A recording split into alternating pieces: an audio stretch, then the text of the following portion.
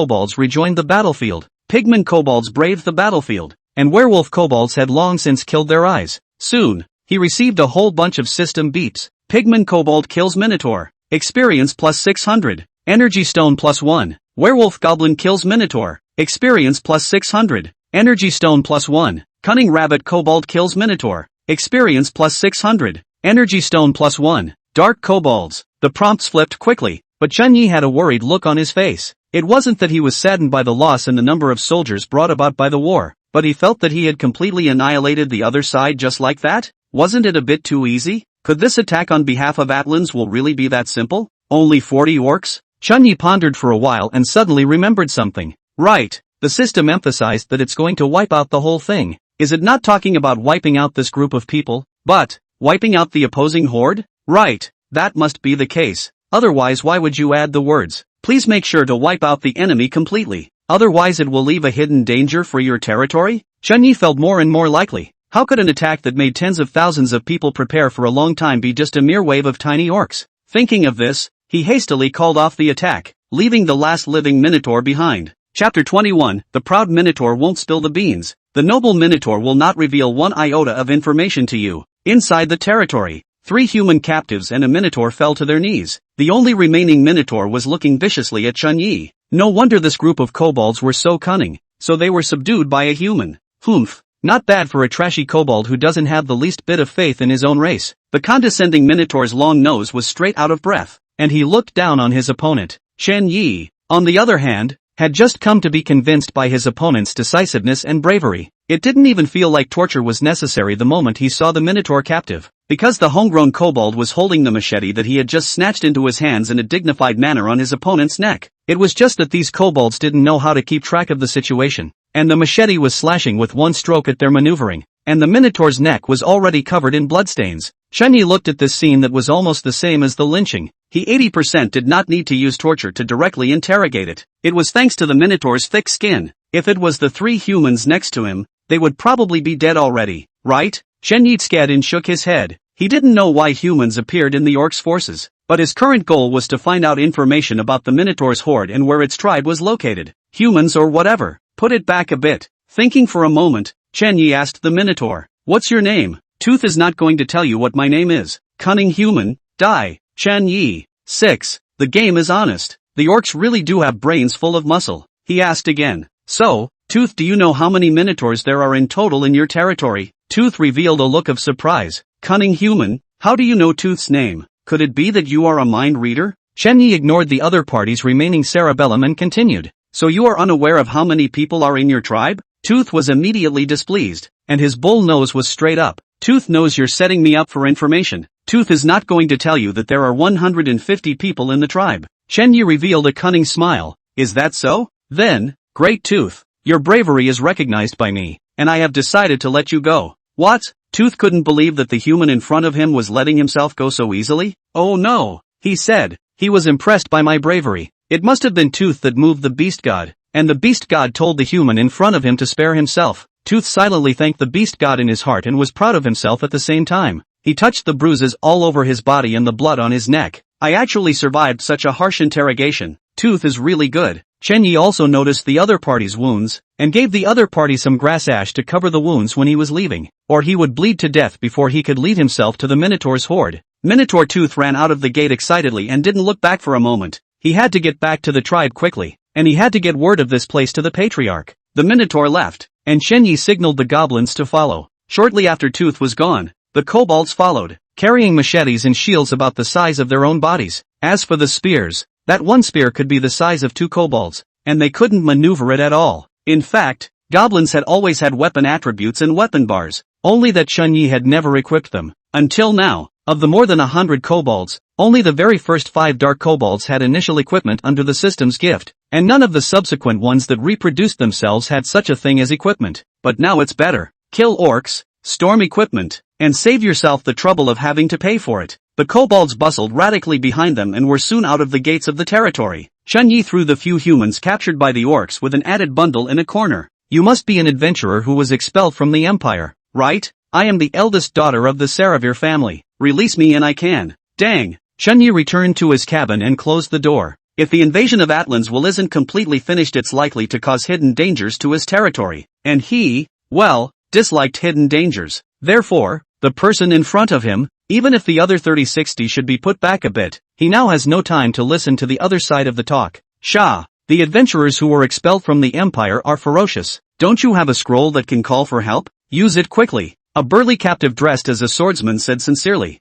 "Yeah, Sah, Hurry up and use the scrolls. Get someone to save us. Stop praying for variance. There's still variance in being caught by a stupid orc, but there's basically no way to live if you're caught by an adventurer. The boxer captive likewise concurred. Shut up, I hired you to protect me, not to command me to do things. The two adventurers no longer dared to speak when Sarah Versa swept her cold eyes. She continued, what you should be thinking about now is how to escape, not thinking about my scroll. If you don't handle this well, I'll file a complaint against you with the union, and believe me, you'll end up 1,000,000 times worse off then. Saravirshaw's words made the two silver-level adventurers shut their mouths. At this moment, Saravirshaw also regretted his choice. Really shouldn't have hired two low-ranked adventurers of silver level, who couldn't even do a simplest escort job, couldn't even beat that silver orc 2-on-1. It was worse than a goblin. Well, at least the strange-looking kobolds had slain the group of orcs that had left her silver adventure group helpless. Speaking of weird kobolds, the kobolds here don't seem to be very different from normal kobolds. Whether it's their appearance,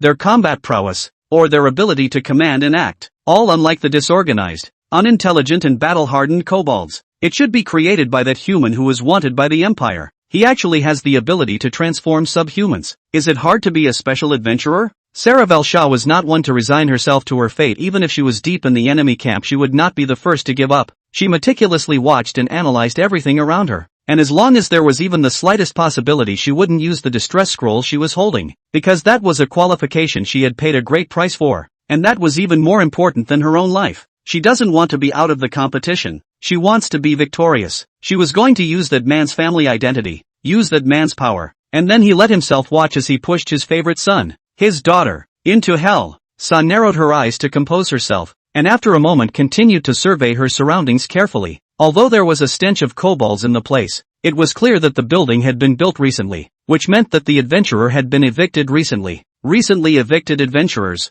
No, recently evicted powerful adventurers. To be able to build a tall wall in the Thousand Spectres forest in a very short period of time, and to be able to recover hundreds of kobolds in a very short period of time, the other party must be a very powerful adventurer with a strong background. By the way, these kobolds weren't ordinary kobolds either. They weren't stupid and possessed uncommon fighting strength. They should have been trained or modified. Putting it all together, recently expelled powerful adventurers with some background and the ability to optimize and rule over orcs. Subhumans. Suddenly, a name was in Saravirshaw's mind. That man was no ordinary summoner, but a brave man summoned by a small nation, which was destroyed by the Titan Empire, and whose brave man was nowhere to be found. Yes, that's him, the maker of bravery. No, now it should be Fallen Creator. Chapter 22, Discovery of the Minotaur Tribe. A brave man whose country was destroyed by his own empire? Shaw was lost in thought as she pondered how she could escape without using her own scroll. The creator of the fall. The other party's strength must be very powerful. How would one escape from the hands of such a person? Restore the other person's legitimacy? I can't seem to do it. The opposing country was presumably already filled with hate for being destroyed by their own empire. The immediate founding brave cultivating something like goblins is presumably waiting to be used in counterattacking the empire once it has grown. And what should be given to make it willingly release me? Or even work for me? Calmly Sa had begun to think about how she could use her opponent. She had her eye on her opponent's ability to train kobolds, and she wanted to keep it for herself if she could. Power? Status? Money? But would the other person like this kind of thing? Sa bowed her head in contemplation, her long arched eyebrows blinking. What to do? What could this brave man need? If she could find what the brave man in front of her needed, then not only would her safety be guaranteed, but she herself would be equivalent to having one more powerful card, an undercard good enough to compete with her stupid siblings. On the other hand, Chen Yi was switching his vision on the goblin. The kobolds have found the Minotaur's horde. Only things don't seem to be going very well. The wounded Minotaur was taken out by the kobolds as they were about to enter the horde, and then the kobolds saw a horde not far away. It should be able to be called a horde. In the midst of the dense jungle had been reclaimed a flat area, which was enclosed by fences half a man high, and among these fences were tents of various sizes and horns. The tent was strangely shaped, with a pyramid overhead and wooden stakes at the corners, like a rough gazebo had been fitted with cloth curtains to keep out the wind. In the eyes of Chen Yi, the traveler, this thing was so crude that it could not even be called a tent. However, the kobolds passed on joyful emotions, as if for the house they were very fond of it. Chen Yi continued to survey the entire Minotaur tribe through the goblin's vision. There were 50 tents loosely packed together. The Minotaur called Tooth should not have lied about it. It's just that there were actually 3 special big tents with cow horns among these 50 or so tents. According to the orc's fondness for houses, the size of the house also determines the strength of the occupants. That is, This little tribe actually has 3 little boos in it? It's a little tricky. One mini-boss can almost affect the balance of victory in a battle. And if there are 3, it can almost determine the balance of victory. Chen Yi let out a long sigh. Sure enough, this total annihilation mission isn't easy. On second thought, though, having this level of challenge is only right for an assault of Atlan's will. The crisis was big enough, which meant that the frost dragons wouldn't come attacking again. Chen Yi rubbed his brow. What method should be used to resolve these minotaurs? He was pondering on what way to deal with these minotaurs, but in reality, it was Chen Yi who had drilled himself. Although Atlan's will was very powerful, the other will that teleported them here was equally powerful. And since it teleported them here, how could it allow the frost dragon to attack all the lords? In fact, with the two sides' wills at war, the original orc squad was the only remaining Atlantean malice. It wasn't that Atlan's will was weak, but this remaining malice was already strong. A squad of 40 well-equipped orcs, which was arguably one of the most powerful units among his malice. Though someone had blithely defused and disliked it too easy to take the initiative and hit someone else's house. But if this malice were placed upon the rest of the lords, it would be a disaster of destruction. You know, they've only been here for 7 days, and with 2 of the 7 days covered in blizzards, how can we develop? Developments A. The rest of the lords face more than 20 enemies. It's good enough to defend themselves. At this moment, Miao Dajuan, who possessed the gold-level flaming lion soldier type, was nervously hiding in a tree looking at the battle below. Roar!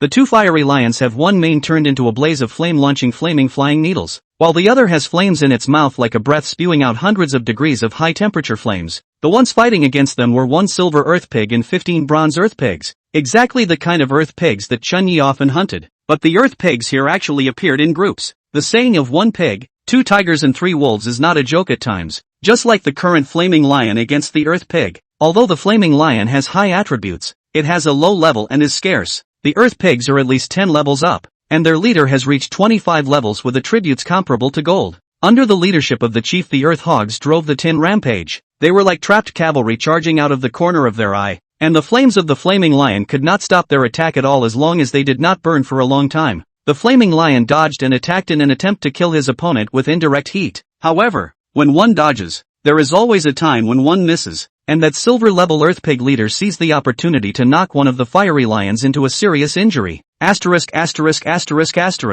can't go on. Miao Dajuan looked at the flaming lion that gradually fell into the wind. His heart was burning like fire. If the flaming lion fell, then the next to die could be him. He hurriedly opened the integrated channel to ask for help. But as soon as he opened it, there were all sorts of pleas for help. Help! I have 10 skeleton soldiers here, or the kind that can use magic. Is there any big brother through the crisis or have spare power to save my life? My coordinates are, Mayday, Mayday. My coordinates are 25, 37, 79, and I have 5 very high-leveled stone-armored bears here, and my own silver troopers are only level 5. Any weapons used by humanoid soldiers, machetes, spears, shields or whatever, I'll buy them at a high price of 1 energy stone each. Holy, isn't this bullying slimes? I'm opposite 30 kobolds. I can't beat them. I can't beat them at all. Do you have any handy weapons? Preferably machetes or something. I'll buy them at a high price for 20 energy stones. Miao Dajuan opened the channel after a variety of floating screen exclamation points. Alarming. He subconsciously swallowed his saliva. Do not know what to do. There wasn't a single laid-back lord in the entire chat channel right now. And everyone's pre-prepared stuff didn't seem to be working out so well that they were actually making impromptu additions to their weapons. He even saw people slaughtering some of their own troopers' mounts in exchange for armed troopers' equipment. Is the world in chaos? What should I do then? Miao Dajuan's forehead was sweating profusely, and his tongue kept drawing moisture from the air to moisturize his lips under his dry mouth. This sight of so many lords panicking together overwhelmed him.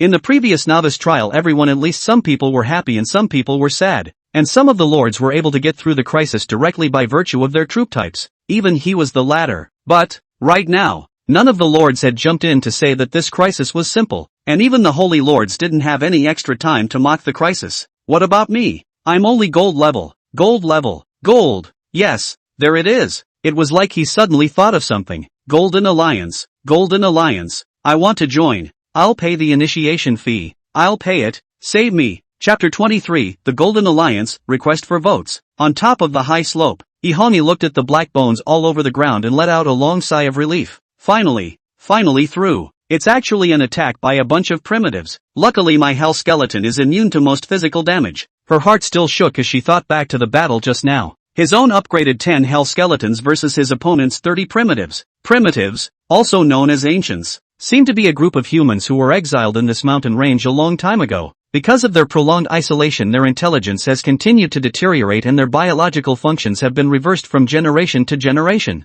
They became more like apes, with long, thick arms, good tree climbing skills and agility, but they were also once human, and therefore far more intelligent than the average beast and could make simple weapons such as wooden spears. It was considered a half-evolved orc, I guess, with the powerful physique of a half-orc and the combat intelligence of a human. It was a tough opponent, but thankfully, she won. Although the opponent had wooden spears and their level was generally around 15, their own hell skeletons were born with their own weapon, the fine iron machete, and they were a golden soldier type. So she came close in a two-way sparring match. The close win came at a price, and it cost her half her forces to destroy the other side. Facing 30 level 15 primitives, her 10 hell skeletons had only 5 left. Suddenly, the chat message box kept flashing. It was the product of yet another one of her crazy schemes. Chen Mo, Allied Lord, have you survived the crisis? Erica A returned. Just wiped out the enemy. What about you guys? Chen Mo let out a long sigh of relief. I'm not ashamed of you. You actually wiped out the entire enemy. I just barely repelled the invading giant wolves. Erica E said,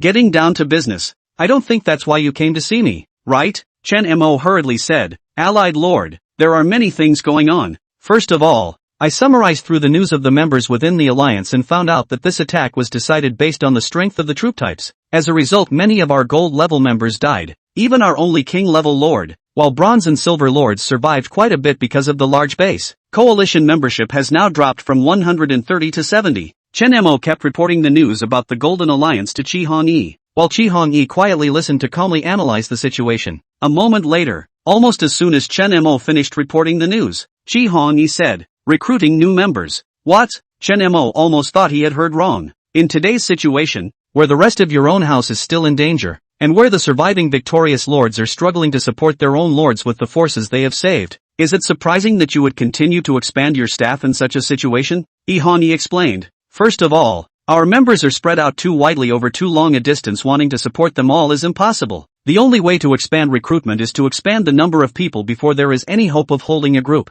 Secondly, a lot of people are sick and tired. Don't you think this is a good time to make money? Ihoni laughed. She didn't feel like she was making a fortune in disaster. She was risking her own life by leading the support, because she didn't know what would happen in the middle of the journey, perhaps passing through the territory of some mighty beast in passing and spiking her. After collecting the money and becoming her affiliate, she would come to the rescue, but whether or not the other party would last was not her business. She wasn't a businesswoman, but she was quite good at making money. Or else she wouldn't have been able to pull in quite a bit of investment through a golden alliance and summon 7 hell skeletons for herself in just 2 days. Otherwise, with her original 3 hell skeletons, I'm afraid she's going to end up in the same place as that king rank lord. Chen Mo slightly retorted. Allied Lord, although there are many people praying for membership now, most of them are weaker lords. If we don't save each other after recruiting, isn't that inviting blackness to our golden alliance? Ihoni sent a space without speaking. A few seconds later, Chen Mo also reacted. Yeah. The lords who didn't hold out would have turned to flying dust long ago. Where's the possibility of a black and gold alliance? Back from the dead?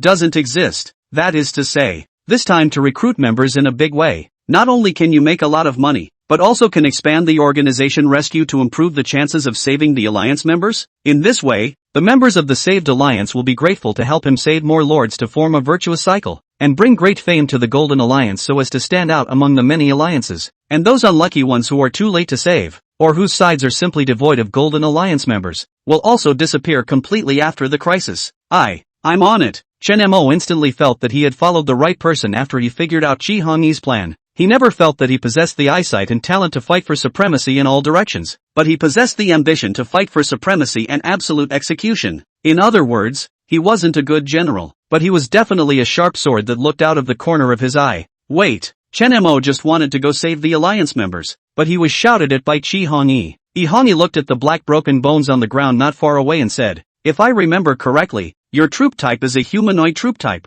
right? Chen Mo froze for a moment. Yes, gold level, human male soldier. Ihani picked up the hell skeleton soldier's fine iron machete that she was combining, and typed, my skeletons are broken quite a bit, and it will take almost a day to reorganize them, so here's a few weapons for you to take. Chen Mo was silent for a moment as he lied. In fact, his troop type was a special troop type, mutant king rank. but it was a differential mutation. The complete human male soldier was a powerful existence with attributes as high as 50 with its own weapon, but his soldier's attributes were only 40 and he had no weapon. It's like a tiger that only has sharp claws but has lost its teeth. He had also thought about getting some weapons for his troop types, but such things as weapons were too extravagant in the early stages, and almost no lords were willing to sell the weapons their troop types came with. How much did the other person trust them by lending their weapon to a stranger at a time like this? Chi Hongyi seemed to have some thoughts and said, "Don't worry, take it and use it. It's not a gift to you. You have to return it." After thinking about it, she added, "Take your weapons and wipe out the giant wolves. Don't leave any hidden dangers." Chen Mo turned his head to look at the 3 human males behind him. Just now they had repelled 20 giant wolves with just their bare hands,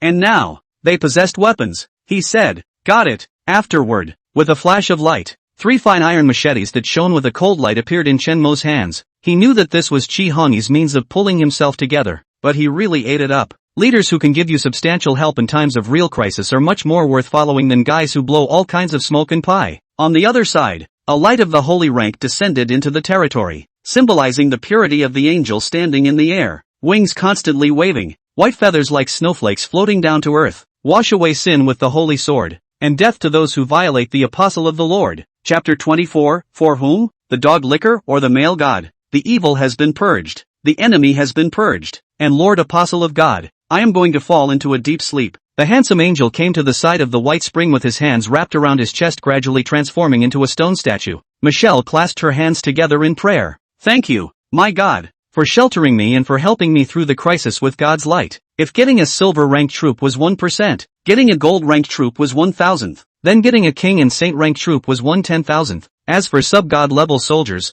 that wasn't something that could be manipulated by luck. It had to be the gift and shelter of a god. And she, Leah Michelle, is the one who has been gifted by God. Before crossing over, she was God's apostle, and after crossing over, she is still God's apostle, which proves that it is God who is sheltering her. Sub-god level soldiers, although heavily restricted, were without a doubt the most powerful. 50 dark worms were no match for a single blow from an angel under God's command. Pious praise be to God. May your light continue to shelter us through our suffering. Thanks be to my God. Michelle almost folded her hands and kept praying in her heart to thank God for the gift. This was the price she had to pay for using her own troop type. The sub-divine troop type was powerful, but it was heavily restricted. Not only are the summoning conditions harsh, but each strike requires a devotional prayer, and even thanksgiving is required even when the battle is over. But for these processes, she relished them, who made the God of light her faith. The more powerful the troop type, the more restrictive the sub-god's troop type was, and the holy ranked troop type, which was second only to the sub-god, was equally restrictive. At this moment,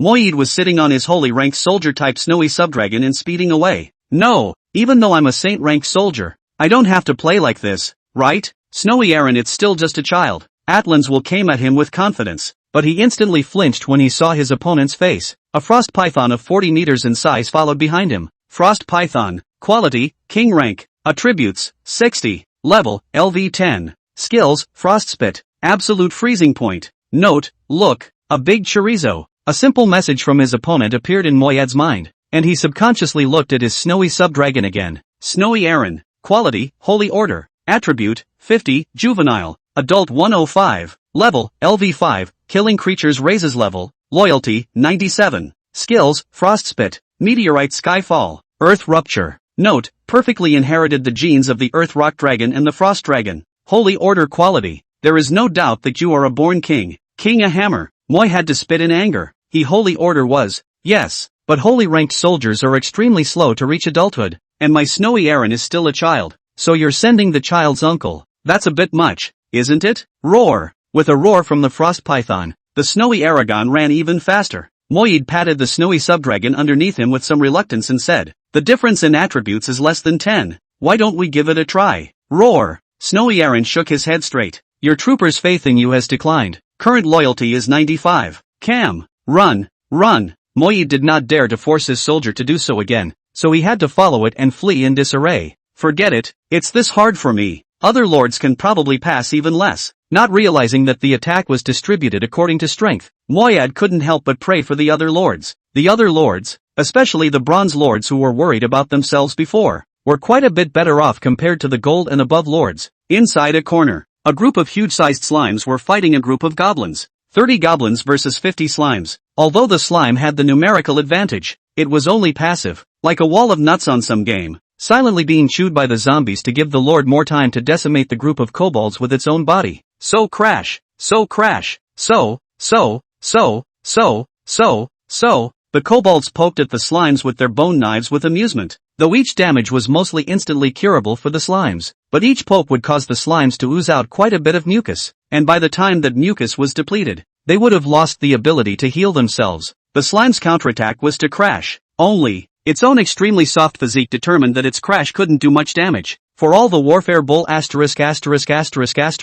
it has to be said that the fighting here is what most lords are embodying at the moment. The bronze lords had more lenient summoning conditions, so their battlefields were not only heavily populated on both sides, but they also fought each other. The kobolds plus the slime 808 multiplayer melee was exceptionally good, except that number was also dropping as the battle went on, and it wasn't just the slimes that were dying fast, it was the goblins that were dying as well. The battle was not in favor, and the lords of slime had gone down themselves. In the center of the battlefield, a muscular, burly man was seen shirtless, with a rough wooden hammer purchased from a merchant in his left hand, and a kobold's bone blade in his right. With the slime's body to protect him, he traveled through the kobolds and hunted them down. Kill, kill, kill, die, gah! A few kobolds were hunted down, while the rest of the bean kobolds were still poking at the slimes. If a companion dies, that's the companion's business. What's it to me? Ha! My turn? Ha ha ha! Finally meeting that protected human.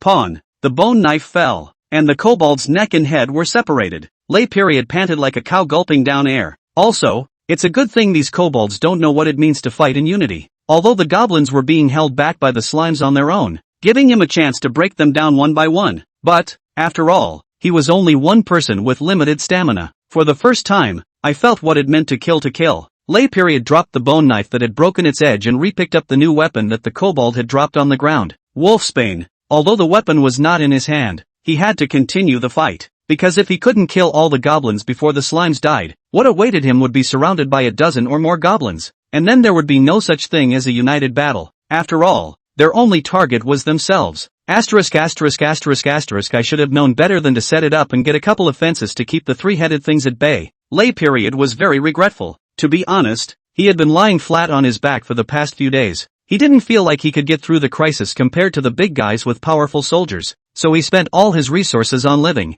But when the crisis did come, he realized that he really didn't want to die, especially not at the hands of the kobolds. Among the 100,000 warriors, a few were similar to Ohoni, and most died of arrogance in unison with that dead king rank lord, and more than that, it was the bronze and silver lords, similar to the Thunder Phase, who were eager to survive again when they realized that victory over their opponents was not hopeless. Of course, there is always the kind of lord who doesn't want to work for himself and subconsciously relies on others. For example, Sue whispering. At the moment, she was debating whether to ask Lick Dog for help or Chin Yi. I'm a weak girl. This kind of fighting and killing should be left to the boys. But to whom? Dog licking? Or tomboy? Chapter 25, Waiting for the Results. Brother Chen Yi, I have a lot of water snakes here. Can you come and save me? I'm so close to you. My coordinates are XXXXXXXX. ******. This woman is sick, isn't she? My own tribe hasn't been shot down yet. Chunyi glanced at the message and angrily cursed without replying. One Minotaur tribe alone had already given him a huge headache, so how could he possibly help the other party to kill another powerful tribe? On the other side of the battlefield,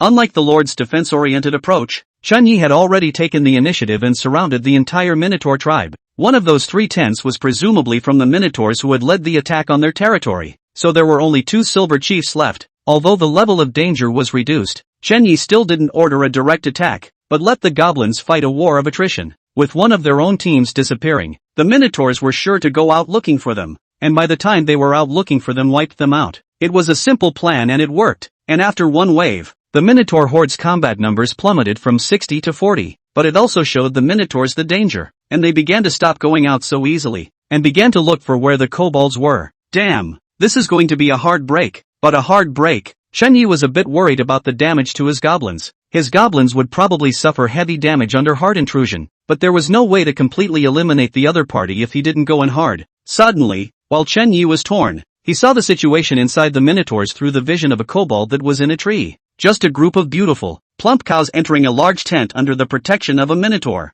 The Minotaurs sensed the crisis, so they gathered the female Minotaurs of their tribe for protection. The orc tribes rarely saw old Minotaurs because old bulls who couldn't keep up with their stamina and strength would die in a hunt. Orc tribes also rarely see children, as their children often only need a few months to grow to the point of combat and thus join the fighting ranks. This is also the reason why the orcs are so powerful. It can be said that they are almost all soldiers. Even many tribes, even female orcs, are good at fighting. It just doesn't seem to be the case with the Minotaur tribe. Female Minotaurs are more like developed in the direction of cows. Their combat prowess is minimal and everything evolved to better reproduce their offspring. Chen Yi slapped his thighs when he saw this. Right, with the other party's female orcs giving replenishment. I'm afraid of what consumption. The tension of the battle made him forget that he had gotten all his kobolds for nothing and didn't need to spend any money on them at all. Within 2 days after a fight, his troops would be replenished again. So what's the point of being afraid? Attack! Chen Yi thought of this when he immediately ordered the goblins. The long-awaited kobolds had long been hungry and thirsty, quickly marching towards the Minotaur tribe. And on the way there were goat-horned kobolds launching poison fireball attacks in advance.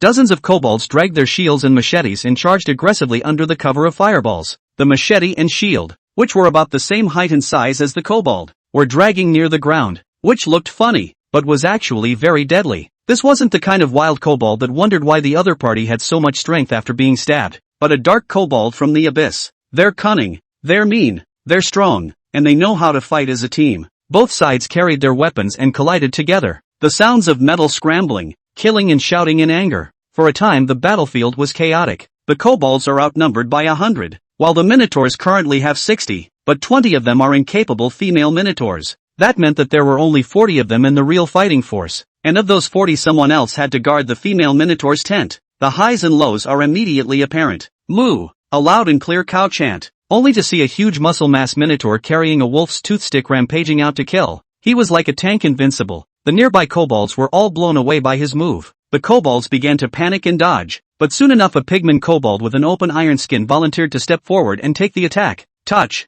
The pigman kobold was also swung away by the wolfsbane, which galvanized the mini-boss's morale, and he grunted again, then continued his attack. And at this time a head made of tattered cloth hat holding a 2-meter machete burly Minotaur walked out. His size actually reached 4 meters. Tall body tops 5 or 6 kobolds. Trample, rumble, huge thunder, muffled ringing, and then the earth cracked open several cracks to kill and bury more than a dozen kobold traps that were too densely occupied to escape in the cracks. This skill again, so strong. When Chen Yi saw Trample come out again, his heart was suddenly determined. This second wound skill, I must get my hands on it. Without the need for Chen Yi's order, the goblins had already begun their tactical distribution. They no longer gathered but spread out and stood, and relying on the advantage of being outnumbered, they dragged down the ordinary Minotaurs while pouring their attacks centrally on top of the 2 silver bosses. Although the 2 Minotaurs were strong, under the pigman goblins' undaunted resistance, they were eventually gradually depleted. The 2 huge Minotaurs at first regarded this group of strange-looking, ugly-looking kobolds as nothing,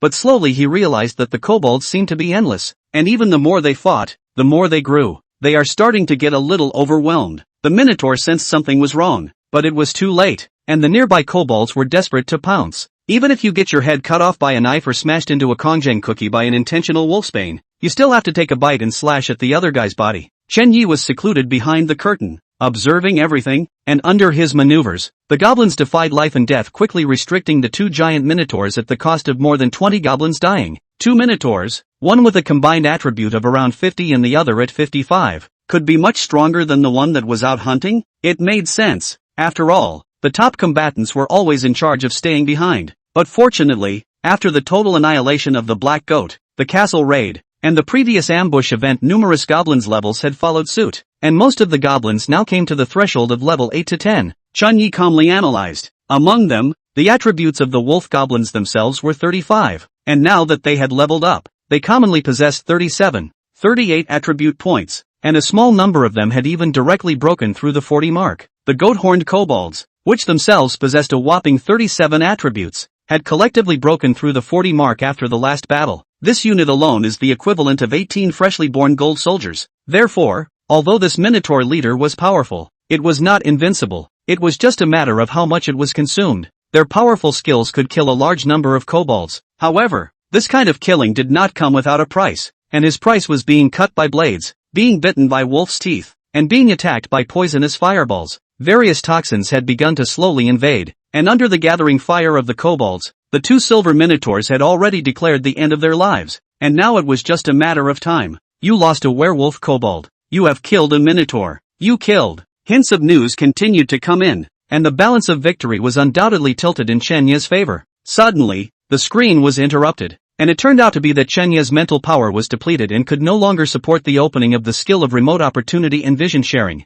It didn't matter though. The outcome of the Minotaur tribe's demise was set. It was almost irreversible. All he had to do was wait quietly for the results. Chapter 26, Total Annihilation of the Minotaur Horde. Ding! Congratulations to the Pigman Goblin for killing the Minotaur leader. Ding! Congratulations to the Wolf Goblin for killing the Minotaur chief. You have slain the Minotaur leader, and you have gained the bronze weapon, the Wolfsbane. You have slain the Minotaur leader, and you have gained energy stones plus 300. You have slain the Minotaur chief, and you have gained the bronze weapon, the Red Tooth Machete. You have slain the Minotaur chief, and you have gained energy stones plus 400. Ding! Your Goathorn Kobold has been upgraded to current level 11. Ding! Your Werewolf Kobold has been upgraded. Ding! Your Pigman Goblin has been upgraded. Ding! Your Dark Kobold. Beautiful sounds continued to resound, and Chenyi nodded his head in satisfaction. Well, let's see what a bronze weapon is. The rewards from the kills of one's own soldiers would appear in Chenya's personal warehouse as long as they were nominated by the system.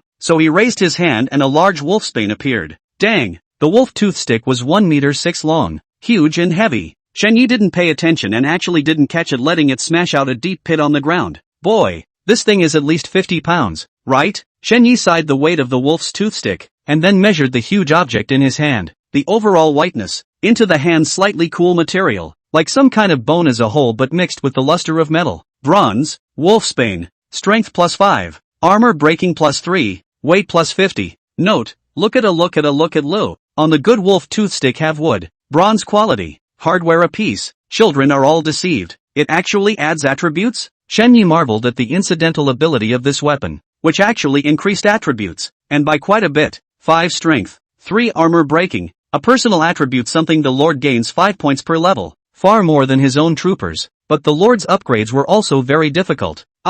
His goblins level 5 to 6 upgrades generally required 1,000 experience, while his own level LV1-2 required 3,000 experience. This was why he sold the black goat boss meat that could increase his own experience, as the black goat only increased its experience value by 100 per unit of meat. Eating the whole thing was only 400 experience points, far from enough, so it was better to exchange it for resources. However, now this weapon could actually increase strength and armor breaking by a total of 8 whole points of attributes, which was equivalent to upgrading a lord by 1.5 levels, and upgrading a soldier by 8 levels. Divine artifacts, definitely pre-divine artifacts. Chenyi thought to himself that it was no wonder that his Pigman Goblin with Ironhide on was still blown away by his opponent's move, knowing that the Minotaur leader Pigman Goblin that had attacked him before could carry off a single blow. Gee, it's a shame it can't be used. Chenyi just wanted to pick it up and swing it excitedly, but he realized that he couldn't swing it at all. This thing weighed 50 pounds. Grandma, this weapon is a bit too chicken, isn't it? Looking at its increased attributes, Chenyi was elated, but feeling its weight,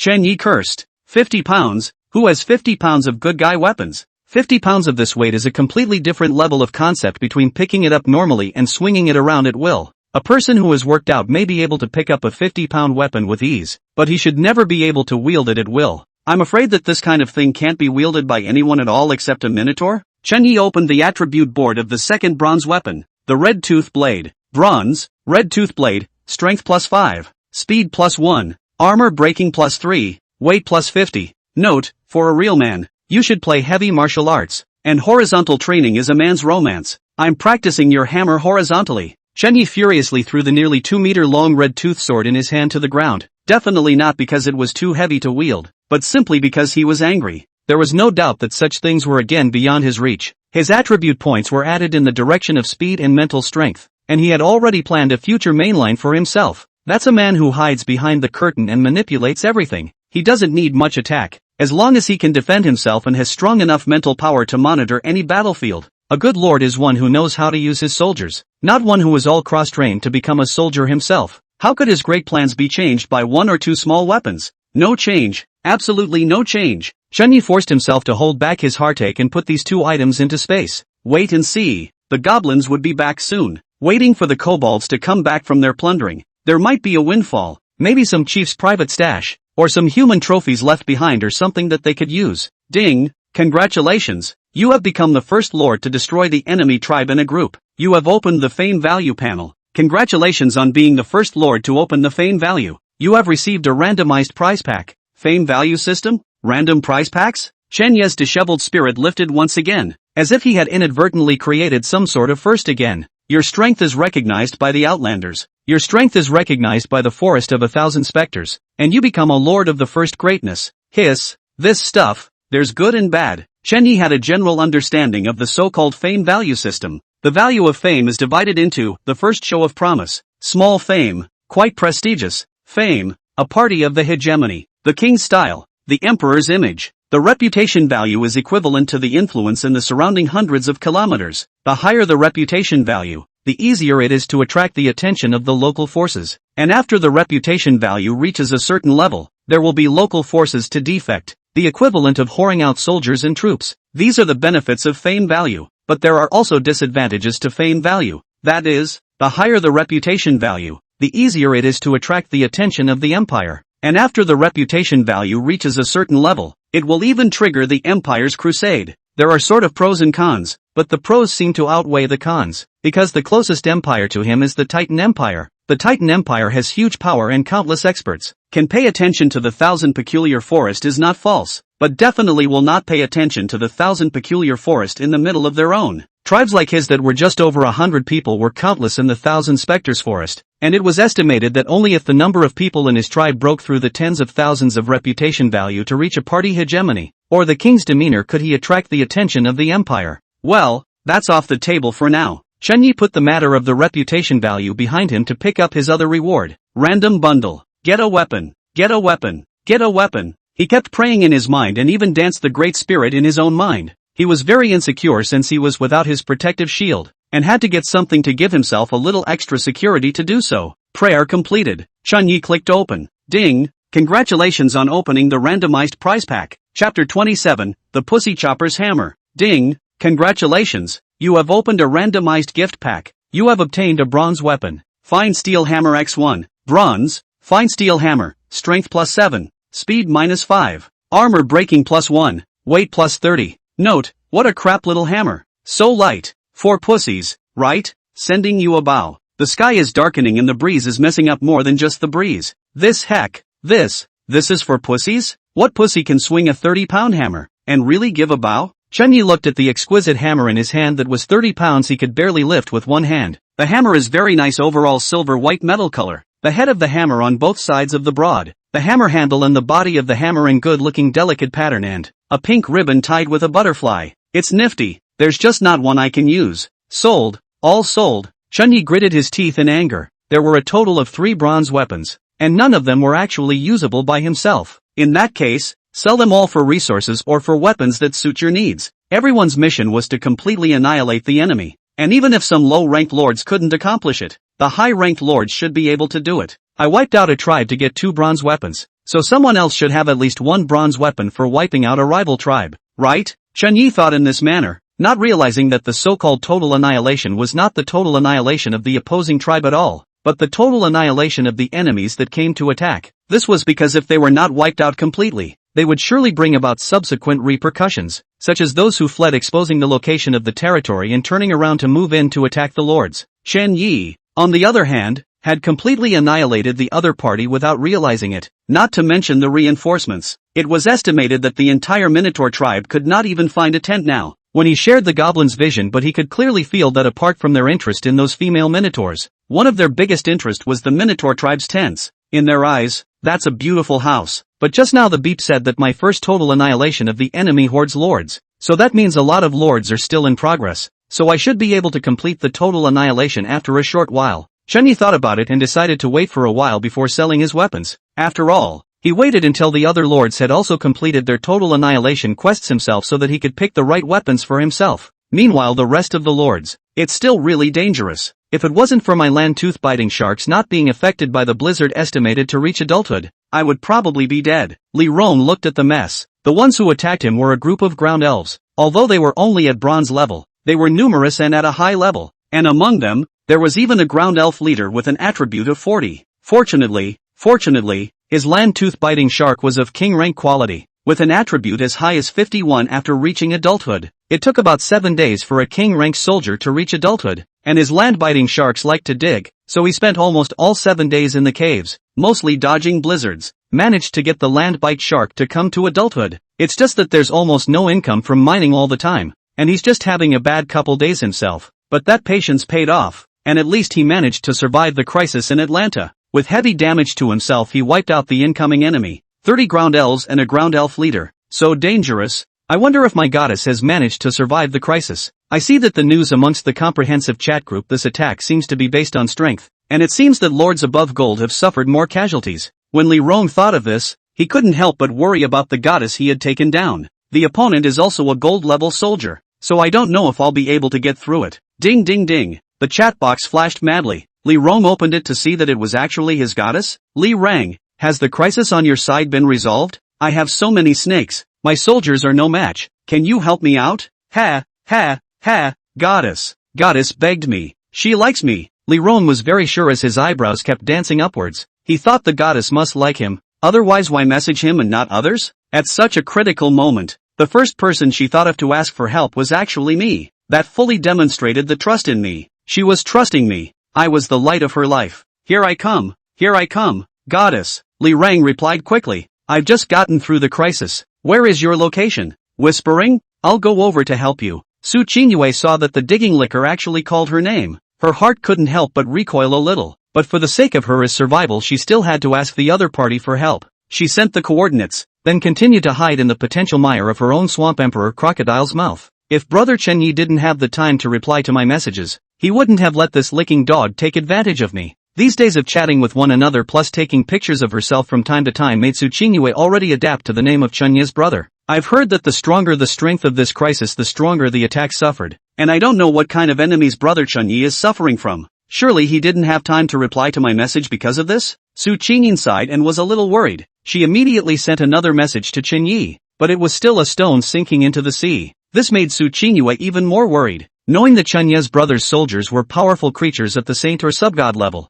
perhaps a giant dragon or perhaps something else. In that case Brother Chenyi is definitely in danger. Su Qingyin's willow brows frowned as she pondered in her heart. Why don't we wait until Licking Dog saves me and then let him save Brother Chenyi as well? Well, that's it. Kobold territory. Chenyi looked at the blinking chat box and closed it helplessly. Why is this woman so annoying? She keeps messaging me. Don't you need to get through a crisis yourself? Is wiping out a tribe easy for her? Chenyi slightly speechless. If not the other party, every day brother shouted affectionately, and from time to send beautiful photos can be pleasurable mood words he estimates a moment will not take care of each other. But, speaking of pleasurable moods, it's time to deal with whether or not you are a 36D yourself. He looked in the direction of the 3 human adventurers not far beyond the partition. What should be done with the aboriginal humans to maximize the benefits? Sold? Released? Or used as slaves? It all seems a bit out of place. Chenyi pondered while walking slowly towards the other party. P.S. Please.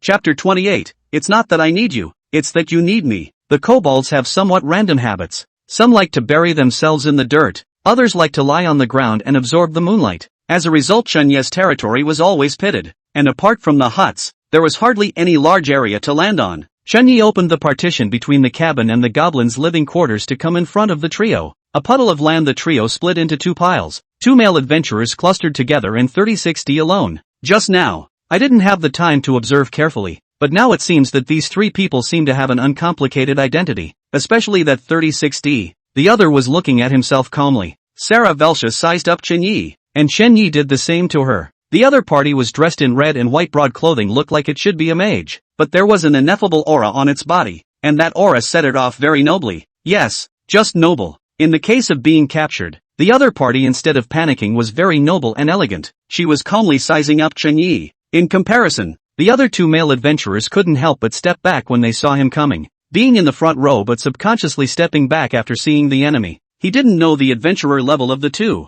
but their level was probably fixed for this lifetime. You're no ordinary adventurer. Who are you? Chenyi inquired with amusement as his index finger lifted Sa's rounded chin. Sha is also not willing to show weakness, not stingy to show their snow-white neck, high above the queen posture like a reward for the commoners. Sa said, it doesn't matter who I am, but what matters is that I can help you. Help me? Chenyi was surprised by the other party's initiative. He came interested and asked rhetorically, what can you help me with? Sa condescendingly said. You do know the Saravir family, don't you? Chen Yi shook his head. Sa cold eyes stared. Obviously she was the bound one, her own chin was also held in someone else's hands, but she had a high and mighty queenly posture. She said seriously, you don't believe me? Chen Yi laughed. I don't know any Saravir family. Sa's brow furrowed for a moment but then released. The other party had just been summoned over to the country by the Titan Empire. It seemed normal not to know about her Saraville family. Sha explained. The Saravir family is one of the two major chambers of commerce in the Titan Empire, holding 1/3 of the economic lifelines of the Titan Empire. So I can do anything your heart desires, including returning to your old world.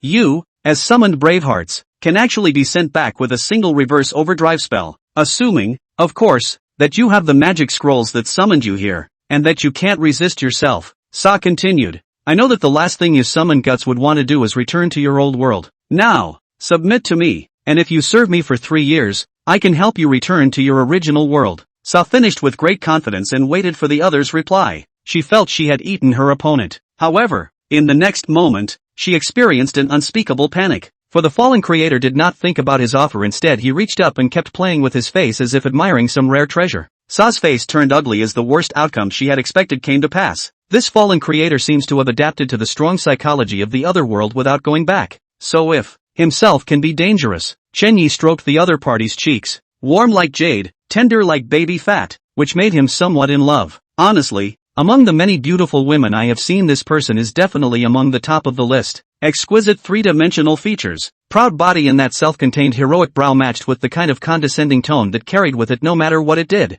Like a high mountain lurking above the clouds, one can't help but want to conquer it. The woman in front of her seemed to have recognized the wrong person and said a bunch of things she couldn't understand, but he also picked out the information he needed from it. The other party was a member of the Saraville family, a business giant among the huge empire. This status was very favorable to him, and it seemed that he could use the opportunity to open up avenues other than the forests to enter the business sector of the empire. This used to be part of his plan, only now it seemed to be moving ahead. Of course, the sooner the better for this sort of thing. He didn't intend to stay in the forest all the time, not to mention the fact that he was in competition with many other lords. If he could exchange the resources he acquired in the forest itself with the empire, then he would surpass everyone economically. Like for example, if a beast here is handed over to the system for judgment, the odds are that it will give itself some flesh and blood, a hide and a tooth or two or something like that. But is that really all there is to a complete beast? If left to the professionals, then he would have gotten blood, flesh, bones, skin,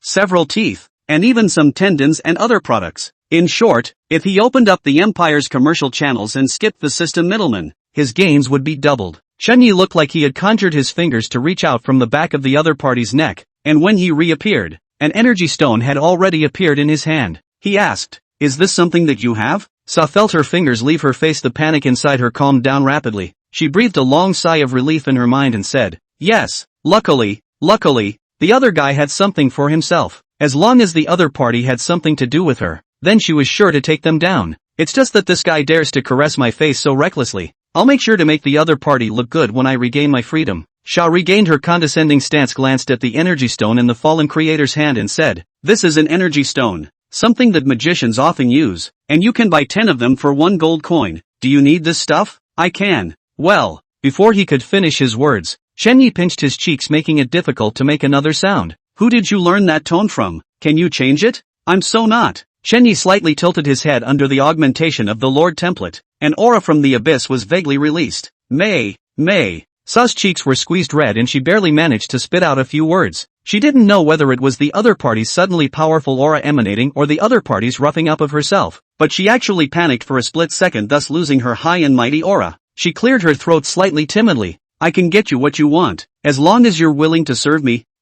Meh. Chen Yi snorted. "Allegiance to you? Why should I be loyal to you? Your life is in my hands and your identity is to be verified. You don't have to wonder about my identity." Sa just wanted to retort, but Chen Yi covered his mouth. "Even if your identity is true, let me guess, why is it that the heir to a family that holds the business lifeblood of the empire, the Saravir family, was actually captured by a team of orcs in the district?" Chen said with a slight pause, looking over at Sa. Sure enough, the other's face had gone white. In fact, from the other party's demeanor and temperament he could ascertain that the other party's identity was either rich or noble. However, this kind of non-rich person actually fell to the point of being captured by the orcs. Either you've lost your power, or you've been sidelined, or Your capture by the orcs was entirely an arrangement by a competitor within the family. What? Therefore, do you take to fulfill the promise you made me? Chenyi gently patted on the other party's shoulder and brought his head to his ear. It's not that I need you, but that you need me. Chapter 29. What price can you pay? It's not that I need you, it's that you need me. When supply and demand changed, the man on high changed from Saravir Shah to Chenyi. Chenyi condescendingly held Saravir Shah and said, now, it's your turn to prove yourself. Prove yourself worthy. Prove you're worth my investment. Prove it, or die. Chenyi added in a slightly threatening manner. Sa sank her head down. Knowing that the man in front of her had seen through the veneer of superiority she used to disguise herself. Yes, she is indeed one of the heirs of the House of Saraville, but it's also true that she's out of power, or she has no power to back her up at all. Maybe it's not appropriate, and I can't say that it's not supported by the forces at all. Under the pressure of her brother and sister who have the support of the family elders, if she really does not have a little support, she is afraid that she will not live now. But the support one is garnering is more like sheep in the mouth of a tiger. She had sold herself to His Highness the Second Prince to become the other party's fiancé, so she was considered to have power behind her. Only the owner of this power didn't care much for him, or even just used him as a backdrop for the invasion of House Saraville, but it was enough to allow her to survive without being put to death by those little actions of her brother and sister. For her, as long as she lived, there was a chance, and as long as there was a chance, she drove the knife of vengeance into her own father's chest with her own hands. No, that's too cheap. What she wanted was to take control of the Saraville family, and he was going to use the power of the matriarch to lynch his daughter and son first in front of the old thing. But it's not easy to do all that, without any family backing. All she could rely on was her Saraville family name and her own mind and hands. There was the name of the Saraville family, but there was only the name of the Saraville family that she could rely on. As captured now, the reason she was traveling through the forest of 1,000 specters was in an attempt to create a safe passage to use for business. If it were the rest of the Saravir family, even if they were just side children, where would they need to come out and blaze the trail themselves? Connections were a good thing, but unfortunately she didn't have any. Sa sighed. You're right, I can't prove it. Then slightly self-deprecatingly, he said, well, kill me. I shouldn't be of any use to you, should I? Chenyi stroked his chin. Interesting, you don't want revenge? Saraville Shah told the other man her answer with a spiteful look, and this answer Chenyi was satisfied. He cupped the other man's chin once more and said nonchalantly, I like the look in your eyes, but that doesn't change the fact that you're a piece of. Saraville Shah bit her red lip with tears in her eyes, her pretended noble aura instantly collapsing at this moment. She'd obviously worked hard. She'd pretended to be aristocratic to raise her stature. She'd studied the house rules to know that she was legally able to inherit property. She'd even taken the plunge and sold herself after learning a certain amount about business to get a shot at it. Oh, ha ha ha. Hair disheveled in crazy laughter. The beautiful noble queen at the moment like a city lady who had lost her mind. I didn't expect. All this effort in the eyes of a true superior. One is still a useless piece of trash. Yes, she didn't have any support. She didn't have any connections. And she was garbage in the midst of many great powers. But garbage wants to live too. Garbage also wants to take revenge on the person who threw the garbage. Her eyes were tinged with resentment. And since the other party had already seen through the disguise, she was no longer in disguise. If eyes could kill, then Saravir Shah would have killed Chenyi countless times by now. Bloodthirsty eyes, great need, fallen nobility, proper channels and status. Chenyi became even more interested in the young girl in front of him. If the other party was really a noble from some big family, he would have killed the three to put an end to it. Because with his current power he still couldn't grasp the firstborn son of a great empire. However, the other was not in favor, not even in the least bit powerful, and fell short of being a wild lord himself. Then the other was in a position to take control. At least, even if the other party divulged his identity, it wouldn't cause any sensation. At most, it was a silver-level adventurer scouting. This was evident from the fact that the other party had hired silver adventurers to protect them through the crisis-ridden forest. He tenderly lifted the other's face and said, "You're trash, but trash has value, and I, for one, can help you." Help me? Sa couldn't believe the vicious glare she was giving her opponent. Chenyi laughed. "Yes, I can help you." Not waiting for Sa to continue asking questions, Chenyi once again said, "How much gold can be sold for a gray-haired giant wolf and an earth pig?" Sha slightly stared, subconsciously answered the other party's message. "And, the gray-haired giant wolves and ground hogs don't sell for much on their own, but pork and wolf skins sell well, and a head of pork can be sold for around 5 silver, and a wolf skin can be sold for 1 gold if it is complete." These are the studies she did before to prepare for business. The Thousand Spectres forest was full of wild beasts, with all kinds of powerful creatures popping up, and even rumors of a frost dragon's hideout.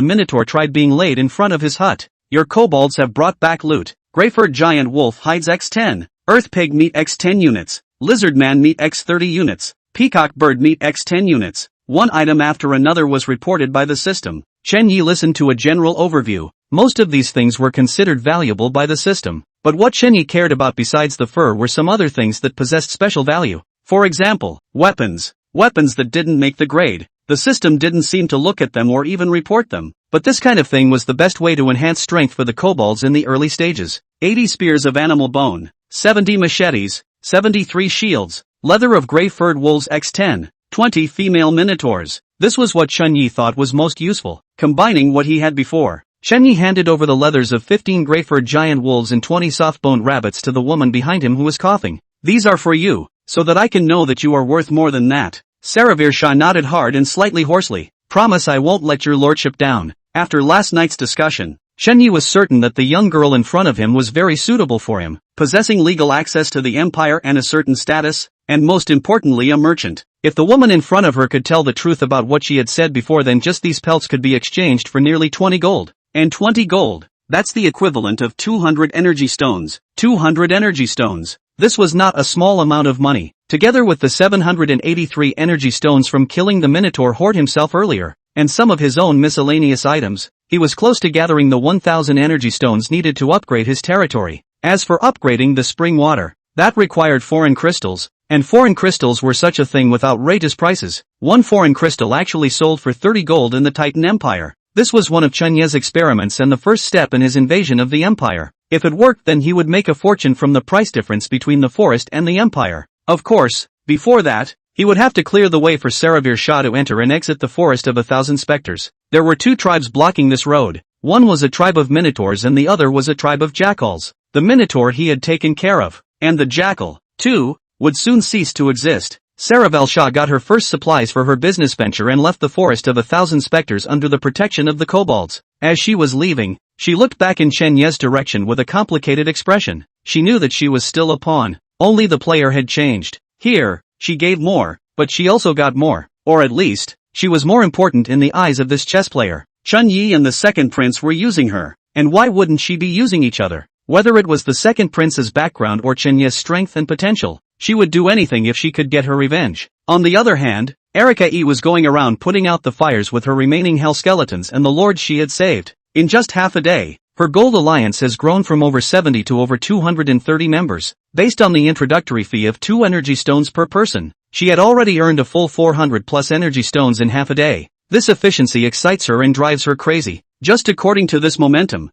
I guess it won't take me more than a few days to upgrade my level 3 springs. Ha ha ha, very good. The first place this time must be mine. Soon she came to the territory of one of the joining lords. Ihoni ordered to the skeletons and the rest of the lords behind her, "Go, crush those giant wolves." The hell skeleton charged straight up with its machete, and behind it, the other troop types such as the flaming lion, the militia, and the lizard men also rushed up together under the orders of their respective lords. Her risky decision proved to be another boon. Now the rescue force has expanded from his 5 hell skeletons to over 40 assorted soldiers. Under the protection of such a large force, their safety on the way to rescue is greatly guaranteed, and that attracted more lords to the Golden League. And it becomes easier when it comes to saving the rest of the lords. The lords they saved were basically gold and below, and an attack of this magnitude could be easily dealt with by basically 40 soldiers swarming around them. Once again, a Gold Alliance lord is saved, and his party grows from 40 to 43, and she has 2 more such teams. It was hard for her to even imagine how many soldiers she could buy with her joining fee after this crisis was over, and whether she would be the first to upgrade a level 3 spring. Keep in mind that her soldiers were supposed to rely on quality and traits to win. As long as there were enough of them and the spring level was high enough, she was invincible. Imagine both sides against each other. In other people easily break your first layer of defense skeleton invasion of the second layer of defense when the first layer of skeletons actually resurrected. This will be a kind of what kind of scene? This was the dominance of her soldiers.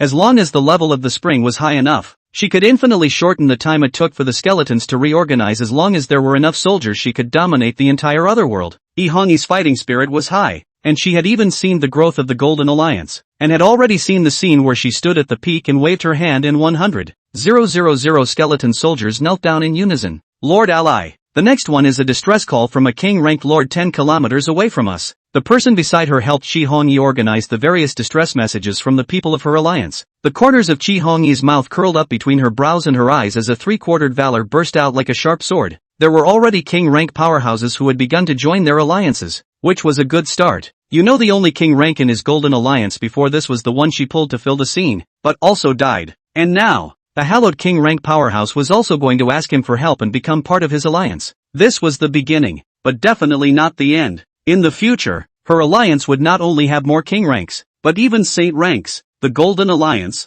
will be the only alliance of all the lords, even the only overlord. Ihongi's ambitions grew and grew, and now her alliance numbered as many as all the rest of the alliances combined. The Warrior Alliance, the Iron River Alliance, and the Blood-Swearing Alliance. The alliances created by these 3 king-ranked lords and even saint-ranked lords together did not exceed 150 people. She, on the other hand, has 230, and the trend in number is still growing. Compared to those high-ranking lords, she, Ihongi, was the one who was destined for heaven. By the time the crisis is completely over, Gold Alliance members will be everywhere. Oh no, that name is a bit cheesy. Ihongi's smile never stopped. I remember there was once a country called Sunset. That's a good name. Maybe it's time to change the name of the league. Chapter 31, The Birth of the Yokel Goblin. The day after the protective shield disappeared, inside the territory, Chenyi played with a bone spear from the Minotaur tribe. I have to say, this Minotaur tribe had a lot of weapons, especially this spear, and I don't know if it was purchased or made by myself.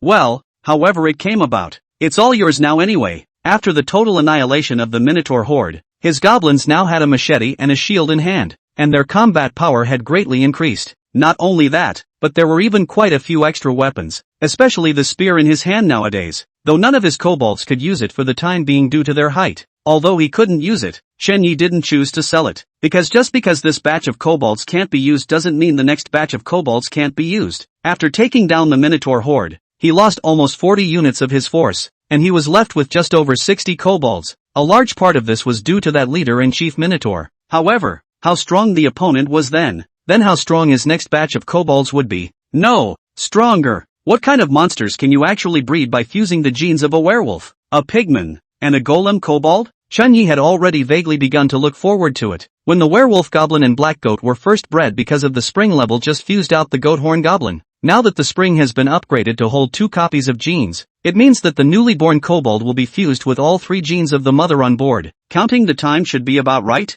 Chenyi dropped the spear in his hand and came to the gestation room. A newborn wolf giant goblin is born in your territory and becomes your troop type by default. A newborn tin kobold is born in your territory and becomes your troop by default. A newborn goblin priest is born in your territory and becomes your soldier by default. Do you accept it? Speaking of Chow Chow, Chenyi rejoiced. Accepted. Came into the room with a bunch of kobold babies. Are these ING babies? Chenyi eyebrows up and down flipped dance. The current breeding room of the kobold block changed from the previous low. Actually very robust. Chenyi could only use the word robust to describe this newly born goblin after some thought. With a height of 1 meter, which is growing rapidly, 8-pack abs, and boyish arms thicker than Chenyi's head, this is the King Kong Barbie-like wolf giant goblin. No wonder it possesses the word giant one. Look at the other one. The tin kobold. This one is not as exaggerated in height, only 80 centimeters, which is growing rapidly, but this kobold was born with a beer belly, and that look is simply a reincarnation of the pig ganglion, the last kobold. Well, he has a six-pack and has block biceps like a baby cheetah, then I muscle all. Yuck, this is not important. Chen-Yi checked the attributes of this newly born baby, starting with the wolf giant goblin. Wolf goblin, quality, gold, attributes, 40, level, LV3, killing creatures earns you a level up, loyalty, diehard, you are the kobold's absolute faith, weapons, none, skills, tearing, fangs, trampling, current status, newborn, weak, characteristics, ignores reproductive isolation. Note, what are you looking at? I was just born 8 seconds ago. I'm still a baby. Tin kobolds, quality, gold, attributes, 40, level, LV3, killing creatures earns you a level up, loyalty, diehard, you are the kobold's absolute faith, weapons, none, skills, ironhide, poisoning, trampling, current status, newborn, weak, characteristics, ignores reproductive isolation. Note, I did not steal the rabbit. Goblin priest, quality, gold, attributes, 43, level, LV3, killing creatures earns you a level up,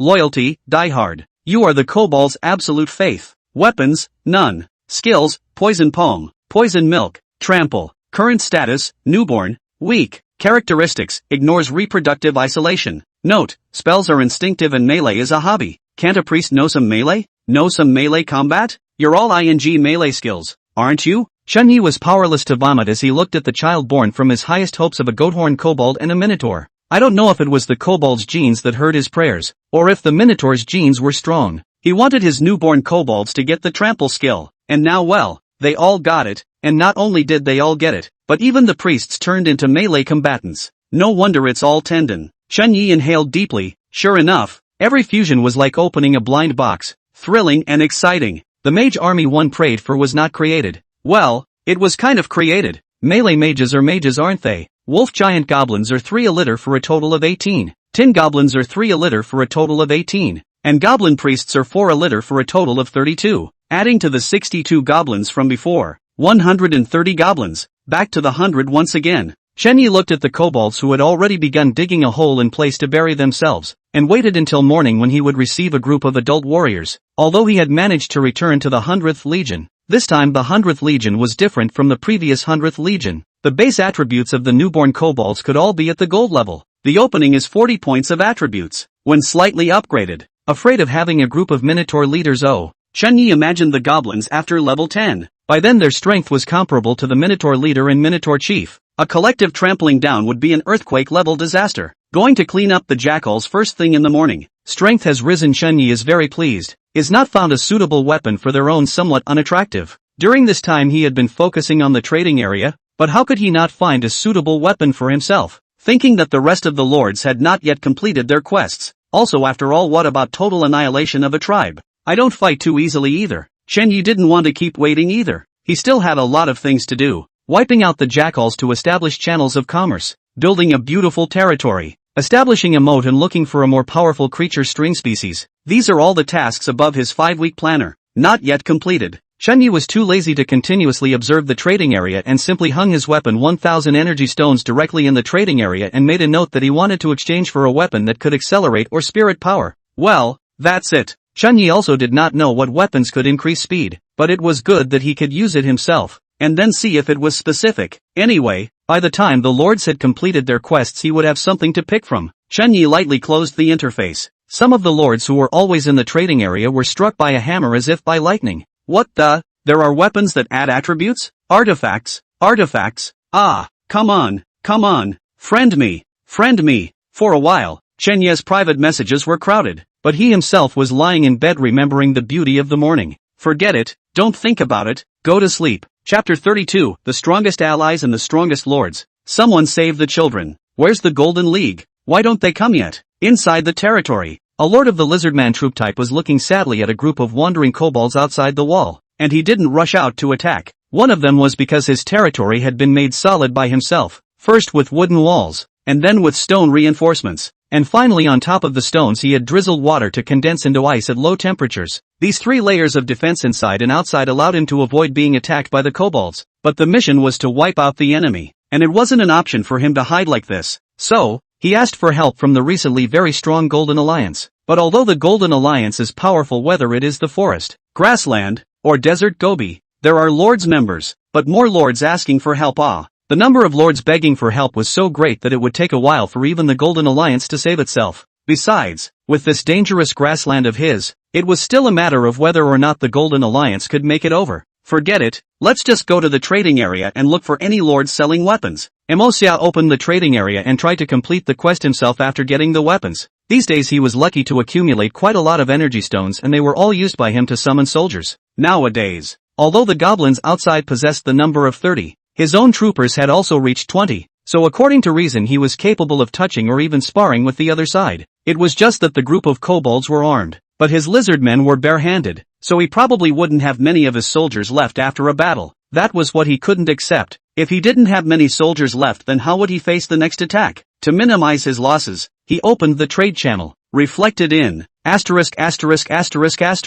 Wolf's Tooth Rod, Strength +5, Red Tooth Blade Strength +7? The increased attributes of this weapon alone are comparable to half of my lizardman's. Emosia looked at the +7 attribute of the weapon and then glanced at his bronze lizardman's overall attribute which was only 15. Eyes instantly reddened. Bye. Must buy this thing, I'm not gaga mess. Forget it, I don't deserve it. His glowing red eyes went out instantly. After seeing the weapon's selling price of 1,000 energy stones and the note that he wanted to exchange it for a weapon of acceleration or spiritual power, he knew that it was a deal between the big boys and had no chance with himself. But a weapon that can increase your attributes by half. I really want to have it. Let me see who's selling. Chen Yi? It's actually Big Brother Chen Yi again. At this moment, Chen Yi's name was thoroughly engraved in Emosia's heart. If selling those hides and meat before could be a lucky encounter with the stupid black goat and the weak soft-boned rabbit, then at this moment, he was truly impressed. A weapon that can add attributes. This is still the first of its kind in all the lords, isn't it? While marveling, Emosia also began to wonder and inquire about how such a weapon was obtained. Although you can't afford it yourself, but what if your luck pops out? I'm not looking for +7 strength, but +3 would be nice. That's comparable to my lizardman being promoted to level 3. Such a scene likewise happened to the rest of the lords. A man lying exhausted and bruised in the arms of a slime in the midst of a group of kobold corpses suddenly sat up. This thing. Add attributes? This. He turned his head to look behind himself at the slimes deflated half a dozen times, but then turned his eyes. Troops don't work. Can this thing be used by lords? Lay period didn't upgrade his territory, so he didn't open the lord panel. So he didn't realize the news that lords could also upgrade and use weapons. He just friended the other guy and got up to go digging for rocks and chopping wood. With your own luck, maybe you can dig up enough energy stones when the other person agrees to be your friend? Although the other party marked 1,000 energy stones, but its note was that they wanted to exchange it for other weapons, so it would not be sold for a short period of time. He, on the other hand, was ready to hit people with money. Dig, even if I have to dig all night. I will dig up enough energy stones, although 1,000 energy stones is a bit much, but I'll work hard. 200, 300 should still be possible. I must take the energy stones. Then he looked at the first 3 attribute weapons in the entire service and silently sighed. Sure enough, the trader must still be Chen Yi Big Brother. With this price tag, he's trying to trade for weapons on one hand, and on the other hand, he's looking to see if there's any wrongdoers who will actually buy the weapons, right? Nan he didn't believe that he would use all 3 weapons as an exchange. He was the one who had opened the Lord's panel and also knew about the Lord's ability to upgrade and use weapons. Thus, he was certain that this weapon's big brother Chen Yi used himself, so the remaining 2 were definitely fishing for wrongdoers. Sure enough, my model, I have a long way to learn. Nanha sighed while sending a message to ask big brother Chen Yi, who was paid to ask him where such a weapon came from, also overpaying for such weapons from the rest of the high-ranking lords they know. He knew that this kind of service-wide weapon would definitely cause a sensation, and there would always be some wrongdoers who weren't bad with money. Inside an underground cavern, a small lowly sat grimy in the dirt slag eyeing the hammer with a bow in the trading area. She opened I don't know how many gambling stones, finally opened a dagger forging drawings, but the system prompted her also forging needs hammer. In 16 short hours, in addition to the 6 hours she spent responding to the attack, the 10 hours she spent turning on the gambling stones, she cried for 3 hours. Requirements are not finished at once, causing me to work for a long time in vain, but now the drawings and professions are all there and only one hammer. Don't want to give up. This seems to be the gambler's mentality of betting on stones. Gu Xiaoyu's big tearful eyes, puffy cheeks and upwardly turned small lips all reveal her aggression and stubbornness. Hammer with a bow. So expensive. but I want it so bad. After some thought, she made a decision. I'm going to look for Brother Chen. The other side, Chi Hong-yi, who was sitting within the territory, also received the news that the attribute weapons had appeared in the trading area. Now her Golden Alliance is growing at an unstoppable rate and is taking shape, with some people monitoring the market, others gathering intelligence, and still others rescuing the rest of her companions. And she, as the leader, she just needs to think about how to spend all the money to turn it into strength and then continue to expand her power. In the face of the powerful weapon that everyone's hearts were moved by, she did not have the slightest heartbeat because she knew that Chenya's lead was only temporary. With the Golden Alliance's income of 800 energy stones in a single day and the number of people who were already 400 but still continuing to increase, within a few days, he himself would be able to surpass him.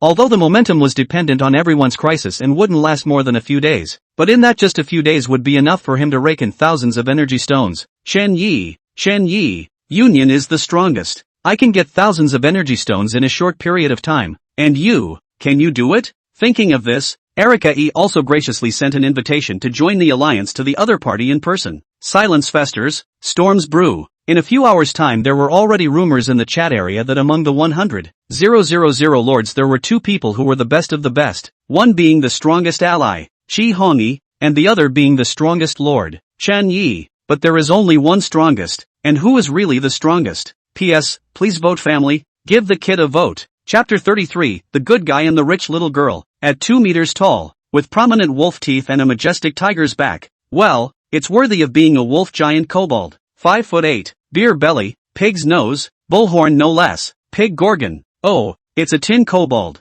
And you, the 170 tall, sinewy mage, no less. Chen Yi surveyed his new troop types, fusing the genes of minotaurs, wolves, pigs, and sheep. They had become stronger by the wave standing here alone. They gave a person a full oppressive force. That's good. Those bone spears will finally have someone to use them too. Chen Yi sighed and then ordered the army to depart. First, a 70-man squad led by wolf giant goblins and supplemented by goblin priests and pigman goblins was tasked with clearing out the jackal horde. And then 20 cunning rabbit goblins and 10 werewolf goblins were responsible for opening the aqueduct to build the moat around the territory. Lastly, it was the remaining 30 or so kobolds that were responsible for protecting Chen Yi and staying together to build the territory. He hadn't forgotten the conditions he needed to promote his territory and spring. Territory, required to level up, 1,000 units of wood, 2,000 units of stone, 1,000 energy stones, and at least 3 territory buildings. Spring water, materials required for promotion, 5 Zena crystals, 30 units of wood, 300 units of stone, 100 units of purified water.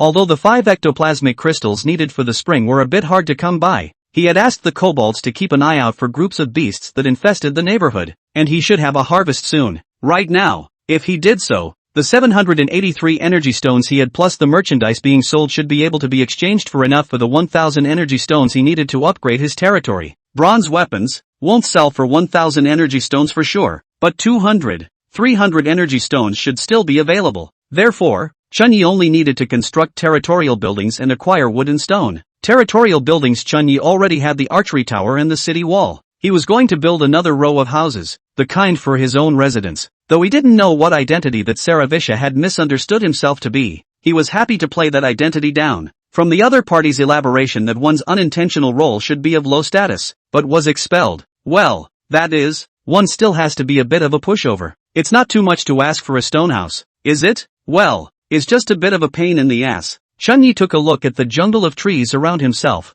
There was wood everywhere. Wood was not something he lacked. It was the stones that were a little less easy to find. Suddenly, he thought of something. I think there's a Lolita that's big in quantity and cheap. He opened the chat channel a bunch of add friends. Chen Yi glanced at it, roughly asking where he got the weapon and how many energy stones of the weapon to buy or not to buy. He didn't mean to sell 1,000 energy stones when he casually labeled it as such, but he wouldn't sell it for a few dozen energy stones either. Basically rejecting everyone. He hesitated on a bid of 200 energy stones from a man called Lay Period, but chose to reject it anyway. Traders always want to hang the customer's appetite, in case the other very favorite can bid higher, is not. Of course, 2 days later he estimated that there should almost be lords reaching the annihilation mission one after another. By then if the other party does not increase the price then he will be shy to find someone else to sell his. Make money? Not cold doped. So many private messages. There aren't many people with their own contact information, but every single one of them is asking how they got their weapons. Even Gu Xiaoyu, who he wanted to buy a stone from, asked him if the hammer with the bow could be cheaper. Chen Yi was a bit speechless. What kind of hammer do you want for a little girl? Isn't the magic fairy wand good? However, Chen Yi told the other party his base price, 200 energy stones. For the sake of his acquaintance and the fact that he was going to purchase the other party's things, both the red tooth sword and the wolf tooth rod, his mental expectation was around 300. As for the fine iron hammer, he thought it would be good to sell it for 200. After all, that thing still had a negative attribute of -5 speed. Although she had expected it, Gu Xiaoyu still lost her mind when Brother Chen said 200 energy stones, confirmation that it's a weapon you can't afford. But, so want to have it. I'm just one bronze level hammer away from completing the forge. Gu Xiaoyu was upset, but she really didn't have anything of value besides herself. How about giving yourself away? No, it's not good, is it? Lori was so anxious that she stomped her feet, but her place was made of nothing but stone. Even the soldiers and monsters were made of stone. Suddenly, she saw the gambling stones piled up in the corner. This kind of thing, it should have some value, right? Even though the burst rate of this thing is extremely low, there is still a burst rate. So she thought about Chen Yi and typed, Brother Chen Yi, I don't have that much money, can I use a stone against it? Chen Yi? No, it's never been my turn to be a crook. When is it someone else's turn to crook me? How did this little loli know I lack stones? However, something like stone is not a monopoly or a rare material, so why would she dare to say that? While Chen Yi was puzzled, the other party hurriedly sent an addition. Excuse me, Brother Chen Yi, I said it's not an ordinary stone, it's this. Follow the message over to a betting stone. Chen Yi froze. This kind of thing, he had come into contact with it, and even opened a drawing to it. However, the burst rate seems to be very low. The system introduction is only 1%, and this kind of thing should only belong to the consumable entertainment products under their own valuation. It wasn't impossible to exchange them if there were enough of them, provided, of course, that the other party had enough gambling stones. Chen Yi said, gambling stones possess a certain value, but the burst rate is too low. If you possess a large amount of them, I would be able to exchange them with you. Really? Great. Brother Chen Yi, how much does it take to exchange? Lori turned her sadness into joy and was in a good mood. She had a lot of this kind of stuff herself. Chen Yi pondered for a while. The price of gambling stones for sale should best be at 2 to 3 energy stones apiece, but the price would naturally be a bit lower if he acquired it. He said, at least 200. Chen Yi had just finished typing when, with a brush, a pile of blocks of gambling stones appeared under his own feet.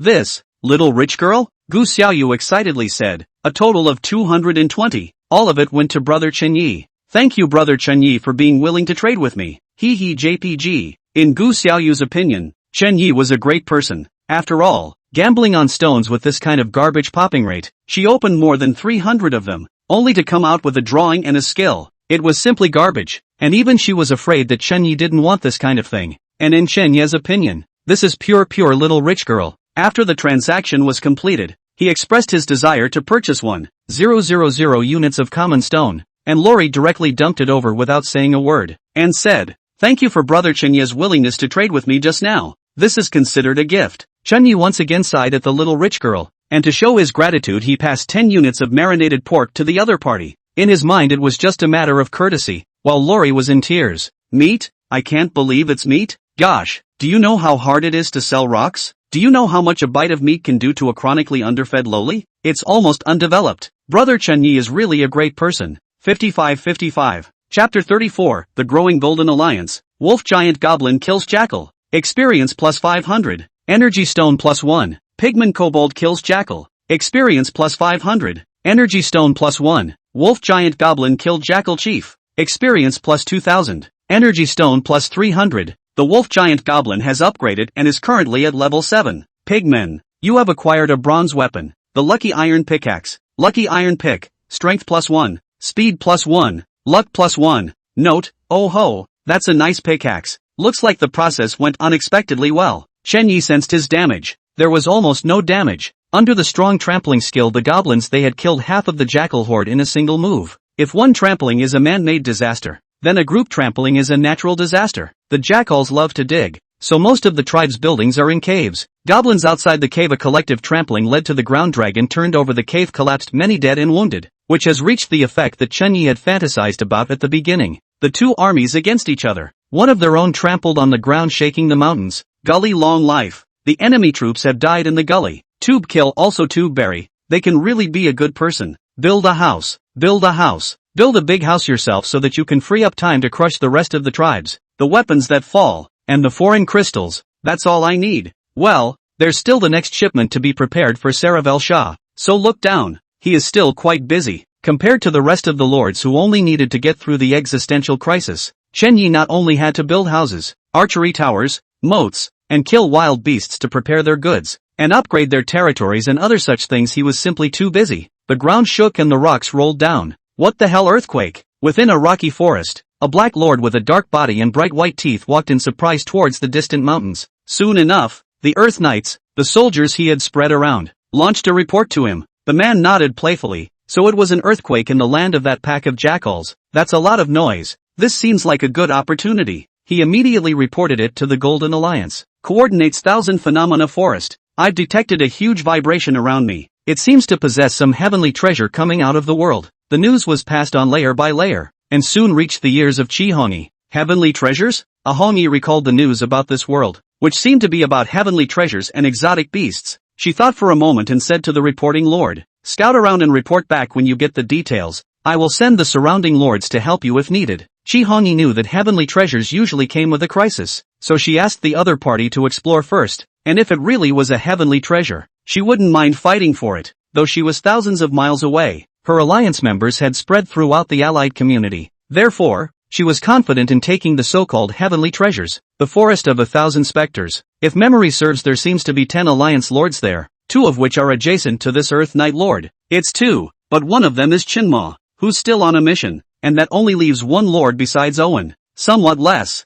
but this Earth Knight's troop is a humanoid troop, so I would be able to provide some help with weapons. I just don't know what the crisis level is. Lord of the Earth Knights. Owen saw the corner of his mouth hooked up at the message sent by the leader of that Golden Alliance, and then smiled without saying a word. After waiting for a few moments, he said, "After scouting, it was a group of jackals that found a huge crystal, and from the shape it seems to be the Zena crystals that you, allied lord, told us to watch out for." Huge ectoplasmic crystals? Chi Hongi frowned. Something like an alien crystal. And there were large chunks of it? She confirmed to the other. "Are you sure it's a foreign crystal?" Owen smiled without saying anything and replied, "I think so. I didn't get a close look at my soldiers, but that shape and color is very similar." Owen's speech was slurred, but he knew it would be enough to risk his lord ally. According to his sources, his own lord seemed to be on a rampage to find exotic crystals for spring water upgrades, and he, as someone who had also upgraded his LV2 spring, he knew the lure of spring water, not to mention that his own ally's troop type was still very special, and upgrading the spring water would be of great benefit to her.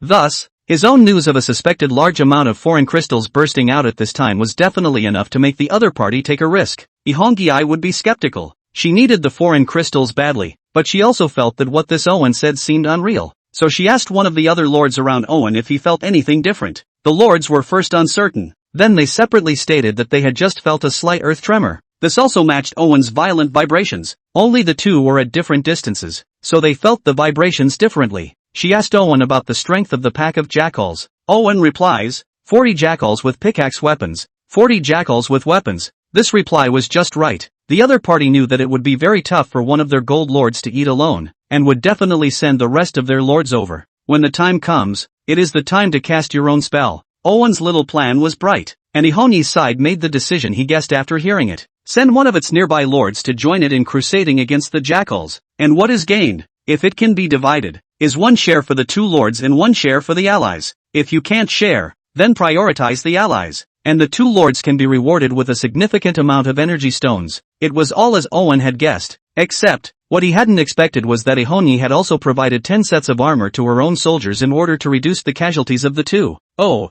ha ha ha, I should thank you after all, my good ally. With an intriguing smile, Owen then exchanged the contact information of his allies for that of a lord near him. Silver lords, moving ape soldiers, another wave of good fertilizer. He licked his lips in great anticipation. Chapter 35, Hidden Dangers. Now it's 100%. You are? Owen Biggs? The Lord of the Moving Monkeys is a 175 tall college student in woolen leather. As for why college students, Owen already had an answer from the other's clear eyes. Owen nodded from atop his magnificent horse. That's right, I'm Owen, and it's going to take the 2 of us to work together in the next battle. The leader of the mountain moving apes nodded his head in acquiescence. He was not surprised by the arrival of the other party. After all, The other party has long indicated that the forest midway danger to be will and after the action together. Just how does this gold lord only have 5 troops? He opened his mouth and inquired. Big brother Owen, didn't Lord Allied say that you have 10 troop types? And 10 sets of armor were given? The moving ape lord surveyed the Owen big man in front of him. The other party just came with 5 tall earth knights riding steeds,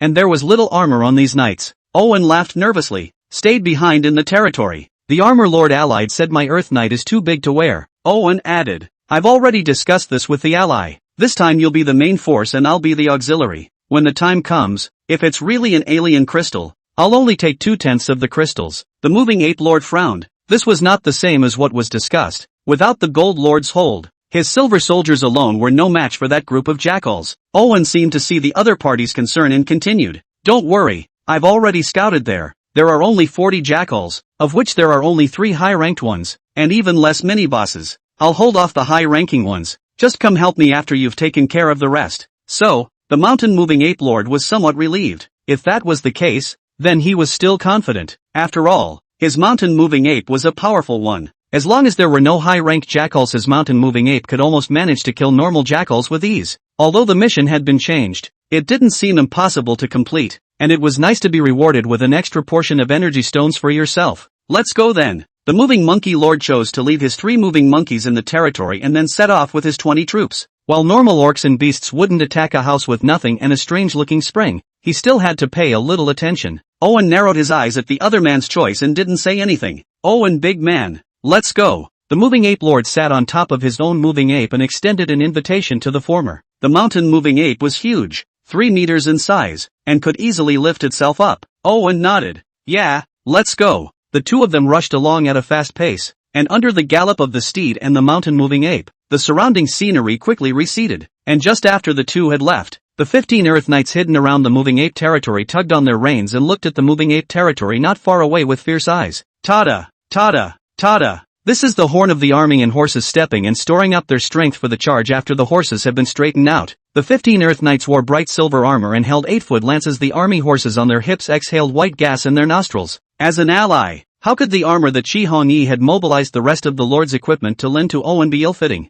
Of course it fit, except that the armor that fit was used for the rest of his life. Phew! 15 steel giants make an ear-splitting noise as they gallop along on the reins. Kill! The aura of solemn killing came ferociously. The mountain-moving apes that were several hundred meters away immediately felt the materialized killing aura, and they took it seriously. But that steel cavalry got faster and faster and faster as they accelerated in 100 meters. In the next instant, it actually appeared directly in front of the 3 mountain-moving apes. Brush! Dozens of spears pierced through the flesh and blood, viciously nailing the 3 mountain-moving apes to death on top of the houses behind them. Roar! The mountain-moving ape let out an unwilling hiss, and then died as his opponent turned his spear. The 15 gold warriors with attributes as high as 40 were themselves crushing the silver-level mountain-moving ape above their attributes, and they used the accelerated sprint skill while occupying the head start of the charge and the numerical advantage. Multiple reasons underneath caused easy seconds, and after exterminating the mountain-moving apes, the Earth Knights didn't leave, but instead headed towards a grotesque ape mountain building and the only remaining cabins in that territory. In the meantime,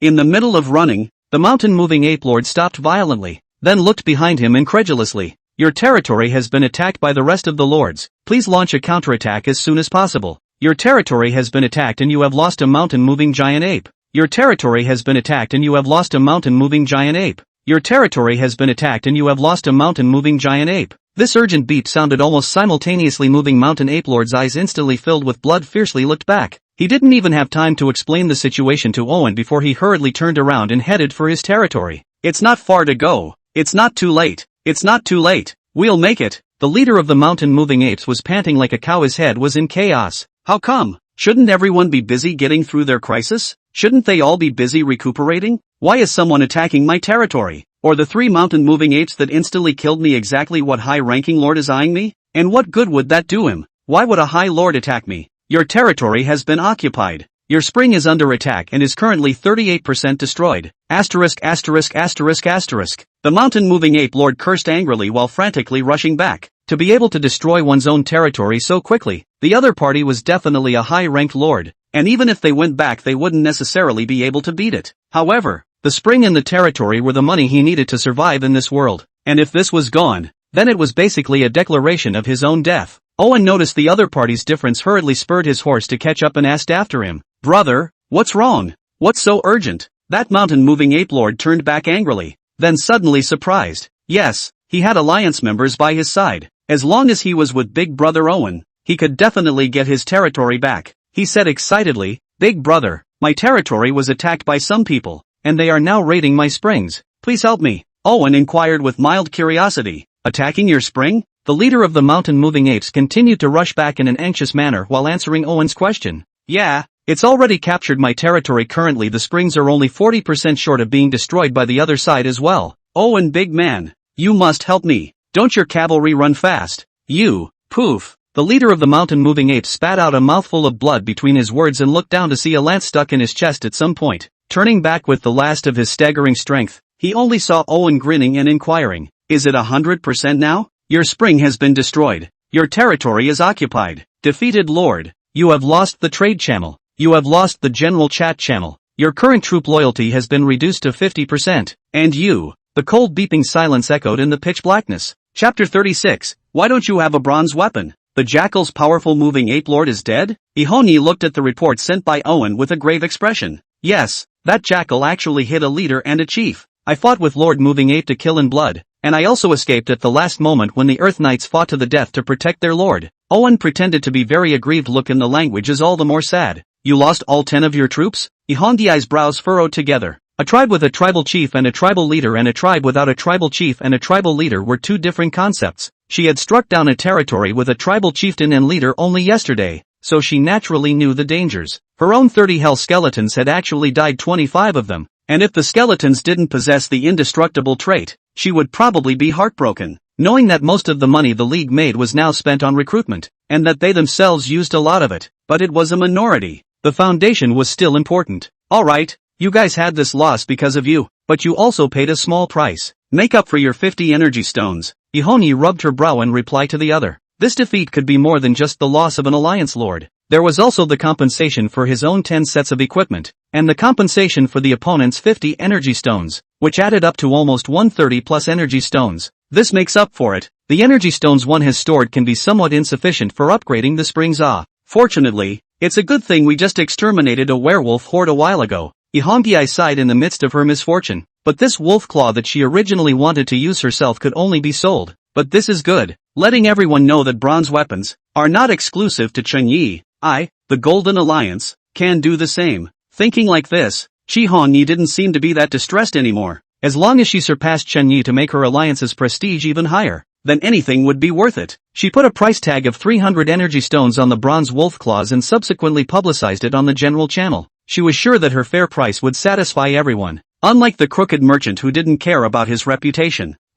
Has a lord finally gotten through the crisis? It's so slow. Chenyi looked at the trading channel's wolf claw into deep thought. Bronze, wolf claw, strength +1, speed +2, armor breaking +3. Note, a mediocre wolf claw, barely a bronze weapon. This weapon, it's so trashy. Chenyi did not have the slightest intention of purchasing this wolf claw. This weapon was not suitable for himself. Not to mention that even its increased attributes were skewed towards armor breaking, and it was more or less the same for his goblin priests to use. Forget it, there's already a lord through the crisis. The other party bid 300, so I'd better drop my price and bid quickly. Chunyi was worried that more and more people would be selling bronze weapons, and intended to change the price, but as he was about to do so, he realized that his red tooth blade had actually disappeared. "You have lost a red-toothed knife. You have harvested 1,000 energy stones." Chunyi. That hand that wanted to change the bid stayed in midair. What is this situation? There are ingrates buying at these prices? Crazy, right?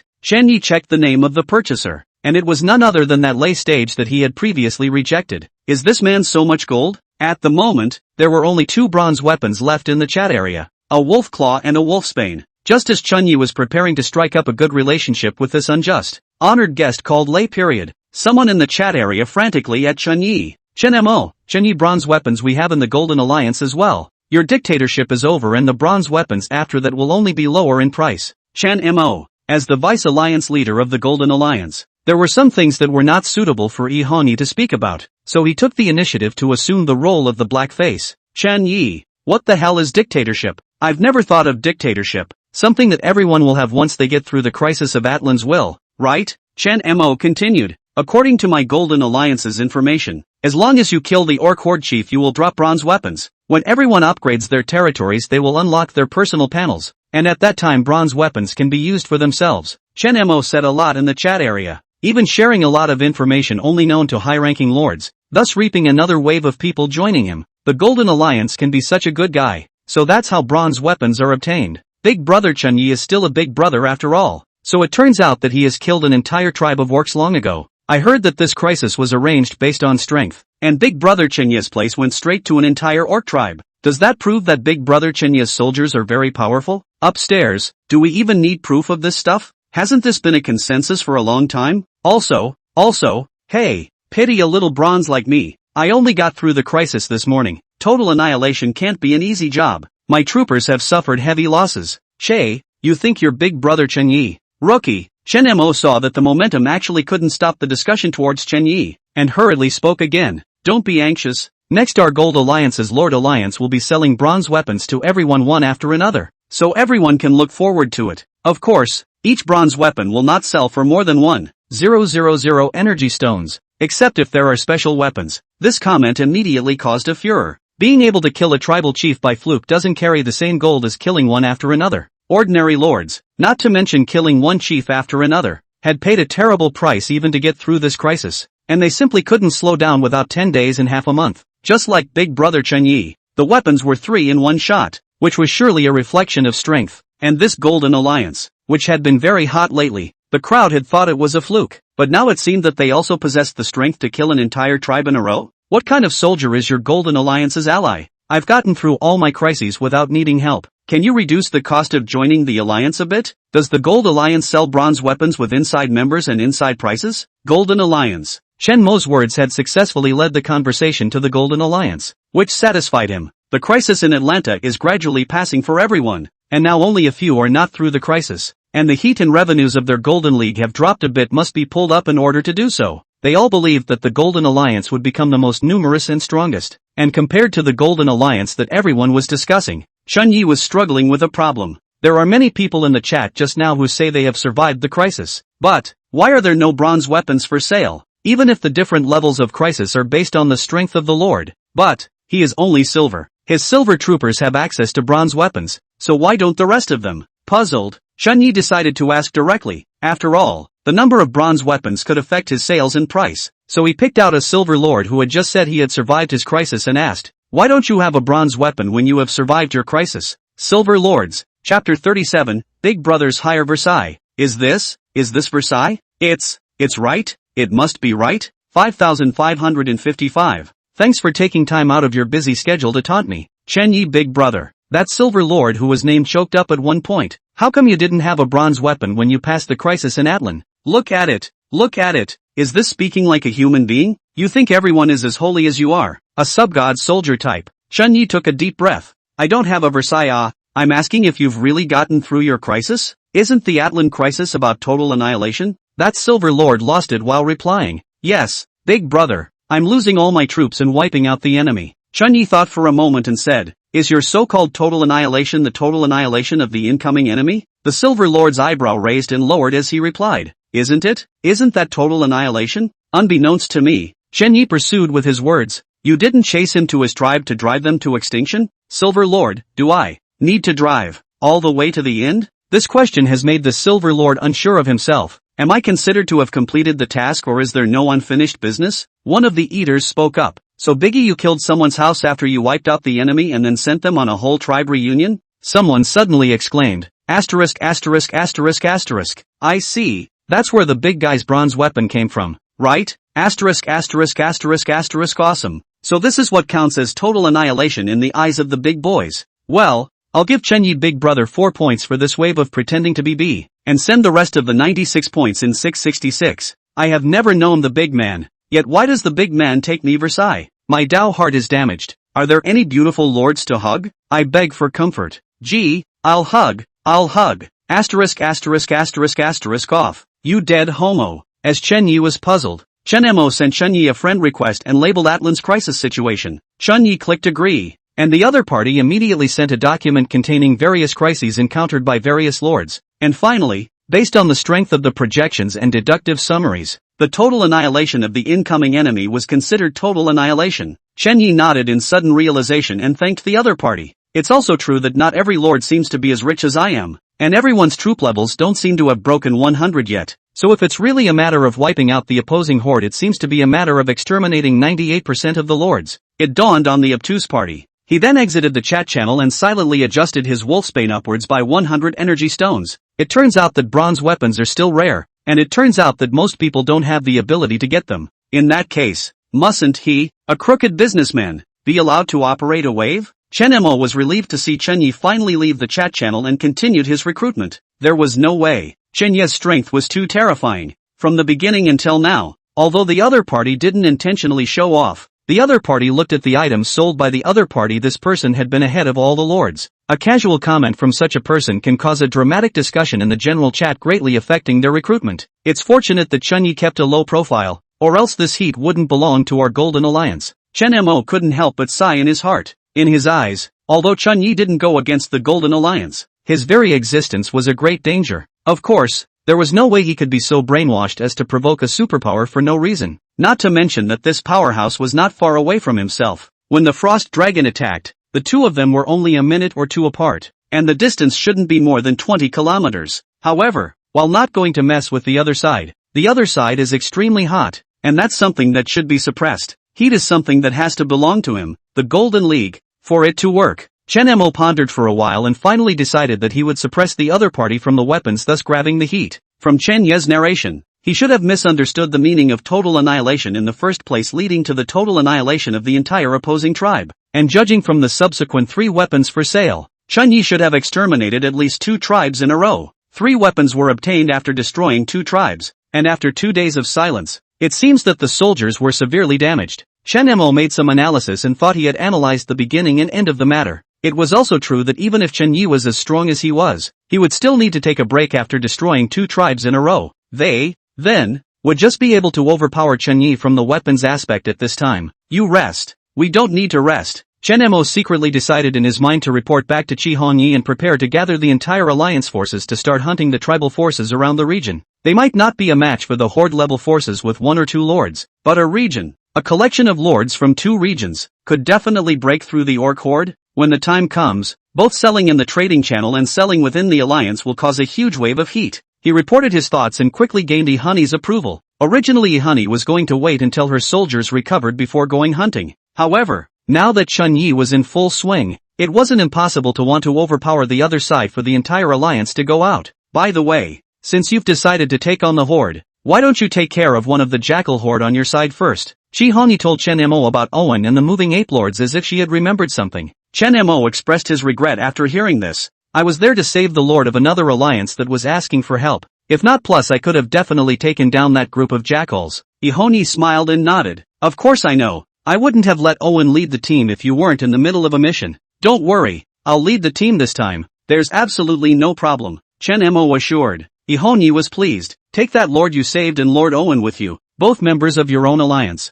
Let them help you mop up some of the pressure and eat the experience at the same time. No problem, Chen Mo readily agreed. All members of his own alliance. He certainly did not see the point in bringing along a band. What's more, this jackal tribe according to the intelligence only has more than 40 people. It should be a small tribe that was just established. With his human male soldiers it would be enough to eliminate the other side. With more than 20 gold soldiers against more than 40 bronze soldiers and 1 or 2 leaders, he was still confident of winning. Chapter 38, Upgrading of Territories. Little Jackals, another wave of troop boosts. Chen Yi stretched and looked at the pregnant female jackal. The kobolds inherited everything from the jackals after they wiped out the jackal tribe, most of which was household items, a small amount of food, a bunch of picks for mining, and the female jackals. Perhaps it is the female jackal that is the greatest asset. Chen Yi was also a bit uncertain as he played with the gambling stone in his hand. This kind of thing was actually found in the jackal's tribe, but there weren't many of them. In his own hands, he had gotten 220 pieces from Guxiaoyu, and now he had seized another 50 pieces from the werewolf's cave, making a total of 270 pieces, which could be considered to be sold as an entertainment product after everyone had developed for a period of time. In fact, before this Chen Yi saw that the number of gambling stones was not a whole number, just open more than 10, but nothing was obtained. He was even more sure that the burst rate of this thing was extremely low. So this kind of thing is suitable for everyone to sell after they have some spare money. Open the territory panel. Dark Kobold Territory. Territory level, LV2. Territory size, 100 meters. Territorial capabilities, post-invasion message notification. Provide wall protection. Provide view of archery towers. Requirements for leveling up. 1. 000 units of wood. 2. 000 units of stone. 1. 000 energy stones. And at least 3 territorial buildings. Currently have resources. 1200 units of wood. 2000 units of stone. 30 pregnant jackals. Arrow Tower X3. City Wall X1. Moat X1. Minotaur Tent 50. Jackal Tent. 30. Night Pearl. The conditions for upgrading are already in place. Chen Yi cursorily scanned the panel. The 2 days of building and taking down the jackal horde had brought him to the next level of strength. The energy stones obtained therein had even reached 233, already having the conditions for upgrading. Originally, he wanted to upgrade with Quan Shui, but the recent rapid development of the Golden Alliance made him feel threatened. If we don't hurry, I guess the reward for first place will be taken by someone else. Chen Yi sighed, then said, upgrade. Buzz. A huge pillar of white light enveloped Chen Yi and his territory. Congratulations, your territory has reached LV3, and you have gained the experience sharing of the troop types. Congratulations on your territory reaching LV3. Your territory has gained the shelter of the gods. Within the boundaries of your territory, all incoming enemies will be weakened by 5% of their attack attributes. Congratulations to your territory for reaching LV3. The territory has gained God's shelter, and when fighting within the boundaries of your territory, the goblins will have their attack attributes boosted by 5%. Congratulations on being the first lord to upgrade a LV3 territory. You have gained any 2 territory building selections, with the familiar glow and added features. Chen Yi was so relieved that he practically shouted. Personal panel. Name, Chen Yi. Level, LV2. Attributes, 12. Freedom attributes, 5. Skills, vision sharing. Experience sharing. You can draw 1,000th of an experience boost from your troops' combat. Personal space, Alien Crystal X1. Forging Drawing Cracked Bone Knife X1. Energy Stone 1. 233. First Stage Fire Rain Scroll. Gambling Stone X270. Bronze. Lucky Iron Pickaxe X1. Mental Power, 6. Speed, 5. Power, 1. Stamina, 1. Sharing of experience? Sure enough, it's still the kind of skill that suits me. Chen Yi had once lamented that his upgrades were too slow and that the blood and flesh of the bosses increased his experience too little. But this was great, he could gain experience value just by sitting still. 1,000th of 1,000 seems very little, but in reality it's extremely terrifying, because the number of kobolds is growing at a crazy rate. Although now there are only more than 130, but now only a total of less than 10 days passed. In time, their own command of 100,000 or even a million army sitting still can be upgraded every day. Well, as for the free attributes, it remains 2 points of speed and 3 points of mental strength. Free attributes became 0, mental strength became 9, and speed became 7, bringing the total attributes to 17 points. Does that make me the equivalent of a bronze gargoyle? Chen Yi joked about his attributes for a bit, but from the attributes his 17 points were already considered a powerful bronze minion. It was just that this minion of his didn't have much attack power. But the good thing was, he didn't need the offensive power either. He had his own soldiers under him to do this kind of brown work. Territorial building selection. Arrow Tower. Moat. Blacksmith Shop. Apothecary Shop. Giant Crossbow. Military Training Ground. Temporary Teleportation Array. Temporary Teleportation Array? Chen Yi felt the rest of the options turn gray all of a sudden when he saw this option. It's a good thing I upgraded my territory ahead of time. Without hesitation, he took the Temporary Teleportation Array and the practice field. Temporary Teleportation Array, setting up the 2 ends of the teleportation. You can teleport to any of the set points for a limited period of time. Too bad it's not a permanent teleportation array. Chen Yi somewhat lamented that this thing could only temporarily teleport. If it was possible to teleport permanently, there would be no intermediate journeys in his dealings with Saravir Shah, much less the need to remove obstacles in the middle of the journey and guard the security of that journey. He put away the temporary teleportation array and shelved it in a corner of his private space. Practice ground. Training in the practice ground will add 50% to your experience. Being able to attach an extra half of experience is a good thing, although the kobolds basically didn't train in general. This kind of good thing was an upgrade weapon if you didn't take it yourself, and it was taken by certain humanoid soldier lords. There are times when resources are chosen not because you need them, but so that you can limit your enemy's growth. He had not forgotten that he was in competition with the rest of the lords,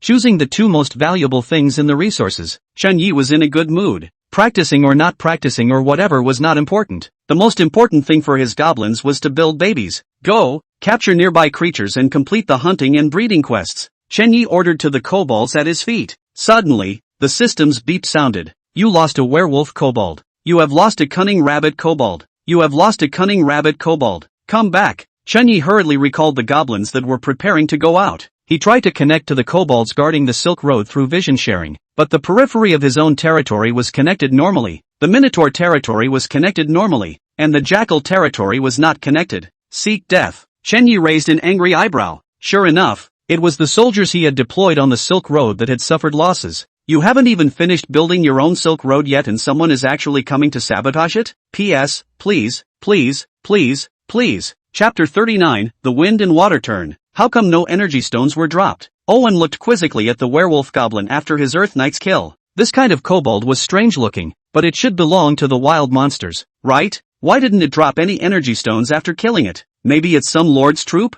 Shinma replied. Although he felt a little uncomfortable with Owen's sudden grabbing of the kobolds, he couldn't say anything. Some small prophets were just that, who let the other party not only provide the information but also lost a lot of troops. Another lord whose troop type was a storm tiger was a bit worried. Since it's someone else's troop type, let's give someone some compensation. Ha! Owen snorted. Compensation? For the kobolds? He was just about to say that this kind of thing was worthy of his own compensation, but on second thought, he thought that compensation wasn't impossible, and if he knew the coordinates of the other party's territory, it would be another wave of grain. He had to know that the last silver rank lord had provided him with a reward of 400 energy stones and a 300-meter expansion of his territory. This goblin didn't feel any strength when he sneaked up just now, but from its appearance it shouldn't be bronze level, right? Owen's eyes had lit up with a shimmering light at the thought. Yes, it's time to give someone a reparation coming up. I'll make it up to him later. Chen Mo coldly glanced at the two men in his heart and was also full of disinterest. Goblins are just that. The probability is that they are bronze soldiers. The combat power of this type of soldier was too trashy. So trashy that he even had to think twice about wanting to join the Golden Alliance. Nowadays the Golden Alliance power grows also don't need to take in everyone. Against the horde level power. Or take in some high level lords is good. Chen Mo glanced at the collapsed cave in front of him and said, it looks like the jackals here have already migrated. We've lost our chance. Owen chimed in. Yeah, I think it took the giant alien crystal and then dug a hole to hide in. Lord Stormtiger nodded. It wasn't impossible. Alright, go back. Since there's no tribe here there's no value in staying. Speaking of this, Chen Mo looked at Owen with some regret. It's a pity that you don't have many soldiers left, or else our two golden soldiers could have tried to go and take over the other tribal forces. Owen spread his hands out with the whites of his thick black palms facing upward. There's nothing I can do about it. Chen Mo nodded. Go back first. Owen hurriedly came to Lord Stormtiger's side and said, my Earth Knights reported to me before. There seems to be a Minotaur tribe that numbers over 100 on our way back. It's a bit dangerous. Why don't we go back together? Facing this foreign friend's invitation, Lord Stormtiger was vaguely displeased. I don't think so, right? We didn't see anything when we rushed here. Seeing that the other party was not on board, he changed his excuse and said, I have a total of 3 Earth Knights. One of them will stay behind to apologize and make amends to that goblin lord. I only have 2 soldiers left. With that said, he threw the 2 energy stones he had on him as a reparation to one of the Earth Knights who had stayed behind. Why does this man always want to go back with me? Lord Stormtiger was a bit dissatisfied with Owen, but he couldn't find any reason to refuse. Go back together. You can still look out for each other. Chen Mo also vocalized. Okay. The Vice Alliance Lord had spoken out. The Storm Tiger Lord could not refuse any longer, only agreed. Only that this seemingly enthusiastic Black Lord always made him inexplicably resentful. Hey Han, can I have a ride on your ride? Tiger, hey. Much more handsome than my horse. Owen licked his face and walked towards one of the Storm Tigers. Roar! The tiger's 2-meter body immediately exploded and let out an angry roar as a warning. And the 2 Earth Knights immediately raised the exaggerated lance in their hands to aim at the roaring tiger. Put it down. Put it down. Owen waved his hand at his Earth Knight. Han suppressed the fire in his heart and said, as you can see, my tyrannical tiger doesn't seem to be very willing to let anyone else get close except me. Owen turned and mounted his steed. That's fine. I'll just ride my mount. The vast army of storm tigers followed by 2 Earth Knights on steeds disappeared into Chen Mo's field of vision one after the other. Chen Mo, on the other hand, compared the scenery around him and set off in another direction. There was a king rank lord there who had just applied to join his alliance, but the other party seemed to be experiencing some trouble. Once the 3 lords were gone, the Earth Knights began digging at the collapsed cavern. The cave is a standard mining pit, large enough to be 100 meters in size, presenting the shape of a loophole downward, and you can see the end and the burial at a glance. According to what the Lord said, these kobolds should be guarding something. Is it possible that it's a treasure buried in the cave? The Earth Knight came to the pit and moved one of the boulders around. Soon the tip of the cave's iceberg was uncovered by it, and an iron pick appeared in front of his face. This kind of thing might be of some use to a lord without weapons, but to an Earth Knight with a steed and a lance it was really chicken feed, leaving it behind to continue rummaging. Suddenly,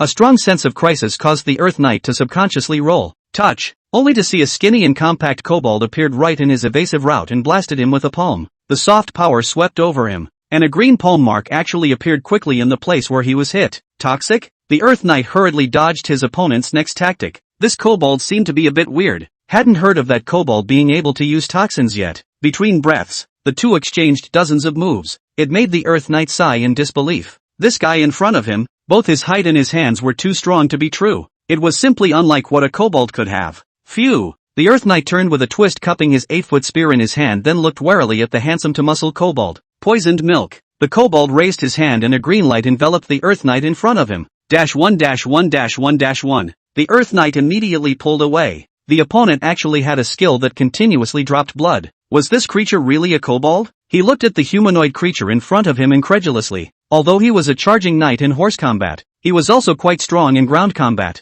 However, this humanoid creature in front of him was actually able to steadily overwhelm himself in melee combat. The Earth Knight retreated as he fought, and the goblin had no intention of stopping him, merely parrying his opponent and staying close behind him. Chapter 40, Why Should I Run? Almost there. Not bad. Another 400 energy stones arrived. Owen's mouth smiled every now and then as he followed behind the Storm Tiger Lord. The Storm Tiger Lord's brow furrowed, confused as to what exactly the other party meant. By the way, can you go that far down the road? Further on could be his own territory. What? Suddenly, Owen, who was in the midst of his complacency, immediately revealed an ugly expression and said to the Storm Tiger Lord, "Han, I have something else to do, so I won't be joining you." Han nodded. Good. He looked at Owen, who was riding away quickly, and was inexplicably relieved. I don't know what happened, but that feeling of being targeted by a viper is finally gone. This guy, definitely keep an eye out. Han silently labeled Owen a hypocrite. Damn it, who told you to go back? Who told you to go back? Owen rushed back while cursing the unauthorized Earth Knight who fled back to the territory in his mind. He had just switched viewpoints to realize that his Earth Knight, who had been used to scout the Goblin territory, had actually returned from serious injuries, and had even been tailed by the goblins. This he felt vaguely uneasy. Obviously, he had the strength to kill the enemy, but he still let the enemy escape back to the territory. Wasn't this the setup he was going to use?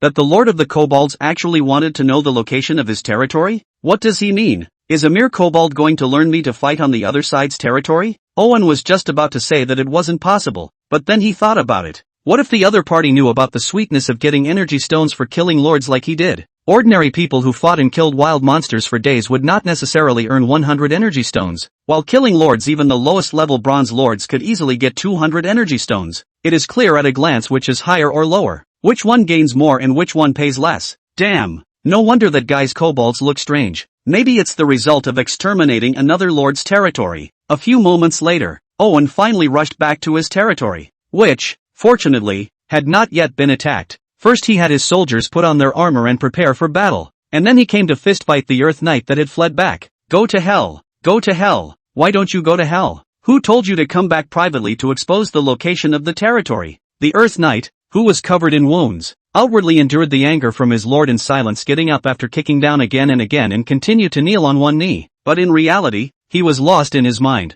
Your troops' loyalty has been reduced and is currently at 67. The soldiers were unaware of the system prompt, but Owen was furious and took out his riding crop and smacked the Earth Knight hard. What do you mean? You made a grave mistake bringing the enemy back to your own territory, exposing the location of the territory. Shouldn't I scold you a bit? Your troops' loyalty has decreased and is currently at 50. Critical. Soldiers below 50 loyalty have the risk of mutiny. Please restore your loyalty as soon as possible.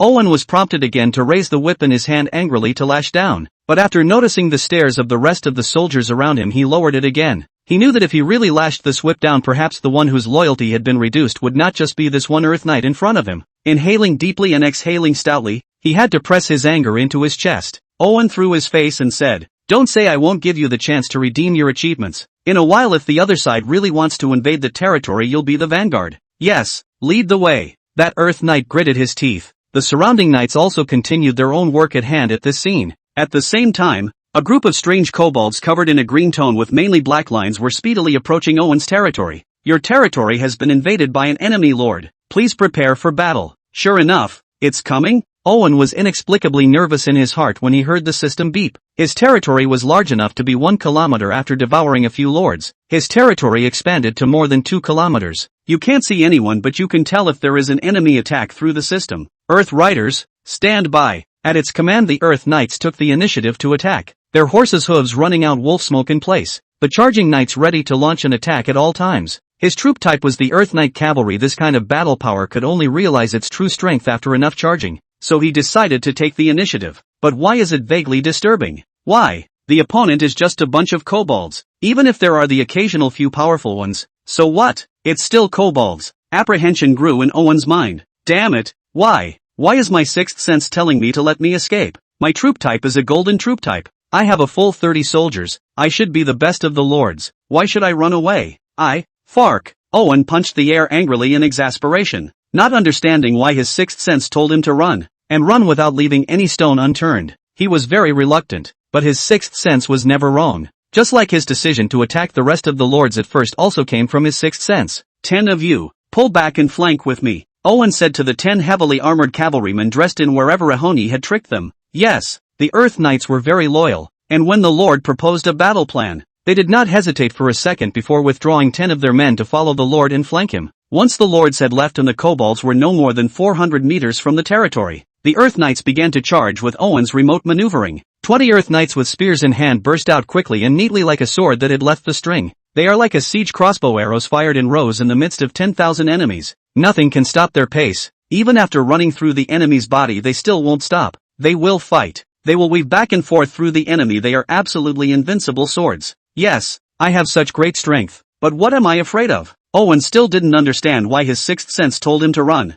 With such a troop type, such a configuration, such a strength, and even launching a charge ahead of time. In this situation, even if that Golden Alliance's vice-ally Chen Mo came, he would have the confidence to tear the other side apart. But why should I run? Owen wondered a million times. However, the next second, Chen Ye's wolf giant Goblin and Ironhide Goblin then told him why he was running with practical actions, only to see more than 30 kobolds neatly raise their right feet, followed by a hard fall, trample, rumble, sound like muffled thunder, open the sky and earth quickly spread. With one of the same spread there are dozens of nearly 100 meters of gullies. If Owen's cavalry charge was like a row of dense arrows, then Chen Ye's trampling was like countless black lightning bolts spreading across the earth. One symbolizes man-made and the other symbolizes natural disasters. Man is so small in the face of natural disasters. A sharp arrow was neatly destroyed, and a steed and cavalryman buried deep in the gully. Owen gulped nervously and dryly, unable to stop his body from trembling as if he had been struck by lightning. He remembered this kind of vibration, the same kind of vibration that jackal horde had at that time before they disappeared. At the moment, there was only one thought in his mind. Run, run. Chapter 41, Red Name Lords, Wandering Lords. Owen couldn't help but hurl curses in his mind as he watched his rider being swallowed up by a gully like an abyss. Damn, damn, damn. I only killed a few of your soldiers, and you actually killed most of my soldiers? On what grounds? Why? It's not fair. Owen's eyes became scarlet with blood. At this moment, his heart was only filled with curses. He actually forgot that his original intention was to destroy the other party's territory as well. It was only because of his strength that it was reversed. I hope that person doesn't know the benefits of destroying the territory. No, no, definitely no. Owen was voice trembling, not sure if it was from the horses galloping or his own mind panicking. If the other party just wanted to avenge his kobold for violating his dignity, it was an unfortunate blessing that his territory would not be destroyed. However, if the other party is really as simple as he is for the energy stone, then Owen does not dare to continue to think about it, and he does not know what will become after losing the territory. Meanwhile, the remotely maneuvering Chen Yi was a bit confused. He had wanted to teach his opponent a lesson, but what the hell was a red name? Just after arriving at the other side's territory, he received a beep on his side. You have entered the territory of a red-named lord, so please be more careful. The red lords are very dangerous, but special rewards can be earned after destroying them. Until here, Chen Yi had been in a state of confusion. He was still struggling with what a red name lord was. How did it sound somewhat similar to a red name player? However, without waiting for him to think, the Earth Knights on the opposite side of the road rushed over as neatly as arrows. Cavalry charge. Chen Yi naturally know its terrible place many times on the battlefield. Cavalry against infantry, that is the existence of a massacre. You killed my soldiers and I'm here to claim them and you want to wipe me out in the process? Wickedness first, can this be tolerated? Chun-Yi immediately ordered the Wolf Giant Goblin and Iron Skin Goblin to launch their skills to return fire. Cavalry against infantry is a spike existence, but that's just normal infantry. Cavalry against infantry is a spike. Sorry, doesn't work with me. The 18 Wolf Giant Goblins and 18 Iron Skin Goblins first staggered their positions, and then simultaneously raised their feet. And when the Earth Knights were only 100 meters away from them, the 50-yard feet instantly fell. Trample. As Chun-Yi imagined that the core of the general trampling skill lies in the vibration, this kind of skill is terrorized by a single release, but if more than one release, it will be like a natural disaster. Just as once when school was out and everyone was scrambling to get out of the classroom, just a few hundred powerless and unruly schoolchildren were enough to create a tremor or even collapse the entire staircase. In the previous world, there were even news records of elementary school students crumbling the stairs after school. This shows that the power of vibration and resonance is terrifying. Even elementary school students could stomp down the stairs, not to mention this group of monster kobolds that were 2 meters and 1 meter 8 in height. And with the added power of their skills, they stomped out an abyss with a single stomp. The abyss is constantly fissuring as it advances, forming a gully that spreads rapidly ahead like a spider web of ice. That big knight just wanted to launch the skill of accelerated sprint to hit this group of stupid kobolds a surprise, but the feat of an empty plan failed. The vibration that was enough to shake the lungs made them lose their mind and spit out blood. This is not the end. The crack under the foot of the crack continues to expand. The Earth Rider and their own mounts have fallen into the crack canyon again, difficult to get up. Terrifying. Too terrifying. The other party had taken down their charging battle formation consisting of 20 gold-level soldiers with a mere stomp of their feet. That was what all the Earth Knights said about the kobolds. They tried to continue to get up to protect the territory, but they collapsed to the ground because of their injuries. And at this time Chun-Yi also received a new system prompt. You have defeated the Red Lord. You will receive a special reward for further destroying the Red Lord's territory. Do you want to destroy it? Yes. No. Chun-Yi was a bit confused, but he also reacted. It seemed that he had come to ask for a claim and just happened to run into a red-named lord who killed other lords as a way to obtain resources. Well, Chun-Yi's original idea was to beat the other party and then let the other party give himself enough compensation. But now it seems that there seems to be a better choice.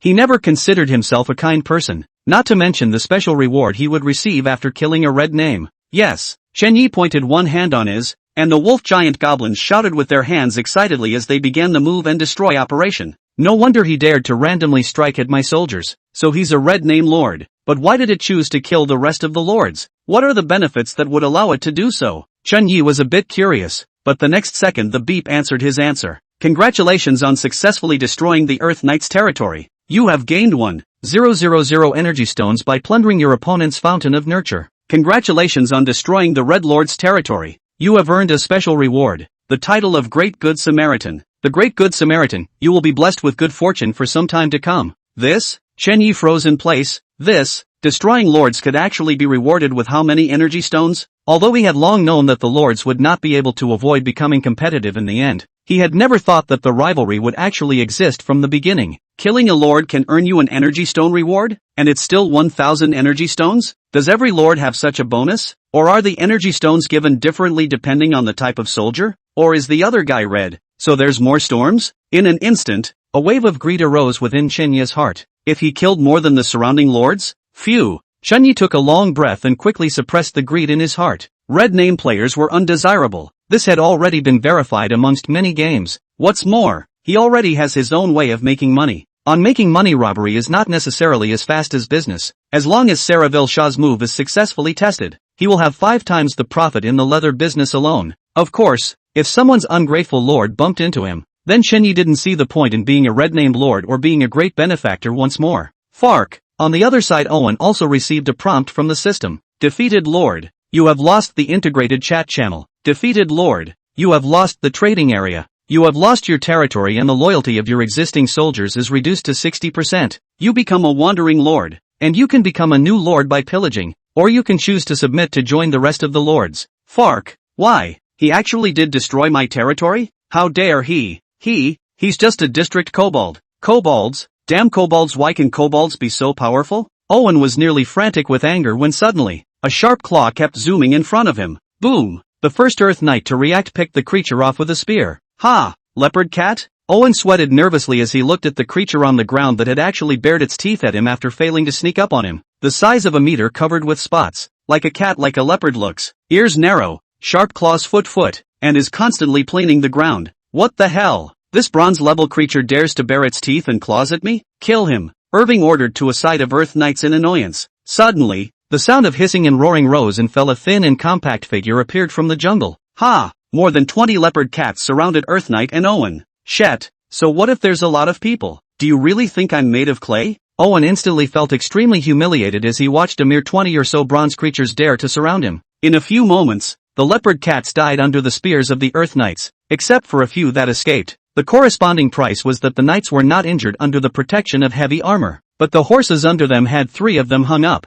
and blood flowed out of the 2-foot-long wounds on top of the horse's thighs. It's okay, just use the spring water when you get back. Owen subconsciously wanted to use the spring water to heal the horse's wounds, but he suddenly remembered that he had already lost the spring water. Losing the spring not only means that my troopers lose the ability to heal, but I also lose the ability to summon more troopers? Reacting, Owen panicked. His soldiers would have damage and he had no way to heal that damage, and he had no way to replenish new soldiers? It's deadly. The forest's crisis is constant, and if he can't heal or summon more soldiers, there's only one way he'll end up. For the first time, Owen experienced what it's like to wander, with absolutely no logistics. You can become a new lord by pillaging. Yes, I can become a new lord. Suddenly, Owen seemed to remember something. Find a territory. Make sure you find one. I want to be a lord again. Chapter 42, Discovery of the Dragon. Yo, this Golden Alliance is moving pretty quickly.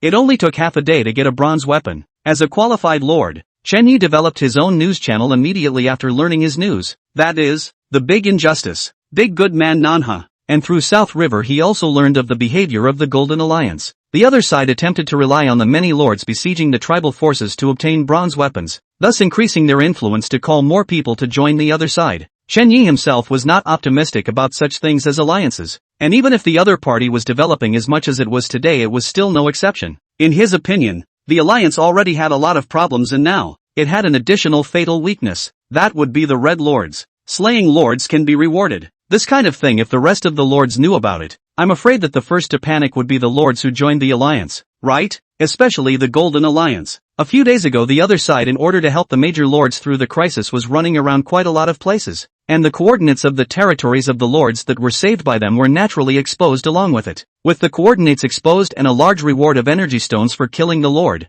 he could make the other party's so-called alliance crumble with this alone. However, he did not intend to do so, as the disintegration of the other party would do him no good, and things that did not benefit Chen Yi did not like to do. Chen Yi told Manhwa about the red-named lords and the news that there were rewards for destroying the opponent's territory. This pair of lords who had just entered into a partnership with himself was a serious businessman, and smart enough to know how to maximize the benefits. Manhwa Gung said, "So are we selling this as major news to the rest of the lords?" Chen Yi held his forehead. "The method is good, but there is room for improvement. We can sell it in levels." Chen Yi saw that the other party seemed to intend to honestly do information business, immediately began to point out. What information can be sold to different people can be sold several times. For example, you could sell to the rival power of the Golden Alliance, then to the Golden Alliance, then to some of the lords, and finally to all of the lords when the message is almost delivered. A number of operations down to the south of the river listened to a blank stare, at the same time in the heart more sure of Chen Yi's status as a treacherous businessman,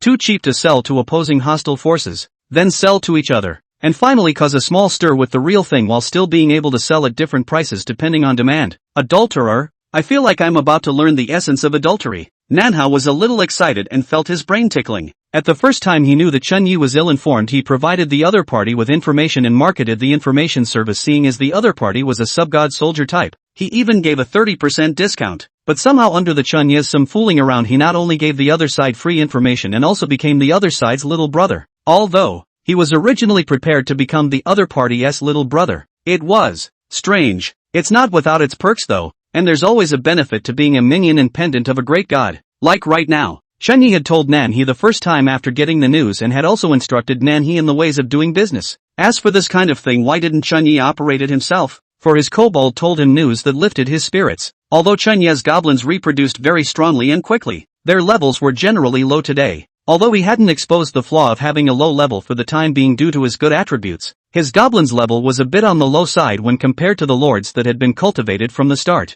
Therefore, he decided to take a step forward, or at least a short period of time as a leader that could adapt to growth without being renewed and iterated as a kobold. You mean right across the river? Chen Yi looked at the reporting cunning rabbit goblin and inquired. The cunning rabbit kobold bounced up and down. That meant to say, dragons, dragons, right across the river. Chen Yi pondered over his current troop strength. After the spring upgrade, his troop basically had 40 attributes at birth, which was equivalent to an overall advanced gold troop. But even with more than 100 golden soldiers, he didn't have the confidence to take on a giant dragon. Unless, of course, this dragon is not an adult? Chen Yi was somewhat looking forward to it, but a giant dragon that hasn't reached adulthood usually doesn't go out. How big was that dragon? Chen Yi inquired to the cunning rabbit goblin while silently chanting in his heart, Great Goodman title bless me, Great Goodman title bless me. The cunning rabbit kobold scratched his head, arms spread very wide, roughly meaning, 100 meters, 100 meters. Chen Yi was very grave. This size was basically considered a subadult.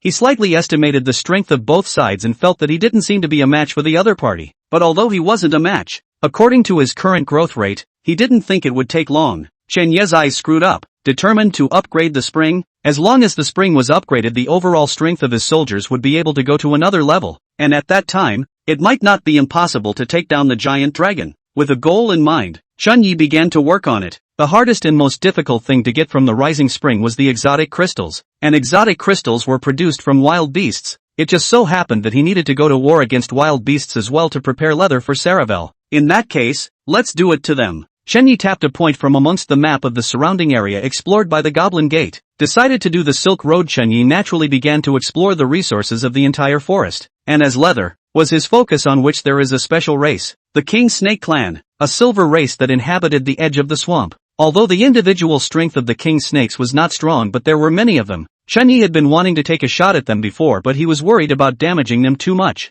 This problem would soon be solved though, as the jackals and other beasts that had been caught and returned were about to give birth to new kobolds, almost 70 or so if this was added up and counted. Add to that what we had before, 130 goblins, 200 gold troopers pushing across a silver race, and it should be about right. Chen Yi nodded. He didn't know how the production of the jackals was, but the earth pig and the gray-furred giant wolf could be old customers. 5 in a litter was very stable. Chapter 43, You're a good man, not fit to be an adulterer. On top of the withered bone throne, Shi Hongyi's face was heavy as she looked at the news that had come from her subordinates with a heavy amount of money. Lords kill each other to get huge energy stones? If this news came from someone else, he might doubt the authenticity of this news. But this news came from the words of Manhwa. From the very beginning, this man has fine-tuned his position to be a businessman who works for less and gets more. A businessman, but not a crook. And the two of them had cooperated on quite a bit of information from the beginning, even information about the special properties of another troop type, which she still exchanged from the other party.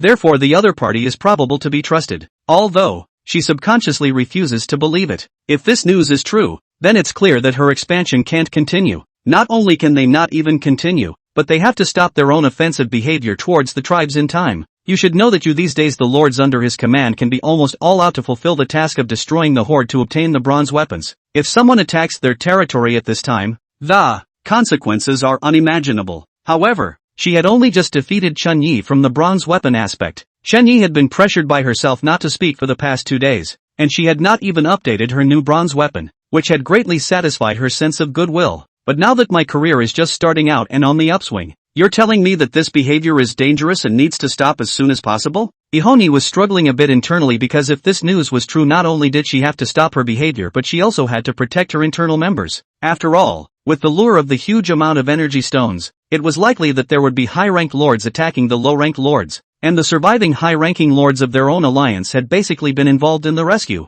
which meant that they generally had a low-ranking lord or two on their hands. Cold sweat seeped slightly from Shi Hongyi's forehead as she inquired to Nanhe, is this news confirmed to be true? How many people know about this? Nanha replied, not many people know the news, but it has reached me, so that proves that someone still knows. I want a buyout. What? Ihoni's news staggered Nama. She continued, I know you must be planning to sell it to a lot of people, but I'd like to buy out the message. Name your price. With a huge golden alliance behind her that was making money day in and day out, Shi Hongyi had the feeling that she was rich and didn't care about money. Nanha laughed. Lord Alliance Master, this kind of information is worth a lot if you want to buy it out. What's more, I'm not the only one who knows this kind of news. You won't be able to hide it for long. The news will still spread. Shi Hongyi said decisively. I know, but I need time, so name your price. Her tone was slightly overbearing, and as far as she was concerned, as long as this news wasn't coming from within her own alliance, then she still had time. closely supervise the high-ranking lords who know the location of the rest of the lords, and the resources given to the higher-ranking lords will be supported to the lower-ranking lords, as long as the power of both sides reaches a balance. Then it will not cause internal problems. After carrying the first wave of fire, the Golden League is still the same. The other party's tough attitude made it a bit difficult for Nanhee. She ally. You're making it difficult for me. After all, things like news are sold to people with different needs at different prices.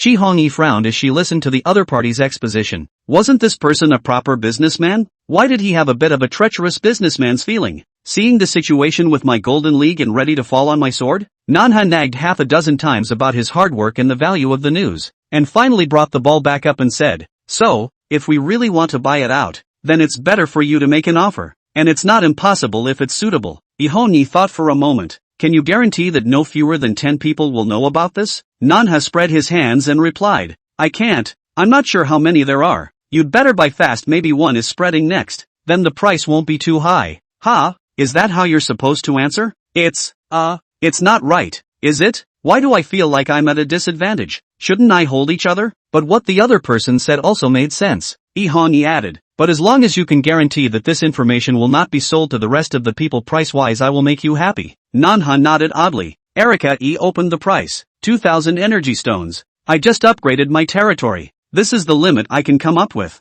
Manhwa balked. Good. In fact, in his expectation, even if he sold to the rest of the many lords is almost this price. After all, sold to the Golden Alliance only 400 energy stone up. Manhwa agreed in one breath, and Hanji breathed a sigh of relief. Soon, the energy stones were traded into Manhwa's hands, and along with them came a passage. "You're not cut out to be a crook. Don't do it." South River? What does that mean? According to me and Big Brother Chinye's speculation, it's around 2,000 energy stones, right? I've already reached my goal. How come I don't deserve to be an adulterer? If Chunyi is here, we'll definitely feel sorry. I told you that this thing is worth 2,000. The moment someone else opens his mouth as 2,000, you agree at once? You raise the price. At times like this, it's obvious that you're trying to pin down the other side. How do you know if it's the other side's limit if you don't raise the price? What if there's more when you squeeze it? In the middle of a swamp, Owen frowned as he searched for something. Without a chat channel, he was like a blind man in the midst of the many lords. Even now it took half a day to find someone. "You guys, split up and target the giant crocodile troopers. Lead the way." The Earth Knights split up to look around this area, but they didn't find any useful information. Owen wiped his head in depression. Is it hard to be in the middle of this swamp? Can an alligator survive in the middle of a swamp? Should they be able to? But is one going to look for it in the middle of the swamp? If one's Earth Knight's strength was halved fighting in the middle of a forest, then fighting in the middle of a swamp could almost be said to be a lamb to be slaughtered. He wasn't very keen on risking his already small number of soldiers, and because his beloved mount was injured and not healed quickly enough, several of his Earth Knights had begun to lower their loyalty. Shall we let those knights do some exploring? No.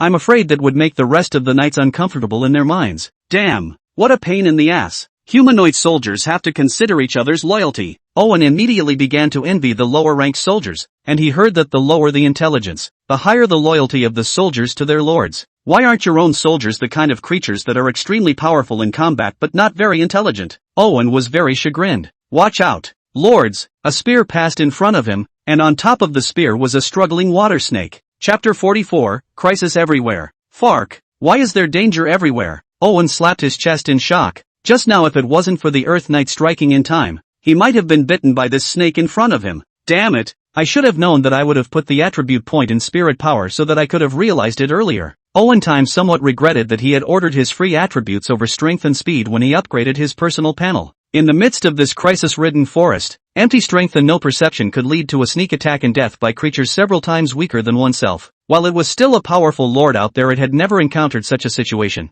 Or if it did encounter itself, it didn't care in the slightest, because the Earth Knights around him could always handle it, and even if they couldn't, he could heal himself with the spring. And now that he had lost his territory and the spring, he was like a rootless duckling without any sense of security. A territory must be captured quickly. Owen's mind reinforced this thought and continued to hurl curses in his mind. Didn't this damn woman say she could see her territory when she got to the swamp herself? Where are the people? Owen thought back to one of the neighboring lords who had initially sought to accost him. He had made the other a target for capture, and now he was trying to gain the other's territory. But there are snakes everywhere. Where are the signs of territory? Between Owen's rises, they had been stopped in their tracks by a thick water snake. These water snakes were not of any grade, not even in grade at all, but they were numerous and aggressive. which made him frown. Owen inquired to the Earth Knight next to him. There are a few too many. Can they be killed? The Earth Knight replied, reporting back to Lord. It can be killed, but this water snake seems to have appeared from the middle of the swamp. I don't know if it will get more and more killed.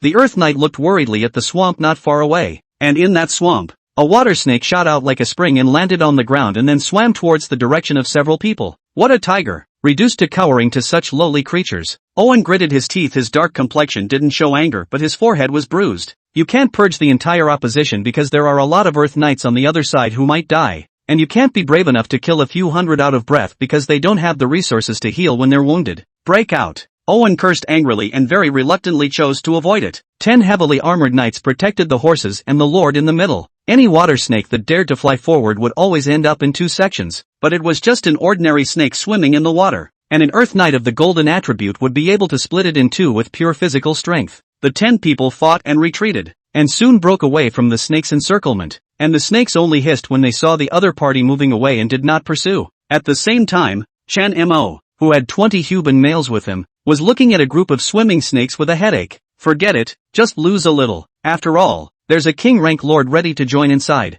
He looked deeper into the swamp and made up his mind with a clench of his teeth. With the addition of a king ranked lord, but whenever the other party gained some resources to develop, it would be a strong boost for the Golden Alliance. Drip drip drip. Suddenly, the chat window flashed. Chen Mo glanced at it, and it was Chi Hongi. What? Chen Mo froze in place after realizing what happened. So we're now. Ihonyi replied. Stop expanding from now on, and focus your resources on the lower rank lords to induce balance first. Chen Mo didn't really agree with this decision of the ally. Tilting resources toward the lower ranking lords may seem like a way to counteract the higher ranking lords when a crisis erupts, thus not leading to internal divisions. But wealth doesn't go with the territory, and those high ranking lords aren't cuties either. Erika E also said, of course I know this, but there's no better way. I need time. Just give me time to better develop my soldiers, and in time I will silence all voices of resistance by force. Ihongi's words were overbearing. It seemed to her that the reason this extraordinary benefit tugged at the heartstrings was because the cost was so small. If they possessed absolute power to let the people of the Alliance know what punishment would be meted out to those who mutilated their allies, then they wouldn't easily violate the rest of the lords. Okay, I get it. Chen Mo's mind was heavy. This news came at a very bad time, or else he could have pulled in one more king rank lord. It's better not to do this over like this. It saves me from damaging my troops. Chen Mo thought for a moment and sent to the lord who had asked for help. I have arrived at the outskirts of the territory, but there are simply too many swimming snakes, so forgive me for not being able to do anything. After typing, he closed the page and began a mad dash to his territory. If it was as the Alliance Lord had said, then someone like him, who went on a full-scale attack every time he went out, would be in great danger, and he had to return to his territory as soon as possible to defend himself.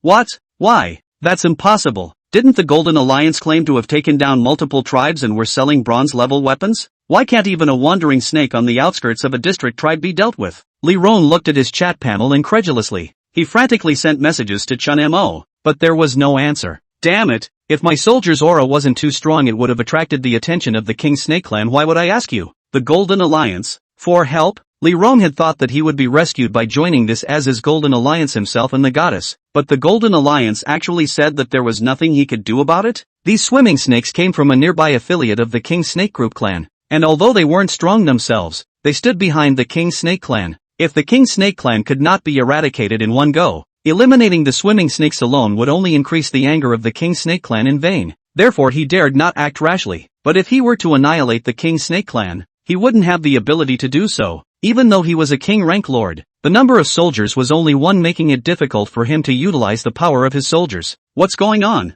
Is the Golden League coming? Su Qingyin looked at her licking dog number 1 with sleepy eyes. Not only did the arrival of the other party not solve his crisis, it instead aggravated his weight in the King Snake Clan, thus making it more difficult to break through. But the good thing is that the other party is strong enough to stop the attack of the wandering snake, giving himself a respite and even sleep directly. And Lick Dog promises that a Golden Alliance man will soon come to their rescue. Almost there. Li Reng's words were nervous, but the small movement of his clasped hands betrayed himself. Su Qingyin didn't reveal it, just angrily cursed in her heart. A waste is a waste. On top of the surface, Su Qingyue then said, it doesn't matter if the person didn't come. This is supposed to be my business. I'll look for it as well. See if I can find someone. Li Rong scratched his head in some embarrassment. This time he didn't dare to be careless. Su Qingyin gave the other party a blank stare after turning around, then opened the panel. After some contemplation, she organized her words to Chen. Chapter 45, The King Snake Clan. Brother Chen Yi. Me, can you help me? I haven't finished with the water snakes here. Chen Yi closed the chat box after casually glancing at the message. His army was almost entirely used to crusade against the King Snake Clan except for a few dozen who stayed behind. And he simply didn't have any extra troops to do anything else. And why should her non-relative self try to save her?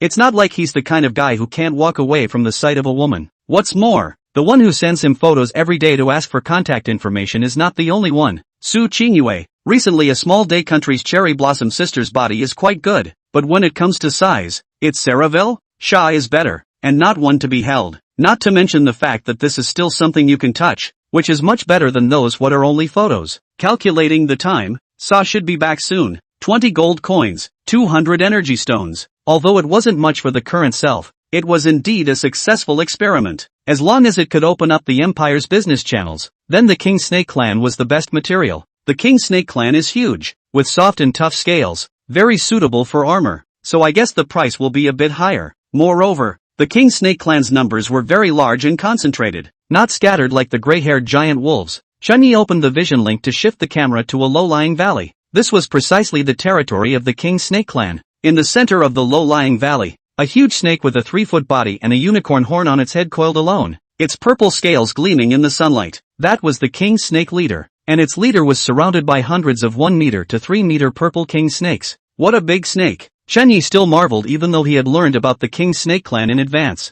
At nearly 10 meters in size, this was the largest creature he had seen besides the frost dragon. But the good thing is that his recently born new kobolds have also gotten rid of their previous 3-headed size, basically coming to around 1 meter 7. Occasionally, there are also wolf giant kobolds. Tin kobolds such as can reach more than 2 meters is not without a fight. 2 meters might be a bit small in front of that huge king snake, but they were still huge in front of a normal 2 or 3 meter king snake. Hiss! The approach of the kobold army triggered the snakes that were on alert. The snakes hissed, and a few 2-meter king snakes raised their drowsy vertical eyes to sweep far away. A bit too far away to see. The forked tongue spits out and retracts. Even the collection of scents 1,000 meters apart allowed her to identify the incoming enemy, which turned out to be a kobold. So she continued to sleep. Just leave that kind of stuff to the guardian outpost snakes. The King Snake Clan, under the call of the King Snake Chief, had dominated almost all the snake clans in the surrounding tens of kilometers. The great clan of King Snakes was entrenched in the middle of the valley, and the rest of the snakes were entrenched on their periphery according to their status. Hiss!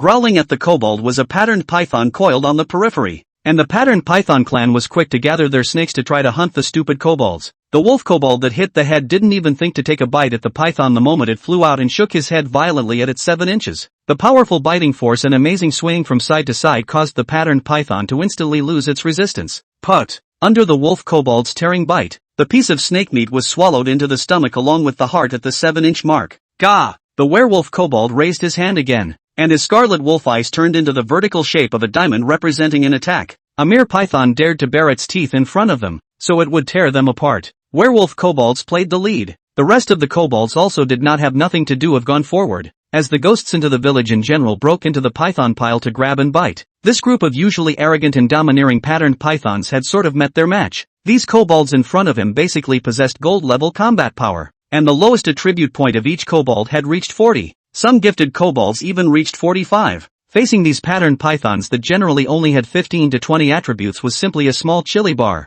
one bite at a time. Of course, the little chorizo is also divided into male and female. For some of their more favorite chorizo will be tied in knots and squeezed together conveniently to take away when they go. Hiss! Ha! Grrrrrrr! Chen Yi! Somehow, he seemed to hear Jia Jia Jia and the kobold's rattling laughter. That's not a good way to laugh. I'll have to teach you a lesson. For the patterned python's crushing was expected by Chen Yi, and the only real focus that worried him was the King Snake Clan and the King Snake Leader. The King Serpent Leader nodded slightly, its coiled body lifting a section as it seemed to notice the failure of the patterned python. Hiss! The ear-piercing roar was not loud, but it was accompanied by a bizarre power that made the sound wave convey for miles. At that moment, a group of small turquoise snakes sleeping in the treetops descended from the trees and catapulted towards the kobolds. There are other serpents? Chen Ye's brows locked. His previous probing only had the patterned python and the King Snake Clan inhabiting this place. How could there be more? Could it be that the group of pythons had really ruled the surrounding area as he had projected? The small turquoise snake bit into the kobold's wrist, neck and thigh.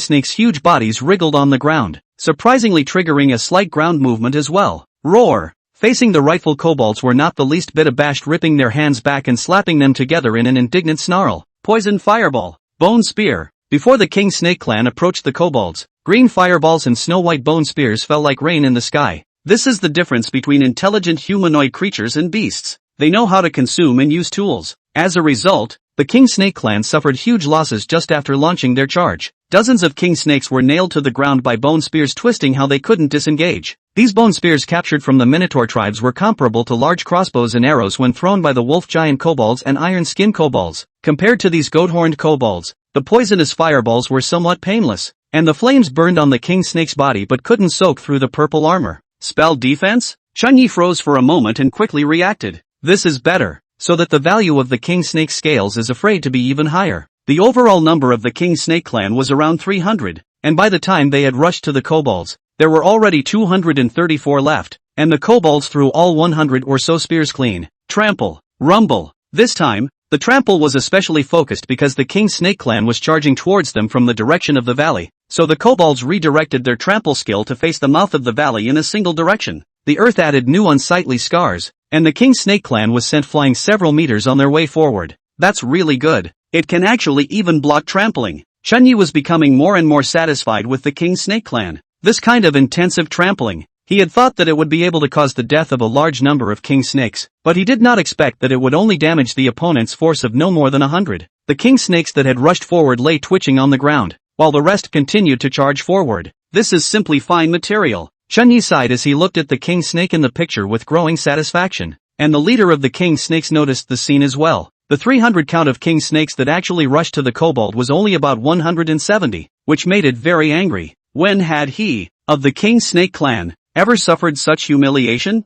The huge tail was flung like a horizontal pillar, rather like a sweeping force. Poison palm. The kobold priest stepped forward, the power in their hands coalesced, lumpy muscles trembled continuously. Although the poison in the poisonous palm was blocked by the king snake's scale armor, but the kobold priests also steadily received the sweeping blow by virtue of their numerical advantage. This king snake chief at least has 60 dozen attribute values. Chen Yi discovered the toughness of this king snake leader from his opponent's constant attacks. No matter how the opponent reacted, his own kobolds needed to concentrate to barely resist, and with an attribute deviation of close to 20, it would be good if they weren't killed in seconds. Finally, with the interference of the king snake leader, the King Snake clan collided with the goblins at close range. The King Snake clan mainly relied on their own scale armor that was immune to most attacks and their proud muscles and size to attack. As for the kobolds, except for the wolf giant kobolds and iron skin kobolds who were able to fight these king snakes one-on-one, the rest of the kobolds chose to fight in a flexible manner. Just as they had once hunted the giant gray-furred wolf, they intended to legally cannibalize the huge king snake. The two sides were writhing together, with kobolds and king snakes everywhere, and occasionally the rest of the bronze-level snakes that had heard the call and rushed to join the fray. The battlefield was very chaotic and even scorched at one point. The strongest of his soldiers, the goblin priest, fought the king snake leader. Chen Yi kept switching viewpoints to control the situation in the middle of the battlefield, and soon he furrowed his brows. The kobolds killed nearly half of the king snakes in a square-like formation before they got close enough. However, when the king snake approached, the goblins seemed to be in a state of anxiety, and they would only use a single tactic without the slightest bit of formation to speak of. You bite me, I bite you. You whip me, I bite you. You wrap your body around me, I bite your neck. This is not two armies against each other, it is like two gangs of hooligans fighting. The goathorn kobolds kept releasing spells at the king snakes around them, but the poisonous fireballs were bouncing off their own people because of the immunity of the opponent's scale armor. Wolf giant goblin likes to fight alone like a reckless man. Iron skin goblin likes to drive his iron skin rush, regardless of the enemy teammates, as long as in front of their own through the crash. While the cunning rabbit goblins dig holes in the battlefield to work with the werewolf goblins in gopher warfare. Before the enemy approached, it was as if the god of war in the army had instantly turned into a rogue gangster after the enemy approached. It's not a matter of goblins being weak, it's a matter of their combo and play. Although the kobolds have the attribute of unity among their panels, but that seems to be in the case of fewer people. It wasn't that kobolds weren't united when there were more of them, but with the variety, they didn't know how to work with their partners. The werewolf kobolds and the cunning rabbit kobolds, who had worked together for a long time, were quite good at this. But the new generation of jackal goblins, wolf giant goblins, tiefling goblins are pretty much on their own. They need a leader. Chen Yi saw the problem. This group of kobolds lacked a leader to call and command them, and they would only be a competent army if they were twisted together. But goblins are updating and iterating so fast, just like the two chiefs he appointed at the beginning, the gray wolf and the pleasant sheep. Although nowadays the strength is also good by virtue of leveling up Froze and piled up his attributes to 42 and 43 points. This attribute was indeed considered to be of high quality amongst ordinary kobolds, but amongst the new generation of trigene fusion kobolds, it belonged to the middle of the pack. Because of bringing the genes of the dark goblin and fusing the genes of the other two races, this kind of goblin commonly had 40 attributes at birth and surpassed them with a slight upgrade. It looks like we have to take down the gargoyles on the other side of the river as soon as possible. Soon, as time passed, the kobolds gradually gained the upper hand. The winds have reversed and the end seems doomed, but the cost is also very painful. Chen Ye's side was constantly receiving news of kills and kills. Forget it, a heavy death toll is a heavy death toll. Just so the military side is optimized. Chen Yi looked at the colorful variety of snakes on that battlefield in his heart this statement. Because of the difference in species, the group of snakes fared little better than the kobolds. Even some in the accidentally attacked teammates immediately turned against each other after the two snakes twisted together to devour each other to tear. Type optimization calls out useless soldiers, and incidentally teaches them how to actually fight with squares. Chapter 47, Brother Chen Yi is here to save me. Your goblin priest goblin has killed the king snake leader. Experience plus 5000. Energy stone plus 600. Exotic crystal x1. The goblin priest has upgraded and is currently at level 12. Your tin kobold has killed the water snake leader. Experience plus 300. Energy stone plus 200. Exotic crystal x1. The tin kobolds have been upgraded. You lost one. The war came and went quickly, and in just one afternoon the valley was covered in the color of blood. The fishy smell of blood covered the entire valley with the fresh breeze. Bodies big and small lay all over the place. Kobolds, pythons, vipers, king snakes, water snakes. More than 170 goblins fought until the end. Surprisingly, only 70 goblins were left. The new generation of wolf giant goblins, tiefling goblins and goblin priests are the majority of the survivors. A loss is a loss. Just enough to help me purge the straggling races. Chen Yi faced his losses openly and calmly, and although his losses were unprecedented, his own gains were also unprecedented. But this battle he had gained 1,700 energy stones, x2 of Zena crystals, 100 tons of serpent blood and flesh,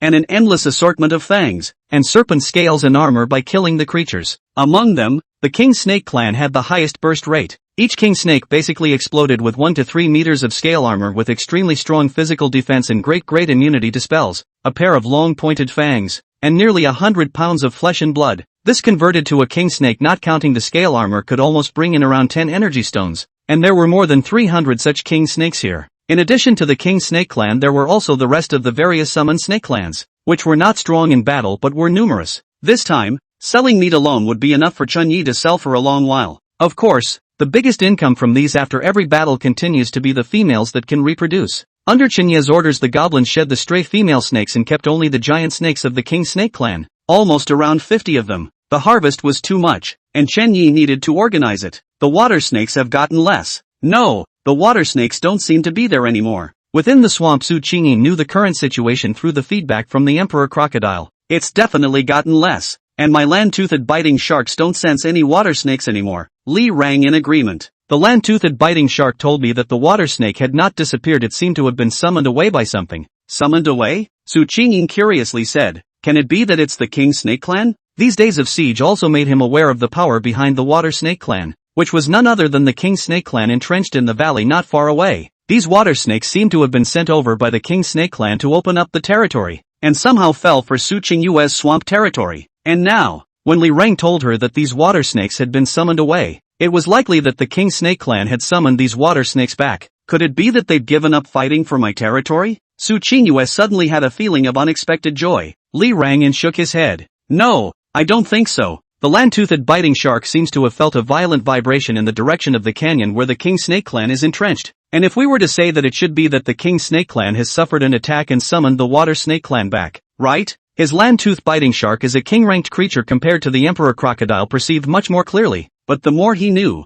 the more worried he was. The King Snake clan was already very powerful in his opinion. Although he didn't have positive contact but just based on the 20 golden soldiers sent by the King Snake clan when he violently killed many water snakes last time, the overall strength of the King Snake clan should be a few notches above his own, and he himself was a king-ranked lord among the lords. The other party was a few notches above himself. That would allow the King Snake to summon back all the soldiers like water snakes that were of little use in the situation. How strong should that intruder be? A holy lord? No, the holy lords couldn't do that, could they? Through the information transaction with Nanha, he was aware that there was also a period of growth for the Sacred Order Lord soldiers. King Order Lords have a week of troop growth time, while Holy Order has a month. So far it's only passed, but half a month or so even the Holy Order Lord soldiers have only reached the sub-adult stage, and that's if they're well developed. Sub-adult. The district is afraid that a sub-adult saint-ranked soldier is not a match for that giant King Snake, right? If one were to talk about strength in single combat, the Sacred Order soldier type would naturally not be afraid of any of the King Snakes, but the other party was not one.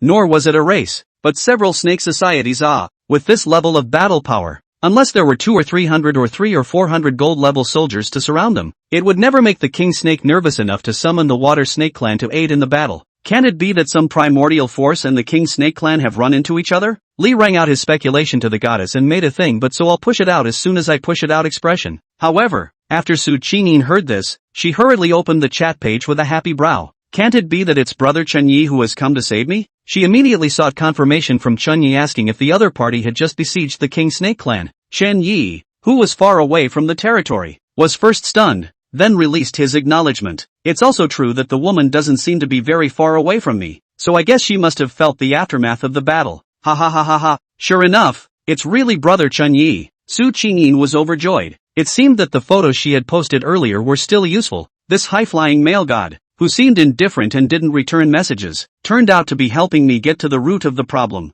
Humph, what soul sub-god lord? What number 1 powerhouse isn't still subjugated to my garnet skirt? She bit her lip in triumph. Li Rong, on the other hand, frowned in slight confusion. What Chen-Yi? What help? Su Qingyue's small agaric nose coldly grunted. Didn't your golden alliance not come? I then sought help from brother Chen-Yi, and I didn't think that he would actually directly help me eliminate the King Snake clan. Chen-Yi? Brother Chen-Yi? Li Rong's face immediately became ugly as if he had eaten shang, because he saw heartfelt happiness and delight in Su Qingyue's eyes, and even contempt for himself. It can't be. With the strength of the King Snake clan, it can't be something that our current lords can deal with, Li Rang subconsciously retorted in the way of face. Su Qingyue then coldly glanced at the other party. Don't slander others if you can't do it. I forbid you to talk about brother Chenyi like that. Some frost appeared on her arrogant face. Su Qingyue was really angry. Hey, no, I didn't mean that. I mean, it's unlikely. Even Chen Yi, who is the number one in battle power, can't possibly defeat the King Snake clan.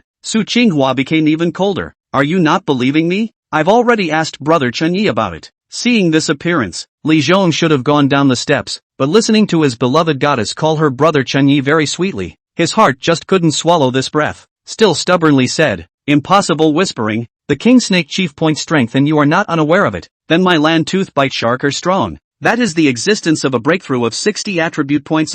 My king rank weaponry is heavily restricted, and his sub-divine weaponry should be even more restricted. Humph, believe it or not, I'm going to find brother Chen Yi now. Su Qingyue was really angry. This licking dog in front of her actually dared to insult her own brother. But now is not the time to deal with this lickspill. Chen Yi had just finished dealing with the King Snake clan, shouldn't have gone far. He was going to sneak around and see what kind of soldier his own brother really was. Sub-god level. Must be a very handsome dragon, right? The kind that's more handsome than a frost dragon. Su Qingyin summoned her emperor crocodile to fly towards the King Snake Valley. Li Rong clenched his teeth at the sight and followed suit. He still didn't believe that it was the King Snake clan that Chen Yi had pressed to summon the water snake. How can there be no limitations when it's a sub-divine weapon type? With complaints and reluctance, he also wanted to see what kind of soldier this legendary strongest lord was. Chapter 48, Kobolds steal the trophies left for me? The Emperor Crocodile ran all the way, and this was the first time Su Qingyi had stepped out of her territorial boundaries. The land-tooth biting shark potentially followed the Swamp Emperor Crocodile underground above the ground. As a special shark that can survive on land, the land is as friendly as water in the eyes of the land-toothed biting shark. Soon, the two arrived at the territory of the King Snake clan, which was not far from them. What a strong smell of blood. Su Qingyin has not yet entered the valley, smelled the fishy air that washes the nose of its seat of the Emperor Crocodile and the underground land-teeth biting sharks is to show the excitement of joy. It does seem so dense. The land-tooth biting shark floated out of the dorsal fin. Li Rong sat on it with a frown. The bloodthirsty aura here had already permeated outside the valley through the breeze. So just how tragic was it inside the valley? It can't really be Chen Yi, can it? Li Rang secretly swallowed saliva, in his heart some melancholy. If it really was Chen Yi, then it proved that Chen Yi had a great relationship with his goddess. The competitor is Chen Yi. Can I still win? Li Rong's eyes kept swaying, sometimes drifting towards the valley, sometimes drifting towards the excited Su Qingyue on the side. It's not Chen Yi. It's not Chen Yi. It must not be. How can there be a lord so powerful? Li Rong comforted himself while patting the dorsal fin of the land-tooth bite shark to speed it up. Gradually, they entered the valley. But even though the two of them were prepared through their blood chi, they were still startled by the scene of blood and flesh flying within the valley. The entire valley was paved brown with dried blood, and every now and then you could see the carcasses of various types of snakes hanging from the trunks of trees with blood dripping down, with the occasional half of the carcass slipping off. In the face of all this, Li rang with mixed feelings. Su Qingyin, on the other hand, excitedly picked up half of the snake's carcass. This must be what brother Chen Yi guessed that I was coming and specially left for me. Along the way, Su Qingyue kept picking up thumb-sized snake carcasses that Chen Yi couldn't even look at. Ah, this is a water snake. See, I told you it was brother Chen Yi who was helping. Su Qingyue picked up a section of the water snake's body, very showy, and showed it off to Li Zhong twice. Li Rong's face was gloomy, but his heart was secretly happy. A sub-god level soldier facing this kind of ordinary snake should be directly killed in seconds rather than crudely torn in two and thrown piece by piece. How could this kind of gruesome battle not look like the slaughter of a sub-god soldier type? It should be a war between two clans. And it was well known that Chen Yi's soldiers were of the sub-god level, which meant that it was impossible for Chen Yi to have done this here. If Chen Yi didn't do it, then the goddess is still mine. The two gradually walked slowly to the entrance of the valley. The discovery at the entrance of the valley was even more pleasing to Li Rong's heart, because at that valley there were more than a dozen strange-looking and tall kobolds carrying the corpses of some patterned pythons. Li Rang turned his head to Su Qingyue and said, "See, Qingyue, this isn't Chen Yi's doing at all. This should be the goblins and the King Snake clan fighting." Su Qingyin's face sank in anger. "Don't call me Qingyin. And, Li Rong, are you so unable to see others as good? Can a weak race like the kobolds compete with the King Snake clan? This is clearly part of the snake meat that brother Chen Yi left here for me, only to have it stolen by these damnable kobolds. And don't you go and snatch my snake meat for me." Su Qingyin was complaining about Li Rong both inside and outside of her words, and she had a nasty feeling about this licking dog. This, seeing his own point of view was refuted, immediately wanted to refute back. but saw the goddess on the pretty face of the anger and had to shy face to apologize. Yes, it's me who guessed wrong. Maybe it's big brother Chenyi who can't see these meats specially left for us. What can't you see before you specially leave it for us? If you can't talk, don't talk, and go grab the meat back for me. Su Qinyue was almost using roar by the end of her words. This time Li Rang did not dare to be slow, immediately let the land-tooth biting shark go forward to seize it. The land-toothed biting shark slammed downward and disappeared in front of the two men's field of vision, and not far away, a dozen or so tin kobolds were carrying the last of the patterned pythons. This time the loot is too much, their manpower is too small. 1 or 2 trips after actually cannot finish moving. This is already the 3rd trip. If it wasn't for the fact that the goblins could regain their strength by stepping on the earth, I'm afraid that any other soldier would have gone on strike from exhaustion. Gah! The tin kobold carried the corpse of the patterned python, occasionally withdrawing a chorizo from a nearby treetop and placing it in his mouth. They were like a group of mischievous children, unmoved by the better-fleshed, meatier patterned python on their shoulders, but very fond of the tiny chorizo above the treetops, which was extremely difficult to obtain. Suddenly, the tin kobold looked like it sensed something huge, eyes staring curiously at the ground. Something's coming up. What could it be? One kobold stopped, and the rest of the dozen or so stopped together, carrying snake meat and staring curiously at the ground with their heads cocked. Kobolds who are not in combat have inherited orcs perfectly in terms of life IQ. Roar! The land-toothed biting shark hissed and broke through the ground, opening its bloody mouth towards the tin kobold's head. Little eyes, big doubts. When did sharks come out of the dirt? Seeing that bloody mouth, which was getting closer and closer to him, the tin kobold hastily opened his iron skin skill. Clang! Crisp iron slamming sound. The land-toothed biting shark was bounced a few meters away. This kobold's head, made of iron? Land-tooth bite shark was a bit incredulous, but the kobold's counterattack had him diving into the earth in no time. Pang! The rest of the kobolds had long ago taken the opportunity to stomp on the ground, leaving several huge footprints. Is this kobold? This kobold? Li Rong looked at the scene just now in disbelief. He had thought he was going to get it. Clank! Crisp sounds rang out as the remaining 10 or so iron skin goblins similarly turned on their iron skin skills. Some tough ones. He looked over to his goddess, and sure enough, the other man already had a look on his face that said, "You were just like that." Li Rong hurriedly defended. "It's okay, although the defense of that group of kobolds is a bit high. The initiative is mine. It's impossible for them to keep their skills on all the time. A kobold can't keep his defense skills on all the time, whereas a land-tooth biting shark can lurk beneath the ground for long periods of time.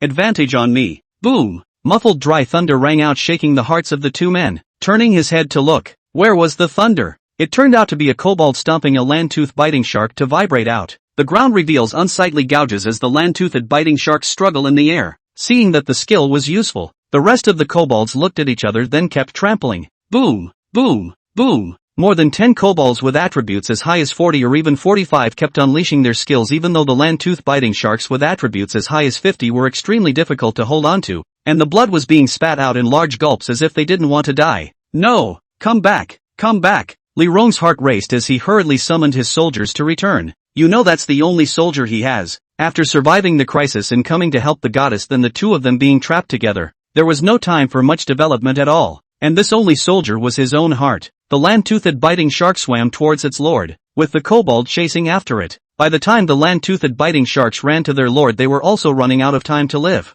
Li Rang looked up at the tall kobold swallowing a mouthful of saliva. P.S. I'm begging for votes and golden tickets. Thank you all. Chapter 49, The Goddess Still Cares About Me. Run! Li Rong roared, followed by the scenery around him flying backwards. It turned out to be Su Qinyue, the goddess who saved him. The emperor crocodile flew above the ground furiously. The kobolds chased frantically behind him. If it was a werewolf kobold or a cunning rabbit kobold that was chasing them, then the two of them would die for sure. But unfortunately this time it was a tiefling kobold that was chasing them. A tank who has his attributes on strength and defense. The imperial crocodile moved slowly but considerably faster than the kobolds, and was soon out of harm's way. Thank you. Whisper. I thought I was going to die at the hands of those kobolds. Li Rang slapped his chest in shock, and Su Qinyue gave the other party a blank look. If the other party's status as a king-rank soldier lord wasn't still of some use, why would she save this piece of trash in front of her who had accomplished nothing? You lost a land-toothed biting shark. The system beep sounded, and Li Rang was very low. His own soldiers were gone,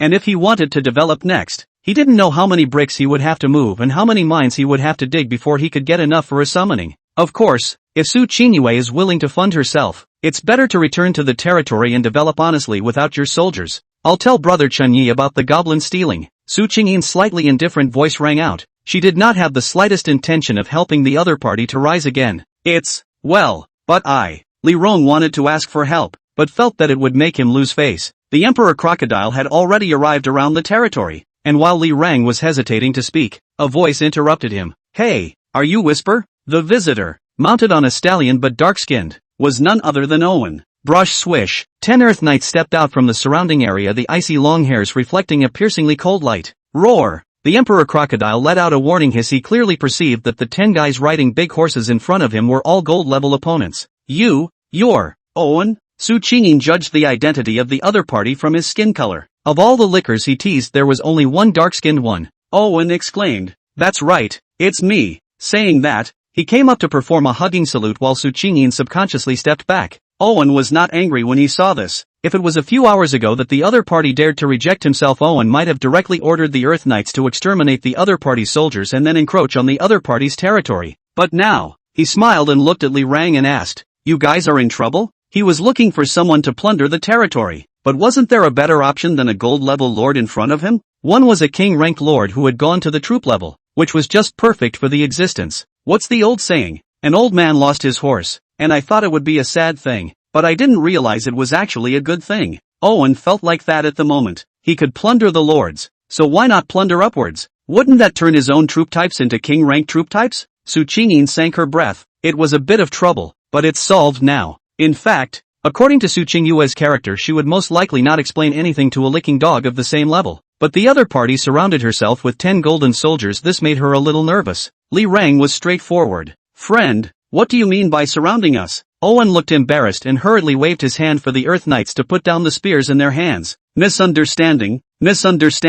I'm friends with Whispering. This time I'm out hunting, just happened to run into you guys. Well, there's a swamp here. I think it's your territory if I remember correctly. Light Whisper? Invite me in? Owen was frank and collected, his tone Sydney as usual. Su Qingyin didn't know that territories could be plundered. And seeing as the other party's soldiers were powerful, she said, "That's fine, then you come with me." In a short period of time, Li Rong was not expected to be able to provide himself with much help. Since this was the case, then it would be better to train a different lickspittle. She had absolute confidence that she could take down foreigners just as well, even if they were SOSO. Some people are happy and some are sad about the trio. Whisper's friends were really many. First Chen Yi, and then this foreigner in front of her. What's even more damned is that this foreigner actually developed 10 troop types, which puts me in an even lower position. Li Rong sat behind the Emperor Crocodile with a gloomy face and moody ups and downs. Owen, on the other hand, talked with Su Qingyi, and even finally ran out of road. He let his troopers stay at the edge of the swamp, which itself sat on the head of the Emperor Crocodile. This brought the two closer together. Li Rong looked in his eyes and hated in his heart. Developing troop types? When I go back I must develop troop types. When the time comes, I'll have my 5 or 10 king-ranked soldiers, and I'll be sure to get my revenge. At the head of the Imperial Crocodile, Su Qingyin inquired in a low voice, "You're saying that you can plunder the rest of the Lord's territories for rewards?" "Of course, and the higher the level the more energy stones you get. Look at me. I've already developed 20 gold soldiers after plundering 2 lords, with the 10 Earth Knights outside." Su Qingyin was not skeptical, just an eye roll. "But we don't have the coordinates for the rest of the lords." Owen waved his hand. "That can't be helped, but we can search. Maybe there are the rest of the lords around." "Wait, you're not here to prey on me, are you?" Su Qingyin suddenly looked alert. Owen, however, had already thought of something to say. "Whisper, we are friends. How could I possibly do this to you? Look, I've put my own soldiers out there. I'm not even close to being strong enough to hurt you." Su Qingyin nodded as she glanced at the Emperor Crocodile beneath her. Indeed, the other side soldiers were outside the swamp,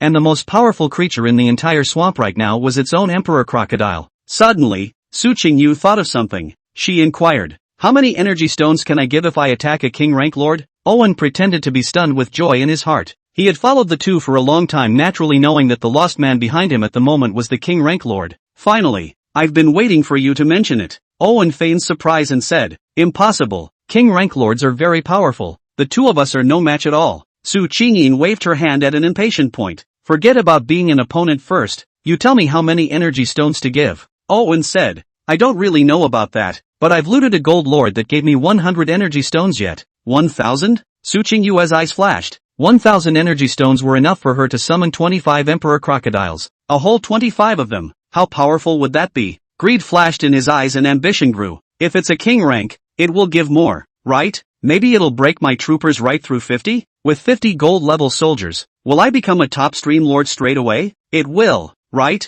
It definitely will. Su Qingyue's breathing gradually became heavier, and the first thought in her mind was to devour Li Zhong. The second thought was to tell Chen Yi the news. Chen Yi was a sub-god lord, and after pleasing Chen Ye's brother he might even be able to obtain a substantial portion of energy stones without having to make a move himself. No, I can't just tell brother Chen Yi. I have to verify it first. Yes, verify it myself before I tell him. Su Qingyue did not hide her greed looking at Li Rang behind her. Seeing that the goddess was looking at himself with fiery eyes, Li Rong immediately scratched his head in embarrassment and handed over a coy smile. Sure enough, the goddess still cares about me. Chapter 50, The Miraculous Stone Well. What is this? Chen Yi looked at an odd shark among the trophies. The King Snake clan still had such things? He called out to a kobold to inquire about the situation, and learned from the other about the attack he had encountered while carrying something. I see. Perhaps another lord is treating his soldiers as ordinary wild monsters? But this time, his own soldiers weren't injured so he didn't bother with the other side. Otherwise it's quite a hassle to have to go through the trouble of exploring the location of the other side's territory. Okay, you dig the hole. Chen Yi dispatched the goblins he had summoned. Now that there were small mountains of snake corpses piled up within the territory he needed something like an ice cellar to preserve them. Although the crisis has been over by the surrounding ice and snow did not melt, and even the temperature did not change much. Late fall is over and it seems to be coming to winter. It is also fortunate that it is winter or else he really does not know what to do with this blood and flesh. He is not willing to let the system acquire such a huge amount of blood and flesh. If it is the system that old den although it will give yourself a neat yard, but absolutely only snake scale armor and flesh snake teeth. What snake tendon snake gall it is not mentioned. It's better to leave the professional stuff to the professionals. Let's have Sha take a look at it when she gets back. Chen Yi already had the feeling of being secluded behind the scenes at the moment. The Lord's side had developed manhwa, and the Empire's side had developed Sha, and although they were both preliminary, they had already achieved considerable results. The South River side brought in 400 energy stones as he had suspected. In order to pull people's hearts together, Chen Yi and the other party's income is divided 3-7. He's 7 and the other party 3. Although on the surface it looks like Nanha suffered a loss, but Chen Yi knows that as long as the Empire and their own side of the link that they can bring to Nanha's income is absolutely huge, and even a pass through the entire Lords of Commerce is not impossible. That makes me a lot of energy stones these days. Chen Yi checked his personal space. Exotic Crystal X3, Forging Drawing Split Bone Knife X1, Energy Stone 5133, First Order Fire Rain Scroll, Gambling Stone X270, Bronze, Lucky Iron Pickaxe X1. I thought that the energy stones needed to upgrade the territories would be the hardest to get, but I didn't think that I would actually be the first to complete them. Chen Yi sighed, then summoned the territory panel. Dark Kobold Territory. Territory level, LV2. Territory size, 1000 meters. Territory capabilities, message notification after invasion. Provision of wall protection. Provision of multiple archery towers for vision, and moats to enhance territory defense. Requirements for leveling up. 1. 000 units of wood. 2. 000 units of stone. 1. 000 energy stones, and at least 3 territorial buildings. Current resources, 300 units of wood, 20 units of stone, 210 king snake carcasses, 40 patterned python carcasses, 100 water snake carcasses, 300 swimming snake carcasses. The upgrade conditions were not met, but with money, the problem was not a problem. Lorry buys stone, the market buys wood, and a few taps of the finger completes the required upgrades afterward. The conditions for territorial upgrading have been met. Is it upgraded? Yes. No. Yes. White rays of light flashed by, one landing on top of the territory and one landing on Chen Yi. Congratulations. Your territory has reached LV3 and your personal panel has been upgraded. Congratulations. Your territory has reached LV3 and your visibility has increased. Congratulations on the increase in your popularity. Your current fame value has increased to minor fame. Congratulations on your territory reaching LV3. You have become the first lord to upgrade LV3, and you have gained the right to pick one of your territory's buildings. Dark Kobold Territory. Territory level, LV3. Territory size, 3000 meters. Territory capabilities, message notification after invasion. Provision of wall protection. Provision of multiple archery towers for vision, and moats to enhance territory defense. Requirements for leveling up, 3000 units of wood, 5000 units of stone, 5000 energy stones, 1000 units of fine iron. Current resources, 300 units of wood, 20 units of stone, 210 king snake carcasses, 40 patterned python carcasses, 100 water snake carcasses, 300 swimming snake carcasses. Well, not every upgrade uses a surprise. This upgrade didn't have any bright rewards. It only upgraded the personal level of the lord and the prestige value of the territory a bit, and even the selection of territories became less. Better than nothing. Chunyi still added his 5 free attributes to speed and spirituality. His spirituality attribute came to 12, speed came to 9, and his overall attributes even reached 22. Well, then I'm barely a silver glitch from now on. Chunyi laughed to himself. The attributes of 20 had already reached the basic attributes of a silver monster, and he was now considered to have a foothold to survive on his own in the middle of this forest. Open the selection panel. Chunyi completed the additions once again, coming to his favorite white John page. Wooden barns, practice fields, amazing stone wells. Only 3? This time, the selection made Chunyi a bit surprised that there were only 3. Just what the hell is this third one? Wooden warehouse, very trashy. Practice field, moderate. Amazing stone well. As the saying goes, the weirdest isn't always the best, but the best is definitely the weirdest. Chunyi tapped his finger on the magical stone well. He wanted to see what this stone well could actually bring to him. A magical stone well has appeared in your territory. Putting something in might be rewarding. Oh, note, of course, you could also smash into someone at the bottom of a well. Perhaps Sadako, perhaps the god of wells. What a hell of an introduction. Chunyi turned his head to look behind himself at the stone path in front of the cabin, where there was another simple and plain well. Quaint, simple, even revealingly mundane. Need to drop something, let me see what's going on. Chunyi curiously walked over and casually found a pickaxe in his personal space and threw it down. No reaction. He scrutinized Ishii's lack of response. Even his own pickaxe had disappeared. This isn't ing coming to screw me out of my stuff, is it? The iron pickaxe I threw is trash, but it's still a bronze weapon coming. It dawned on Shen that he thought he was being played. Suddenly, green smoke rose. A ghostly cold aura made Shenya's hair stand on end. Immediately after, in the green smoke, a pale hand grasped the mouth of the well and its figure slowly floated out. Dirty long hair covers the whole head, snow-white neck like a swan and like a ghost odd and cold. And more than the neck to make people feel cold is that body. Just look at people like falling into the ice cellar of the red wedding dress. Sadako? Chunyi was inexplicably nervous, and was even already secretly summoning his goblins to gather. If this Sadako dared to show any hostility towards himself, he would not hesitate to have the kobolds demolish this stone well. Hey, wait, how about this Sadako well?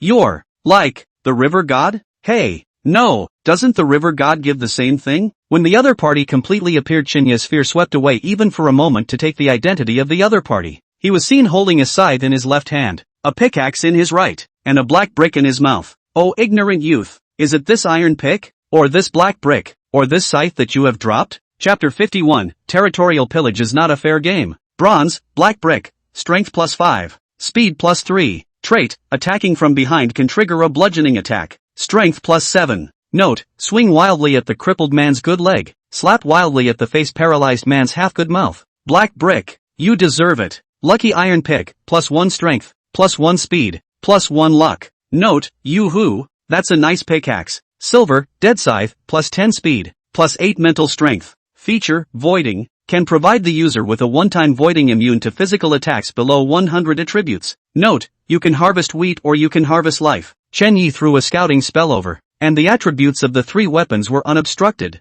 With the exception of the iron pickaxe that he had dropped, the rest of the 2 were extremely strong weapons. The scythe in particular had reached silver level and possessed heaven-defying characteristics. Compared to the attribute boost of the scythe, Chunyi even valued the characteristic that was comparable to a divine skill more. Choose, ignorant youth, whether you drop this iron pick, or this black brick, or this scythe. Sadagawa God didn't realize that his weapon had already had its attributes probed by the other party, so his tone became extremely impatient. I choose. Chunyi pretended to be metaphysical, wanting to see the river god's reaction, and Sadagami immediately showed an excited expression. Say iron pick. Say iron pick. Sadako had decided that as long as this young man dared to say that it was an iron pickaxe, that would prove that he was the one who had smashed himself, and when the time came, she would make sure to break this ignorant young man into pieces. I'm staying at the bottom of the well and someone keeps smashing me. Isn't that bullying honest people? Well, I dropped the scythe. Chunyi honestly chose the scythe after observing his opponent's expression.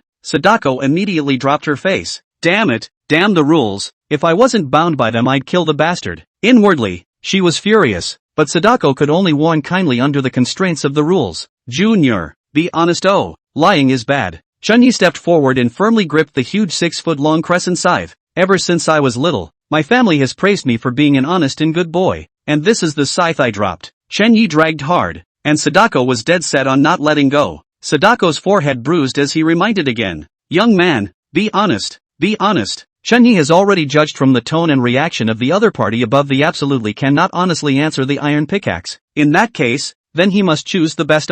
He had been looking for a weapon to increase his speed and mental strength for a long time, and the things that the Golden Alliance had popped out were either trash or unsuitable for him. As long as we have this weapon, then all the weapons that the Golden Alliance explodes are trash. Chen Yi increased his strength to fight for it. Sister, don't worry, I dropped this huge scythe. That's see my name written on it. Sadako's head exploded in anger. It's clearly written with the word Sadako. Chen Yi gave a hard tug. Yes, that's right, my nickname is Precious. With the weapon in hand, Chen Yi flew backwards and bowed. Lost it for a long time, finally found it. Thank you, sister. Sadie gasped and bit cracks out of the black brick in her mouth. After robbing something you still know to bow and thank. This little kid is still strange polite. Forced to be bound by the rules, Sadako could only hold back her anger, a flip of her hair to make a creepy smile. Then sis, just go back. Oh, next time pay attention. Don't lose anything. Ha. Sadako couldn't say all the words in anger but shrank back hopelessly. Silver, dead scythe, plus 10 speed, plus 8 mental strength. Feature, voiding, can provide the user with a one-time voiding immune to physical attacks below 100 attributes. Note, you can harvest wheat or you can harvest life. Chen Yi was very satisfied as he surveyed the unexpected weapon in his hand. Very well, from now on, I declare all weapons of the Golden League to be junk. Equipped with this weapon, Chen Yi finally had the ability to protect himself in this crisis-ridden forest. Especially with this trait, Chen Yi was certain that he could use this trait to kill the strongest wolf giant goblin in his territory. The more 20 or so attribute points combat, I really exploded. Chen Yi touched the 1m8 pitch black as night crescent scythe in his hand. This thing was actually not heavy at all, even with no weight. The death scythe, coupled with the voiding ability, this is making me transform into the god of death to harvest the battlefield. Chen Yi licked the corners of his mouth in anticipation of some ungrateful lord coming to encroach on his territory soon so that he could personally test his weapons. Why? I like you so much. Why? Su Qingyue, I like you so much. Why are you doing this to me?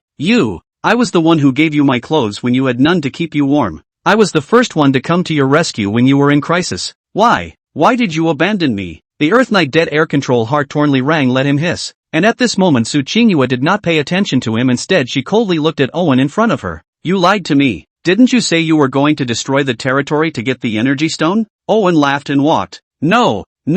Whisper, you may have misunderstood. I said that destroying the territory could be gained, but I didn't say that I had to destroy the territory. Is this bad now? Owen walked over with his arms wide open. Look, I'm now a king's rank lord. Me, a king's rank lord. How many gold lords are there among these 100? 000 lords? If not 1,000, then 800? What about king rank lords? 50? 30? Or less? Now, I'm one of the very few. Saying that, he even opened the summoning panel and took out the last 100 energy stones from his private space to summon his first king rank soldier. Turning to the two, he said, next, witness the miracle. Come forth, land-toothed biting shark. The corners of Owen's mouth had turned up to the sky while Li Rang's heart was like a broken girl. His beloved goddess betrayed him, and his powerful soldiers are no more. Proud and become someone else's weapon and battle force. Not willingly, but what can you do if you are not willing? It wasn't meant to be a fair game. The goddess of luck might favor him once, but definitely not twice in a short period of time. Roar! As Owen maneuvered, a huge figure descended upon him. The figure was 5 meters in size, and just as it appeared, it let out a deafening roar and blended perfectly into the ground. The shark that is huge yet survives perfectly on land is none other than the land-tooth biting shark. Kill him, Owen ordered to the newly born land-tooth biting shark, and Li Rang's face instantly turned white with fear. No, land-toothed biting shark, it's me, I'm the owner. He trembled and prayed to the shark, but the shark darted forward and opened its bloody mouth. Stop! At the moment of crisis, Su Qingyue stopped the land-tooth biting shark. She did not do anything. She was sorry for Li Rang, but she never wanted to kill. Let him go, and let him become a wandering lord. Su Qingyue prayed in a low voice. Save me? Why did this save me? Li Rong murmured with his head bowed. His fingers gripped deeply in the flesh and blood flowing out in trickles of blood. Owen let out a laugh. You're getting yourself into trouble. Su Qingyue turned her head to look at Li Rang behind herself as she firmly said, let him go. Owen spread his hands as the land-toothed biting shark retreated. Chapter 52, The sun exists at all times. After Li Zhong left, Owen told Su Qingyue that the lordship could be plundered and told of his plan to start brainwashing. A few moments later, the two of them, Su Qingyue and Owen, looked at each other and smiled. Then it will be as you say, but it must make me a king's lord as well. Su Qingyue looked at Owen and said seriously, Owen smiled teasingly. Of course, as long as your relationship with Chun-Yi is real, then I can pry the entire Golden Alliance apart with this. At that time, you and I will be the Alliance's allies. This was the reason why she didn't kill this stupid woman in front of her and even sold her to give face to let Li Rang go. Owen fantasized about his life in the future. The current Chun-Yi will definitely not be able to look at the Golden Alliance, so I will take over, and then, I will become the strongest alliance leader. The strongest ally also has the strongest lord as his backstage, and I believe it won't be long before he becomes the only Lord Alliance in this other world. Owen was ambitious, and judging from what Su Qingwei had told herself about Chen Ye's relationship with her, he could definitely call upon many lords to start a civet against the Golden Alliance. Su Qingyin clenched her teeth and her heart gradually became ruthless. Okay, then, as you said, I'll spread the word first. Owen smiled playfully and stepped forward. Sure, whisper, come on,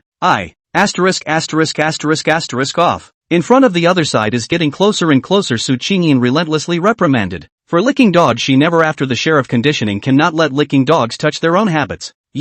Owen wanted to get angry, but calmed down again when he thought that the other party had the great Buddha, Shen Yi, behind him. Now that his wings are not yet full and he should not provoke Shen Yi, the great Buddha, he will let this woman be arrogant for a period of time first. One day later, a shocking piece of news began to pass amongst all the lords of the Golden Alliance. I've heard that you can obtain huge amounts of energy stones by killing lords. Do you guys think this is true? I guess it's true. I feel as if the Alliance Lord has been intentionally favoring us low-ranked lords lately, perhaps so that we have the power to defend ourselves? Reconsideration. I think so too. That way we won't be rations for the High Lords. No way. I've heard that this is a rumor. Didn't some expert lords already come forward to dispel it? I don't know. But I have a feeling that fewer high-ranking allies seem to be going on missions these days, so it's better for everyone to pay attention. That's just it. Protect the people. Well, who said that? Among the high-ranking lords I will not defend our Alliance Lord.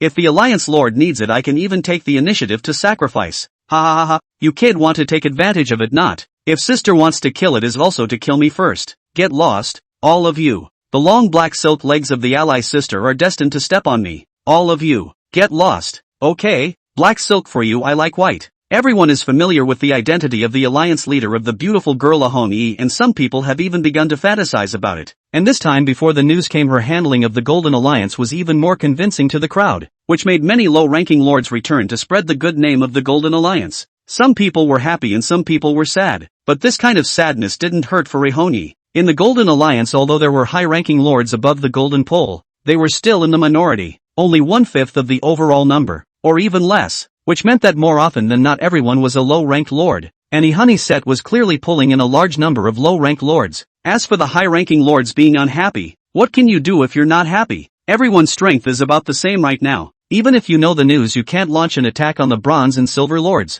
What's more, for the matter of preventing high-ranked lords from slaughtering low-ranked lords to earn energy stones, Ihon Yi seemed to have an even tighter way of doing this, and all the high-ranked lords had discovered some watchers around their own territories. It's not much, but no matter what you do there will always be a low lord overseeing you at all times. As the news spread in the Golden Alliance, news also gradually reached the ears of the remaining lords, and such news immediately caused panic when it came. They don't have a beautiful ally to help mediate the supplies if they are discovered by the neighboring high-ranked lords. That would be a death sentence. Usually they are all neighbors. For some unguarded lords they even used to take the initiative to pray to the high-ranking lords to save their territories. The coordinates and so on have long been no secret. Golden Alliance. Are you still accepting people? I want to join. There's me.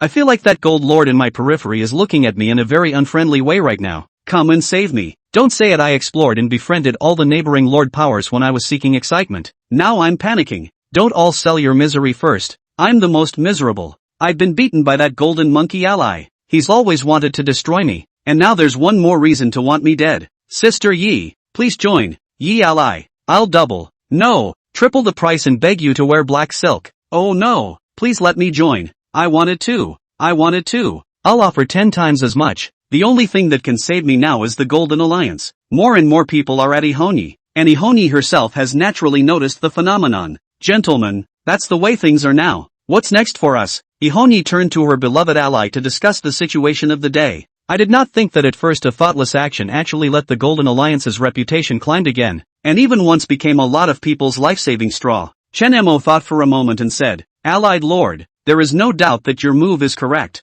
I think that the next we can liberalize the recruitment of personnel, but people should focus on the lower-ranked lords, so that it is conducive to the control. Chen Mo analyzed it roughly, meaning that he would continue to recruit alliance members from lower-level lords. I think Vice Alliance Lord Chen has a point. We're in the ascendancy right now. We can use this to recruit a hit-and-miss amount of lords, thus realizing a rapid expansion. One person agreed with Chen Mo's theory and sided with Chen Mo. I don't think it's a good idea. This is likely to cause resentment from the high-rank lords. By then the high-rank lords aren't easy to manage. Their strength often requires the dispatch of an extremely large number of lords in order to suppress them. This is a core member of a high-ranking ally. I agree with Vice Alliance leader Chen Mo's decision. The retort was silenced just as it came out, and the one who spoke was another low-ranked lord. Gathering sand into towers. As long as we have enough low-ranked alliance masters, we may not need high-ranked alliance masters, nor may we be afraid of high-ranked alliance masters. The contradiction between the higher-ranked lords and the lower-ranked lords had begun to show at this moment, and although this golden ally hadn't had his resources deducted by Ihoni,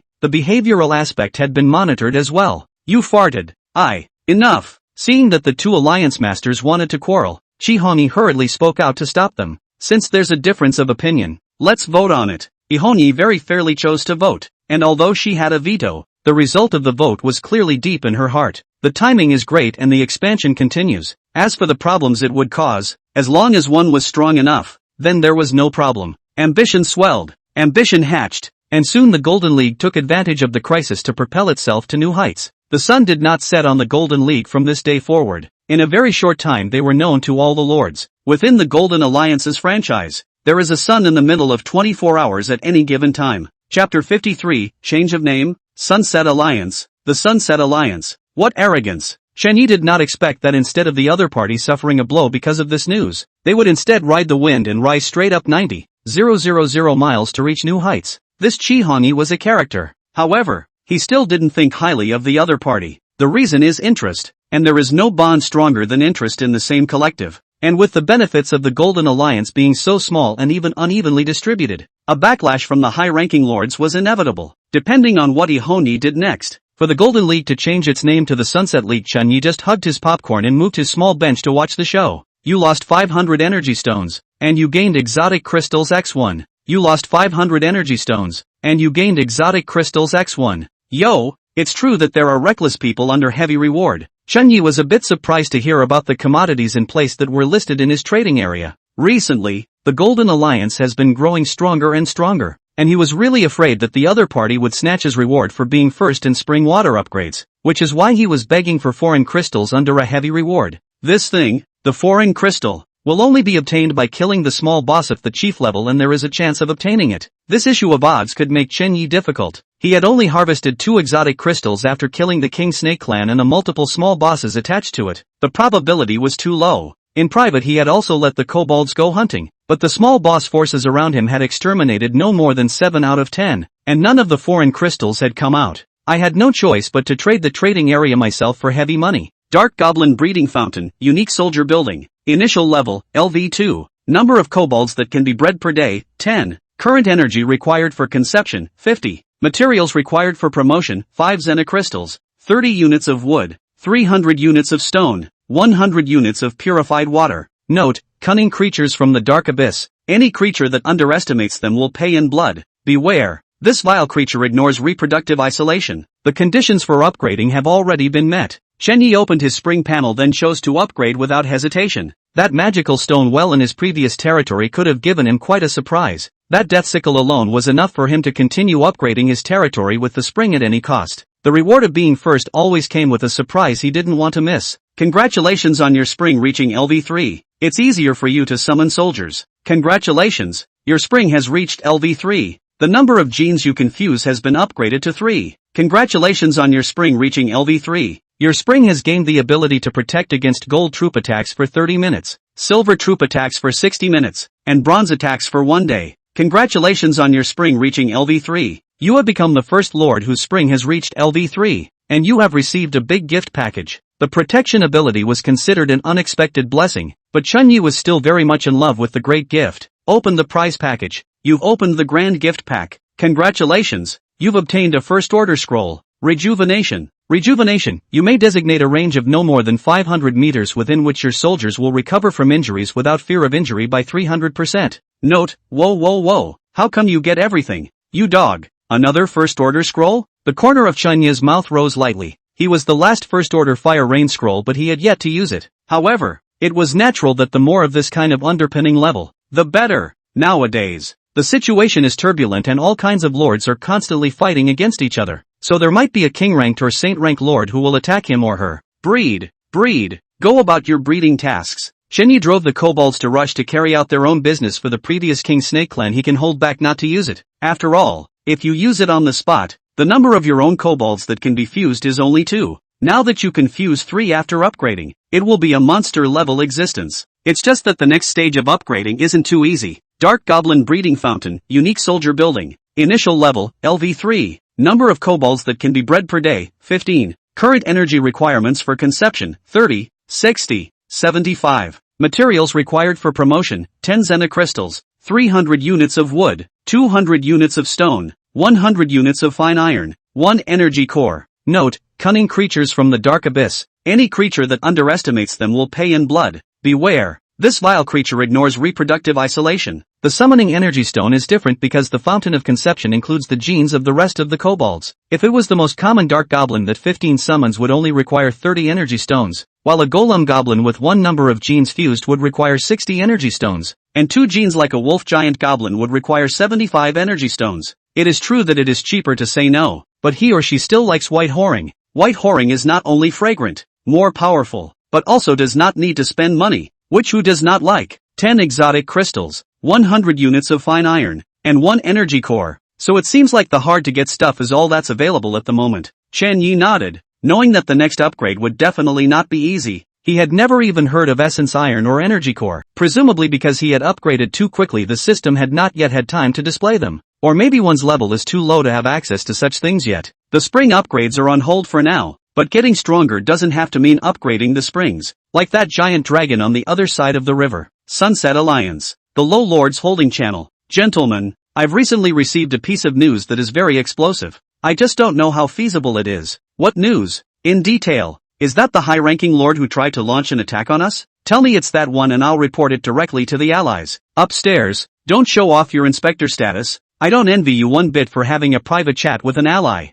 Well, not envious at all. 555. No, none of that. Gentlemen, listen to me. A friend of mine told me today that our territory is replaceable. Replacement? What's the point? What's the point of switching around when we're all low-level lords? That's right. What kind of news is this? It doesn't seem to help. The crowd has not yet realized the shock that this news will bring. Just simply feel that this news is a bit ribald. Can be changed. Everyone is a low-level lord. What can be changed? No. People, listen to me. When I say interchangeable, I mean that we are interchangeable between low and high lords. Our identities are interchangeable. This statement immediately drew disdain. Even if it can be replaced, that high-level lord won't look at it. The man had wanted to taunt, but halfway through his sentence he realized the gravity of the problem. That identities could be changed. The high-level lords can't see the low-level lords as territories, but the low-level lords can always want to get rid of their own territories. The reacting crowd in the chat channel subconsciously held their breath. Until someone inquired, can a lower-ranked lord be replaced by a higher-ranked lord by seizing it? When this question was asked, everyone's hearts were beating like the drums of the opposing armies in a frenzy. Could be. Chapter 54, The Sun and the Moon Changed New Heavens. Another day passed, and Shen Yi developed his forces in a step-by-step manner. A new black-armored goblin has been born in your territory to become your troop type by default. Please accept or not? Accepted. Shen Yi had been waiting at the door of the labor and delivery room for a long time for the baby he had been waiting for. LV4 springs were currently difficult to upgrade, so the goblin that had fused 3 genes would be his temporary pinnacle, hoping that in this King Snake Clan that had been on his mind for a long time would bring him surprises. Black Armored Kobold. Quality, Gold. Attributes, 45. Level, LV3, killing creatures raises the level. Loyalty, diehard. You are the kobold's absolute faith. Weapon, Black Armor, ignores spell attacks with less than 50 attributes. 40% immunity to spell attacks with greater than 50 and less than 100 attributes. Skills, Poisoning, Black Armor Defense, Trampling, Tyrannical Strangulation. Characteristics, ignores reproductive isolation. Yes. Chun Yi looked at the Black Armor's skill introduction and licked his own lips straight, and sure enough, he did not let himself be disappointed. This newborn kobold had learned the King Snake Clan Scale Armor Defense, 5 in a litter, 250 in total. Such an army of black armored kobolds is a mage's grave. Chun Yi looked at the villain in front of him with satisfaction. Still, the general appearance of the kobolds just covered in black scales, Tattoos printed on the black scale armor above the bright white fangs that do not know from which gene protrudes, as ferocious as possible. It's a pity that it doesn't have wings, or else it would be a proper nightstick figure with a steel fork. Triple-headed at birth and estimated to hit 170 dozen as an adult. Chunyi was getting more and more satisfied with the newborn goblins. After a few generations of genetic modification, his goblins had already broken through the primitive genetic barrier, basically reaching normal height. Now at least we don't have to worry about these guys getting buried in snow when it snows. Now the strength is possessed, but it still seems a bit dangerous to face the giant dragon. Pull a few more legions out. For the giant dragon on the other side of the river, Chunyi was very covetous, but the sense of oppression that the frost dragon had given him before was just too strong, so he had to be careful and cautious. Anyway, there were a lot of animals in this forest, and his own kobolds were growing extremely fast. In a few days he would be able to pull up a legion. Of course, now he was a bit of a picky eater. Monsters that weren't silver level couldn't even enter his eyes. Even some silver level ones he was starting to dislike a bit, and was ready to look for the depths of the forest to see if there were any gold or even king level creatures or tribes. Wait until he pulls up 3 more teams, by then nearly 1,000 golden soldiers. Even if he piles him up, he will have to pile out a dead or wounded for that giant dragon. Go, separate and look for powerful tribal creatures. Chunyi gave his latest order to the kobolds. Unlike Chunye's reassuring development, the Sunset Alliance's internal fight had already reached a fever pitch. In one day, just one day, the Sunset Alliance had gone from the safest place to the most dangerous. But this danger is to the High Lords. Yes, not for the lower lords, but for the higher lords. Against the backdrop of the Sunset Alliance, the low-ranked lords found a channel to embrace the group and began to take the initiative against the high-ranked lords. Who would want to miss the chance to be able to change heaven and earth? Born and bred, we're all lords. What makes you better than me just because you're lucky? A man is born between heaven and earth. How can he dare to live under others for so long? A silent smoke war had begun. At least as far as the Sunset Alliance hierarchy was concerned, it was silent. Because the ones who reported to them were all low-ranked lords, their news channels were completely closed. When there is not enough interest and the organization is still there, then distorted channels of interest are born, as in the case of today's Sunset Coalition. Boss Xingyu, we all know that you are the only channel to the higher echelons of the alliance from the side of our alliance that represents the high-ranked lords. Now that you've voluntarily given up your resistance, we can consider letting you live. A grassland, several silver and bronze level lords surrounded the territory of the Gold Lord. Staryu, snort, ha, ha, nowadays scumbags, give you a few moments of face and you really think you have strength? The man known as Xingyu gave a disdainful cry of condescension as he looked at the 3 lords in front of him. 2 bronze and 1 silver. It seems the policies of the allies have swept you away. Above the grassland, Star River clapped his hands, and immediately a 30 number of heavily armored iron horsemen appeared behind him. Staryu sat on top of the steed belonging to him, towering over the group of low-ranked alliance masters. Dare to beat my reckoning. For 400 energy stones you will pay with your lives. Very well. He didn't know about the widely spread claim amongst the low-ranked lords that territories could be replaced, and only thought that this group of people were mad that they dared to challenge themselves for 400 energy stones. Knowing that the alliance's resources were tilted in favor of the lower-ranked lords rather than all of the lower-ranked lords, it was only natural that he, as a high-ranked lord oriented towards the core members of the alliance, received a certain amount of resources as well. Heavily armored iron horsemen. Crush them, Xingyu said without mercy, while the 30 heavy armor cavalry behind him immediately charged. The opponent was just 40 or so tigers, 50 or so brute soldiers and 60 or so gray-furred giant wolves. The grassland is his own territory. Even if the enemy is 3 times as many under the charge of heavy armor, the heavy armor will crush all incoming enemies. Charge! The heavy iron armor of the heavy armored iron cavalry neatly emitted the sound of metal clashing that symbolized death. Clank! Okay, that's scary. Let's just go back. The aura of the charge alone stared off the 2 bronze lords, and only the silver lord remained slightly composed. Don't panic, don't panic. I have the scroll that the goddess gave me. A first order tattered scroll. It will work. He swallowed hard first to get his soldiers to charge as well, and then pulled out the scroll he had in his arms. The remaining 2 lords saw that the other party had already taken the initiative and had taken out the scrolls that had been agreed upon beforehand. Once they clenched their teeth, they instantly followed suit. They gave the order to charge to their tigers and wolves respectively. Scroll, go! The silver lord tossed out the tattered scroll, and the heavily armored cavalryman snorted and picked it off with a single shot. No effect? How can that be? The scroll was picked, flying 3 people immediately face white. To know that this scroll is a few people's bottom. If there is no scroll, then they do not dare to come to provoke the core members. Asterisk, asterisk, asterisk, asterisk. Several people's legs trembled in their hearts, cursing, thinking they were going to die here. No, no, look, there's a change in that scroll. The 2 bronze lords were about to flee, when the silver lord suddenly shouted at the 2. only to see that the scroll that was picked off by the heavy rider actually landed in front of the heavy rider's body and turned into a quagmire with a circumference of 100 meters. The grasslands suddenly turned into a quagmire. This made the heavy armored cavalrymen who were already charging at high speeds not have time to turn. Put. The unstoppable heavily armored cavalryman had loaded into the mire. 30 deaths. Thick oppressive feeling was immediately replaced by joyful emotions. Go, go, ha ha ha, I told you my goddess wouldn't lie to me. That silver lord laughed and immediately commanded his barbarian soldiers to charge towards the starry lords, where only 5 heavy cavalry were left to protect the territory. 5. How could a mere 5 be a match for an allied army of 100? This is the moment when the payoff and the gamble are successful, and sunset may still be sunset, but it's no longer the same sky. Chapter 55, the beginning of a riot. You gave the scroll to someone else to use. What about me? How am I going to fight against the king rank lords without the scrolls? Su Qingyu questioned the man in front of her. Owen smiled as he laid down in the middle of the cozy mine's big bed. It's alright, don't we have me here? When I exterminate a few more minor lords by then, I'll launch an attack on that red dragon lord. King rank soldiers were just different. After developing just 2 king rank soldiers, he had created the entire underground cavern as if it was his own palace. Owen stroked his land-toothed biting shark. Good boy. What's that betting stone? Go find it for me again. Roar. The land-toothed biting shark dived into the ground with a soft roar. That's nice. Su Qingyin couldn't help but look at the land-tooth biting shark that belonged to the licking dog being so obedient. King's rank troopers? How nice it would be if they were mine. She had seen Owen's changes everywhere, so she now desperately wanted to become a king-class lord like her opponent herself.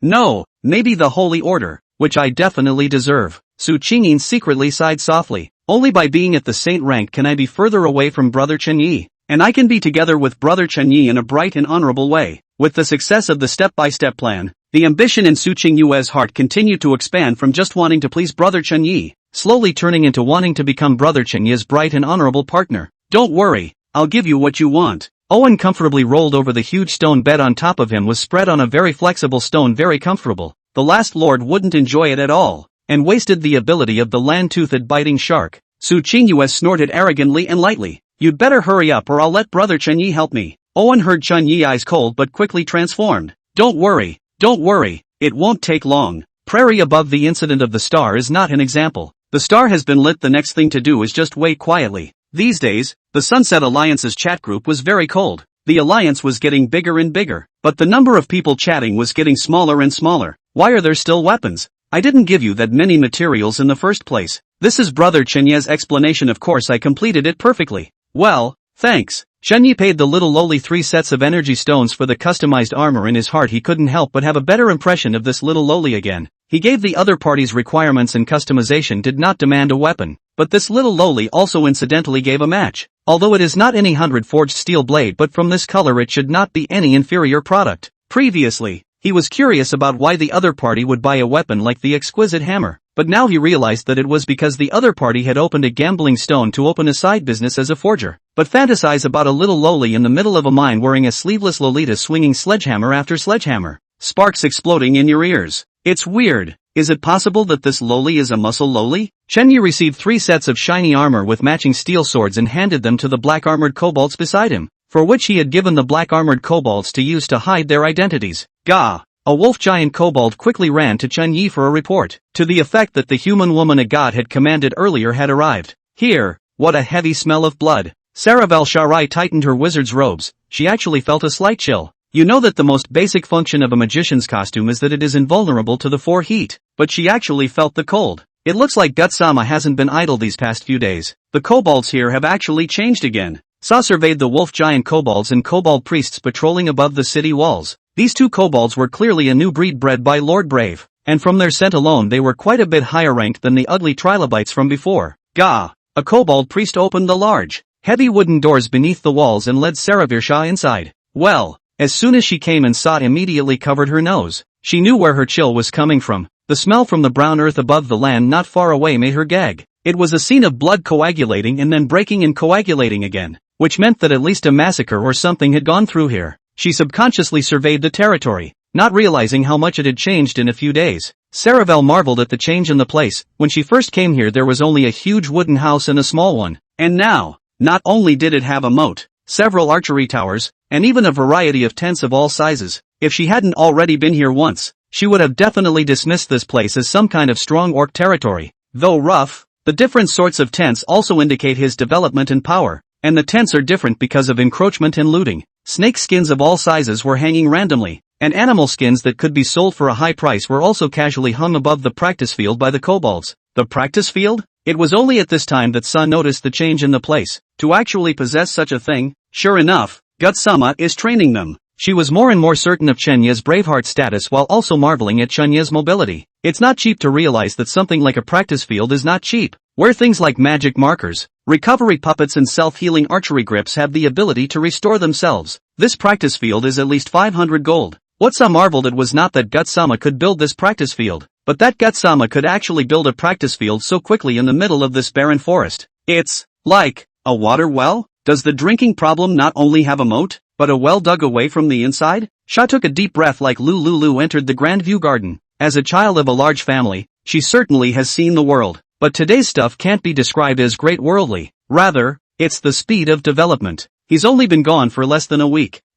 In these few short days Lord Valor has not only updated more powerful kobolds, but also built practice grounds, plundered at least 2 orc tribes, a large serpent tribe, and completed the diversion and internal draft issues. She wouldn't be so surprised if she took one of these things out individually, but to accomplish all of these in the middle of a few days could be a sign of strength. Tada! Her heels crunched, and she was attentive enough to notice that the path to the cabin was paved with flagstones. Originally, Sa was a little proud of herself for selling the leather for 22 gold coins, but after seeing what Lord Brave had done, she was a little apprehensive inside. What I've done is like the moon and the fireflies compared to what the founder Gutsama has done. Will Gutsama be satisfied? Also, do I really need this measly 22 gold coins, Gutsama? He was really just testing me, wasn't he? Or perhaps there were metaphorical other instructions in his dying words that I didn't pick up on? Saravel Shah began to tense up as she came to the cabin with her fists already clenched. Come in, a somewhat unfamiliar voice rang out, and with an uneasy heart, Sa walked into the cabin that she had spent the night sort of familiarizing herself with.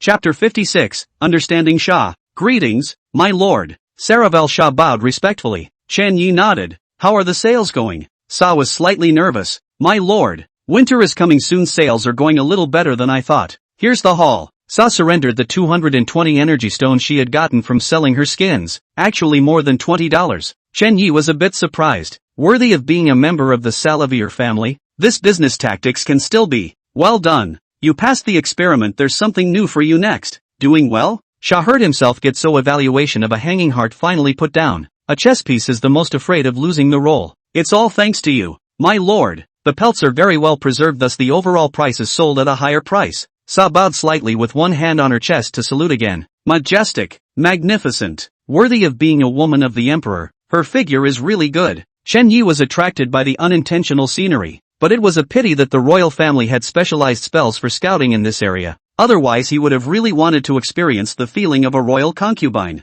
However, it's not possible to break through the last step, but it's fine as long as you don't break through the last step. No, first things first. He shook off his snow-white brain and beckoned to Sa. Come here. Sha, the delicately carved alabaster face above the obvious emergence of a trace of panic god slightly changed. She gritted her teeth and said, yes. Saravel Shah came to Chen Yi and squatted down in front of him, letting the other party caress her beautiful long hair. Chen Yi thought about it, and there didn't seem to be any conflict between business and enjoying himself. While enjoying the thrill of jerking the cat around, he pulled out a piece of purple scale armor. The scale armor was the size of a fist but very light and soft, and only through the window's shimmering light the scales glowed like a rainbow. This is King Snake Scales? Sa exclaimed, looking at the object in Gutsama's hand. King Snake Scales, which are not only lightweight and durable but also immune to most low-level magic attacks, are a necessity for the military and a long-sought-after item by nobles. The best place for such things to go would be to be beaten into armor sales armies, but the lords of the Titan Empire are more than happy to use them to arm their own personal guards, because this kind of thing is not only very rare,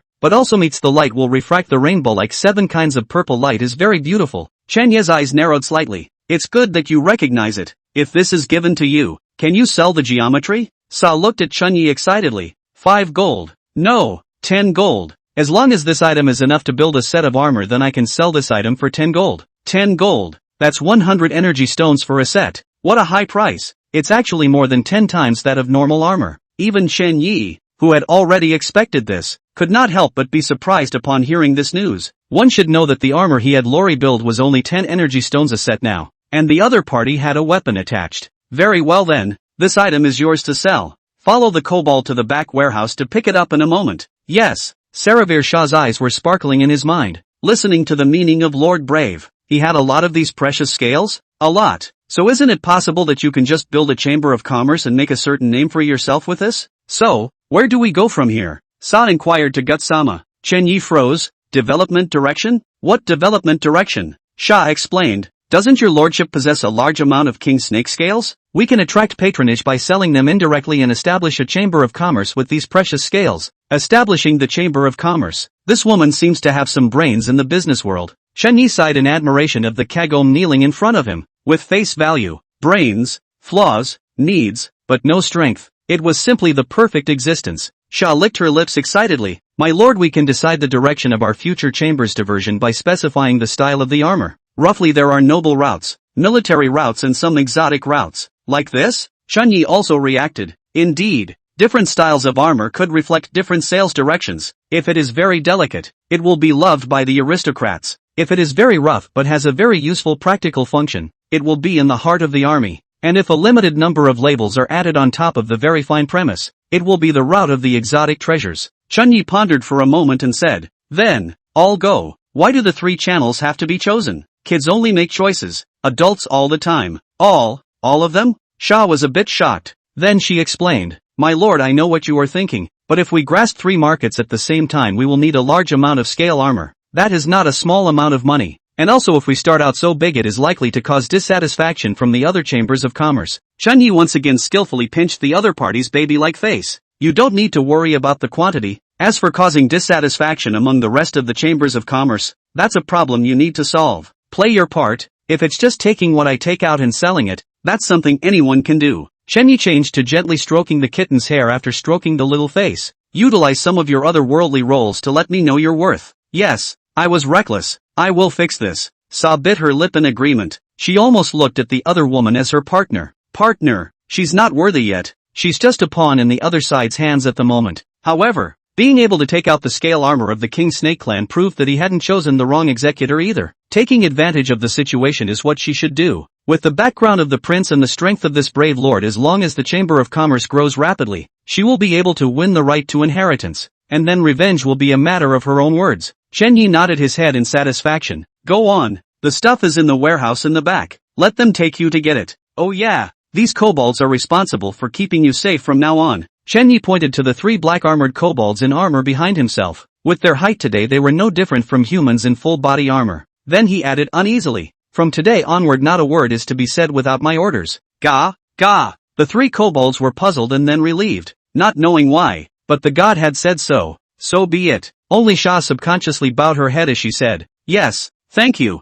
my lord. Saravel Shah knew that the 3 kobolds were ostensibly protecting themselves, but more than that, they were spying on them. It was also true that the scale armor of the King Snake clan was worth a lot of money, and if it was himself he wouldn't feel comfortable letting someone just take it away so easily. Having that kind of reaction is the right thing to do. Go ahead, check out the scales, figure out how to take them away, and then come back to me. Chen Yi reluctantly let go of his hand. Sa nodded and left, hardly a non sequitur in her mind. Sure enough, it is true that I will gain more under this lord, but I also lose more. If it wasn't for the royal background, I'm afraid I'd have been eaten whole by now, right? Sa smiled to herself, but remained firm in her choice. My lord, look at it later. Sa bravely rose to the challenge, and since she was destined to avoid it, it was better to get it over with quickly. Chen Yi was elated, worthy of being the woman that the imperial prince has fallen for. She really understands things. Chapter 57, Change of Lords. One day later, Sa froze in place as she looked at a huge corpse in front of her.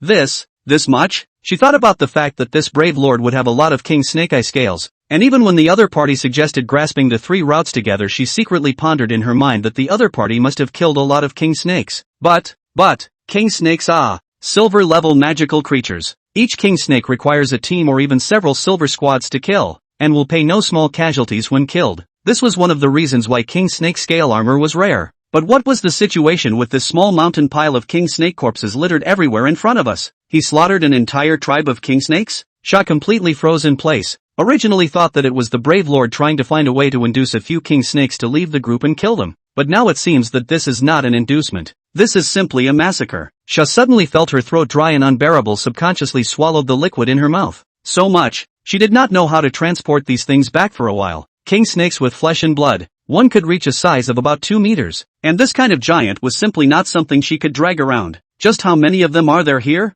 Sa wandered among the warehouses with shock. And soon, she saw a king snake with a body length of 5 meters. It's so big. This size is already a sub-chieftain level king snake, isn't it? Sa stroked the huge body always coiled together also looks like a small mountain that is difficult to climb. It was said that the king snake that had reached over 4 meters was called a mage's nightmare. And even platinum-level mages could only run for their lives after encountering it. There was even a record of a 4-meter king snake killing several gold squads. Oftentimes magical creatures with special resistances could not be judged by the opponent's rank alone. Just like the king snake in front of him. Although it was only silver level, the most common 2-meter king snake would require an experienced top gold warrior to kill it. The king snake of about 4 meters requires a platinum-level warrior. It must be a warrior. If it is replaced with other professions, especially long-distance professions when it is simply impossible to be the opponent of the king snake. And this one in front of me, actually has 5 meters. Not bad for Gutsama. Looks like this is the leader of this group of king snakes. Although it's only a sub-chief it's still very impressive.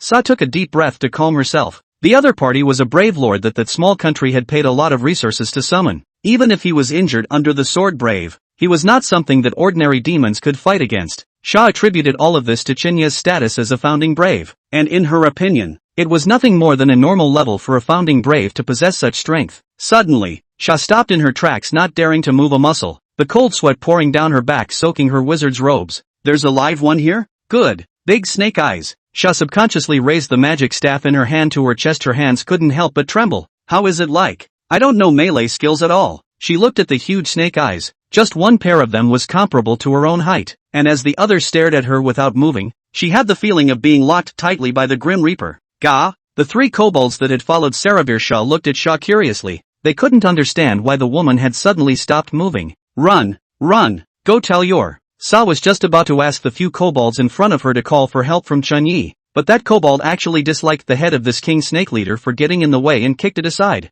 Dead? It's huge! Sha eyes staring round. This time she just liberated from that amazing way originally. Just now the huge snakehead is actually dead. But, so big. What the hell is that? Saw from the kobolds will be a kick to fly is when peeped the tip of the iceberg that snake carapace is definitely more than 8 meters. Absolutely. I thought this was a group of snakes ruled by a sub-snake leader. But now it looks like it's actually a group of king snakes with a true leader? This kind of thing is afraid that even diamond-level fighters would have to retreat? Maker Gutsama, are you regaining your strength? Saw froze in place not knowing what to do. A murderer of this caliber was something she wasn't even equipped to handle, let alone carry. Ha ha ha ha ha, it's a done deal. I'm a success. I've done it too. A man stood over the corpse of a desert lizard smiling at the blood around him. Although this gobi was drenched in blood, he still found it beautiful. How could a gold-level territory not be beautiful? He himself was only a silver-level lord, but now through the Alliance's funding and development he had actually become a gold-level full lord. How could this not be exciting? Ha ha ha ha ha ha ha ha. King rank lord.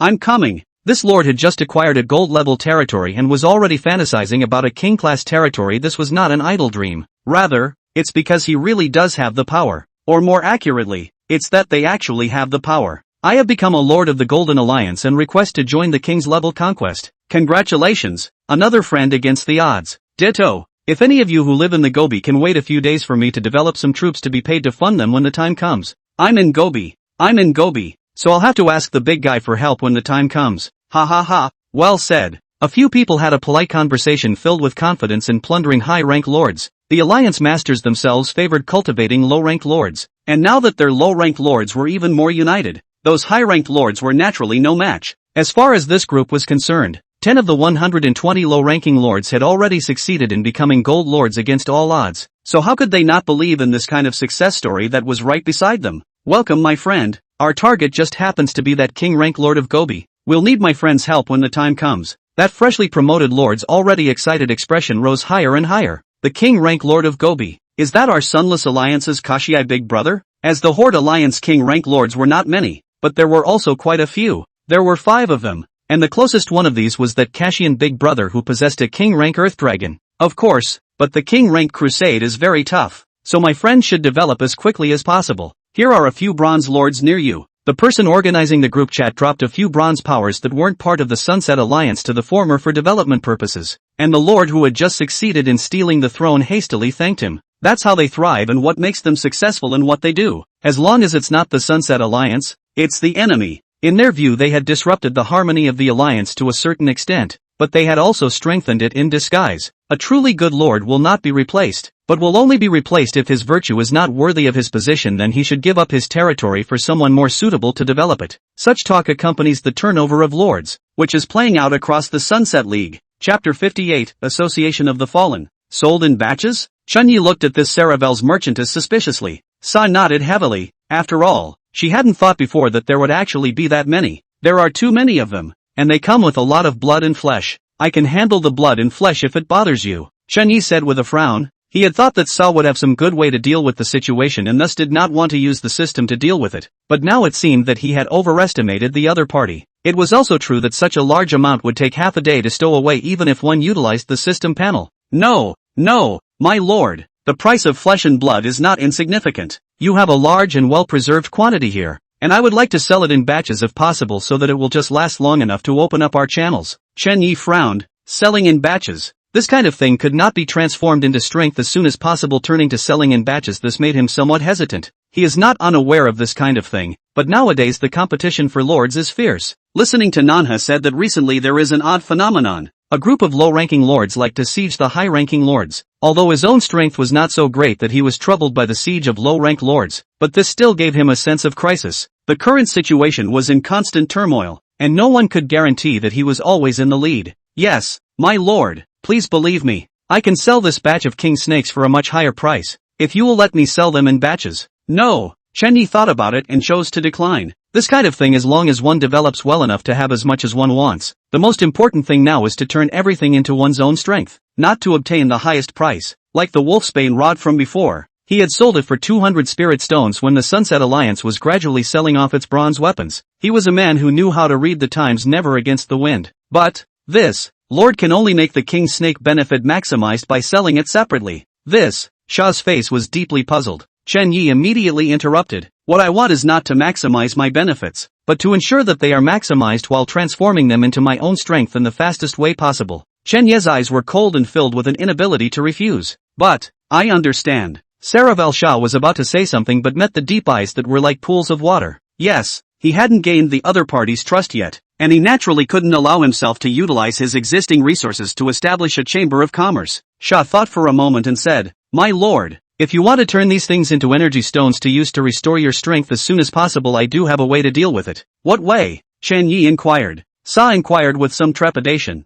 I wonder if you've ever heard of the Fallen Society? The Society of the Fallen? Chun-Yi revealed a puzzled expression. What kind of force was this one? There was no mention of this force in the basic information given by the system. Hearing that Chun-Yi hadn't heard of Shah was a relief. Her greatest fear was that Chun-Yi had heard of the Fallen One Association, or that it had joined the Fallen One Association itself. If that's the case, then she's out of commission. It's good not to know. It's good not to know. Feeling grateful, Sa explained. The Fallen Society is located here in the Thousand Spectres Forest, which is essentially a gathering place for a group of people who are wanted or exiled by the Titan Empire. A gathering place for criminals? Chun-Yi said. Sa froze. Why was this one talking like she wasn't a wanted criminal? She said, yeah, pretty much. If you're looking to get something out quickly, there's definitely the place to go. It's fast and in high demand for all sorts of things. It's just on the lower end of the price scale. By the way, Sa said extremely seriously as if she thought of something. My lord subordinate took the liberty of inquiring. Do you still have the strength that can kill the King Snake level after killing the King Snake clan? And the strength to kill a King Snake level? Chun-Yi instantly became interested in this statement. Listening to the former's statement that whatsoever Fallen One Association seemed to be very dangerous, he thought about it. Is there any strength when he first killed the King Snake? Of course, there is. Not only did they have it, but it was stronger, both in quantity and quality. The black-armored kobolds were higher than the wolf giants and tin kobolds. Chun-Yi asked rhetorically, what strength does that Fallen One Association you mentioned possess? Sa thought for a moment. Its apparent strength should be equivalent to at least 2 king snake tribes, but it's a loose organization, few can bring them together. All you have to beware of is to beware of individuals with strong and malicious intentions. Of course, I'm not saying that your strength isn't good, it's just that you were overly injured by the sword brave in the first place, and my subordinate doesn't know how well you've recovered, so it's better to be more careful. Shah was afraid that Chun-Yi would misunderstand and hastily defend herself. Chun-Yi raised his hand to stop it. Just that. What's his name? Association of Fallen Ones. How do I contact them? Saravel Shah bowed with one hand on her chest. Leave everything to me? You just need to keep the territory safe. Chen Yi nodded. Then I'll leave it to you. Don't let me down. Sa, yes. Sunset Alliance. Chen Mo. I heard that you've pulled in another king rank lord? Ihonyi inquired with slight dissatisfaction. Chen Mo then replied. Yes, but it wasn't me who pulled the strings. It was the lord of the land-toothed biting shark that asked us for help earlier. And the other party seems to have survived the crisis. Survived the crisis? Ihonyi was a bit confused. Spend. Why would Crisis even want to join us? Chen Mo naturally knew what his own ally was thinking, and immediately explained. It shouldn't be looking for trouble. It came on its own accord, and is willing to accept the surveillance of our low-rank lords. It's good to be willing to accept it. Shi Hongyi's only worry was that the other party was high and unruly, which was extremely unfavorable to his alliance. The current alliance was not too easy to reach a balance by skewing its resources. She didn't want to be out of balance because of a high-rank lord. However, the other party was able to come to sunset despite their skewed resources, so it seemed that their alliance had already possessed considerable success, and had actually caused the king-rank lords to aspire to it. The active defection of a high-rank lord was a proof of strength. How could she not be excited? Since the establishment of his own Sunset Alliance, the Warrior Alliance, the Blood Alliance, and the Iron River Alliance, which had some news before, have all lost their news, which is even more of a reflection of his own strength. The corners of Ihonyi's mouth quirked up. In a short while, there will only be sunfall. She had already broken through the spring of LV3. As long as she breaks through once more to reach LV4, by then her soldier remodeling time will be reduced to 1 hour. That time will be the beginning of her strength. By that time, there would be no need for resources to be dumped. She could definitely suppress all opposition in the alliance, and the alliance would be an iron barrel by then. The strongest lord? That will soon be mine. For her second upgrade LV3, Quan Shui Chi Hongyi was still very concerned. The one who could grab in front of himself was definitely Chen Yi without a doubt, but soon it won't be. Chen was only temporary. The alliance would get better and better, and she, the strongest. Chapter 59, The Sun Dies Like Blood. Don't worry.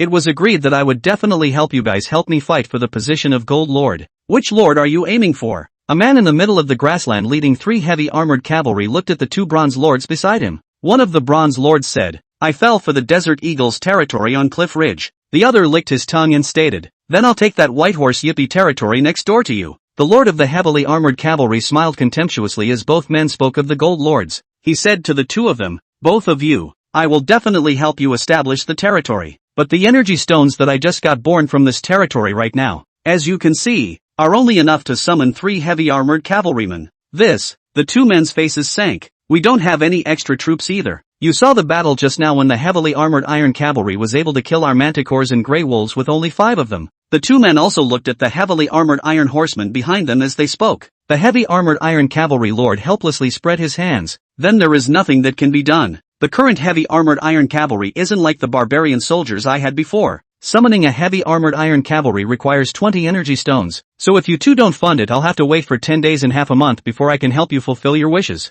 The 2 bronze lords were a bit hesitant. The energy stones they had on hand were for them to use only after they had captured the territory. The heavily armored iron rider lord wrapped his arms around the shoulders of the 2 men left and right, affectionately as if they were brothers. I know what you're worried about. If I wanted to turn on you, couldn't I do it with the remaining barbarian soldiers and heavily armored iron riders I have now? It's not that I can't do it, it's that I won't do it. I'm keeping the kindness you 2 have shown me in mind. The sun is like blood. Above the grassland 3 people like brothers embracing together to spit out their hearts. The 2 bronze lords have gradually put down their guard. Brother, you're overly concerned. Of course we trust you. Here, this is the 40 energy stones I've accumulated. And me, here's the 50 energy stones I've accumulated. Summon soldiers for my brother first. We'll only be strong when you're strong. Ha ha ha ha ha ha. Thank you both. I will definitely remember your kindness. As long as I regain my strength, I will definitely be the first to help you both. The heavily armored iron cavalry lord smiled as he took the energy stones from the other party's hands, a total of 90 energy stones, together with his own remaining 12. It would be possible to summon 5 more heavily armored iron cavalry.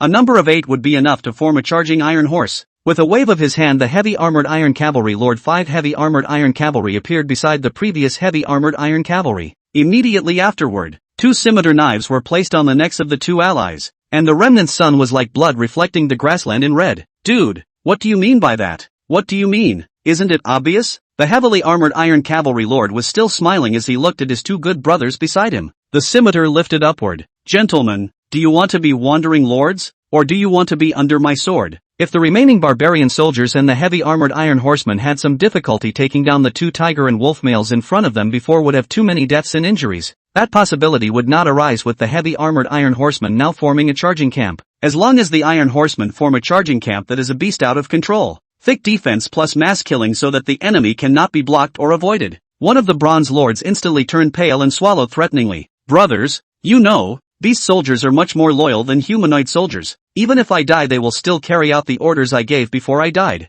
Yes, brother, even if you kill both of us now, the two of us will still fight for us with a single thought. Yeah, you've got more to lose than to gain. The two of them sang and drank together to maximize their coordination, which meant nothing more than you can kill us, but you will also be heavily injured. The two of them were right. If they fought to the death, the heavily armored iron cavalry might not suffer any casualties, but their own forward barbarian soldiers might die or be injured. However, if anyone else had said this, he might have hesitated. The two people in front of him, he couldn't see any determination in the looks of the two. The previous charge of the heavy armored iron horsemen was such a charge of the former heavy armored iron horseman lords that the two of them already wanted to run away before they reached the front. He pressed his knife against the two men's faces. Don't pretend. You too. Who wants to die if you can live? Isn't it? Roar! Roar! The afterthought tiger and wolf, two troop types, finally realized the crisis of their lord, have rushed at the heavily armored iron cavalry lord to roar. The sound of beast roars stretched for 100 miles across the empty grassland,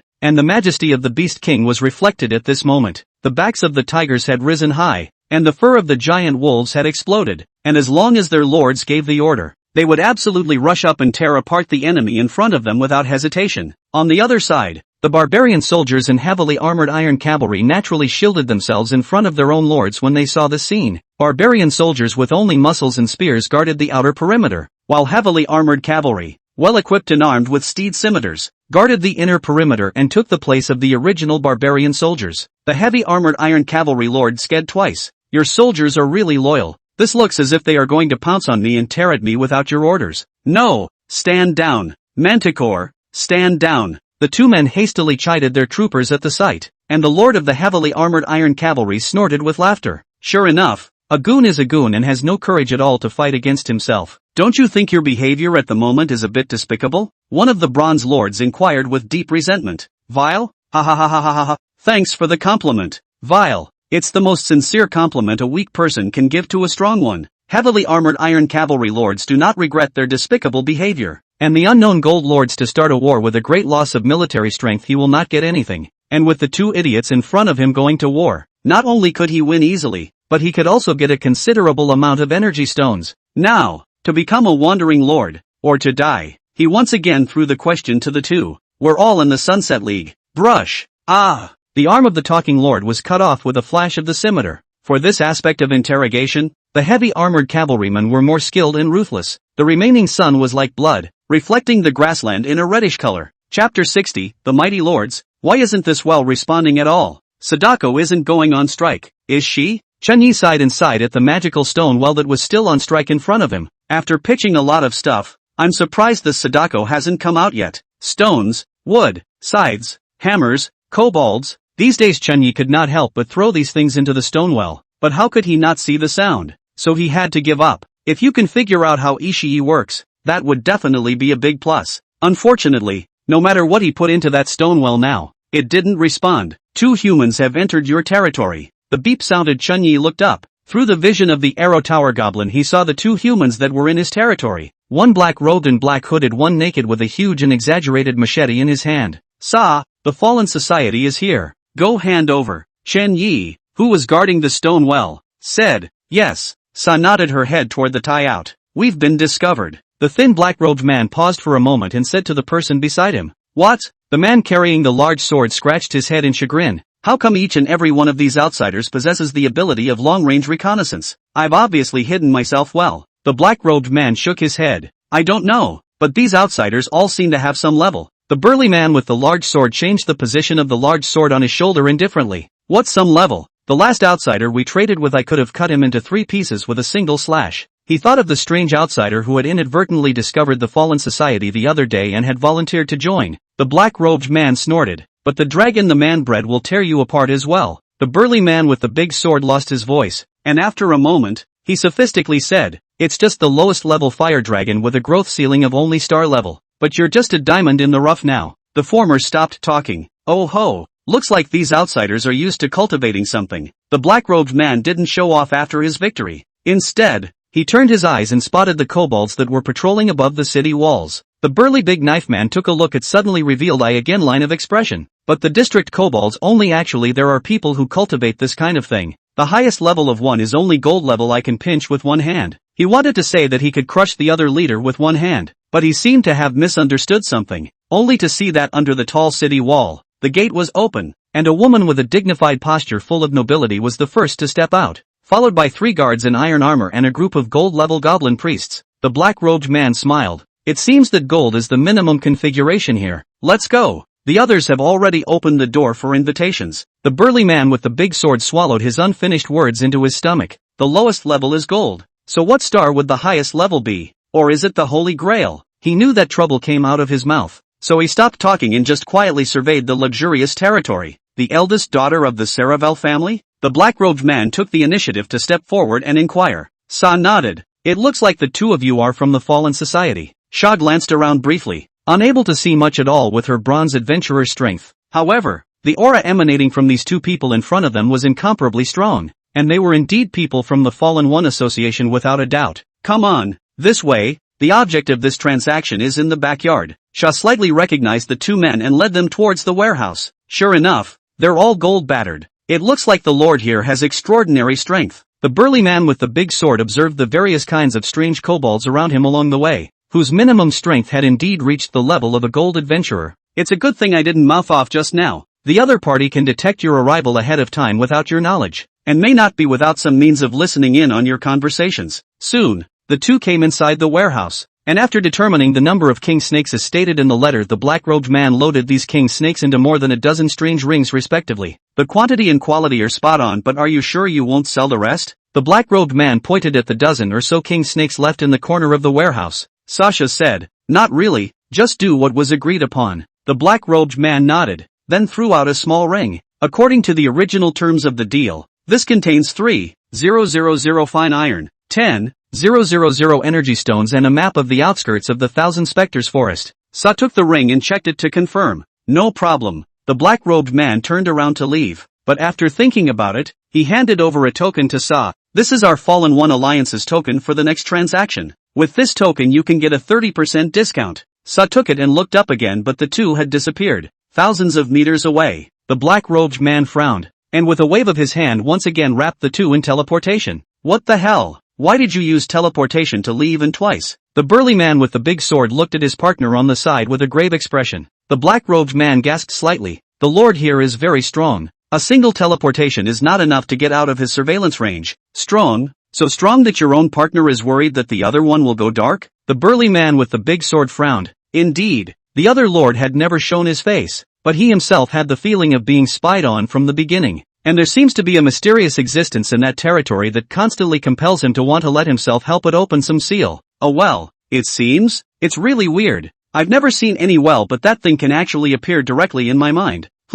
It's the outsider who tamed the land-toothed biting shark that was labeled earlier. Going to make contact? The burly man with the big knife inquired of his companion. The black-robed man shook his head. Forget it. It's still the mission that's important. There's a king snake leader in this mission. King Snake Chief. The man carrying the large sword couldn't help but reveal a bitter smile when he heard this address. He hadn't believed that the other party would be able to kill the king snake leader and use it for trade in the first place. This is because something like a king snake has the ability to call upon a group of snakes when it has an alpha. Therefore, to kill the king snake clan with the king snake leader would also mean slaughtering at least thousands of snake clans. Thousands of snakes. That kind of thing crawling densely all over the place. Just thinking about it gave him chills. He had come to trade with mockery, thinking that he would be overjoyed to have some king snake corpses in his hands, but how he did not think that the other side actually really has a king snake leader. Fortunately, the two of them out of caution to bring enough things, or perhaps do not walk out of the other side of the territory will be torn by the group of kobolds, right? They hadn't seen or done a lot of hacking, but this was a moment he was thankful for.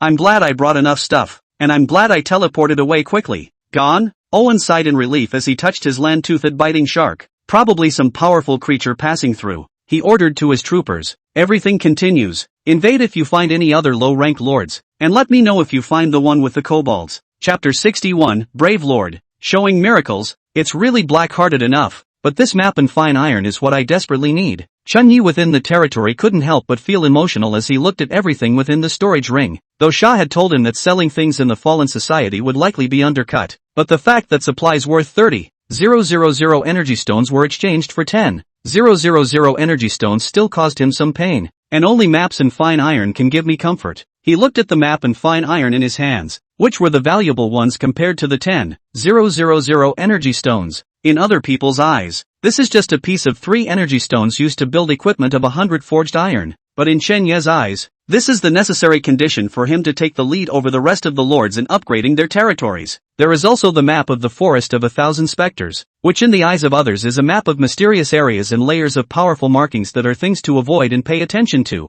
And in Chen Ye's eyes this was the target of his own aggression. Before facing the dragon, he would have to pull together a strong enough team, and pulling together a strong enough team would require powerful beings, and these creatures were all on the map of this 1,000 Specter forest at the moment. 3,000 fine iron is almost worth 9,000 energy stones, and the price of the map is around 5,000 energy stones, so it doesn't seem like I've lost much when I do the math. Chunyi comforted himself in this way, although he knew that his inner self of not earning or even losing was definitely not acceptable. Since it's unacceptable, it's an external solution. He glanced at the markings on top of the map. The orc tribes were drawn with white circles. The lords were drawn with yellow circles. The places that deserved his attention were marked with red circles, and the very dangerous places were black circles. Chunyi quickly swept past the large and small orc tribes. This was the outskirts of the 1,000 Psionic Forest, and there were no stronger orc tribes of note. As for the lords marked by yellow circles, he merely glanced at them. His main goal in claiming the map was to find those powerful creatures on the outskirts of the forest, thus raising stronger kobolds. So those yellow and white circles were out of the question.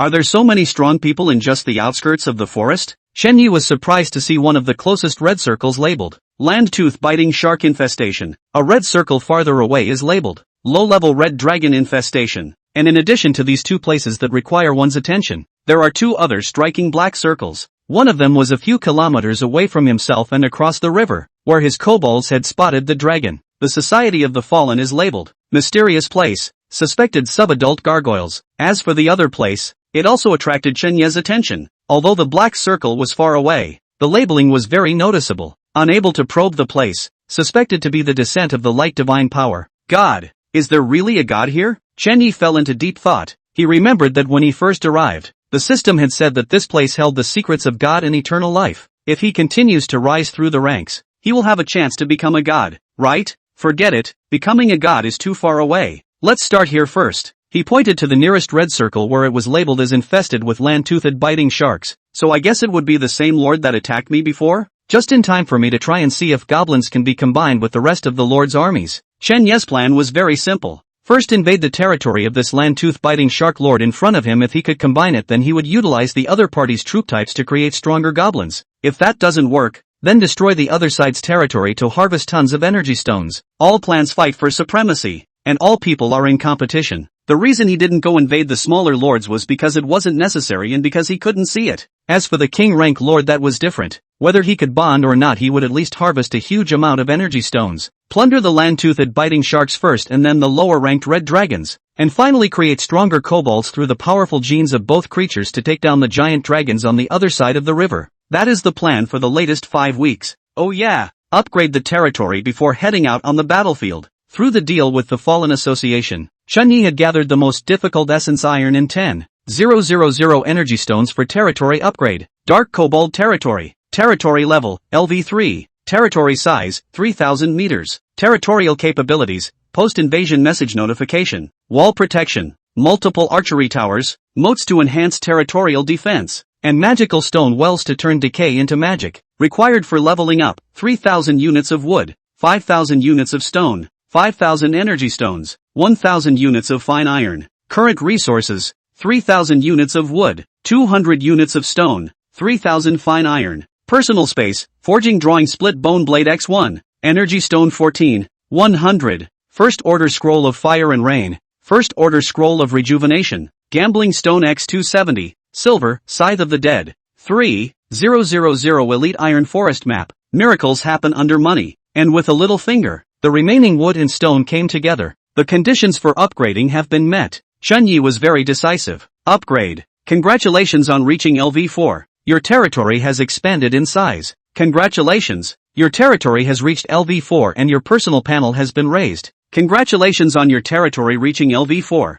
Your reputation value has increased. Current rank, quite prestigious. Congratulations on your territory reaching LV4. You have become the first lord whose territory has reached LV4, and you have received a reward for picking a territory building. Dazzling white light flashed across the territory and Shen Yi. The wood and fine iron needed to upgrade the territory, as well as the stones were all turned into the cornerstone of the territory at this moment. The greenish-white walls expanded to a range of 500 meters. Wooden gates were replaced with iron gates. The dirt road underfoot was paved with neat stone slabs, and the simple tents inhabited by kobolds were transformed into rows of exquisite huts. The wooden house where Chen Yi himself lived had become a luxurious green brick house in the center of the rows of small wooden houses, and under the cold wind of early winter, the warm firelight of the Kongan stove flickered within the brick house. Ho, that's pretty comprehensive. Chen Yi sighed at the system's masterstroke this time. Regarding the construction aspect, it was fortunate that there was a system. Otherwise, with his own aesthetics and Goblin's craftsmanship, he could not come up with this kind of thing.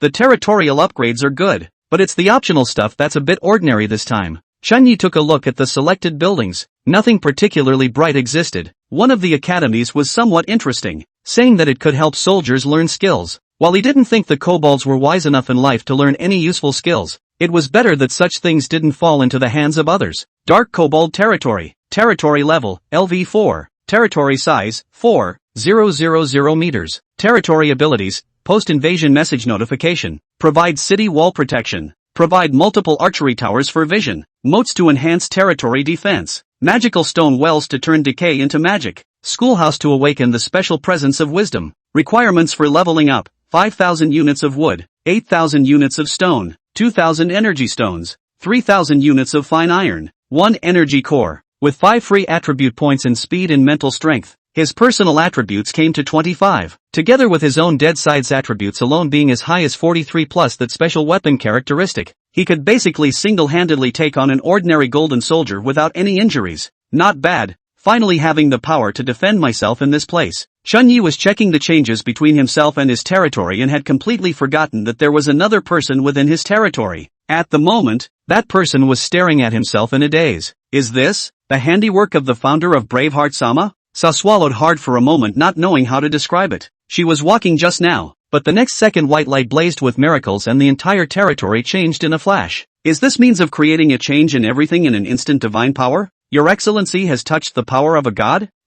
Following a god? Sha unconsciously bowed to Chen Yi with her arms crossed over her chest. People are all mu strong, especially a woman full of anger and vengeance. Chapter 62, Goblin Attack. Magic Armor Army. Departure. Target. Land-toothed biting shark territory. 320 goblins, of which 70 stayed behind, and the remaining 250 goblins were responsible for launching the attack. Creatures like the land-tooth biting shark had fought his kobolds, and while it was a bit of a pain to be able to dive into the ground, the good thing was that trampling could make it impossible for the opponent to avoid it. As for you, Chen Yi looked at the woman behind him. You can take these energy stones and the few king snakes left in the warehouse. Go ahead and open a chamber of commerce. I'll fund you when the time comes what you need. Chen Yi dumped 10,000 energy stones towards his opponent, leaving 4,000 for backup himself. 10,000 energy stones was also equivalent to 1,000 gold. Enough for the other party to initially open a decent store. When the Empire store opens, it will be possible to trade with the lords using the channels of the South River and Sa to make themselves profitable. Yes, thank you,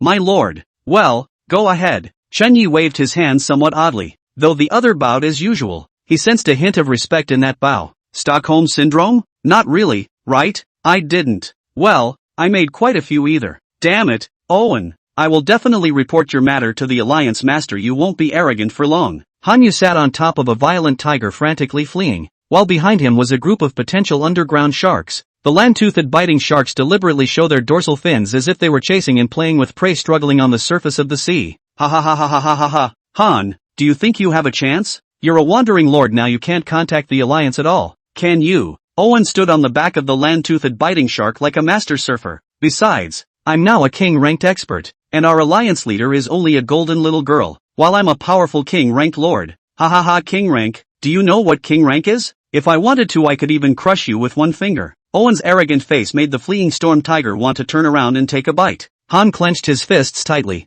Don't be arrogant. The ally is not just any gold henchman king rank, there are quite a few. Owen snorted and continued to taunt. So what? Even if he's strong, he can't control me here. He can't do anything about me even if I kill all the Sunless Alliance allies in this area. Okay, enough fun. You can die. The two pursued to a cliffside. Stormy Tiger and Han had no way back. Roar! The tyrant tiger let out an unwilling roar and stared viciously at the 7 land-toothed biting sharks in front of him and the person on top of his collar. Han looked behind him, and the thick white-hot mist made it impossible for him to see anything. How could he not have thought that there were actually cliffs in the middle of this forest? Che, jump, even if you do. I'll have the land-toothed biting shark confirm your death. You will die today. Owen said mockingly. He wasn't going to leave himself with future enemies like that stupid woman Suchingi. Asterisk. Han turned his head to look at the cliff behind him. The thick mist of water exudes a hot breath. Even if he did not live or die after jumping off the cliff, this hot steam will cook himself if he stays a long time. However, if he didn't jump, he would definitely fall into the hands of the other party, and at that time, he didn't have confidence that he could guard the energy stone in his private space under the other party's means. When Han thought of this, he clenched his teeth, and with a hardened heart, he patted the violent tiger underneath himself and drank. Jump! Storm Tiger was absolutely loyal and carried out his lord's order to leap several meters. But unfortunately, in front of the nearly 20-meter cliff, this distance was still too small. Han closed his eyes tightly. The feeling of weightlessness hit his heart. A man and a tiger close together and let the steaming fog hit the two of them. Shet, you actually jumped. Owen looked remorsefully at Han, who disappeared into the mist and couldn't help but blush. If he had struck earlier, he could have caught his opponent perfectly, thus forcing out the last of the value in him. Forget it, it's just a few dozen energy stones. Killing a few more lords will earn more than this. Go, verify Han's death. Owen patted the land-toothed biting shark beneath him. While he could care less about that little energy stone, he must confirm Han's death. Suddenly, the system's beep sounded. A strange lord has come to your territory. Your territory has been attacked by an unknown lord. Please organize a counterattack as soon as possible. Fark, come back, come back. As soon as Owen heard the beep, he hurriedly greeted all the land-toothed biting sharks around himself to return. Fark, who is it? Who actually dares to take the initiative to violate my king-rank lord's territory? Owen shifted his viewpoint, and through the dew-tooth bite that remained in the territory he saw a group of unfamiliar enemies. 170 in height, covered with black armor, pointed ears and fangs, neatly paced like a marching unit. What is this thing? A magic armor army? When did I provoke this kind of existence? Owen's breathing tightened. The other party was dressed like the demonic armored army unit from the depths of hell in the stories of their country. Suddenly, he saw the familiar tin kobolds among the strange army leaders. Goblins? It's actually a damn kobold. Damn it, I just killed a few of your companions. Not to mention that you plundered my territory. You actually came to plunder my second territory?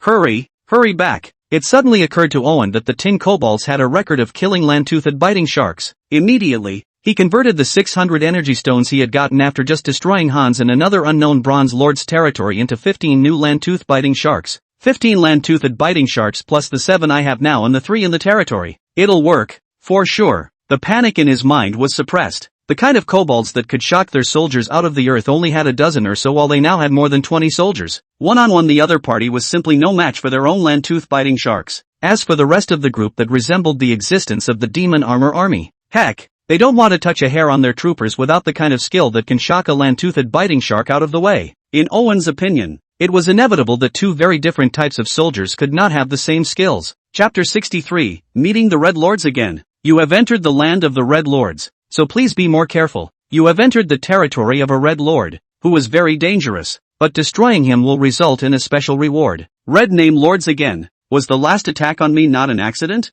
Chunyi was slightly surprised as he listened to the system beep with his eyebrows raised and lowered. After destroying a red-named lord, you would receive the special reward of a great good, but the fact that the opponent was a red-named lord also meant that the person's strength far exceeded that of a normal lord. Those who are already strong and grow rapidly when they gain a lot of energy by plundering others are basically at the top of the food chain among the lords. However, there is a difference between the top and the top. The corner of Chen Yi's mouth curled into a smile. As far as he was concerned, the more soldiers the opponent had, the better. If he was not good enough to make goblins, if he was missing, he didn't want to be an ingrate and spend energy stones to buy soldiers. It says we've entered the territory. But how come I can't see the territory? Is it possible that it's underground? Chen Yi scanned through the kobold's field of vision for a week. There was only a mountain in front of him and he didn't see anything that resembled a territorial building. He then thought about the kobold's statement earlier, that the thing seemed to be able to walk in the ground. Was it possible that the territory was underground? It's not a good fight if it's in the ground all the time. Gah!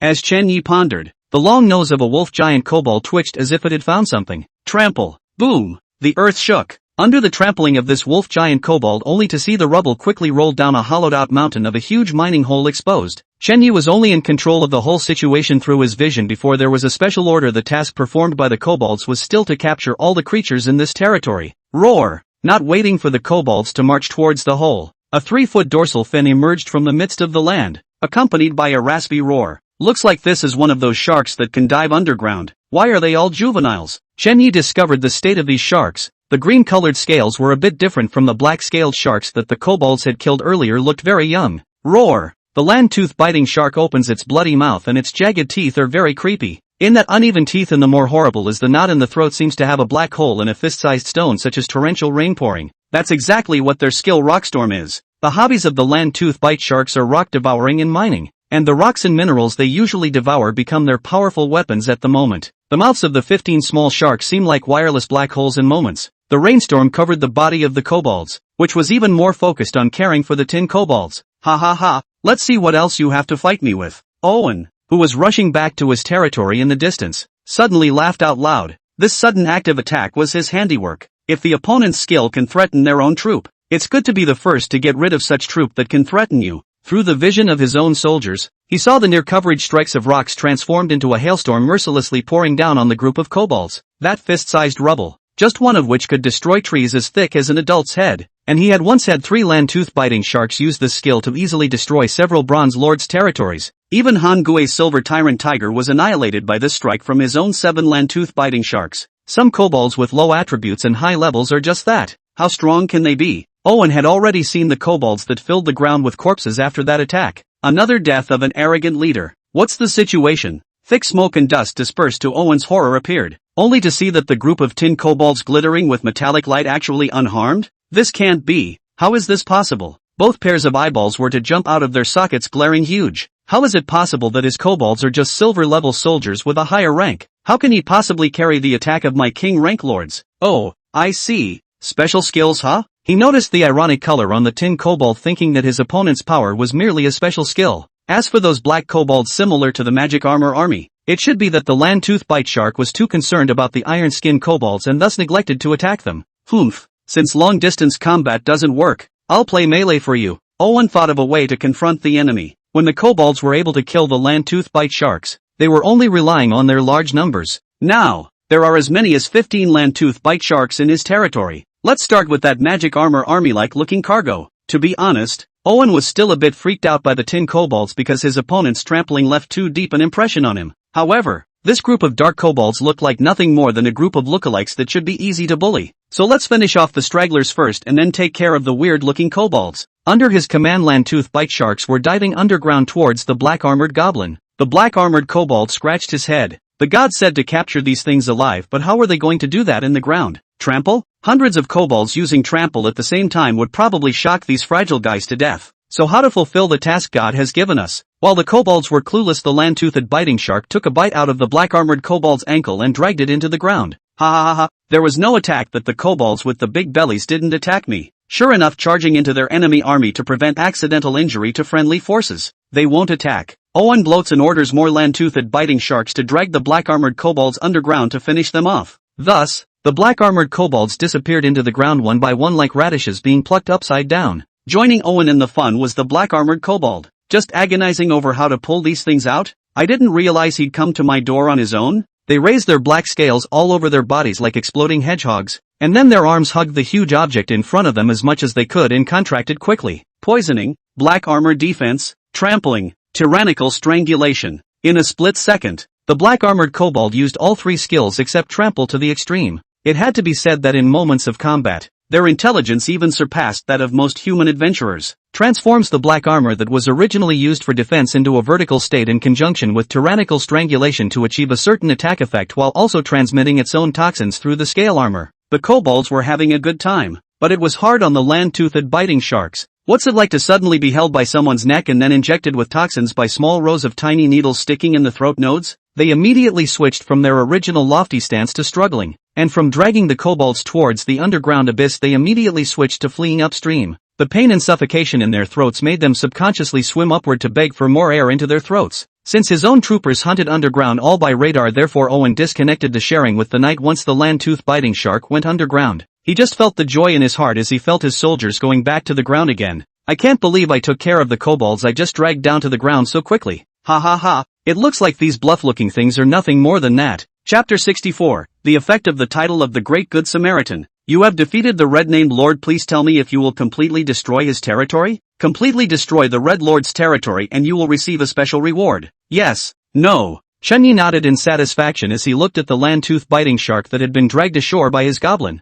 This war could be easier than he thought. Perhaps the Red-named Lord took the vast majority of his troops to crusade against the rest of the lower-ranked lords. It's pretty big-hearted to keep only 15 soldiers for such an important job as housekeeping. Nearly a month had passed since he came to this otherworldly time. He didn't believe that in the middle of this month, this king-ranked lord had only developed 15 troop types. It is thought that this lord is more arrogant to bring his soldiers forward to plunder other lords. Draw your own lessons from the mistakes of others. Shenyi secretly decided in his heart that when he went out again in the future, he must leave enough defense forces in his territory. After all, everyone has their own Sokoban encounters. No one can guarantee that they will always be ahead of the game. What if a powerful lord or local creature finds you? Well, I'm doing a little better at staying home at all times, because he was not allowed to go out. Chunyi had more than a hint of merit relative to this king-rank lord in front of him. If there was any danger, he could respond in time to make the most reasonable judgment, rather than desperately rushing back from a remote location. Destroy. Capturing the other side's soldiers and destroying the other side's territory was an unquestionable outcome, not to mention the fact that the other side was a red lord. Territory destruction in progress.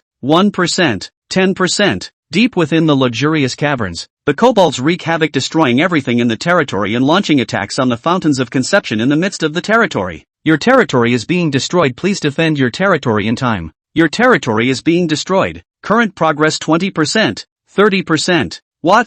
Are you kidding me? Isn't my land-tooth biting shark already? Owen hastily turned his vision back to the land-toothed biting shark, but this time he saw a sky. Sky? Are you kidding me? Don't land-toothed biting sharks like land? Why would it have a sky view? He couldn't see the scene of his soldiers being captured, because at the moment, to prevent the group of sharks from escaping back to the ground, they were being held high in the air by the wolf giant goblins. The land-tooth biting shark struggled desperately, but it wasn't enough in front of the wolf giant goblin, whose attributes were generally as high as 43 and whose points were all added to strength and defense. If it was an adult land-tooth biting shark, he might be able to break free of the wolf giant goblin's monstrous strength. But this juvenile land-tooth biting shark in front of him had attributes that were barely similar to a wolf giant goblin, and its bonus point wasn't strength. Owen listened to the wail of pain from his troop and the view from the sky. He knew his troop was defeated. Damn it, Shay, Seat, Shet, he hammered in impotent fury. How could he have never imagined that this seemingly ordinary kobold had destroyed his territory twice in a row? And the reason was simply because he had killed one of his kobolds himself.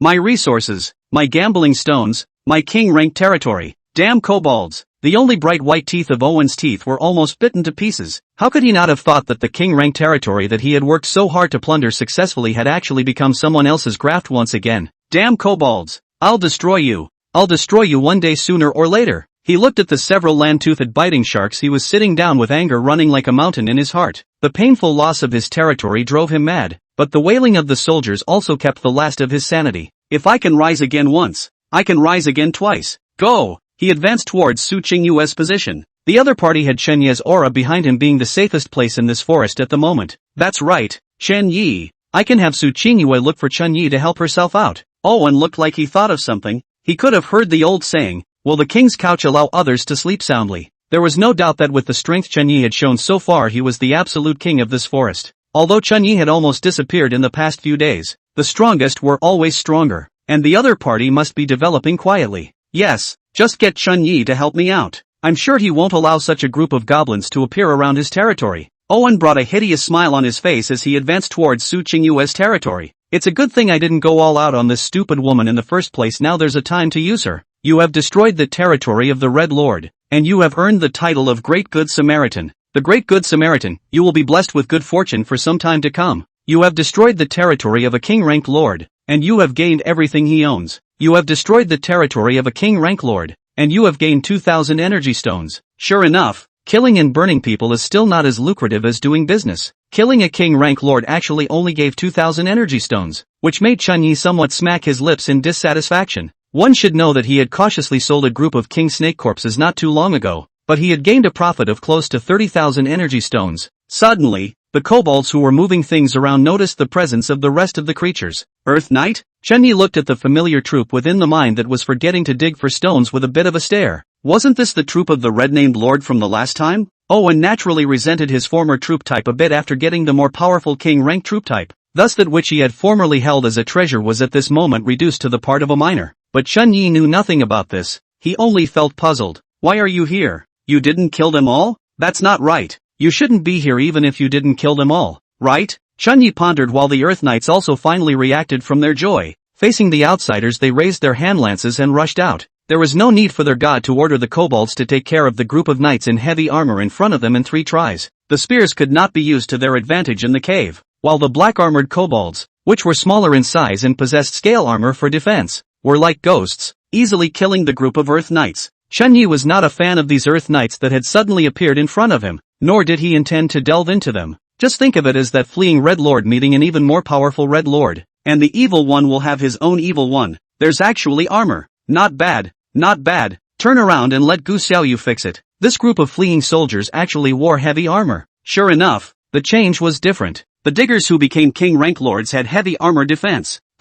Wait, this is a gambling stone? His breathing gradually tightened as he looked at the piles of stones that had been carried by the Earth Knights and neatly stacked in one corner of the cave. Chen-Yi knew why that group of Earth Knights were so oblivious to digging for rocks. Gambling stones? Actually gambling stones. At a cursory glance, there were at least 500 gambling stones in each of these piles. Did the title of the Great Benefactor come into effect so quickly? Chapter 65, The King's Couch. Will he let others sleep soundly? 100, 200, 300, 400, a total of 320? Based on the price of 2 to 3 energy stones per gambling stone, that's about $5,000 to $6,000. The lucky attribute of the title of the Great Benefactor came really fast. Chen-Yi thought back to the time when he first held the title of Great Benefactor, when he had destroyed the red-named Lord Earth Knight, when he had harvested the powerful creature that he had been searching for, the giant dragon, and that creature was just a short distance away from him. It was all down to luck and to the title of the Great Good Samaritan, because after those few days his title of the Great Good Samaritan disappeared,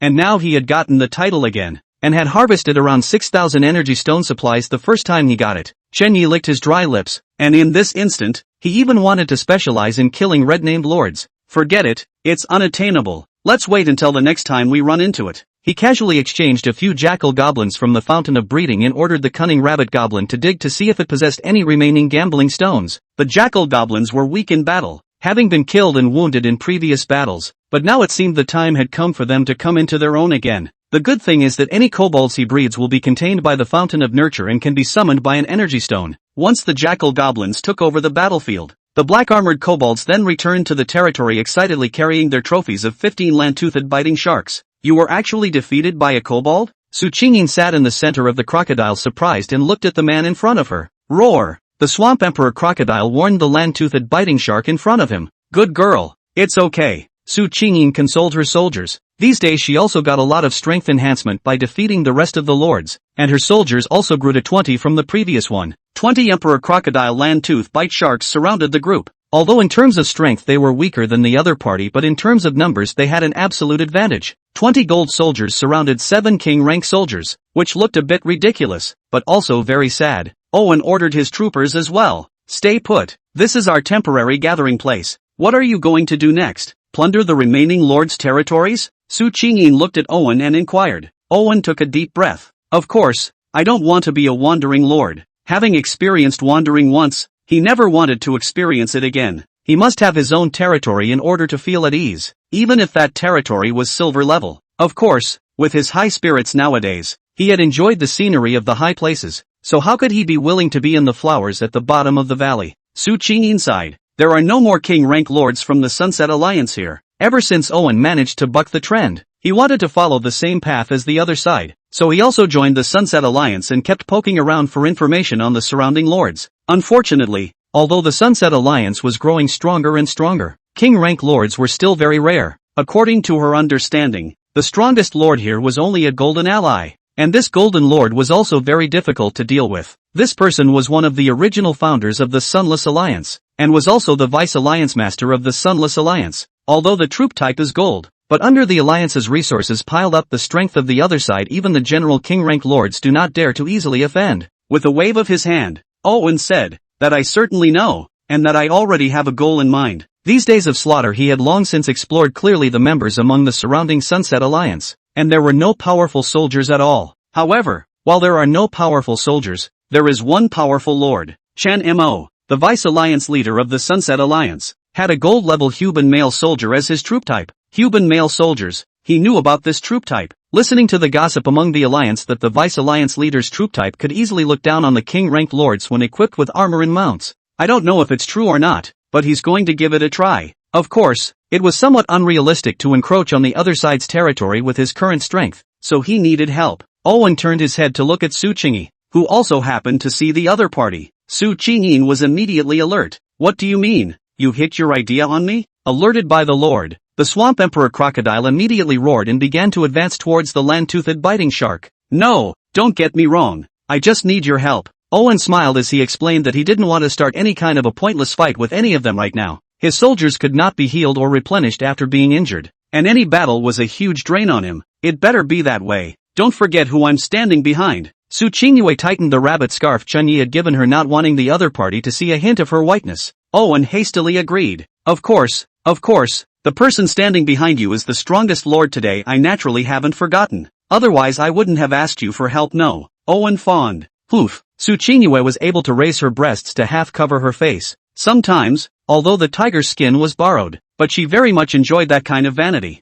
Say, what favor do you want me to do? Owen first his own views on the kobolds and transposed after Chinya's thinking set out. When it comes to the king's couch, will not allow others to sleep soundly. When Su Qingyue's obvious expression of excitement is very agreeable to this sentence. He then mentioned his other plan, wanting Chunyi to help settle the Huban Xiangnu, then allow himself to accept the other party's territory. The first I could convey for you, but this second is impossible. Su Qingyin rejected Owen's second offer without even thinking about it. Why? This kind of thing should be very simple for big brother Chunyi, right? Owen fought desperately. Su Qingyue thought for a moment and sophistically said, Brother Chunyi has a lot of work to do day in and day out, and every day is a few thousand up and down energy stones to collect pens, which is no spare time to do this for you. How did she know what Chunyi was doing every day? She just thought that Chunyi wouldn't agree to this unreasonable request of hers, so she balked at Owen. She was only in a one-sided relationship with Chunyi after all, and even lately, Chenye's brother had been responding to her messages less often, and even the pictures were loving.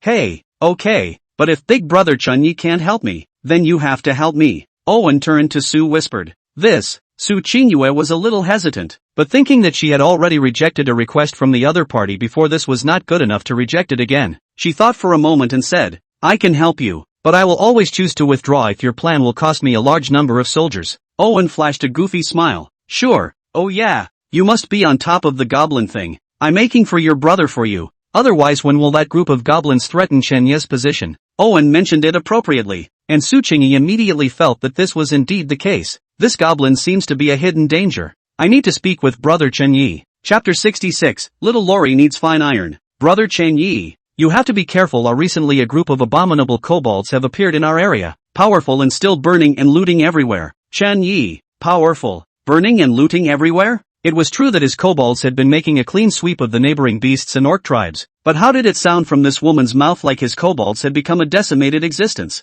Don't you guys need to slay beasts and need resources to grow? Chunyi was too lazy to bother with this woman and turned his head to chat with Lori again. I have a few suits of armor here that were damaged in battle. Can you help repair them? Yes, of course. The little lowly in the cave nodded her head repeatedly. She had always had a good feeling about Brother Chunyi. Whether it was the other party sending food in her moment of crisis, or generously purchasing her gambling stones, or taking care of her business customizing her armor, this made Chunyi infinitely warm up in her heart. Brother Chunyi is a bit stingy, but he's a good man. This was Gu Xiaoyu's evaluation of Chunyi. How many energy stones does it take? Chunyi also did not hesitate much in hearing the other party say that it could be repaired before teleporting the armor over. Gu Xiaoyu thought for a moment. Brother Chunyi, it's just a repair. The armor isn't extensively broken. No money. Lori looked at the armor that was transmitted over. It seems to have suffered some kind of extremely strong external blow, just dented mostly just. This kind of situation just need to do hands-on repair on the line, do not need to patch the material. The two have such an iron relationship. Gu Xiaoyu naturally refused to accept the money. Although he didn't know what Chunyi was thinking,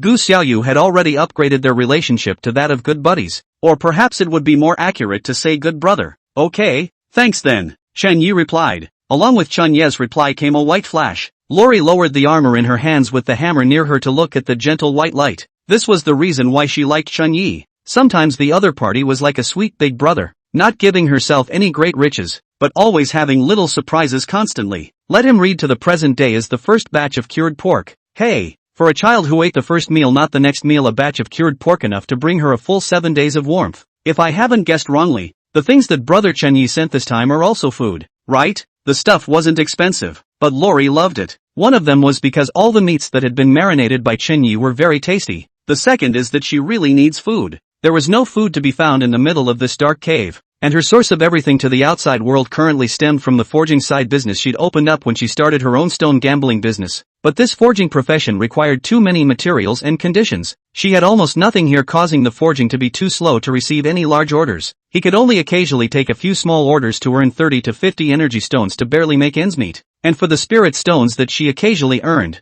she also wanted to use them to develop her territory on top of the feedback from other lords. The outside world was very dangerous, and cut off from the outside world, she now has only 5 soldiers in constant danger. So buying food and stuff is always a bit of a meatball. Became a forger, hammer swing more, rice mouth also become bigger. Fortunately their Chun-Yi brother from time to send warmth. Lori glanced at the hammer as if complaining, but then again, that was the guy thing she ate with. Who's a good person to let a little lowly swing a hammer? Sooner or later change this occupation. Gu Xiaoyu huffed and puffed as she slammed her armor against the hammer, unintentionally exposing her blocky biceps as a sign of how much she had grown in that time.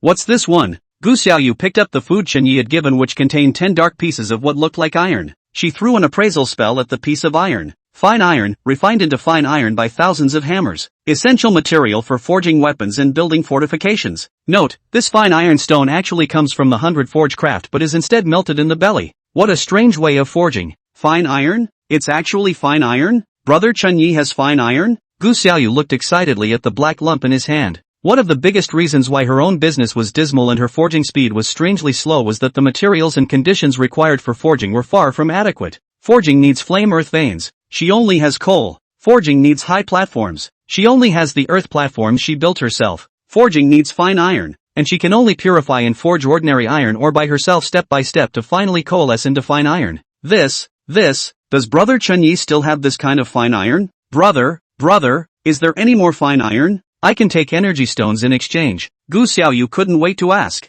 If one could obtain fine iron, then the forging time from now on would at least be cut in half. Cutting it in half would allow her to try to get some medium-sized orders, and she would be better off on her own then. Chun-Yi froze. It was naturally polite for someone else to help you repair your armor by saying that they didn't need a price. So he replied symbolically with some of this little girl's favorite meats and things he felt the other might use. Just why is she so excited about fine iron? Could it be that this little girl was also upgrading her LV3 territory? Isn't she unable to eat? How come the territory is upgrading so fast? It can't possibly work, can it? Chen Mo is not a cutie. He won't take all his soldiers out. Inside the swamp territory, Su Qingyin looked at Owen seriously. She thought the other party's plan was simply whimsical. Although it's possible to pretend to be attacked and ask for help from the other side will probably come to support you, but it's definitely not going to be a full-scale attack. After knowing that the territory might be plundered, even if he was as strong as Chen Mo, he would still keep an eye out. What's more, it had been a long time since Chen Mo had personally led a troop on a strike. Owen smiled. Of course he won't, but we can take his territory if he divides half of his forces. As long as we move fast, Chen Mo, he won't be able to react. No way. Don't forget what I said at the beginning. Helping you is contingent on not taking a lot of damage to my troops. Su Qingyi said. Owen had expected this. Of course, how could I let your troopers suffer massive losses? It's natural that something like cannon fodder can't be done by you. I've already contacted a few bronze lords. Bronze lords? Su Qingyin was a little skeptical. With the character of the other party, after knowing the location of the bronze lord, would he kill the other party in exchange for energy stones? Owen took a deep breath, making it look like you saw through him. Okay, I admit it. I haven't contacted them, but I know where they are. For those two bronze lords who knew the location, his intention was also to exterminate each other in exchange for energy stones. But this was all before it was too late to do. Their own territory was destroyed by the hated kobolds. Though regrettable, that regret has become a cornerstone of his current comeback. With his king rank and Su Qingyin's gold level, it was easy to fool the other party into falling for it. Su Qingyin pondered for a while and nodded heavily, emphasizing once again as she left, if my troopers suffer great losses, I will withdraw at any time. Owen mentally cursed but outwardly nodded. Sure, understandable. Chapter 67, The Perfect Cavalry. It's possible. but a piece of this stuff is at least 2 to 3 energy stones. After Chen Yi had figured out the reason why Lori needed fine iron, he elaborated on the price of fine iron to the other party. Little Lori's heart that had just lifted up when she looked at the message sent by Chen Yi's brother instantly fell back down. A piece of fine iron, 3 energy stones. To build a pair of armor need to fuse 3 pieces of fine iron plus the rest of the ordinary iron. A set of armor converted to 10 energy stones. Lori crossed her fingers and counted over and over. The price of his armor was only 15 energy stones, but the cost of building it was 10 energy stones. If that was the case, then it would be better to forge ordinary iron into fine iron. That would still make about 7 energy stones on its own. Of course, this kind of thing I only got the channel recently. What I just told you is the cost price. If you want to buy it, I'll give you a cheaper price. 4 energy stones for a piece of fine iron. Ha! Stingy. Stingy. Gu Xiaoyu looked at the message sent by Chen Yi and waved her small fist in the air a few times. Brother Chen Yi is still the same brother Chen Yi. Generous when he should be generous. Stingy when he should be stingy. But then I'll only earn 3 energy stones for a set of armor. Using the fine iron forge was half as fast, but one's earnings were also half as much, which made Gu Xiaoyu torn. Why would you need a lot of fine iron? Chen Yi curiously asked Lori. Gu Xiaoyu thought about it and answered truthfully, because using fine iron when forging armor can speed up the forging speed to improve product quality. Chen Yi suddenly became interested. Speed up and improve the quality? How fast can it be? And how far can the quality go? You can increase the speed by about half. Quality? I haven't tried it. Hey. Gu Xiaoyu didn't lie. Quality-wise, it was true that the more refined iron added, the higher the quality. But what was the highest it could go? She hadn't really tried. Because that's too extravagant. Why don't you try it? Chen Yi wondered. Regarding the various restrictions of the profession of forge master, he also had a slight understanding of them during his daily chats with Gu Xiaoyu. It shouldn't be. It was well known that the more powerful something was, the more restrictive it would be, right? How could she have so many restrictions for a profession that could only forge ordinary armor? Gu Xiaoyu froze for a moment. Try it, but I don't have enough fine iron. The poor man's child was an early starter. So how could Chen Yi, a rich landowner, know Gu Xiaoyu's plight? It was hard to get a few pieces of fine iron, of course, to forge armor. How could it be used for experimentation? Chen Yi laughed slightly bitterly and immediately teleported another 10 pieces of fine iron. Use these to build a weapon. Let's see. Use them all. Weapons? But I only have drawings for armor. Gu Xiaoyu frowned bitterly. This was his pitiful forging profession. No matter what he built, he needed drawings. Still need drawings? These words caused Chen Yi to freeze. Didn't the armor you forged for me before come with a weapon? Gu Xiaoyu bristled. That's the weapon that comes on top of the armor. If I forge the weapon alone, the system won't recognize it and will fail to forge it. Is this thing this pitiful? Chen Yi could now be considered to know why Gu Xiaoyu had such a strong forging profession but still couldn't get enough to eat. There were too many restrictions. Could it be that one would have to hitch a ride on a whole set of armor's fine iron just to experiment with something like this? To be honest, Chen Yi would have a slight flesh ache if he really did this. Throwing in 5 or 10 pieces of fine iron can be used for fun. But if you really want to build a full set of armor with fine iron, it's going to take 20 fine iron to start with. By the way, I think I have a drawing for that. Chen Yi suddenly remembered something and rummaged back and forth amongst his personal space. Finally, an ancient drawing surfaced in his palm. Forging drawing. Split bone knife. Note, a very well-designed weapon, but only if a forger can forge it. Here's this for you. Try it. He transmitted the drawings he had opened from his previous gambling stones to Gu Xiaoyu. From the description of the weapon in the drawings, it was a long knife with shark's teeth. It would be cheaper to forge such a thing out of fine iron than to forge an entire armor out of fine iron. Wow, brother Chen Yi actually has drawings. Let me try. Gu Xiaoyu got the drawing and immediately studied it. The weapon was strange, but the things used were all here. To put it mildly, Gu Xiaoyu couldn't find any other mineral resources in her territory besides food to have whatever she wanted. Sleeves rolled up to the shoulders, revealing small but lean biceps and oblique rhomboids. Lori immediately transformed into a small cheetah. Sparks. 40, 80, 40. Chunma territory. Dare to invade my territory with just a few of you bronze lords? Chen Mo looked down at the hundreds of bronze soldiers and their lords below from atop the high walls of his territory. Although the other party was outnumbered, it was not worth mentioning in front of their own human male soldiers, and a few random charges could slaughter the other party.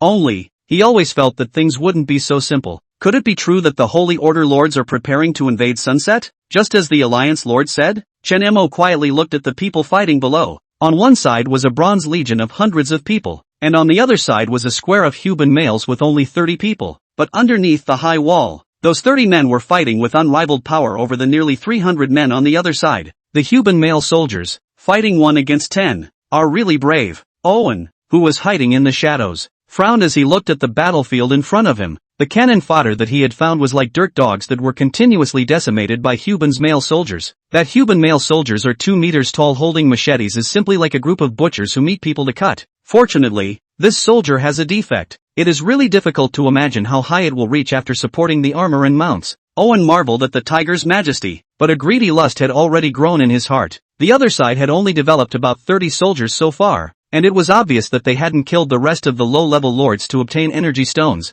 If you were in your own shoes, get this troop and then kill the surrounding bronze lords, then wouldn't you? The word invincible was beating wildly in its heart. That Huban male soldier could split a man in two from the middle with a single lift of his hand. And this kind of wild power was simply a killing machine if it was paired with enough armor and warhorses assembled to become heavy cavalry. He gulped a bit. The same gold lord, but there was a world of difference. This fantasy cavalry, if it really shaped up, would make one's previous Earth Knights literally nothing. No, even this group of Huban males could now crush their own Earth Knights in full armor and standard warhorses on their hips with their current posture. Breathing more and more rapidly, Owen was extremely eager to want this strongest soldier. He was certain that if he could truly arm this group of tiger-running males, it would definitely be the strongest troop type under the Saint rank. What a waste. If it were me, I would have killed all the neighboring lords to mold a perfect cavalry square as well. Owen licked his tongue and unleashed commands at his land-toothed biting shark. Sasha, the earth and rocks tumble, and the land-toothed biting sharks quietly approach. Su Qingyin also sent out her own troops as planned when she saw the land-tooth biting shark disappear. 10 emperor crocodiles charged into the fray with their massive size. Chapter 68, so it's a Yakuza. How come there are only a few ordinary golden crocodiles? Can't it be that it's really a few brain-dead allies who have joined forces to try to invade me? Chen Mo looked at the 10 huge crocodiles that joined the battlefield with a grave expression. Based on the news sent by the Alliance Master, he had thought that this was a test attack by that Holy Order Alliance, and that he had already made sufficient preparations. But so far, the opponent's performance was too weak. How should the vanguard of a Holy Order ally not be bronze lords? Only 10 golden soldiers. Are you hiding, or are you really looking down on me? Chen Mo gradually lost his patience as the 3 major alliances united against the Sunset Alliance. If this is the only level, then it would be too disappointing to me. In a stern voice, he ordered, Huban males, crush them, drink. The Huban males shouted angrily, and then the entire square formation moved forward step by step. The cold light of the large sword flashed, and blood dripped from the blade. This group of butchers could obviously spread out to expand the area of slaughter, but they still chose to approach step by step in a steady manner. Instead, this cautious yet surefire attitude sent shivers down the spines of several bronze lords. It's like a dark night when you're huddled in a corner with no way to retreat, and there's someone right in front of you with a knife closing in on you step by step. The man could have come at you quickly and killed you with a single slash, but he didn't do so step by step. He came closer, letting your mind's defenses gradually crumble. Damn! This person is after all the Vice Alliance leader of the Sunset Alliance. Can we really succeed? Withdraw! Withdraw! One of the bronze lords had already begun to beat a retreat. Fear? Fear of what? To want to change your life against the heavens is to be doing the most dangerous things. That's right. Don't you see that Emperor Crocodile has already come to the battlefield? Don't be in a hurry. That king-ranked lord from the pact will definitely make a move. A king-ranked lord? Good. The man's mind gradually stabilized. The reason why the 3 of them dared to participate in the siege of the Sunless Alliance's Vice Alliance was because they had a king-ranked lord behind them. I'm really lucky that a king-ranked lord wants to cultivate his subordinates and establish a new alliance. That bronze lord began to fantasize that he had inherited Chen Mo's territory and subsequently rocketed to the top against all odds. These words, however, displeased another bronze lord. What, you're so lucky? It's us who are lucky. The other party's words seemed to regard Chen Mo's territory as a bag of tricks. This made him very upset.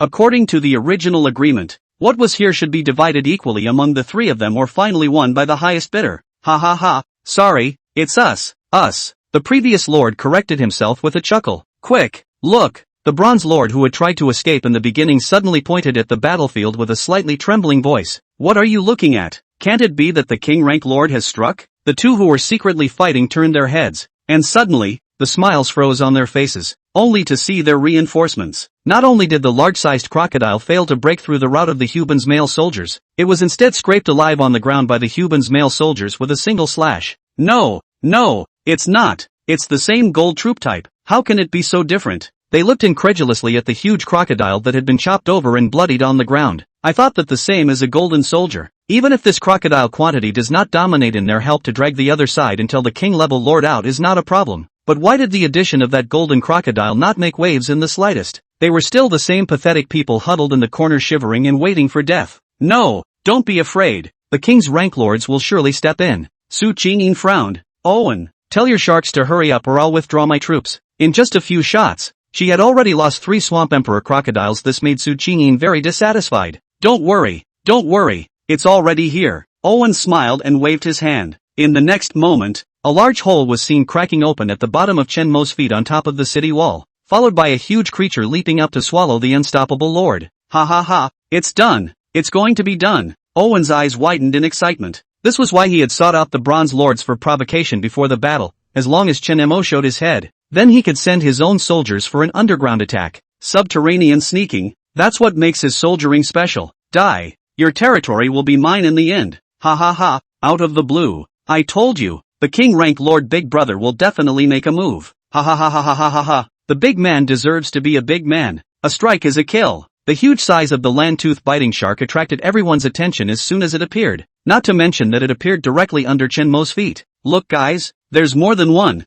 that bronze lord called out, only to see not 1 but 3 sharks follow the former shark out. The 3 land-tooth biting sharks attacked Chen Mo from 3 different sides in unison. In everyone's eyes, this vice-alliance leader of the Sunset Alliance was nothing more than that. After all, it was still the plan of himself and the others that was superior. However, Chen Mo looked at the several raiding sharks with extremely flat eyes. So it was a couple of stupid to the point of being lords. I guess I was too nervous. In the next moment, several human males wearing heavy steel armor with red light in their eyes appeared in front of Chen Mo. Boom! A few heavy fists carrying fury fiercely bombarded the face of the land-tooth biting shark that was about to get its way, and the newly emerged shark was instantly blown away several meters away. Little Yakuza, die! Chen Mo was cautious and hid his strength in order to fight against the Holy Lord in the new news, but this group of scum in front of him made him misjudge and waste his energy for nothing. Clank! Another 30-strong force of human males were no longer hidden, wearing tightly woven center armor and holding cold, bone-piercing spears in their hands. With cold and murderous eyes, they were the true core of Chen Mo.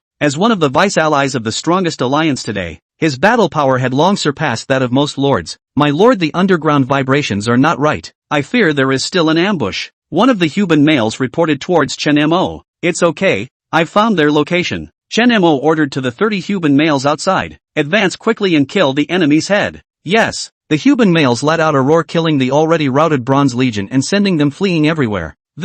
Damn it! Owen's fists clenched. He thought that the other party would have a backhand, but he didn't think that the other party's backhand was actually so strong. 30 heavily armed human males? This is equivalent to 30 king-rank soldiers? He instantly lost his confrontational mind and, it's okay, I still have a couple of land-tooth biting sharks lurking underground, just leave now. Stay in the green hills and don't be afraid of no firewood. Owen's words ended abruptly. Only those human males raised the spears in their hands and poked them fiercely at the ground. You have lost a land-toothed biting shark. You have lost a land-toothed biting shark. You. Chapter 69, Chase and Kill. Attack of the Dragon Lords. Come back, come back. Owen fearfully gave his troopers the order to retreat, then angrily dispersed all his anger on a tree trunk to the side. Fark, fark, fark. How did he know the location of my land-toothed biting shark? The land-toothed biting shark is clearly underground. Brush. The spear was drawn from the depths of the ground with blood-colored dirt on it. One escaped. My lord. It doesn't matter. I already know the location of all the people who are coming in this time. Chen Mo first glanced at the back of the battlefield, where the 3 bronze lords were located, and then glanced at the woods, which was exactly where Owen was hiding. Asterisk asterisk asterisk asterisk. He can still spot me? Landtooth bite shark. Let's go. The moment he was targeted, Owen instantly sweated a cold sweat, and he hurriedly greeted his last trooper to escape with him. The several people on the battlefield also immediately felt that they were being stared at by some great terror, instantly like falling into an ice cellar. The king-rank lord's soldiers have been killed. Let's go? The 3 lords retired like a tidal wave. Run, like a neat horn. The 3 of them simultaneously gave the final order to retreat to their troopers. The nearly 300-man legion came in great numbers, but at the moment it was scattered with only a few dozen people left fleeing. Damn it, this Owen guy punked me. Su Qingyin also realized that the battle situation was not right, hurriedly ordered her crocodiles to retreat. He was down to 5 crocodiles after one battle. The crocodile runs fast in terms of short bursts, it even surpasses Owen's king's rank troopers. It's quite a loss this time. Su Qingyin ran while looking backward, fearing that the death-like legions would catch up with her. Under her gaze, the burly legion of men like death seemed to give only a token chase, and then grew slower and slower. Is it that this type of soldier is not fast? Or did he intentionally leave us alone? She didn't know which was the case, but the situation at hand was good either way, which meant that people like herself could live. Damn it, this is a troop type that I've managed to accumulate with great difficulty. Where am I going to find bronze lords to plunder again? Su Qinyue is very angry. His savings in one morning all gone up in smoke. Suddenly, something occurred to her. Bronze lords, it's true that they are not easy to find by themselves, but, is it still necessary to find them? Isn't it readily available right here? She looked to the 3 bronze lords running behind her, eyes flickering, and thought, my lord, it's all gone. The Huban soldiers on top of the city wall reported the battle situation, and the Huban soldiers below the city wall cleaned up the mess on the battlefield. Humanoid soldiers are carried a short distance away to be buried, and non-humanoid soldiers are carried back to the territory to be used as food. Got it. He had to give up the chase because of the Warrior Alliance's ally, Tai Da, and now the most important goal was to hold on to his collar. By the way, was that land shark that just attacked me? Chen Mo's eyebrows tightened and suddenly remembered something. Perhaps the silver, bronze, and gold level lords he couldn't remember too well, but there weren't many king rank lords in the Sunset Alliance. He remembered them clearly. Bring that shark over here, he ordered. Yes, soon. The land tooth biting shark that had been blown away to a distance of several meters before being killed was carried over. A scouting spell was thrown over, and his face grew even more somber. It's actually really a land-toothed biting shark. A lord of his own alliance attacked himself? How is this possible? And where are those bronze lords watching him? Chen Mo couldn't believe looking at the scene in front of him like this. All the lords above the gold pole should have been monitored by the bronze lords.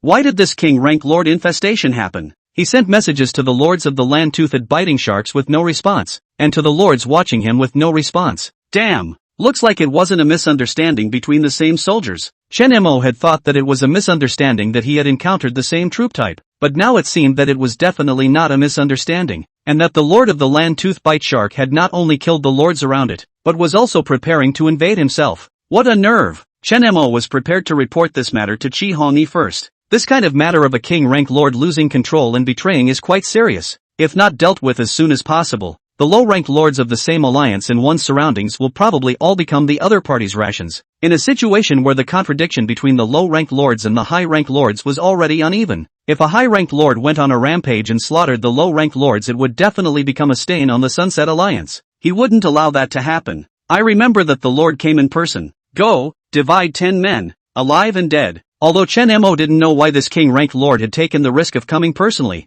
since the other party had come, it gave him a chance to get rid of the other guy. His breath lock skill can lock on people who are hostile to him for 5 kilometers around and carve a mark that lasts for 2 hours. The reason why he didn't go after these lords was to prepare for the upcoming holy rank lords. But now, it had to be hunted down. A group of 10 Huban males not wearing heavy armor hurriedly mounted their warhorses and chased after them in the direction of Owen. The warhorse didn't know where Chen Mo had found it to be incredibly fast, and it didn't take long for it to catch up with the injured land-tooth biting shark. Catching up, Owen turned back in horror, then ordered to his land-toothed biting shark, dive. Oh wow! The land-toothed biting shark swallowed its lord in one gulp, then quickly dove down into the ground. Damn, it's dark in here. Owen resented diving in the mouth of a land-toothed biting shark, but the situation forced him to do so. Brush! Several spears poked down at the land-toothed biting shark's position, but this time they didn't get it because of the distance. What do I do if I can't hit it? Though the Huban male soldiers could detect the opponent's position but had no means of attacking, go to his territory and round him up.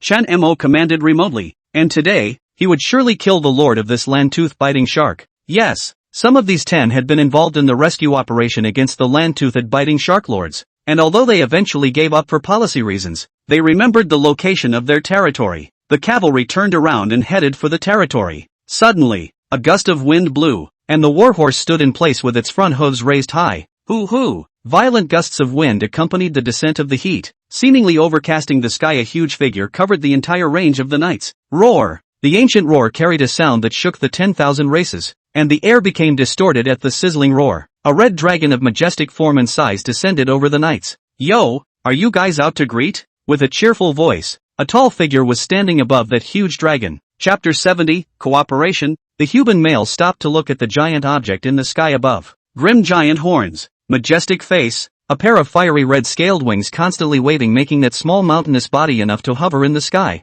The red dragon made the knights stand on guard by revealing just a hint of his aura. This holy order lord, why did he come at this time? Inside the territory, Chen Mo also saw the person he had been waiting so hard for. From the vision of his own soldiers, the red dragon that symbolized flame and calamity already had a size of 150 meters and was considered an adult dragon. Adult dragon. This made him think of the 300-meter frost dragon. The other party's breath made the 5 miles around him turn into a sky of frost. And I'm not the clueless lord I was back then. Chen Mo thought about himself at the beginning and then thought about himself now. Although he was still facing the giant dragon, he was no longer afraid. At least, he wasn't left without the slightest resistance. The territory should be just ahead, right? Lead the way? Ah Tai Ta looked at the cavalry that greeted him on the ground. Although the other party was not wearing armor, but from the aura it should be a king-rank soldier. It's interesting to greet me with a 10-man squad of king-rank soldiers. Attila reveres the strong and will give them plenty of respect. He had come this time to take a field trip to see the strength of one of the legendary vice allies of the Sunset Alliance. If the other side is strong,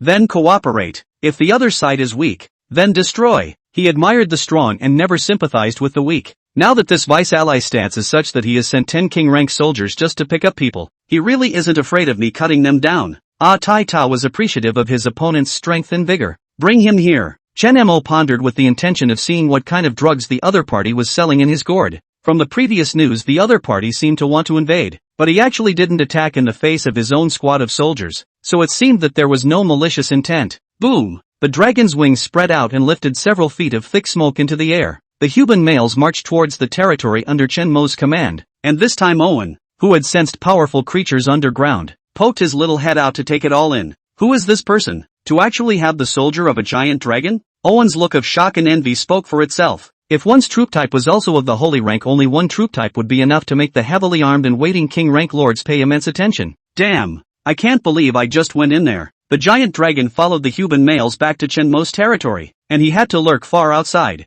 Having just escaped from that place, he wasn't going back again.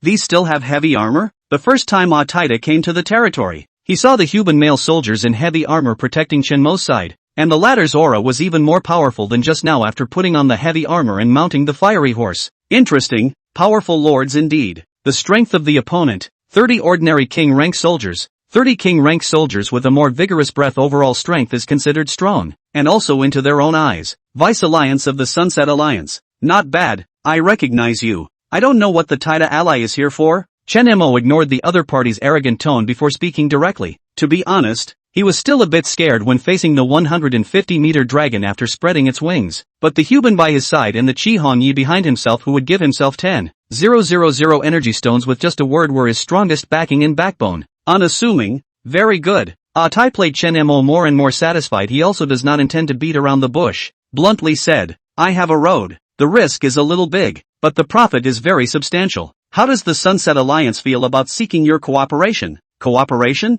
Chen Mo looked at the burly man in front of him who was dressed in a grassland outfit in surprise and opened his mouth. Haven't you already joined forces with the rest of the two alliances? Why are you still looking for us? Ah Tai Ta stepped one foot on the long horns of the giant dragon and leaned forward. Because the road is big and wide, as long as we do it right, we can monopolize the commerce of the entire Lord's Circle. Chen Mo's expression followed suit and became serious. What the other party said did not seem like a joke. He then asked, what way? Ah Tai Ta smiled brightly. And the empire? Commerce, brother Chen Yi. Look.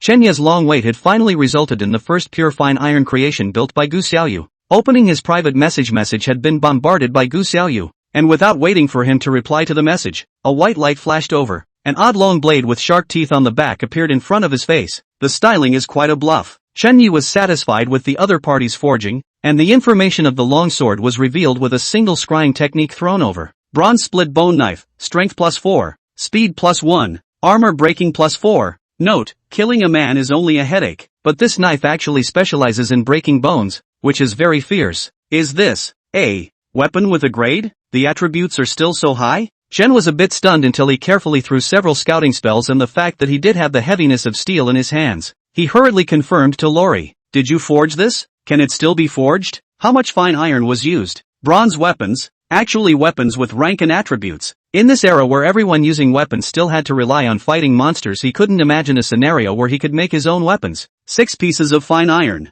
Ha ha ha, brother Chen Yi. I only used 6 pieces of fine iron. Brother Chen Yi, am I awesome? Bronze weapon. I actually forged a bronze weapon. Ha ha ha ha. The little fish finally doesn't have to worry about eating. The little fish is going to turn over a new leaf. Gu Xiaoyu looked like a meritorious official who had made a great achievement of doing something great, asking for compliments from Chen Yi. 6 pieces. Only 6 pieces. and a bronze weapon sells for around 200 to 300. Chen Yi looked at the weapon in his hand. The weapon's attributes were as high as 9 counting as a superb bronze weapon, which meant that it was priced at 310 times the profit? He had even felt his rapid breathing. 10 times the profit, or a weapon that didn't worry about sales at all. He was developed? Suddenly, Chen Yi thought of another problem. This weapon was forged through his own drawings. Would it be possible that only one drawing could be forged? This weapon, does it require a drawing for each forge? Chen Yi inquired. No, the drawings are for me to learn. As long as I've learned enough materials, I can build several of them in a day. Gu Xiaoyu was able to suppress the joy on her oceanic little face. He's going to make a lot of money. He's going to get out of this dark cave. If you learn it, you'll learn it. Chen Yi froze in place as if he had been struck by lightning. He finally knew why the profession of forge master was so pitiful and had so many requirements. Sure enough, it's good to ask for more. Immediately, he turned to Gu Xiaoyu. Did you open up a drawing for an armor on your own? Yeah, I still have the armor too? Gu Xiaoyu also discovered the wealth she possessed, and this time, the funding from Chen Yi arrived again. The villain rolled up his sleeves and swung his hammer. A few moments later, a weapon with a glittering copper-green light appeared in front of him. Bronze, bright light armor, speed -3, defense +10, attached weapon, chopper, strength +2, trait, sturdy, immune to any physical attack with an armor break of less than 5 or an attribute of less than 50. Chapter 71, Double Resistance to Physical and Legal Methods. Immunity to any physical attack with an armor break below 5 or an attribute below 50. This feature, Chen Yi didn't know what to say about it for a moment. Immune to any physical attack that broke armor below 5. The highest armor-breaking equipment he had seen so far was only the other weapon he had seen in the party, the bone-splitting knife, and the split bone blade's armor break is only 4. The attributes and armor breaking of the split bone blade are among the top among bronze weapons, which means that it is basically immune to any physical attack with less than 50 attribute points. Chen Yi realized the seriousness of the matter. His existing strongest troop, the black-armored kobold, itself possesses an extremely strong spell immunity, and now if he adds this armor, wouldn't it be dual resistance to material and magic? The knot in his throat made an involuntary swallowing motion at the thought. An attack higher than 50 points is only possible for a holy rank lord, right? And it would also have to be a holy rank lord that focuses on physical flesh attacks. Only a holy rank lord who fulfilled both of these conditions could cause damage to his black-armored goblin. In other words, if he allowed his black-armored kobolds to be equipped with this kind of armor as a whole, then at that time, even if there were more enemies, they wouldn't be able to injure themselves in the slightest. Chen Ye's eyes gradually brightened and secretly made a decision in his mind to monopolize. Both the bone-splitting blade and the bright armor are going to be monopolized. He immediately snubbed Lori. Fish, are you tired of building out your own fine iron? Do you get enough to eat every day? Have you been dressed warmly lately? Are the territorial soldiers developing well? With every question Chen Yi asked, the petite figure in the other dimly lit cavern aggravated a few points. Finally, someone who understands their situation, not having enough to eat, not being able to wear warm clothes, and having to work diligently every day to make iron. Even the development of the territory fell behind the very majority of the people. I've heard that some of the bronze lords have hundreds of soldiers and I'm still pumping iron. Chen Ye's words evoked Gu Xiaoyu's toughest days from start to finish. As a person to see people love the little girl, but day and night nested in a dark cave clunking iron, and even do not eat and sleep warm. This who can suffer. So, you want to change? Chen Yi turned his words around and started laying down the gauntlet. Gu Xiaoyu didn't think much about it, just collected her tears that were already gurgling in her eyes and said through a mouthful of teeth, I want to. Chen Yi continued to ask, do you want to be well-fed and warmly clothed from now on? Think. Gu Xiaoyu looked excited. This was almost her biggest dream until now. Do you want to develop your military quickly and then quietly amaze everyone? Seeing the effect, Chen Yi increased the lull. Gu Xiaoyu on the other side nodded her head like garlic. I want to. There were two things she wanted to do most. The first was to be well-fed and clothed, and the second was to add more soldiers so that she could dig through the rocks and reach the ground sooner. Great. Chen Yi made a flourish. Then join my alliance. Yeah, when did brother Chen Yi have an alliance? Gu Xiaoyu scratched her head with her fine eyebrows tightly clustered after she reacted. I remember brother Chen Yi, didn't he say something about the strong always traveling alone, and only the weak will be accompanied? She thought and thought about the fact that the other did say that amongst their daily chats. Chen Yi was momentarily speechless. He just wanted to pull the other party into his camp casually, did not expect the other party actually remembered such things. But soon the clever adulterer was confronted by the not-so-clever Lori, and he came up with an explanation. Of course it's for you. A strong man always walks alone, but at the time when a strong man wants to protect the weak, he also has to have his own forces. Gu Xiaoyu's eyes glowed, greatly moved. For this already favorable man she always subconsciously brainstormed. I knew that stingy brother Chunyi was actually a good guy. I didn't realize that he had created an alliance specifically for me, and for the first time I met someone who was so kind to me. Gu Xiaoyu was a little weepy for a moment. Although brother Chunyi had always been hard-mouthed and yawning, the benefits he had actually given himself had always been the most. Even now, it seems that most of the other person's behavior is a sideways attempt to take care of himself. How can a few broken stones be exchanged for hundreds of energy stones? What kind of person gives meat in the winter or marinates it? What kind of person repairs armor and gives fine iron as payment? All of this had unintentionally pointed the finger of the good guys at Chunyi. Gu Xiaoyu was even more touched after figuring this out. Ooh, thank you brother Chunyi. I'll definitely join your alliance. Very good. Chunyi saw the success of the lulling heart very happy. This obedient and understanding good to feed the little lowly is definitely a great treasure. Fortunately I found early. Brother Chunyi, how many people are there in our alliance? Gu Xiaoyu inquired. 3. Chunyi replied. Oh, so who's the other one? Because it was a newly formed alliance, there were only 3 initial personnel or Chunyi's brother had created it long ago, and this 2-person alliance was only waiting for its own membership. Gu Xiaoyu took it upon herself to rationalize everything that didn't make sense. Chunyi casually said, Manhwa. Oh, it's him.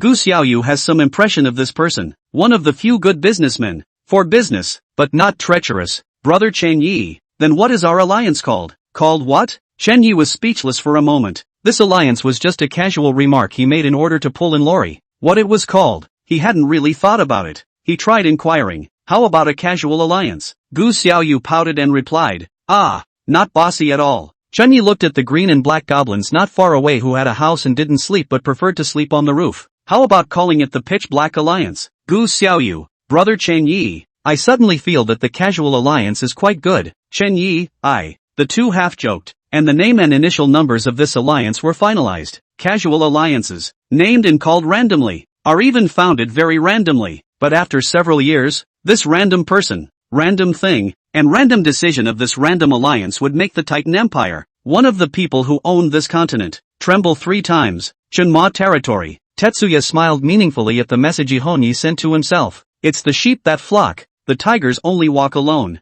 Oh, very good. I've long heard that Erika E is arrogant. Today I've seen that it's true. Taita did not get angry after receiving the other party's reply. Nowadays the sunset is the strongest in terms of strength. If we use Chen Mo as a reference, then the strength of the other party's 5 vice allies and 1 alliance leader does qualify them to be tigers. It's not wrong for the other side to compare themselves to sheep and themselves to tigers. Only, it wasn't just Ihongi who was equally condescending. He himself was a shogun strongman, and the other party's reply irritated him. Such a decisive answer. Aren't you afraid I'll cut your vice alliance down? Taita's face was frosty. Ihongi replied in a domineering manner. You can try. Maybe you are the strongest in the forest you are in. But here I am, again I am the strongest. Along with the message came several precise territorial coordinates of none other than the remaining lords of the warrior alliance. The other party threatened her with Chen Mo, and she could similarly do the same with the members of the warrior alliance it had with the territory. Very good. Taita smiled without saying anything and patted the giant dragon underneath him, which immediately rose up into the air and swept up a gust of thick dust. Without cooperation then there is only competition. Try to master the commerce of all the lords by yourself and I will show you how foolish that decision is. Taita and the giant dragon rose into the air and disappeared into the sky in a few breaths. Trying to compete with himself for imperial commerce without his channeled connections to the Society of the Fallen? It's simply delusional. You can't even enter the gates of the empire without the Fallen Society to get your identity. Ihonyi, you'll regret your condescending decision. Chapter 72, Formation of the Casual Alliance. You're the patriarch of our alliance. And now that the alliance has just been established, everything has to be fought by our hands. Don't worry, if there's a mouthful of meat for me to eat, there's definitely a mouthful of soup for you to drink. Surely you need a lot of forging to raise your proficiency in your forging profession? Isn't that common sense? The system doesn't say? Didn't the system not say anything when you first acquired your profession before? Nah, all this fine iron for practice. Be nice to you? Isn't it right to be nice to you? Don't worry, there are no high requirements. Just forge the split bone sword in bright light armor. Under Chenye's bout of lulling, Gu Xiaoyu gratefully helped Chenye process the remaining 900 or so fine iron on hand for free. The beauty of it is that the increased proficiency gives you practice. Good people like me are rare these days. Chenye lamented that there weren't many who could nurture others like him in this alien world where everyone was hooked up. By the way, how's South River doing? He remembered his other alliance member. You should have told him about forming an alliance yourself. and I wonder how the South River business is doing. There seems to have been a lot of fighting between the lords lately, and I don't know if there's any business to be done. War will drive domestic demand, but the war-driven domestic demand is relatively single. For the lords, can sway the war is nothing more than soldiers and weapons. Troops are fixed, so selling weapons in the middle of a war is the best option. As it happens, one has a weapon in one's hand. Business is hard. There hasn't been any big business lately. Why don't you get me a few bronze weapons to sell? Big guy. Oh boss? Nanhi half-jokingly inquired. He knew that the sub-god level soldiers had numerous restrictions, and every time they were deployed, it was not easy. It was impossible for them to deploy their troops just for the sake of a few bronze weapons. This could also be proven by the fact that Chen Yi had no record of selling bronze weapons after selling them once. Yeah, Chen Yi, faced with Nanhi's request, agreed in one breath. Yeah, good. Nanha's tone suddenly rose so high that he thought he had misheard and inquired. Boss, did you just say yes? Chen Yi nodded. Just wait, I'll get you a few nice bronze weapons in a few days to hold you over. On the Imperial side, he had given the Sha King snake to use to hold up the scene, so it was only natural that the Lord's side would need to find something to hold up the scene as well. Got it. Being able to get a positive reply from Chen Yi was an unexpected pleasure for Nanhi. Big brother is big brother. He casually mentioned so. The other party in a good mood and agreed. Sure enough, the edges that the big man reveals are enough for many people to live on. Oh yeah, I created an alliance. You're one of the initial members. Interested? Chen Yi mentioned business. Alliance? Yes, I'd like that 100 times. How could he not agree to join an alliance created by big brother Chen Yi? The rest of the alliances are trash in front of the suppressive power and rallying cry of demigod-level soldiers. Alright. The fact that he was not only able to join this alliance, but was also one of the initial members, made Nanha feel that the big pair of guys trusted him. So I've been taken as one of Big Brother's own? It's a nice feeling to be trusted. Boss, how many people are in our alliance? What's the name of the alliance again? Nanha inquired excitedly. For the Sunset Alliance's bronze weapon sales in recent days, he has long been red-eyed, but he is not a match for others. But it's different now. Listening to the boss's meaning of creating an alliance and selling bronze weapons, is this his intention to seize the Lord's market with the Sunset Alliance? It had to be said that the Sunset Alliance had jumped up by all sorts of chances to become the largest alliance organization among the sovereigns, and he was equivalent to a giant tiger. And himself here is a young dragon from an adult fierce tiger in the mouth of the tiger. Really exciting. Nanha was immersed in endless YA. He has already imagined that with Chen Ye's reputation as a big brother he casually waved his hand and countless people scrambled into the alliance by the time he went from being a small businessman to the CEO of the group. Name? Whatever. The number is only 3 at the moment, besides you and a little Lori. 3 people? Ha ha ha, I can't believe I'm so honored. Nanhi once again sensed that he had entered Chen Ye's inner circle and was complacent. The name of the alliance hasn't been finalized yet. I'll have to help the boss think of something more majestic and domineering. Well, vertical between the lords, invincible among the otherworldly. Boss, alliance we call vertical how? Vertical? Chen Yi thought for a moment. Nice name, but I've already decided on the name of the alliance. Settled? Nanha froze. Didn't you just say whatever? Yeah, the name's whatever. South River. Well, the boss is really temperament. Good name. Unintentionally more revealing dominance and confidence. Nanha quipped. Can you say no to a name that the boss has already decided on? It's the low IQ that belittles the boss. The high IQ is never attached. Well, there just happens to be a task for you. Chen Yi thought about doing business with the Empire over there. He needed some animal furs. The king snake was just a gimmick and a door-opening brick. The real fine print should be something that is often found on the Lord's side. For example, he has the most common gray wolf fur here. What mission? Boss, you command. The alliance has just been established and already has its first mission. I think the boss has already formulated a complete development plan. Nanha marveled at the boss's thoroughness. From now on, acquire animal pelts. Whatever they are, as long as they look good on the outside and keep you warm. Chen Yi said. Understood. Don't worry, boss. Which lords will trade furs and what furs are in which lords' territories? I know it all. For the piece of daily trading, Nanha could be considered the most experienced merchant. Oh yes, especially the very delicate but small-sized pelts. The kind where you can collect as much as you can. Chen Yi suddenly added. Why do you want to acquire this kind? There's no market for this kind of thing among the lords. Nanha inquired his boss in disbelief. The weather was getting colder and winter was approaching, so he could understand the acquisition of furs. But why the small ones? For the lords at this stage now, practicality is the only performance. Like that small and delicate but very small hair is simply chicken ribs.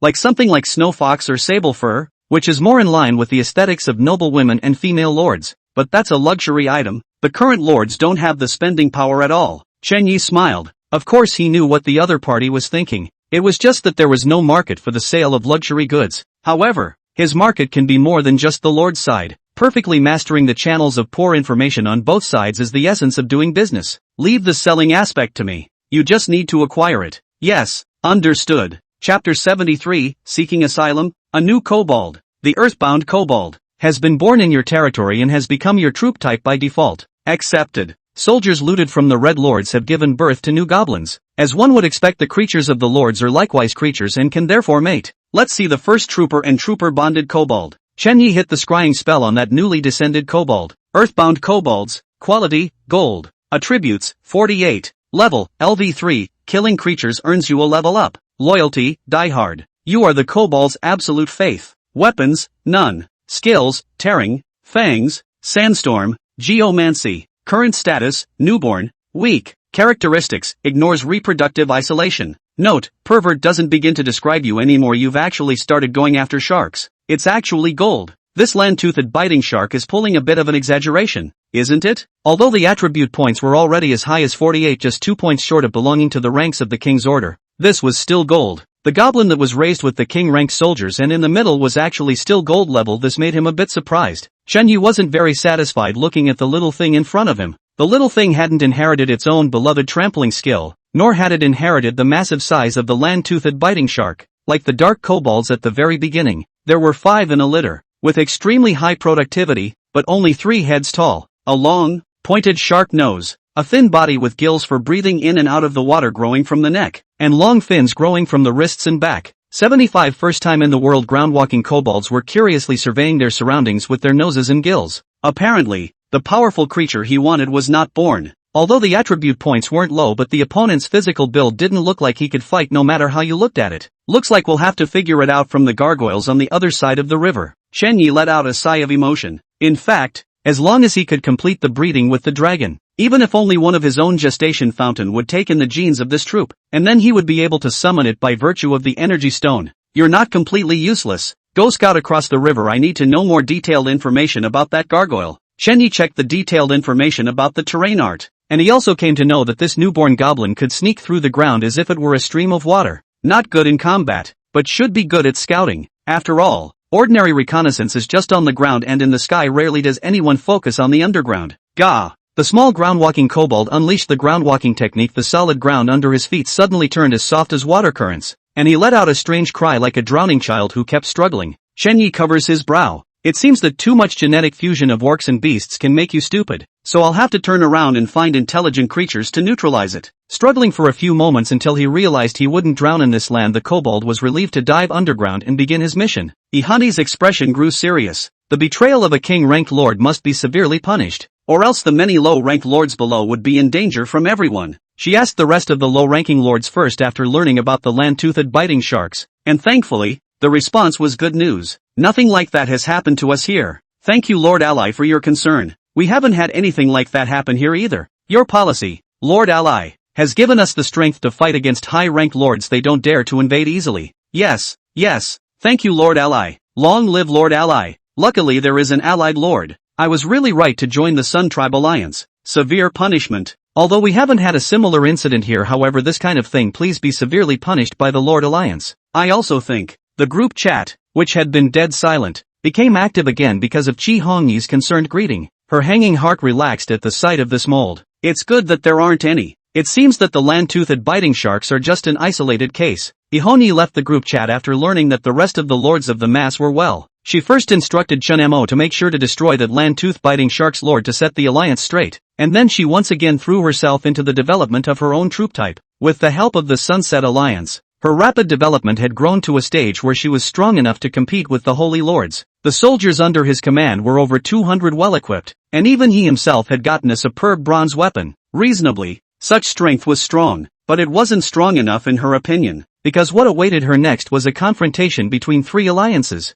It's a business rivalry, but the prerequisite for wanting to stand squarely in a business war is that you're qualified to stand with the other side. If you are weak, even if you run the business side of things well, you are just someone else's breadbasket. She was a firm believer in being left behind. On the other side, A shark that could only swim on the ground was tracking the sizzling scent with its keen sense of smell and kept moving forward. The moment his plan failed, Owen knew he couldn't go back. Not only could he not go back, but even the dozens of kilometers around his territory were no longer within his reach. That guy Chen Mo would definitely kill himself. And even if it wasn't for the accidental interference of that Dragon Lord, he might have died by now. The only way to continue living after offending the Sunset Alliance was to defect to another powerful alliance. That Dragon Lord is a great choice. The Dragon Lord. It was thought that he should be the second strongest person in this forest besides Chen Yi, right? As for why he didn't defect to Chen Yi, the failure of his own plan not only implicated himself, but also those three Bronze Lords and Su Qingyue. With Su Qingyue's relationship with Chen Yi, she was bound to be able to get shelter.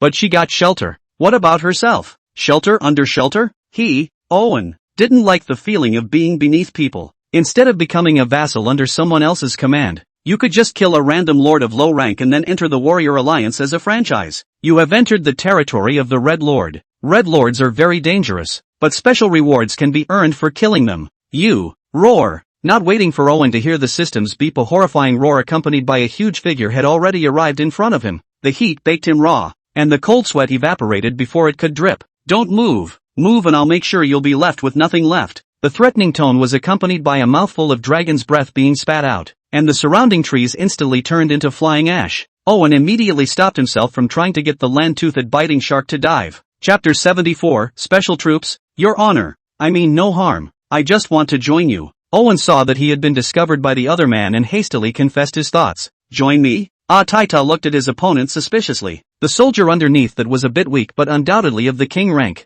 King-ranked soldiers. Didn't I kill all the soldiers in the neighborhood? Why are there still fish in the net? It was as if Taita had thought of something after gazing at the other for a moment. Are you a wandering lord from the rest of the world? This is, as much as he hated to admit it, there was no way for Owen to refute that he was indeed the wandering lord. Taita let out a playful cry. A king-rank wandering lord. It seems that there are still the rest of the strongest in this forest. You have encountered the wandering lords, and the wandering lords have surrendered to you. Do you accept? Oh ho! Taita was a bit surprised to see the system popping up with a beep. He didn't think that there was actually such an option to take in. After conquering a lord, the opponent will retain his personal upgrade panel to become your special troop type. Note, lords have autonomous consciousness. Please be careful in your decisions. Note, after a lord submits, you can add restrictions and take their life at any time. Yes. No. Interesting. Agreed. It was the first time that Taita had seen such an option, and the previous lords had all been killed directly and had not seen such an option.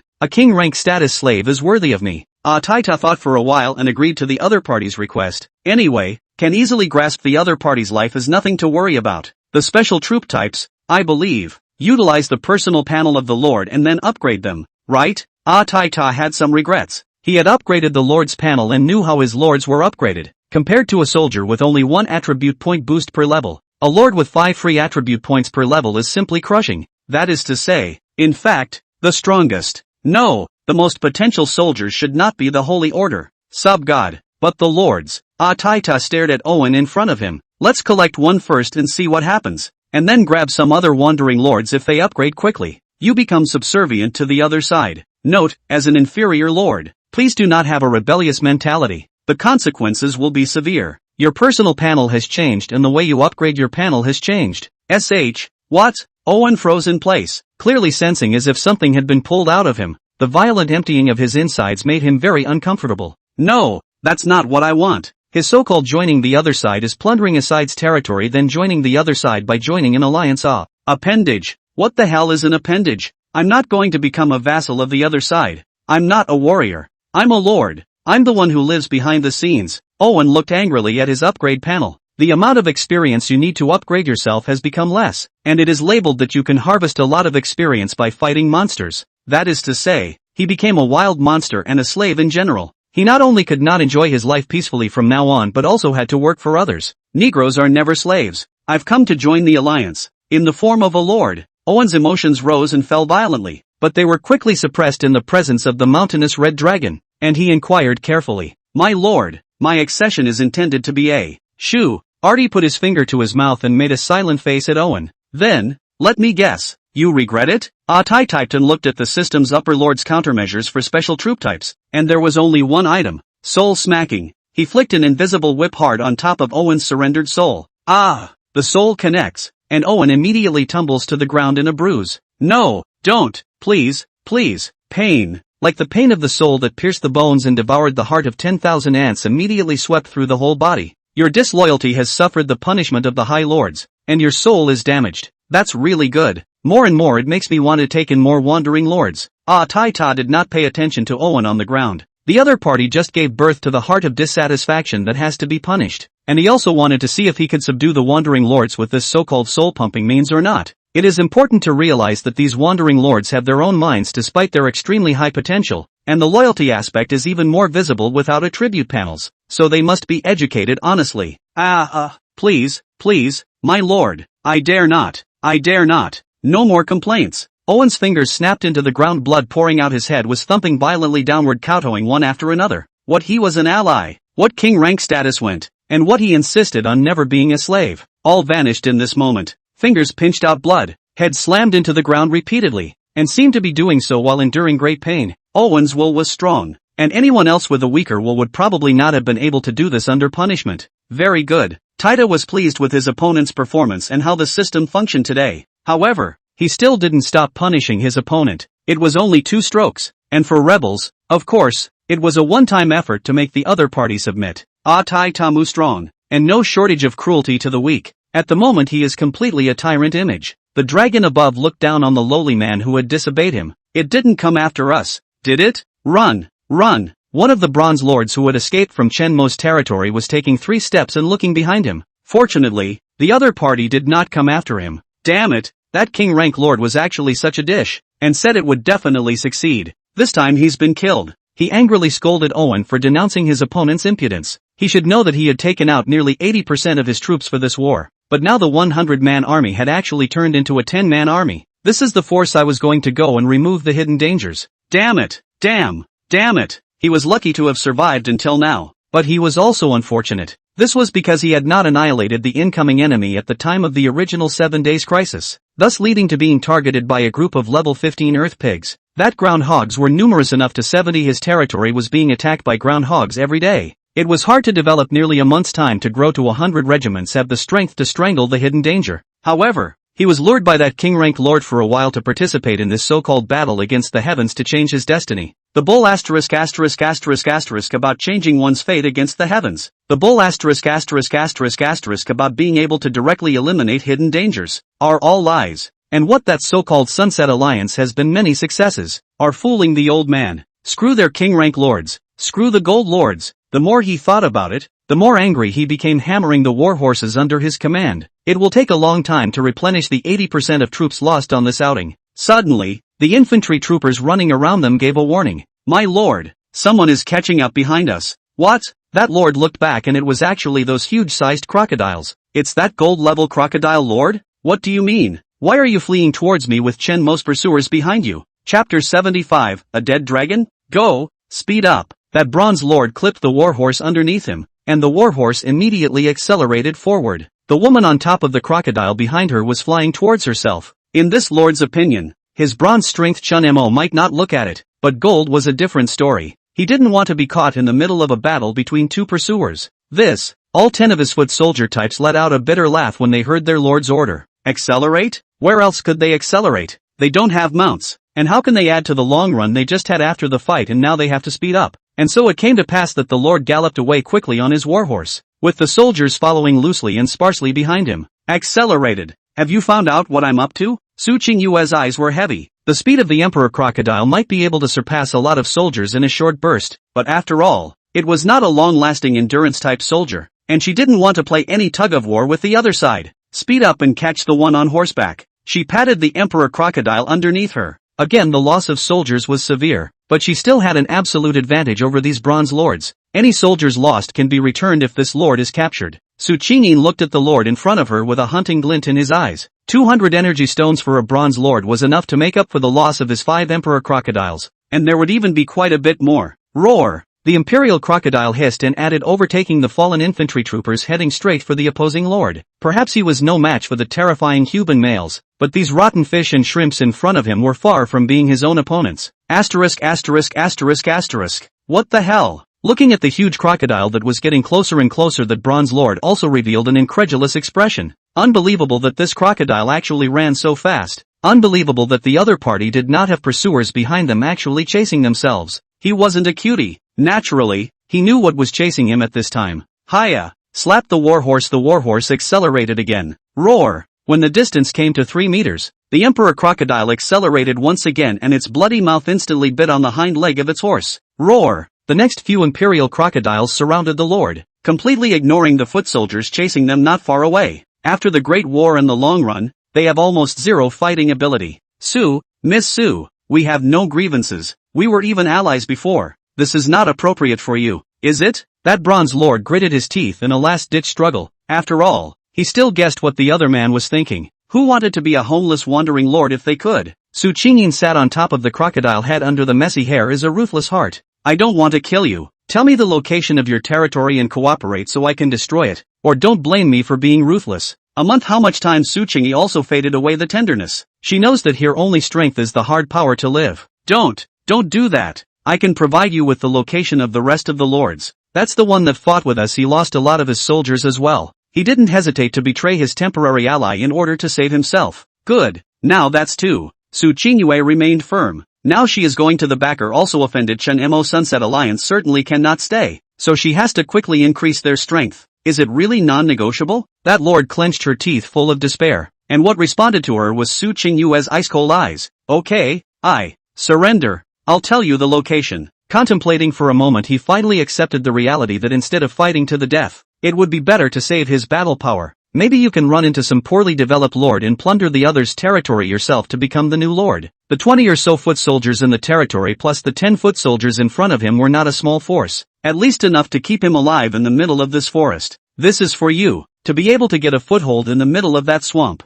Chen Mo gave one of the broken scrolls he had collected to his human male soldier. This tattered scroll is only available to the first 7 to 12 lords who break through the springs, and the ability of the scroll gets weaker the further back you go. He naturally got it, but the tattered scroll he got was not suitable for the swampy groundwalk. Nowadays, this broken scroll is very chicken ribs, although it is ranked backward, but it can make the temperature of the surrounding 2 kilometers plummet by 20 degrees Celsius, and it can also make the swampy land, which could not be based on the ground, to get a foothold. Yes. 30 human males mounted on warhorses and dressed in battle armor rushed towards the location where the land-toothed biting shark lord had first called for help. The 12th place scroll reward is freezing temperature, and Lord Allied's 3rd place scroll is the single unit killing ice coffin descent. So what about first place? Chen Mo subconsciously pondered this question. The number 1 today was undoubtedly Chen Yi, which meant that his own dangerous close neighbor still possessed an absolute bottom card that he didn't know about. Ha! Forget it. If it's Chen Yi who wants to kill me, I'm afraid he doesn't need to use this kind of undercard.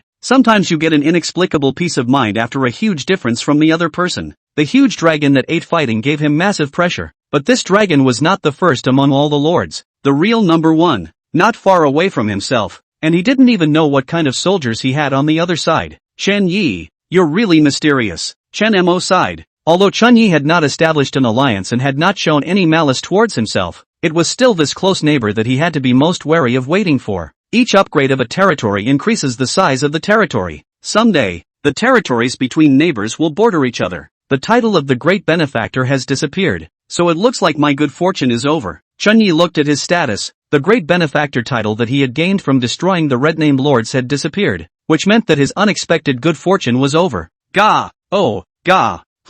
Chen Yi looked at the small potato kobold in front of him who was trying to jump and express himself. Well, it's the ground-walking kobolds. I can't believe I'm back so soon, not to mention the scouting troop type. Chen Yi was a bit surprised by the swiftness of the earthbound goblin. Perhaps this was his last surprise. Soon, knowing what the earthbound goblin expressed, Chen Yi's heart shook. What the other side is expressing is actually, the dragon is sleeping. We attacked the dragon doesn't fight back. The dragon is injured, or the dragon itself is dead. That giant dragon. Dead? Chapter 76, Black. Dangerous labeling. Nobody move. Pull out, all of you. Drop your weapon. Above the clearing in the forest, a man stood on a crocodile giving orders to the soldiers in his territory. The territory was extremely rudimentary, without even the most basic fortifications. Just a wide open space plus a circle of fences and a few huge wooden houses. The foot soldiers who were patrolling looked at their lord in confusion. Why were they pulling out? No more patrols? But doubts were doubts, and they could not disobey their lord's orders. 20-foot soldiers stepped out neatly with wooden spears in their own hands.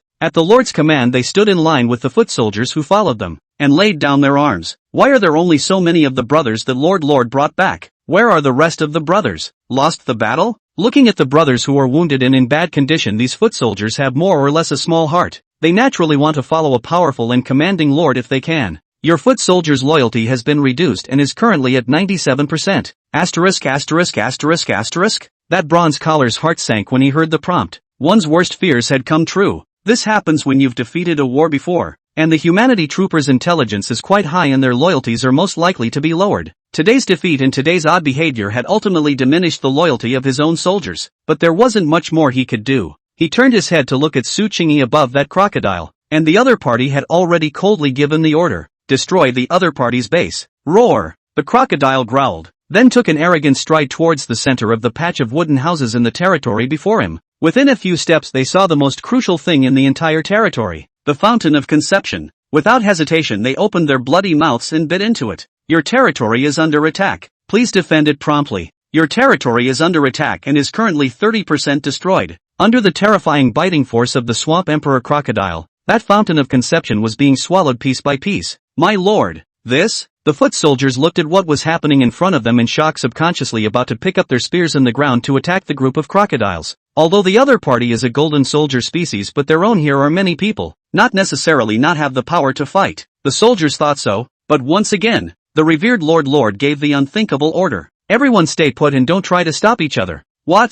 My lord, where is our? The foot soldier was born in the fountain of conception and naturally knew the importance of the fountain of conception. He looked at the lord with an anxious expression. What's wrong with my lord? Why would he issue such an order? The other side is destroying their own foundation. Shut up, all of you. You think I don't want to guard my territory? All of you be quiet. Relying on his status as a lord, he forcibly suppressed the voices of resistance from the infantry troopers. Your territory is in the process of being destroyed. Currently at 80% progress. Your infantry troopers are less loyal to you. Current loyalty, 95%. Although the lord labeled it as a last resort, it seemed to the foot soldiers that they had 30 men here and only 5 on the other side. Surrendering without fighting, this was a huge shame for the soldier, let alone at the command of his own lord. Himself and the others would rather die in battle than watch the most crucial foundation of their territory destroyed little by little. My lord, there are 30 of us. I'm confident we can take the other side down. I'm willing to make a military order. The leader of the foot soldiers made a final struggle. He angrily looked at the few trampling his own territory, and it is his faith to be born as a pawn to die in battle and put it to rest.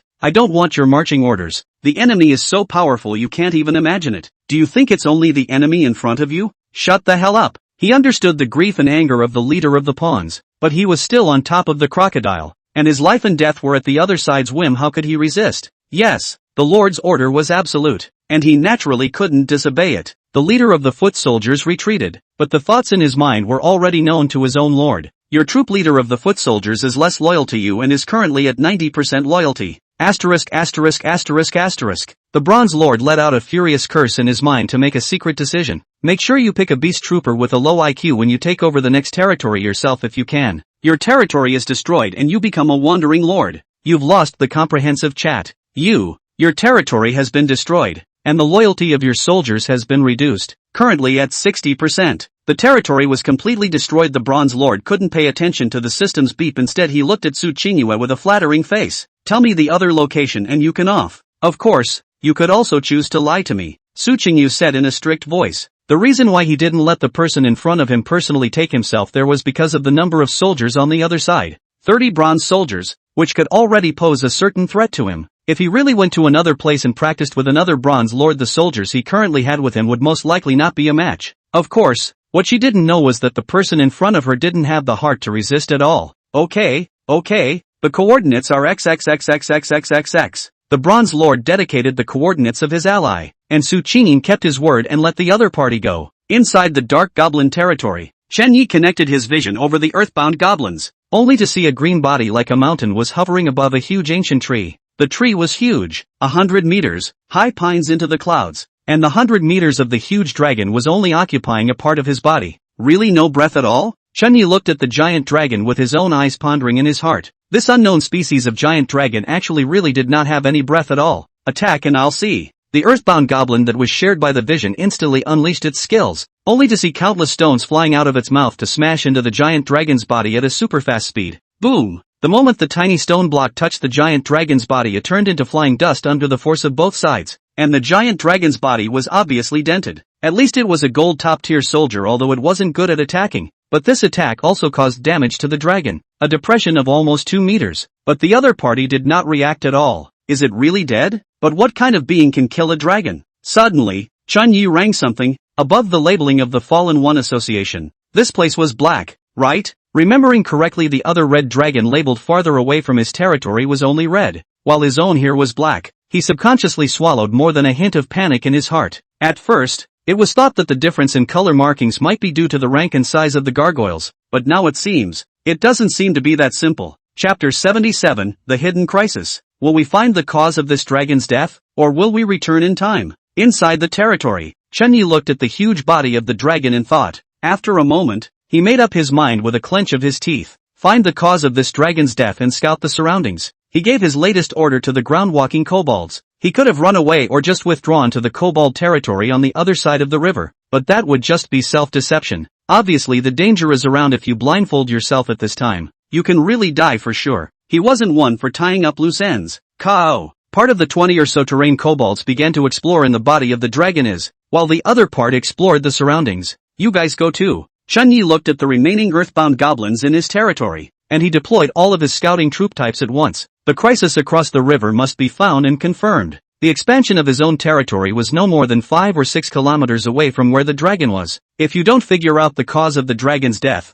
then you'll probably be the next to die. Over 70 ground goblins were out to begin a true carpet search of the dragon's surroundings. This is it. The human male soldier arrived at the location of the coordinates where the Land-Tooth Bite Shark Lord had called for help in the first place. A swampy place. Remember, there are quite a few roaming snakes here, so be careful all around. The leader breezes into the swampy territory and warns of the natural dangers that exist here. They were on the outskirts of the forest, but the danger that such things still existed. Maybe it's a swimming snake, or maybe it's something else. Anyway, it's good to be careful. Yes. The rest of the human male's rank then launched into a state of alert. 30 human male itself exudes on the aura of murder, makes the surrounding beasts and mosquitoes to run away one after another. Go! The leader of the hand will be broken. Scroll thrown. Scroll fell into the swamp not far away. Compared to the mud pool, scroll is so small cannot set off a ripple. The swamp can be more vast here than we thought. Will the scroll work? The other human male soldier surveyed his surroundings with some misgivings. The opponent's territory only exists in this swampy quagmire, which should be about 3 kilometers in size overall.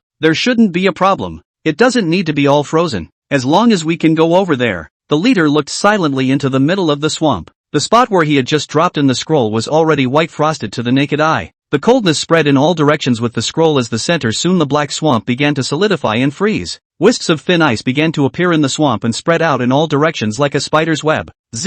Hiss! A black, highly poisonous snake flew away from the mire. There were also many small animals that couldn't escape in time that were frozen into ice. The snakes here have actually changed. The chief looked at the snakes that inhabited the area, which were no longer swimming snakes but a highly venomous snake, which was small in number but extremely poisonous. It seems that they overpowered the aborigines to take over the territory. Roar! Suddenly hot waves of mud churned as a creature of enormous size was forced to flee by the frigid air. It's the crocodile. The human males immediately recognized that figure as one of the invaders who had attacked their and other people's territories in the first place. There are actually helpers. Did they know that we were coming to make a joint effort in advance? Instead of seeing the Land-Tooth Biting Shark, he saw the Swamp Emperor Crocodile Tiger Ben. Male enhancement subconsciously thought that the two had joined together. After all, they had joined together in a joint attack on their own territory in the first place. It doesn't matter. Crushing them together is all. The chief man waited quietly for the frost to condense and expand. One of the differences between humanoid soldiers and animal soldiers is that humanoid soldiers can use practical weapons and tactics, and can also make the most appropriate self-judgment when facing special situations. After all, at the moment, soldiers can't actively contact their lords, and it's not always possible to keep an eye on the status and condition of one's outgoing soldiers at all times. This is the time when autonomous decision-making is important. Wait for the ice to freeze, wait for the return of the pioneer cavalry, and finally gain insight into the number of enemies to exterminate. According to your lordship's projection, this man's troop count should be in the low to mid-20s. That is, the enemy has now increased from 20 king's ranks to a slight number of golds. It was just a dozen or 2 dozen golden soldiers. Even if there were 10 more king rank lords, they were not afraid. There was also a difference between the king's rank and the king's rank. Your territory has been attacked by an unfamiliar lord. Please hurry back to defend it as soon as possible. Su Qingyin, who had just destroyed the second Bronze Lord, immediately froze in place. Someone attacked my territory? Who could it be? Vague unease pulsed through her mind as she connected to her soldiers within the territory, seeing an incredible sight. Frozen? My territory is actually frozen? Su Qingyin felt the current state of her territory through the Emperor Crocodile's perspective and feedback. It was important to realize that the extensive area of swamps in his territory could not be frozen at all. Even the frost dragon in the beginning had only frozen part of the swamp. Of course, that's because most of it is protected by shields. But why is the territory frozen again now? Is this Huban's majestic army? She maneuvered the soldier to crawl across the ground far enough to see the fearsome figure, 2 meters tall and stout body type, holding a machete and long hair under the body of the war horse iron hoof sound. Isn't this just the Huban's army? Not only were they Huban soldiers, but they were the kind of Huban soldiers that were heavily armed. Asterisk. Why? Why do you know the location of my territory? Why would you send so many people to annihilate me? Shouldn't the most dangerous one be that Owen guy? She looked at everything incredulously, thinking that the sky was falling on the taller one. But how did it fall on her head now? She was very impressed with the Huban soldiers. The unarmed Huban males on the other side were already unrivaled, slaughtering their own soldiers like chopping melons and cutting vegetables. And now the incoming enemy is actually a fully armed Huban male soldier? In an instant, a feeling of powerlessness swept through his body. She didn't even feel like the 400 energy stones she had just gotten in her hand smelled good anymore. What to do? Me? Am I going to become a wandering lord too? She had just finished destroying the territories of 2 bronze lords, experiencing the strength and thrill of a higher power. But that devastating redifficulty actually came back to haunt you so soon? No, I don't want to be a wandering lord. Seek help from Brother Qingyi. Su Qingyin grasped the palm of her hand, fingers ruthlessly embedded in the flesh. She knew that she wasn't Chen Mo's opponent no matter what, but Brother Qingyi would definitely be able to.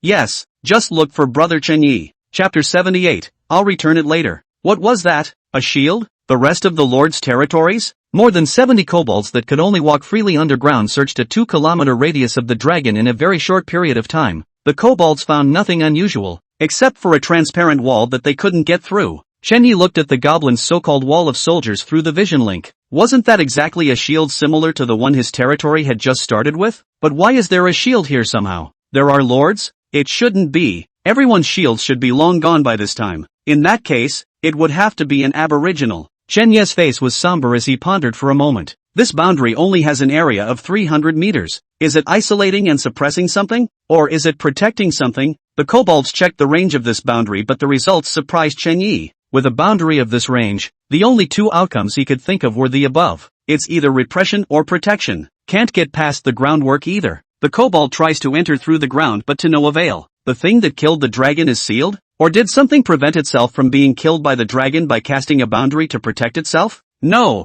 How did the dragon die? All sorts of possibilities were arranged at once, but they were overturned one by one by Qingyi. A boundary of only 300 meters is too small. Small enough to make him paranoid. Small enough to make him nervous. If it was a boundary to protect himself, then there was still something to talk about. At least with his current strength he wouldn't be afraid of the other party. But if it is suppressed, what is enough to kill the existence of the giant dragon? This is the most fatal. A guy who can kill a giant dragon and be sealed and suppressed, then how terrifying should his strength be? The last thing Chen Yi wanted to face was that kind of mysterious existence. But now it was this kind of mysterious existence that he had encountered. Tricky. Expand your scouting to see if there's a similar presence nearby, or a strange building or something. Chen Yi kept the earthbound goblins busy once again. More than 70 kobolds traveled back and forth regularly underground. And the extremely high intelligence that such creatures displayed when performing tasks and fighting also made it easy for him to give various orders. Chen Yi himself used the vision of one of the earthbound goblins to survey the surroundings. There really didn't seem to be any oddities present here other than the barrier in front of us. He wrapped his vision around the weak back to the gargoyle in front of him. Suddenly, the pupils slowed down. It's not without its peculiarities. And isn't the most peculiar part the ancient tree in front of us? Chen Yi surveyed the ancient tree in front of him. The ancient tree towered into the clouds, straight and unusual. Its branches and leaves were flourishing in constant bloom. One ancient tree alone holds up the sky. At least in Chen Yi Goblin's perspective, this pyramid-like ancient tree was a piece of sky. The branches were lush and immense, and only then could they withstand the size of a giant dragon. The dragon's claws are embedded in the ancient trees, and its body is hidden in the woods. If it wasn't for its size being too large, the giant tree that was already green with that dark green skin wouldn't have been easy to spot. Why can't I see this tree? Here? Chen Yi tried to exit the vision link to stand on top of the territory's arrow tower to observe, but he still couldn't see it. Towering ancient trees. According to reason, even if he was a bit far away, He should have glimpsed a corner of it, right? But he couldn't actually see anything. Yes, there's something odd about the tree too. Chenye's eyes stared, so it seems that this giant dragon did not die after the battle either.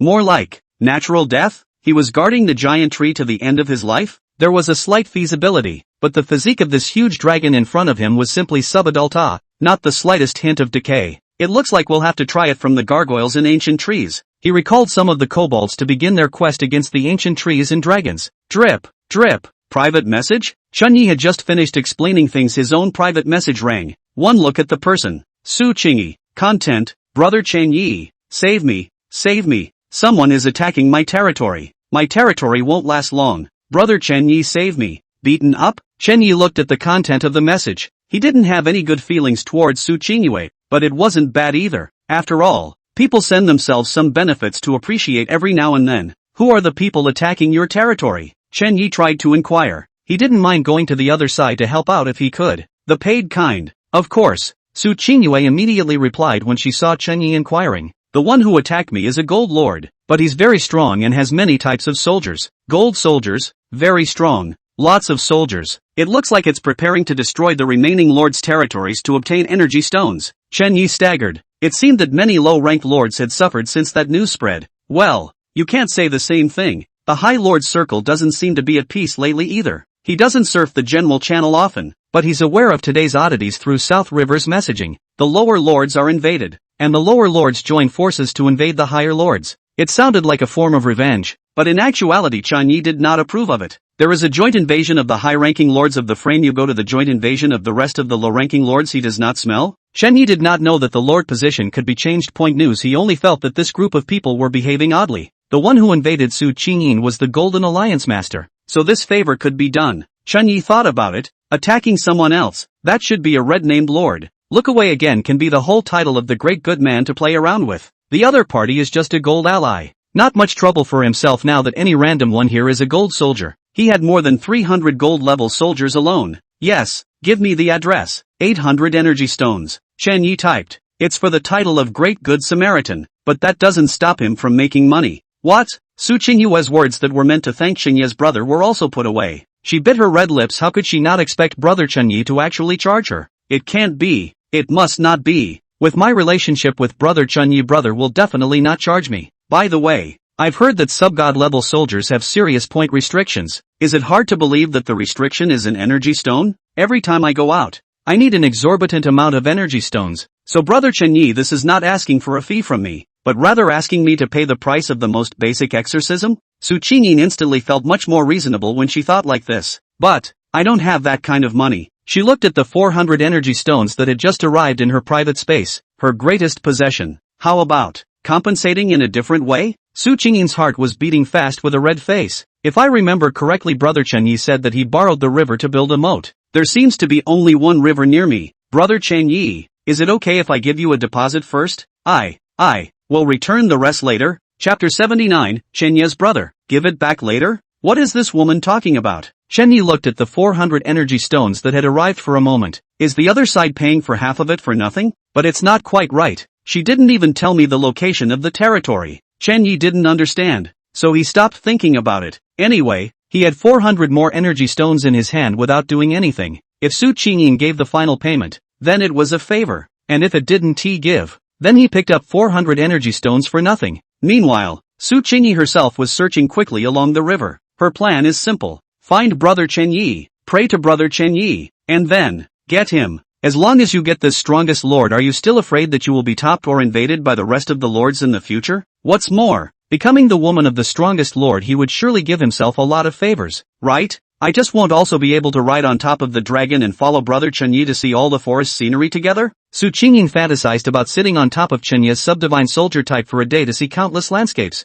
At this moment, it was as if one's territory wasn't so important anymore, and even the invasion of one's territory seemed to be just an excuse for one's own. An excuse to get close to Chengyi. His own territory was invaded, and he sought help from the big man. However, Chengyi's troop outing required energy stones he didn't have, so he compensated in a different way. Reasonable. Nothing could be more exciting for a Shakugan woman. Find yourself an excuse to get a powerful man. Your territory is under attack. Please organize your defense as soon as possible. Inside the territory, Shenmo's human male soldiers had already stepped into the boundaries of Su Qingyue's territory. They advanced in propulsive groups of 3 by 3. The spear in his hand was replaced with a more convenient machete, and the warhorse beneath him stayed out. This is one of the strengths of humanoid soldiers, having tactics and intelligence. Facing the unknown territory, they did not attack rashly, but advanced forward in groups of 3 by 3. This is to prevent any dangers or traps ahead. For one thing. The second is that it can create a mutual defense situation. Although the swamp here has been frozen over a large area, it is not as solid as it should be because it is frozen over a larger area than expected.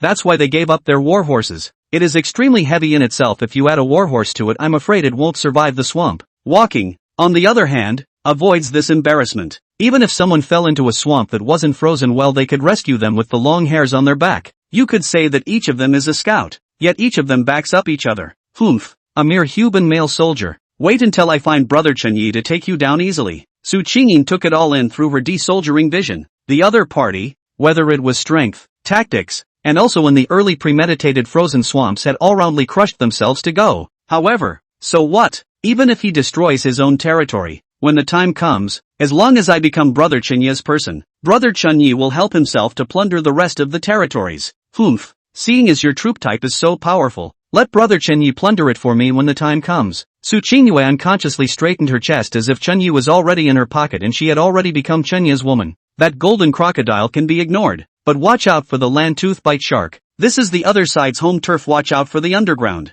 Yes, Chen Mo observing the scene. Human male enhancement did a good job. The human soldiers advanced steadily all the way in order to prevent the land-toothed biting sharks that lurked underground. After all, the other side could hide underground and attack at any time, while they could only use themselves as to lure the other side into the bait. Where the swamplands were, he was basically at ease. Looking at the tactics of your own troop self-arrangement, taking down the land-tooth biting shark shouldn't be a problem. After all, human equipped with heavy armor and warhorses were considered strong among the king rank. Although they had given up their warhorses because of the terrain, they also possessed the strength of the king rank. King rank, that land-tooth biting shark has just barely touched the threshold of the king rank. Chen Mo thought about the information he had scouted. The total attribute points of the land-tooth biting shark was just 50, which belonged to just reaching the king rank. Soldiers with total attribute points of 50 belonged to the king's rank and 100 belonged to the saint's rank. And this interval was the gap between the king's rank soldiers. Your meeting is about to start. Please be on time. The system prompt rang out, and Chen Mo collected his thoughts. How come there are only a few people here? In the middle of the meeting of the Sunset Alliance, Erika he looked at the members who had joined the meeting with a lowered brow. There were a total of 16 people, 1 alliance master, 5 vice alliance masters, and 10 core members, but now only 6 people had actually come? What is this? Where are the lords that didn't come? Probably because of some delay. I'll get in touch. Chen Mo took the initiative to take on the task of preparing to contact them one by one. Ding ding ding. There was a sudden rumble and those who hadn't come came online. Some things got delayed. Sorry. I've got some stuff going on here too. Just got out of a fight. Me too. Several of the core members of the backline were almost uniform in their statements. Is it something special? Ihani inquired. No, just a simple delay. One of the lords who arrived later made a statement. Not on my end either. The rest of the lords seconded. Ihoni scanned around the names of the latecomers, almost all of which were low-ranked lords. Was it the land-tooth bite shark lord that was known? Her mind was heavy, and the atmosphere of the alliance she had just created seemed to be spoiled by this one rat turd. Is it human nature to have things? Understandably, one of the core members who arrived early said. Chihoni looked at the other party in surprise, knowing that the former was a high-ranking lord. And weren't high-ranking lords and low-ranking lords tit for tat a few days ago? Why are you speaking for the other side now? Yeah, don't dwell on that. What's the matter with the alliance leader convening the meeting room? Let's just get started. Another high-ranking lord said. This, Ihongi had wanted to tell the land-tooth bite shark lord thing in advance and give all the high-ranking lords a precautionary shot.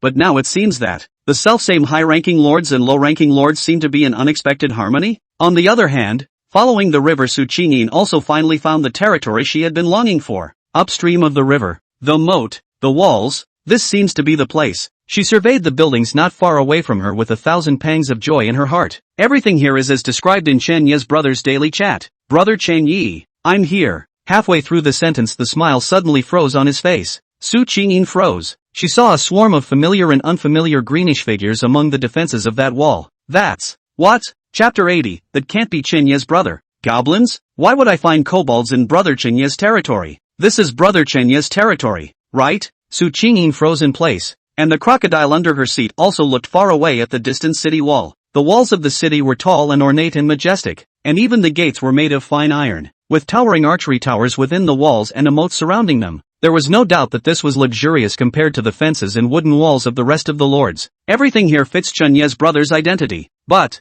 the only thing that puzzled him was why the soldiers patrolling above the walls made that ugly kobold. In a trance, Su Qinyue even saw the group of goblins that had robbed the loot that Chunye's brother had left for himself. Why? This can't be? It can't be. There was a suspicion in her mind, but she was reluctant to admit it. The Chunye brother in her mind must be tall, powerful and handsome, and his soldiers must be dragons or behemoths or other luxurious soldiers. Why? Why is there a group of kobolds here? Su Qingyin clenched her teeth, her heart harboring resentment as she sent a message to Chunye inquiring, "Brother Chunye, has your territory been encroached upon by something?" Chunye looked at the message with furrowed brows. What was this woman talking about before and after? First he said something about his territory being encroached upon and needing my help, but then he gave me half the money and said he'd pay the rest back later, and now he's saying something about my territory being encroached upon. What's wrong with you? I didn't want to pay any attention to this busty woman, but after thinking about that final payment of 400 energy stones, Chunye replied perfunctorily, "No,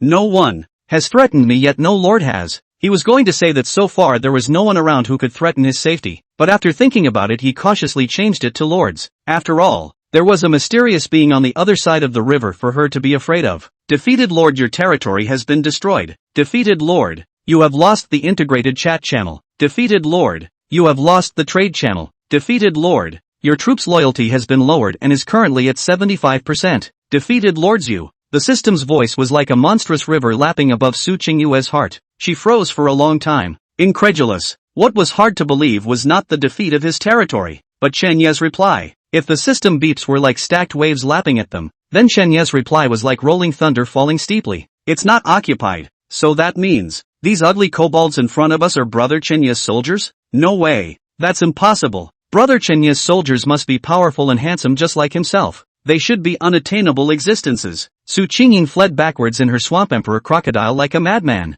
She wanted to escape from reality, from the outcome. At this moment, she even felt a wave of nausea welling up in her heart. The lord he had tried so hard to please was actually a goblin lord. Thinking about how she sweetly called Chunye her brother every time, and then thinking about the disgusting appearance of the goblin, Su Qinyue gritted her teeth in hatred. She took nice photos and seductive pictures of each other every day even. She even wanted to bolt the other person with her body. Hitch, that disgusting goblin lord. Su Qingyin recalled the bits and pieces of her relationship with Chunye, but she always couldn't help but bring in that group of goblins, as if she was the one scratching her head in disgust at the group of goblins. None of this is real. Fake. Fake. In this moment, she lost her purpose, lost her direction, just wanting to run away from this place that disgusted her. Territory? Doesn't matter. Inside the swamp, the human males were a bit confused as they looked at the territory they had easily taken. This doesn't seem to be land-toothed biting shark territory, but the beep at the time of the attack did say Red Lord. The human male soldiers surveyed the crocodiles that had been killed in front of them, but there were no other soldiers here except for a few crocodiles. I thought that the land-tooth biting shark was lurking in the dark, but after waiting for a long time I didn't see the enemy in the dark come up.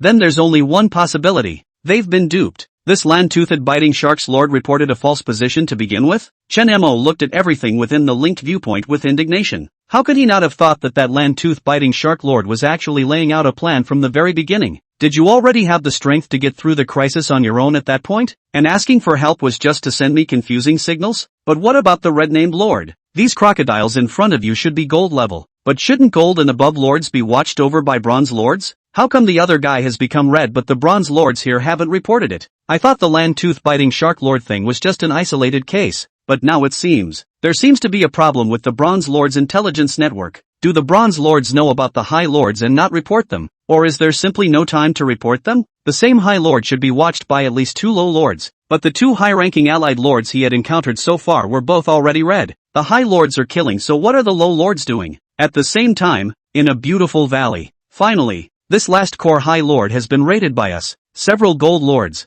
and more than a dozen bronze lords surrounded each other and smiled. Behind them was a vast army of thousands of soldiers in a mixed army, but they all had a single goal, that is to destroy this out of the valley. And now they have done it. Kinda have that guy named Owen to thank for that. One of the gold lords said meaningfully. What's the point of thanking him? If you want to thank him, you should thank my goddess Sama. A thin and lean figure stepped out from behind the center man. This person was precisely the beneficiary of this time after this territorial plunder, who had given up a huge benefit to harvest a king-ranked territory. It was hard to imagine that a few days ago he was just a silver lord that everyone could bully, and now he was mixed up with the help of the goddess Sama to become a king-ranked lord that everyone envied. He first utilized the tattered scrolls he received from the goddess to become a gold lord, and then he accumulated his strength by killing and plundering the rest of the low-ranked lords to achieve his current situation. Everyone in the group chat has more or less boosted their territories, so how come the leader has been slow to show up these past few days? Someone inquired with a smile. This group chat was originally pulled together by Su Qingyue and Owen, but now it had been a long time since the two had spoken.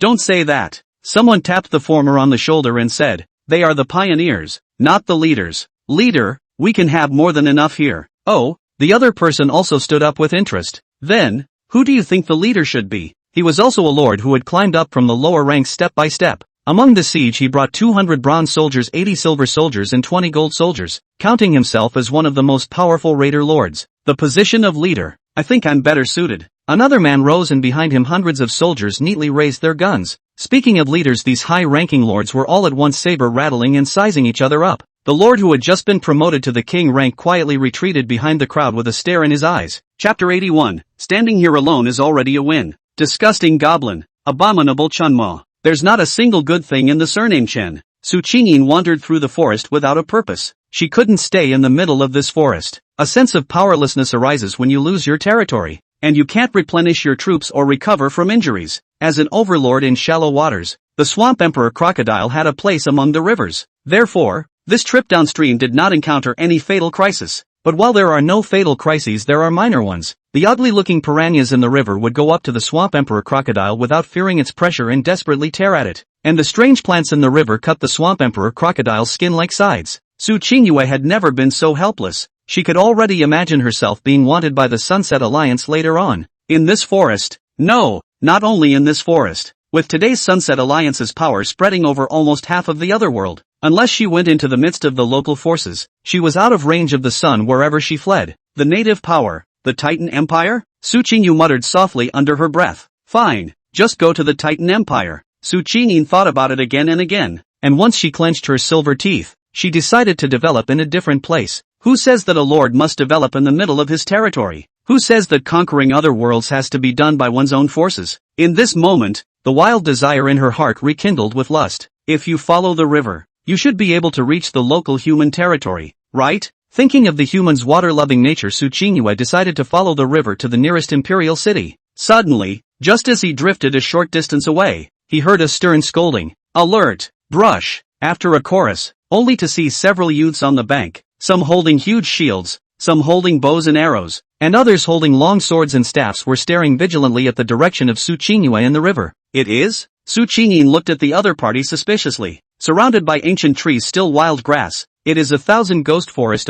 But who are these people in front of us? These teenagers in front of him were obviously not lords. And not only did the other party not have a single soldier behind them, they were even wearing armor and vestments. A small group of adventurers? The adventurer squad's odd thoughts popped up in Su Qingyi's mind. She had thought it was impossible for such a thing to exist, but after thinking about it, she had traveled across the other world to become a lord, so why couldn't adventurers exist? Not a wraith, but a professional? Su Qingyin sized up the adventurer squad in front of her, and the few people in the adventurer squad also sized up this beautiful woman sitting on the back of the crocodile. The woman was dressed oddly, in animal skins with wool and rabbit leather, like a primitive. The appearance of beautiful body, graceful, black eyes such as gem-like flashing which seems to contain endless starlight. Beautiful. The shield-lifting little fat man among the adventurer squad subconsciously swallowed his saliva. The woman in front of her was clearly in her early 20s and not too old, with a rare pair of black eyes that sparkled with starlight and long waterfall-like hair like some kind of gentle neighborhood sister. But her proud body, open dress and the crocodile under her seat give a wild perspective,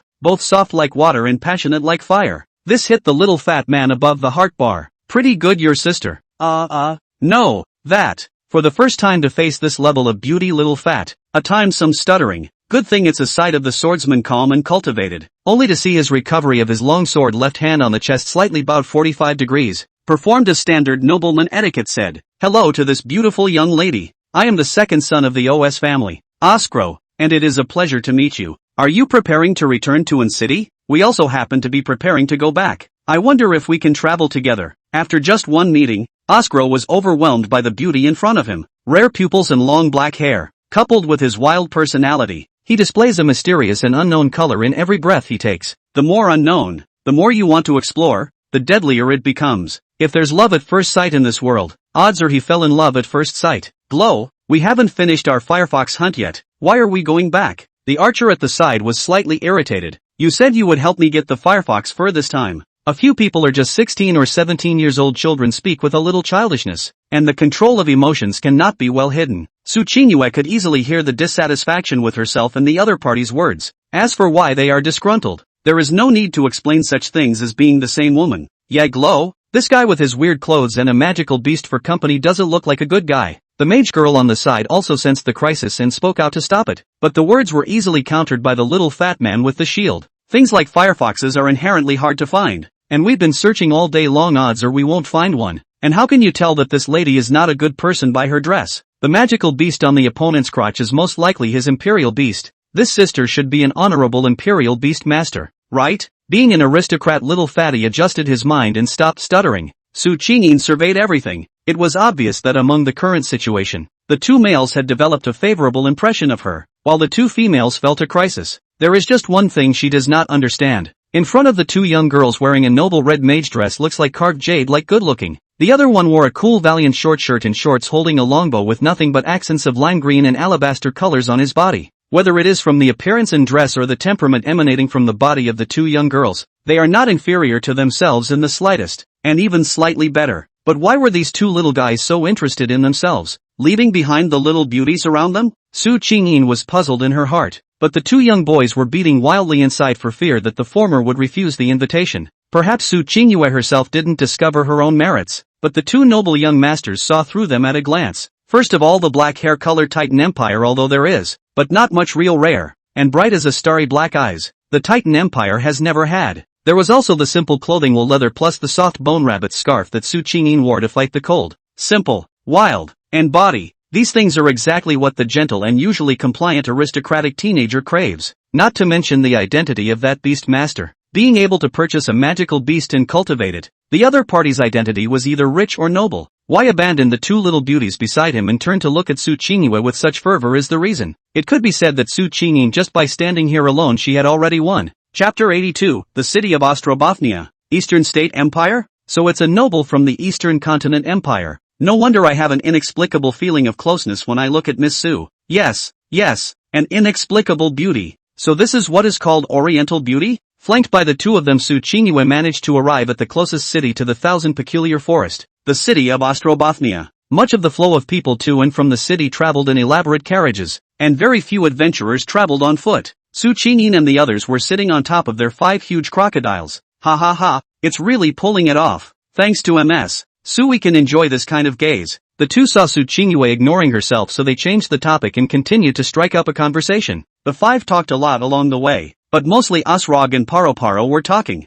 The two sides exchanged messages with each other, and Osrog and Paro got the preferences of Su and where Su came from, and Su Qingyin got the identities and names of the 4. The leading swordsman was called Osrog, and the meat shield that acted as the MT was called Paro. One of the two was the second son of the lord of this place, and the other was the eldest son of one of the city's merchant nobles. As for the two girls, the one with the red vestments was called Ina Vilher, and the other archer was called Heidi Yaden. The former was also the daughter of a wealthy merchant nobleman of the city, and the other was the only daughter of an older nobleman. It can be said that the 4 people are either rich or noble or people with great experience. This outing is just a whim. You have a lot of people here. Are they all in business? Su Qingyue was a bit annoyed by the two of them striking up a conversation, so she took the initiative to inquire. She didn't have the slightest knowledge of the city here, so she might as well get in touch with the situation earlier when the time came to not make mistakes when facing the rest of the people. Ha ha ha, most of them are businessmen, but most of the people these days are here for the king's snake armor.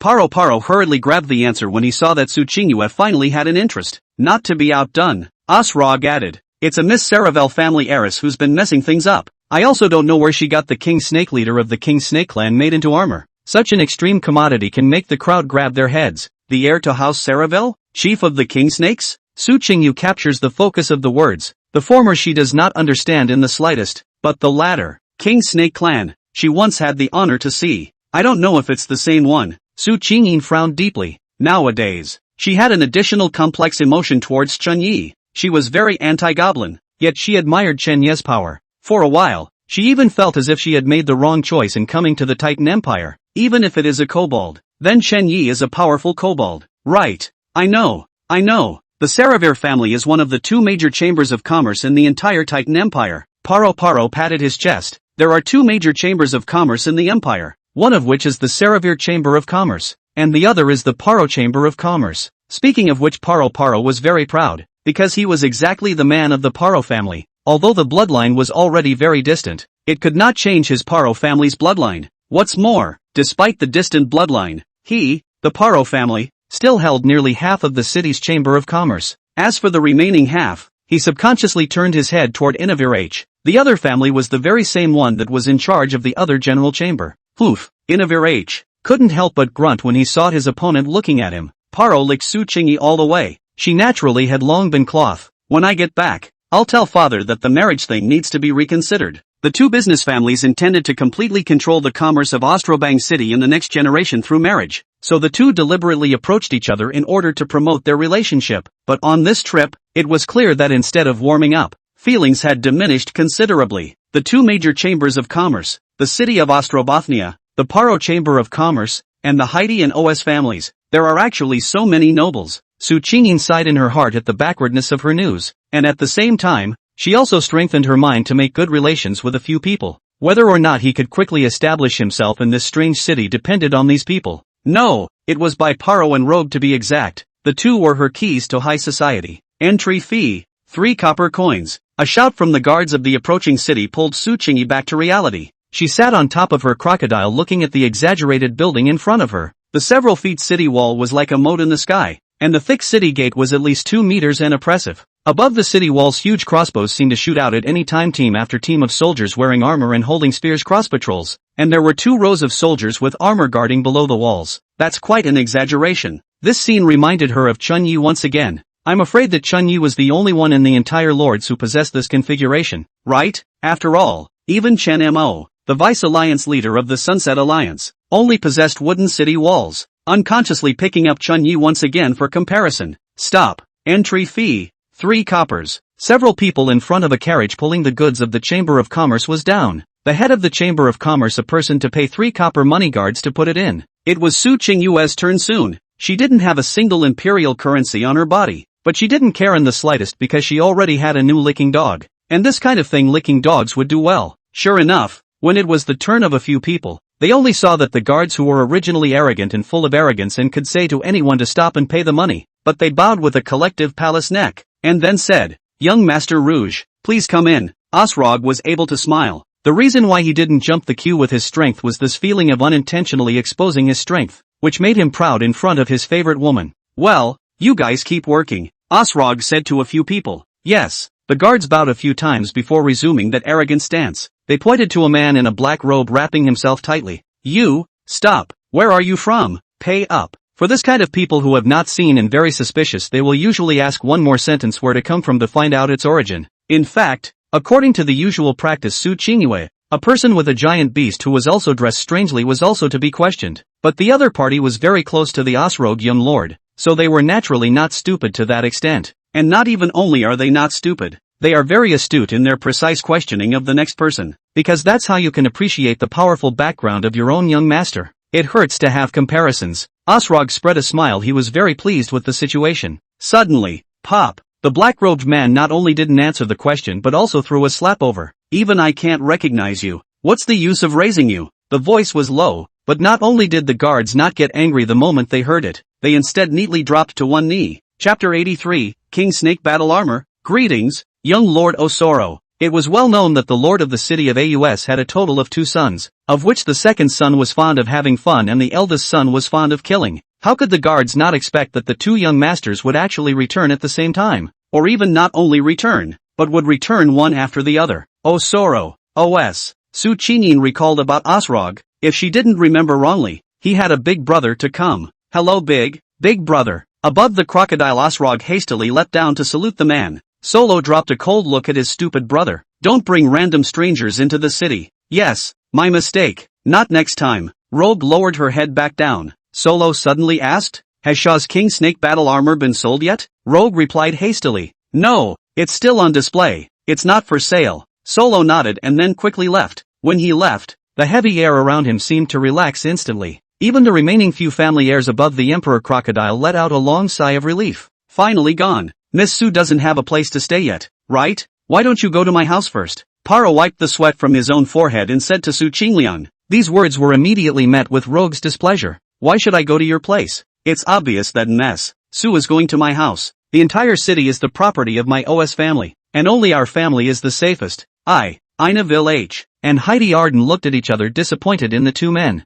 They jumped off the crocodile to say goodbye to the two men. However, the two were fighting over Su Qingyue's accommodation. In the end, because Su Qingyin with 5 huge crocodiles wanted to freely enter and exit needing certification from the city lord's office, Paro temporarily lost. Ms. Su, this way please. Rogue led the way as the two walked down the wide street. The vendors on both sides of the street had long since noticed the behemoth and the second son of the OS family behind its behemoth. The traders started to dodge and make room for Su Qingyi's soldiers from afar, which made Rogue's vanity satisfied once again. The bulk of the buildings throughout the city are pointed houses. Occasionally owning tall buildings should be the rich and noble families in the city. The Swamp Emperor Crocodile walked down the street, its huge body almost dominating the entire street, and its ferocious aura caused the crowd to subconsciously back away. Not the city's streets are too small, but the Swamp Emperor Crocodile's body is too big. The Swamp Emperor Crocodile's body size is 5 meters. The body width is also 2 meters. And at the moment they are still one person leading 2 rows of beckoning walk. Where the road passes, the crowd retreats. Not only is Osrog's vanity satisfied, even Su Qingyin has gotten a great sense of satisfaction. Only, her inner thoughts were more about the man in black from the party. That is, Rogue's elder brother. She was more interested in her mature and rather intimidating brother than this immature one. The other side should have much more power in their hands than Rogue's. I wonder if we can make contact. Su Qingyin thought like this, and suddenly, the two of them bumped into a familiar black-robed figure head-on, which was none other than Osoro. Solo raised his head and swept a slightly dissatisfied glance at Su Qinghua. Su Qingyin also knew the identity of the other party and very calmly said, "Good day, Grand Duke Solo." As a party lord she had her territory destroyed, but her mental quality was much better than Rogue and the others, and didn't lower her tone of voice because of that fury on the other party. Solo didn't respond to Su Shunwei and instead sighed to Rogue. "I don't care how you play it out there, but if you screw up the Heidi family marriage for me, I'll break one of your legs then." Yes, don't worry big brother, we're just friends. I'll keep an eye out for Heidi Lamar wherever she is. Rogue nodded hurriedly. He didn't expect to meet his big brother here. This could again and again make him lose face in front of his favorite person. Solo nodded in disappointment then left again. Master Rogue. At this time the steward who was separated by a great distance also ran over to salute Rogue. The news of the two young masters entering the city naturally reached his ears in the first instance. Only before he had the chance to greet them, the Grand Duke came to the house in a flurry first. "Hello Faber." Rogue greeted the visitor. A butler who was a butler but not of low status, from the group that had followed his father in the world. The butler smiled. "Young Master Rogue, please come in. I've arranged for you in your friend's residence." "Good, bother Faber." Rogue had just taken 2 steps, but then stopped to inquire. "Fei-bo, how come Big Brother didn't look for Sister Shaw first after he came back, but instead went home first?" Fei-bo smiled and replied meaningfully. "The Grand Duke has exchanged some gold coins with an item to the middle of the family, and it seems that he is sinking deeper and deeper into it." Rogue nodded, sinking deeper and deeper into the situation. He naturally knew what the other man was talking about. Saraville Auction Chamber of Commerce 2nd floor. "Shah, you know what I'm in for. I'll take your armor." Osolo walked up to the 2nd floor and spoke to the sinister figure. Saraville Shah sighed. "I've made it very clear that armor is not for sale to me for less than 1,000 gold coins. This is 1,000 gold coins." Solo threw the prepared gold coins on the table in. Wanting to buy armor, he naturally inquired about the news that Sa had put out. Sha Chenma. Her own armor wasn't worth 1,000 gold coins at all, and the only reason she was offering 1,000 gold coins was because she wanted to build momentum. She wanted to make a name for her chamber so that she could mold a townie out of it. However, how could he not have expected that someone would actually buy it, and that this person would be Osoro, the Grand Duke of the city of Osoro, a veritable future heir, even a future lord of the city. It was just that. If the other party was so blatantly raising the price of his armor, was he really not afraid that the second prince of the imperial city would know about it? To know, she is, and the second prince has a marriage contract in the body, although both sides are not very important. Just as a means of that after all, it is a marriage contract, at least has the surface of the binding force. "You take the stuff." Sa picked up the 1,000 gold coins. The other party was willing to raise the price to buy for herself no loss. Even the deal 1,000 gold coins can let her do more things. As for the subsequent repercussions, that was a matter for the second prince and Osoro. She didn't care about anything as long as she could make money and gain strength. Chapter 84, Heart of the Ancient Tree. Not bad for a woman I've had my eye on. Pretty high-strung. Solo marveled as he watched Saravir Shah, who was about to go downstairs with the gold coins. Sa pretended to be deaf to this, speeding herself up even more. Wait. Solo looked at the fading Sa and shouted to stop him. What else? Sa half turned back to look at the person in front of her. For this Grand Duke who suddenly said he liked her. She didn't have the slightest intention of wanting to make friends. I found something fun on this outing and thought it would be nice to give it to you. Solo threw out an emerald green necklace with the cynical expression of a large male. Sa subconsciously caught in her hand. Immediately a warm current came through. This is. Her heart that wanted to refuse immediately stayed. Heart of the Ancient Tree. Why would the other party have such a thing? Was it unintentional? Or was it a deliberate attempt to test my identity? Sa's eyes moved imperceptibly again and again, and finally said, "It's better for the Grand Duke to keep it for himself. I've never been a fan of this kind of thing." Sa dropped her things back, subconsciously tightening the neckline of her long dress, a small gesture she did when she was nervous. "Since you don't like it, forget it. I thought the rumors were true." The Grand Duke caught the emerald green necklace in one hand with a playful smile. Rumor has it that the current patriarch of House Saraville was once blessed with a dream elf woman and gave birth to a daughter. Only the eldest daughter was not favored. Unpopularity is true, but I haven't heard it, Sa said coldly, before walking quickly down the steps. False rumors? Solo playfully surveyed the necklace in his hand. Although the other party did not admit it on the surface, he sensed the loss of elven power in the heart of the ancient tree. This was something he had gotten someone to build, and the elven power in it could only be absorbed by the elven race and only by elves whose bloodline was pure enough. Your strength hasn't improved for years. Plus you can absorb the energy from the heart of the ancient tree. You really are the bloodline of the Dream Elf clan. Solo let out a shameful laugh. Sa seemed to be disguised very superbly, no one could see it, but it was easily seen through by him. The necklace swirls back and forth between the fingers like a fluttering butterfly, but it can't escape the palm of the hand. I just don't know what's the situation on the second prince's side. Did you already know the identity of the other party?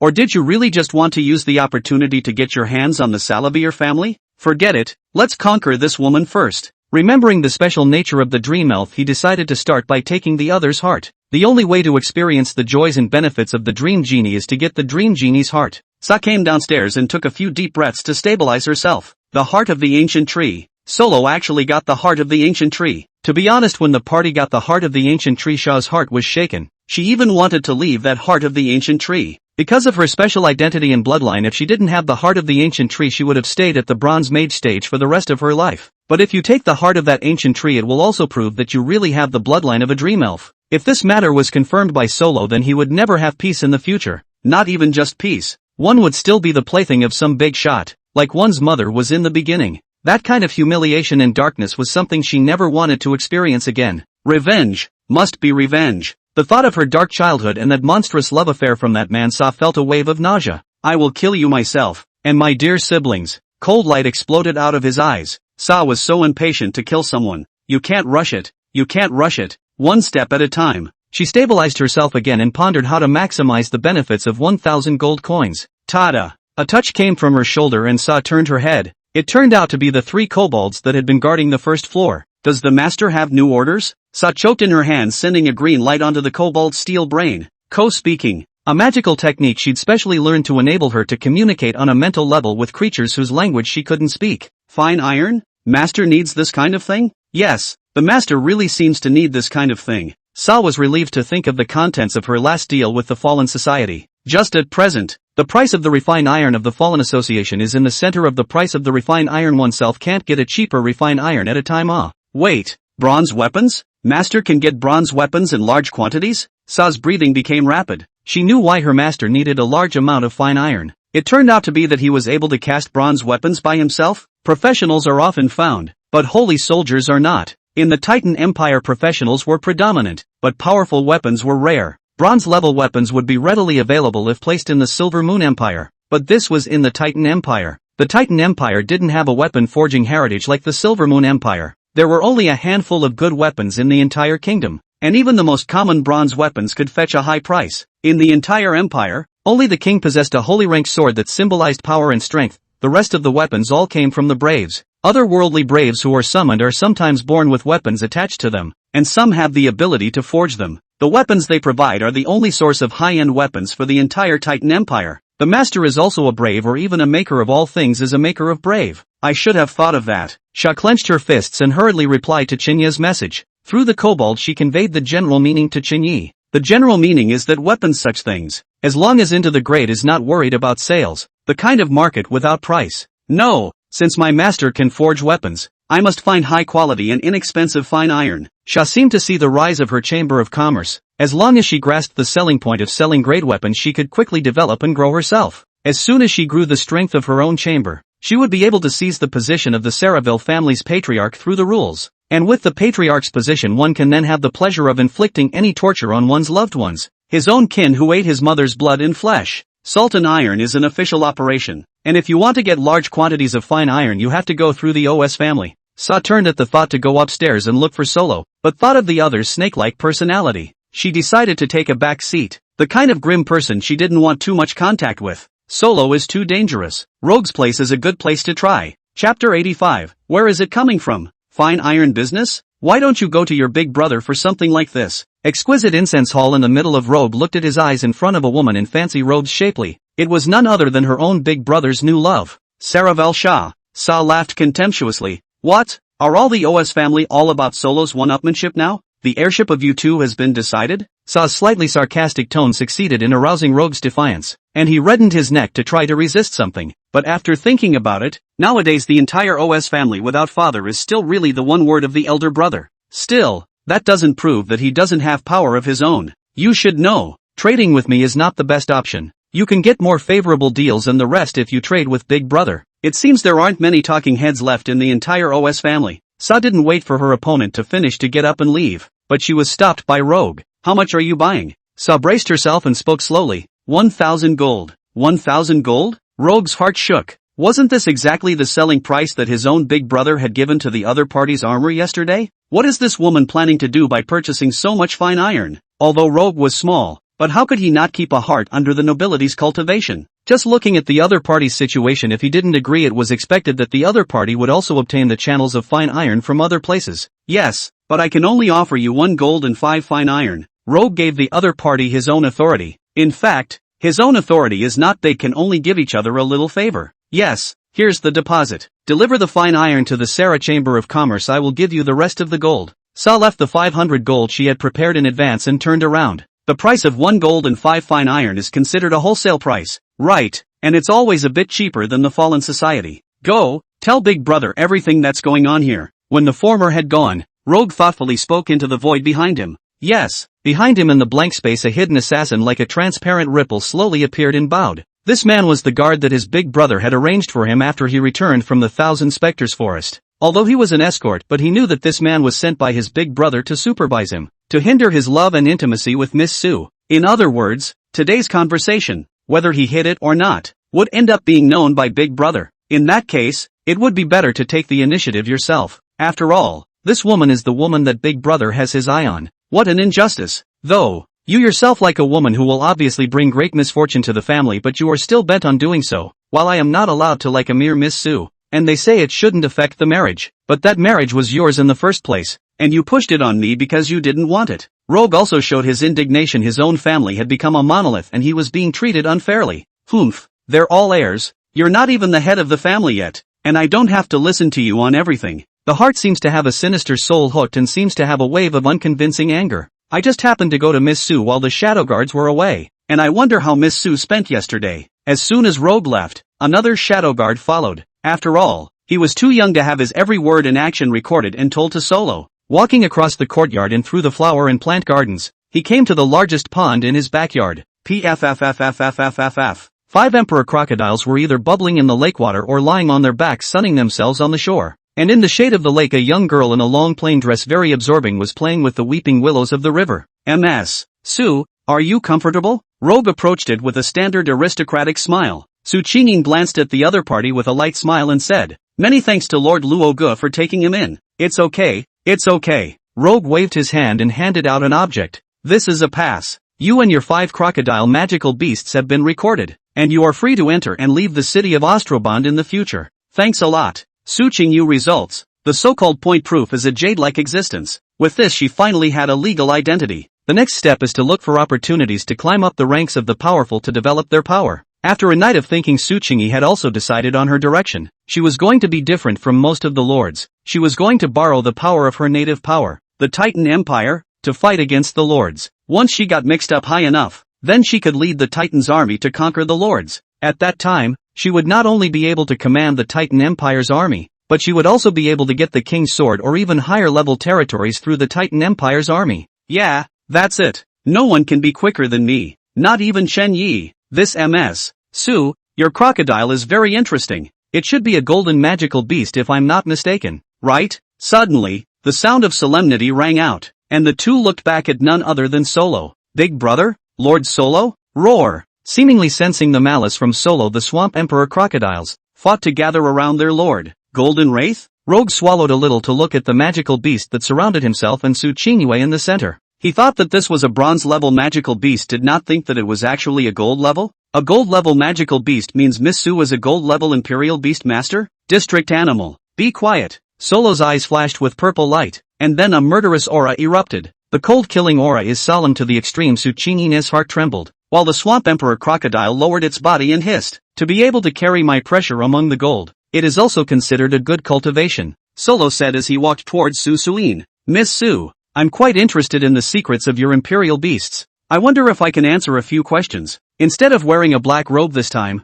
Solo was wearing a regal combination of dark green and gold and silver. It's just that this pairing should have worn a feeling of a Western nobleman, but on Solo it was as grim as it could be. The other party is like a poisonous snake that may launch a fatal attack at any time. "Big brother, this is someone's family's secret means of eating. How can I tell you?" Rogue subconsciously points in defense of Suchingi. "Ha!" Solo coldly swept a glance at his indisputable brother. The latter was immediately silenced and bowed his head. "Damn it, why is Big Brother here? Why do I have to embarrass myself in front of MS Su every time?" That was Rogue's only complaint at the moment. Solo smiled not to continue the previous topic. He said, "Since it's a secret then I won't inquire about it, but there's just one more thing I hope Miss Su can answer. I've looked into your life, with the neighboring countries, big and small. Why haven't I found what you call the Eastern Continent? Excuse me, where exactly is MS Su from?" The viper spat out its snake letters, revealing its poisonous fangs, and opened its bloody mouth ready to pounce on Suchingi. Chapter 86, Small States War. There is no such country as East China? Big Brother is joking, right? Rogue naturally knew the meaning of this. People with unknown identities were probably expelled from the Empire or were spies for another country. However, both are very dangerous characters. Isn't it normal that Lord Solo can't find it in just a small country far away? Suchingi faced it calmly. Through the mouth of Rogue, she had learned of the relationship between the native human kingdoms. Here, the three empires of Titan, Silver Moon, and Wraith were in a dominant position, while the three empires were surrounded by countless small countries. Although she didn't know exactly how many small kingdoms there were, the number of small kingdoms was definitely so high that it made people smack their lips, and there might even actually be a kingdom called the Eastern Continent. Interesting, the talk is light. It's not like he's pretending. Only one night time only. Solo, where there is time to check the other side of the country. Today one is just to swindle the other side. Of course, he is also really quite interested in imperial beasts. This kind of means if it can be applied on a large scale will be the Empire's, will be a great killing weapon for the city of Ostrobothnia.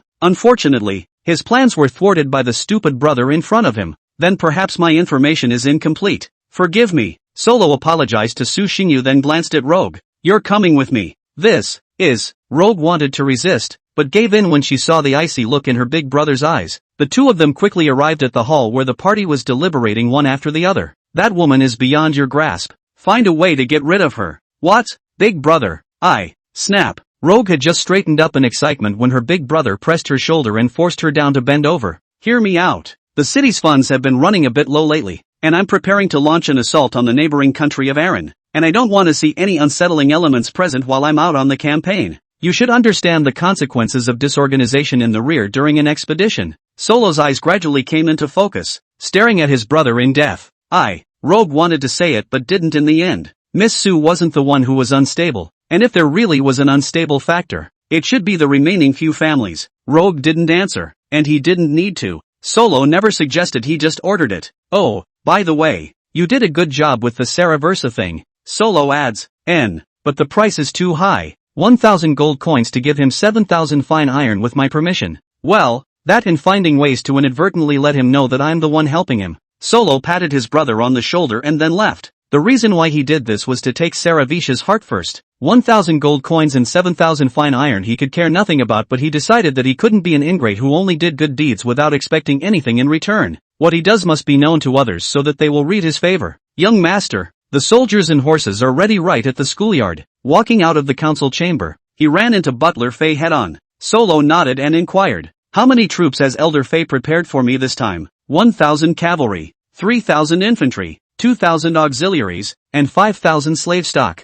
Elder Fay returned. For this preference, killing character and the old master very close to the eldest young master he naturally like. 6,000? Won't there be a dearth of city defenders with that many troops drawn out? Solo frowned, subconsciously feeling that the distribution of troops was a bit too abundant. Fay steward playful smile and then said, "I received the news that the master has been on the way back, with the master's dragon rider in. These families cannot turn over what wind in waves." "So it is." Solo nodded, and then a complex teleportation formation was drawn at his feet. White light flashed and Solo disappeared into thin air. Butler Fay smiled in relief at the sight. Dual cultivation in swordsmanship, worthy of being the eldest young master. It really has the style of the old master back then. Thinking about it, he couldn't help but compare it to the second youngest. Compared to the former's shrewdness and talent, the latter is a bit, dude. Not only did he use the excuse of bonding with the Heidi family heir to go out and have fun, but he also had an affair with Einaville? That little girl is not getting along. This is also even if, after all, the Einaville family is also considered to be a big family. But, what he never expected is that in the end,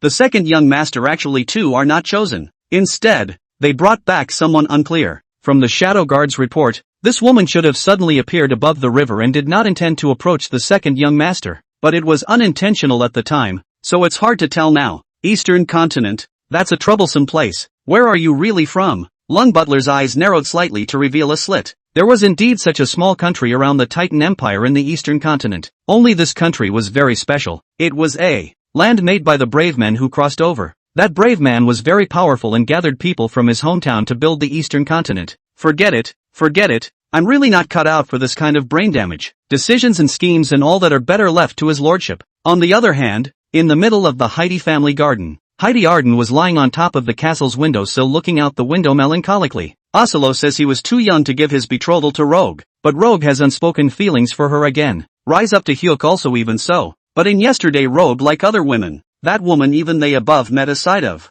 himself is so bad? She suddenly got up and looked at her breasts, then subconsciously compared her body to Su Qingyue's in her memory. Yadin deflated and continued to lie down on the windowsill. Tapping her fingers on the sill with a beat, she muttered darkly in her mind, "Do men like big ones? I turn 18 in a few days, and I don't develop until after 18. Baby Arden, so you're here. What's upsetting you?" An aristocratic young woman with a mature flavor came behind Yadin. "I know everything that happened yesterday. Don't be angry. Isn't it just Rogue and Firefox? That little guy Rogue? Don't mention it, and if you can't, I can get your father to annul the marriage for you. As for the Firefox, does Danner still want it? I'll have someone take you to the Firefox tomorrow if you want it." The noblewoman smiled and took the young girl into her arms. "Heidi?" Arden struggled out. "Mother, I'm not a child anymore." "Noblewoman, and does the Firefox want more?" Yadin turned his head in a pout and grunted coldly. "Yes." Chapter 87, Coincidental Encounters. "You want to go out and look around?" Of course. Ha ha ha, that's for sure. The city of Ostrobothnia is huge. I'll show you around." Robe looked at the woman in front of him with a pandering face. It was time to show his strength again. How could he not show it? The two of them went out of the city lord's mansion. In order to prevent recausing the kind of noise that had been made before at Butler Fay's suggestion, the two of them rode a swamp emperor crocodile together. Su Qingyin, as an outsider, could only agree, while Luo Ge was naturally even more filled with joy. This city, it's pretty big. The two of them appeared to be shopping, but in reality, it was Su Qingyue who was collecting information that was favorable to her. Yes, the whole city has 100,000 people. The average small country doesn't have as many as we do. Su Qingyin nodded her head. There was nothing wrong with this point, the other party said. The reason why Atlanta is full of nations is because of its large population. And not only is the population large, but everyone has a desire for power because of their strength. As a result, people with a little bit of power would mix up an official position, and some of the more powerful ones would gather the people around them and then build a country. Hence the large number of small states, and the three hegemonic empires of Titan. Silvermoon and Wraith were happy for this to be born. This is because such small countries all have one thing in common. which is a strong economy but weak overall strength. It's a good granary and supply barn. 2 coins for a water lamb. Good earth pig tusks. Good material for making daggers. Ah, only 30 copper coins now. Gray rock rats. Fine gray rock rats. Just 1 gold coin to take home. There were ladies with children on the street, old men setting up stalls, some burly men who were trying to hawk their wares, and even some adventurers in adventurers' garb setting up stalls to sell their haul. Only, all of these people respectfully bowed their heads as soon as they saw the 2 rogues, and only a small number of them just nodded their heads, or nodded their heads without even nodding. The entire city was not only dominated by the OS family, but also the Heidi family, the Ainaville family, the Paro family, and some of the rest of the powerful minor clans. It was natural for them to be loyal to their own clan and not make a big salute to the OS clan. At most they would just nod their heads. Even some of the higher status people can ignore Osrog. However, this already satisfied Luo Gu, and he casually picked up a stall's merchandise and said to Su Chingy, "Ms. Su, this is a gray rock rat, although it is not as dominant as your magical beasts. It has a few cute and fetching moments." He picked up the gray rock rat on top of that stall and handed it to Su Chingy to introduce it. "This thing has a few moments of the bloodline of a treasure-seeking mouse, can help you find quite a few treasures hidden in the forest place yet." "There's more of this?" Su Chingy was tickled by the other party. A scrying spell was thrown over. Gray rock rat. Quality, bronze. Attributes, 5. Skill, sand grubbing. Note, the bloodline is special, but it's so thin you might as well eat dirt. Forget it, I still like magical beasts with stronger combat power. Viewing the information about the gray rock rat, Su Chingy politely refused the other party. This garbage with only 5 attributes and nothing special about it is of no use at all. But the fact that such useless and only gimmicky things can be sold for 1 gold coin proves that the people here are really rich. 1 gold coin can be 10 energy stones. This allowed Su Chingy to see the power of the city of Ostrobothnia. Are there any larger chambers of commerce? I'd like to check out some of the bigger chambers. Wanted to look at his scouting technique. Su Chingy would like to try to see if he could pick up a bargain from among the major chambers of commerce. If it was possible, then she had found a way to survive in this city. Larger chambers of commerce? Osrog was a little tongue-tied for a moment. It wasn't as if there weren't any great merchant chambers, but the chambers in the city were either owned by the Paro family or the Ainaville family. Of these 2 families, the former was his rival, and he naturally didn't want to bring his beloved woman to meet his other love rival. But the other Ainaville is his own fiancée. Took a strange woman by herself to shop at her fiancé's chamber of commerce. 2 heads in one. Rogue was in a dilemma for a moment. Well, if it doesn't work, then forget it. No? Yes. How can it not work? How can a man say no in front of his woman? Rogue gritted her teeth and said yes. But where to take Ms. Su? Hey, have you guys heard? That newly established chamber's first item actually sold for 1,000 gold. Is that the King's Snake battle armor? I heard it's immune to 10% of magic attacks. It's really powerful. Harm. It's not that powerful, it's just immune to magical attacks below gold. Buying it, as I said, that person is an ingrate. Well, or maybe that's simply something hyped up by the Sarah Chamber of Commerce. Where else could it be sold for 1,000 gold? That can't be said. If it's on the battlefield, this kind of armor that buys immunity to low-ranked magical attacks can also be of no small use. The 2 Palo family merchants seem to have just returned from research in some direction, pointing at the Sarah Chamber of Commerce along the way. By the way, Sarah's Chamber of Commerce. I heard that the Sala Chamber of Commerce still has some purple spirit battle armors. It would be possible to purchase one for Miss Su. Thinking of this, he hurriedly suggested towards the other party. Miss Su, why don't we also go to the Sala Chamber of Commerce to take a look? I heard that the other party is selling some very amazing armor right now. Fantastic armor. Bronze weapons? It shouldn't be. Rogue didn't expect the other party to open his mouth with a bronze weapon, knowing that entry-level weapons were uncommon in the Titan Empire. But even though it's not a bronze weapon, it should be far superior to a normal weapon. So we can go take a look. Su Chingy nodded her head and smiled sweetly. It's okay. To be honest, this kind of weapon that is not as good as the product she is not to see. But now on the other side of the ground level is not good to break the face of the other side. Besides, I've heard about this Sarah Chamber of Commerce since I entered the city, so I guess it should have a few redeeming qualities. Passing through the crowd to a corner of the city, a small 2-story wooden building settled in the midst of many short houses. It's a bit of an elegant color. Su Chingy gave a rare admiration. Suddenly,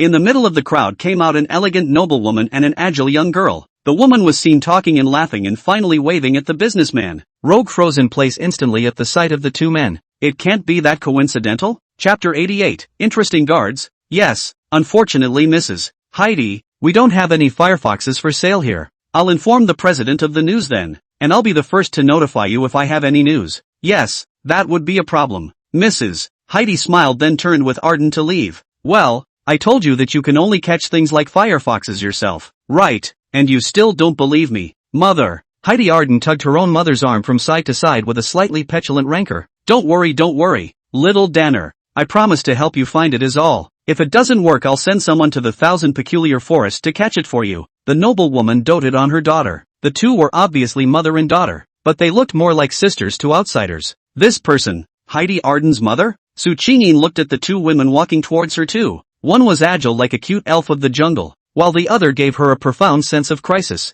The other party had crushed himself by more than one notch in terms of temperament, aura and stature. What man? The several guards behind Mrs. Heidi stepped forward to put the spears in their hands against the jaws of the Swamp Emperor crocodile. It seemed that the two would be mercilessly decapitated if they dared to make any movement. This pressure is definitely above platinum. Su Qingyin also knows the way the Titan Empire distinguishes strength. Roughly bronze, silver, gold, platinum and diamonds. The stars. The person in front of him was second only to Solo in terms of oppression, and was presumably an expert as well. Don't be rude. Can't you see that it's young Master Rouge? Mrs. Heidi stopped her guard, and the guard dropped his spear in time. Rogue hastily jumped off the crocodile and saluted the former. Meet Mrs. Heidi. Su Qingyin also stepped off her mount this time. She naturally could see that the person in front of her had no good feelings towards her, and even not only had no good feelings but also no small amount of malice. Luogo as this city everyone knows the character of the other side cannot be unaware, and no still do so. Then there is only one possibility.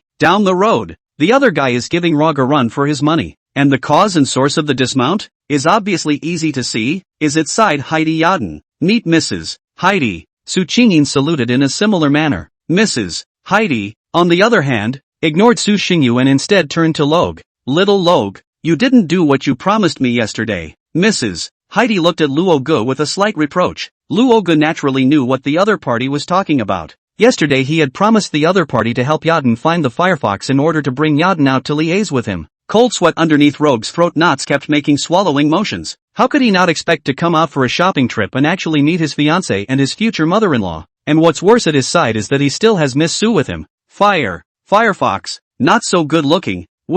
Rogue tried to make excuses, but the nervous tone and stuttering colloquialisms were instantly seen through and said by Mrs. Heidi. Since we didn't find it then let's go there again. Just in time for the young people to bond, she said as she pretended to push her daughter out. Mother. Yaden riled immediately grabbed his mother's arm again to return. Yes, I'll take Yaden again tomorrow. Humph, who wants you to carry? Hetty Yaden also had her own arrogant cold snort, obviously still remembering yesterday's events in her heart. Well, don't be capricious. With your status there aren't many in the entirety of Ostrobothnia that are worthy of you. Mrs. Heidi stroked her woman's head dotingly. For a while, Luogo looked like he was in a cultivation ground, and could only compensate for his smile and constant nodding, while Su Qingyue was completely hung out to dry. Two people in pleasantries for half a day and finally settled that tomorrow Luogo with Yaden again into the Thousand Ghost Forest Hedefu only can leave. Rogue laughed awkwardly twice and reached out to Su Xingyu. Why don't we go in and take a look? Good. Su Qingyin was not the least bit concerned about Mrs. Heidi and the other party taking Yaden out tomorrow. Two people walked into the store dressed very elegant, quite a feeling of being in the jungle. The store also has a good incense curls let a person come in and feel a burst of comfort. It's actually ambergris, worthy of being the heir to the Salavier family. As soon as he came in, Rogue was shocked by Shara Velsh's handiwork, realizing that this kind of incense was usually only lit when high-ranking nobles and high-ranking chambers of commerce received their honored guests. A guest of honor. Yes, isn't Mrs. Heidi a guest of honor? Just what is Mrs. Heidi doing here? Luo Gu was a bit puzzled, but now was not the time to think about this. He said to the person who received him on the side, I heard that you have a few special purple spirit battle armors here. Take them out and take a look. The shopkeeper was obviously a bit embarrassed, and after pondering for a moment, he said shyly, Young Master Rogue, I'm sorry, but our purple spirit battle armor here is already sold out. Sold out? Rogue's emotions pressed and pressed like a volcano about to erupt full of anger. Not good, not good, not good at all. How do you keep dropping all kinds of face in front of your favorite woman? Sold out so quickly? Any more valuable items? At the moment, Rogue's Point will blow up, but Sarah Chamber of Commerce is a newly opened Chamber of Commerce, but there is no rest of what the pressure of the bottom of the barrel, although they also have a collection of ordinary goods. But how can this kind of thing look like this master in front of them? The most valuable thing about the store's 300 square foot size is the sold out purple spirit battle armor. Either you. The shopkeeper's forehead was filled with cold sweat. For the person in front of him he really didn't know how to respond. Luckily, someone else relieved the situation at this time. The purple spirit battle armor is sold out. But how can I not prepare it in advance if young Master Rogue likes it? The owner of the voice from the attic out of the curling incense like a fairy descended. So it's President Sa. Seeing the visitor, Rogue put away his temper. After all, this person is his big brother's favorite woman. Although it is only a new love, but from the big brother's attitude is not low status. Not to mention the fact that the other party had another identity. Ostensibly the eldest daughter of the Saraville family. I've heard that young Master Rogue has a friend who gets along well. So naturally I've reserved a set of this purple spirit battle armor for you. It's just that there's only one set of this battle armor left for women. I don't know, Sa said and turned her head towards Su Qingyi. With her information and vision she naturally knew to reserve a set of armor to give to her opponent. Even if Rogue had not come, she would have traveled to give it away. For the other had given herself considerably more fine iron than she had agreed upon. Although it was nominally Solo's help, she didn't want to get too involved with Solo, and it was better to give this favor to Rogue. Hearing the other party reserved for himself he was naturally delighted. As for the female armor, wasn't he originally purchasing it for Su Qingyue? Of course, thank you Sister Sa. Unconsciously Rogue's name to Sha changed. This kind of thing sold out but the shopkeeper specially reserved for you feeling is not more show their own strength? During the conversation one of the kobolds behind Sa had come down the stairs with a suit of battle armor that shimmered with purple glitter, and Su Qingyin threw a scouting spell over at the same time she saw the battle armor. It was only the message of this scouting spell that froze her. Purple spirit battle armor, not in grade. Attribute, immunity to 10% of spell attacks below 30 attribute points. Note, junk armor. But the guard seems kind of interesting. Chapter 89, Squire. Goblin. The guards are a little interesting? About the system tips Su Qingyue also has some understanding. This system tips like to spit although most of them are useless. But there are also very useful system tips. Like the current prompt. Su Qingyin threw another scouting spell out. This time at the guard. Squire, black armored goblin. Quality, gold. Attributes, 50. Level, LV 10. Weapon, unknown. Skill, unknown. Characteristics, unknown. Note, scary creatures from the dark abyss to look at, but don't look at them for too long. 50? Su Qingyin froze and looked at the other party's message, for a moment not knowing to where to start the shock. Was it the kobold's opponent's true identity? Or the opponent's attribute points of up to 50? Or maybe it was that special labeling? This is a human commonwealth, why would a creature like a kobold appear? Also, why did this kobold have 50 attribute points when it was clearly only level 10? 50 attribute points. Owen's Landtooth Bite Shark only has 50 attribute points, right? Also, reaching 50 attribute points at only level 10. This kobold was top tier gold when it was first born? Are there really such kobolds? Is there really such a creature? Su Qingyue felt her three views shattered. Goblins she had encountered and heard explored many times in the group. Shouldn't that kind of creatures be stupid and shattered at the touch? In the group chat, there was even a feat of a lord single-handedly hacking over 30 kobolds with a machete. However, this goblin in front of us, not to mention 30 of them, it was estimated that one of them could tear that lord into several halves, right? 30? How powerful would 30 kobolds be? Su Qingyin can't imagine the existence of this kind of kobolds after gathering. This kind of powerful kobold saw last time or, Chen Yi? Brother Chen Yi? Su Qingyin thought of something, her eyes suddenly widened to a huge size. These kobolds, they can't be Qingye's brother's kobolds, can they? Impossible, impossible. This is a human empire. How could there be Qingye's brother's kobolds? She didn't notice the change in her name. She just thought that this kind of kobold couldn't possibly be Qingye's brother's kobold. After all, it's too far and too crazy. Keep in mind that this is a human city and the guy who owns these kobolds is also the heir of another big family. Sense. Thanks. Su Qingyin stuttered a little as she took the purple spirit battle armor in the other party's hand. At the moment her mind was long gone from the battle armor, just pondering what species these kobolds were and whether or not she could get these kobolds herself. After all, this nobleman in front of him can drive this kind of kobold. Perhaps is that what a grey rock rat? These things are also the luxury of the nobles? If it's a luxury item then it shouldn't be a problem to get Rogue to send her one or two, right? Her breath began to catch as these kobolds didn't seem so ugly in their armor. Even handsome, like knights. What's more important was that the attributes of this kind of goblin were just too high, and it could grow to the extent of a king rank lord at level 10, knowing that the growth cycle of golden creatures was very short. That is, a little bit of cultivation is equivalent to getting yourself a king ranked soldier? Dare I ask, where did this kind of brother, this kind of guard president Su obtain it?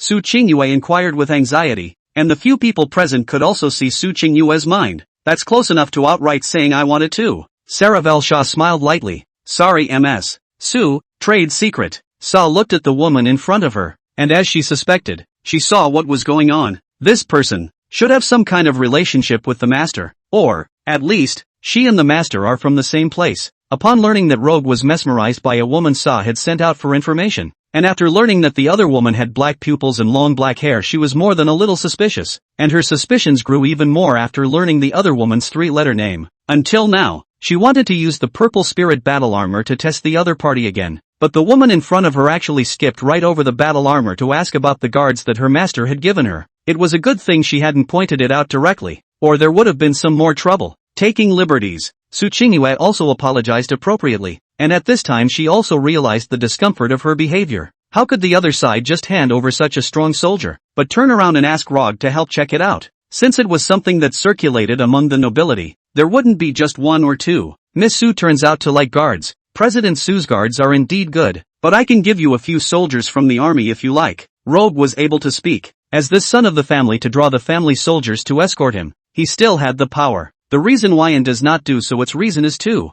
One is because in the city he has absolute safety. The second is even if he does not arrange, their own dark also always have shadow guards in the protection. Shadow guards on their own role in monitoring also have the role of protection, but they do not encounter any major crisis when the other side will not come out just then. Thank you too. Thank you, young Master Rogue. Ha ha ha. Small thing, as long as you're happy. Su Qingyue did not address herself as second prince, which satisfied him. You two can shop around some more and get 50% off all purchases today. As for me, I'll excuse myself if I have important business. Sa watched the two harmonize until the farce of the day was over. The next step is to bring the harvest of this time back to its owner. Chapter 90, Hidden Barriers. Is everything accounted for? The count is done, my lord. An employee in the Sarah Chamber of Commerce respectfully put down a dozen boxes, then stepped back. Sa swept her eyes wide, then beckoned to a couple of boxes on the floor. With a flash of flashy light, the boxes containing more than 10,000 energy stones collectively entered his ring.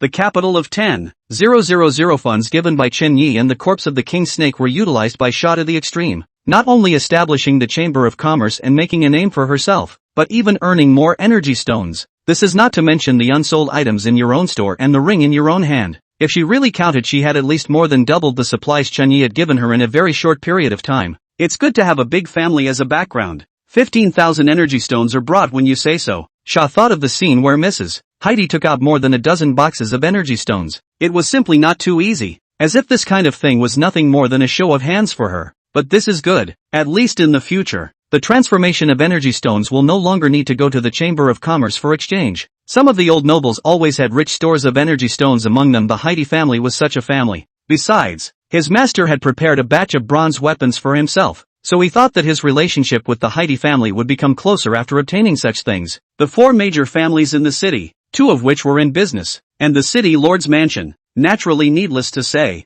were the center of power and strength, and the Heidi family, for now, survives because of its rich heritage. Its depth is so rich that everyone dares not make a move against it. The chamber's force is secured by an escort. The city lord's office has an army, and the Heidi family is extremely thinly armed yet extremely strong. Their armed force is the Adventurers Guild. This association, which is possessed and prevails in all countries. The people of the Chamber of Commerce are said to be adventurers. It's more like bounty hunters in nature. As long as you give a lot of money, not only will you see a mission to help exterminate a small country on the association's mission bulletin, but you might even see a mission to help guard a large country from invasion. The association's quests are mixed and full of contradictions, but the adventurers don't care. As long as there's money to be made, it's a good quest for them. And in terms of money, the Heidi family is very strong, far exceeding even the liquidity that the two major business families can maintain. Only, this majestic power is extremely unstable, so it is powerful, yet thin. You want safer strength.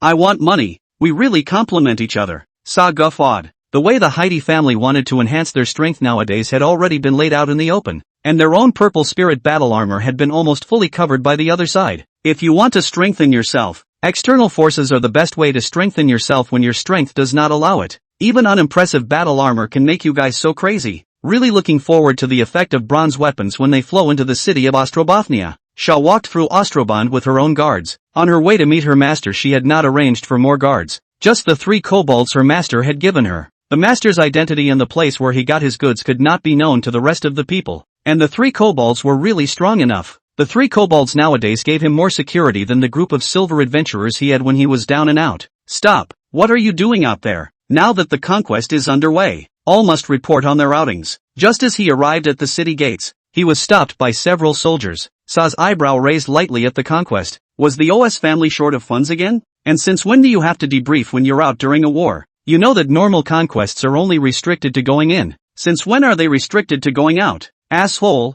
who told you to block? Without waiting for Sa to inquire, he saw the other side of that defense throw a slap on the head of the soldier who had blocked the inquiry. This is the eldest young master's special account of Miss Saravel. Sa, this kind of aristocrat is also something you can stop? Ah, this. I'm sorry, this lord. I'm sorry, The former hastily bowed and apologized repeatedly. Sa sighed softly. No need to think. This kind of tactic and arrangement was probably deliberate by Solo. This kind of man, he's still annoying. Although it is said that it is the arrangement of the other party, but you have to remember the other party's favor. It is like the Young conspiracy. The bright and square cannot be defended. However, after getting along with Chun Yi for a long time, Sa had also gotten into the habit of not taking any losses. Since the other party wanted to make himself remember the favor through this matter, he could only make good use of the favor. Against which country did Ostrobothnia wage war? Sa inquired. Back to MS. Sa, it's a small country called Haina. I've heard that the other side has offended Ostrobothnia with their words and often intercepts chambers of commerce coming out of Ostrobothnia halfway through the country. For the sake of everyone's in Ostrobothnia's safety, young Master Solo has sent out an army against Haina. Violation of the caravan. Offense to the city of Ostrobothnia. Meh. Sha laughed shamefully. This was nothing more than an excuse for violating Haina. Only this time it was more casual. The Titan is called an empire because of his great force. A city can stand up to a nation. Even this kind of waging war against a small country doesn't have to be reported to the empire. The empire, powerful as it is. By the way, my lord, young Master Solo has urged you to pay attention to your safety in the past few days. The Haina barbarians are very rampant, may go out on their own initiative to attack Ostrobang. Active attack? Sha shook her head at this small to impossible or even tantamount to death scenario. Just another one of this man's schemes. Sa said helplessly. Well, no, thank him for me. It will reach. The guards saluted respectfully, and then waved their hands behind them. Release them. On the other hand, Chen Yi knew of Sha's return and also sent a small team of goblins to protect her. Although the other party already had the protection of 3 black-armored kobolds around him, the forest was not safe today. The competition between the lords had intensified in recent days, and there were even unlucky people who wanted to invade Shinya's territory, only to be completely annihilated by him after he counter-killed and chased him to the other side's territory. But that seems to be just the tip of the forest's dangers, because the cause of the dragon's death across the river he never found. Although the cause of death was not found, several other impenetrable barriers were found. Let me see the danger lurking in this forest. What struck down the dragon? Chen Yi switched his viewpoint to the other side of the river, and then gave the order to attack to the 30 or so goblins at that one of the barriers. Trample. Chapter 91, The Unbreakable Barrier. Trample. After the precipitation of time and the growth of the Warchinya's goblins had generally reached around level 8 to 10, even the kobolds that had just begun to possess the trample skill had now grown to around level 15, and their attributes had long since reached 50. Calling it a king-ranked soldier was no exaggeration. At this moment, 30 king-ranked soldiers trampled together. The earth shook and thundered and roared a scar into the ground, cracking and spreading. Rumble. The trample skill was sent out neatly, and it wasn't the trampling that was scary, it was the resonance of the trampling. Under such a strong resonance, even if that giant dragon came to life, it would not die or be injured. However, under such a terrifying attack, the barrier remained unharmed. It just creates ripples without the slightest scratch. What the hell is this? The trampling of more than 30 kobolds couldn't even damage them, which caused Chen Ye's brows to furrow together. This was almost his most powerful skill to date, but it actually couldn't do the slightest damage to something like this? Who the hell made this thing? Chen Yi looked at the barrier through his vision. The barrier had a total of 4 places. Its shape was like a huge 4x4 wall, only this kind of thing didn't have the slightest width. Only a thin wall shouldn't be a ceiling formation or anything like that. Not a ceiling formation or anything like that. Just a mere wall? And what is the purpose of this wall? He pondered the barrier walls carefully. There were times when the more unknown something was, the more terrifying it was. You know the other side is powerful, but you don't know what they are up to or what they can't see. It's like someone approaching you with a machete in the middle of the night. You can hear but just can't see the other person. There's only one danger, but he's everywhere. Drip,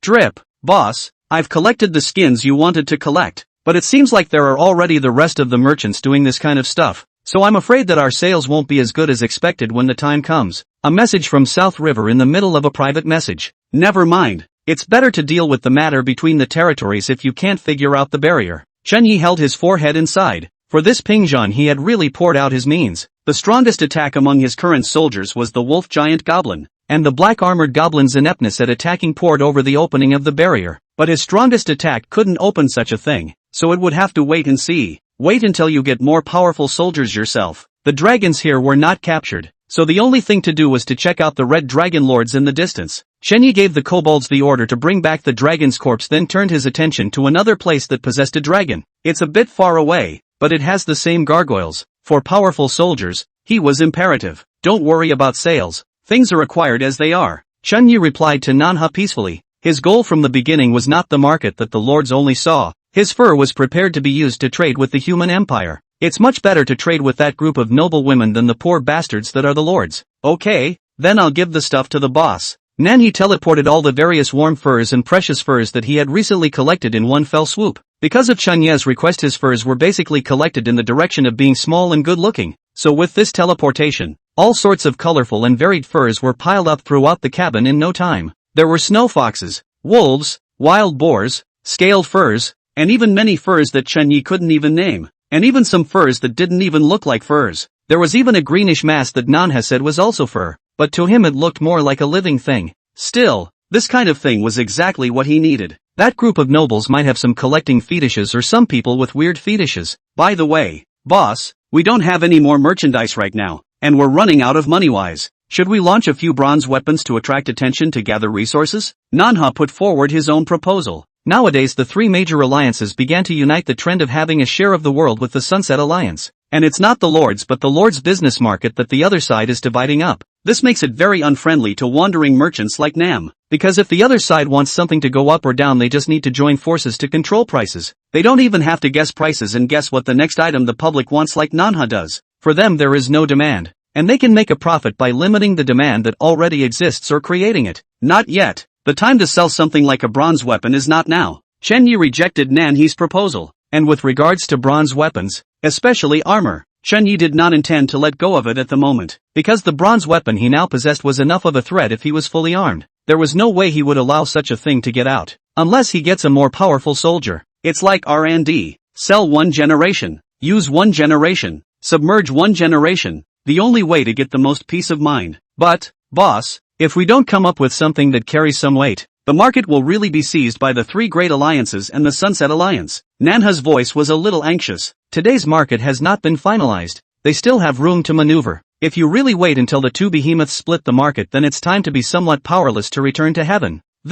Chunyi had also heard a little bit about the business situation. It was just that things like bronze weapons really couldn't be released. He didn't want a lord who was powerful in his own right to get such a thing. It was like digging his own grave. But letting the other side take over the market without goods is not a good choice either. Right. Suddenly, Chunyi had a flash of insight to think of something suitable for sale now. He opened his backpack and pulled out a rock. Gambling stone, a magical stone with a 1% chance of opening a magical item. Note, are you a teenager? The kind you can't go back from. This is something that was not chosen to be sold in the first place because the lords were too poor to have extra energy stones to buy this kind of entertainment product. But now, war brings suffering, but it also makes some people rich. Although the news that lords could invade each other brought about the deaths of countless lords, it also promoted the development of lords in the same way. The number of lords got smaller, but the lords also got stronger and richer. This thing, try it? Chunyi asked tentatively. The corner of Nanha's mouth twitched when he got the stuff. He'd obviously seen this kind of thing before and knew its pitfalls.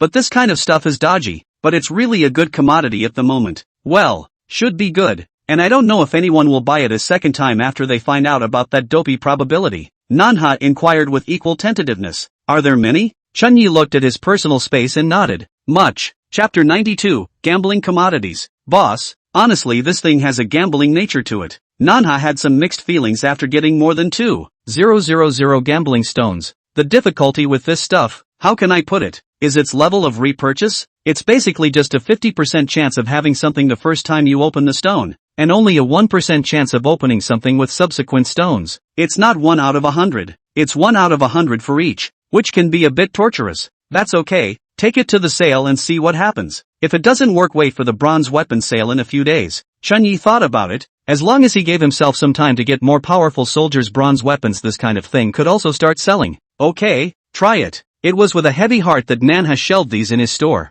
Oh yeah, if someone opens up drawings and vocational skill books and stuff like that, remember to buy them at a high price. And look for me if you don't have enough energy stones. No problem. Finally negotiating the sale of goods, Nanha began to put things on the shelves. His store has now changed its name to the Casual Store, flying the flag of the Casual Alliance. How much is appropriate to hang? 2 energy stones or 3? Manhwa thought about it. It seems that there are only 2 to 3 pieces of energy stone is more appropriate. This interval to buy a happy is the thing that the lords can accept. Well, how about wrapping it up? Being influenced by crooked traders. It always feels like you're losing money when you buy something cheap. Manhwa was heartbroken. Eventually, he changed the name of the item and added a non-viewable setting. Name, Mystery Twitch. Randomized big gift bag. Can open any item. Once rich is not a dream. Note, the first time you open it, you'll get a good luck bonus. Priced at 3 energy stones. Well, want to add more? Then he looked at the mysterious drawer in front of him and suddenly thought of the scene when he first purchased Chenya's merchandise to open the blind box. He himself was spending 2 precious energy stones to purchase a hammer. Or a hammer that had been used.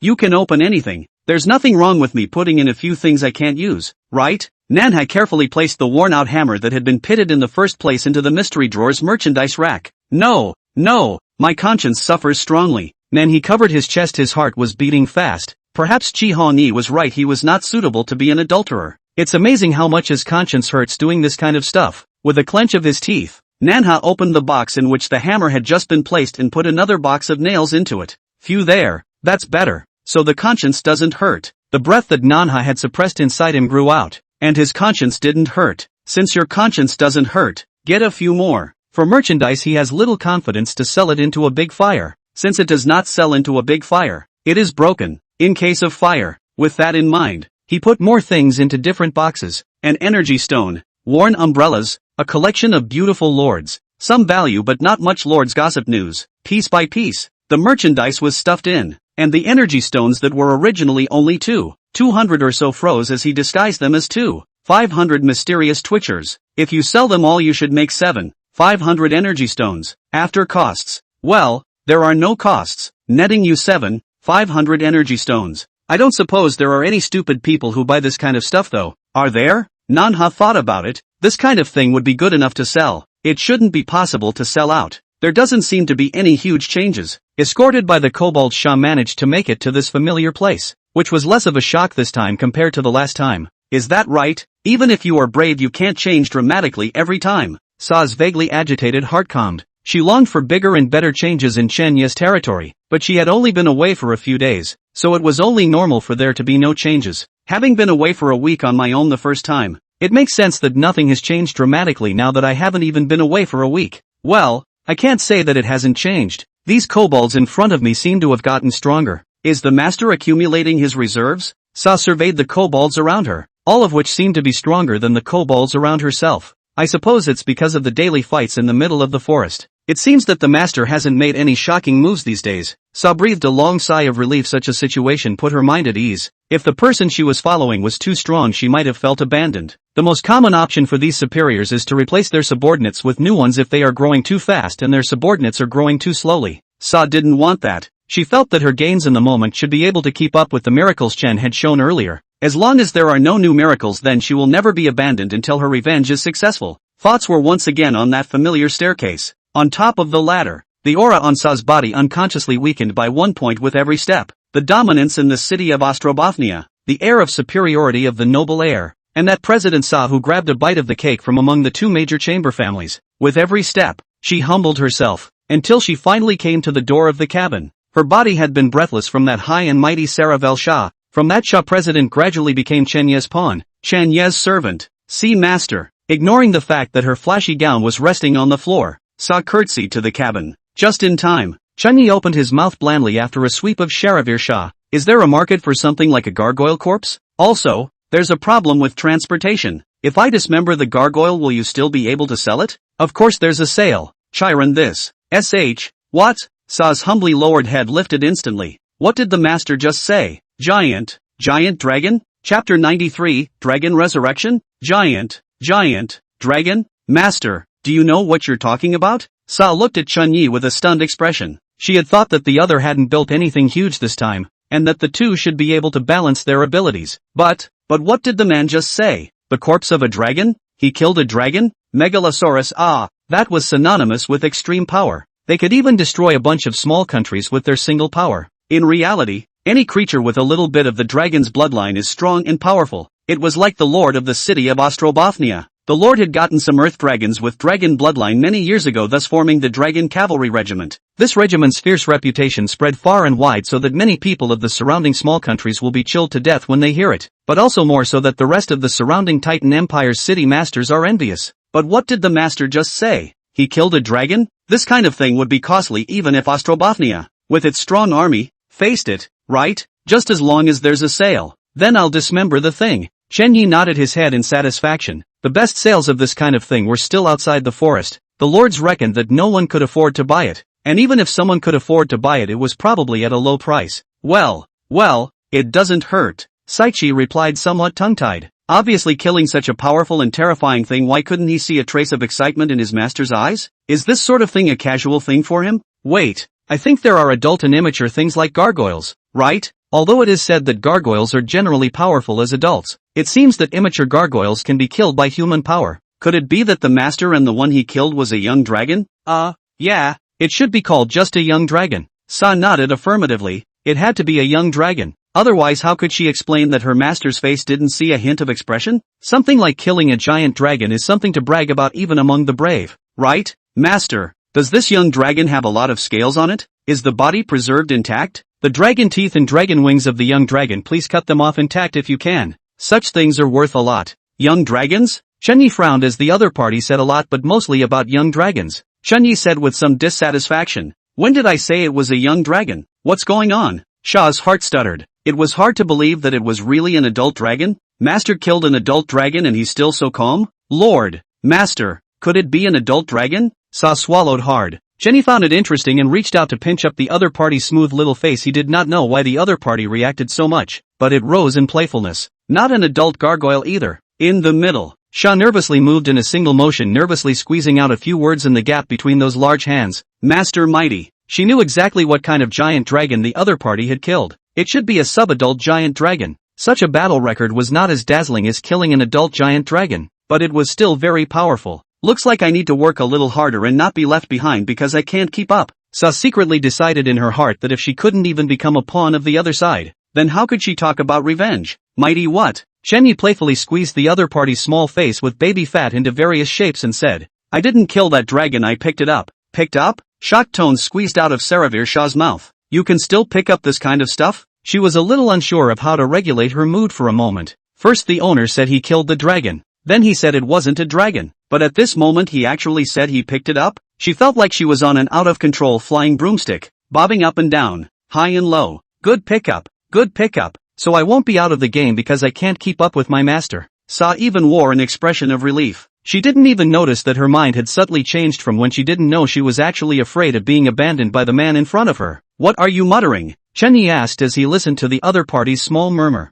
No, nothing, it's just that, Master, you picked up the dragon. So who was the one who killed it? Sa let her opponent play with her cheeks, and it was true that some people who stood in high places always had special fetishes. Well, this thing? I'm not sure. I just found the dead dragon on top of an ancient tree. As for the thing or creature that killed the dragon, I didn't see it. Even checking the surrounding kilometers, no powerful creatures were found. Chen Yi said somewhat helplessly. Oh, right. On the contrary, it is somewhat peculiar to find 4 transparent barriers around the ancient tree. Chen Yi added, ancient trees? Barrier? Sa's eyes suddenly sizzled a little, to the point that her face was red with excitement, but the next second she was visibly nervous. She suddenly said, Master, take a quick look at the center of that ancient tree to see if there are some small tree holes? Potholes? Chen Yi looked at the woman in front of him. This person seemed to know something. I'll try. Chen Yi linked his consciousness to the kobolds that were carrying the dragon. Thick ropes had already bound the dragon, and there were even some kobolds that were standing on the dragon with bone-splitting knives and continuously swinging them at their feet. Buzz. Chen Yi then chose a goblin closest to the ancient tree to start exploring it. The kobold lowered the machete in his hand and began to scout out the ancient tree behind him. Soon,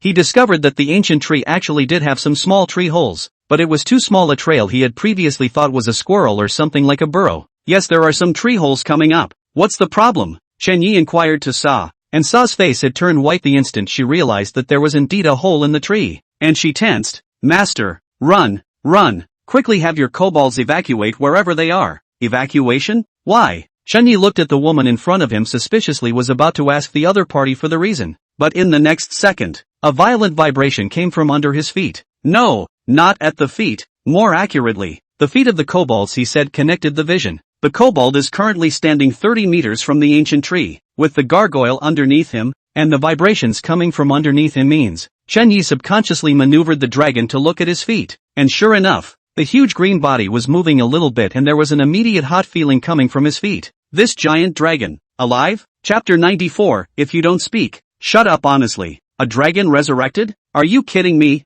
He'd obviously double-checked that the dragon was dead. Chen Yi looked at the kobold's perspective incredulously. This kind of thing like a giant dragon reviving is simply impossible. He had the kobolds attack this kobold, and even confirmed that the other party had lost its heartbeat and breathing. Can't this situation confirm death? Turtle breath? I don't think a giant dragon would have this kind of skill, right? Chen Yi felt the panic of the goblins, no matter how much he didn't believe it, but the giant dragon had indeed revived. Roar! The roar of the dragon pierced through the layers of forests, through the mountains and rivers, pierced through the heavy clouds. The roar of the dragon was like the roar of a lion king, so that no matter how far away it was, it could be felt. This, alive? As if she knew something, Sa's face instantly turned white the moment she heard the voice and guessed the dragon's condition. Indeed, the dragon lives. Chen Yi looked at the direction in the distance with some gravity. The giant dragon that had been hovering above the ancient tree there was moving its body. The 10-foot 100-meter body spread its wings to cover the sky, and all the kobolds were easily shaken down like moths. The body that had been dismembered to half by the kobolds also recovered quickly after a roar, and the wounds on his body where blood had flowed freely were rapidly healing.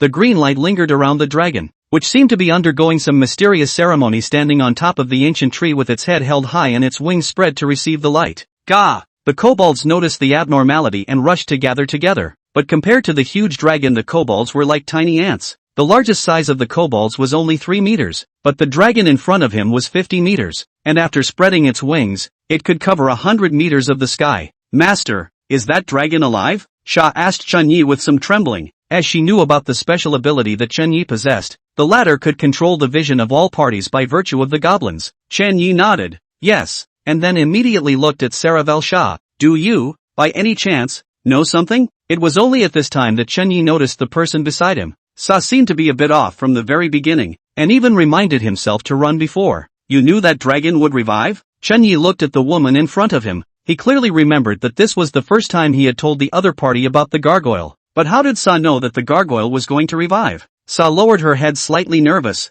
I don't know. No? Chen Yi looked at Sa with interest. He could sense that the other party didn't seem to be lying. Then how did you know that the giant dragon would revive? Me. Sa bit her lip and looked at Chen Yi. She didn't know how to tell the other party or if she should tell the other party. You have a hard time with that? Chen Yi took the other party's face and scrutinized it carefully, then casually dropped it in the next second. Don't say anything if you don't want to. You'll have plenty of time when I take down that dragon. Chen Yi waved his hand as the goblins in the territory that had long been prepared quickly assembled. At the sound of the dragon's roar the kobolds knew there was going to be a fight. They had long since gotten tired of hunting small fish and shrimp here. Roar! The excited kobolds volunteered to come forward and wait for an order from the kobold god. Chen Yi scanned the kobolds below, although he hadn't met his expectations of having all of them wearing armor with uncommon physical resistance. More than 100 of them were already equipped with the bone-splitting blade with uncommon armor breaking. It's almost enough. Go help your brothers and bring back that dragon decapitated. Oh ha! Chen Yi gave the order for the goblins to quickly leave the city gates and rush towards the other side of the river. No, don't! Sa hurriedly looked up to stop when she heard Chen Yi's order. Master, please withdraw the order. You don't realize the terror of the giant dragon. Once this creature appears, not 10,000 people can be defeated. Sa looked at Chen Yi in horror. Just as she didn't know how powerful the goblin guards by her side were, she was equally unaware of just how powerful Chen Yi was. She just knew that every time a creature like a dragon appeared, it had to have an army of at least 10,000 people unleashing large-scale magic in order to fight it. And although Chen Yi's goblins in front of him clearly surpassed ordinary soldiers individually, their numbers were too small. How could they fight against a giant dragon that could fight against 10,000 people with only a few hundred? And, Chen Yi snorted. What? What other special features does this giant dragon have? Sa subconsciously bowed her head. No, from this moment on it's a giant dragon. But, that's a giant dragon. Master Dragon-like. Chen Yi waved his hand to interrupt Saravir Shah.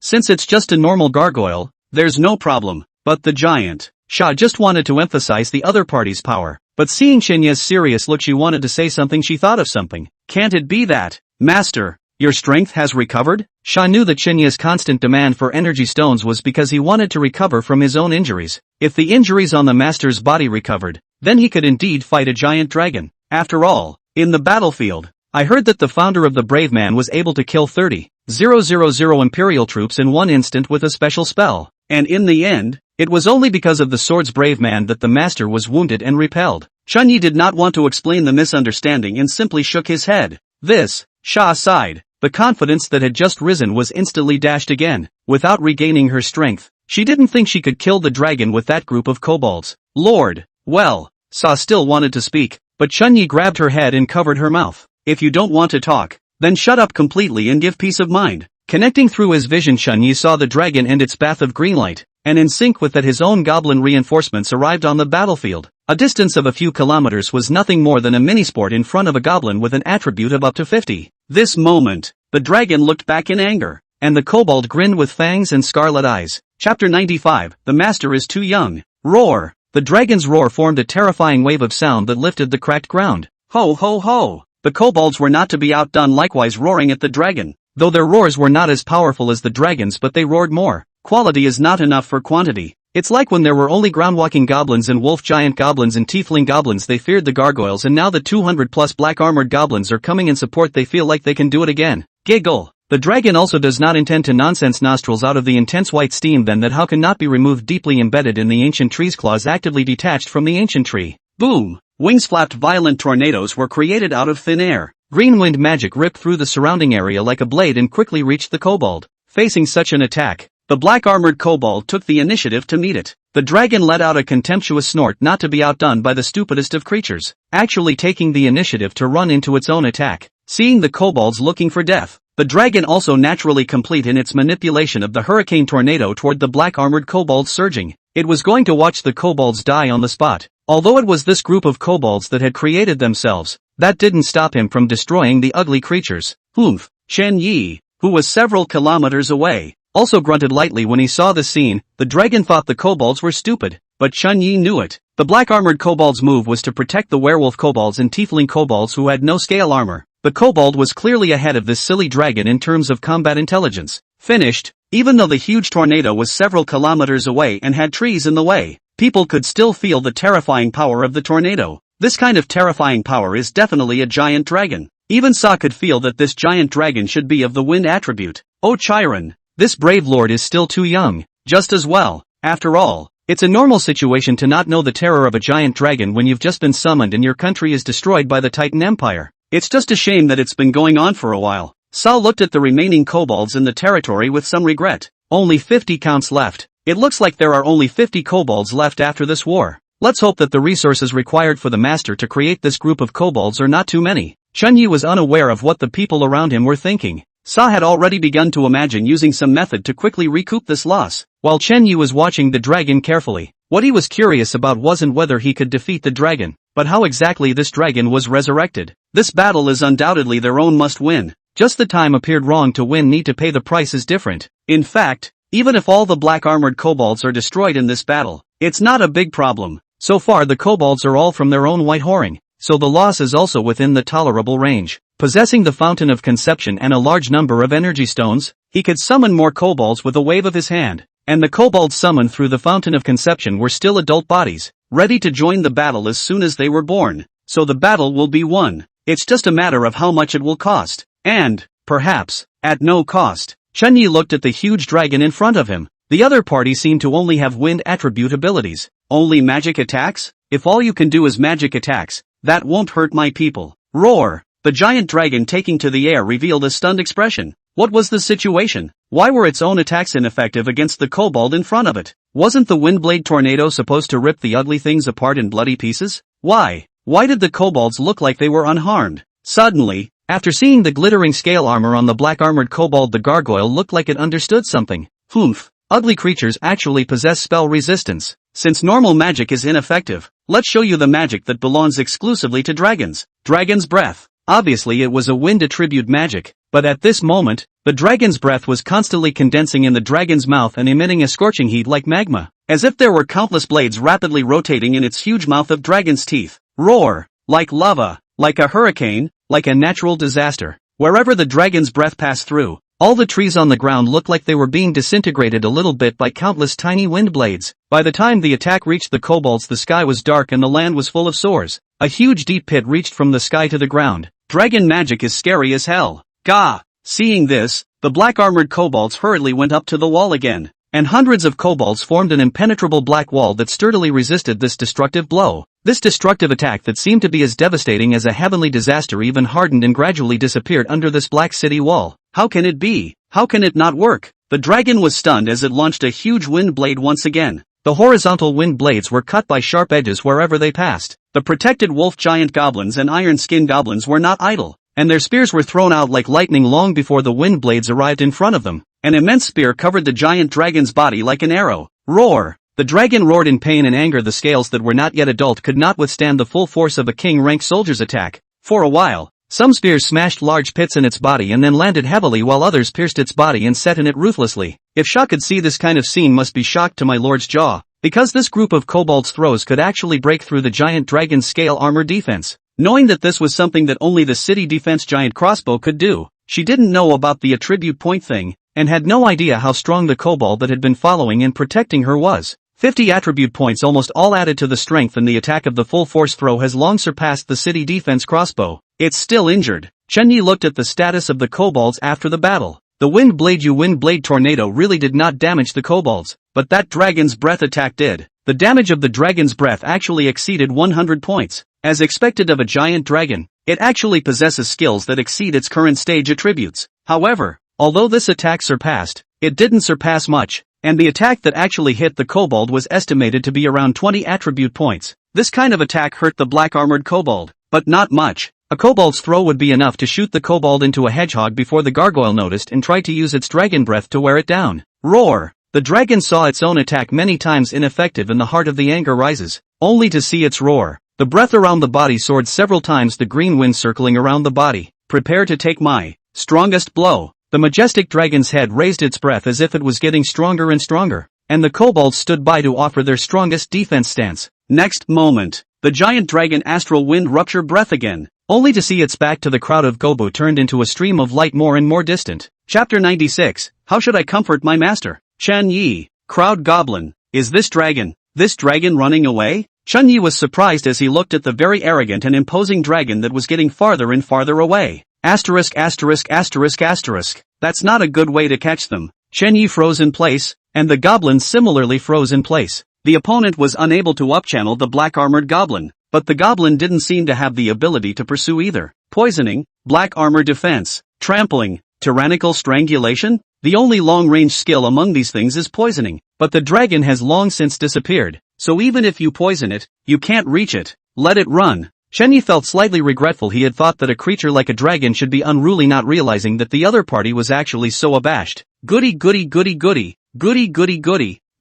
fast. The giant dragon carried a clear wind and incited its wings each time it incited it was enough to fly dozens of feet away. Is there something wrong with my inherited memories? Aren't things like kobolds the lowest level of demons? But why are those weird-looking kobolds so powerful? Is it just because they're ugly? Then I look. Well, maybe I'm just too handsome. If face value determines battle power, the higher the face value, the lower the battle power, then this battle does make sense. Humph. Silly hairy kobold. This is probably puzzling by now, isn't it? Master isn't stupid. It's natural to run away if you can't defeat you guys. The wind dragon revealed a lewd expression, then hemmed and hawed as it sped up its flight. Suddenly, a condemnation from within felt like chains that kept whipping the wind dragon. The soul of an ancient tree? The thing that created me needs me to guard it? But I can't fight it. The wind dragon was just about to bear the condemnation of its mind and accelerate away from this place of wrongdoing when it suddenly realized that the transparent chains within it had already materialized. A chain connected from the ancient tree to the wind dragon clanked violently, and the chain was pulled straight. Roar! The wind dragon let out a terrified roar. In the next second, the chain retrieved the wind dragon at extreme speeds. The entire person flew backward at an even faster speed. A few moments later, the kobolds who were about to break open this huge ancient tree for research suddenly realized that there were black spots in the sky that were enlarging. What's that? Seems like something, doesn't it? Why is he getting bigger? To hide? You have to duck. Right, or you'll get a blast. A few kobolds that had just gotten out of the battle were looking up at the wind dragon that had been bound by chains and returned to the battlefield. Without entering a fighting state, they froze and watched hard as the black dot continued to zoom in and subsequently smashed onto them. Rumble. the first casualties of the battle appeared. Howl! The wind dragon was dumbfounded, looking at the familiar surroundings, the ancient trees in the sky, the dark kobolds and the spears that came again, poisoning, trample, tyrannical strangulation. The kobolds who reacted to the situation looked like they were cherishing the heavenly opportunity to throw various skills at the wind dragon as if they didn't want to die. Previously, because of the other party's airspace, they rarely had means that could be attacked, but now that the other party was right in front of them, all sorts of means poured down like a torrential downpour. Roar!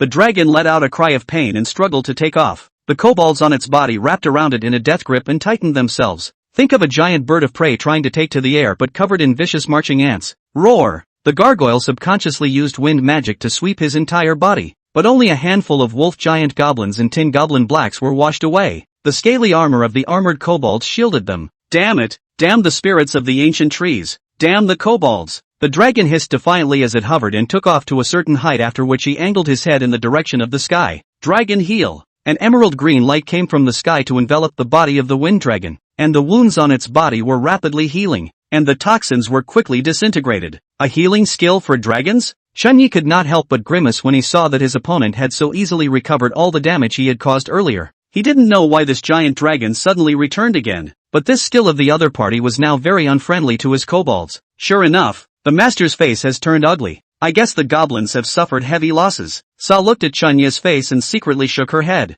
It is true that I am still too young. No, I was called here too suddenly, but after this loss I'm sure the master will sober up a bit. Saraville? Sha listened to a roar from the dragon, thinking that the kobolds had suffered heavy losses. On the other hand, on the other side of the river, the newly recovered wind dragon, with its vigor in the air, kept on making all kinds of difficult maneuvers in an attempt to get rid of the kobolds on its body, which were like worms attached to its bones. The black-armored kobolds, on the other hand, did not care about the dragon's struggling tyrannical petite kill deathly grasp a certain part of the dragon's body, and the body's scale armor ruthlessly dive into the dragon's scales. The kobold's black scale armor was unable to break through the dragon's protective scale armor, but it locked itself to the dragon through a gap in the phosphorus and potassium. Poisoning. Through the diamondback kobolds once again cast the poison this skill. A moment dozens of kobolds from the dragon's various aspects of the poison paralysis instantly attacked the whole body. What's going on? Didn't I just heal it? Experiencing the complex sensation of both paralysis and fire within its body, the dragon stumbled and almost fell to the ground as it hastily rose into the air again. Dragon heal! The head of the dragon roared, and in a familiar motion, the dragon of the wind once again cast its healing skill. An even more intense green glow poured down like a waterfall enveloping the dragon. The toxin must be completely eradicated this time. The gargoyle felt the toxins in his body quickly disappear. His body was violently light. That's what it feels like. Poisoning. The kobolds also sensed that the toxin they had injected had been removed by some force, and so it was that they once again injected huge amounts of toxin into the dragon. Howl. Come again? The toxin was even more intense this time, and the wind dragon didn't even have time to adjust its stance before it was paralyzed by the toxin and crashed to the ground. The dragon bellowed a mournful cry, followed by a multitude of kobolds swarming over it like ants feeding. AI. The giant dragon is starting to cry out in sorrow. I guess it's too much killing for its heart. Sa looked at Chunyi with some regret, not knowing how to comfort him for a moment. Luckily I had a good collection this time, so I think it should give the owner some solace. Chapter 97. It's okay for my master to fail. It's good that I've gained something from business. More and more kobolds climbed up the dragon's body, and the wind dragon felt the threat of death at this moment. He unleashed all sorts of skills like crazy, even going so far as to use a wind blade tornado to sweep his entire body. Amidst his frantic attacks, the wolf giant goblins and iron skin goblins suffered heavy losses, while the black armored goblins with ringa defense remained solid. Except for the dragon's breath, all of the wind spells of the subadult dragon in front of him were unable to damage the black armored kobolds, and a skill like dragon's breath couldn't be cast multiple times in a short period of time even if it was a wind dragon. Roar! At this moment the wind dragon felt a threat to his life. He flapped his wings like a madman and flew off into the distance. Green gang-wrapped body flying extremely fast. This kind of flying speed in the general creatures have long been difficult to bear the pain of being torn by the wind blade. However, the black-armored kobold ignored the high-speed wind blade by virtue of its natural advantages, and this level of sharp edges could only leave faint white marks on top of its scale armor, worthy of being a giant dragon. Losing the protection of the black-armored kobolds actually killed the wolf giant kobolds and the tiefling kobolds in 2 attacks. Chunyi knew that the current troop strength he possessed could no longer fully adapt to the crisis in the middle of the forest when he looked at the number of soldiers he had lost. Perhaps his soldiers had never adapted to the crises in the middle of the forest, and it was just that his strength couldn't keep up as he expanded his exploration. Gargoyle troopers, I'm bound and determined. The numerous kobolds on the ground on the other side of the river had already rushed towards the direction where the wind dragon had escaped. Chunyi believed that with the kobolds on his body delaying, the dragon would not fly far. Indeed, that giant dragon didn't fly far. Only the reason why it didn't fly far was not what Chunyi expected. It was only after the dragon had flown for more than 10 kilometers that a green chain inexplicably appeared above its body. The chain clanked violently, and after a metallic boom it dragged the dragon backwards at speed. Howl! The dragon roared sadly but was powerless to resist. He couldn't even get rid of the ancient tree spirit's influence when he was in his heyday, let alone resisting the ancient tree spirit while fighting hard against the toxins now. The Senshi wind gargoyle flew back. Chunyi hurriedly told the chasing goblins to return to their original positions and wait. Where was this for him to chase after? The dragon seemed to be limited in some way, not being able to run very far at all. Chunyi turned his head toward Sha, who knew something, and inquired, "Is that giant dragon restricted in some way from leaving a specific place?" Sha froze, then rejoiced, listening to her master say so.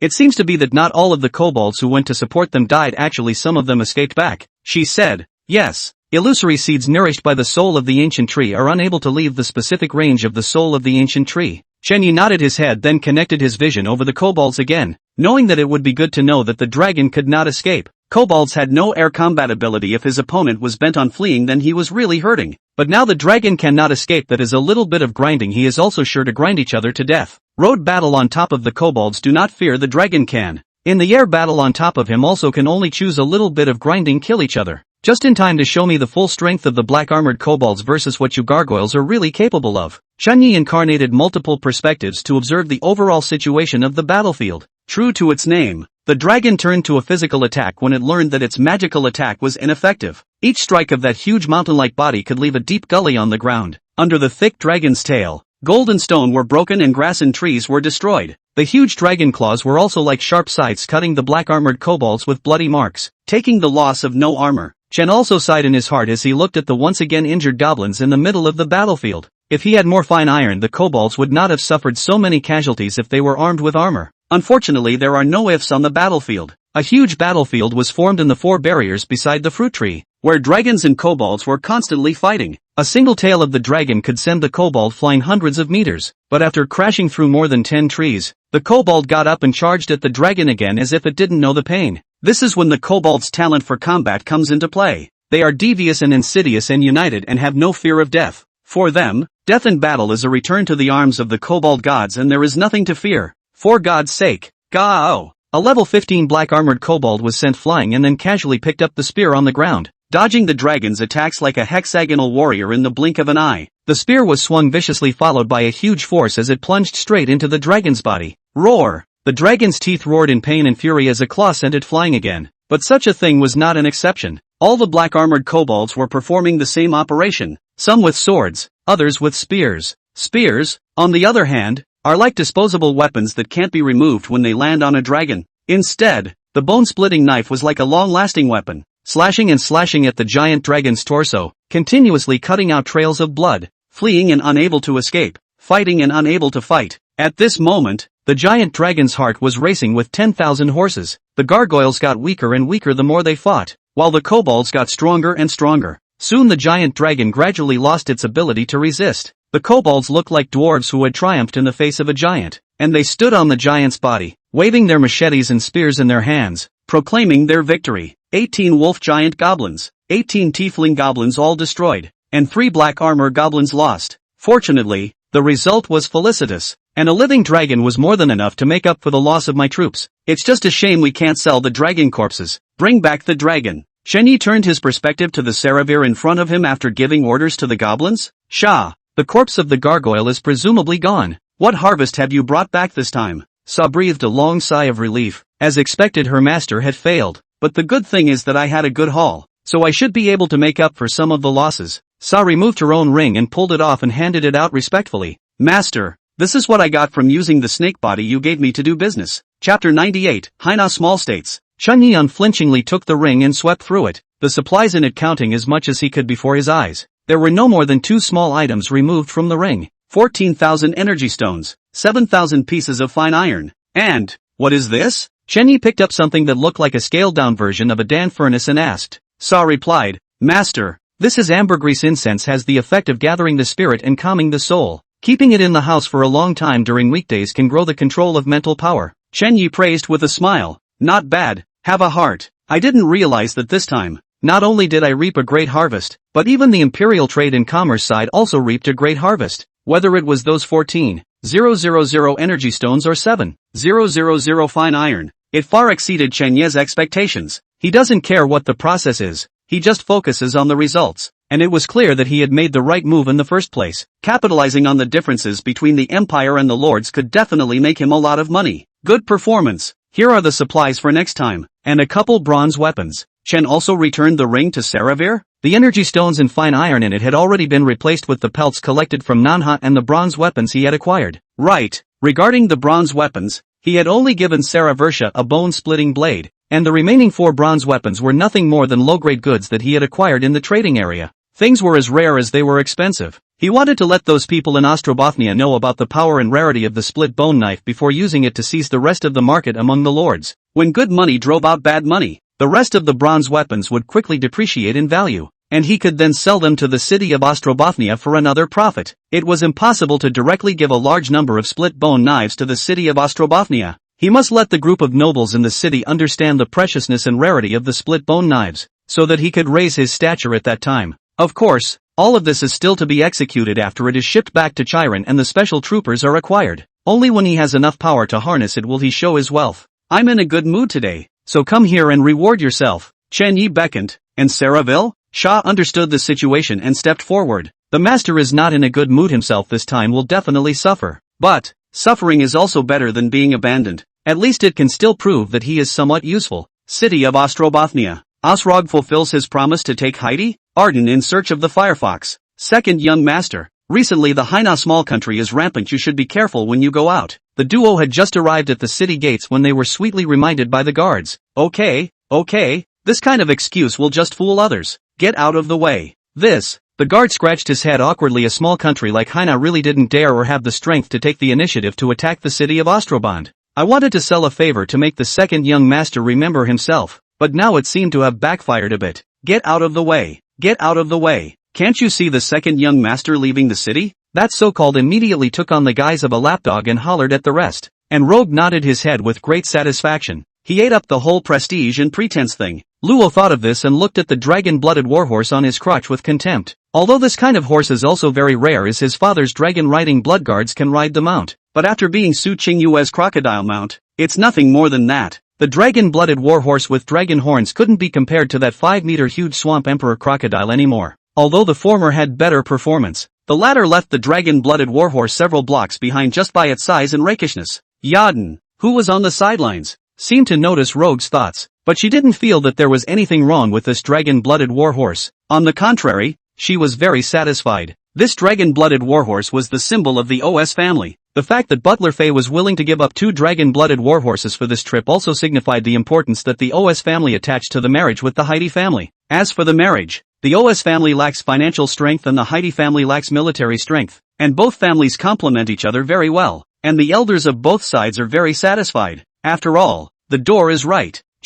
This rogue seems to have no feeling. To put it nicely, this rogue was as curious as himself, and to put it bluntly, Rogue had not yet grown up and was a bit childish. The same are both hunting psychology, but he himself knows the big picture and knows to defend the family, while Rogue only knows to pursue what he likes. Yaden sighed. Rogue was immature at heart, so she would have to take the initiative. Rogue, my 18th birthday is in 2 days. Have you thought of a present for me? Yaden holding a bow and arrow, sweet smile, both tenderness and valor. High long ponytail is to make a kind of city guards cannot move their eyes. Unfortunately, the teenager was blinded by maturity, and all he had inside him at the moment was Su Qingyue's delicate figure, wild style and mysterious oriental colors. Rogue casually replied, aren't we going to catch a firefox? Firefoxes aren't easy to catch, and when we do, we'll give it to you as a birthday present. Well, oh well. Yaden didn't want to pay attention to this uninteresting guy in front of him for a while. Once he slapped his horse's back, the dragon blood warhorse ran fast. He had already taken the initiative to bring up the topic himself, but the answer from Rogue in front of him was so hard to accept. Obviously you said you'd make it up to me, but at the moment it's a gift to me.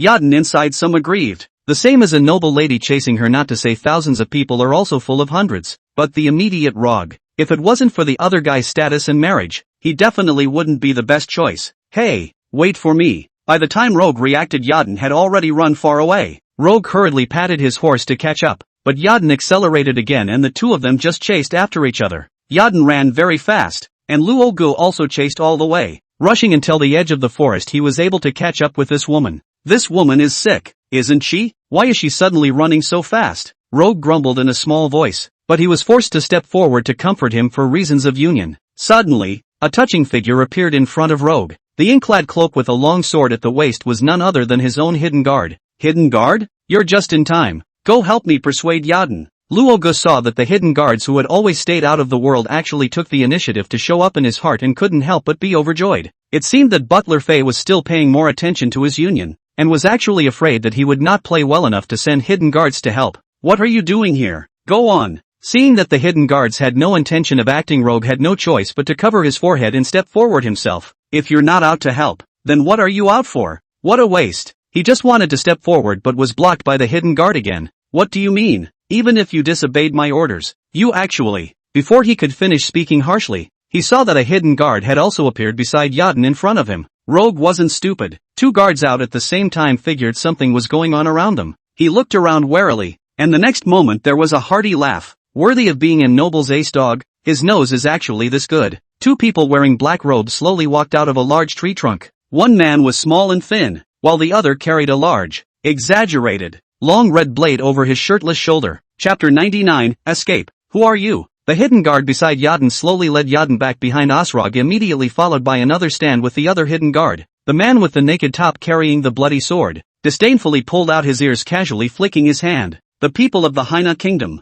come to invite the two little children to come home as guests. The people of the country of Haina? Impossible. A small place like Haina can't possibly have strong people like you, and even if they did, they wouldn't dare to take action against us. Rogue retorted as she drew the ornate long sword at her own waist to give herself a sense of security. Che, ing said yes. What's with all the bull asterisk asterisk asterisk asterisk? The burly man carrying the snow knife looked at Osrog with disdain. This kind of little young master, he can cut more than 10 of them in one slash. Boom! The huge blood knife that was 1 meter 7 long fell smashing a deep pit in the ground. The blood-red lines on top of that wide blade seemed to come alive at this moment. Blood aura, baleful aura, and even the wailing from above the soul. A terrifying and complex aura intertwined on top of this blood knife. This man is strong. The two hidden guards looked at each other and made a decision in their hearts. The two of them quickly pinched with one hand, then a blue and a red beam of light shot up into the sky. Touché! The beam had just traveled tens of meters when it was stopped by an invisible barrier. When the two watched in amazement as their distress signal was blocked by the barrier. But he didn't feel the fluctuation of the cloth formation just now. Someone had actually laid a boundary around them in silence.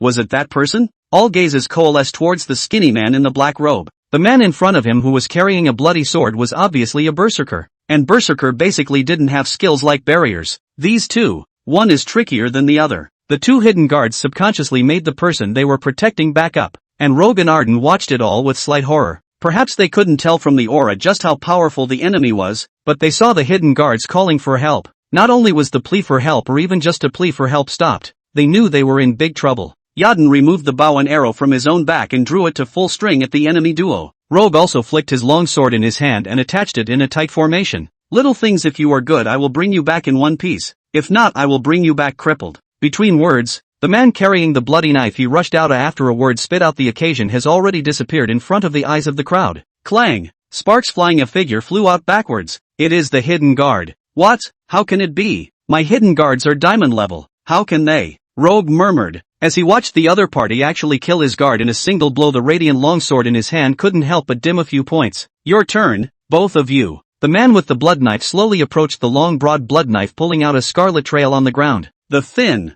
lean, black-robed man calmly watched everything, with no intention of stepping forward to help. Brush! Another hidden guard stopped in front of the two and lowered his young lord's bow, pointing to the necklace around his neck. Atten immediately understood and covered his necklace in a soft prayer. Why are you getting in the way? It's not easy to cultivate to the diamond level. You have to be a dog to get killed. The man with the blood knife looked on indifferently. Also, for the blood knife in his hand to be raised again. Without any flashy moves, it just lifted up and then fell down plainly. He seems to have told you what my offense is and where I'm going with it. But hidden guard can't avoid it. Oracle Guardian. Wah! A golden holy shield enveloped the three. And above the golden shield, loving angels encircled the holy shield to guard the world. Cut, cut, cut. The holy shield was covered with cracks, but the lack blocked the attack. "Che, let's see how many times you can block." The long blade in the blood knife man's hand raised again, still falling indifferently. Bang! Sacred shield broken. Blood knife mercilessly look at the hidden guard shoulder, place blood and broken bones clearly visible. Ahem! The hidden guard coughed out a mouthful of blood, but a smile hung at the corner of his mouth. "Resisting the next 2 slashes is enough.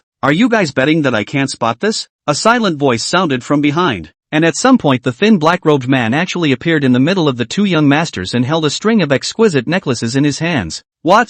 The hidden guards looked behind them in dismay. So it turns out that the black-robed man hadn't been making a move because he was waiting for our backhand. The black-robed man looked at the teleportation formation at his feet and exerted continuous force into his hands. Touch! The necklace shattered, and he looked up to admire the desperate look on the hidden guard's face, but instead he saw a smiling face. "What are you laughing at?" The black-robed man frowned, but in the next second, he immediately left his location like an electric shock. Brush! The 2 young masters had already disappeared in a flash of blue light. The black-robed man immediately changed from confidence to shame. "I destroyed your apparatus. Why?" Well, very well." The black-robed man followed the mana fluctuations of the formation to trace the root cause, and it turned out that this teleportation formation wasn't issued by this necklace at all. Hidden within the necklace was an auxiliary spell that accelerated the molding of the spell, while the one who actually made the teleportation array was the shadow guard who fell aside in a single glance. Very good. Ostrobothnia's famous dog. He really does have a few tricks up his sleeve. The black-robed man shamefully aimed a grip into the void. One of the closest hidden guards collapsed with a loud bang. Triple speed, plus, triple decapitation, plus, twice the power, plus, stamina amplitude, additive, toxic, resistant, additive, 10 times berserk, plus. While the black-robed man killed the second hidden guard, the first hidden guard was already drinking the potion he carried to add dozens of buffs to himself. "Come on, next, let's have some fun." That for drawing out the long knife in his hand and moving his muscles. The sound of the tiger and leopard roared. "Old ghost, you go after those 2 little guys. This person is a bit troublesome. I'll take care of it." The black-robed man known as Old Ghost nodded, and then a formation quickly formed at his feet. Wah! The hidden guards wanted to block, but the black-robed man had already left instantaneously. In this aspect of formation transience, no one knows more than him. "Damn it, then I'll kill you first." The hidden guards turned their blades and swung out with endless anger, and the man with the bloody knife flicked a glance at the blade across. Time suddenly quieted for a second. The next moment the hidden guard exploded into several pieces, and endless blood food flowed towards that scarlet long knife. "I can't believe I made the 3rd cut. What a pain in the ass." The bloodsword man shrugged off his hand in disgust, then headed deeper into the forest. As he was leaving, he didn't forget to taunt the hidden guards. "Thousand Spectre Forest is our chassis. Stupid." Chapter 100, Unspeakable. The soul of the ancient tree. Can't bring it back? Inside the cabin, Chenyi sat up in shock. After his exertion, he had wanted to see how the kobolds bred their heirs with the giant dragons. After all, the difference in size between the 2 sides was just too great. But to his surprise, the kobolds hadn't returned yet. They were still carrying out one of Chenya's last orders to bring back that giant dragon. But every time the kobolds carried the crippled dragon across the river, a green chain would sprout from the dragon's body and drag it back. Is that why that giant dragon tried to escape in the first place, but inexplicably returned many times? Chenyi pondered for a moment. He had thought that he would be able to bring back the dragon after defeating it, but now it seemed that he had been naive. Suddenly, he turned his head to Shah, who was coughing lightly at the side, and spoke. "I remember you said that the gargoyles couldn't leave because of the restriction of the spirit of some ancient tree, right? A giant, ahem, gargoyle? The spirit of an ancient tree?" Sa immediately changed her face when she heard this, and even her violent coughing came to a screeching halt. "Lord, what is the master talking about? I don't know anything about it." Sa's expression was a little flustered, and she subconsciously bit her lip. And as soon as Chenyi took a look at the former biting her lip, he also knew that this was a reaction that would only occur when Sa was lying or nervous. This woman is lying to herself. Chenyi had obviously heard about the reason why the dragon was unable to leave the ancient tree during the previous battle between the dragon and the kobolds, but Shah, who was now reacting to the situation, denied that this was the case. "No, don't know even if you don't. The other side does not want to say." Chenyi cold swept a glance is not forced. They want to get the news of more than one channel. There is no need to make it very difficult to see. Sa saw that Chenyi did not pursue the question but instead lowered his head even deeper. She could clearly feel that Chenyi's voice seemed to have changed as he spoke to her. A sense of strangeness arose. Yes, it was the sense of strangeness. Chenya's attitude towards herself before was not good, to say the least, but she seemed to be considered one of her own because of her service. And now, a sense of distance was born. But even so, she still wasn't going to reveal her identity. The heart of the ancient tree. When one's chamber of commerce was strong, one could obtain it through other methods, but one could never expose one's identity. Once his identity is exposed, not to mention revenge, what awaits him will be endless torture. Here's your supplies for this time. You're on your own as to how to operate things once they're given to you. Chunyi returned the pelts Nanha had collected into the ring Sa had given herself yesterday. By the way, there are also these bronze weapons that you can sell to the so-called Heidi family, and if business is good enough, I can supply a large number of them here. Seemingly remembering something, Chunyi took out another 4 bronze weapons he had collected, along with a bone-splitting knife from Gu Xiaoyu's forge. If you want to trade with a powerful clan, you must first show your strength, and the diversity and power of bronze weapons is a representation of strength. Well, there you go. Chunyi finished explaining everything and began to drive people away. Sha, on the other hand, clutched her ring and bronze weapon, her fingers white. According to the past habits, he should stay for a while longer. Although he could not really break his body because of the royal spell, but Chunyi also always liked to warm up for a while. But now because of the cooling down of their relationship, Chunyi actually started to kick people out. And Sa obviously could have suffered a little less and served Chunyi a little less. But, why can't she be happy at all? Why don't you go? Chunyi looked at Sha, who was still kneeling down, and inquired with some impatience. Yes. Sha almost gritted her teeth and squeezed out the word yes, after saying, then slowly walked away. She knew that although Chunyi was still the same Chunyi, the relationship between the two had changed. When he came outside the cabin, the kobolds waiting for him in armor had gone from 3 to 5. These 2 were added later at Chunyi's command, and the moment the decision was made, Chunyi had the other 2 kobolds put on their armor and follow Saravir Sha. Sha was silent, then left the territory with the 5 men. South River, spirit of the ancient tree, I want everything I can get on the name of this. Chunyi launched a message to Nanha immediately after Sa left. For news, he had more than one source. If it was about the empire, then he might have some difficulty, but about rumors or exotic treasures and such things, the lords were much more well informed. By the way, find out for me again if there's anything among the lords, or in the empire, that can control people with spells or hard stage poison antidotes or anything like that. Chunyi decided after much thought that he wanted to be a bit more secure. Sha was his own channel to the empire, had a crucial role to play in his future development, and absolutely nothing could go wrong. I was thinking of convincing the other side, but now it seems unlikely, and since it's unlikely, I'm going to put the protections in place. Eyes flashed ruthless. In Chen Ye's eyes, only his own people and others for the former. He naturally give the best treatment, but for the latter, just use each other's relationship. Okay, no problem. Nanha replied decisively. As to why he wanted them and what they were for, he would not ask. Just do whatever the boss tells you to do. In his eyes, he may have entered the core circle of Chen Ye's big brother, but he will definitely not be bullying. And he will be able to hold on to the thighs, and it will already be very good. He will not cut off his own future. A sub-god level lord was perhaps the only one amongst the 100,000 lords. After ordering everything, Chunyi sat down on the chair and raised his head. Since that gargoyle can't be brought back, it's a local conquest. Chunyi ordered the kobolds who were lifting the body of the dragon over and over again by connecting their vision across the river. Chapter 101, the hottest commodity, gambling. A high price is asked for information about the soul of the ancient tree. Overpriced solicitation regarding control of class means any. After thinking about it, Nanhi edited these 2 messages in the trading channel and simultaneously sent the relevant messages to the high-ranking lords and special lords that were friends with him. The private messages are for messages to be answered more accurately and quickly, while the solicited messages in the trading channel are to prevent some omissions. After all, neither the message nor the means of control can be decided by virtue of the lord's rank anymore. In fact, many of the lord's soldiers are not good in combat, but have other special roles. Just like the slime lord from before, he was the one who discovered the special features of his troop type after surviving one crisis after another. Afterwards, he realized that the slime produced by his slime actually possessed an extremely strong healing effect. This discovery immediately made it bittersweet, and it could even be said that it was a direct hit, because so far his slime healing solution was still on fire. Unlike spring healing, which requires soaking, slime healing fluid can be used directly at the time of battle, just like playing a game where you can get high while fighting your opponent. And with the lords invading each other and therefore fighting constantly, slime has become one of the hottest commodities today. Drip.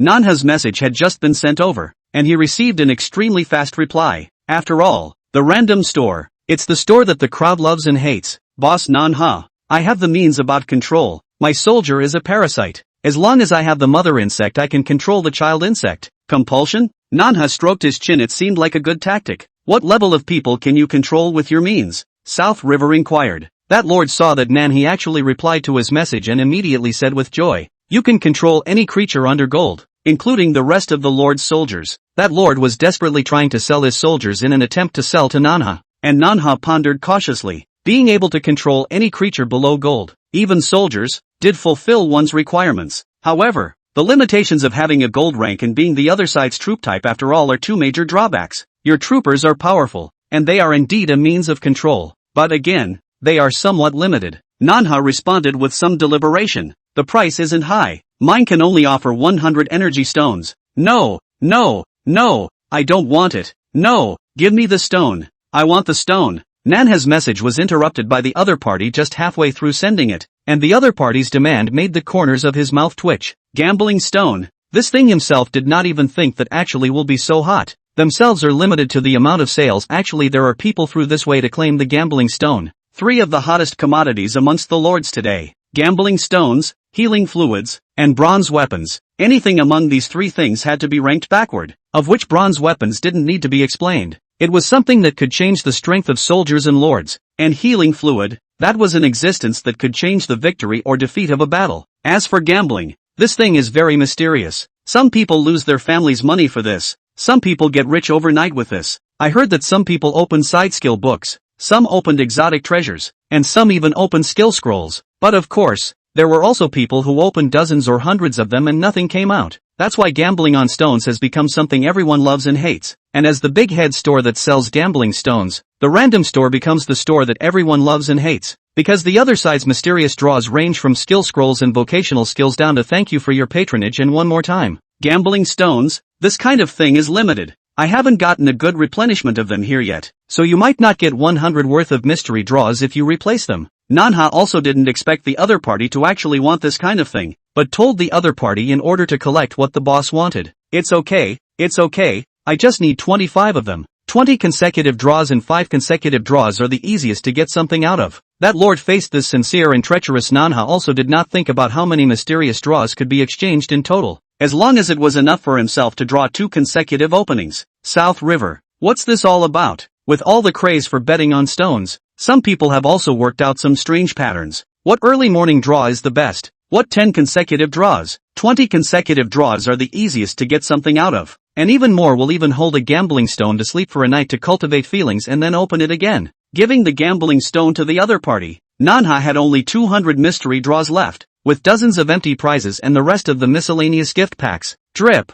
drip, drip. A lot of private messages had piled up amidst Manhwa's chatting efforts, and many of them had come to claim the mysterious drawer. But what they had come up with was a bit underwhelming. Chronic poisons that have a 1-cup pour and require a daily antidote. There are poisons that are addictive when you drink them and itch every day that you want one less day. There's even something about transmitting some kind of secret human mastery technique, and I'm told that before being transported to Atlanta, he was a high-ranking chief executive. South River for this kind of thing. Selective admission. After all, the other side of the request for gambling stones, that is, the mysterious drawer if you can press the price, can save a little is a little. Hey, it looks like we need to find the boss to stock up, and I don't know if this kind of stuff is good to mess with or not. Manhwa slumped wearily on top of the rocking chair behind herself after finishing a long string of chats and screenings. He looked at the fact that he only had 100 mystery draws left in his store, which could already be considered an emergency, but all of these things are a bit unreliable. I don't know if they can fulfill the boss's needs. He looked at the things he always exchanged. There were all kinds of chronic poisons,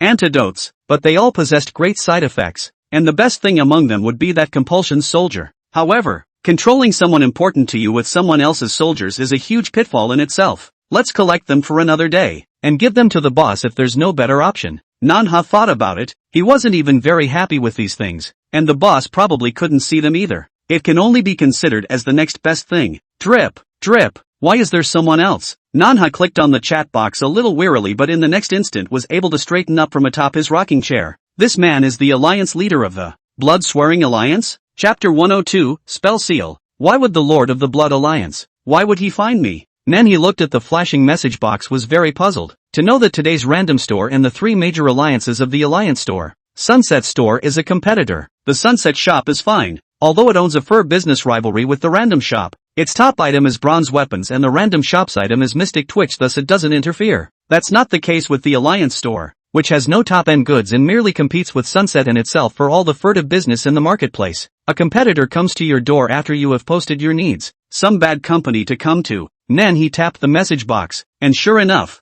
the other party sent a direct introduction of a skill scroll. Skill, spell seal. By applying a spell to the target through a secret method, the caster can torture and control the life and death of the cured person at any time, and the person who receives the spell can actively open the spell for a short period of time to stimulate his or her 10 times potential. Note, no rank skills. Note, the enchanted will not be able to exceed the caster's level for the rest of his life. Note, magical skills that cannot be graded due to excessive fluctuations. Note, what are you looking at? I'll laugh at anyone who misses this skill for 2.5 years. South River silence. After a moment he took a deep breath and snapped heavily, asking price. To be honest, the moment he saw this skill, manhwa was shocked, because this skill is not only perfect for your own needs, but there is even room for more. Spell seal. There were 4 notes from the system alone, which was still the most he had seen so far, and each of them rated the skill quite highly. This skill won't be cheap if it's so subtle. Sure enough, after seeing Nan, he's asking price, the other party replied back in seconds. 3,000 mystic draws. South River. Really big speechless written on the face. How one by one all want mysterious pumpkin.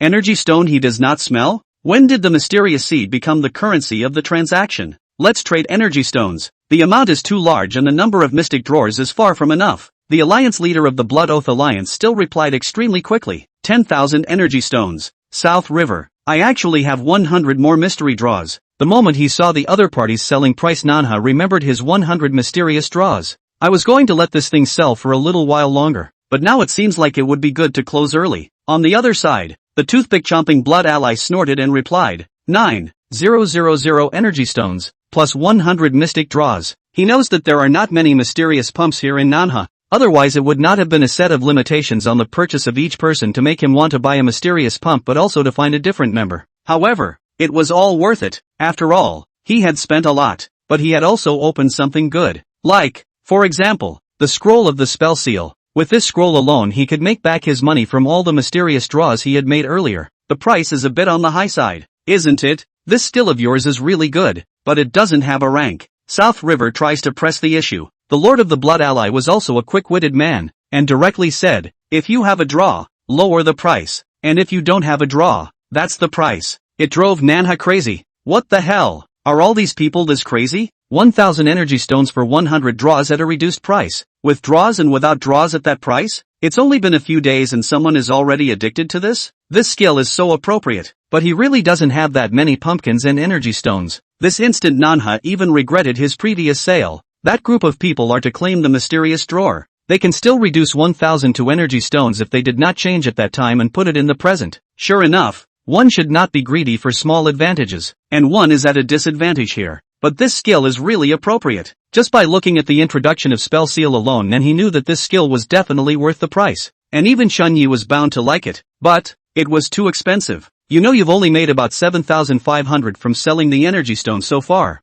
Nanha gritted his teeth. No, this skill must be gotten. 7,500 energy stones plus 100 mystic draws. For spell sealing this skill he was imperative. According to Chinya's plan, their future market was in the Empire and the means of acquiring controllers now was clearly preparation for that, and a spell seal is the best way to do that. The elixir might be solvable, but the various magical spells were definitely not something that could be solved by an ordinary person. The blood ally spat out the toothpick in his mouth with a slight smile. Deal. The other party's bid was exactly what he was aiming for. 7,500 energy stones, which should be all that the other party had earned so far from selling the Mystic Twitch. Try to make my money. Take as much as you can and spit it out for me. The Lord of the Blood League looked around himself in a circle of wooden hammers, nails, durians, the secret history that the lords had to tell, the list of the most beautiful lords, the most beautiful lords' portraits. These can be the hard-earned money that you have conjured up by driving a mysterious pump. Now, the money is back, and you've kept a bunch of stuff for yourself. Blood money. The deal was struck, and a wave of pain washed over the Blood Alliance master. On the other hand,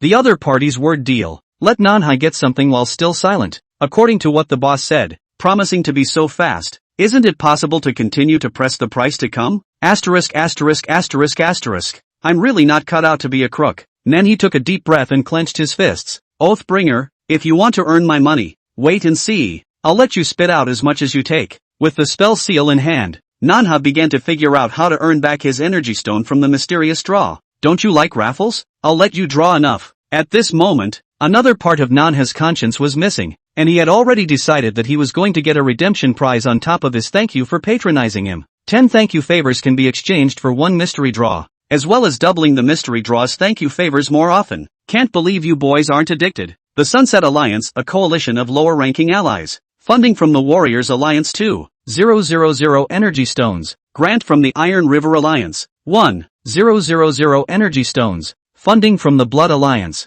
3,000 energy stones. Grant from Lord Hyperion 500 energy stones. From. Someone in the group chat kept reporting on the funding from various parties during this time. Brothers, as the saying goes, those who win will be helped and those who lose will not be helped. Now that all the alliances and lords from all sides have chosen to support us, that is proof that our success is inevitable. I'll spare you that kind of disgusting talk. Betrayal is betrayal. I betrayed Bossy Honyi. I'm not a thing. It's true that the Erika E Alliance leader has been good to us, but as people go up, water flows down. It's not our fault for wanting the position of a higher-ranked lord. We just want to get stronger. We just want to have more certainty of staying alive in this dangerous alien world. For the last 3 days, please condense your forces, at which time I will use the scrolls provided from Lord Hyper to assemble and teleport all forces, conquer Ahoni and achieve a brand new Sunset Alliance. Chapter 103, The Mighty Ahoni. No, I don't agree. There were voices of dissent in the midst of the meeting. Who is it? Not only the leader, but also the rest of the lords were looking for this lord.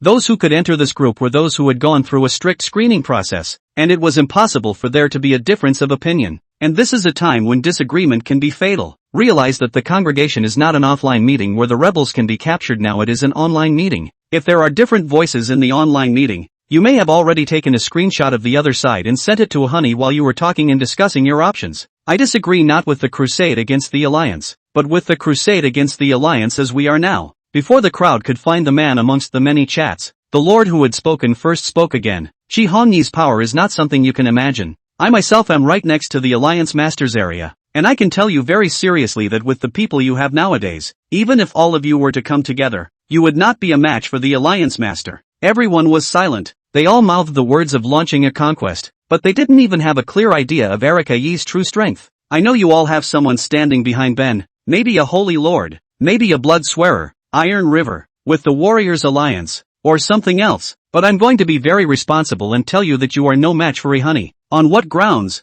There are so many of us. If we go together, even a saint-rank lord won't be able to stop it, right? Yes, we have hundreds of lords and nearly 10,000 troops. We don't believe we can't kill her. Shi Hongyi. One by one, pretentious people stood out to retort, but what awaited them was merciless mockery. Nearly 10,000? Then do you know how far Ahoni's territory has grown nowadays? That lord silenced all the noisy voices with just one sentence. Everyone was waiting for a post from the other side, and there wasn't another single message from the entire group. When there was no longer a single message from the group, a string of numbers was lightly typed out. 13, 000, a, 10, 100, 1,000, million. This can't be. All the lords hiding behind the system subconsciously swallowed their saliva. That number. It can't be. It simply can't be. Even today's strongest Chunyi couldn't do such a grandiose job of developing his leadership. Yes, that's right. 13,000 soldiers. Do you think that's silver? No. Bronze? If the Alliance Master was a bronze soldier type, then I believe she could reach such an achievement. But she is a gold soldier type.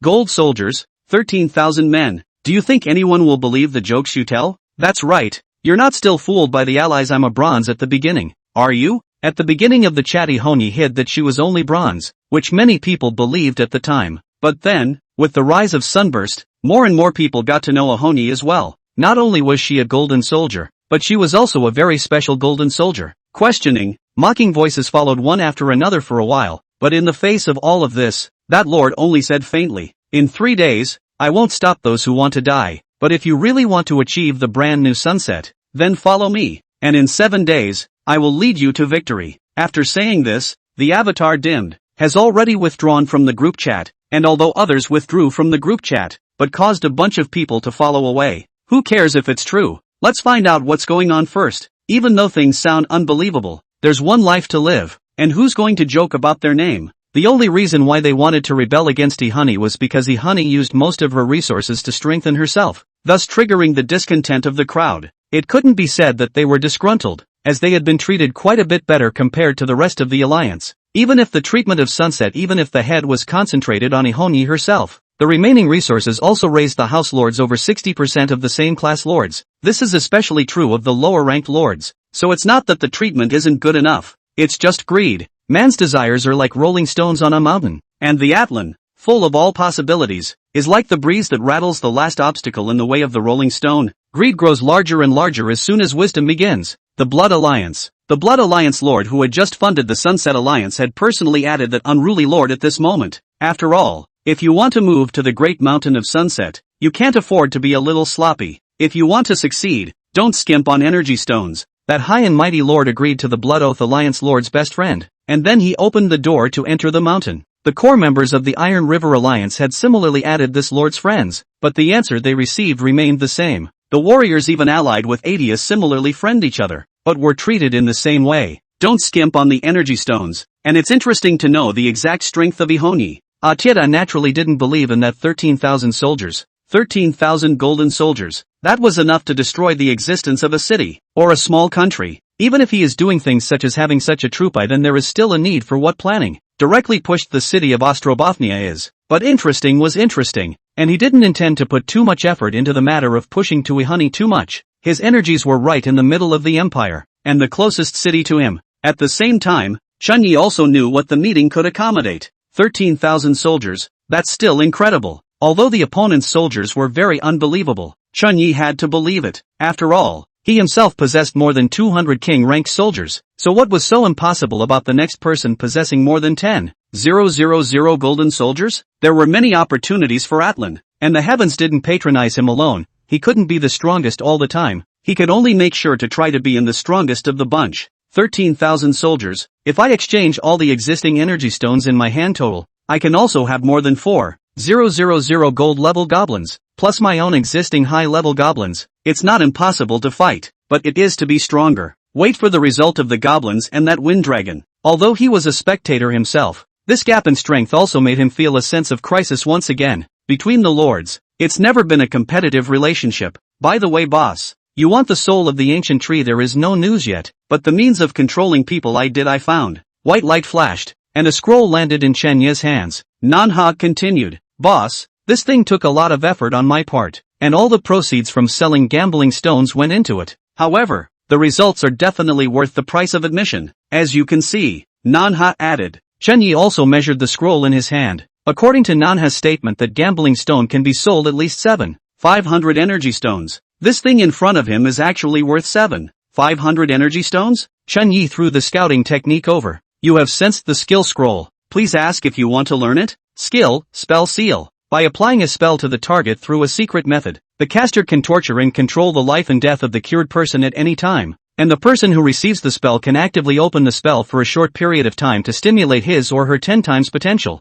Note, no rank skills. Note, the enchanted will not be able to exceed the caster's level for the rest of his life. Note, magical skills that cannot be graded due to excessive fluctuations. Note, what are you looking at? I'll laugh at anyone who misses this skill for 2.5 years. Changes to your items due to unknown influences. Spell seal, change to Abyssal Spell Seal. Chapter 104, Half a Good Man. Skill, Abyssal Spell Seal. The abyssal power is used to cast a spell on the target. The caster can torture and control the life and death of the target at any time, and the recipient of the spell can actively open the spell for a short period of time to energize his or her own 10 times the strength of the battle and gain the power of the abyss. Note, a skill that was meant to be a subgod skill, but was affected by the mysterious power of the abyss. Note, extremely dangerous. Do not gaze into the abyss. It will swallow everything. What's going on here? Chunyi looked at the scroll in his hand, which had turned from the white color at the very beginning to a grayish-white color. There seemed to be a flow of divine power on top of that gray and white, and the divine power gradually converged and condensed, finally becoming an eye. Plain, unassuming eyes, but they just made you want to gaze at them unconsciously. Chunyi gazed at the eyes on the scroll as his hand subconsciously opened it. Congratulations on acquiring the skill, Abyssal Spell Mark. The abyssal power is used to cast a spell on the target. The caster can torture and control the life and death of the target at any time, and the recipient of the spell can actively open the spell for a short period of time to energize his or her own 10 times the strength of the battle and gain the power of the abyss. What?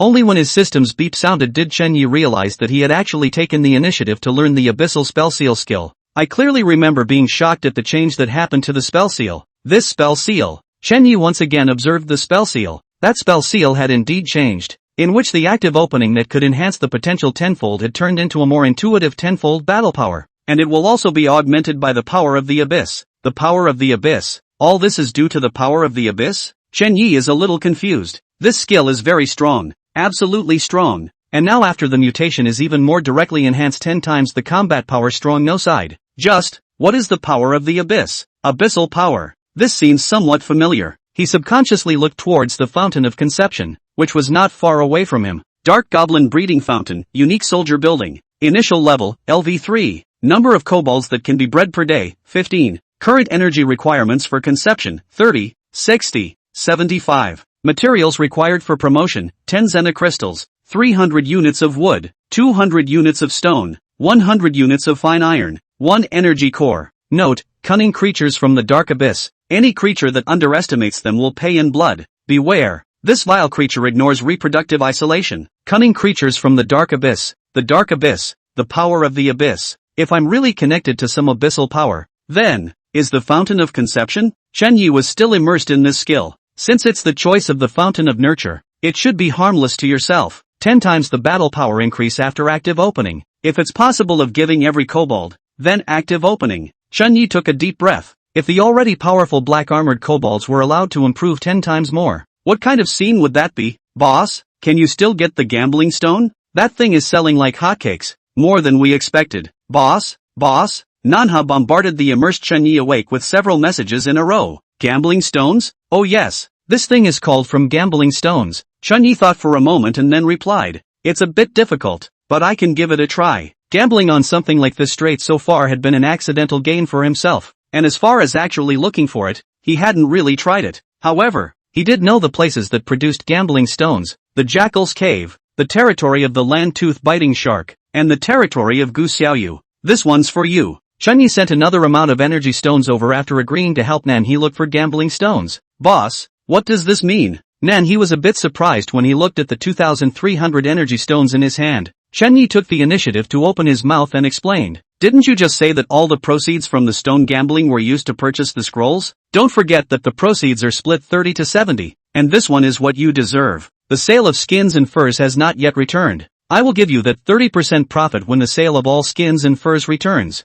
This, Manhwa froze in place for a moment. He had so far been helping Chen Yi in his endeavors only wanting to keep Chen Yi's thigh, but he had never thought that he would have the 30% that belonged to him. Even when purchasing the skill scrolls, he subconsciously thought that they were Chen Yi's property anyway and that it wouldn't hurt him to spend them himself. He had even forgotten for a moment that there was still 30% of this that belonged to him. Thanks, boss. Nan He didn't refuse. At this moment he only felt that he was with the right person. The way to see a man is not in the promises he makes when he is down and out, but in his willingness to honor his promises when he is strong. Chen Yi did. Well, I'll think of a way to do the gambling on the stones, and also, on the side of the Sunset Alliance. Pay attention to it recently. Chen Yi commanded a new task after Nan He received the Spirit Stone. Perhaps in Nanha's view it was him who had been taking advantage of Chen Yi. Who had been taking advantage of Chen Yi? Whether it was the news channels, the random alliances, or the rest of the times when Chen Yi was needed to step in and reveal his name. But in Chen Yi's opinion, how could Nan He not be of great help to himself? Maybe he's drawing on the light of the South River. One can get news of the lords in all directions and places while sitting at home. One word from yourself and you will have the skins of numerous animals delivered to you.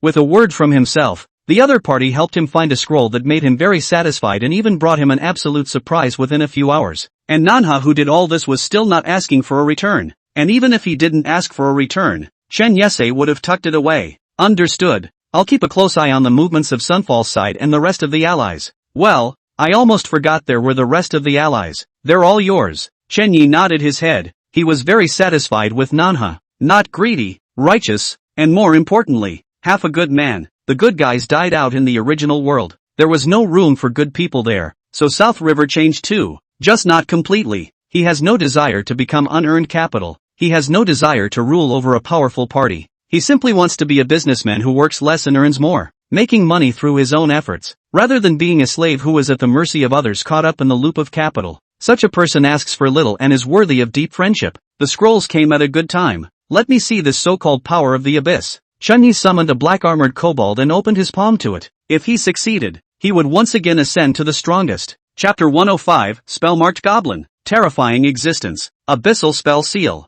Chen Yi put his hand out in front of the goblin to cast the skill. For a moment, the feeling of being emptied came over me. This thing consumes a little too much. Chen Yi's expression twisted as he felt as if there was a pump pumping within his body, pumping his blood, pumping his spiritual power, and also, pumping the inexplicable power of the abyss. A moment later, Shenya's face was pale but a grayish-white vortex appeared in his hand. The vortex kept spinning, as if it wanted to devour everything in the person who looked directly at it. Is this the abyssal spell seal? Shenya's expression twisted as he looked at his palm. The grayish-white vortex had consumed a third of his overall just by coalescing. Not mental strength, not physical strength, but a third of the whole. An indescribable feeling, but he just could sense that his body was losing money, or the kind that was a total loss. That's 1/3 that he'll have to cultivate for at least 3 days to recover. If he cast the abyssal spell seal again during the recovery period, he was afraid that it would hurt his fundamentals. I was going to go for full implementation. This is still a full leg up. Chunyi gasped helplessly,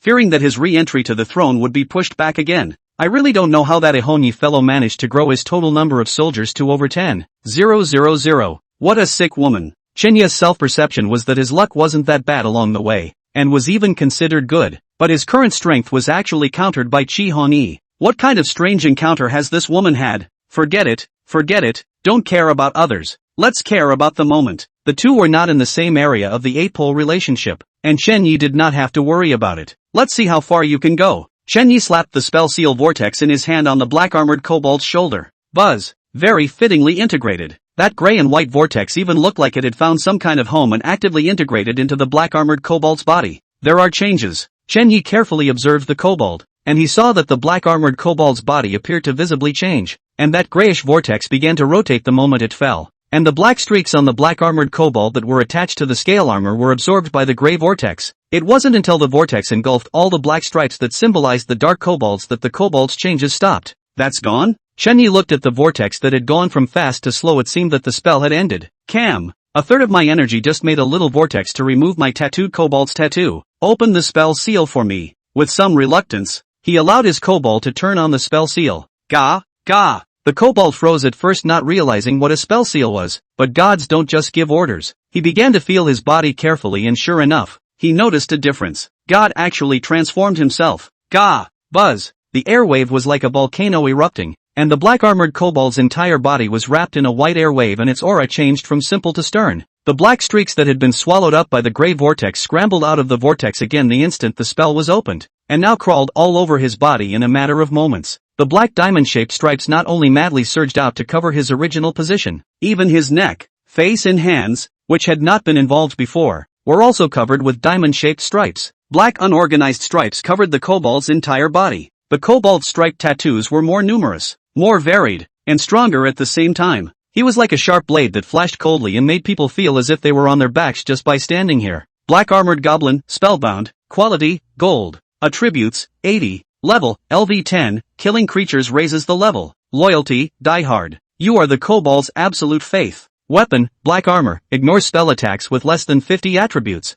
40% immunity to spell attacks with greater than 50 and less than 100 attributes. Skills, poisoning, black armor defense, trample, tyrannical strangulation, abyssal mist. Characteristics, ignores reproductive isolation. Special status, ends in 10 minutes. 8. 80 attribute points? Shenyi suddenly froze as he looked at the goblin's panel that had changed. At this moment he felt that it wasn't impossible to trade his 3 days of status for a spell-marked goblin. Although the black-armored Black Bruin was powerful, its own was nothing more than gold quality, with only 45 total attributes, and even after reaching level 10, it was only the equivalent of an ordinary king rank with only 50 attribute points. But now the goblin could actually reach 80 attribute points, a 30 boost at once? Generally speaking, a difference of 10 or more attribute points can be accomplished in seconds with the assistance of skills. Just like when the Minotaur leader had killed his own goblin priest in seconds, he really wouldn't have been able to win if it wasn't by virtue of the man-to-man tactic. And then there was taking on the Dragon of the Winds not too long ago. The Wind Dragon didn't do any great damage to the black-armored goblin. That was because of the black-armored goblin's special reason. However, when his skill swept into the wolf giant kobolds and tiefling kobolds that had no black armor to defend them, just killed them in seconds. 80 attribute points.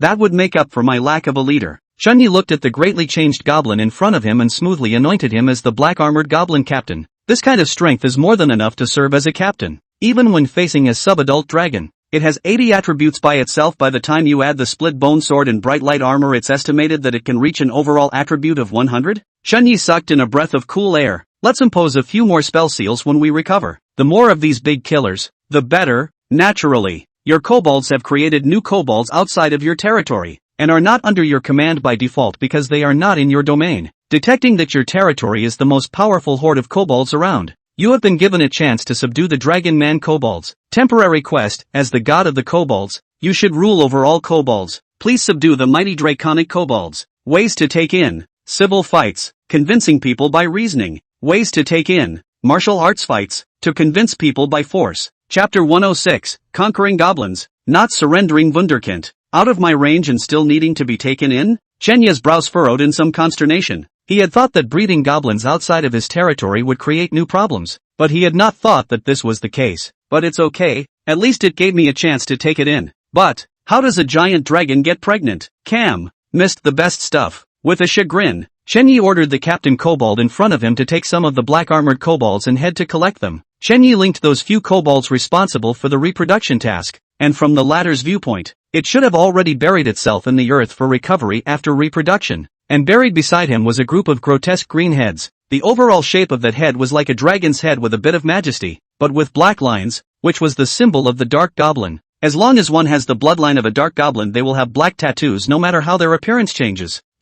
Did the tattoos on this Dragon Man kobold's body already spread to his head as soon as he appeared? Now that the black-armored kobold's spellmark pattern made Chenyi pay attention to the tattoo once again, it seemed that the more tattoos for a kobold the more powerful it was. Then wouldn't the fact that this Dragon Man kobold possessed tattoos that grew to his head at birth prove that he was exceptionally powerful? Chenyi licked his lips and began to look forward to it. A few moments later, the freshly sealed black-armored goblin captain brought 100 black-armored goblins to the side of the ancient tree. Because the other party possessed a dragon's bloodline, the captain didn't take it lightly but brought a full 100 people with full sincerity and respect. On the other hand, the Dragon Man goblin in the middle of that mud was only 50 in terms of the number of heads on the other side. 50 in a litter. Not bad for a gargoyle. Big and fertile. Okay, let's see how you kobolds take each other in next. Chenyi observed the scene of the battle, the system's so-called civil fight. The martial arts fight made him somewhat interested. Gah! The kobold brigadier cocked his head as he looked at the draconic kobold buried in the dirt, roughly meaning how did the rebel people bury themselves?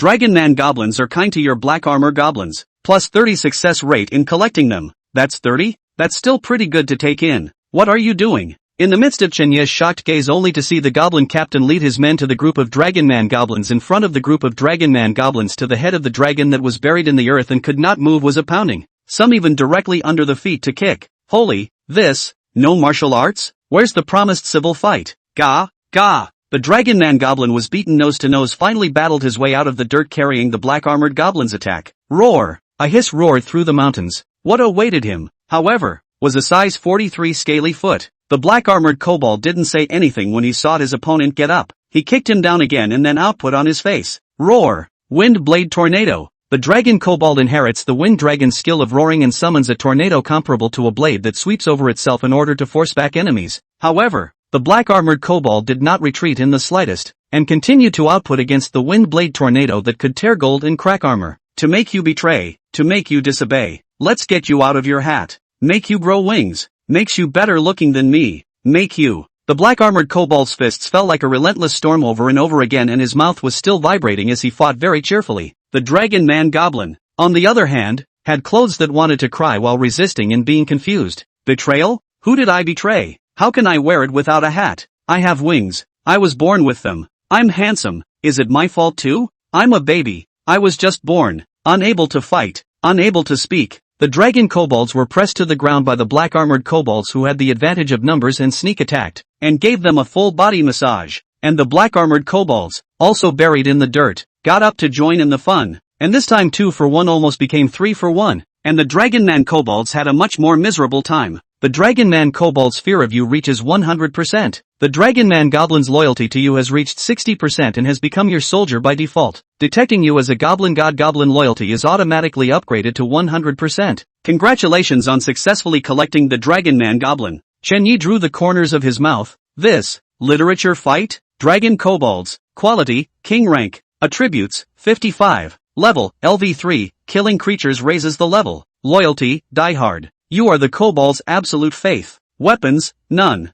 Skills, poison claws, dragon healing, wind blade tornado, dragon breath. Characteristics, ignores reproductive isolation. Note, hey, you finally did it with the gargoyles. A king rank soldier, born as a king rank? Chenyi looked at the Dragon Man goblin's attribute panel. being of the king rank at birth, and having inherited a large number of dragon skills from the wind dragon. A promising future. Well, it's just that the physical attacks are a bit less, or else it wouldn't be bullied like this by the black-armored kobolds. Chen Yi shook his head. It seemed that the direction of development in the future could never be too singular, or else he would suffer losses. He looked at the draconic kobold with horns on his head and a tail behind him and a pair of fleshy wings on his back, and he was considered to have aerial combat power himself. It's just a little small in number and you have to pay for it from the spring. It would be nice to have another dragon. Chen Yi muttered in a small voice, but he also knew that it was impossible. In today's situation, if you want to take down the dragon while saving money for nothing, then I guess it's only the red dragon that's a little farther away from you. Chen Yi looked at the map,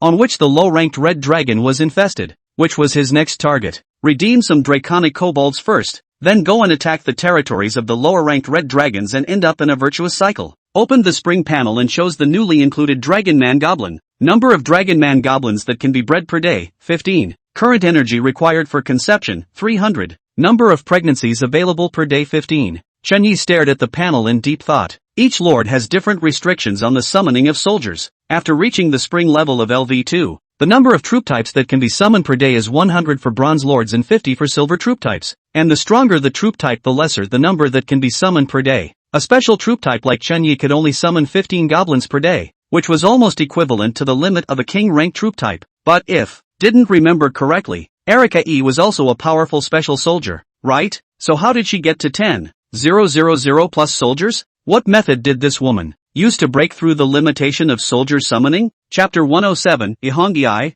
the rule of ignoring the limitations of soldier types. Manhwa. Pay more attention for me if there's anything about Ihongi lately, especially news about the soldier types. Oh, that, I've been paying attention. Boss is trying to find out why the other party's soldiers alone can break the 10,000 mark, right? Manhwa answered quickly. After the store's daily routine was taken care of, he was basically brushing the group and chatting with various high-ranking lords to gather intelligence. The issue about the number of Ihongi soldiers has actually been noted and someone is scouting in that regard. Oh yeah, boss, are you stuck at level 3 in the springs now too? South River inquired. Chen Yi thought for a moment and answered truthfully. Indeed, that so-called energy core has no clue from my side. Namikaze couldn't help but nod in his mind as he received an affirmative answer from his boss. It's true that even you, boss, are stuck here. So combining that with the news from the rest of the high-ranking lords from before, the reason why Chihani was able to break through the limitations of the troop type should be because she found the energy core by some means. In that case, then finding the energy core is a top priority.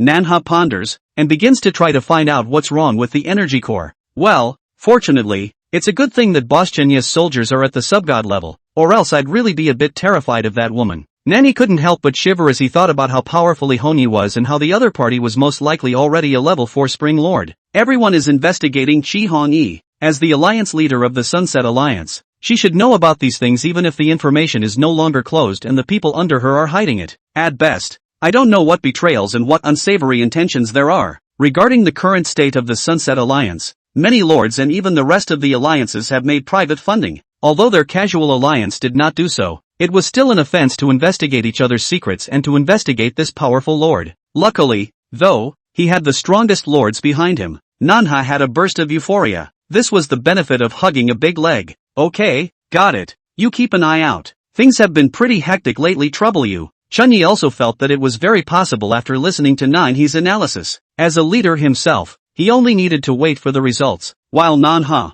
as one of the few intelligence officers under his command, bore much of the burden. Of course, one is not without a mission. His mission is to become stronger, and the leader is a flag and a pin for everyone. In other words, the leader's strength is the bottom of everyone's arrogance outside. Chen Yi ended his conversation with Nanhee and teleported the 7,000 plus fine iron to Gu Xiaoyu, passing to ask the other party if they still had any more gambling stones. Wow! Thanks to brother Chen Yi. Thanks to your presence, my Forge Master profession rank is now very high. Ha ha ha ha ha. It only takes me 1 hour to forge weapons now, and only 3 hours for armor. Gu Xiaoyu's reply was tinged with excitement, happiness and pride. Every weapon she had forged so far had required no raw materials. Although she hadn't earned any energy stones, she had increased her Forge Master rank by a lot. This laid deep roots for the future. This was also thanks to Chen Yi discovering his own potential, or else he alone would not know how long it would take for him to realize that he could reach the matter of a bronze weapon. Well, more importantly, brother Chen Yi had also taken out a large amount of fine iron for himself to practice on.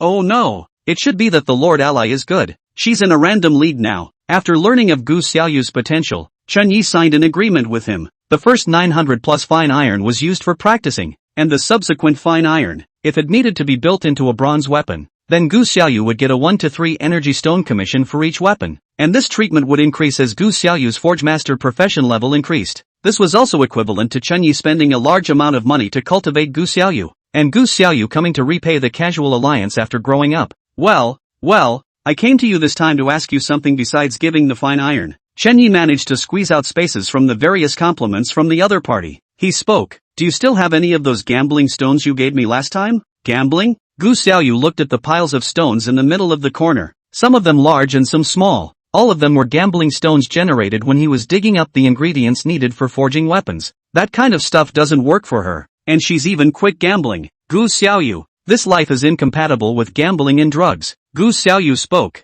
I still have some here. I'll send them over to you if brother Chen Yi wants them. Saying that, she had already sent things to Chen Yi with a brain.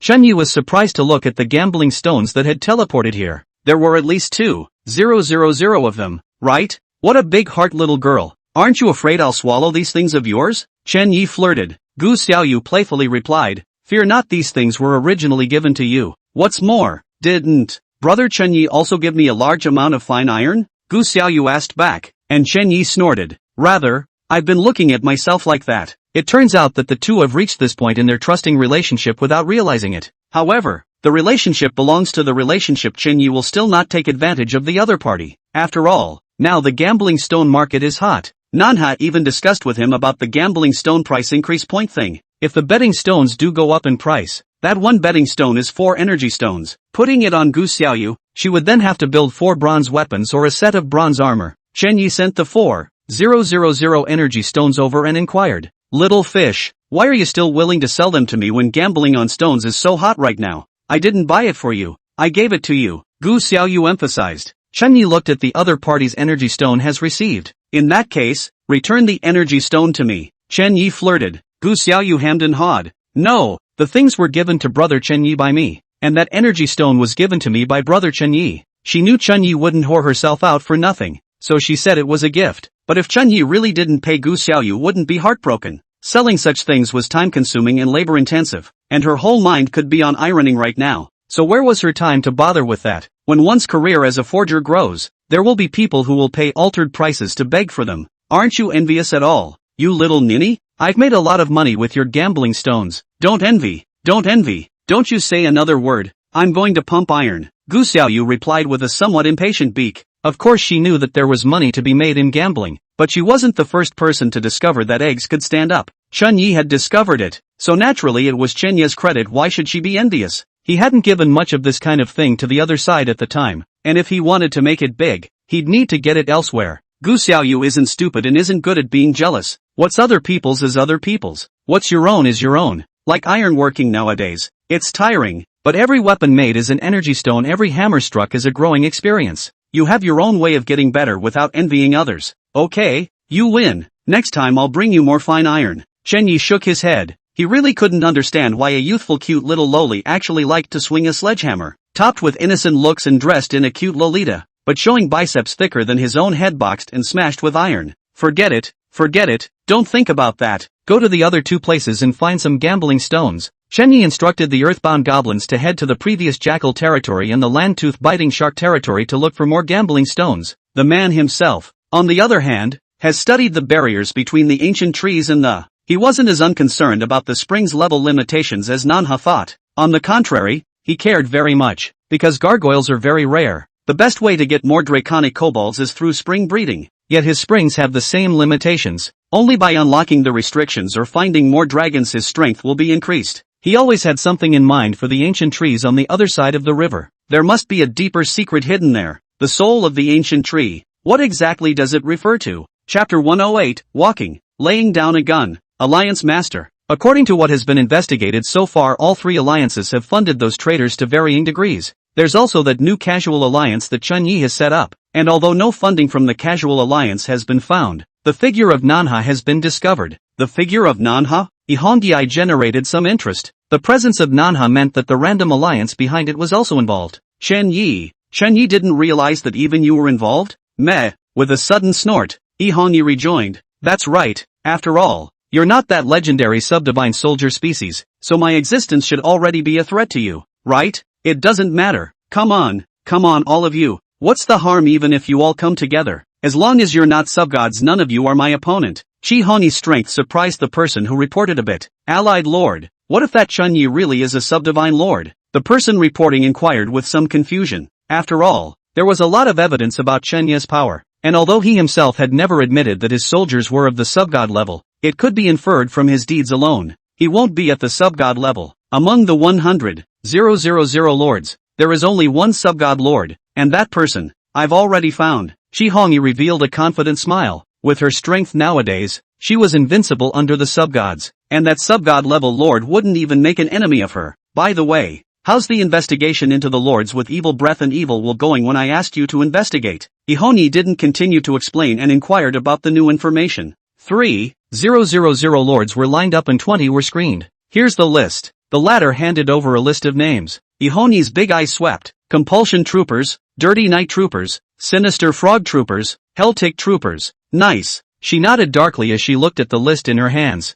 Although this list might not necessarily contain the evil will that the sub-divine lord was looking for, as long as he had this list he saved the other party a lot of effort. It's only with this list that you can get in good with the sub-god lords. Ihongi casually dismissed the former with several energy stones, and hung up the communication after instructing the other party to continue gathering information. Walk out of the room to the top floor of the fortress. This 4-story fortress sits atop a high slope, looking downward as curls of smoke converge into a stream. Houses of different heights, tents of different sizes. At a glance, it is already a town-like appearance. Maybe, is considered a city, lacking a wall. Ihongi laughed a little to herself. In fact, she already had more than 20,000 troops, which was more than enough for even a city, not to mention a group town. Not to mention, these are combat members. She admired the rivers and mountains she had created. In Atlanta, a defense force of 100 is called a village, 1,000 or more is called a town, and 10,000 is considered a city. Even for those like her who had a pure fighting strength of 20,000 or more,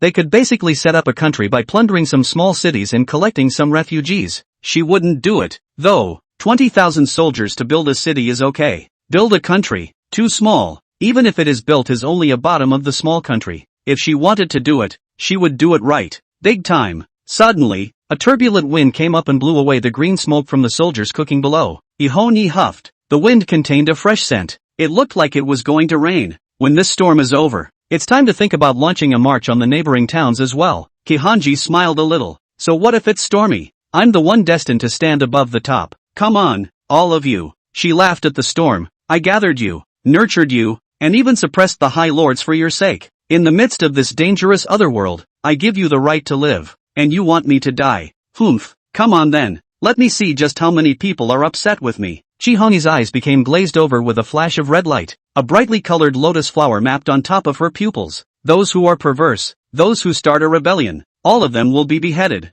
Inside the practice field, amidst the organ puppets, Chunyi was flickering and moving around to exercise his stance, calling the practice field to be able to double the experience of the exerciser. The kobolds didn't like exercising, but the lack was inadvertently discovered by Chunyi to actually be useful for himself as well. Although the experience gained is minimal, it can increase one's real-world experience and unexpected attribute points. Yes, something like attribute points. He hadn't thought that he could actually obtain them through exercise either. However, based on his investigation, it seemed that only the practice field possessed this effect. It's a good thing I chose the practice field in the first place. The reward of the practice field had appeared twice since the territory had been upgraded, and it was unknown if the other lord had discovered the secret of the practice field. Congratulations on gaining speed attribute +1 spirit attribute +1 through persistent exercise. Chunyi heard the system prompt to stop the organ golem's pursuit of him. For the utilization and training of the practice field, he continued to choose the speed and mental aspects. As the man behind the curtain, he could not fight but must be fast enough and strong enough mentally to be very durable. That brings the total attributes to 35 at last. Chunyi surveyed his personal attribute panel.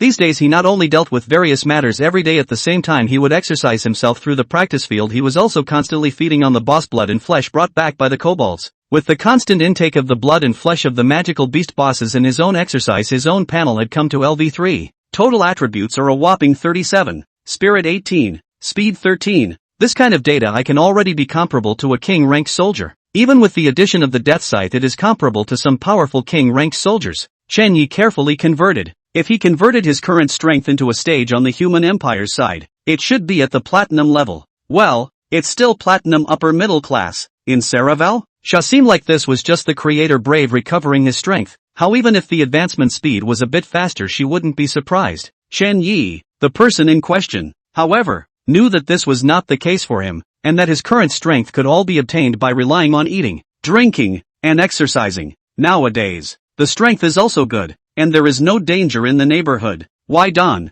we go out and explore? Chen Yi's heart snickered inwardly. Ever since he came to Atlan, he had not left his acreage. Having been looking at the world through a kobold's perspective also made him feel itchy, always wanting to try it out for himself. Before did not go out because the strength is too weak to worry about their own safety. Now, afraid of the general black-armored kobolds are not their own opponent, right? Well, except, of course, for the draconic kobolds. Just as the black-armored goblin restrained the Dragon Man Goblin, the Dragon Man Goblin similarly restrained Chen Yi. Chen Yi's own strength was equivalent to that of a king-ranked soldier, and the backbone that could support his ability to rampage amongst the king-ranked soldiers was his own silver weapon, the Scythe of Death. The silver weapon Death Scythe, however, is the opposite of the black-armored goblin's trait, the latter being immune to magical damage to itself and immune to physical damage. And the draconic kobolds, who were covered in dragon magic, happened to be their own nemesis. It's a good thing this thing is my soldier. Chen Yi breathed a sigh of relief, and then took a few Dragon Man goblins out. He can go out and practice, but he doesn't necessarily have to refuse the protection of his soldiers. The two are not in conflict. Not far.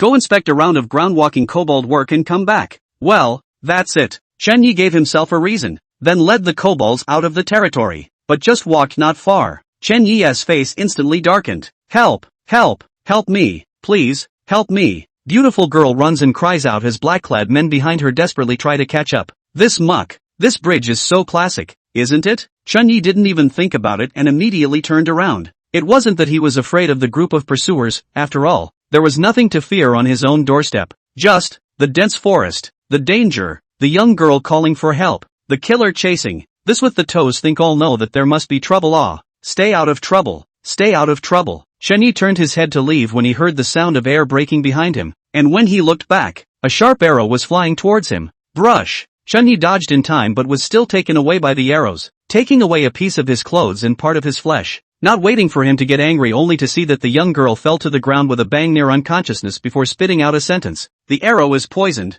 Save me, Chen Yi. I'll just take a walk. Cam. Chapter 109, An Undecompensable Poison. The world is a dangerous place. The world is a dangerous place. Chen Yi touched the wound at his shoulder for a long time. I just came out for a walk. How did I get into such a mess? Chen Yi froze while several black-robed men took the opportunity to try to take away the young girl on the ground. Chen Yi immediately swept his cold eyes, and an imperceptible but real pressure immediately enveloped the several people. He said, "Put down the maiden and let me." The black-robed man immediately stopped moving to draw his sword. The silver moon scimitar flashed with a cold aura, but they were sweating coldly on their foreheads, not only because the dragon-like monster behind the man had surrounded him, but also because of the terrifying aura on the man. The aura was like it came from hell, and like it came from some mysterious abyss that made people subconsciously submit. The shoulder was vaguely painful, and when Chen Yi looked at it, the shoulder was already red and starting to spread. The black-robed man didn't dare to act rashly under the intimidation of the Dragon Man Kobold. From the breath perception, these monsters were all platinum-level experts, while they and the others were only gold.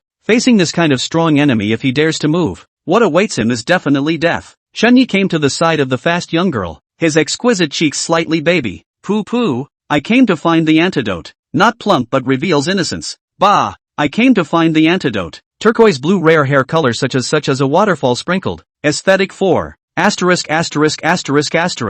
said themselves, I am here to find the antidote. How to? Chen Yi was so angry that he quickly came to the black-robed man and furiously slapped the other party twice, and his parched heart finally calmed down. He once again came to the young girl for some searching, tender, cam. After giving the black-robed man a few more slaps, Chen Yi's heart calmed down once again. Black-robed man. Chen Yi forced his heart to endure the discomfort and dryness in his heart to grope around the other party's body. The young girl wore a lean athletic outfit of short shirts and shorts, very refined, a quiver of arrows behind her back and a longbow in her hand. The other party was so simply decorated that Chen Yi was in trouble. There was obviously nothing to hide, but he just couldn't find the antidote. Is it in the ring? He noticed the delicate silver ring on the other party's slender finger. thinking that it should be for storage. This is also when the power of the spirit comes into play. The brutal spiritual power broke through the original owner's spiritual power in the ring like a bison. Chunyi looked at the small mountain of gold coins, the clothes he usually wore, unintelligible drawings, neatly arranged quivers of arrows, inexplicable tokens, and some trivial items of no value. Asterisk asterisk asterisk asterisk. Where's the antidote? He searched several times but did not find the antidote. At this moment, Chenye's eyes were red, and his body was burning like a flame, as if there was something a-climbing on his body. With a crimson gaze, he turned his head to the several black-robed men and inquired, "Do you have an antidote?" The black-robed men looked at each other, both shook their heads. Hoo-oo. Chenye's breathing became ragged. He held back his discomfort and inquired, "What about the rest of the pursuers? Do they have the antidote?" Several black-robed people. You look at me and I look at you. Then one person opened his mouth and said, "Sir, this place is just 4 of us. If you need the antidote I can apply to the top, I think. Kill them all." Chunyi immediately ordered at the kobolds when he heard that there were no remaining pursuers. Click. Roar. The Dragon Man Goblin's movements were extremely fast, and as soon as Chenye's words fell, the poisonous claws had already entered his throat between his wings, stirring to complete the second kill. Sweep the area clean and throw the bodies into the farm for the pigs. Gah! The kobold immediately showed his understanding. A wind blade tornado destroyed all traces of the battle. Then he flew towards the farm and the territory with the corpse. The remaining several Dragon Man goblins were also not idle, as one of them brought Chenyi and the other brought the unconscious young girl on the ground to similarly fly back towards the territory at high speed. Only a few moments of effort had been spent in the middle of the territory, and at this moment, Chenyi only felt as if his blood-spurting veins were about to explode. What the hell did this damn woman poison me with? Chenyi stumbled to the spring and drank from the fountain of conception that one flowed out from above. Generally, the fountain of conception heals the vast majority of injuries to lords as well as soldiers. Chenyi drank an eighth of his fill and still felt parched. Not only was he parched, he was even more thirsty. No, it can't go on like this. He came to the young girl again in an attempt to find the antidote. It was just that his sense of smell, hearing, and touch seemed to have become much more sensitive. 2 people gathered a few meters, but he smelled a light fragrance, some noble, and some playful, like the forest from the elegant elves. I roar. Chunyi also let out an instinctive hiss. Finally, the primal desire covered everything, and the spurt of blood turned it into a beast. The light fragrance is like some kind of deadly poison that the spirit constantly craves to replenish. Gollum. Dry mouth. Suddenly, it was like he had discovered the antidote, and it turned out that the antidote had been with him all along. From door to log cabin. Chapter 110, Misty Dreams. Gotta pay up. Yadin. Do you like Rog? Like him? Ha, don't like it. Yadin looked at his mother, pouting a little stubbornly. Lady Lightsmile naturally knew her own daughter's thoughts, rubbed her daughter's head and laughed. Yadin, you're about to become an adult. Coming of age may be nothing for commoners, but it's a special age for the nobles of the Titan Empire. Generally, reaching this age also means that this young noble is starting to gain the right to inheritance, and the family will gradually distribute power to the young noble. As you assume the title of noble, you must also begin to act in a way that benefits the noble and the house. Mrs. Heidi looked at her daughter. In one day her own daughter would be an adult, and as an adult Heidi Arden would inevitably have to take on a noble marriage though. But as a mother she wanted her daughter to try to pick one she liked, and if Rogue didn't like it, then she'd change it. Yadin's little face immediately dropped. I know it, mother. Haven't you already arranged for my marriage to Rogue? Mrs. Heidi remained gentle. That also depends on whether you like Rogue or not. If not, I can help you change your union. While the union of the Heidi and OS families is the best option, that OS family has asked for us, not us for him, and you can pick your own future husband. Is that so? Yadin knew that he could pick his husband, but he couldn't be happy. Mrs. Heidi seemed to see what was going on and pinched her own daughter's little noggin. Is it because you think that Logue fellow is a bit of a womanizer? I didn't. Yadin's face was instantly peachy red, but his mouth was still in denial. Mrs. Heidi smiled without saying anything. It seemed that her daughter was still more than happy with Rogue. She just didn't like the other man's philandering. Aristocrats? How many of them can be free of philandering? Mrs. Heidi soothed. Yadin, however, immediately retorted, but father, that's because he doesn't dare. Mrs. Heidi knew what her daughter was trying to say and immediately interrupted. Why don't you dare? Yadin came to be interested. Her father didn't want the rest of the nobles to marry 3 or 4 wives, and had always had only her own mother. Something she was curious about. Want to know? The lady's pretense caused her daughter's eyes to fill with stars, until the former whispered a past story, and Yadin's face instantly blushed. So back then it was mother who looked at father's beauty and then drugged and forced him? Yadin looked at his mother with a shocked look on his face. Was this the same gentle Mrs. Heidi that people everywhere praised and respected? How this behavior. Yadin swallowed. How she hadn't expected her mother to have such a past. I thought I inherited my quick, strong and hunting personality from my father, but now it seems hard to believe it's my mother. Mrs. Heidi looked at her daughter with slight amusement. There's only mother and daughter here, and her daughter is just about old enough to get married, so she certainly doesn't mind telling about her heroic century. That's for sure. I was having dinner with your sister-in-law when I happened to meet your father, and your sister-in-law and I both had eyes for your father at the same time, but she was too much of a wimp to go on. Mrs. Heidi recounted a crazy past that seemed youthful and had been crazy, and that the reason for her present mild appearance today was merely for the sake of the Heidi family. If it weren't for Heidi's family, she might still be the same fearless white horse rider that she was compared to as a man. Yadin listened to his own mother tell this bizarre tale. What dinner time pressed the usually majestic father to the wall, then in front of the crowd one horse sealed his father's evasive space and directly forced a kiss on him. And that night, the ghost is obsessed to go to the drug, when leaving the 100 gold coins left in style. This, Yadin's breathing was unconsciously ragged. This seemed like the life he envied and aspired to. The mother-daughter duo chatted freely late into the night, and if it wasn't for the fact that they wanted to go to the Thousand Spectres forest with Rogue the next day to catch firefoxes, Yadin guessed that she would have listened to the whole night herself. Mother, seeing that her mother was leaving, Yadin wanted to say something, but was too embarrassed to speak. Mrs. Heidi resumed her majestic image, but her daughter pointed again to the head of the table at its not-so-distant end. My daughter really does take after herself more. Little Yadin, remember to pick the right time and place when you use it. There's no antidote for this stuff. If you can take a man's body, are you afraid you can't take a man's heart? Don't worry, as long as you take it and are dashing enough, no man can escape you. What woman from the eastern continent, what little ninny from the Ainaville family is not a problem. His mother's instructions played on repeat in his own mind. Yadin's consciousness was gradually waking up. Well, it hurts. Feeling the pain all over his body, Yadin didn't even have the extra strength to get up. I remember getting my medicine and Rog out of town, and that idiot Rog just got out of town and pissed himself off. And then, the hidden guards appeared and attacked. Heiner, am I being captured and tortured by those men in black? Yadin felt pain all over his body, remembering the days he had fled, hiding in the east, separated from rogues. And finally, wait, did I finally see the dragon man again? No, it seems like people. Is it a human or a draconian? Yadin's consciousness gradually woke up. She gradually recalled everything before she passed out. She ran all the way and finally saw a dragon man. No, it was a lot of dragon men. Then she begged for help and the other man turned his head away, and she remembered what her mother had said. No one rescues someone they don't know for no reason. And if they want someone else to save themselves in distress, the best way to do it is to pull them down. When the stakes are high, no one stays out of it. But what did I use to bring his dragon man down? Next, Yadin was fully awake. I used what my mother gave me on a draconian. Panic drove tired cells in her body. Yadin didn't know where the strength even came from to support her to turn around. Just as he turned around, a white face appeared in his field of vision. Fortunately, it's not the dragon man. No, who is this guy? Yadin's heartbeat flew fast. Once again recalled everything yesterday, but the memories in his mind seemed to be broken, as if he couldn't recall them. After a moment, she accepted the reality. I'm putting this man to sleep? A small hand gently touched that cheek, and on closer inspection, it looked even better than Rogue. Well, there's also an extra touch of mystery. Oh yeah, it's black hair. I slept with a man from the Eastern Continent?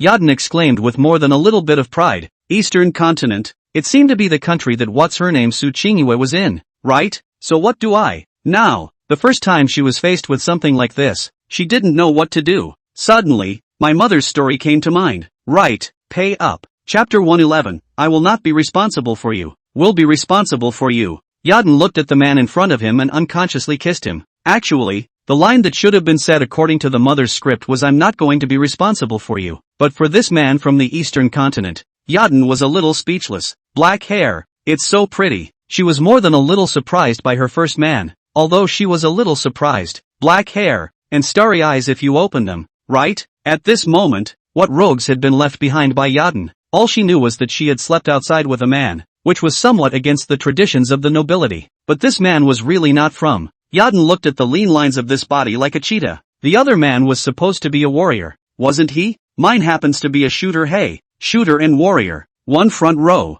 one rear output. Yadin bit her lip in a little snicker of brainstorming in her mind. Well, Chunyi grunted lightly as he felt the discomfort in his body. It's broken. To keep the mystery alive. My mother said that to take a man, you must always be mysterious, and you must not follow a man's path. You must take him with you. Yadin didn't know where to get the strength to actually endure the pain that was tearing through his body to get up and casually grab the clothes beside him and put them on. Staggering to the door. Oops. No, didn't pay. Yadin froze in place with a start, chagrined at her mistake, and hurriedly moved in small steps to attempt to get back to the bed. But she couldn't move this distance of only a few meters. Seeing Chunyi movement amplitude is getting bigger and bigger. And even about to wake up, Yadin and anxious actually took out a handful of gold coins from his own ring and threw it over. But because of her weak arms she actually scattered the gold coins all over the place. Only a few of them landed on that wide bed. She had no choice but to take out a handful of gold coins again and retoss them. My head hurts. Chen shook his head and straightened up. What did I do yesterday? Why do you look like you've had too much to drink? Snap. Before Chunyi came to his senses, he only felt pain in his face. And then he saw several gold coins and sliding down from his face onto the quilt. Follow the line of sight to see not only the bed there, even on the floor, and the end of the gold coins. A woman is wearing their own wide clothes tugging at the collar at a loss for words. Oh, I remember. I was poisoned by this stupid woman. It's the first time he's ever seen a poison aphrodisiac. What a stupid woman actually made me labor all night. Chunyi sized up Yadin with a slight grudge. And Yadin also sized up Chunyi curiously. This man is so handsome. He really does have black eyes like the stars. This woman is so stupid. Is this beauty traded for intelligence? Chunyi admitted that the other party, whether it was her azure hair color or alabaster features, was extremely lethal to herself. It was just that her brain wasn't very good. If you are a veteran, the use of aphrodisiac poisoning is considered to be their own losses. After all, they are also still a. But recalling the strangeness and cluelessness of each other yesterday, it was clear that it wasn't. What a stupid woman. No. What is this stupid woman doing to herself? It was only at this time that Chunyi realized the seriousness of the matter. She, paid herself? What do you mean by that? Chunyi inquired as he pointed at the gold coins on the ground. I am not going to be responsible for you. Yadin replied in a panic. There was no such thing as Chunyi's awakening in her plan. Chunyi, that's my line, right? The dress slid downward, and Yadin, who had little strength to begin with, was a little unable to hold on to it for a moment. Can you turn around? I changed my clothes. Arden stiffened. Although her plan did not have the ring of Chunyi's awakening, but after hearing her mother's story she also knew that at times like this she had to be tough and act spontaneous, so as to arouse a man's curiosity, thus grasping the man. Men grasp the world. Women grasp men. Is this woman so brave? In my house, in my clothes, and asking me to turn around? Chunyi admitted that he was more than a little interested in this woman, but it wasn't because of the other party's spontaneity. Let me help you. Chunyi walked towards the other party. Although he hadn't really carried out this kind of thing, he had rehearsed it with Sa several times, so he had some experience. Why? This script isn't right. Yadin looked at the Chunyi who was getting closer and closer for a moment and panicked. This was not quite like the script. You're all strong. Shouldn't a man be shy or scared at this point? What's he doing here? It's still getting closer. You, don't come over. Deep in the muck and out of reach. A decadent sound. Two people wake up from a dream. One is drunk. Chunyi inquired as he wrapped his arms around the person in his arms. So you're from the Heidi family. For this woman she gave herself too many surprises. He had thought that the other party would resist, but the other party had just brought out the Heidi family to threaten him. And the reason for the threat was actually that he wasn't on it. Can she be spoiled? After Chen had cleaned up after a while, Yadin had also completely given up on his script. Well, but I'm not the Heidi family of the imperial capital. I'm the Heidi family of the city of Ostrobond. Yadin replied weakly. What's the difference? Forget it, it doesn't matter. Chunyi had wanted to ask about the difference between the two, but there was no use in knowing it himself, so he might as well ask something useful. Sha had told herself, if she remembered well, that the Heidi family was the oldest nobility in the city of Ostrobothnia. Ancient nobles know a lot of secrets, don't they? Chunyi knew that the greatest treasure of such a family that could use longevity was not the accumulation of wealth, but the accumulation of knowledge and information. These things are what make them stand long after they can pass. Chunyi spoke. Do you know about the soul of the ancient tree? Yadin raised his eyes, his voice sounding like a murmur. I know. Spirit of the ancient tree, dream elf. Dream elves? Chunyi had captured important information, and sure enough, this young girl from the big family really did know something. What's a dream elf? And what's an ancient tree spirit? Do the two have anything to do with each other? And, Chenya's words stopped. He wanted to continue asking, but the person in his arms was still sleeping. Hey, I should have known to ask before I said anything. Chunyi had some regrets, but the good thing was that although the other party was sleeping, the person was still here. Chapter 112, The Legend of the Dream Elves. The Dream Elves are a race of legends. No one knows how they came to be, but it is rumored that the patriarch of the Saravir family, which holds half of the empire's economic lifeblood today, encountered a dream elf. Dream elves or nobles among elves seem to have the ability to change dreams into reality. As for the spirit of the ancient tree, the spirit of the ancient tree is rumored to be the legacy of the dream elves, and when the dream elves fall, an ancient tree descends on all parts of the world. The ancient tree has some of the dream elf's abilities. It seems like it can also transform emptiness into reality, but it's not as powerful as the dream elf. Oh yes, the soul of the ancient tree abounds in ancient tree hearts, and ancient tree hearts seem to be of great use to dream elves, but I don't remember exactly what they're for. Well, there's also the heart of the ancient tree that's useful to humans, but it's rather ribald and limited to formations. Yadin thought for a moment and added, well, it would also have to be one of those very extravagant formations, as the heart of the ancient tree is very expensive and very inefficient to extract. Well, is there more? Chunyi looked at the valiantly dressed woman out in front of him and inquired. This woman was strange. Not only the way she begged to save herself was strange, the poison used to poison her was strange. Even her reaction after a sleep was strange. It was surprising that instead of being shy and angry or some other kind of messy temper, she looked like she was going to make it up to herself or even give money for the tawdry maneuver. Arden bristled. There really isn't any more. I don't usually like these things, and the family has a lot of reserves that they never got around to telling me about. Why don't you let me go back? As long as you let me go back, I can help you investigate all the news about the spirit of the ancient tree and the dream elves. Really, you have to trust me. My family roots run deep. Yadin tried to leave, but was stopped by a couple of draconic kobolds. Chunyi took a deep breath. Knowing about the ancient tree's soul, however, he didn't understand Sha's hidden meaning. This kind of information doesn't seem to have anything to hide from Sa, does it? So why would the other side rather? Did Sa be a dream elf? It wasn't right either. If it was a dream genie, then Dream Genie had the ability to turn dreams into reality. Then she wouldn't even need her help to realize her wish. However, if the other party wasn't a dream elf in a special capacity, then why would they prefer to offend themselves rather than reveal the information? Hey, Shen Yi, you don't count on your words. I've already told you about the ancient tree spirit and the dream elf. Why don't you let me go? Arden looked at the man in front of him with exasperation. It was naturally impossible for Chunyi to let the other party go. With his status, he would definitely bring too much trouble to himself when he went back. The other party is not as unpopular as Saravir Shah. As long as the other party goes back, then waiting for their own can be the army or many adventurers of the crusade. Until they grew up themselves, the most appropriate identity for the other would be Canary. Liar. Yadin was still muttering in a low voice, wondering why she wasn't afraid of Chunyi or this group of strange-looking kobolds. Not even just unafraid, but very curious. The hunting gene in her bones destined her to be different from ordinary girls. Chunyi didn't have the good sense to say, I said I'd let you go if you told me the news, but you didn't tell me all of it, and your news won't be enough to exchange for your freedom. Bounce. Yadin's upper and lower teeth clashed together in a death grip on the air. She didn't need to focus on her aristocratic manners in a place where there weren't many people, and she was so angry right now that she wanted to hit someone, but she couldn't beat Chunyi. This man wouldn't take pity on himself, and when he said he'd hit himself, that meant he'd really hit himself. She couldn't help but rub her ass at the thought. If you won't let me go back, you'll let me out of this cabin, won't you? Yadin fought for her rights as she left Shenya's cabin, but outside of the cabin was the big cabin. It was only on the outskirts of the large cabin that there were various small houses and some very rare tents and the rest of the buildings. Yadin peered through the window to get a glimpse of the territory, which made her very curious. There were actually people living in the Thousand Spectres forest and commanding a group of monsters to build a nice base. This was just so new, she couldn't wait to explore everything here. That's fine, but your bow and arrows and ring are confiscated, Shenyi said as he had already snatched the other party's ring and bow and arrow. Though even with the bow and arrows and the supplies in the ring, she could not have escaped from the many kobold patrols. But without the bow and arrows and the supplies in the ring, the other party couldn't get out of this forest even if they escaped. Without protection, not to mention the forest, she didn't know if she'd make it to the Jackal tribe alive.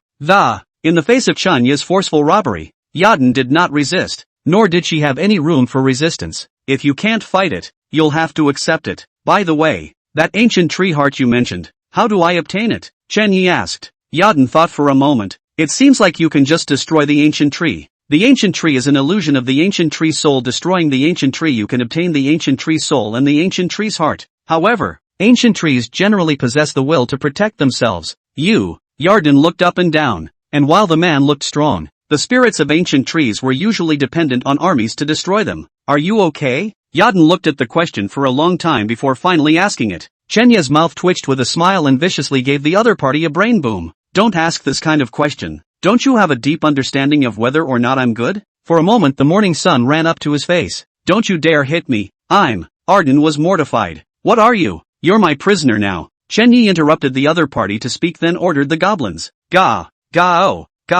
The kobolds had gotten the message and had risen from their tent tops on the eaves of the houses and above the branches of the trees to assemble excitedly. Having a house not to live in just likes to run outside to sleep, which makes Chen Yi very speechless. But there is nothing he can do about it. After all, kobolds have the IQ of a child when they're not fighting, or the kind of age that dogs hate.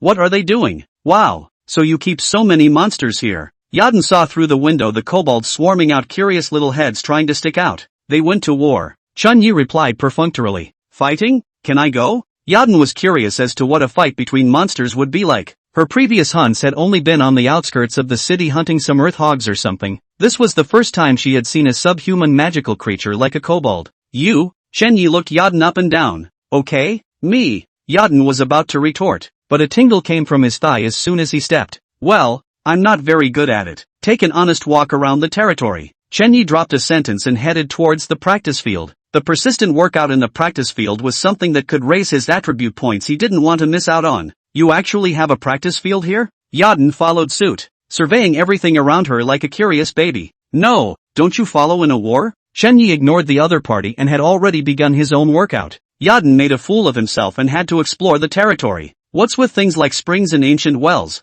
Well, no, why would you need an ancient well when you have a spring? Curiosity drove her toward the stone well and the spring. Were these two things, one ancient and the other strange, holding some secret? Chapter 113, Different Temperaments. Weird territory. Chen Yi is so strangely aesthetic. She was flustered by the demonic gemstone green above the spring, whose water looked no different from ordinary springs, but she felt the surge of magical elements. Being an archer most of her time was in long-range combat, so she was more familiar with things like perception. Back when he was being chased, he had also encountered Chen Yi with the mindset of driving a tiger and swallowing a wolf towards the highly magical elemental energy. What a strange building. Yaden carefully approached to find that this spring is not only the gemstone is odd. The spring is odd. Even the white tiles affixed around the spring are also very odd. Is this alabaster? Or something else? Yaden watched, his pupils already unconsciously attracted. And at the moment the white no longer seemed to be alabaster but a vortex. Something seemed to be pulling itself from the center of the vortex. No. A moment of disorientation caused it to instantly break out in a cold sweat. This thing, how does it eat people? Yaden twisted his head around in horror, gasping for air as the fountain actually possessed the same nature as Chen Yi. One can't help but get close and then get lost. After a day and a night together, Heidi Yaden had also discovered something special about Chen Yi. The other party can establish their own forces in this dangerous forest is naturally Ben is not bad, in which the most let himself care about is that temperament. Just like when the two of them, Rogue and Paro, were attracted to Su Qingyue's mysterious aura. At this moment, she was also attracted to Chen Yi. At first he thought that sort of thing was common to the people of the eastern continent, like the aristocratic temperament that came with them amongst their circle of nobles. In fact, to put it bluntly, it is the change of temperament brought about by some small actions and manners that are praised for being different. And at the moment Chen Yez and this spring were exuding the same aura. It wasn't the same as an ordinary person, nor was it the same as an aristocrat. And Chen Yi and Su Qingyue's temperament was still different. It was just that Chen Yez was more mysterious and more intense, while Su Qingyue was like a floating duckweed. Then what exactly is this kind of thing? Could it be that 1,000 people from the eastern continent possess 1,000 different temperaments? No, can't be interested in men. Yaden suddenly thought of what his mother had taught him and slapped his face violently. Never get interested in a man. Let the man get interested in himself. If whoever gets interested first loses. Don't look. This kind of thing is too weird. I'll look at the ancient well. Yaden grunted, coldly, seeming to fight with someone. This spring is weird. I'll always go see the old well. There was such a thing as an ancient well, but she had seen it when she was a child. It's just for fetching water. Nothing special. Well, that's it. I'll go get a spit. Having seen the oddity of the conception spring, she didn't even dare to use that spring to wash her face, so she had to set her sights on the ancient well in the courtyard. The ancient well was desolate and lonely, and there were fallen leaves around it, like it had been abandoned for a long time. How come there's no rope or bucket in this thing? Yaden went to the well, but found no tools for fetching water. Has it been too long in dereliction for these things to be available? Yaden searched and found a water basin from inside the house and some rope made of some unknown leather. Once again went to the well. During that time she also glanced at Chen Yi. The other party was training and just glanced at herself and stopped paying attention. Wash your face first. Yaden dropped the basin of water to help the rope, but instead of the sound of touching water, the sound of smashing into something came. Here, no water? She poked her head downward,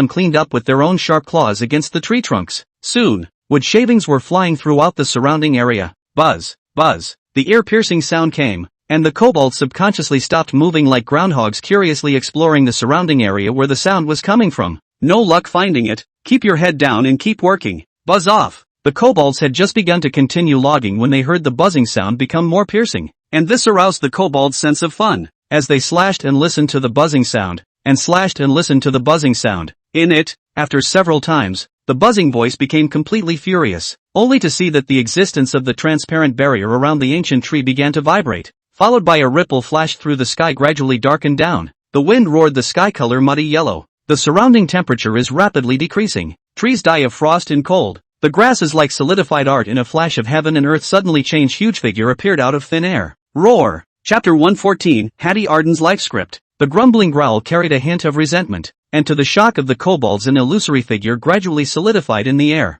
And inside the territory? Chen Yi, who sensed something strange, also hurriedly linked his vision to the kobolds to similarly see the scene. What's the situation? Wasn't the guardian power of the giant tree already removed by me? Chen Yi looked at the familiar figure that was condensing in the sky. It was none other than his one-time nightmare, the Frost Dragon. Roar! Do not give Chen Yi too much time to think that the sky in the Frost Dragon has cohesion shape. Wings. A show of heron has more than 100 meters. From the size of heron has come to adulthood. And that nice diamond-shaped snowflake on the other's forehead. There were actually two of them. Roar! In the face of the snarling kobolds give the same snarl. They don't mind each other. Anyone has a mouth. What's wrong with you being louder? I'm still outnumbered. With plain and simple thoughts the kobolds ran headlong into the Frost Dragon. One of the first things the frost gargoyles did after being created was to defend the ancient tree. And these goblin-like things have clearly been a threat to the ancient tree. And so, with a familiar recipe and a familiar flavor, the Frost Dragon used its wings to suspend itself in the air, then opened its huge mouth to unleash its spit at the bottom.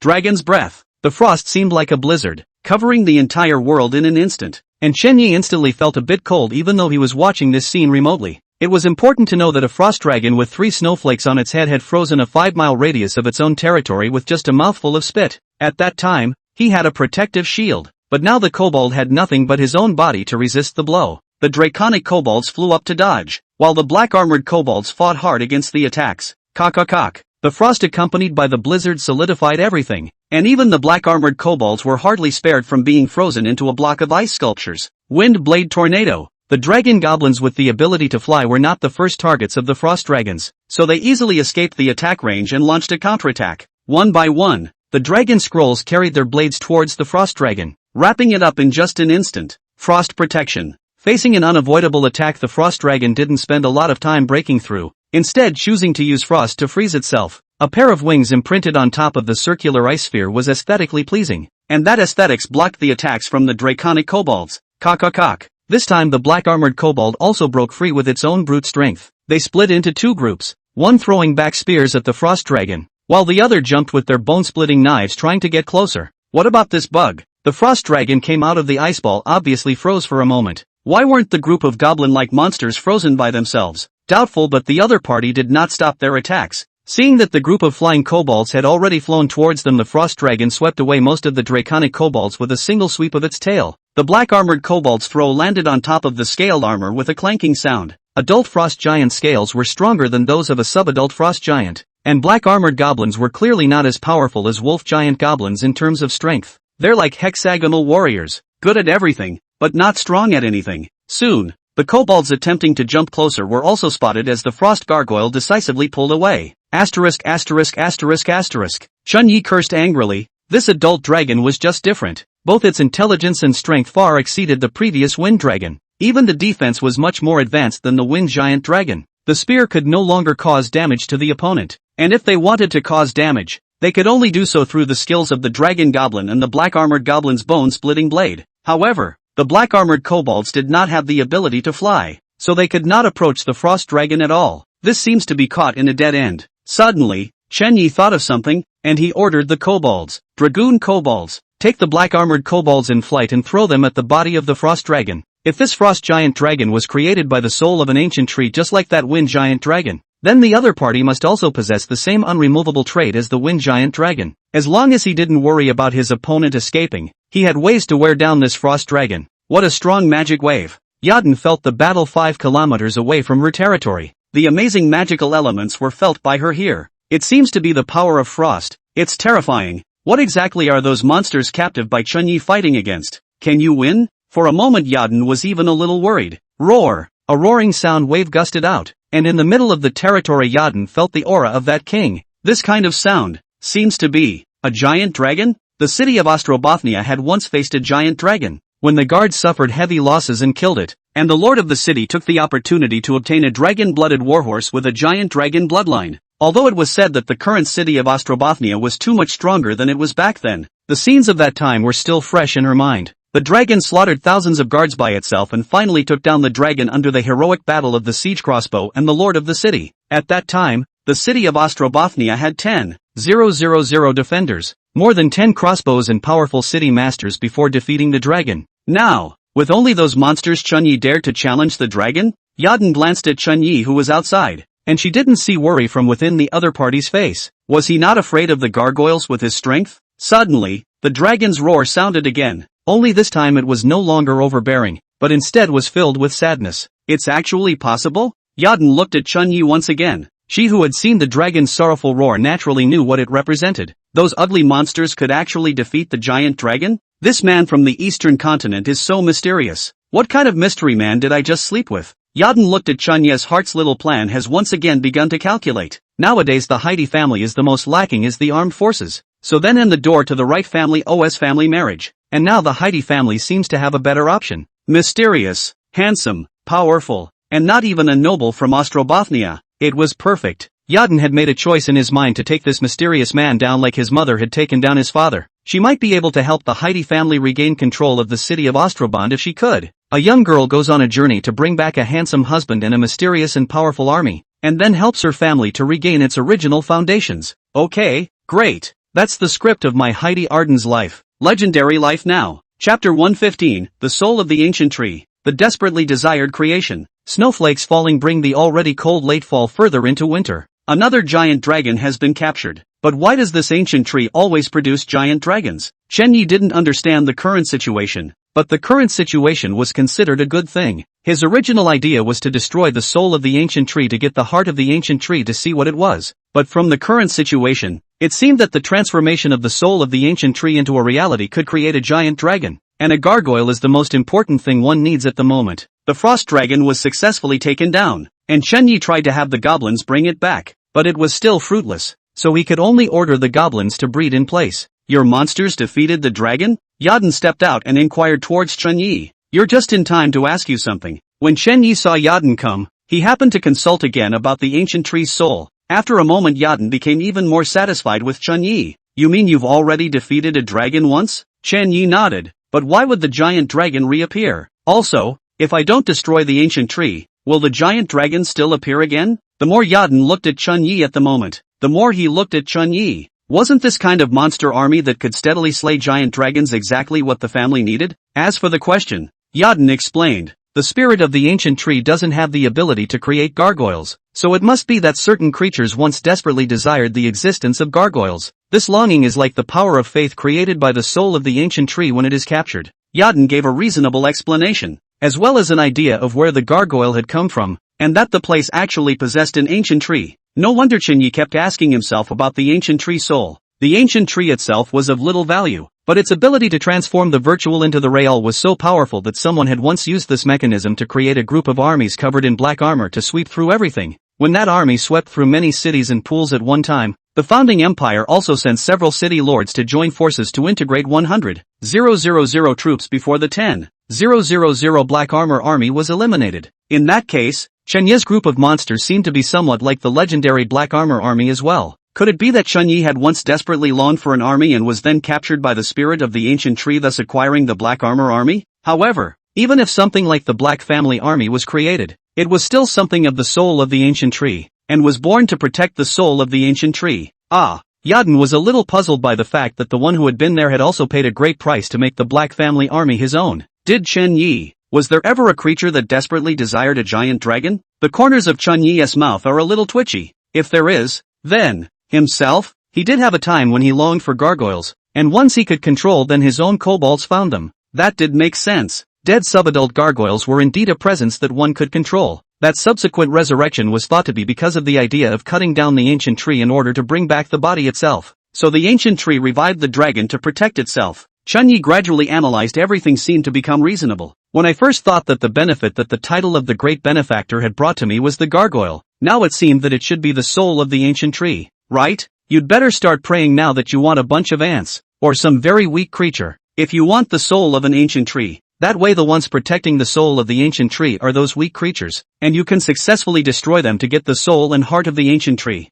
Yadin told Chen Yi about the most common subduing the spirit of the ancient tree. She wanted to know Chen Yi's reaction. If Chen Yi still chose powerful creatures, it would be that Chen Yi also possessed the special means to turn the phantom species shaped by the soul of the ancient tree into his own soldiers. If not, then one was overthinking it, and this group of monsters was nothing more than Chen Yi himself cultivating them. So, well, thanks. Chen Yi thanked the other party for sending the news, but did not pray for the soul of the ancient tree to produce weak creatures like ants. It would be better to have this time to fantasize about powerful creatures, like, say, wingless gargoyles, crippled dragons, fat, defenseless dragons. Chen Yi conveyed his thoughts, and soon the kobolds were collectively murmuring in their minds. What God desires is what they desire. God has said that if you stay here, a gargoyle who is too fat to walk and can't fly and is very crippled will show up. Kobolds are simple-minded and free of distractions, and at the moment their beliefs are being desired and made by the spirit of the ancient tree. City of Ostrobothnia. What do you all do for a living? The small country of Haina and the district actually managed to capture young Lord Rogue and young Lord Yadin. Inside the city lord's mansion, Butler Fay was cursing at a group of hidden guards, while beside him stood the frosty-faced Mrs. Heidi. Just moments ago she received news that her daughter had been kidnapped and the source was a small country in Haina. After some inquiries, it was learned that the OSS family was short of money and had made a move towards a small neighboring country, which was Haina. Enough, Mrs. Heidi stopped Steward Fay's reprimand. There's no need for face-saving. Now that Yadin has been implicated in the kidnapping because of Rogue, the first thing you should be doing is how to retrieve Yadin instead of lecturing the hidden guards here. Don't worry ma'am. Young Lord Rogue has been similarly kidnapped, and the business of the two young lords is our business. I will definitely save young Lord Yadin as soon as possible. Butler Fay's attitude was humble and even a bit lowly. It was not true that his status was not low, but the person in front of him had a higher status. Mrs. Heidi snorted coldly. If the OS family can't even protect their own young master, then I'll have to reconsider the marriage between our two families. Mrs. Heidi looked at housekeeper Faye unflinchingly. I'll give you a week. Don't let me down. Butler Faye hurriedly bowed and apologized. This matter is all due to my OS family. We will take responsibility to the end. Please rest assured that within a week, we will definitely rescue the two young masters. Let's go. Mrs. Heidi didn't pay much attention to the steward and led her family's hidden guards out of the city lord's mansion. Ma'am, do we need to post a bounty? The hidden guards on the side inquired, but what they received was a look that was cold enough to kill. Mrs. Heidi said sternly, do I need to teach you such things? This group of losers from the OSS family is sometimes not as reliable as the group of adventurers who get paid to sell their lives. At least that group of adventurers will put their lives on the line and do their jobs when they get paid, whereas the OS family.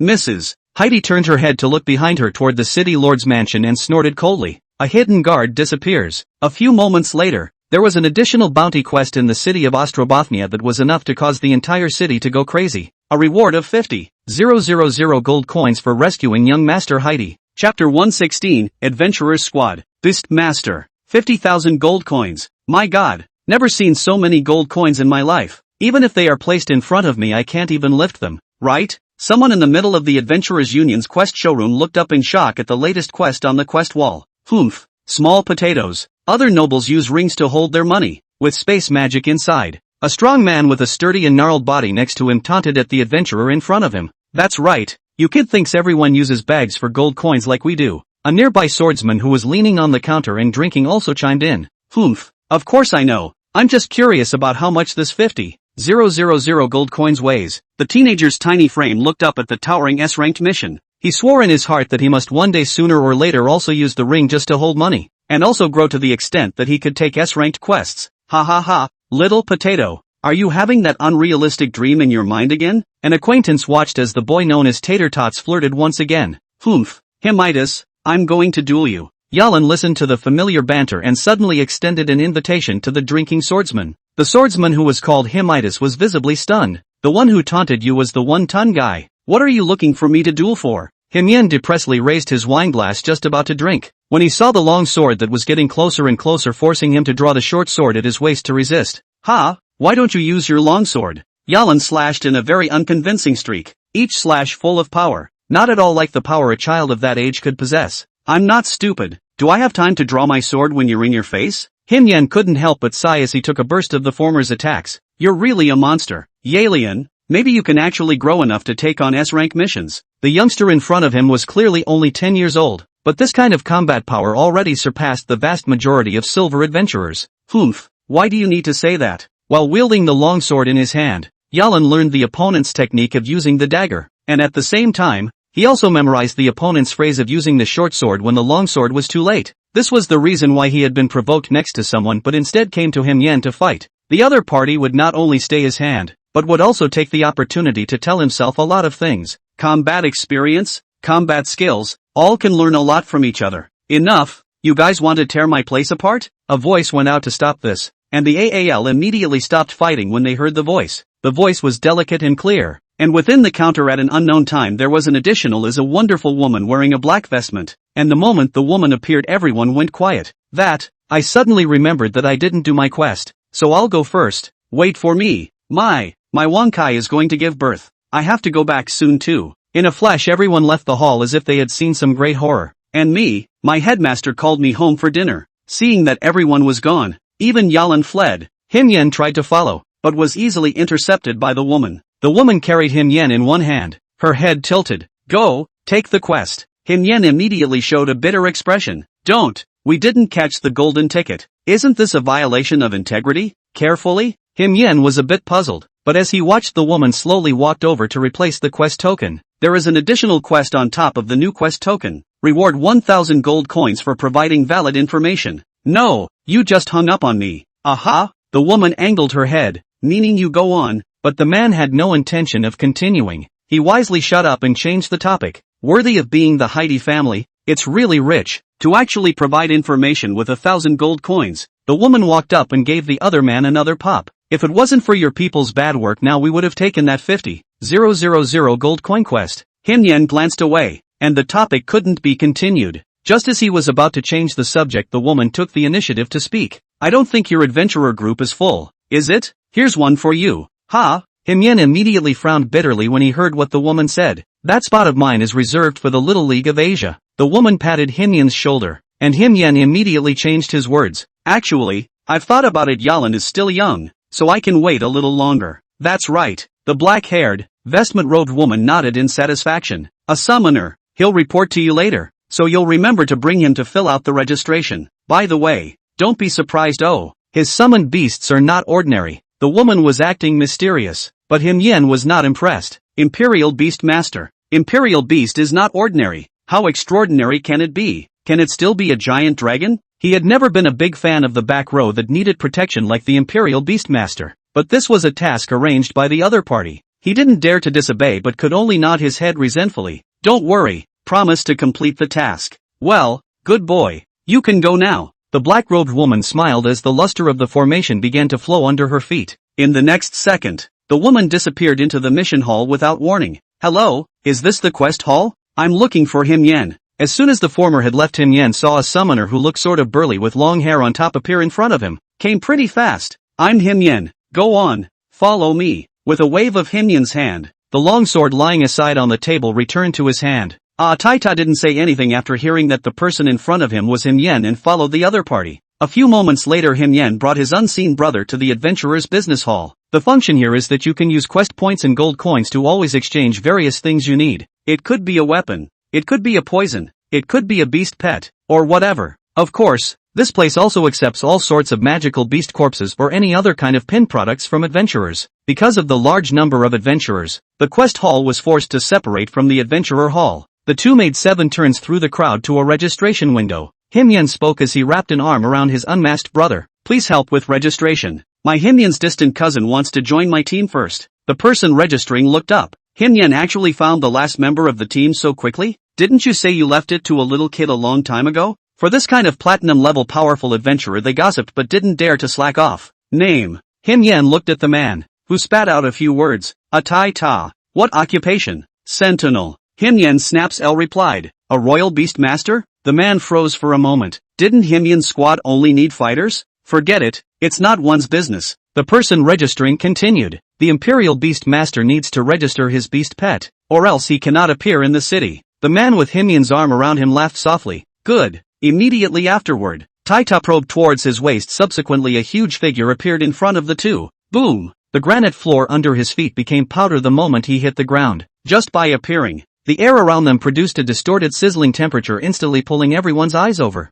What was that? What was that? This is my mom. Himiko Yen subconsciously licked and ate his lips, but his freshly wet lips unexpectedly cracked in an instant. Chapter 117, The Dragon's Courtship. Is that, like, a dragon? It's a dragon, isn't it? A young dragon? Some people in the crowd stopped to watch, and some even recognized the beast pet that Tai fought. The dragon race. Someone actually captured a giant dragon as a magic pet. Strong, so strong. Is this a giant dragon? 5 meters for just a young dragon? Mom, someone, give me a hand. I'm in a little bit of a hurry. Daisy. The people in the crowd were of different shapes. Some were envious, some were horrified, and some were full of greed. It's actually a gargoyle. I remember someone in Morrow City was offering a bounty for a gargoyle, right? If you capture it, will you be able to exchange it for a lot of gold coins? Some people were foolish enough to move, but were quickly pulled back by their friends beside them. Don't you want to die? A guy who can take in a dragon wouldn't have 2 tricks up his sleeve? Also,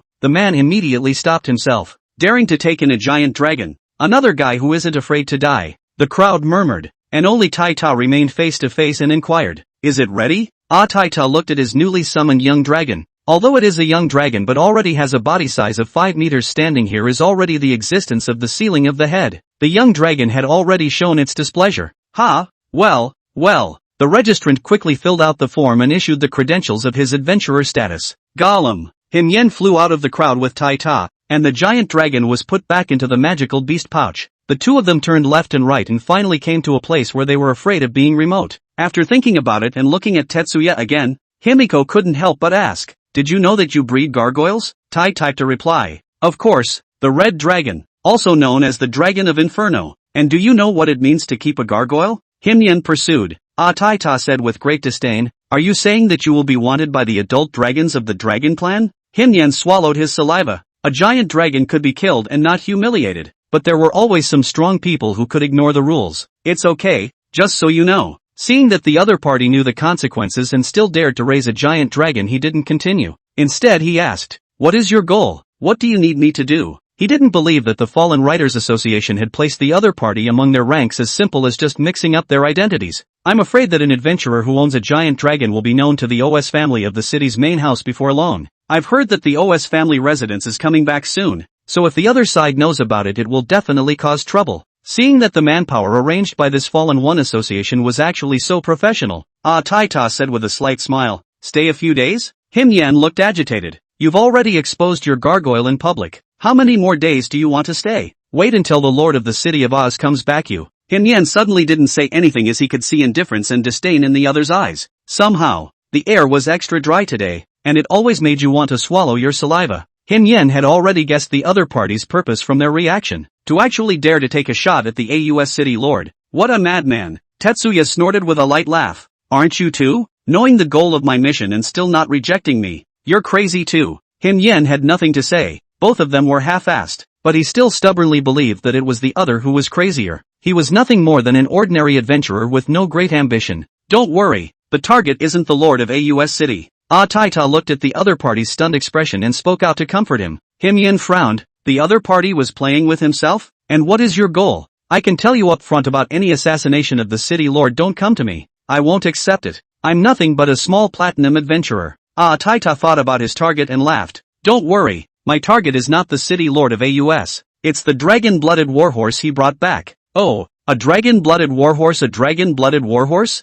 Scarlet Yan's voice suddenly raised several tones. "You're targeting the dragon-blood warhorse. What's the difference between that and targeting the city lord? That's his lifeblood. What's the difference between that and assassinating the city lord? Are you guys trying to abandon this stronghold now?" Himyan even broke his voice a bit. He had even regretted bringing the other party to register at this moment. The adventurer who possessed a giant dragon would definitely be summoned by the city lord of AUS, and then the other party would take the opportunity to use the superior and inferior relationship between the dragon-blooded warhorses and the giant dragons to get all the warhorses killed in the middle of the city lord's mansion. It was a crazy plan, but he had to admit that it had a high chance of success. Only, what's the price after this? Abandoning the entire stronghold? The association's help to Haina has come to this? Completely abandoning a stronghold to help the small nation of Haina achieve victory? Himyan was silent, but as a member of the association he had to obey the orders of the superior association members. Damn it, was going to pull Little League into the fold. "It doesn't matter. No one will know you're from the Fallen Society when the city is destroyed." Artie tapped his opponent on the shoulder for comfort. Himyan looked along the other party's arm, and in a glance, he saw the pouch of magical beasts at that waist, taking the risk of being hunted down by a giant dragon and accepting it as a magical pet,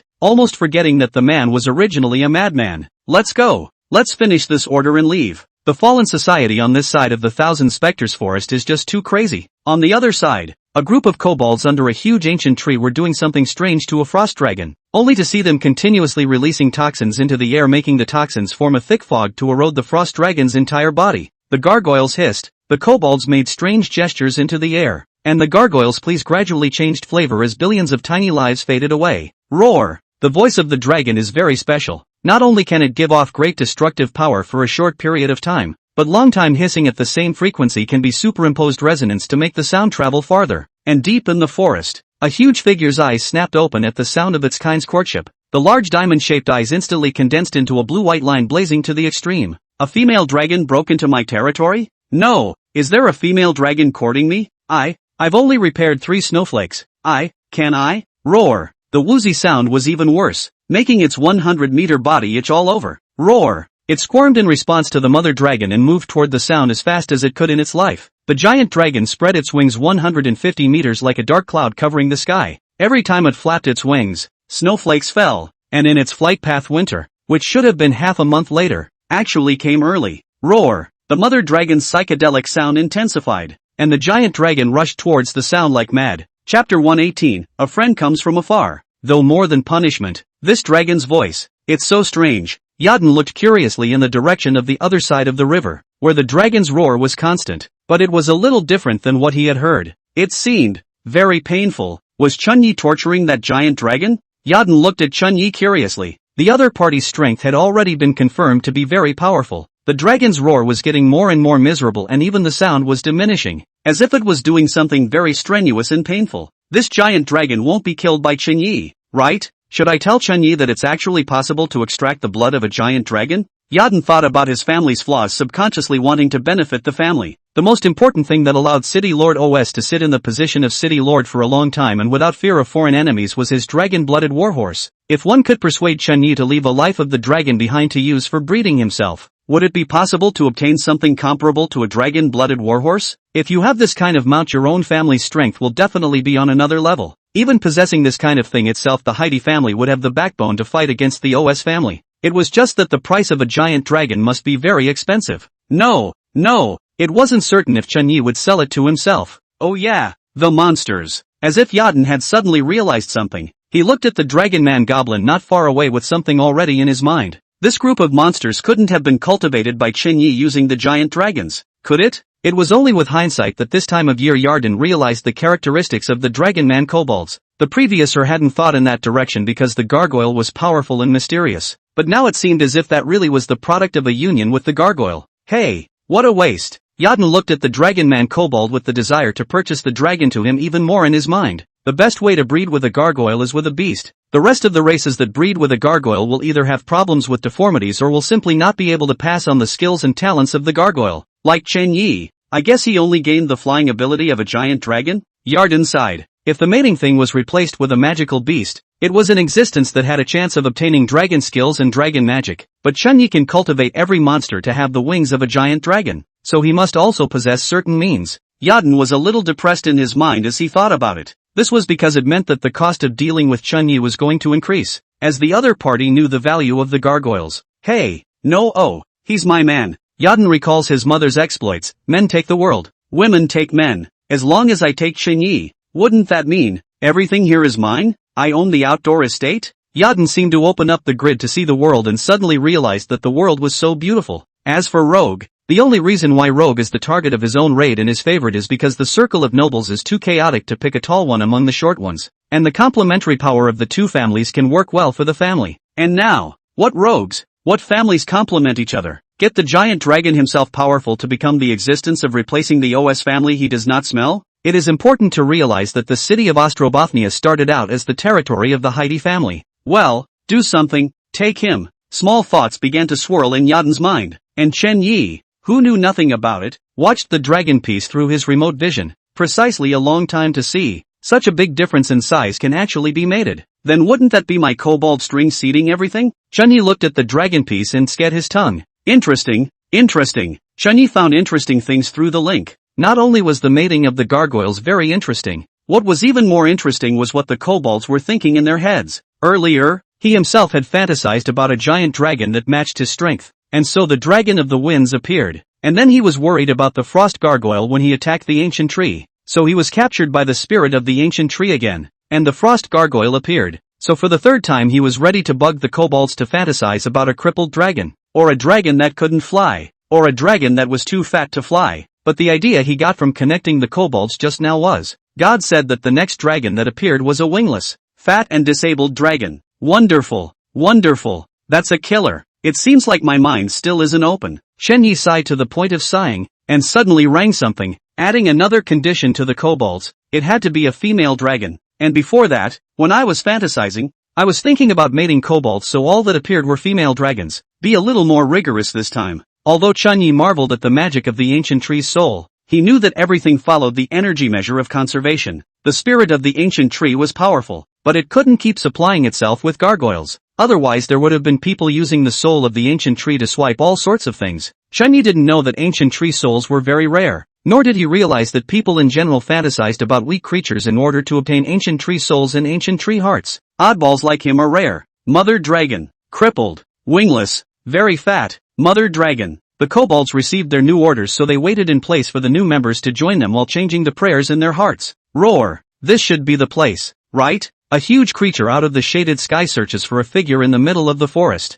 That's where the party's female dragon courtship is. That she-dragon screamed so much I responded with my throat smoking, and I don't know if the other side heard their response. The frost dragon kept circling and soon spotted the ancient tree in the sky and the kobolds underneath it. It was only because of the difference in size and his usual condescension that the gargoyle subconsciously ignored the fact that the kobolds had gathered their gazes in unison on the gargoyle. Ha ha ha, I found. The laughter ended abruptly. In the frost dragon's shocked pupils he saw not a female dragon in the prime of adolescence, but a pregnant female dragon. Frost dragon voice whimpering, tears turned into crystals dripping down. He finally knew why all the dragons in the clan do not like to find their own family sister, instead like to find the rest of the magical beasts. It turns out that not only male dragons are sexually active, but female dragons as well. 55,555. The frost dragon felt that his dragon life had met its Waterloo, and he might not believe in love between his own kind for the rest of his life. Go, I'm going. The frost dragon shed tears of sadness, smashing quite a few of the kobolds below. That kobold looked curiously at the growing crystals above his head, then smashed them on his upper jaw in one fell swoop. The rest of the kobolds were collectively tilting their heads to look at the frost dragon above the sky. Didn't God say it would be a crippled, fat, ugly female dragon with no wings? This one doesn't seem to fit the mold. It's not up to par then, don't you hammer? Chen Yi, who has yet to launch the link, just happened to witness some of it, and it's a good thing he saw it or he wouldn't have missed out on a giant dragon. Go on, take him for me. Although it was only a few seconds of observation, Chen Yi had already determined the identity of the other party. This giant dragon was actually the one that had attacked him in the first place. I don't know why you're here, but the hospitable goblin welcomes you. There's a saying, if you have a friend from afar, you'll kill him even though he's far away. Chapter 119, First Use of the Abyssal Spell Seal. Take him? Yes, the god gave a new order. And without the slightest hesitation, dozens of wind blades and dozens of spears had already flown in front of the frost dragon. What is it? The frost dragon watched as a bunch of wind blades and toothpicks flew towards him. That wind blade actually contained notable wind attribute energy, and that toothpick also contained an extremely terrifying power. Frost protection. The frost dragon spread its wings to encircle itself. 4 ice shields encircled itself solidly. That toothpick. That's some force. Looking at the spear that crashed on top of his ice shield and thus shattered, and the dissipating wind blade dragon had thought that a wind attribute dragon had intruded into his territory. Just as it was about to strike to teach this unknowing dragon a lesson, it discovered the real culprit. What kind of hybrid monster is this? Kobolds? The gargoyle looked down at the creature below suspiciously. Although the creature was odd-looking, judging by its own scent, the other party was indeed a kobold correctly. But how dare those ugly little things attack me on their own accord? Wind blade tornado. In fact, not only did they dare to attack each other, the kobolds had even begun a siege. Bang, bang, bang. The tornado coming from all sides mercilessly crashed into the 4 shields of the frost protection, leaving only a little white mark on top of them. Don't know what you're doing. What's that? The frost dragon was just about to counterattack when it saw the draconic-like thing throw a black mass over its head. It's like that dark group of kobolds on the ground? This kind of thing. Watch me freeze and crush him. The gargoyle relentlessly applied the power of the attribute to his own body. The power gargoyles of the same attribute possessed extremely strong protective abilities, so they weren't worried about hurting themselves. Only, these little black things were afraid that they would be frozen to pieces. Jia, don't know how to die. The giant dragon laughed in shame. Chen Yi looked grave. This dragon, worthy of being a dragon with 3 snowflakes, its strength far exceeds that of the frost dragon created by the soul of the ancient tree. The opponent's huge size of 300 meters after spreading his wings and his mastery of the skills were beyond that of the one created by the spirit of the ancient tree. The frost dragon shaped by the spirit of the ancient tree was only 150 meters after spreading its wings, and the skill frost protection was a ball. And now this frost dragon, not only was it huge in size, the skill it cast had also changed from a rough ball to 4 delicate shields. There was also that frost infestation. The frost dragon only had a few skills like dragon breath that could break through the black armored goblin's defense. But this one now actually managed to break through the black armored goblin's defense with a random skill. This meant that each of the opponent's skills exceeded 100 attribute points. Its attributes should be around 120, which means the kobold will take around 20 attribute attacks. Chen Yi felt that he might lose a lot in this battle. Because the opponent's normal skill could already break the defense, I'm afraid that the attribute would be as high as 150 if it was a dragon's breath skill, which means there would be an overflow of 50 attributes. If it was a 20-30 attribute attack, the black armored kobold would have passed through with a bite. But with 50 attribute points of attack, this was almost equivalent to a skill hit at the same level. The reason why the black armored kobolds were powerful was that they were powerful on top of elemental immunity. And now, having lost this advantage, they were nothing more than a group of ordinary king rank creatures with 50-60 attributes. In that case, you go over there. Chen Yi glanced at the goblin captain who was patrolling above the city wall in the distance and ordered him. Wait, It seemed a little precarious, and he turned his head back to the few sky powers that had remained behind. Dragon Man Goblin. With a wave of his hand, his opponent respectfully dropped to one knee in front of him. Time is exactly 3 days. This thing is yours. Give me a good performance. Chen Yi felt the drain on his body. This feeling of being drained was simply crazier than the night before when he was high on drugs. Soon, a grayish-white vortex coalesced in his hand.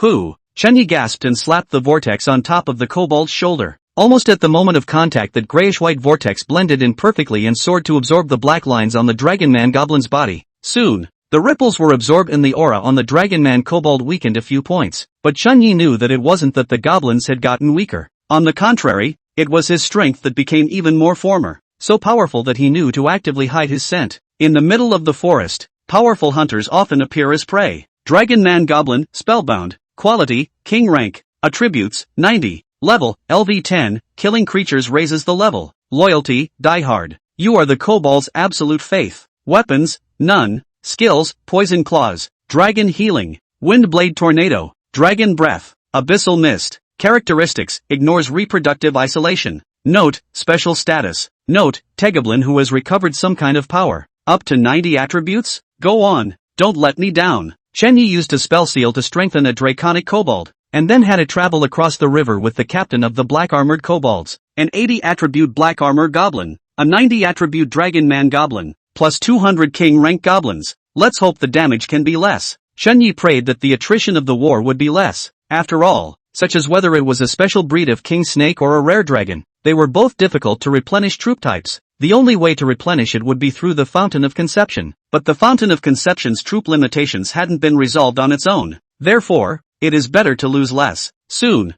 2 special kobolds with abyssal spell marks arrived in the middle of the battlefield. The battlefield was in full swing. The gargoyle didn't expect that this group of kobolds would actually be so difficult to deal with and kill. In the middle of the battlefield, as Chen Yi expected, there would be black armored goblins and Dragon Man goblins dropping from time to time. Although they could surround and kill this frost dragon by sheer numbers, it was very much not worth it. Roar! The frost dragon was a little impatient by this group of bug-like guys. Hissing as countless cold air coalesced towards his mouth. There's actually one who doesn't know how to die? Do you really think all my skills do the same damage? Go to hell! Dragon's Breath. Thick frost spat out of his mouth like a blizzard to drown everything in the world. The gargoyle was confident that he could kill these 2 unknowing kobolds in one blow. But why am I trembling? The giant dragon subconsciously paused, its breath a little scorched, and the power of the dragon's breath following its conviction couldn't help but weaken a few points. It's just that the weaker he gets, the stronger that intense uneasiness becomes. What's going on? Why is it fogging up? The dragon's eyes plummeted. Its frost might cause a watery mist, but definitely not this grayish-white mist. Then what is this gray mist, exactly? The dragon's heart felt like a war drum beating one at a time,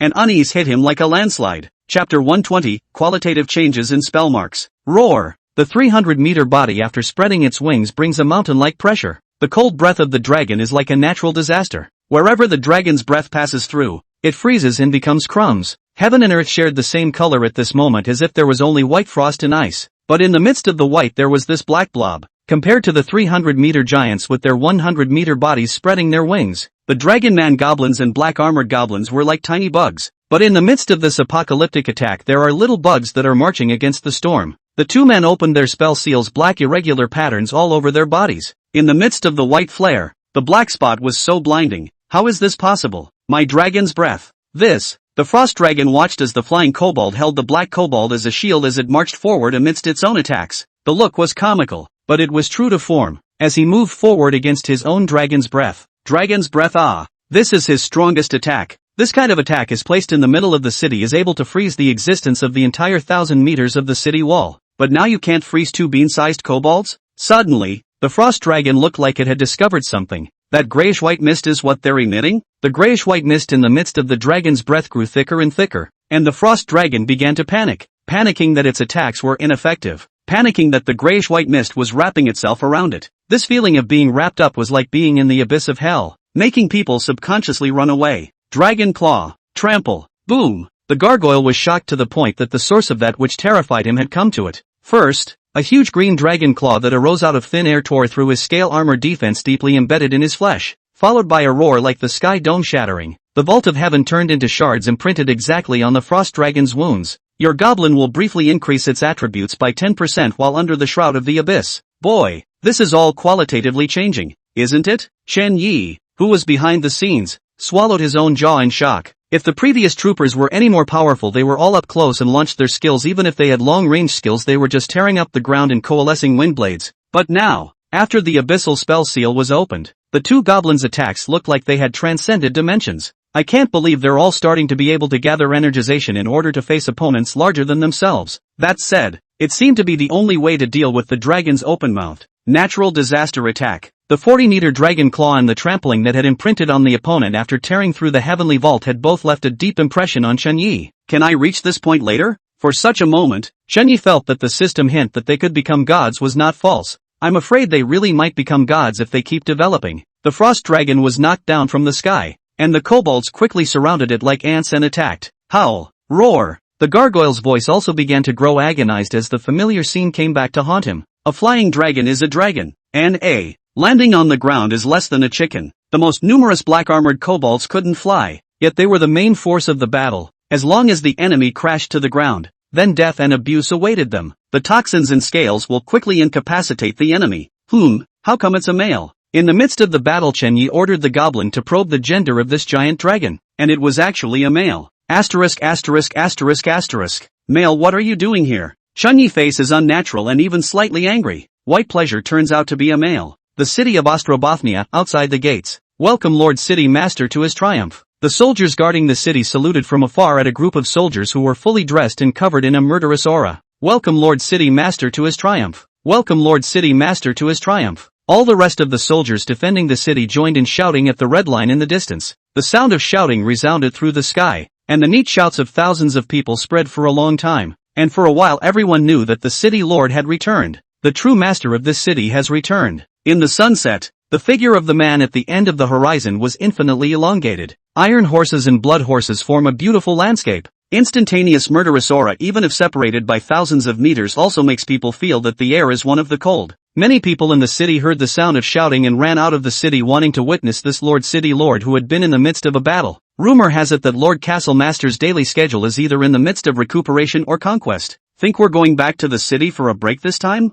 That's the City Lord Centaur? So tall. These are the Dragon Blood warhorses, right? The Dragon Rider Bloodguards were getting closer and closer the more and more people gathered outside the city. And the only thing people were discussing was the Dragon Rider Bloodguards and the Lord of the city. Dragon Blood warhorses, tall and powerful, body length of 2 meters, head on top of the horns, a mouthful of white teeth, sharp and incomparable, which makes people cannot help but suspect that it is not a horse at all, but the beasts of the wild. As for Lord City Lord, as a Stardust level powerhouse, there was no need for any excessive decorations. Just the aura alone was enough to keep the crowd in awe. Respectfully, welcome to the triumph of Lord City Lord. The crowd that had only come to watch the City Lord and the warhorse couldn't help but start to follow the guards to welcome the City Lord's return after seeing him getting closer and closer. It's the same routine. What a disgusting show-off. On top of the city wall, a fat man looked at the approaching mainstream of the city, revealing his contempt. And the fat man was not the only one who showed disdain for the phenomenon. Apart from the ignorant crowd and the guards, Mrs. Heidi turned her head and left, and one of the elders of the Eineville family disappeared into the crowd with a cold snort. The Uz family did this for no other reason than to let everyone know who owns the city. And naturally the people who resent this city's owners are very disdainful of this imagery.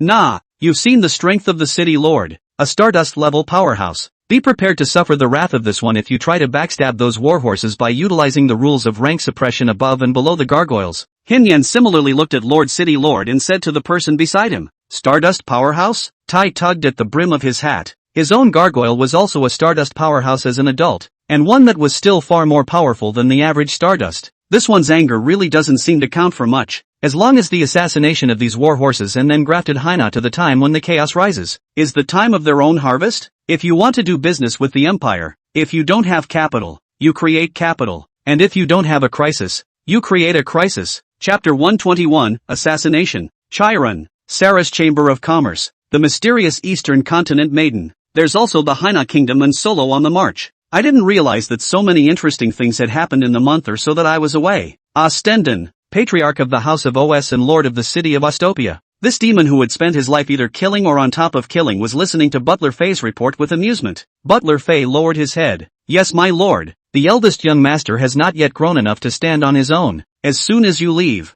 Tandin sat on top of his wide chair and worshipped his hand. No harm done. Solo will take up my mantle. He was still very happy with his oldest son. Only the trumpet is somewhat practiced. Adults according to this time Heiner kidnap Luoga young master's military arrangement to see Heiner seems to be behind someone the big young master where to not. Butler Fay's implication was that he wanted to back up the First Lord, but Ostenden gave a creepy smile. No, Heiner I know, there's no one behind it, it's just a good business development behind it. Solo can take the other side, there's no need to worry where Heiner is concerned. Then young Lord Logue and the Heidi families. Tandin said indifferently, wait until Solo has conquered the two Heiners don't just come back. This is afraid that the two young masters will be in danger if there is a change in the middle. Fee Butler attentive reminder. Dangerous? Tandin was full of contempt. Dying proves that he is weak and unworthy of being my son. Butler Fay narrowed his eyes, his face remained calm. My lord, the Heidi family can only have one only daughter. Cut. Ostenden changed to a comfortable position and said,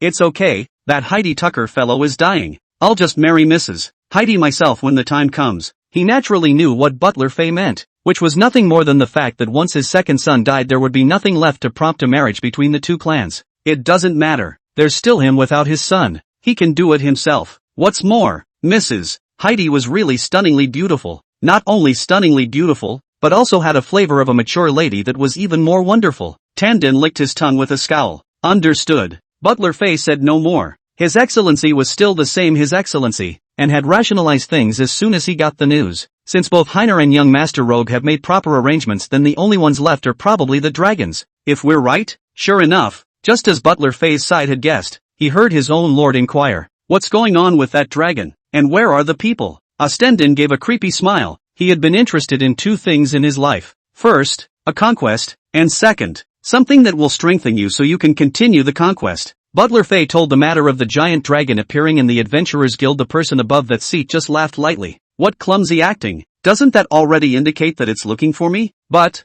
good, you managed to do it. Ostenden's smile does not move like a statue, but the aura is gradually cold with resentment. He was happy to have a giant dragon to breed more and stronger cavalry, but he wasn't happy to have someone dangling themselves with such things. A smile, sometimes, is the best expression to hide a killing intent, and Butler Fay, who was well aware of all this, followed suit from following his master's heart and similarly narrowed his eyes and smiled. Suddenly, a knight in blood-colored armor came into the hall. My lord, there are two emissaries outside the city who claim to be from the kingdom of Haina seeking an audience. Messengers seeking an audience? Tandin reclined back with his hand propped on his chin in amusement. Let them in. This, lord, they refused to come in. I had invited the other party to enter the city, but the other party insisted on meeting you outside the city. Meh. Ostenden wasn't surprised. It couldn't have been an accident that he'd encountered an emissary from Haina just after he'd returned. Then go, and let me see if the so-called emissary can afford me to come out in person. The city lord got up. 2 meters was a very oppressive height. On his way out, he glanced at Butler Fay, who in turn instantly second-guessed quite the footsteps he was about to follow. Let's go. How many years has it been? Let me see what capabilities these people who dare to count on me possess. Ostenden walked out the door with a saturnine stride. Meanwhile, on the other side of the room, Taita received the news when Ostenden arrived outside the city. With their strengthened bodies and the protection of Him Yen, they easily passed through the outer protection of the city lord's mansion. Suddenly, Him Yen stopped his steps and said to Atai, further on can be the core area. The dragon blood warhorse should be in the schoolyard on the left field. With my strength it's impossible to carry you through the dragon rider bloodguard's defenses without a sound. I'll cause a commotion on the right. The rest is up to you. Tai nodded in understanding. Okay, I'll go over there first then. Him Yen gritted his teeth. To be honest, he wasn't too sure about letting him take on the dragon rider bloodguard. After all, those guys were at the lowest gold level, and they were still gold level that had been fighting for years. If caught in the middle of a siege, even he would have to hate the Northwest. There's been a break-in. Get him. Leaving but a few seconds later, Him Yen had already completed his task, and a teeter had already sensed a number of people running to the right. Instead, he walked past the left guard in a dignified manner by turning on the bronze weapon he had brought from the fallen society there that allowed him to be briefly invisible. This stuff is pretty good. Tai fights marveling at the wealth of the fallen society and the utility of this bronze weapon on himself. He was especially excited at the thought that this weapon would belong to him after the mission was successful. Sure enough, joining the Society of the Fallen was very wise. Already saw the schoolyard where the dragon-blooded warhorse rested. Taita couldn't help but secretly marvel at the perfect success of this mission.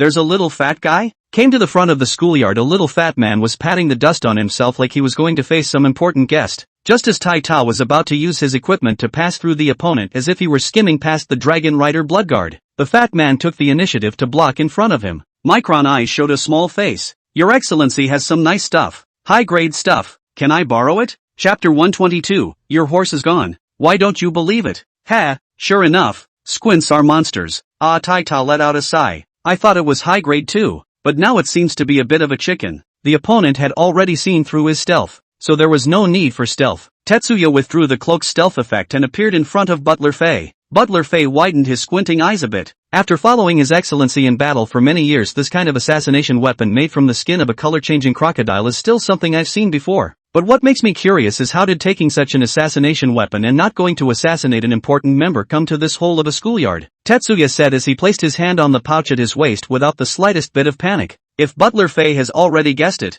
then why pretend not to understand? Buzz! A red aura flashed, and a giant creature 5 meters in size appeared in the middle of the two. Mighty shape, tender scales, and the thin wings of the half-flesh wings. From all of this body size of 5 meters is actually just a cub. So the rumors are true. It's the first time I've seen a young dragon. Butler Fei's eyes widened even more in anticipation, then returned to a squint. Thank you for sending the young dragon. I wonder which power you are. I can return your corpse. Housekeeper Fei also understood the other party's plan the moment he saw the dragon cub. Possessing a giant dragon cub, luring away the city lord, but then appearing here. Then there was no need to ask if he had thoughts about the dragon blood warhorse. It was rumored that giant dragons possessed an absolute bloodline suppression for those mated with mixed bloodlines, and it seemed that the other party was preparing to take advantage of that. Which power? A teeter feigned snickers and mortification. You're asking me which power I am when you've sent people to attack our country. Ha! The shaking of the shoulders was so realistic that even Butler Fei, who had known people for years,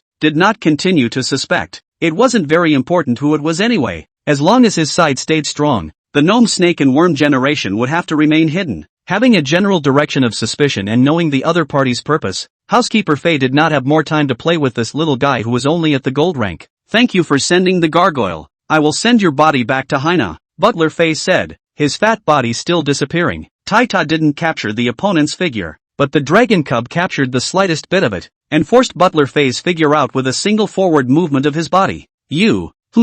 Not bad for a giant dragon. Butler Fei's figure appeared briefly, then his breath skyrocketed and disappeared again. Roar! The dragon let out a low roar, meaning the other's figure it couldn't capture anymore. Taita's stayed heart was also finally put down, and his own incidental goal this time was accomplished. This rumored steward Fei was indeed unharmed, and it seemed that it was truly as the fallen society had speculated, that the other party was likely a dark pawn of tandem, and I got what I wanted. No more games. Taita's eyes were constantly flowing, and he had even become somewhat unable to keep up with his opponent's residual shadow. This can't go on. The young dragons can't protect themselves. Then, get a stronger one. Taking a deep breath, the hand that had been resting on his waist moved again, and then a larger figure appeared in the middle of the schoolyard. As soon as the figure of 100 meters appeared, the rolling heat wave made the air distorted. The wooden stakes dried and cracked, and the surrounding grass even burned automatically under the extremely high temperature. It is? Fei housekeeper pupil a shrinking head times will own cost eyes all open. But that carries the flame of the dragon tail, but already in the pupil above more and more big.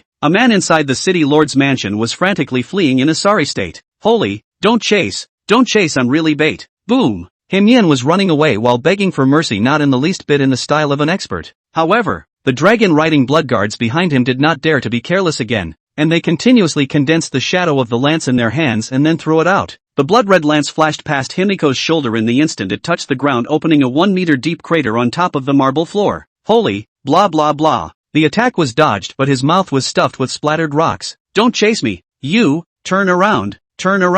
You're missing in your defense. Someone's gone over. Himyan dodged a dangerous burst lance with his longsword in hand while not forgetting to remind his opponent of the fact that the defense zone was out of control. Seeing that there were more and more people, Himyan even went from occasionally counterattacking in the beginning to not having time to counterattack at all. His opponent's well-trained attacks came one after the other, sealing off all his escape routes. That's why he doesn't want to fight the regular army. Damn, that's bullying. Himyan raised his head and blasted away a lance that tried to land in front of him to block his path with a chopping blow, cursing in his mind. Why are the dragon riders acting like lunatics? I told you they're out of defense. Why don't they go back and check? Said he attracted the left side of the target, but he felt like he overshot the mark. Now chase yourself where the left is. Both left and right have come over. Ho come little thief, eat my shot. A bellowing voice followed, and then out came a stout squad leader. It was seen holding a long gun and hooking the trigger. Touch! The gunpowder with magic elements transformed into several explosive lances in midair, completely blocking Himiko's escape route. Holy, What's with the gun change?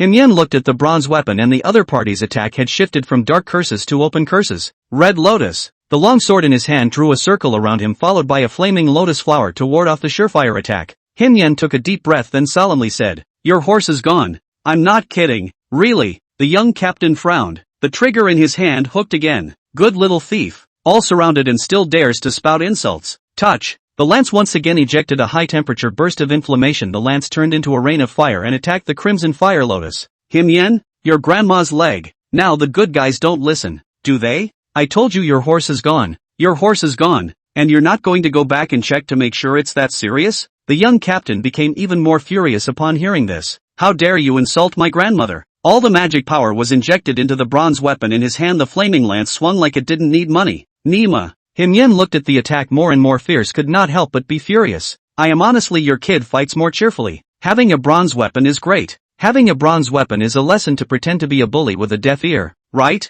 A time the flame lotus flower no longer only for defense actually began to fly out of the petals to counterattack. "Insulting my mother again, little thief. Today you will surely die." The young captain greeted the crowd with a cry of greeting. Kiki coalesced the explosive lance. "I cam." It was only at this time that Himyen realized the severity of the problem. The stalemate with this junior captain break-in had actually surrounded himself. In the heat of the moment he had to try to distract some people. "Look, your horse blew up." Himyen pointed to the schoolyard behind the other man. "Your mom blew up. The whole family blew up." The small captain has long been enraged. This little thief has been cursing his own relatives, and he will definitely die today. Suddenly, rumble. The dry land thundered and flames rose in all directions, sizzling into their lungs from 100 meters away. The captain slowly turned his head as a mushroom cloud slowly rose over the site where their warhorses were resting. The mushroom cloud was very peaceful, but the young captain's mind was as messy as the rocks and flames flying around him. "My horse." "No." Chapter 123, The Way to Death is already known. Roar. With the roar of the king, a huge mushroom cloud rose into the air. Everyone aimed at the mushroom cloud, which was exactly in the direction of the city lord's mansion. Such a big mushroom cloud.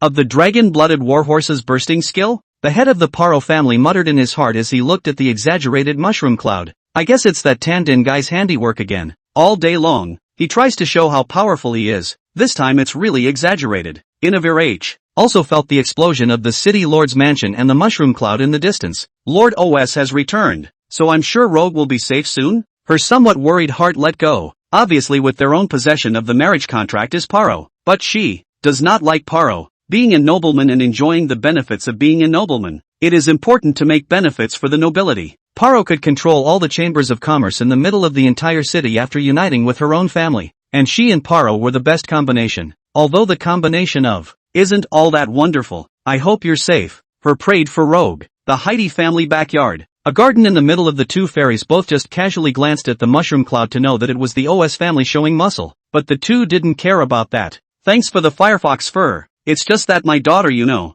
Mrs. Heidi gave a bitter smile. Sa nodded comfortingly. "Madam, don't worry, young Lord Yaden's blessings will be fine." Mrs. Heidi sighed, then quickly adjusted herself. "I'll lend you a hand. Let's get down to business." As the current controller of the family, everything she did had to start with the family as the starting route. The most important thing about this face-to-face meeting with Sa was the bronze weapon in the other's hand. Sa smiled, and then took out her merchandise from within the ring. She pointed to several bronze weapons and introduced them one by one. "Madam, please take a look. This longbow can shoot 20 arrows in a second and is powerful enough to crack 3 stones. Cracking 3 stones is good indeed." Mrs. Heidi nodded. Locals didn't have a system panel to see the information of bronze weapons, but they could show their value by virtue of the weapon's power and skills. One of the most intuitive is cracking rocks, and the number of rocks a weapon can crack is a testament to how powerful it is. Like a bow and arrow at the moment, it shoots 20 arrows at once and each one is enough to crack 3 boulders, shooting 20 rounds at a time, each of which could crack 3 boulders. This kind of power was already enough to be called a big killer. If Yaden was still around, this weapon compared to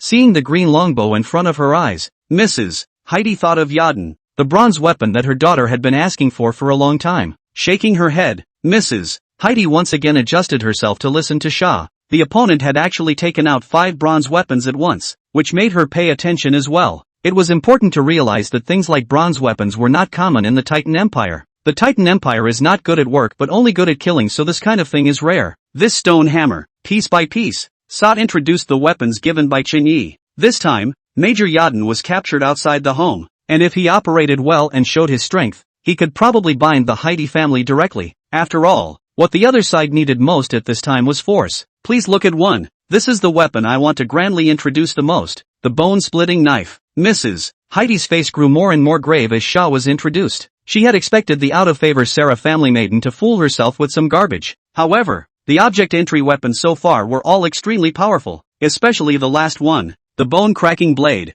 which could actually crack 10 stones. This kind of armor-breaking ferocious thing was just perfect for restraining the city lord's mansion's dragon-riding blood guards. It seems that both parties have utilized some means to claim the support of the Sarah family. Heidi secretly sighed. The only ones who could take out 5 bronze weapons at once in the entire city of Ostrobothnia were Paro and Inaville's 2 screwed-up families. No, now there's the Sarah Chamber of Commerce. It was probably good to have one more power that could threaten the city lord. Any more? Mrs. Heidi was very pleased with the weapons and immediately offered to buy them all. But with her appetite it wasn't something that could be filled by a mere 5 entry-level weapons. Sa laughed softly. Not this time. She knew the truth that more things were more expensive. Not this time. Mrs. Heidi savored it, and knew what the other meant. It was a tentative inquiry, but it didn't occur to me that the other party actually did have more. It seems like the ones supporting her are most likely the elders of the first lineage. Is this a preparation to do long-term business with me? Mrs. Heidi's eyes narrowed slightly, but that was good for her.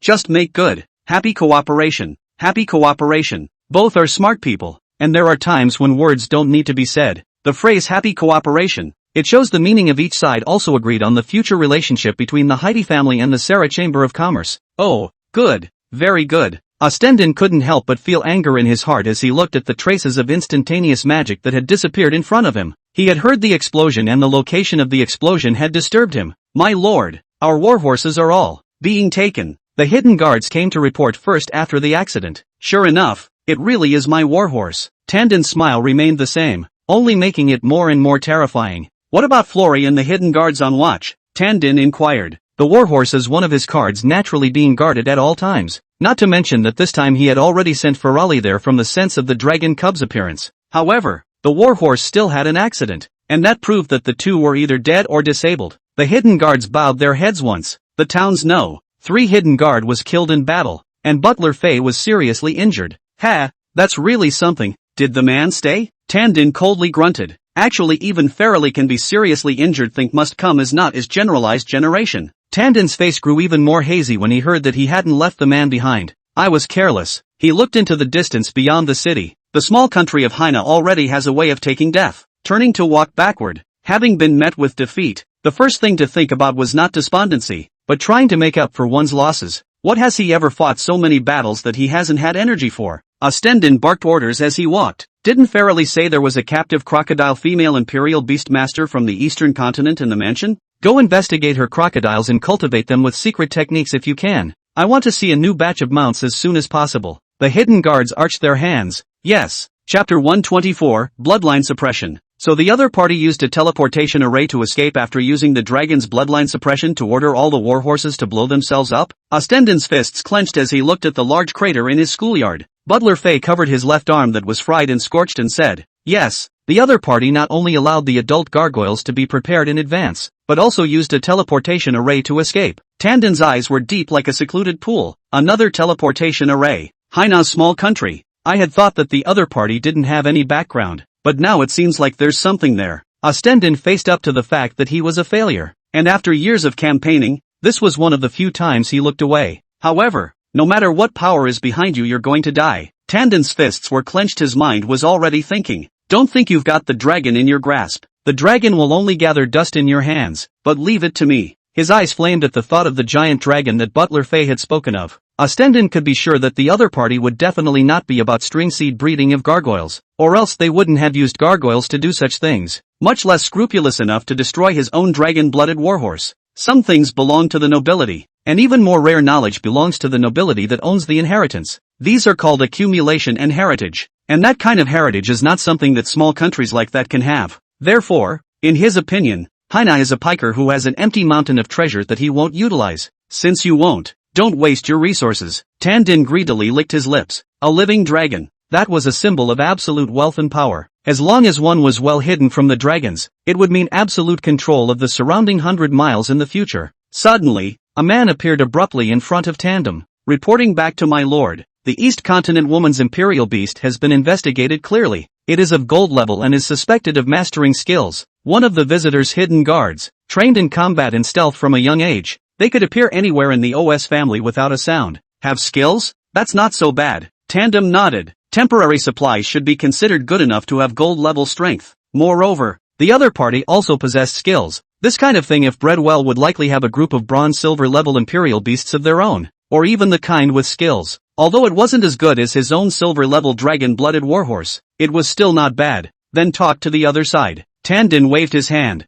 figuring that his subordinate knew what it meant to consult. Here he comes, here he comes. Inside the territory, Chun Yi excitedly looked at his newly acquired soldiers. Dragon kobolds, quality, king rank, attributes, 60, level, LV5, killing creatures raises level, loyalty, diehard. You are the kobold's absolute faith. Weapons, none. Skills, frost guardian, frost infestation, ice affinity, dragon breath, poison breath. Characteristics, ignores reproductive isolation. Note, hey, you finally did it with the gargoyles. Note, bred by a well-endowed gargoyle with a natural affinity for ice-based magical elements, allowing for any shaping of the ice system. Whoa whoa whoa. Chen Yi looked at the new type of goblin in front of him in shock. Still with the curved horns on top of his head and a tail and wings behind him in the form of a little dragon man. However, there was also the difference from the wind attribute dragon in that its forehead actually had the mark of a snowflake as well. Worthy of being a frost dragon with 2 snowflakes, this newly spawned goblin not only had its attributes break through 60, but its talent was even tougher. You can do any shaping to ice, which basically tells you that you can make up whatever you want with ice skills. This kind of talent was comparable to the black armored goblin's rascal defense. Well, in that case I feel even more sorry for the male gargoyle. 3 snowflakes then. Chen Yi looked at the frost dragon that he had captured. Judging from the size of the opponent and the number of snowflakes on his forehead, it was likely the same one that had attacked him in the first place. It was this gargoyle that had impressed himself in the first place. Ha! Chen Yi sighed, but also lamented. He himself was afraid when he faced the other side, but now he was facing the other side thinking about how to distribute it. This kind of giant dragon seemed to have no use, and the male dragon could only be killed and sold as parts for him. Chun Yi looked at the not-so-helpful dragon somewhat helplessly. Although the opponent's level was high, he couldn't use it on his side. The dragon had been pulled back to the outskirts of the territory and had been suppressed by occasional injections of toxins from the kobolds. Keep it for now, and when the time comes, ask Sha how to handle it better. How should I ask Xin Yi to buy a giant dragon? Yadin stayed inside the cabin at the moment, looking out the window at the gargoyle. That dragon had been letting out a rousing roar since it was transported back here, so I imagine it must have been easy to breed. If the Heidi family's method was used to cultivate them, it would certainly be possible to cultivate an existence far superior to the dragon-blooded warhorse. But how to ask? Yadin made a mistake. He was now a prisoner, simply could not take anything to give back to the other side. It was not even certain that the other party knew about the Heidi family, and anything he said might just be a blank check in his case. There was also that group of monsters that Chun Yi seemed to possess the method of cultivating on his own. Otherwise that group of monsters wouldn't have been so strong, and the gargoyles outside the walls wouldn't have roared so aggressively. Megalosaurus nature is high and proud, even if captured is also angry roar, where there is such a lewd. Like now, it must have been Chun Yi who had drugged and prepared to breed his monster. Thinking of this, Yadin blushed, thinking that the reason why she slept with Chun Yi was still because of an accident that she had no intention of doing. But Chun Yi also seems to be deeply involved in this. I'm not going to be able to handle a drug that can make even a dragon sink, am I?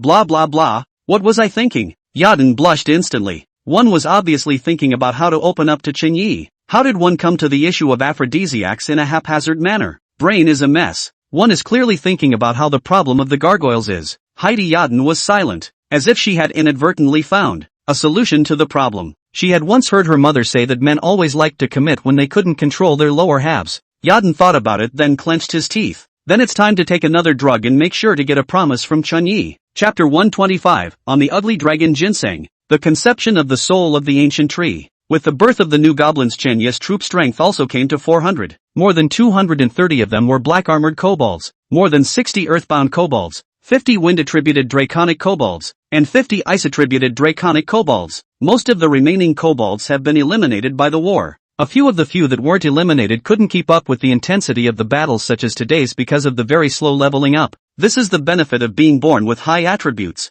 Others may not have as many attributes as you were born with after working hard to upgrade. The strength can be said to be a quantum leap from the previous days. Nowadays, the weakest of Chun Yi's 400 soldiers, the black-armored goblin's attributes had also generally reached 55. especially when fighting a creature like a gargoyle. The experience boost was extremely fast. Although the strength boost flew by, Shenyi still had no intention of stopping. Because of Ihonyi, even though I have 400 king rank soldiers, I still can't compare to your 20,000 plus soldier count. Shenyi sighed. According to Nanha's news, the number of soldiers in Ihongi had already surpassed 25,000 were heading for 30,000. Although his own strength was growing rapidly, the strength of others was growing even faster. It seems that level 3 springs and level 4 territories are a hurdle that can distinguish many lords. Shenyi couldn't have peace of mind if he was slow to cross this hurdle. Where exactly can I get the energy consideration core? And where did you get it? Shenyi asked the air, but no one could answer himself. My 400 king rank soldiers can slaughter the giant dragons,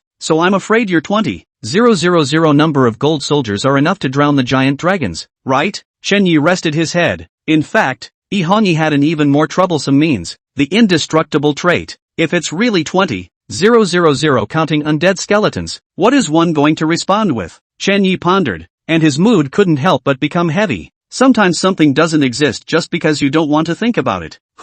It's better to study the soul of the ancient tree. Shenyi took a long breath. Nowadays, the fastest way to increase the number of soldiers is through the gargoyles. It's better to get stuck with more ancient tree spirit bugs. Roar. Thinking what he wanted, Shenyi just wanted to pass the ancient tree soul card bug when he heard a roar. Shenyi heard the roaring sound and glanced at the direction again, so he naturally knew what was coming. The vision connected, and sure enough, an ugly gargoyle appeared in the middle of the kobold's vision. Ugly, wingless, flightless, limb and leg crippled gargoyles appeared. The kobolds looked under the ancient tree, excitedly. God really didn't lie to them, and the dragon appeared. Good lord, there really is such a creature. Shenyi looked at the ball of flesh underneath that ancient tree through his vision. The opponent has a size of 200 meters. Well, this time it's a size, the kind that doesn't spread its wings. A dragon that ate like a pig, with 4 legs completely degraded due to obesity has been called crippled. As for the wings, there are none at all. I'm afraid this isn't a string of the wrong species. Shenyi looked at the creature in front of him,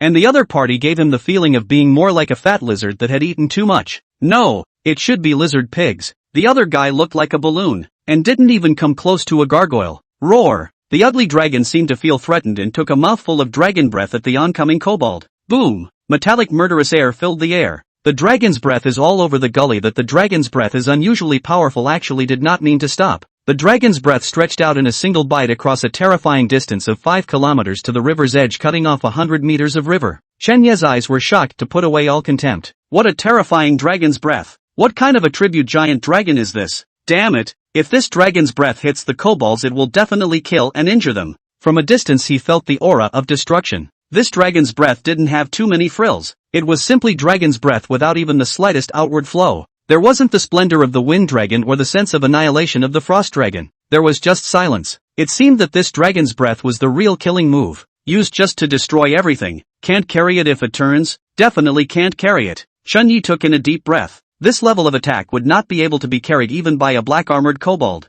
But, Shenyi's heart sank as he looked at the other party's dragon's breath that resembled a giant cannon. But then he saw the other party's dragon's breath that had absolutely no intention of turning around and couldn't help but freeze. This kind of power is absolutely deadly if it hits the kobolds. But, how come it doesn't turn around? After the kobolds dodged the attack in time, everyone also showed Shenyi's expression, only to see them tilt their heads neatly to look at the gargoyle. It was only at this time that they realized that because they were too fat the other party's belly was sticking to the ground with all 4 limbs hanging in the air. Dragon breath actually didn't even have the ability to turn around. A giant dragon that only hit straight lines. The kobolds scratched their heads then slowly approached. As soon as the giant dragon took a look at the other party surrounded itself, its pupils immediately trembled and shrank, and then it spat out the dragon's breath in its mouth even more vigorously. You guys don't come over here, my dragon's breath is awesome. Look, I'm dragon breath, super powerful. You don't come over. Shenyi. It's amazing that it really doesn't turn corners.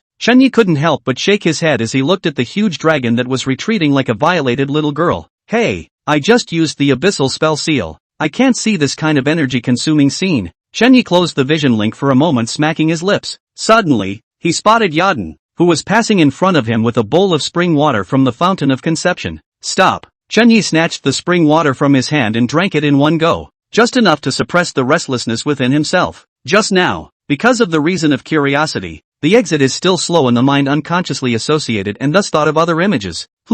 Seems wrong. This water then how? How the more you drink the more parched. Yadin froze looking at Chunyi who had already drunk the spring water in one go somewhat in a daze. You drank the drug I just gave you before I could figure out how to deliver it? Wait. That look. How? Yadan looked at Chunyi as scarlet eyes like a beast subconsciously swallowed her saliva. She seemed to have some regrets. Chapter 126, Want a Dragon? Another Price. The next day, Chunyi sniffed the light fragrance in his arms. The turquoise blue hair is very nice, light fragrance is also very serene. But none of this can disguise the madness of yesterday. Active, sultry, noble, even ghostly. How could Chunyi not have thought that yesterday? This noble soul heir of the Heidi family would actually be this humble? And his humble offer was actually wanting that dragon outside the door. Well, the calling was accompanied by murmuring. Heidi Arden was gradually coming to consciousness when, suddenly, her eyes snapped open. A look up the two people's eyes just collided. You can't not count the words last night, Arden said in a bit of a panic. According to the plan it should have been himself who got Chenya's promise last night. But she did not carry it off. As if the promise had been heard halfway through and she had passed out. But if you don't want to give up halfway, you can only claim the promise of your yesterday's efforts in the moment of waking up early. Chunyi couldn't help but snicker as he thought back to yesterday. You took so much initiative and worked so hard yesterday just for that giant dragon outside the city? Yadin nodded hastily, but then shook his head. No, I don't want the dragon. I'm just borrowing it. Borrow? Chunyi reached out and wiped away the traces of last night's battle on the other party's sleek little face. You and I are not relatives, why would I lend you my giant dragon? Yadin was a little flustered. I'm very rich. As long as you agree I can give you. Chunyi stopped her from continuing and said, it's not impossible to lend you or sell you the dragon, but you have to tell me what you need the dragon for. In fact, there was no use in keeping that dragon to himself. After all, as far as he was concerned the dragon could only be killed and sold for parts, at best until after Sa returned. And, about Sa he is not very trusting now, he always feels that the other party has quite a few things are hiding themselves. So the only daughter of the Heidi family in front of us was a good choice. He'd like to develop his second set of eyes if he could. After all, you can't always put your eggs in one basket. What for? Arden visibly froze at the question. Mating, of course. Yadin answered rightfully. Mating? This time it was Chenya's turn to be surprised. Mating, which was something he hadn't thought of. But shouldn't there be a better option? For example, in the novels, you can take a dragon and make weapons. Or tame a dragon and make it a mount. Or something like that. Especially the latter. In fact, Chunyi had been moved. But nay, he did not have the means to tame it. It's every boy's dream to have a pull-along ride, but there's no channel for it. Moreover, this giant dragon was that kind of untamed character at first glance, so it was probably hard to tame. Chunyi attempted to inquire, don't you intend to tame this giant dragon to become a mount? A ride? Yadin's fine brows furrowed as she had thought she was crazy enough to forcefully capture a gargoyle hybrid. After all, this kind of thing although can be forcefully explained as the dragon nature of lust if accidentally discovered by the dragon's accountability can be said to be the other side cannot control their own. However, taming to become a mount is a proper slap in the face of the dragon race. The proud dragon race could be killed because of their lack of strength, but they could never become a humiliating mount for the other side. You have this idea? Arden inquired as he swallowed the liquid in his mouth. Chunyi frowned. You don't have this idea? Yadin shook his head hastily. No, not at all. She looked at the person in front of her only to feel that the other person was even more mysterious. The iron law that a giant dragon could not be humiliated was basically something that all the residents of the empire knew. But Chunyi actually did this. So, what exactly was the extent of Chunyi's strength? Or the strength of the group of monsters under Chunyi? Suddenly, a bold guess appeared in Yadin's mind. Could it be that Chunyi was a braveheart? Usually, only the summoned braves don't have the slightest fear of dragons, right? But how could Guts be in a place like this? Shouldn't Guts be honored by every major country? Why did they appear in this place? It's hard not to. Yadin remembered a rumor that there were human forces in the Thousand Spectres forest, a power called the Association of Fallen Ones. I heard that the people among them were all very powerful, mostly various strong people who had been expelled from the empire. The reason why they were expelled rather than beheaded was because these people were either very powerful or very weird. It was simply difficult to decapitate them,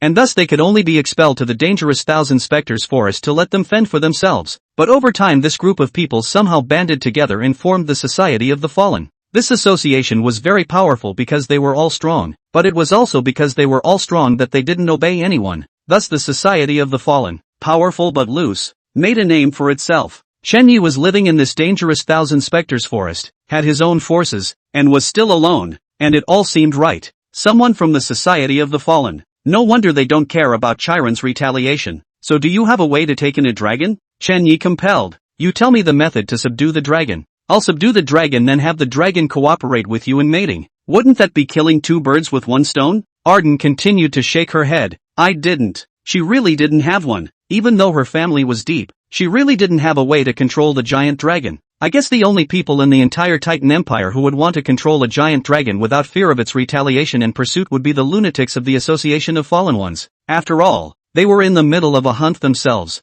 No? Chen Yi fumbled with his chin. Alright then, as stated last night, 50,000 gold coins. I'll have the gargoyle breed you once. Aha, good. Arden nodded excitedly. Finally taking this thing down, she inquired. So when can I bring the mated magical beasts? Chen Yi said. Any time. Dan more excited at the same time also have a preliminary definition of Chen Yi. People also strange good Lu. So when are you going to give me the ring? Arden inquired. After all, one simply couldn't safely leave the Thousand Spectres forest without the supplies in the ring. Chen Yi blinked. What ring? When did I say I would give you the ring? Yaden's smile froze on his face. Didn't you just say you were going to let me go back to bring the mated magical beasts? Chen Yi shook his head. I said 50,000 gold coins for the dragon to breed you once. I didn't say that I would let you leave. Ha? Yaden's expression was a bit confused as she said, but didn't you just say that I could always go back and bring the mated magical beasts? Chen Yi nodded. Of course, you can go back anytime, but the ring is another price. Arden was messed up. In this moment she felt something was wrong, but it seemed to make sense. Chapter 127, Unbreakable Restrictions and Betrayal. This Association of Fallen Ones, it's really generous. Inside the territory of Arteta, a valley made up of huge cracks, 3 adult inferno dragons are taking a lazy nap, and 1 young inferno dragon is swallowing a strange stone from the ground. Above the cliff ledge Tetsuya was sitting on a boulder fumbling with the ring on his hand. It was a magic prop from the Empire, which hid his own reward for this operation. A bronze weapon and a large amount of energy stones. Just by entering the city and utilizing the dragon's bloodline suppression to get a batch of warhorses killed, you get a legitimate identity. A special bronze weapon and 5,000 energy stones. Worthy of an empire? I'm really looking forward to the commerce after the fight between Haina and the city of Ostrobothnia. A teeter licked his lips. He was a participant, but only a participant, in regards to picking a fight between Haina and Ostrobothnia, but that participant status is enough to make him a fortune. Summoning. You don't. A flash of red light in the distance. A calling dragon cub appeared next to the fountain of conception. Roar! The moment the newborn appeared, there was already a giant dragon flying down from above the cliff ledge to lick the newborn. The 2 gargoyles licked the newborn carefully, and a cub surveyed the tiny thing, smaller than himself, curiously. Tetsuka took one look at the newborn and stopped paying attention. The habits between the dragons will make this young one healthy. Summoning a dragon requires 200 energy stones, and raising it to adulthood requires another 500 energy stones, 700 energy stones. Taita lamented that he did not increase his troop types before because he with simply no extra money to summon under the depletion of all aspects. But now, he looked at the more than 10,000 energy stones lying quietly within his ring, and he actually had money. He had no place to spend it. Chiron soldiers are powerful, but the more powerful they are, the more limitations they have. And one of the limitations of the gargoyles is the number of summons. His gargoyles can only be summoned once in 10 days. Summoned once every 10 days. Today I have an empty energy stone, but I can't keep summoning. Artie looked at all of his forces within the valley. An adult dragon, a sub-adult dragon, and a hatchling and a newborn baby dragon. Ihongi how on earth did you break through the troop limit? I'm really curious. Tetsuya looked at a direction in the distance where the second strongest among the lords was located. No, maybe it's number 1. Titus muttered somewhat mockingly. Although it was said that the number 1 was the sub-divine soldier species Chen Yi, there was less and less news about Chen Yi now. If it wasn't for the fact that the other party had created a random alliance and sold a hot item a few days ago, he would have thought that the other party had disappeared. But even so, more and more people were questioning about Chen Yi's number 1 position. There were even rumors that Chen Yi wasn't a demigod soldier type at all, and that the demigod soldier type was someone else. Thus Chen Yi's status was trending downward. But even if Chen Yi is a sub-divine soldier type, I'm sure he won't necessarily be a match against the current Chihongi, right? Taita recalled the latest news from his alliance lords, and Ihongi's troop strength had grown to as many as 30,000 men. Even a demigod will be bitten to death by ants, right? Taita snorted. But at the same time, he became more curious about Ihongi's secret. How exactly did the opponent break through the limitations of summoning soldiers? The many lords had unconsciously changed from wanting the Sunset Alliance to disintegrate to wanting Ihongi's secret. Owen, come here, Taita suddenly shouted into the cave. and then a black man in tattered martial arts training clothes stepped out. "Greetings, my lord." Owen knelt down and bowed his head. A teeter was very satisfied. "This item is for you, and in 2 days I want you to use this weapon to travel to a battlefield." Titus dropped a cloak at Owen's feet, and Owen picked it up suspiciously. Taita said. 2 days later, I will send a giant dragon to follow you. All you have to do is to take advantage of the big battle to sneak into Ihoni's territory." Sneaking into Ihoni's territory? Owen instantly understood what was going on. It seemed that this saint-rank lord was preparing to make a move against Ihoni. Not only do you get your hands dirty but you get some of the other guy's stuff. Owen, who was not aware of the current state of the Sunset League today, thought he had projected everything that was going on. There was a cunning sheen in his eyes. The sheen was small, but it was instantly captured by a teeter. "Humph, you can try to escape, but you know the consequences." "I wouldn't dare. I would never dare, my lord." Owen prostrated himself on the ground.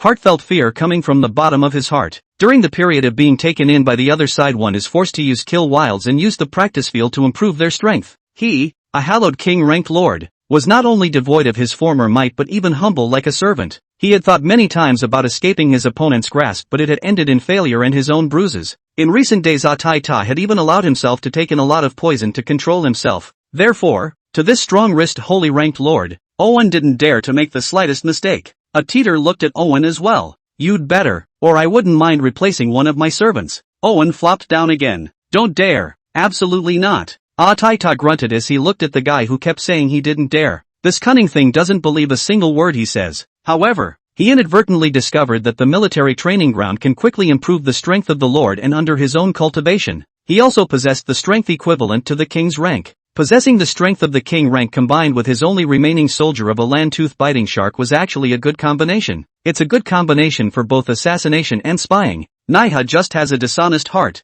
and it is clear that he has taken the initiative to submit himself, but he is always thinking of escaping and plotting against himself. One of these times he even attempted to push himself off while he was sitting on the edge of a cliff. Although he had managed to discover it by himself, he had buried the knot in his heart. Nowadays, Owen is like the cloak of invisibility to Artie, which is tasteless to eat and discard. Get lost. In 2 days if you can't find the reason for Ihoni's spring promotion you won't have a need to exist. Tai hit and waved his hand to signal his opponent to back off. A flash of ruthlessness flashed in Owen's eyes as he took his cloak and retreated and turned. Looks like it's time to move ahead. He knew Taita's character and said no. Since the other party said so, then if he couldn't get the secret of the promotion of the Kihanji spring water, then the only thing waiting for him was death. It's obvious that I've become your slave yet you still won't let me go. In that case, if you are unkind then don't blame me for being unrighteous. Owen came to the hidden place and took out a special scroll and unrolled it. Chapter 128, Betrayal. Owen took out the scroll and took a few deep breaths, teeth gritted and clenched. It's death if you don't tell me, and right now it's the only way you're going to live.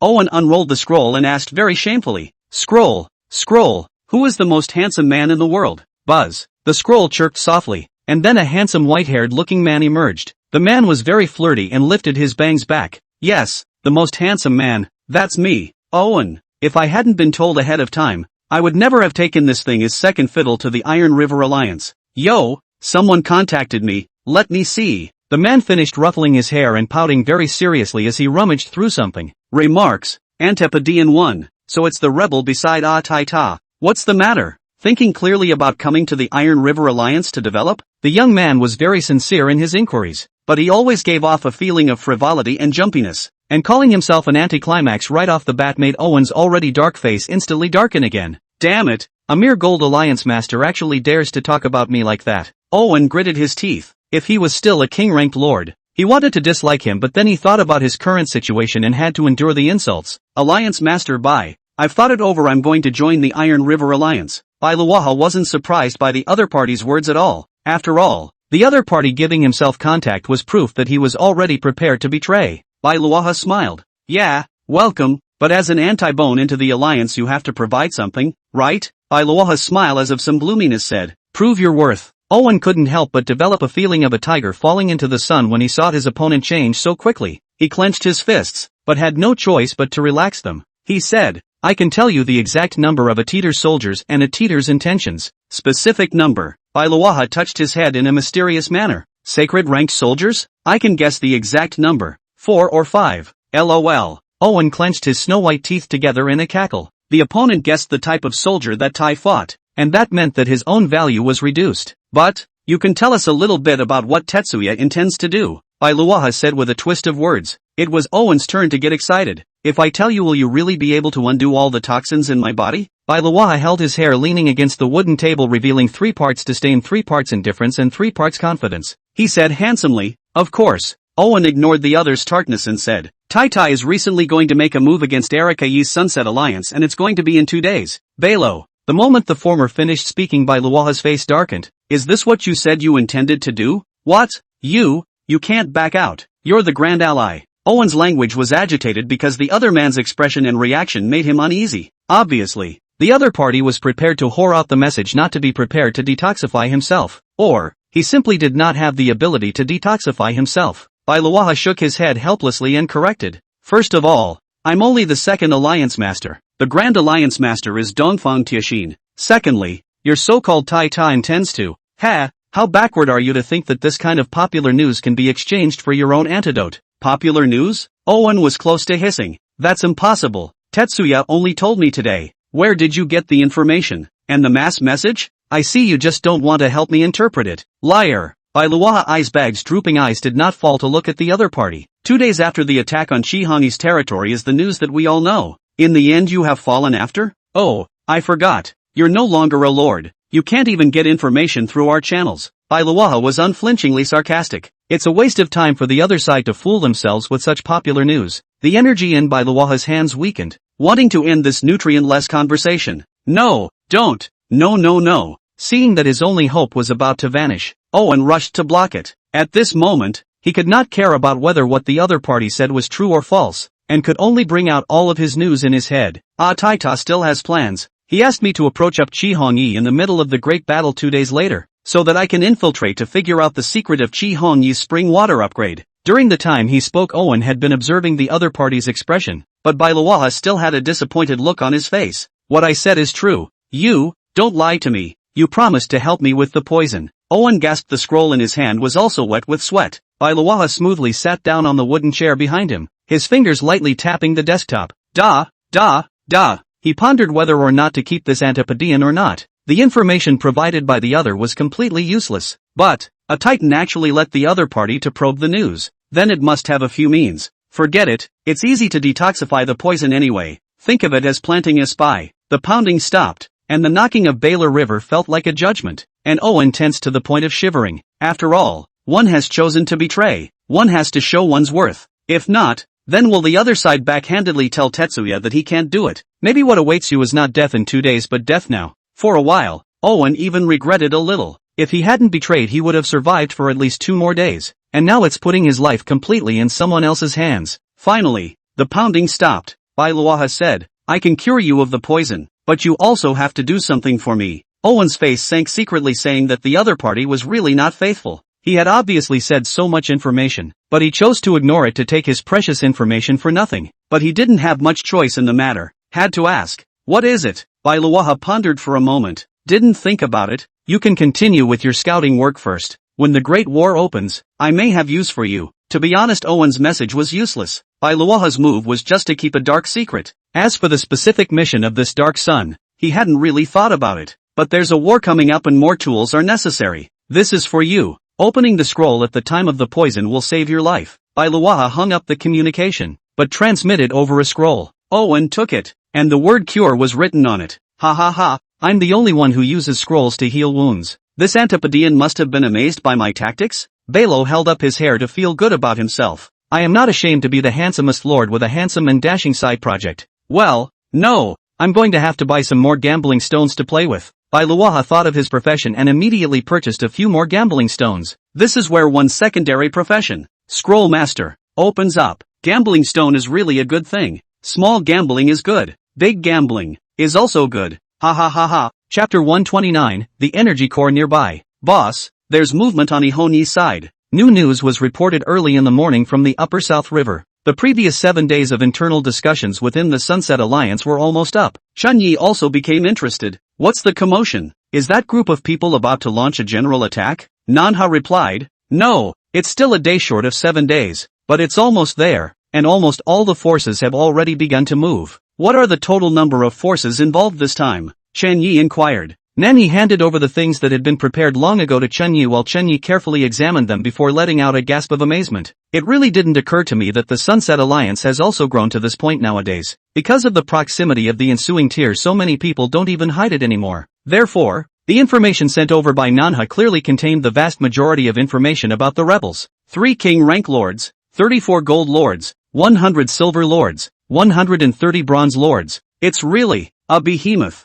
Chunyi had never imagined that someone could actually grow an alliance to such a large size while holding up against all the competing relationships of the lords. Keep in mind that this is still just the rebels, not the entirety of Sunset. Chunyi settled for curiosity and said, "About how many people are there in the entirety of Sunfall right now?" Manhwa quickly replied, "Sunset now has 832 members as a whole and is now growing rapidly. The reasons for this are the attraction of the good policies of the Sunset, the arrangements made by the traders, and the insiders inserted into the Sunset Alliance by the major powers." Chunyi was first puzzled after hearing this and then came to a realization. So that's how it is. I didn't think that it had come to the last day, but it was still being arranged for a mole. So it seemed that Sunset was either riddled with holes or that Erika-e had already given up the resistance. Chunyi roughly guessed what Chi Hongyi was thinking. It's not so much giving up resistance as it is giving up on the intrusion of those local scum boys. This is a woman he once knew something about. A woman who was high and mighty. I suppose your intention is to have all the rebels arrive and subsequently clear the house in one wave? Chen Yi sighed. There were a lot of crazy people among the lords, and peaceful people like him were not seen much anymore. It doesn't matter. This war has nothing to do with us. Just pay attention to the cause of the other spring's advancement at the end. Chen Yi turned to Manhwa. Understood. I'll keep an eye on it. He also understood what Chunyi cared about. This battle is not intended to involve the alliance, although the alliance does not intend to participate in it, and the collusion of hundreds of lords in several alliances. Chunyi does not intend to participate in it either. A fight on this scale is already comparable to a war. It involved not only a Hongyi and hundreds of lords, but also the secret funding from the rest of the alliance. Chunyi didn't believe that those alliances would quietly watch, and 100% would exclude reinforcements to help the rebels. After all, the rapid growth of the Sunset Alliance had threatened several major alliances. It's not just the threat of recruiting, it's the common threat of business and the rest of the world. At the moment, the Sunset Alliance was like a huge monster, violently devouring a large amount of resources among the lords. As for Chen Yi, most of his resources came from the gambling stone business of the empire and the accompanying side stores. Therefore there is no conflict between the two. Why engage in such a dangerous battle when there is no conflict of interest? Just be quiet and watch. What's more, I'm afraid that the situation today is on the verge of getting out of control, and the melee of hundreds of lords and tens of thousands of soldiers is definitely the biggest war of all. Can I cope with a war of this caliber if it were me? Although he did not intend to participate, Chunyi subconsciously thought differently. With today's own soldiers, although they are all extremely high fighting strength king rank, but the number is too small. King rank soldiers can resist 100 against bronze soldiers, 50 against silver soldiers, and about 10 against gold soldiers. Chunyi had a burst of conversion. Even if it was himself, it wouldn't be comparable to about 40,000 bronze soldiers or so. Ihonyi, how should you face it? Forget it. Chunyi shook his head. The other party was stronger than himself, so why should he worry about the other party? It's better to try to accompany the big enhancement yourself. Your own X strength is fundamental. The key to spring upgrades is an energy core. So what exactly is an energy core? Chunyi thought hard to no avail. Suddenly, with a flash of light, he seemed to think of something. If you don't know yourself, you can ask Heidi Arden. The other party has the reserves of the Heidi family, so they must know more than they do. Chunyi searched for Yaden's figure and found the other party by the withered well after a circle around. Liar, liar, dead liar, sister. Chunyi is a liar. Are you imprisoned here? Turn back and I'll take you away if I escape. Yaden told the dry well about his plight and Chunyi's unfairness, not realizing in the slightest that Chunyi had arrived behind him. Sister, the black brick you gave me was also cheated by Chunyi. He took your black brick, returned my ring to me, but there is nothing left inside the ring, and that ring itself is mine. He also said to come up with another price if he wanted the rest. Price. He's a crook. Yaden prayed for a reply from Sadako while throwing small grains of sand into the well, but instead of waiting, Sadie waited for the sensation of a light tap on the shoulder. Ah, you. I didn't say anything. Yaden turned his head and saw Chunyi hastily covering his mouth, fearing that if he said the wrong thing, the other party would come with a deduction. He had no money left, and even the IOUs were on credit for several hundred gold coins. Relax, I heard everything you just said. Yuan immediately dropped her small hands to tense up even more. How much do you want for yourself? When exactly will you redeem yourself? When you can bring the wraith to string up your seed and go home with honor? Chunyi hemmed and hawed. let me ask you a question. If you know, I can pretend I didn't hear all of what you just said. Yadin blinked his big eyes a little skeptically. Really? Shan Yi nodded. It's more real than even gold coins. Arden spoke with concern. Then you ask. Shan Yi said, do you know where I can get an energy core? An energy core? Yadin looked at Shan Yi with a suspicious expression. Isn't that the energy core next to you? Next to me? Shen Yezal hurriedly spun around to check. Kobold. House. Kobold. Fountain of Nurture. House. You mean, that spring? Shen Yi asked, pointing at the Fountain of Conception. Is the Fountain of Conception the energy core? And is the way to advance to the next level by plundering another spring? Arden gave a tug backward and shook his head. No, I mean the tree. Yarden pointed in the direction of the other side of the river in earnest. These days, even though Chun Yi didn't say anything, she had guessed it. Shen Yi was using the soul of the ancient tree to brush the gargoyles, but he didn't know what an energy core was. Could it be that he was really brave and was summoned and then raided by the Titan Empire before he had a chance to learn about the country where the world was located? What? You mean? Shen Yi looked at the direction the other party was pointing in for a moment and was speechless and even a bit incredulous. The thing you were looking for was actually right next to you the whole time? Gollum. Swallowing hard, Shen Yi reconfirmed. Are you sure that the ancient tree soul is an energy core? Yadin furrowed his brow. Yeah, but it's not a normal energy core. It's a special energy core. Chapter 130, Bullying from Ihonyi. A special energy core? What does that mean? Chun Yi looked at Yadin excitedly. He felt that he could really have picked up a treasure, and the other party's learning was his greatest gain. Yadin thought back to the so-called special energy core and replied, it's the kind of core that's been found to belong to an energy core but there's no way to utilize it. If the heart of the ancient tree is a high luxury product then the soul of the ancient tree is ultra high luxury. The heart of the ancient tree, well, at least the array can be used, it's just that the utilization rate is incomplete. But the soul of the ancient tree, the empire is completely unable to utilize it today. Anyway, he's the energy core, right? Chunyi grasped the core of the problem and asked. Yadin replied, yes, but this energy core is useless. It doesn't work at all. If you want to use it, I've heard that the Silver Moon Empire seems to possess the means to use it there, and it's a mecca for weapons. That's okay, I should be able to use it. Shen Yi replied. A core that the Titan Empire couldn't utilize but the Silver Moon Empire could. That proved that the core was fine. As long as the core is fine, then he should be able to use it. Just, in case, Chunyi still asked one more time. Do you have the rest of the energy core? The rest? Arden shook his head decisively. No, that kind of thing is the core of a city, and no one wants to give you the core of their city. The core of a city? Shen Yi was puzzled. Yadin helplessly answered towards the brave man who knew nothing. Energy cores are the source of energy for a city's defense, and they can deploy a shield to protect everyone in the city against the enemy. The energy core can also be periodically cleared of all magical beasts including those within the area caged by the underground itself. This is the reason why Imperial Beast Masters, Summoners, and all of them need to obtain identity credentials for their beast pets when they enter the city. Any magical beasts that are not registered for license recognition will be worn down by the energy core. Well, in short, the energy core is useful for many things. He is the foundation of a city. The foundation of a city? Chen Yi suddenly came to a realization. Turns out the will of the other world wanted them to move towards raiding the imperial cities. It is indeed worthy of a competition between the wills of two worlds. Chen Yi sighed. If the lords wanted to continue to grow, then they would have to attack the surrounding cities. And as cities attack, the promotion of lords means further aggression. They were like a bunch of assholes, beaten into another world by the will of one world, using the resources of their enemies to develop themselves, including the underground. Is it the same kind of shield that was there when we first arrived? Chen Yi also recalled the 7-day protection period shield back then. There were also gargoyles coming at that time, and it seemed like the two worlds were already going toe-to-toe and over each other at that point. So this energy core I've inadvertently discovered is a relatively lucky existence? Chen Yi celebrated. Well, of course, it's not just myself who's lucky. It's also Ihonyi. Luck never favors one person, but all those who are prepared. Shi Hong-yi had caught it, and now, Chun Yi was going to catch it as well. This way,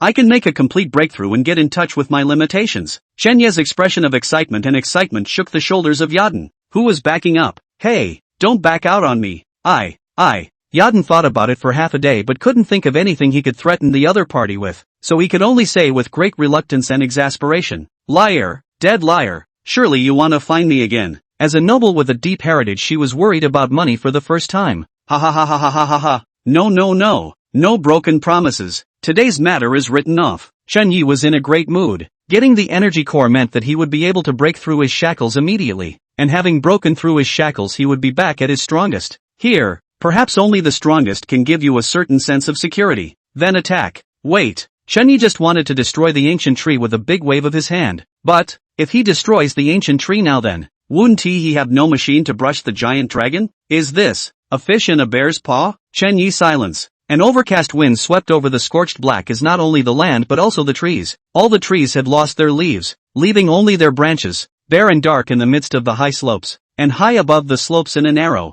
quaint castle Hongyi was entering King's Landing to watch his preparations. Scorched and blackened plutonium, leafless trees, and dark reddish-black bricks, all of which were the product of the hellfire that had burned through. She was well prepared for the war that was to come a day later. The territory is still the same, and the smoke is still the same, but the smoke has changed, and the territory has changed a lot. Instead of the lights of the world, the black flames of hell were visible in the center of the territory. Black flames filled every inch of the territory, and the skeletal soldiers stood very conspicuous in the charred earth, while another creature was very happy. Using the black flames as a bonfire, they gathered around being engaged in some sort of mystical prayer. Your territory has been cleansed by the infernal flame, and your territory has become more suitable for infernal creatures. Territory change. All infernal creature attributes in the underland territory go up by 5%, and non-infernal attributes go down by 3%. Good. It's finally done. Ihoni smiled as she took it all in. With this added layer, her territory would be solid as gold. Suddenly, drip.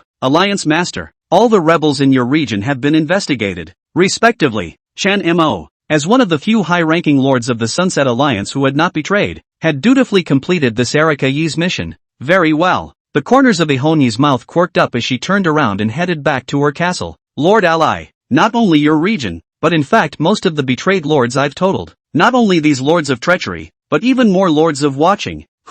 It's okay, I guessed all of that. Ihoni made her way to the very top of the castle, where her followers had built a lonely throne for her. Sitting casually on top of the throne, Ihoni spoke. Tell me the final result and how many people are willing to help me. Shinma paused for a few seconds. 30 lords. Ihoni smiled playfully. How many have explicitly betrayed me? Shinma took a deep breath. 267. Very good. Ihoni leaned back, her slender left leg folded on top of her right leg as she lightly said, Go to war. Go to war? Now. Shen Mo froze in place, language some excitement. We still have a day. No, not really. Ihoni interrupted Shen Mo. Then the bully said, It's not that we have a day left, it's that they have a day left. It's never up to me to decide when to go to war. The so-called 7-day pact, did I agree to that? Ihoni guffawed with contempt, and her eyes seemed to have the pattern of a burning hellfire lotus being rapidly sketched out. In a few moments, the fire lotus was outlined and the vision connection was complete. The king above the throne lifted his palm and lazily waved 3 fingers. Go to war. Chapter 131, Berserk Potion. A new batch of orders came into your store. 3 new orders came in for your store. 4 new orders came into your store. Your store. It's too busy. It's not busy at all. Is this going to be some big battle? Why are there so many orders? Inside the territory, Thunderphase was frantically producing milk. Oh no! Healing fluid. On the slime. Slime with the surrounding herbs could be synthesized directly through the system into various potions, the most effective of which was the healing potion. Period was busy pulling weeds and synthesizing potions at the same time, as well as responding to some of the lords who purchased a handful of healing potions from time to time. He didn't take orders for healing potions below 200 anymore because they simply wouldn't sell. Selling in bulk is not as straightforward as selling in bulk. Period quickly shuttled between the various slimes and medicine fields, hands hating the sparks. If he hadn't opened his personal panel, even his strong body from before wouldn't have been able to carry this massive amount of orders at all. There's going to be a war. There's definitely going to be a war. And it's still going to be of a very large scale. He usually didn't pay much attention to rumors among the lords because he was just too busy. But judging by the orders for therapeutic fluids over the past few days, there's definitely a war going on. A new order has come into your store. A new order? Period frowned. A representative who wasn't a batch was a lord who came to sell loose potions, but it's too much of a hassle to sell them one by one, so you might as well pack them up and sell them to people who need them. Lei Ji was about to rebuff, but the other party issued a payment that was hard for him to refuse. Tattered scrolls, solid as gold. Note, exclusive to the weak. Be thankful he's broken. If it was intact then you probably wouldn't be able to use it. Asterisk. Lei period cursed. This system prompt always taunted him, but such items that increase the security of one's territory are really what one needs. What envy? I guess it's another mysterious draw opened by some lord? A pang of envy ran through Ray period. The rarity among all the lords has increased since the commodity of gambling stones came out. That stuff is only post-pit. But the beginning of the pit that draws you in is incredibly flavorful. 50% probability of a sure item, and the items are still not low level. This has brought many lords into the pit, as well as opened up all sorts of assorted things. How many healing potions do you want? Ray asked directly. The other party's purpose was clearly not as simple as bulk purchase of healing potions, because a handful of healing potions just don't hold a candle to the value of this scroll. Probably some lord who couldn't wait and wanted a large order and then cut in line. Understandably, I don't want a healing potion, I want a berserking potion, the man replied. Froze glanced at the other party's ID. Chen Hao, an old customer who had repurchased the potion 3 times, he reluctantly replied, we don't have the item yet. Drip. The other party once again sent an item message. Flower of Tyranny, can briefly increase your speed and strength by 5 times. I know you rely on herbs and slimes to concoct your potions. With this, can you make a berserk potion? Chen Hao inquired. This, was silent, then used the system to detect possibilities. After a moment, Lei Qi said, yes, but you have to have enough herbs. Chen Hao was also very quick to send piles of herbs directly over. The herbs are all yours, as many as you can blend. Lei Qi took it and saw that it was indeed the flower of berserk, but the roots were all cut short. Asterisk. Fake generosity. Unexpectedly sensible catch. It was impossible for the other party to give the rhizome to himself. After all, it was easy to cultivate new medicinal herbs if one possessed the rhizome. It looks like this is ready to work with me for the long haul. Lei lamented. But there was little that could be done. Forget it, I'm not losing out on myself anyway. Lei open-minded. This kind of thing is only responsible for their own processing in any cases to make money. Just how much money? Throwing in the herbs and slime. Lei waited for the results. A moment later, white light bloomed. Congratulations on creating a new potion. The Berserk Potion. Berserk Potion, after taking it you can get 5 to 6 times increase in strength and speed. Note, it's not a stable potion, but it fulfills the word berserk, and it glows red when you use it. It worked. Lei looked at the potion in his hand and then at the slime behind himself. You're a real blessing to me. Ray petted his dear slime. At first he thought that the other party was an existence that delayed his retreat. Luckily he didn't give up at that time, kept insisting on studying the slime. As the saying goes, there are no useless soldiers, only lords who won't develop them. Maybe he still had to rely on his own strength in terms of fighting, but in terms of making money slime was a jack of all trades and a proper blend of any potion.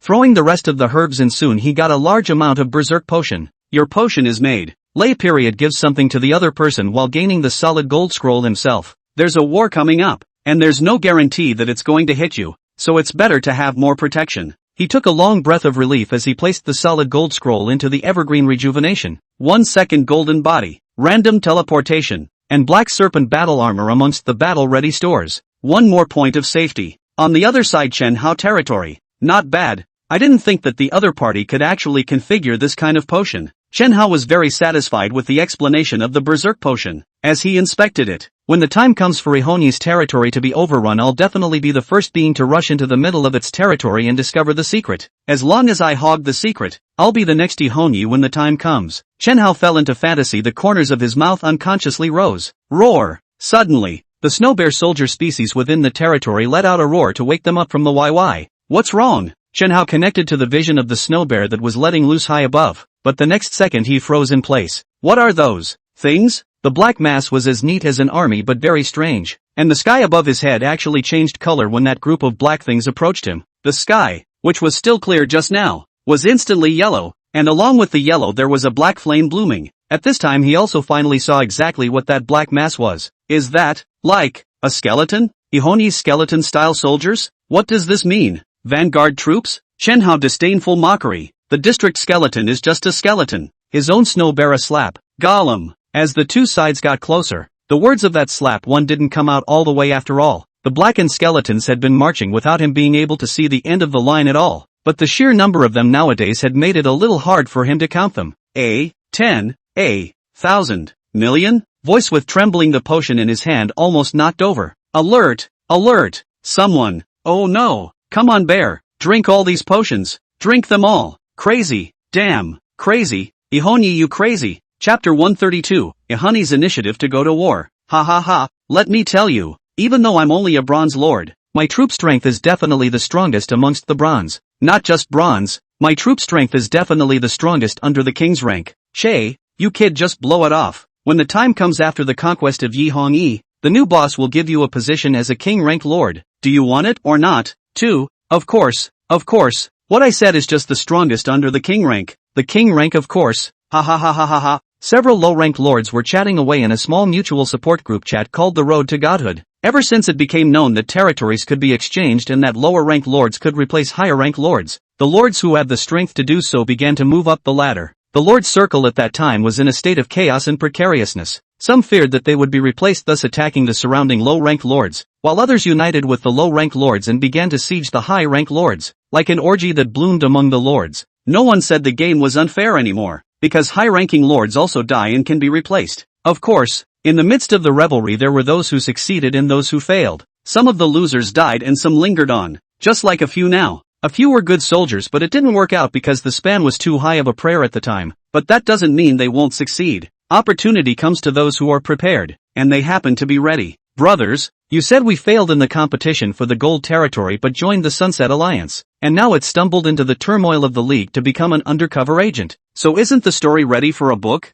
Ha ha ha, I think it's fine. When the time comes and we've Ed over Ihoni will come out with an autobiography of a successful person. Several people are bronze lords. Once they longed for gold territories, but now they simply look down on gold territories. Because of their location close to Ihoni, they were expected to be the vanguard of the rebel coalition. Although he was a vanguard that sent people to their deaths, he was funded by huge amounts of energy stones. This was the reason why they could ignore the gold lords, and several of their soldiers had long since surpassed the 1,000 count, and some even reached 5,000. The shackles of summoning bronze soldiers were relatively weak, and hundreds or even hundreds of soldiers could be summoned in a day, and those thousands of soldiers are their bottom line. An inspiring story of a successful comeback from the bottom lords. Ha ha ha, must spread. Someone picked up on that. Hey, no, the boss isn't the bottom. He's taken the prime position. Oh yeah, you mentioned the boss. The other day the boss said for us to collect the tyrannical flower, saying it's a surprise for us. Where is the person? Yeah, where's the boss man? A few people found the problem. If it is usually chatting so cheerfully, the boss has long come out to intermingle. Today how did not come out? Suddenly,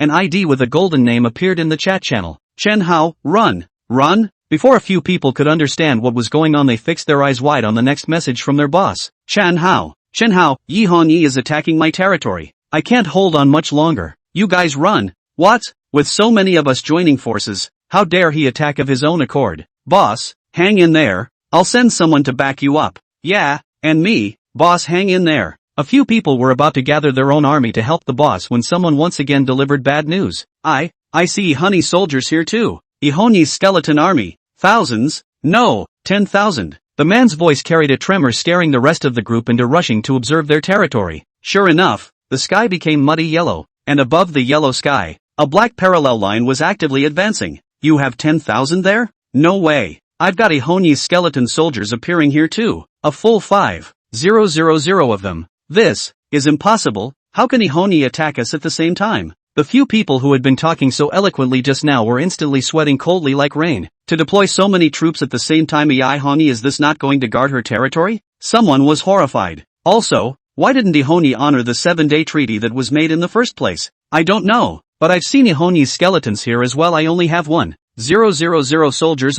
She actually sent 3,000 skeletons to annihilate me. No, report it, call for help. A few people who were slow to react finally realized that things had gone beyond their expectations, panicked and turned to different patrons behind them for help. For a while the news of Erika Yi's initiative to go to war spread quickly. Boss, Ihoni has taken the initiative to attack the lords around her. Inside the territory, Chun Yi was torn between which one he wanted, the fish or the bear's paw, when Nanha's latest intelligence arrived. Oh, an active fight? Chen Yi was a bit surprised, but after thinking about Chi Hani's character, it wasn't impossible. The other party is simply like a female version of Xiang Wang, not only extremely lucky to get a lot of help, but also overbearing character and ruthless means. How was the battle? Chen Yi inquired. He believed that since the other party had decided to strike, it would be a blitzkrieg, although it was said that news traveled fast between the lords, but he had a feeling that perhaps the battle had come to an end. As expected, Nanha Language excitedly sent more than 10 emoticons in a row to marvel at the outcome of the battle. Annihilation.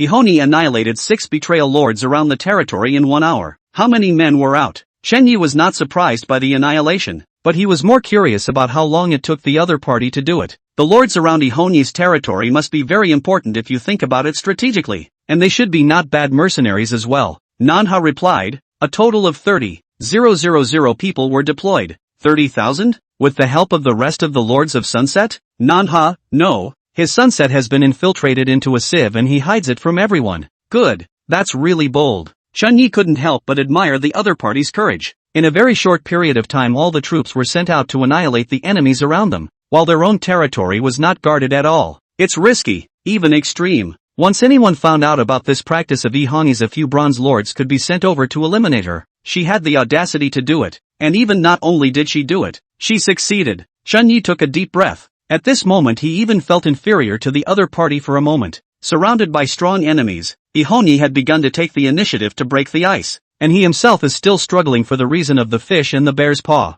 Manhwa. If there was an inexhaustible fish and a precious bear's paw and you could only choose one of the two, which would you choose? Chunyi issued a final inquiry. Me? Then he was a bit surprised. He had prepared all the questions and information about Ihongi, but he hadn't expected Chunyi to actually ask this. For me, I'd go with the bear paw, I guess. Manhwa answered truthfully. Fish can be obtained anywhere, while bear paws are a rare opportunity. What's more, fish isn't good. I don't like fish. So, ha ha ha, okay, I know. Thank you. The information on Ihongi's side will require your continued attention. No problem. Duty calls. The two hung up the communication and Chunyi tilted his head back to look at the sky. Even Manhwa knows to make a break for it. I seem to be too cautious. Break in. Chunyi looked at the long white clouds and jerked his head back after making some sort of determination. The eyes flashed, and the gray and white colors flowed. Vision connection. All kobolds that are in the vicinity of the ancient tree, attack the tree. Chapter 133, Breaking the Shackles. Spring water upgrade. Attack the ancient tree? The kobolds jumped with excitement. They carried the still in the middle of being pregnant steel dragon to the limit of the distance, and then took their machetes towards the ancient tree. Buzz. The ancient tree seemed to sense the danger, sending out vibrations, but the only means it had to defend itself was through the strongest beliefs around. And because of its own energy limitations it could only summon one type of phantom beast at a time to defend itself. So it was. In the face of the goblins climbing up and down and slashing at its own undercarriage, it had no choice but to resummon the steel dragon not far away. However, the steel dragon was not to say that it did not have the slightest fighting ability in pregnancy. Even if the opponent hadn't gotten pregnant, there was no way to defend the ancient tree with that non-cornerable attack. After a few retrievals of the ancient tree and the removal of the kobolds, it was eventually too much to argue with the ancient tree. Since you want it, then you can have it. Confirming that the ancient tree had no remaining means of offense, the goblins didn't care if the steel dragon was on their side. Buzz. Some of the kobolds were up in the tree using their bone-splitting knives to split the branches, while others were down in the tree pushing hard as they laid hands on its roots. As for the barrier around the ancient tree, seems to be the reason of summoning 3 dragons in a row. Energy consumption is huge, with has not been as tough as it was at the beginning. The iceberg, shaped by a few spells of the frost gargoyle, smashed it completely, and the ancient tree that had lost the protection of the barrier could finally be explored from Chunyi's territory. So you're not infinitely summonable either. That's right, your ability is ultimately limited. How can you keep swiping out gargoyles for me? Chunyi looked up at the ancient tree and let out a sigh of relief. The kobolds acted quickly and the process went on without any surprises. Chunyi watched the treetop sway a little bit with a final loud bang. Rumble. Ancient trees shook the sky, smashing down a patch of trees, clearing a clearing. Somehow, Chunyi watched the ancient tree that had been fighting against him for a long time toppling over, actually gave birth to a feeling of the weak and the strong. Maybe it's just nature's competition. In this cruel world, either you prey on others or they prey on you. You're starting to fantasize about weak creatures? Yadin within the territory also detected the roaring sound, so it must be Chunyi who had thought about preparing to obtain the heart and soul of the ancient tree. Hey, Chunyi, when exactly are you going to let me go? I won't say anything. I initiated it anyway. It's not like there's any animosity between the two of us. The Hybridizes aren't going to. Oh, Chunyi gagged Yadin, then had the kobolds pull him back. What he was going to do next was not something Yadin could watch. He naturally knew what Yadin had said, and he also wanted to sell the giant dragon as soon as possible. But the prerequisite for realizing this was the growth of his own strength. Only if the strength was on the same plane could there be a scenario where Chunyi worked with the Hybridizes family openly and honestly. Otherwise the other party would erase themselves for the sake of the nobility's face based on the Hybridizes Arden item alone. And after breaking through the shackles of the spring, he could petrify the energy in his hands for combat power. The only real truth is when you are strong. Breaking the shackles of the springs would allow for unlimited summoning of springs. And at that time, one would have the capital to communicate with the empire.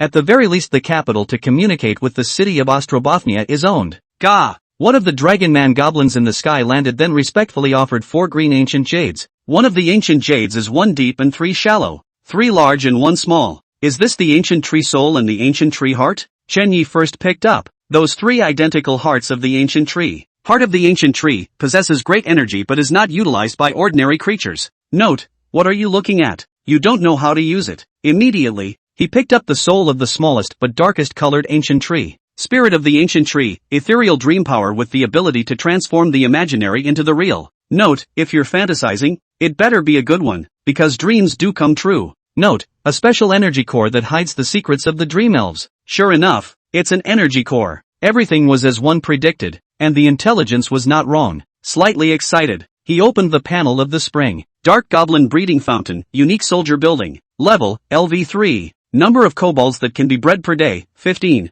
Current energy requirements for conception, 30, 60, 75. Materials required for promotion, 10 xenocrystals, 300 units of wood, 200 units of stone, 100 units of fine iron, 1 energy core. Note, cunning creatures from the dark abyss. Any creature that underestimates them will pay in blood. Beware. This vile creature ignores reproductive isolation. The conditions for upgrading have already been met. Chen Yi did not hesitate. Upgrade. One has waited so long for this moment. Congratulations. Your fountain of gestation has been upgraded and is now at level LV4. Congratulations. Your fountain of conception has been upgraded, and a qualitative change in the powers of conception has occurred. Congratulations. Your fountain of conception has been upgraded, and you have the protective power to defend your territory. Congratulations. Your fountain of conception has been upgraded, and you have opened the final shackle. You have opened the final shackle, and your soldiers will not be limited to the number summoned per day from this moment forward. Congratulations on being one of the first 3 lords to upgrade to LV4. You have received a special gift pack. Special gift packages have been placed in private space. System beeps came one after the other, and Chen Ye's heart was in an uproar. Sure enough, he was not the first lord to upgrade his spring, and the secret to breaking the number of summoned soldiers is the spring upgrade. Chen Yi looked to the fountain of conception to the side. The spring had changed greatly. The green gem that had been there before had disappeared, and in its place was a fuzzy little stone man with no face. The little stone man stood on top of the stone pillar. There is no longer a spring under the stone pillar, there is just a grayish curtain of light. The curtain of light was not bright but very attractive, even subconsciously pulling the spirit of the person watching. A strange and profound aura spread from the spring. Has it grown to this point? Chen Yi could feel that the spring water had not disappeared into thin air. It had merely transformed from a material existence into a spiritual one. The grayish-white mist under his gaze was a sea of spring water. Dark Goblin Breeding Fountain, Unique Soldier Building. Level, LV4. Number of kobolds that can be bred per day, no upper limit. Current energy requirements for conception, 30, 50,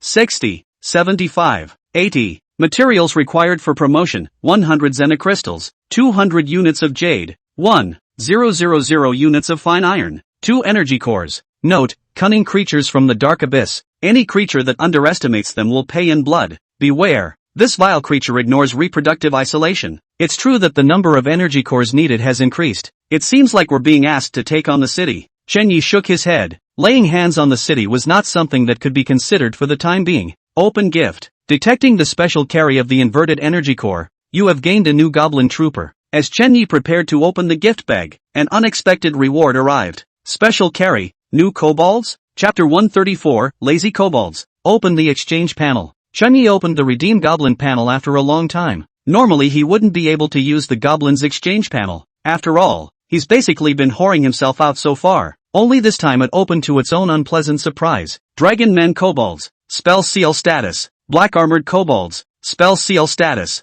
I can't believe I even included these two? Chen Yi looked at these 2 kobolds with some surprise. It seemed that they had changed too much after applying the spell seal and were recognized as a new species. This saves me from being false every 3 days. Asterisk asterisk asterisk asterisk. One costs 1,000 energy stones. Why don't you go and grab it? Chen Yi looked at the selling price in shock. A black armor in spellmarked state actually cost 1,000 energy stones, and the Dragon Man Goblin was even higher, actually costing 1,200 energy stones. Forget it, live within your means. Chen Yi waved his hand. He didn't come to see the spellmarked goblin this time. Spellmarked goblins can actually whittle away with a little bit of hard work on their own. His eyes darted over the types of kobolds he had owned, and finally, at the end, he saw an unfamiliar name. Lazy Kobold? It's kinda expensive. Chen Yi spent 50 energy stones to exchange for that latest goblin. According to the system's hints, this new kobold seems to have been affected by a special energy and thus born. This special energy should be the specialness of the soul of the ancient tree, right?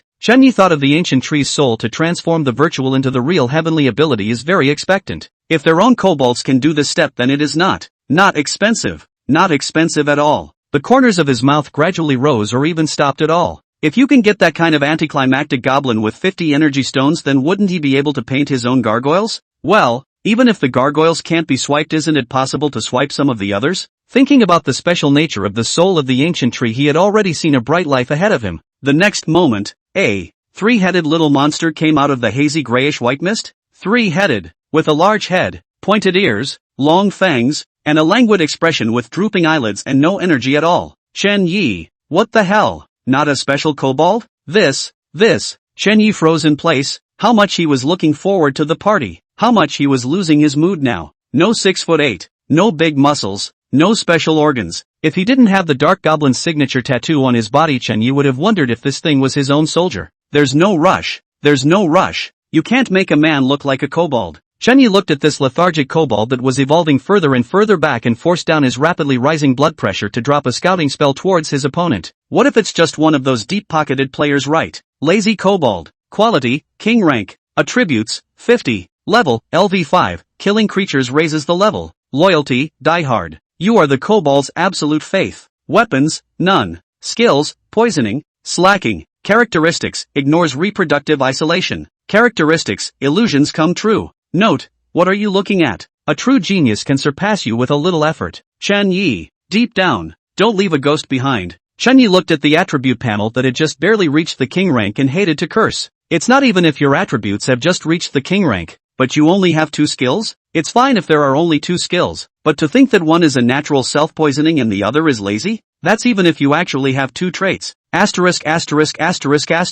Sure enough, cheap is no good. And you can't hold out much hope for what you're giving away after all. Chen Yi acted as if he hadn't seen this kobold. Anyway, the restriction on one's summoned soldiers had been lifted, one's purpose had been achieved. This kind of unexpected joy don't also. Wait, what did I just say? Chen Yi was swept away by his anger and the other party's attribute panel for a moment, but restricting thought. What had he just said? 2 traits? Chen Yezal turned back to check the characteristics of the lazy kobold once again. Characteristics, ignore reproductive isolation. Trait, illusionary dreams come true. Asterisk. It's actually true that there are 2 traits? The corners of Chunya's mouth cracked once again as he watched the phantom dream come true. I told you, Izumi only keeps the best genetic pairings. How could he have forgotten something as important as transforming emptiness into reality? Is it possible to bring something from a dream into reality? Chen Yi surveyed the kobold in front of him as he spun around while Tisk's king. The other party's body not only exuded the characteristic aura of a goblin, but even a lethargic aura.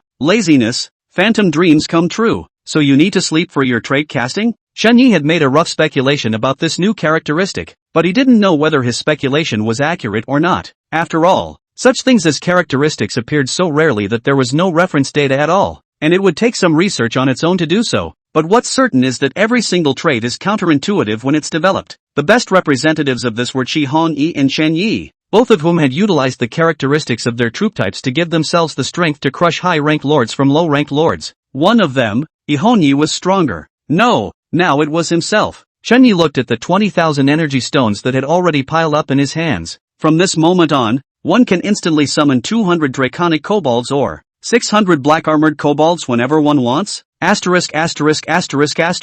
Why doesn't it feel like a lot? Chen Yi was a bit distressed, but soon, he broke his distress again. Compared to Ihonyi, where the other party spent most of their money on themselves, Chen Yi had most of his money invested. Whether it was Saravir Shah's fur, Nanha's gambling stones, or Gu Xiaoyu's forging, the 20,000 energy stones were nothing more than one's liquidity. And if one really wanted to, one could exchange all of these for supplies in a very short time. If you turn all the resources into supplies, you should be able to have 600 Dragon Man goblins, or 800 black armored goblins. Chen Yi took a long breath. That way, combined with his existing goblins, his goblins could break the 3,000 mark. Although the black armored kobold was only gold on top of its attributes, its strength and all the black armor could definitely occupy a place among the king rank. That is, one owns 3,000 king's rank soldiers. Well, that's not bad. Chen Yi nodded his head, so that his own strength was finally looking good. System, open the gift bag. Chunyi converted that reassuring strength and once again opened the rewards from the system. Chapter 135, The Pupil of the Abyss, The Beginning of the War. Gift bag opening in progress? Congratulations on obtaining the skill scroll, Pupil of Intimidation. Pupils of Intimidation, the manifestation of spiritual power through your eyes will reduce your enemy's attributes by 5%. Note, deterrent range is determined by the value of mental power. Drink 7 more walnuts, please. Skill detected. Your skill has changed. The Pupil of Intimidation has advanced to the Eye of the Abyss. The Eyes of the Abyss, the spirit is the guide, the eyes are the boundary, and those who disrespect them will fall into the hell of the abyss. You may pull anyone below your mental power into the abyssal world, and those above your mental power will suffer 10% damage to their full attributes. Note, dead pervert. Yuck. This skill, changed again? Chunyi hasn't even had time to marvel at the power of the Pupil of Deterrence and you directly advanced the Pupil of Deterrence to become the Eyes of the Abyss for me? If you're so screwed, then I'm going to learn. He didn't know why the skill had changed, but he loved this benign progression so much. You have learned the Eyes of the Abyss. The grayish-white mist in Chen Ye's eyes after learning the skill began to swirl and then coalesced into a solid,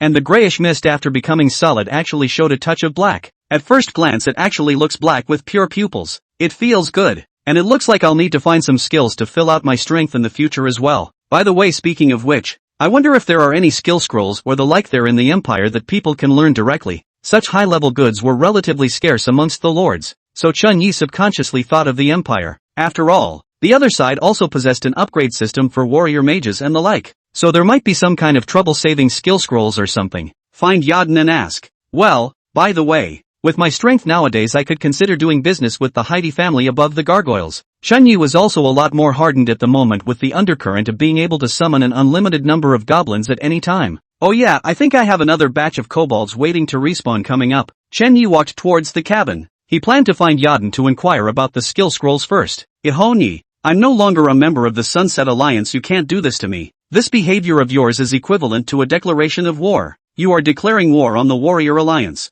3,000 gold level hell skeletons on the high slopes against 1,000 silver soldiers. It was clear that the silver soldiers had the advantage of high terrain, but this was an unsuspecting abuse started by the skeleton soldiers. The opponent was far from Ihonyi's opponent in terms of both soldier attributes and numbers. That silver lord could only watch as his soldiers were crushed little by little. Looking at the black pressurized skeleton soldiers little by little, they slowly advanced towards themselves, like a dull knife that was cutting his throat a little. Empty, empty. There were no earth-shattering slogans from the skeleton soldiers, just a constant erosion of the clear sky with dusk. That silver lord hastily gave in and begged for mercy when he saw that his soldiers were about to be devoured. If one really waited until they were taken down by Ihonyi through war, then all that awaited them was death. He had long heard of Ihonyi's killing methods, exterminating 6 neighboring lords in an hour. This is simply butchery personified. He had thought that being thousands of miles apart, or even 2 people not in the same area, he was absolutely safe. The price of crusading against this former ally's own failure was nothing more than the loss of the troops dispatched. However, what he never expected was that the other party had actually used some unknown method to come into his territory. You have lost 90% of your troops and your territory is being destroyed. Your territory is being attacked, currently at 10% progress. Your territory is under attack, please launch a counterattack as soon as possible. The system beep sounded over and over again, and at this time this silver lord finally panicked. Not to mention the fact that the troops he had worked so hard for so long had been annihilated by Chi Hongyi, but now the other party was going to drive them to extinction. I should have known will not be involved in such things. At this moment, he regretted it too much, but there was no such thing as a regret pill in the world. Lord Ally, I know I'm wrong. I beg you, raise your hand. Spare me. I surrender. I'm quitting the Warriors Alliance. I'm still part of your alliance. This lord was begging for mercy from his former ally. Message by message, but the message was like a stone sinking into the sea, without the slightest ripple. Because at the moment, Erika Eiko was busy. Commanding an army of 30,000 men at the same time was no easy task, and he was not making war on one lord but on all those who had betrayed him. The war didn't stop after taking the 6 surrounding lords. That was just the beginning. Her legions of hellish skeletons are appearing in some special way, one betrayer at a time. Death to all those who are perverse, those who are envious, and those who are in league with one another. Ihonyi replied in unison to all the lords who begged for mercy, and this reply quickly reached the ears of the alliance leaders of the major alliances. Emergency wartime meetings. Iron River Alliance. By Luaha. What do you mean? Why did you provide Ihonyi with a teleportation scroll? Taita is furious when he learns that the men of his alliance have been decimated by Ihonyi. He didn't expect Chihonyi to actually be able to appear in the 1,000 Peculiar Forest. although he was the first to go to support him. When he drove the dragon to the territory of the supporter, there was only a field of charcoal and bones. The reason for all of this was because the other party had appeared in the Thousand Spectres forest without warning and caught themselves off guard. Among all the known lords who had the ability to forge teleportation scrolls was only Bailuaha of the Iron River Alliance. Facing the questioning, Bailuaha also hurriedly jumped out to explain. The teleportation scroll is not my patent. This kind of thing can also be opened by opening the gambling stone. There is a chance that you can open a gambling stone, but so far no one has been able to open 3 scrolls at the same time, right? The ally of the Blood Alliance also jumped out to question it. He is an expert when it comes to playing with stones. Erika E could have been using a teleportation scroll to raid, but she definitely couldn't do it to raid 3 lords at the same time. Yeah, I've opened something like a gambling stone more than 30 times except for the first time, and I haven't opened anything yet. Me too, let alone scrolls. I haven't even opened a normal weapon or anything. For a while, all the dignified figures in the meeting pointed their fingers at Bailuaha, who also fell into silence. Suddenly, a voice broke the silence. Eastern Ironheart, so you all think it was us, the Iron River Alliance, who betrayed? Iron River Alliance's grand ally Dongfang Tianxin suddenly asked a question. For a while the lords were even more speechless. The alliance leader of the blood-swearing alliance also knew that although things were strange, it was absolutely impossible for the Iron River Alliance to betray them. Because if the other party betrayed by giving a massive amount of teleportation scrolls to Ihani, then what Ihani teleported here at the moment wouldn't be 3,000 people or an attack on a low-rank lord. Instead, they directly teleported 30,000 troops to attack the territory of their ally himself. The Blood Ally Lord said, "We don't mean that. It's just that this matter is too strange. We need an explanation." Explain? Dongfang Tianxin snorted coldly. Well then, I'll explain that we know nothing about it. Well, that explains it. Crowd. A burst of strong explanations from Dongfang Tianxin caused the crowd to fall silent again, and the atmosphere of the meeting instantly became weird. Chapter 136, Counterattack. Starting with Chen Mo, the atmosphere reached an eerie critical mass, as if this powerful alliance would disintegrate in the next second because of this matter. Someone broke the peace a few moments later. I think this can go away. But in order for this not to happen in the future, we have to put restrictions on the Iron River Alliance. The Iron River Alliance must make public all the numbers of teleportation scrolls and the people to whom they were given. Publicized? The rest of the people who heard this felt that it made sense, so that not only could they know exactly how many scrolls had been handed out, but also where the scrolls had actually gone. Yes, I agree. I also agree that the Iron River Alliance must account for these strategic materials. When someone leads, someone else follows. And for a while this kind of damaging thing is topped on the cards. Even the alliance leader of the blood-swearing alliance felt that it was a bit inappropriate. After all, the number of spindles and the production of the other party was a watchword. I'm afraid not many people are willing to give a thorough explanation just like that, right? Sure enough, Dongfang Tianxin snorted, making an offer that I can't possibly accept. That means we're going to cooperate while hooking up at the same time? She swept her gaze amongst the IDs. Not many of the ones that had made it to High Lord and kept it until now without being replaced were cuties.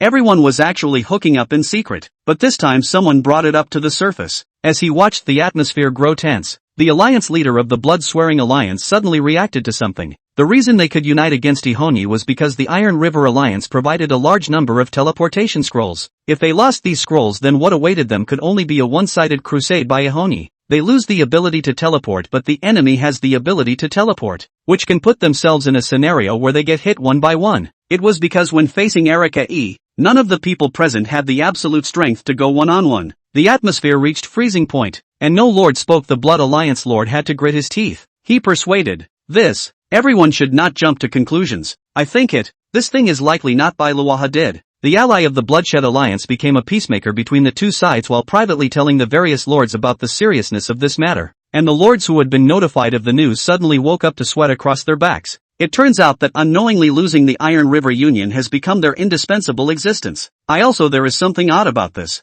and what we need to do at the moment is not to pursue blame, but to figure out how to fight it. Some of the lords began to moderate their tone down the slope. This is a plan we've been working on for a long time. Everyone doesn't want to go home disappointed, right? The Blood Oath Alliance Lord continued to take the lead in easing the atmosphere, even personally sending a message to Tai for the other party to weigh the pros and cons. I also think there might be a mistake. So let's all think about how to solve today's situation. Even the holy rank Lord A Taita began to soften, and the atmosphere gradually eased up. The power of one or two of them might not be enough to fight against Shi Hong-yi, but all of them here together could be enough. My suggestion, since the other side attacked the low rank lords under our command, we have to take the other side's low rank lords as well. a lord suggested. I also agree that taking down the other side's lower-ranking lords will help get the Sunburst lords, who were already wavering, to pull to our side. I agree. Attacking the other side's low-ranking lords will not only pull in new power, but also solidify our own. The people discussed how to deal with Sunset. In their eyes, what they wanted was not only the secret of Arakayi's promotion, but also the destruction of the Lord's market after Sunset.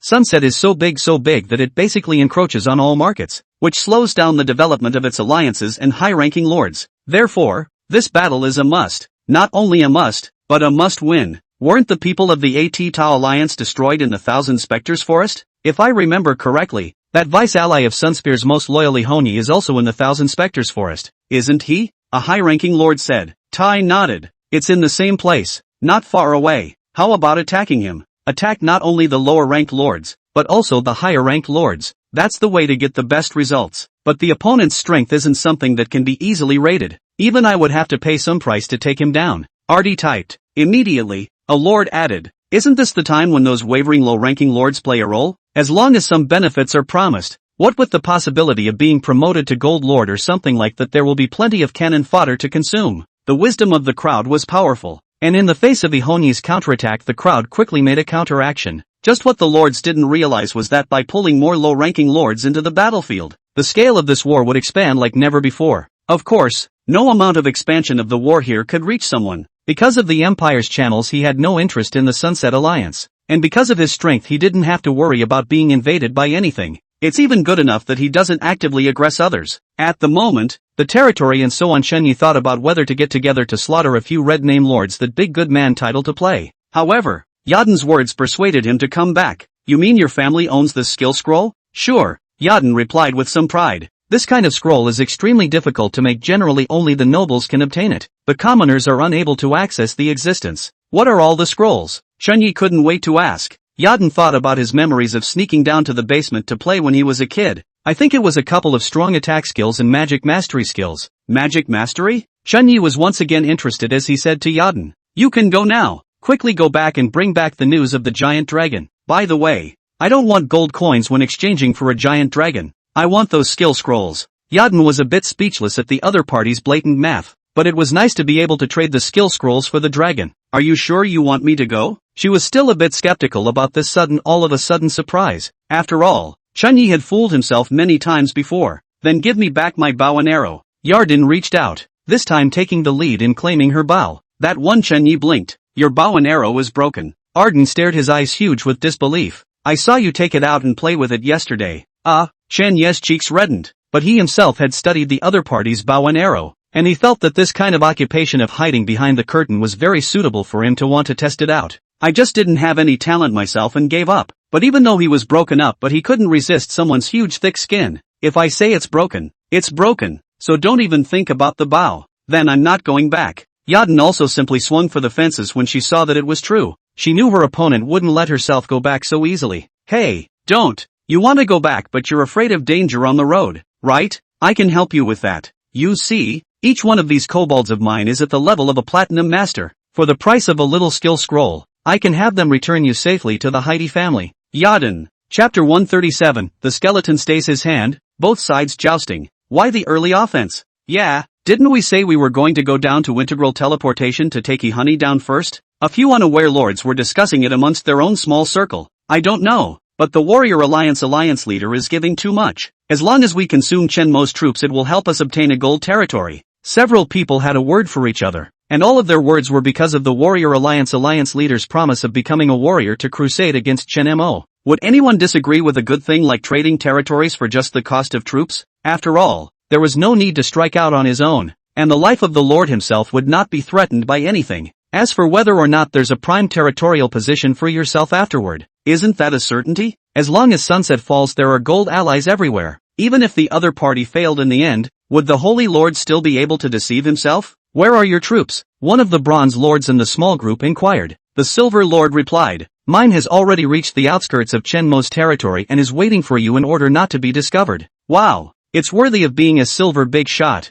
to be so fast already. The other Bronze Lord said with some compliments. My 300 troops have arrived as well. How many have you all sent? Another Silver Lord inquired. Bronze Lord, I dispatched 500. Silver Lord, I dispatched 400. Bronze Lord, I dispatched 600. Bronze Lord, I dispatched 1,000. A thousand? Hearing the last Bronze Lord's report, the inquiring Silver Lord froze for a moment, but didn't do much more. After all, it was the other party's wish to dispatch as much as they wanted, and Atita didn't say that he would be rewarded on the basis of merit, as long as he cut down on the other party's fighting strength. Very well, we'll launch a general attack once everyone's troops are here. 700 silver soldiers and 2,100 bronze soldiers. TSK, TSK, this is the first time I've fought a fight of this scale. The other Silver Lord laughed somewhat to himself. Humph, with so many of our troops, even if the other party is a king-ranked troop type, they'll have to lose their skin. A Bronze Lord said confidently. Yeah, I heard that because of the troop summoning restrictions king-ranked troopers can't be summoned in a big way.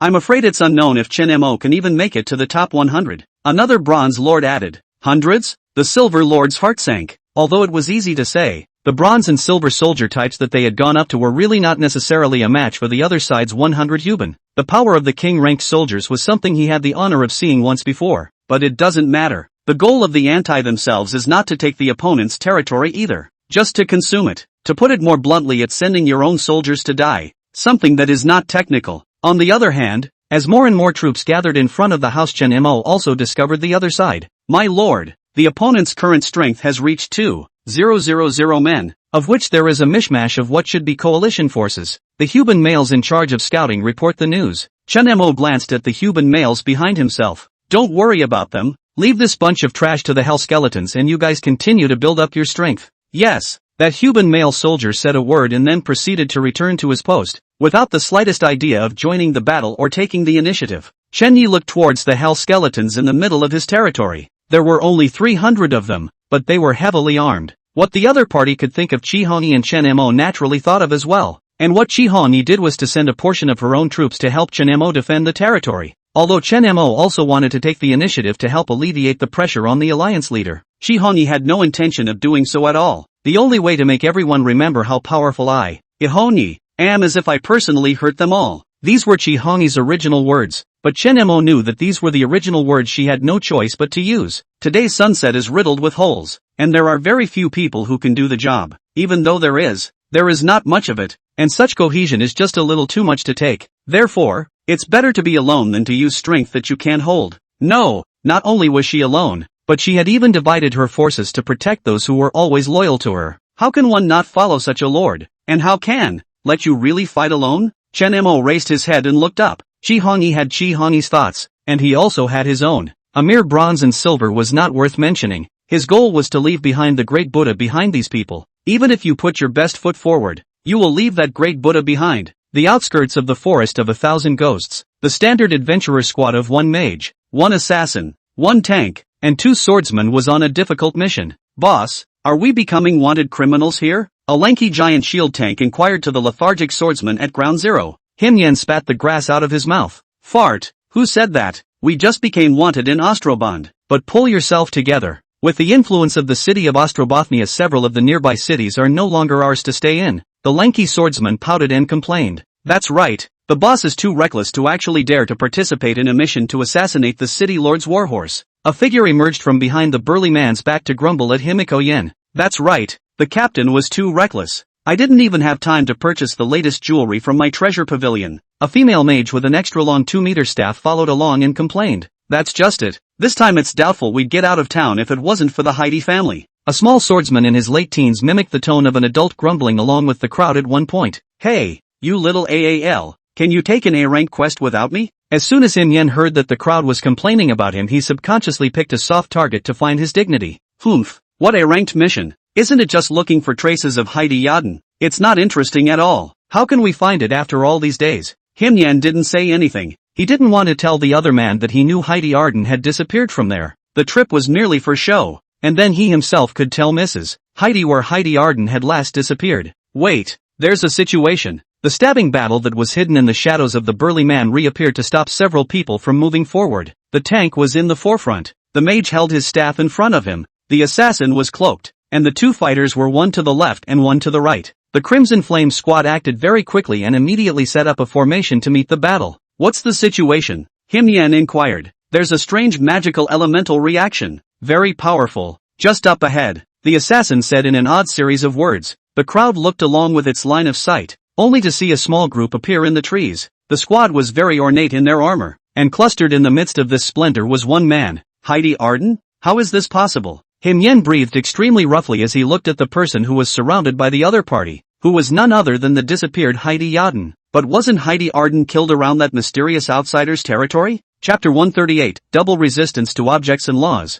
Terrorizing Goblins. Heidi Arden? That person is Heidi Arden? Yalan looked curiously at the woman surrounded by the armored men. Just a child, he didn't really know the young master of the Heidi family, but the rest of them were imprinted on his heart a long time ago. It is indeed Heidi Arden, that mage Sama affirmed. But then came the puzzlement. Why is Heidi Arden here? She was equally aware of the captain's identity and the true purpose of this mission. That's why she didn't think it was possible for Heidi Arden to be here. What's with all the talk? Little Aal said bitterly. It's like everyone knows something. Isn't it normal for Heidi Arden to disappear in the middle of the forest and show up in the middle of the forest today? It's not normal. How could such a formal knight appear in the middle of the forest? Him Yan looked solemnly at the armored knight. There was absolutely no way that could be the Heidi family's rescue force. You know, the Heidi family sent themselves and others to confirm it not too long ago. That is, the other side simply didn't even know where Heidi Arden had disappeared to get Arden back. What to do? Should I make a move? The tank player with the giant shield inquired. What to do? Out or not? Him Yen was also very torn. Did he make a move or not? If he didn't make a move, maybe the other side would send Hidayatun back to the forest, and he wouldn't get a penny for himself then. And by striking out one's golden quest changed from confirming the location of Yadin's disappearance to rescuing Yadin's young lord. The gold also went up from 10,000 to 50,000. Asterisk.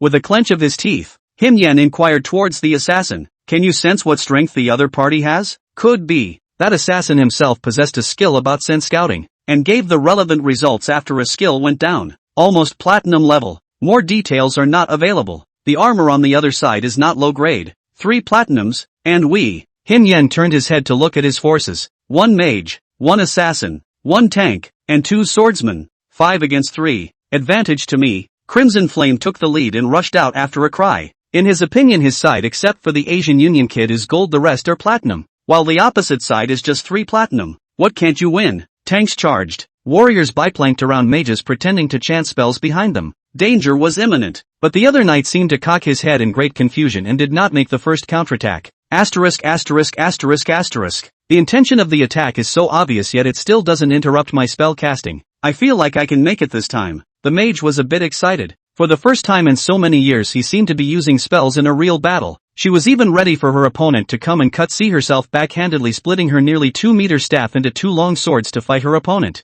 But the other party actually didn't take the initiative to attack himself. The mage chanted more vigorously, while the remaining few had reached the armored knight. Yadin subconsciously stepped back, and the kobolds played their part in defense at this time. The split-bone sword at his waist knocked away Himikoyen, who had rushed to the far left, with a single draw of the blade. Damn, not bad power. Stone, for you. Himowen called out to the giant shield tank as he flew backwards, and after the latter gave an oh-so-sweet sound, he broke his giant shield into 2 sections of the huge machete and slammed it powerfully on top of the kobold's bone-splitting blade. Ha ha ha ha ha ha ha, didn't think of that, did you? Old me is a warrior too. That giant shield saw that the knight in front of him was actually slashed on his body by his own blade, could not help but be able to do so for a few moments. That's how disorienting their team is. All of them were swordsmen, and their team didn't even have the rest of their professions. They were all a bunch of warriors. Even the assassin hiding in the shadows possessed a dagger over a meter long. The big man called Stone laughed, but it was a short laugh, because he was a powerful blow that could crack mountains and rocks actually did not cut the other party's shoulder blade, only to see that the knight raised his shoulder slowly like it was nothing and kicked the tank. Get out of the way. Let me do it. Him Yen was knocked away. Stone was kicked away, and Yalan had long since flown nowhere. And at this urgent time the mage had finally finished chanting his spell. O flame that drops down to the sky, burn evil to the ground. Cthulhu. A huge flaming dragon charged towards the kobolds, and several kobolds instantly shielded Yadin. Be careful not to hurt young Lord Heidi, Him Yan said with some concern. He hadn't expected to actually let this fake mage release the spell. Don't worry, I have it in mind. The mage roared happily and then increased his mana. The open armor on the opponent looked not bad, and should be able to take on more mana. The kobolds surrounded Yarden, who gave a puzzled look. These few people, they can't be sent by Chenyi to put on a show, right? He wants to tell me that the forest is dangerous and it's a good thing you have my men to protect you, and then charge himself extra for it? That's what Yarden thinks. How else to explain? The odd team in front of us? It all looked strong. but that giant shield tank was actually a swordsman. And swordsmen were just that. One slash and then nothing more. There was also the party that rushed up left and right, only to be knocked away in a single glance. Even more exaggerated was the spell at hand. From the fluctuations it should be a platinum level spell, but this release is too slow, isn't it? And this power, fake it? I was standing right behind this group of monsters and I couldn't actually feel any temperature at all. Fake. Absolutely fake. After a few inferences Yaden was even more sure of himself. All of this must be Chunya's act. He wants to collect more money. What to do? What to do? Yaden once again showed his panic about money. Before, she only felt like she couldn't spend her money at all. It costs money to eat. It costs money to drink. It costs money to speak incorrectly. It costs money to redeem a ring. And it costs money to redeem something inside the ring or another price. There's also the fact that he's going to go back himself. Another sum of money. And buying the breeding rights of the gargoyles. Another sum of money. What to do? What to do to save this money of the moment? Arden's brain raced trying to get the squad in front of him the ultimate victory. And Yenqin's squad showed a look of embarrassment. It was already outrageous to be able to resist the violent swings of the stone, but now the opponent was actually taking a fire dragon bath? Fake, right? How is this supposed to be defeated? What am I supposed to win with? The crowd froze in place at the horror while waiting for the spell to end. The kobolds moved. Chapter 139, Advancement of the Duel. Opening of the General Offensive. It's so fast, you can't even see it. Yalan was shocked to find that the three monster-like things from the party had disappeared. And when the opponent reappeared his own mage had already disappeared. To be precise, he was kicked away. And so fast that you can't even see it yourself. Careful. Clang. Sparks flashed in front of his eyes as the iron crossed in front of him. Yalan hastily stepped back to pull himself away. It was at this time that he saw what was going on. I can't believe he was interested in treating himself as a target wanting to take a hit. Luckily, an assassin from his own team helped him resist the blow. However, the cost is huge. My dagger. That assassin was shocked as he watched the meter-long dagger in his hand being cut off, and he hurriedly backed away to disappear into the shadows once again. Fake, right? So strong? At this moment, Yalan only felt that all of this was fake. Where could there be such a strong enemy? It was also at the platinum level. Yet the other party didn't seem to take themselves and the others seriously at all. A random strike could kill himself and the others in seconds. You know that Himiko's squad is famous amongst Ostrobothnia. All platinum, not to mention, has a record of having worked as a team to take diamonds. Yalan was shocked at the strength of the other party, but what he didn't know was that the group of enemies in front of him who were so powerful that they had no boundaries had collaborated many times to take down the existence of the Stardust Gargoyle. Fake. Absolutely fake. Yaden watched as the assassin's dagger was broken, hating to curse out. Where is the assassin with a meter-long dagger? Where do you cut off an opponent's weapon in one shot? Shady. Absolutely shady. Trying to screw me out of my money. The emotions were intense on both sides, but the kobolds couldn't sense it, or the inability to empathize. Isn't it normal that I'm immune to your spells and your spells can't do me any damage? My armor is immune to physical attacks below 50 attribute points. Isn't it normal for you to hit me with no damage? And I cut off your weapon at once. Where cheating? I enter the product weapon or specialize in breaking armor. Cut off your normal weapon is not too much, right? Unfortunately, the kobolds didn't account for all of this, and it just left Hinyan and the others greatly shaken. What the kind of monster did we meet? Red Lotus. Burn. Hinyan used his strongest skill as a flaming lotus bloomed, and the kobold cocked his head, without the slightest intention of dodging, and crossed the red lotus in front of his opponent, before disappearing before his eyes. This. Crooked gourd. Crooked gourd. Cheating. Hinyan was shocked and couldn't even speak, knowing that his own adventure squad was A-ranked. It's still all platinum veteran A ranks. Shouldn't these lineups be basically unbeatable except for the Grand Army or S-rank squads? But to be held down by three inexplicable knights? Indeed, not only was it pressed, but he didn't even have any resistance at all. No, it was two, and one didn't even make a move. Crimsonitis was horrified as the kobold disappeared, and when it reappeared, tyrannical strangle had already been used. His eyes went black, he was directly strangled unconscious. All of this was still due to Chenya's command to show mercy. If it wasn't for Chenya's mercy, then I'm afraid that not a single member of this team would be left in front of them. Ever since the beginning of the battle, Chen Yi had noticed all the strangeness of the place. It was important to know that for Yaden's protection, there were not only black-armored kobolds, but also Dragonman kobolds in the sky. It was just that Dragonman goblins were born with wings that weren't good for hiding, so Chen Yi didn't intend to let them enter the city of Ostrobothnia, just as a scout. These few people are good in strength, but they can be brought back to me to increase the strength of the Chamber of Commerce in the city. Although for Sa two people because of the former's concealment appeared gap, but for the Chamber of Commerce he is still very important. These guys might be able to reappear in the city of Ostrobothnia under a different identity. Bring them back, Chen Yi ordered. And then the Dragon Man goblins in the sky immediately brought back the several people who had already been knocked out by the black armored goblins in bunches. The Dragon Man goblin left while the black armored goblin wrote 100 gold coins on Yaden's side under Chen Yi's manipulation.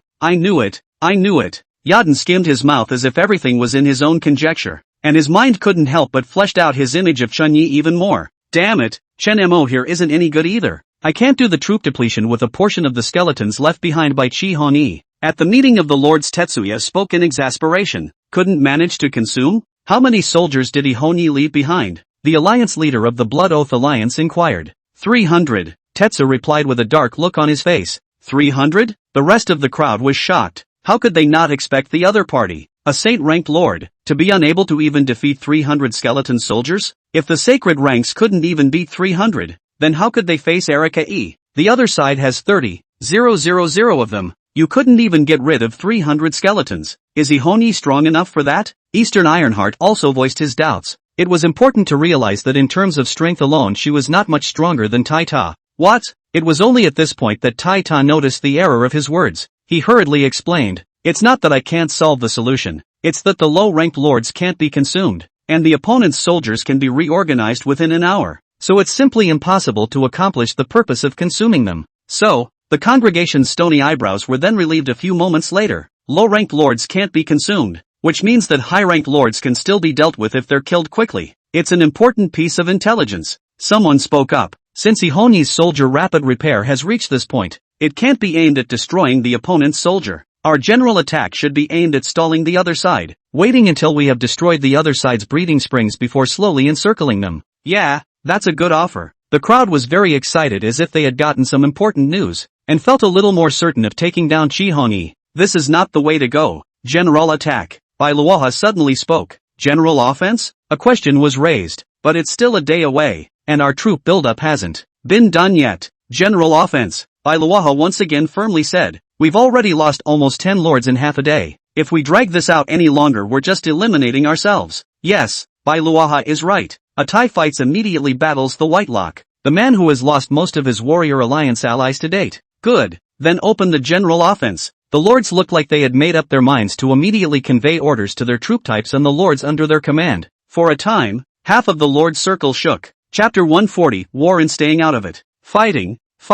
Boss, there's been a fight. It's so big. Chen Ye's side was waiting for the Dragon Man Goblin to send those adventurers back when he received a message from Nanha. What fight? Chen Yi was still a bit unresponsive for a while. Hon-yi the Sunset Alliance is fighting with the rest of the alliances, Nanha said with some excitement. A lot of my lords here are starting to mobilize. It's like the Lords Alliance used some sort of teleportation scrolls. Large numbers of soldiers have disappeared off the map. Teleportation scrolls? Or mass usage? This caused Chen Yi to be a bit surprised. It was really a big deal, knowing that he only possessed a temporary teleportation array. But this group of people had actually started using teleportation scrolls on a large scale. Nanha explained. I bought one at a high price, and it looks like a very low-grade kind. As soon as it's made it has to be used up within a day or two or it loses its usefulness. So it is. Chen Yi nodded, but a new question called out. How did the other party make so many teleportation scrolls? Nanha scratched his head in some embarrassment. Boss, it seems to be our gambling stone. Quite a few people drew precious things.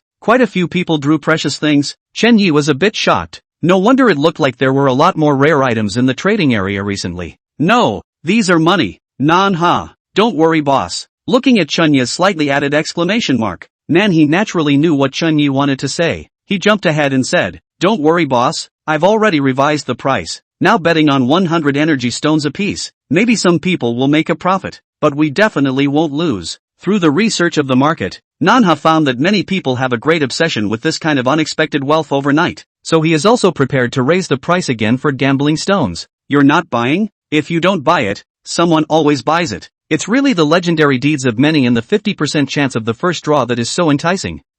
Okay. Chen Yi nodded. Letting him lose money was worse than letting him lose money. Raise the price to 500 apiece. Chen Yi spoke to Nanha after deep thought. Raise the price to 500 all at once? Nanha was shocked, or he wasn't treacherous enough. Boss, isn't this a bit too much of a jump? Not much. Chen Yi responded and said. From now on you'll say that gambling stones are extremely difficult to obtain and that there will be people in a hurry when they go out of stock from time to time. This Manhwa sucked in a mouthful of cool unidentified air. The boss is a treacherous businessman. Listen to the boss and move closer to the boss. So, boss, what's next for us? Having resolved the gambling hiccup, Manhwa asks where they stand in regards to the war. It's okay, just watch. War, which is something that hurts money and people, is something that you don't get involved in if you don't have enough to gain. Watching? Manhwa pondered, but found it feasible, regardless of his own business anyway. Just watch. The two sides how to fight cheerfully is not their own business. His own backstage was Chen Yi, the only sub-god soldier type and the strongest lord at the moment. Is he afraid? Not in the slightest. Manhwa stated that he understood and then stepped back, but what he didn't know was that his boss wasn't a sub-god soldier type, but the strongest lords were close enough. With Chen Yi's current strength and Shihong's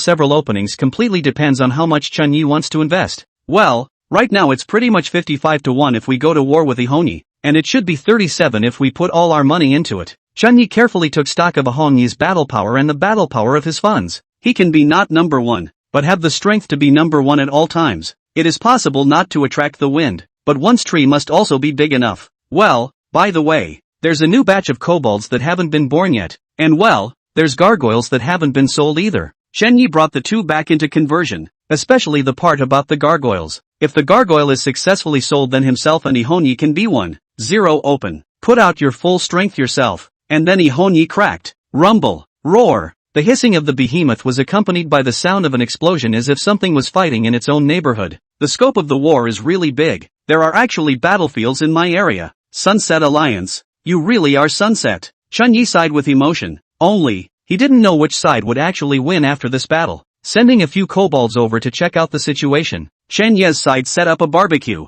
Watching theater just goes better with barbecue. Chunma territory. The charred land is full of sores and burning humanoids are running. That's pretty ruthless, actually burning even your own people. Chen Mo looked at the giant dragon above the sky. A mouthful of fire actually cleared most of the battlefield, could not help but lament. Taita casually swept a casual glance at the low-ranked lords below, and that running burning adamantine ape casually said, "There's no use in having trash that can't even deplete your troops, but you don't and can't." Chen Mo laughed at this formidable opponent. The skeletons you eliminated with the dragon flames will finish reorganizing in less than an hour. Taita was even more dismissive. 1 hour is enough for me to kill you many times. Taita stood on a young dragon, while the one fighting Chen Mo was an adult dragon. The temperature emitted by the Dragon of Inferno just by standing here was enough to make the human males underneath the armor feel suffocated. In fact, the other party was right. If they really fought, perhaps it wouldn't take an hour for the dragon's flames to burn up all the air around them. No one can survive without air. All troops on guard, mounts drawn up,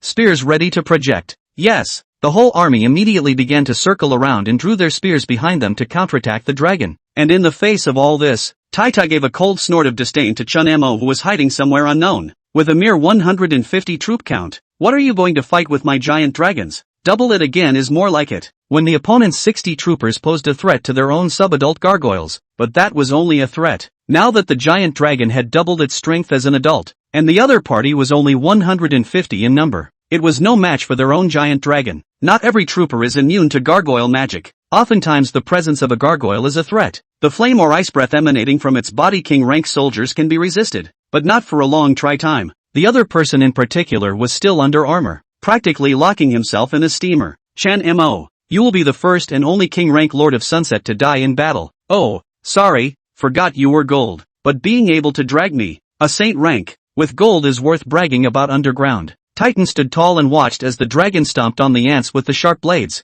In a battle, no matter if one's own dragons might be injured, the other side soldiers would definitely be completely wiped out. Finish up soon. I have to go on a crusade against Ihonyi. The hot flames coalesced into magma in the dragon's mouth like a dazzling second sun, and everything around it was attracted by the air pressure. Dragon's breath. Chapter 141, The Dragon Again. Captain, are you awake? Wake up. Your communication skills are too lousy, aren't they? It actually took so long to connect to us. That's right, I can't wait. All shut up. I'm a warrior myself, old lady. Spells are just a hobby. Inside Shinya's territory, several people imprisoned in a tent were communicating with each other using a spell of mental communication. A few people looked at each other. All the people amongst the teams had awakened except for Aal. Just so the monsters watching them wouldn't realize they hadn't made a move, just pretended to be unconscious all the time. Boss, where are we? I just took a peek at the door and there are 2 subhumans watching us. Stone glared at Himyen, who said very seriously, we seem to have been captured within a subhuman territory. What kind of subhuman is this?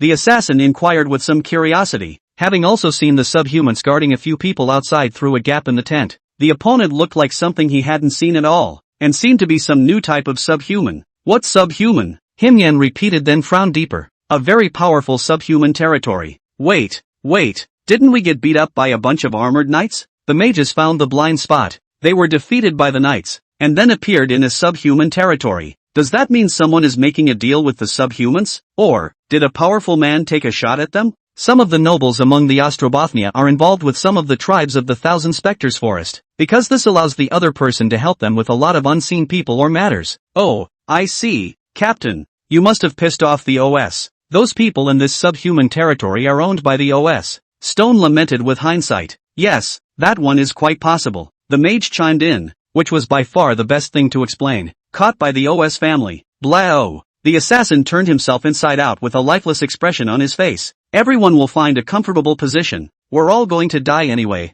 I want to die handsome. The assassin swung for the fences. The tank followed, and the stone even sat straight up. In that case, I'll just sit and die. It's too tiring to die standing up, too humiliating to die lying down. I choose to die sitting down. Seeing this group of teammates opening their pendulum, Himyan hurriedly interrupted. No, it isn't. This group of subhumans are definitely not from the OS family. Himyan's tone was very certain, and then added, there's no way the OSS family's modus operandi is hiding a knight that strong. What they like is to show their force. And, Himyan continued, only this tone was involuntarily heavy. I saw something horrible. That is definitely not available to the OS family, he said, his mood having hit rock bottom. Good news, it's not the OS. Bad news, it's not the OS, but the other side is more powerful. It's not the OS, it's even more powerful. What are you talking about, Captain? The crowd was curious as to what the former was talking about. Soon, wait and listen. Himyan's face was grim. How he wanted what he heard to be false, but it was indeed true. He woke up the earliest and not only observed the place, but also accidentally heard some horrible sounds. Waiting to hear? The crowd was puzzled. The next second, a deafening roar, like thunder running away. Roar! The crowd's pupils sat up in shock for a while. This is. As adventurers they have to be familiar with every magical beast creature. Only then can they perfectly cope with all the dangers in the wild. And the voice, they couldn't have been more familiar. This is, misheard? Gollum. The assassin swallowed himself. Is this, like, a giant dragon? It was Stone's turn to finally say where the sound came from. Himyan nodded somberly. It's a gargoyle, and it's a gargoyle that's wailing. Sorrowful dragons. These guys, one of the dragons hunted and being tortured? Gollum. What are we falling into? The few people who had just thought of waiting until Yalan woke up before discussing their escape instantly extinguished their thoughts of escape. Shadow, can you sense the strength of the subhumans watching us outside? The mage inquired with some concern. A tribe that could hunt a giant dragon.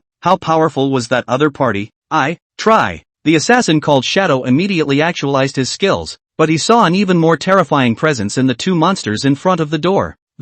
Those monsters. The Shadow stammered a little for a moment. What's wrong? Come right out and say it. Don't dilly-dally. I've already endured the excitement of a giant dragon, and there's nothing more difficult to take than that, the mage said indifferently. That's the character of their squad. Lethargy and swinging for the fences. They didn't look forward to any hope of escaping when they learned that they were no longer the opponent. As for probing the other party's strength, that was just an excuse to find himself a lie down. Platinum strength, Shadow said incredulously. What's so surprising about platinum? A tribe that can hunt dragons should only be surprised if they don't have platinum-level combat power, right? The mage said with some contempt. Okay, then we can lay flat as much as we want next. Stone lay down again. Real flat. No, it's not. Those monsters, they have the scent of a giant dragon. The Shadow swallowed. His skill could sense the strength intensity of the enemy's power through the opponent's scent, and he had sensed and recorded the scents of many powerful people. One of the things he was most proud of was having encountered and recorded the scent of a giant dragon. This meant that he had the ability to identify gargoyles, but this aura he actually felt in this group of subhuman creatures. This also means that the other party has the bloodline of a giant dragon? Skills? Or something else? Accurate? Himyan looked at Shadow in shock, but all he got was a heavy nod from the other. Who? Then lie flat. In fact, Himiko Yen already had a guess after learning that there was a giant dragon in this place and seeing the Dragon Man Goblin's face, but he just wanted to confirm it through the Shadow. But this confirmation is really something. What a good thing to get yourself into. Can't beat it. Can't beat it at all. Wait to die. Hinyan and the others lay down again neatly to await the judgment of the lords of this place. However, at this moment, Chen Yi, who was a lord, had also discovered something that interested him. It's like a dragon? The earthbound goblins that Chen Yi had dispatched had already reached their surrounding battle sites and were sending back battle impacts, and on both sides of the battle, one side was an armored knight, and the other side was a scarlet inferno dragon. The Dragon of Inferno? Chen Yi's tongue licked across the corners of his mouth, exuding a rare excitement. It's not like I just dozed off and someone brought me a pillow. Chapter 142, Shi Hongyi's Friendship Application. Hua. The fight between the two was pretty intense. Chen Yi observed the entire battlefield through the earthbound goblin. No wonder the other party's battle fluctuation can be rushed here in their own after getting it turns out to be a war between a giant dragon and a king-ranked soldier. Say, isn't this Chun Mo a golden soldier? How come it's king rank? Chen Yi looked at the human male soldier with some curiosity. From the other party's aura it was definitely a king-ranked soldier. It wasn't even just the king rank. It wasn't even the kind of lot battle power that just entered the king rank. This combat power is almost comparable to a black-armored kobold. Chen Yi observed that his opponent was quite superior in both the spears thrown and the charge on horseback. Its strength was even directly comparable to that of a black-armored kobold. Goblins without black armor protection. Of course, the black-armored goblin was enough to throw off the opponent by 2 blocks just by virtue of its defense. See, any attack from that giant dragon of inflammation carries high temperature.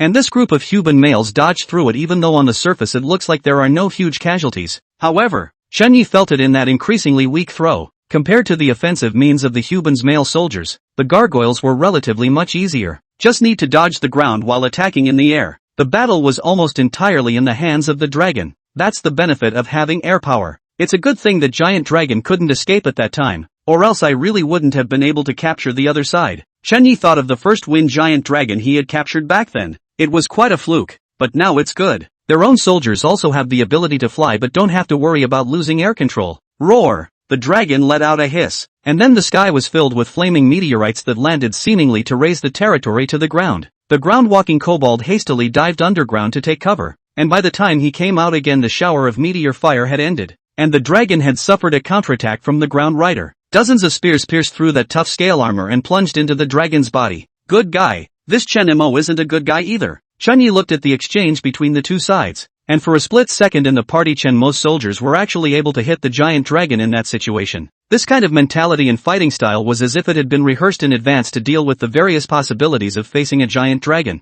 Fight. Fight as hard as you can, and I'll be the one to do this fishing. Well, not rigorously anymore. Chen Yi surveyed the scorched earth on the ground. The crumbling walls, fences and wooden houses verified the previous prosperity of this place, but now this prosperity has been tainted by war and burned away. Not to become a fisherman, but for revenge. The situation was obvious today, and he wondered what the deaths and injuries from the previous war between the two were like, but now there are only 80 of the human males left dead or wounded. The dragon, on the other hand, had a total of more than 100 spears sticking out of its body, like a hedgehog. The opponent, after all, didn't have the defense of a kobold, or the toxins of a kobold, or the ability to kill in one hit, and that's enough to extrapolate the ending ahead of time. The human were all destroyed and the dragon was wounded. Aha! Chen Yi nodded, satisfied with his speculation. The gargoyle attacked Chen Mo, and Chen Yi then attacked the gargoyle, and not only would he be able to harvest the gargoyle, but he would also receive the title of a great benefactor. 2 birds with 1 stone. Chen Mo,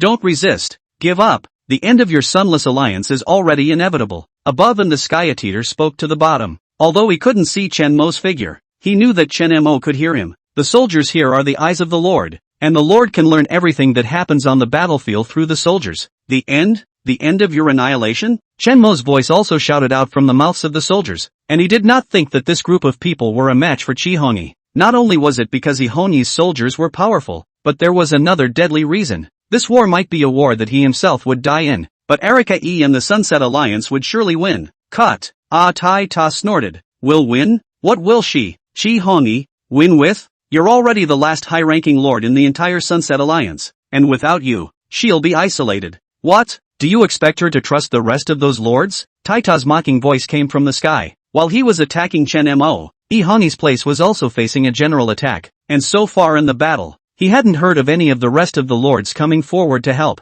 Or maybe Hongyi arranged for one of the Sunburst lords to help herself. What a condescending woman who doesn't pray for help when others haven't helped her. Though Tai Ta was a little disdainful of the outcome of the war, she had some respect for Hongyi. He respects every strong man, and Ihonyi has clearly earned her respect. Such a high-spirited woman. I'm afraid she'll never beg for anything in her life, right? Taita thought like this, while Chen Mo in the dark thought the same. The situation he feared the most was that Ihonyi was alone. With her opponent's strength and power she could definitely win this battle, but would she really order and pray to those lords? No, there's a good chance it won't. Ihonyi was too high and mighty. She didn't want any help from anyone. Even his current self was spontaneously helping to try and hold off a holy order lord for him. Ihonyi had a way of teleporting soldiers, and he himself had proposed to let his own soldiers join the battle together, leaving only a few to stay behind, or don't keep any at all. Can't fight your own territory being Tsunue wars to the end and then loot one is all. But Ihonyi didn't do that, and instead left her 300 soldiers behind. She didn't want to bother anyone else, much less someone who treated her genuinely. In other words, she intends to carry it herself. But there are times when not everything is meant to be carried by yourself. There are times when you can't carry it all by yourself. Chen Mo duo Chihonyi would be flexible, but that hope was slim.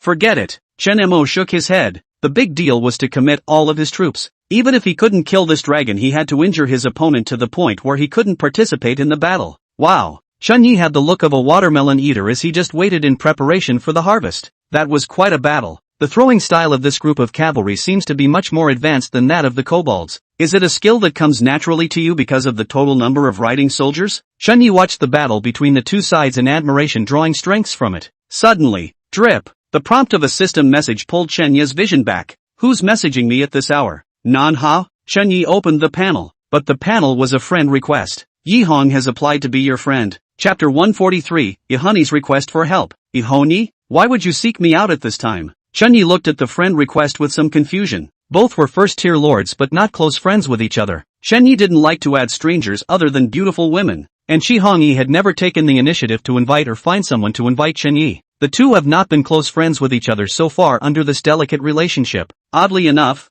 both have heard quite a bit about both sides from various sources, but no one has friended each other. This was the first time that Ihonyi had applied to be Chenya's friend. Chen Yi, on the other hand, was even more puzzled. Isn't the other party in the middle of a fight? How come he's still in the mood to add his friends? Is it hard to hold out and try to pull me down? Chen Yi speculated, and then was somewhat moved. He didn't want to participate in a war without benefits, but it was different with benefits. If someone paid money to want to help them themselves, within a certain range, Chen Yi didn't mind. After all, one's own troops were just sitting around, so one might as well pull them out for a bit of practice and upgrade them along the way. The current daily brush is just too slow. On top of his friends, Chen Yi chose to agree. Chen Yi? The standard question mark, plain and simple, wanting to know what the other person is up to. And Chihongyi wasn't one of Moki's people, she said bluntly. You were in the Thousand Spectres forest, weren't you? Exactly. Chen Yi replied. Do me a favor, Shenma should be in your vicinity. I'll give you his coordinates. Help me save him.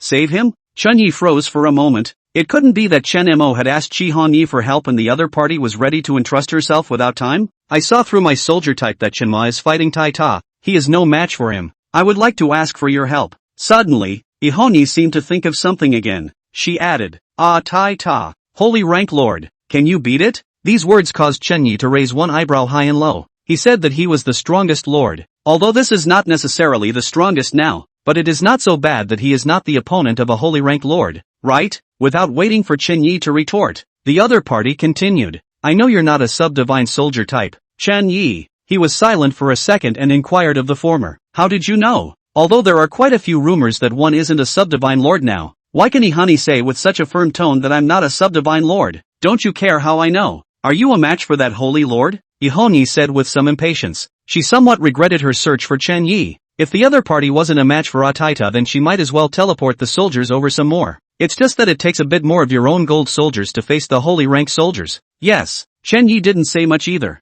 simply replying with a single word. In Chen Yi's mind there is a conjecture. The other party can so surely say that he is not a sub-god lord. Is that? Does the other side know who the real sub-god lords are? Or, was the other party so powerful because of that sub-god lord? Chen Yi has always thought that the so-called sub-god lords don't exist. But now, good. Then do me a favor and help me protect Chen Mo for a period of time, just until the end of this great war, and I'll pay you accordingly. For Chen Yi's strength to actually be able to beat a saint-ranked lord, Chihongyi was a bit surprised. The other party answered dryly, thinking that it had that strength. Perhaps it was a holy rank itself. What's the payoff? Chen Yi inquired. Ihonyi paused for a moment. I can pay you after the war. If you paint a big picture? Or a blank check? Chunyi directly interrupted the inquiry. The other party's words were half-spoken, but he had already heard what the other party was saying. Ihoni explained, all of my energy stones and the rest of my resources are now being used by me for the conquest. In case you don't believe it, the outskirts of my territory are surrounded by over 200 lords at the moment.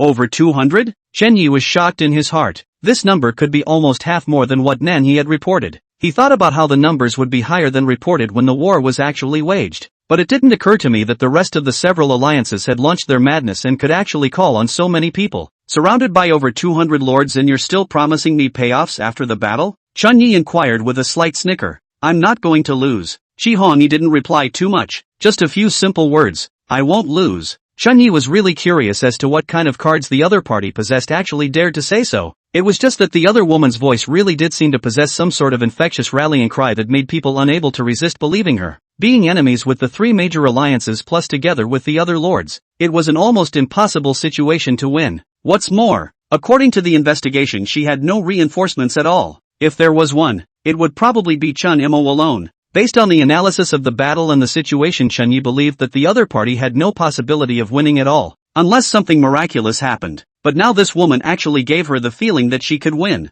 He took a deep breath as if he had made some kind of decision. Yes, I accept your blank check. What do you need from me? Chunyi saw through the kobold's vision the territory that had been nearly completely destroyed and the knights and dragons that were struggling. Do you need me to help you defend Shinma's territory? Or help you slaughter the other dragon? Chunyi inquired. Ihoni also didn't believe that the other party actually believed in herself. She was even prepared for Chanye's rejection. After all, she really didn't have the resources anymore. And what she said was like a blank check. Holding the territory is a bit of a slog. It takes time for my soldiers to get over there. His territory is dying now. Chunyi once again observed the battle, then added. The spears on top of the dragon's body were scorched to death while the knights were fighting to the death. The spear in his hand kept throwing, and it was evident that Chen Mo had made a lot of preparations. The spears seemed to be inexhaustible, but then again, such wounds could only be considered superficial. Then help me protect Shinma. I need him alive. Erika appraised. Understood. Chunyi didn't communicate too much, just mobilized his army. In the aspect of capturing a giant dragon, his own kobolds were still good at it. Aha! Ihoni's avatar dimmed after receiving an affirmative reply, and was already offline. 200 lords. I'd like to see just how you're going to win. Chunyi looked into the distance, where there seemed to be a battle for the ages. With 200 lords, how many troops should be fighting each other? A battlefield of tens of thousands of people.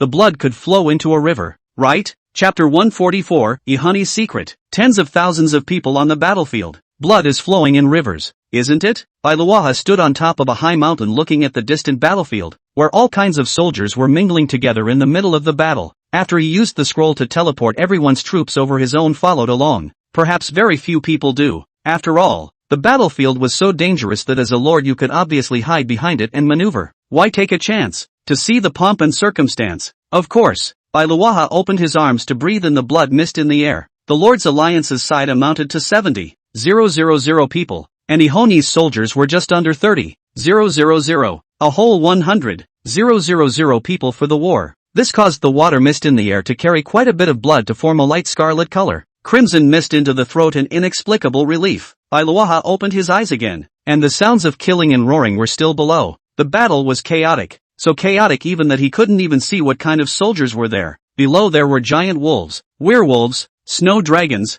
monkeys, human cavalry, infantry, and all the rest of the beasts or whatever. Anyway, the battlefield was a mess. If it wasn't for the fact that Ihoni's soldiers were so recognizable, I'm afraid these lords wouldn't be able to tell which ones were the enemies, right? Bailuaha looked at the battlefield. Dead bodies, still dead bodies. The red blood flowed along, staining the ground, saturating the soil, and flowing all the way down the high slopes, gradually converging into a slimy little river. Immediately caught in your troop vacuum. What are you going to respond with? Bailuaha smiled. After knowing the special nature of Ihoni's troop type, they naturally formulated a corresponding battle method. The reason so many people had to die here wasn't because of how powerful Ihoni's soldiers were. Rather, it's because they're controlling the numbers and controlling the injuries. For Ihoni's soldiers, they didn't destroy them first, but tried to cripple them, maim them, but not kill them, and then kill them in one blow after controlling a large enough number of them. Killing his 30,000 skeletons in one go would allow you to trample on Ihoni at will during the 1 hour vacuum of the opponent's revival. Of course, it wasn't an easy plan to pull off,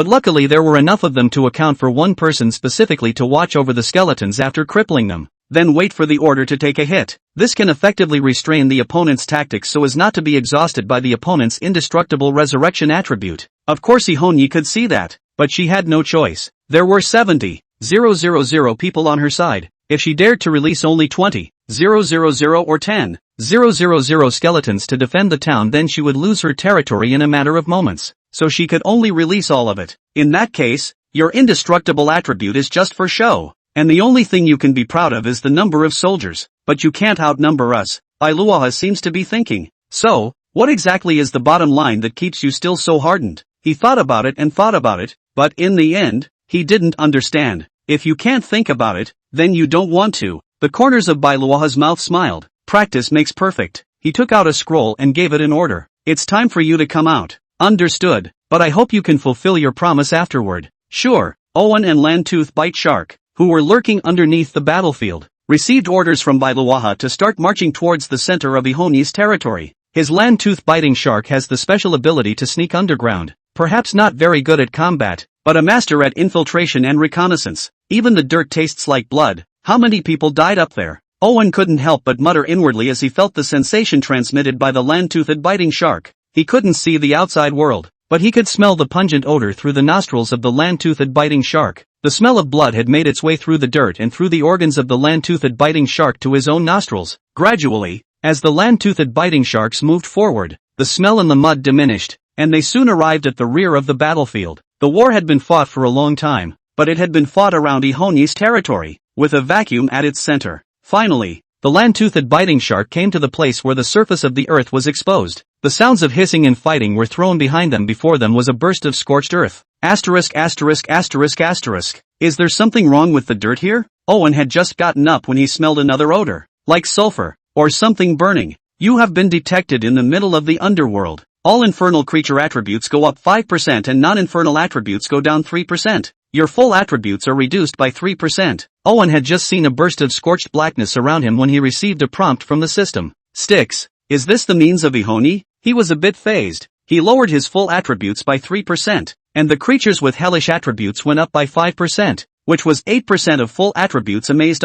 Is this how territories are played these days? Owen had some nerve to look at it. And the early days were no less than a time of rapid development for the lords. He himself had only lost his territory for a period of time. The other side had researched something he had never seen before. And houses. Do skeletons need to live in houses too? Owen looked at the surrounding houses in disbelief. There were quite a few of them. They should be able to hold 10,000 people. Just what exactly is the purpose of these houses? And the skeletons are so elaborate? Forget it. Finish the mission early to get rid of this damn subordinate soldier status early. Owen headed toward the houses. Bailuoha gave himself the task of investigating the secret of Chihonyi's ability to summon unlimited soldiers and Chihonyi's bottom line. Therefore, he was not prepared to delve into the middle of the other party's territory in a vain attempt to destroy any fountains of conception, because he knew there must be quite a few soldiers guarding there. One is not so great as to end the war early. Just investigate everything about this place. And investigating this place naturally starts with the strange and perverse.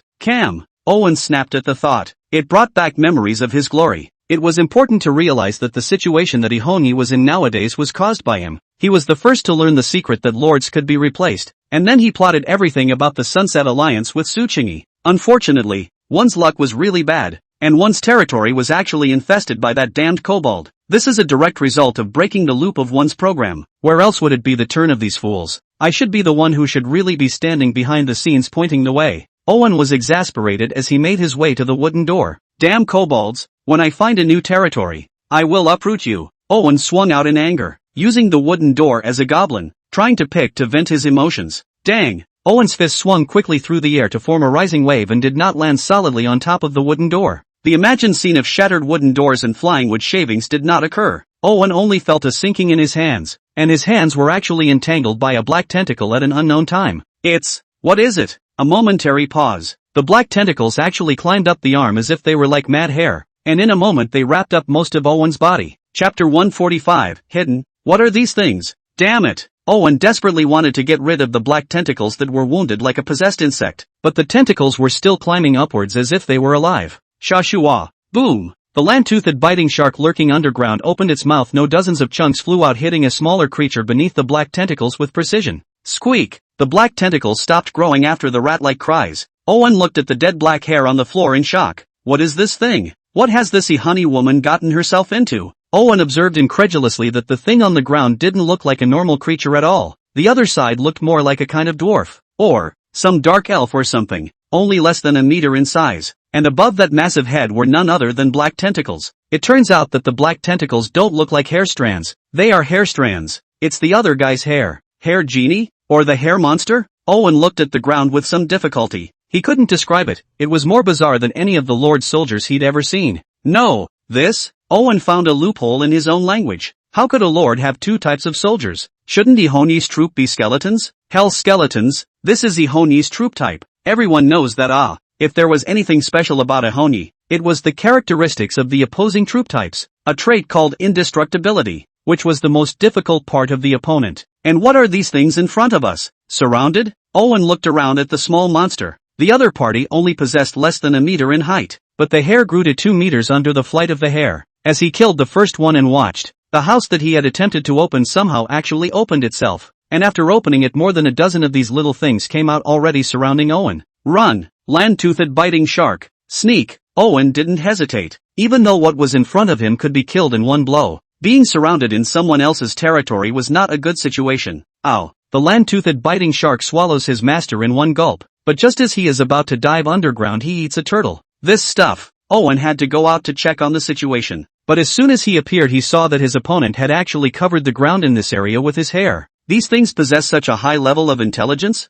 Of course not. Such creatures are rather one-dimensional in their thinking, and not yet at a point where they can be clinical. An unfamiliar voice sounded behind him, and then Owen turned his head in horror. It turns out that it wasn't just the group of monsters that found themselves, but a woman as well. A woman in a blood-red second robe. The opponent was carrying a long knife in one hand and a machete in the other. Knock! Grunt! Ihoni threw the head down in her hands, and the head rolled several times along the ground to Owen's face. Owen's face instantly went white. This woman. Gollum. It was at this time that he got a good look at the color of the other man's clothes, and there was something red there. The opponent's clothes were clearly black, and its body, its blood. Ihoni? By this time Owen could guess who the other person was, just from the other party's performance. It seems that this woman's own strength is not weak. There's something different. Why don't you go and destroy my fountain of origin? Ihoni inquired as she walked. That's not my mission. It was clear that he had gone through training and that his strength was comparable to that of a normal king-ranked soldier. However, he actually subconsciously trembled at the sight of this woman. The other party's double pupils and his clothes in general has an endless amount of blazing fire. That blazing fire even condensed into the shape of a lotus flower. Adrenaline was pumping and Owen's shivers became more frequent. It's either a chop or a death at this point. Forget it, you're going to die whether you are or not. Die? It's not certain who will die. Owen disliked Ihoni's arrogance in the face of it. You're not some lord soldier? Ihoni looked at the man in front of him with some surprise. He had thought that the other party was a soldier of some lord and did not intend to bull ********. I didn't think that someone would actually get personally involved. It's really interesting. Cam. Owen couldn't help but curse in his heart when he heard the other party's words. He also wanted to hide behind the curtain himself if he could. It doesn't matter. Die. Erica E1 as the queen's fingers gently rubbed the perimeter of the hair wooden house itself. Between the fingers rose a cluster of embers. The black embers of the fire. How they seemed to set the scene in this charred land. Brush. The flame came to Owen like a fiery serpent in a catapult. Che, isn't it just flames? Who are you scaring? Seeing that his opponent's means was flames, Owen's heart calmed down a few points, and a hot flame rose in the palm of his hand when that flame arrived. Dragonitis. A black and red inferno followed by a rose-colored scorching flames, and the two flames cut out beautiful sparks in the sky as they collided. No penetration? X2. Both of them revealed a shocked look. One was dragon flame and the other was hell flame. Both were confident in their flames, yet they were frozen with each other's flames? No, it's my flames that have fallen. Owen watched in shock as his own flames were being devoured by his opponent's flames, albeit slowly. You know this is a dragon's flame. It was a giant dragon flame that a teeter had sealed inside himself using a scroll, in response to an unexpected situation. But, he grunted coldly. The other party's identity was the ally of Sunfall. It was reasonable to have a flame that could suppress a giant dragon. It doesn't matter. It's still you who should die. The corners of Owen's mouth cracked as the two sparred flames during the time the land-toothed biting shark had settled for the smaller man on the ground coming up behind Ihoni. Shashua. The large stone flew rapidly leaving only a white trail. Comparing this to me in my territory. Are you not awake? Ihongi grunted coldly. Just as Owen was about to say that the other man was just too arrogant, he widened his eyes huge. This can't be. A black tentacle was mapped within the black pupil. That tentacle originated from the wooden house behind Honey. That cabin actually has one? So, what about these? His own cabin captivated monsters, and the cabin behind Ihoni also captivated monsters. Thousands of neatly planned log cabins. Chapter 146, Open Up, Hellspawn. You seem to know too much. Not waiting for Ihoni to make a mistake, that roiling black hair was like waves pressing over. No, that's not it. The black hair crushed Owen. It's not like that. I'm strong. It shouldn't be like that. Owen is like a man drowning in a swamp trying to move up but sinking deeper and deeper. I should finish the mission. I shall have the antidote, and I shall be the new lord. I have my ambitions. I'm the one who makes the world go round. Black tentacles pulled him down. Hell hair came to his neck. No. Reluctantly, Owen threw his hand out in an attempt to grasp the last hope. Me? I'm the main character. I was the first one to realize that lords could be substituted. I was the first one to find out that raiding lords gives you access to energy stones. I plotted the Sunset Alliance. I shouldn't be just a ooh-hoo. The black strands of hair mercilessly burrowed into every hole in Owen's body, completely and utterly devouring him. When the sounds of struggling were gone, Ihoni turned her head in contempt. You're the main character?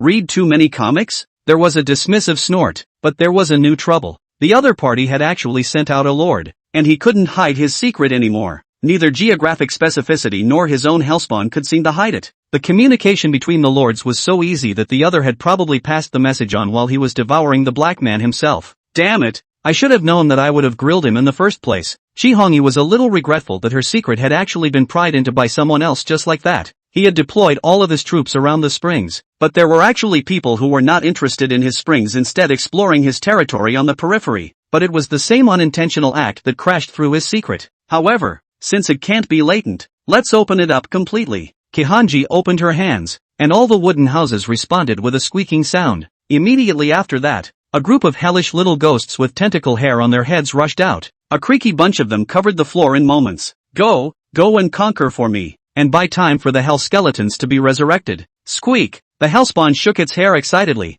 then advanced like a black plush carpet in the direction of the battlefield. Meanwhile, in the middle of Chen Mo's territory, clang! As the last spear was thrown, it cut dense and white marks on top of the dragon's scale armor. Fighting under the heat for a long time would not last long, even for a king-ranked knight. At this moment, he had lost the majesty he had at the beginning. Roar! The dragon craned its neck and hissed a rolling wave of sound. It's gone! It's gone? The gargoyle taunted triumphantly, holding its head high in admiration of its masterpiece. The land below has room source tens of kilometers of sea of fire in all directions, and in the center of this sea of fire, this scorched black land flowing with traces of magma. Finally, one has taken down these annoying flies. Although his own body was full of wounds, this kind of small injury could be quickly recovered after a dip in the fertile spring. As such, the battle could be described as a lossless one for the gargoyles. Instead of fundamentally hurting the dragon, some minor injuries had stirred up its wild nature. Unfortunately, he had just killed, happy that the other side was actually gone. Your territory is in the process of being destroyed. Currently at 90% progress, Shen Mo had completely lost control of his territory, and he had only one soldier left. Nearly all of his own soldiers were killed in action. As long as the other side destroyed his breeding spring, then he would also become a wandering lord. The already exhausted knight fell under his horse and seemed to have no tone of voice left to even speak. The prolonged heat of combat, he was now having trouble even opening his mouth to deliver a message. It's over?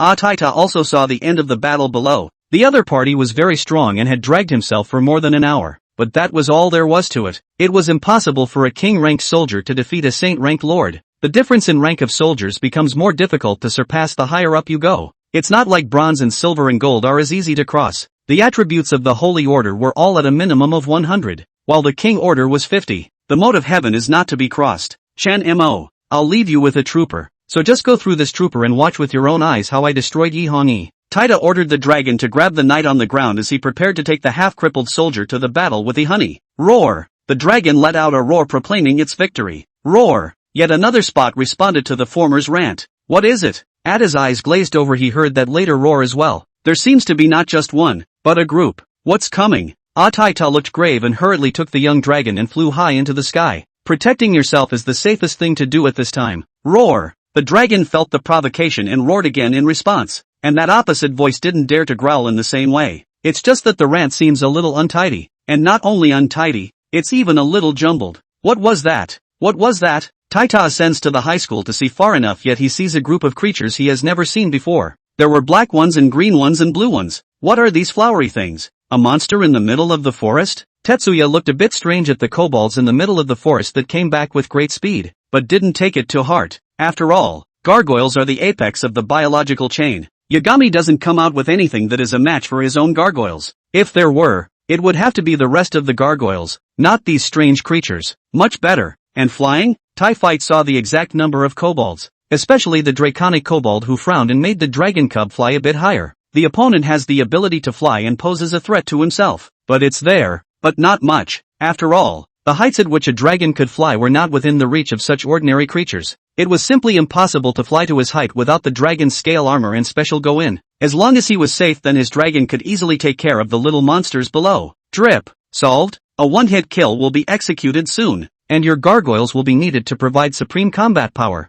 A message from the Lord of the Blood League. Taita glanced at the kobolds not far away and couldn't help but say contemptuously, solved, but there's a bit of a remaining hiccup. Give me 10 minutes. No problem. No. 147, dual troopers? Hellspawn, there's been a little mishap over at Titan, so wait 10 minutes. The Lord of the Blood League conveyed it to the crowd. It's only 10 minutes, and since it's not your own soldiers anyway, you don't have to feel bad about it. These high-ranking lords and allies had hardly sent out any of their own troops, and all that had appeared so far were the troops of the lower-ranking lords under their command. Boss, isn't this a bit? One of the High Lord's teammates looked at the boss's chat box with some displeasure. That boss heard that and sighed after turning his head. There's no way around it. The Inferno Dragon that Tai fought is a necessary battle force. But boss, aren't you also a saint-ranked battle power? Why must you wait for that giant dragon? The subordinate looked at the battlefield with some heartache. Although the boss did not have to go on the field, but he himself had to go on the field.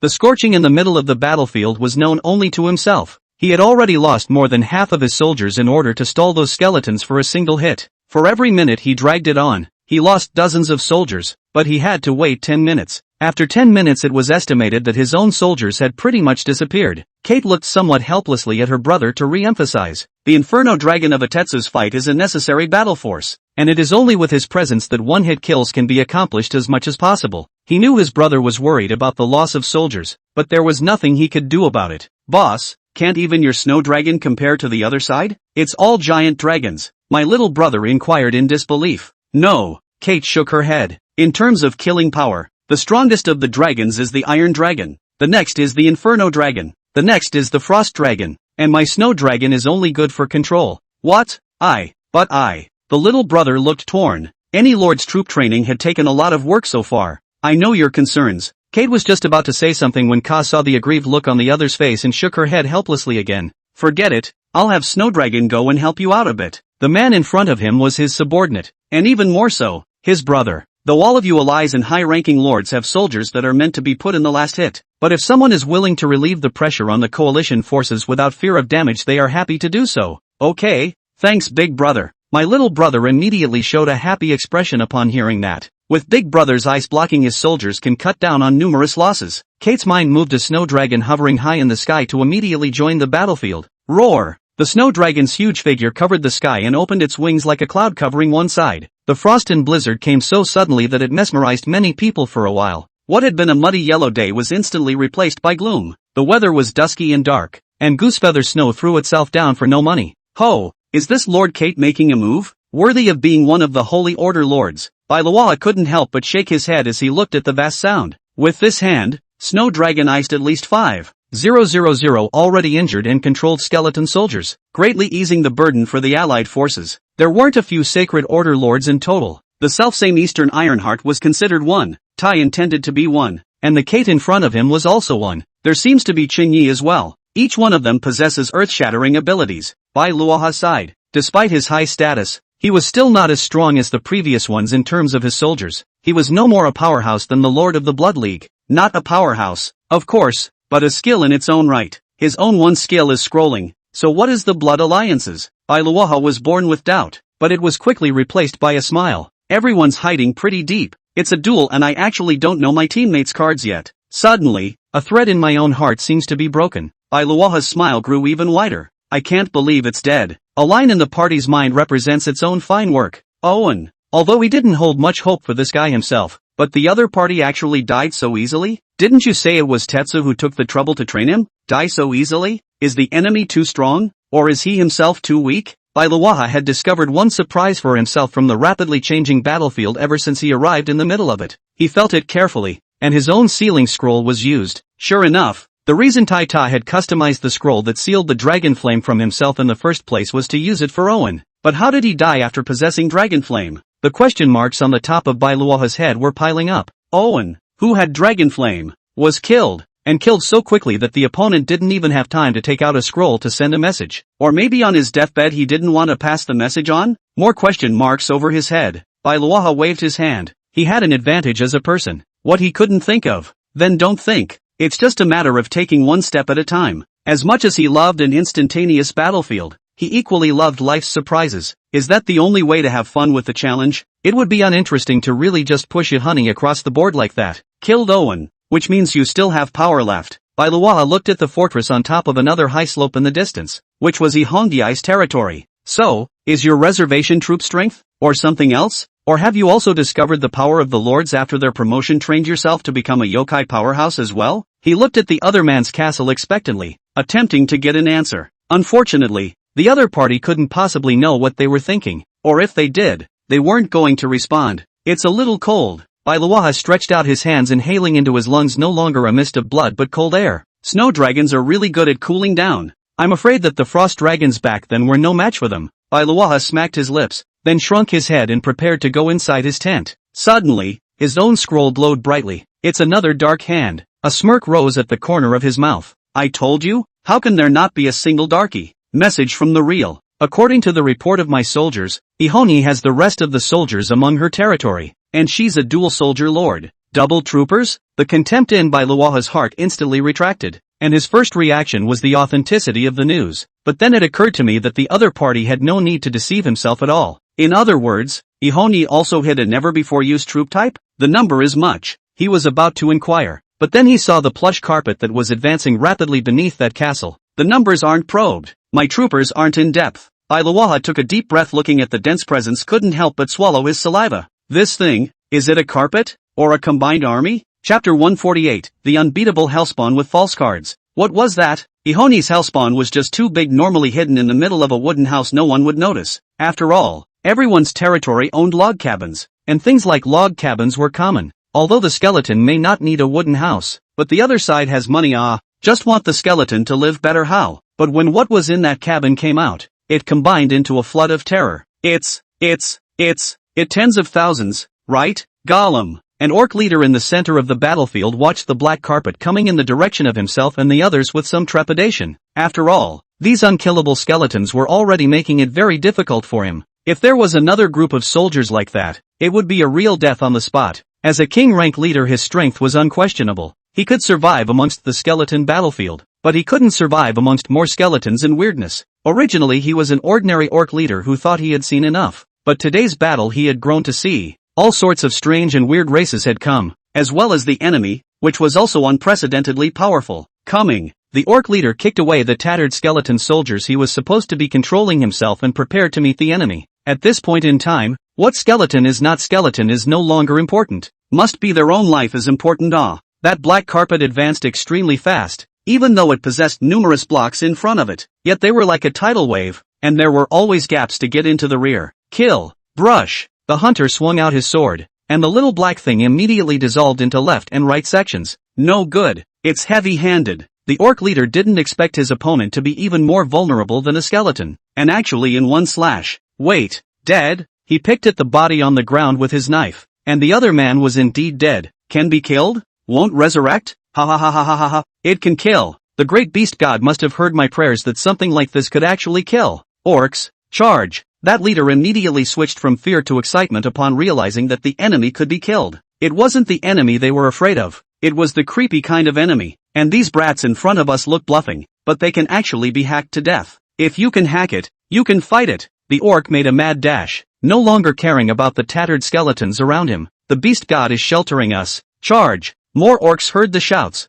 and the rest of the soldiers around them couldn't help but be infected by the fervor of the scene and start charging with red eyes, cutting down and hacking to death one by one. The black brats of the crowd were even more energized, and for a while they actually had the energy to try to press through. Storm. The snow dragon's wings spread out countless wind and snow like knives surging out to kill the endless hellish little ghosts. These things that can be killed? The brow of Lord Kate, who lived in the territory, widened, but soon it clustered together again. Isn't that too many? His one-strike storm killed at least 2,000 plus brats. The numbers are sizable, and the opponent shatters at the touch, like a normal bronze soldier. Gargoyles facing bronze soldiers is almost a massacre. However, there were too many opponents. The number of 2,000 killed by their own dragons was also quickly filled by the other side. How much of this is there anyway? Lord Kate, please don't stop. The other side is small in number. Only 40,000. The news from Baylor River gave Kate the bottom line. Only 40,000? That's something to try. Immediately after that, the dragon began to flap its wings over and over again.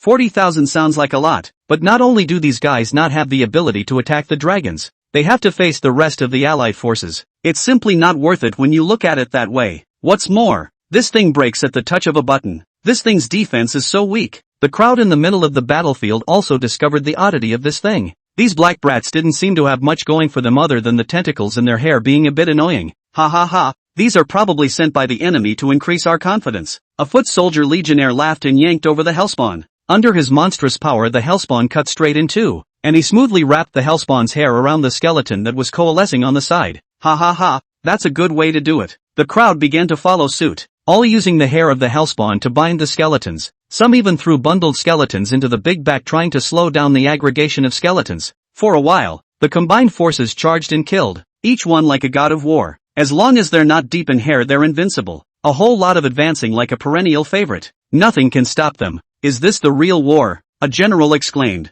That's what war is like when it's fist to fist and blood to blood. He would rather die in battle than be consumed by those skeleton racks that could be revived. Generals, charge! Those who are the first to kill the enemy's leader will be rewarded with 3,000 military honors. Charge! Kill! One man's cry affects the whole army. Everyone went from being wishy-washy at the beginning to charging bravely. There were also giant dragons in the sky to help, and a single bite of blizzard could seal thousands of the opponent's soldiers. They were like a scythe, and wherever they passed life fell like wheat, piece after piece. Good lord, is this the military potential? Bailuaha stepped on a scroll and hovered in the air overlooking the whole situation. I've heard that the army has a power and a soul, and that if you get one of the two, the army can be 100. However, he never expected such a scene to actually occur in this group of uncoordinated, even called a messy stew of coalition forces. So, what exactly is your purpose? Sent to sharpen the morale of our troops? Bailuaha looked curiously in the direction of the meeting castle. He wanted to go and take a look, but Chihongi must have a corresponding backhand. You can only stop here. You can't experience the excitement of war.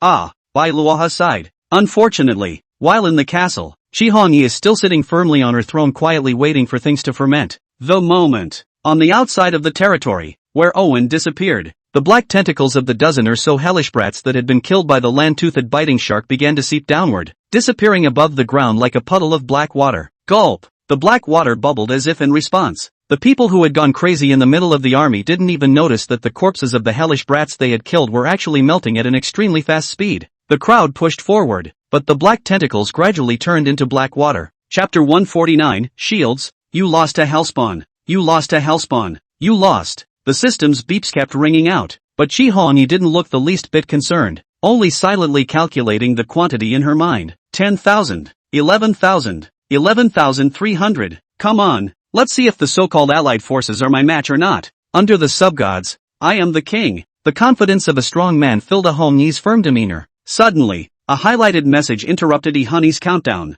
I sense a great evil brewing. Is it you who calls? Leah Michelle. This made Ihani a bit surprised, not expecting that just after mentioning the other party sent a message to herself. It's me. I'm getting ready to open something that should fluctuate at your place. Ihani replied quickly. Facing this one, she could make friends both now and in the future. It's impossible to say I'm pleasing, but I definitely want to befriend this one. The other party was the only subgod soldier type among all these lords. This was also the reason why she was so certain that Chunyi was not a subdivine soldier type. She had a connection with the true subdivine lord, and even, this true subdivine lord was the root of her being powerful ahead of everyone else. The core energy carried by the opponent after summoning the holy angels was just the vital thing needed for the territories and springs to advance. Understood. Somewhere in the Thousand Spectres forest, a young girl with a black bandage tied around her head was falling to her knees. The blue and white trimmed robes on its body identified itself. Unlike the rest of the Lord's territories, Michelle's territory still only consisted of a dilapidated thatched cottage and a statue.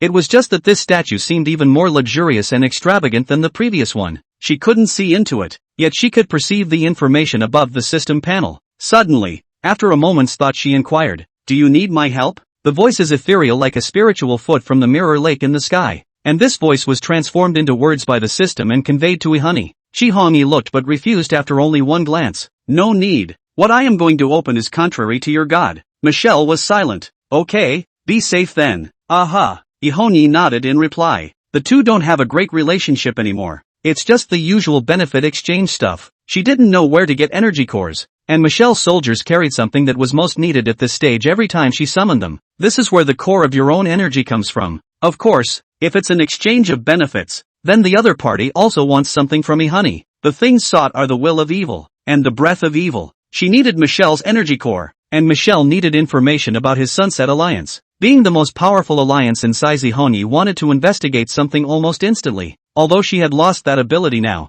it would all come back. All that is lost I will claim back. Ihani clenched her fists together and once again began counting the number of her hellspawn that had been killed. 14,100, 10,000, more than 10,000 soldiers have already died. And Ihani is actually not heartbroken? Luaha observes the entire battlefield. Though he didn't understand how Ihani had two types of soldiers at the same time and both amounted to tens of thousands. But he has a fine character. Don't think about what you can't think about. Change it. That's yes. Why isn't Ihani heartbroken? Even with two troop types, this loss of nearly 40,000 isn't something she can afford, right? Balrog River observed this battlefield, and there were already skeletons that had begun to coalesce and revive. Or was her intention to make the brat sandbags to hold herself back and buy time for the soldiers to revive? As far as the current situation was concerned, Luaha could only think of this one reason. The opponent's skeleton soldiers had indeed begun to gradually revive. And even though some of the skeleton corpses were taken to faraway places or crushed into powder, they still couldn't stop the opponent from reviving. It seems to be some kind of rule force. The skeletons began to coalesce and revive. However, the existence of this group of brats caused the Alliance's army's morale to skyrocket, and the efficiency of cutting down the enemy was already far higher than the recovery of the skeletons. It wasn't blown out of proportion that a soldier who had awakened his military momentum and soul could be used as a 1 for 10, a 1 for 100. Just like Ihoni's soldiers, the reason why they were able to fight against the Union Army with the strength of gold and weaker numbers than the Union Army in general, in addition to that troublesome characteristic, it's because of the other party's fearlessness in life and death. This fearlessness of life and death is not a military power, but it has the beginnings of a military power. And now the coalition army, it's a real military power. In the midst of a very difficult war, he found the confidence to win and thus gathered a short-lived military momentum. In other words, today's coalition forces are unstoppable. Luaha did not know where to take out a folding fan, very elegant fan. It's clear that the advantage is mine, but I can't feel the slightest bit of happiness. Unreadable, but interesting. What on earth is this Ihoni doing? I don't know, but we're close to winning. The crowd, the rest of the lords who weren't actually there had already been discussing everything about Ihoni while watching the live feed. But from beginning to end the other side operated very strangely. Now it's more of a death wish. Gentlemen, you should have all sent your own men to spy on the news as well, right? What's the situation? One of the high lords of the crowd asked a question. When no one answered, he started. I admit that my troopers were dispatched there, but only the black thing was scouted. That means I didn't find out the secret of the other party's promotion spring. I wonder if any of you have checked it out? The lord was very blunt, and this bluntness was a relief to all present. Me too. Me too. Several people have stated that they detected the same black tentacle brat. There is no useful information at all. I detected something different. Suddenly, a message pulled the crowd's attention back. Someone actually did detect the message? The person who sent the message was the Blood Alliance Lord? Indeed. The other party may indeed detect the message. There was a moment of silence as the crowd looked at the speaker. People asked for this information merely because they wanted to verify their suspicions and thus not to be one step behind the others. But did anyone actually view anything? What is it? Eastern Ironheart inquired quickly. What is it? The rest of the lords were caught up in the news. What were they mobbing Ihani for? There are only two reasons. For one thing,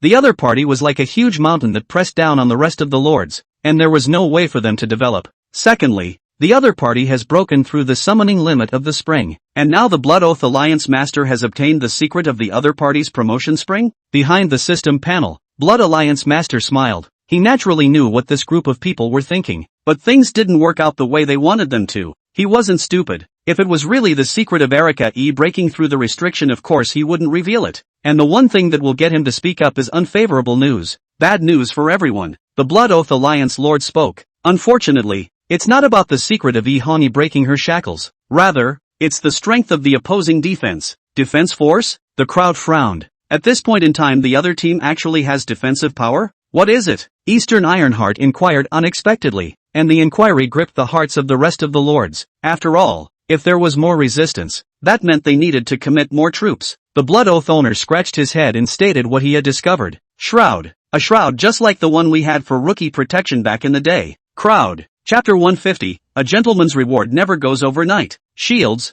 are you sure your information is accurate? Among the crowd, even the Eastern Ironheart stared. If it's really a shield like the novice protection period, is there any point in continuing their war? The shield was unbreakable in the beginning, leaving a deep impression on the many lords. The shield at that time protected them for 7 days, and no attack could hurt them in between those 7 days. And even the attacks of the giant dragon were easily resisted. Although the giant dragon was not an unsurpassable rift for them now, it was still powerful. This was why they had waited for the Inferno Dragon to arrive before opening the fatal strike earlier. If the gargoyles can't break through, then no one can. Kate's Snow Dragon could freeze thousands of skeletons at once now, but Artie's Inferno Dragon could kill thousands of skeletons at once. The two dragons were simply not on the same level in terms of attack and damage. I originally thought that I didn't need Taita's help anymore, but now it seems that I still need Taita, a lord exclaimed. Before, they wanted the Inferno Dragon to kill them in one blow, but now they needed the Inferno Dragon's help to attack the shield. At least, try out if the shield is as strong as it was in the first place. If it's really as strong as it was in the beginning,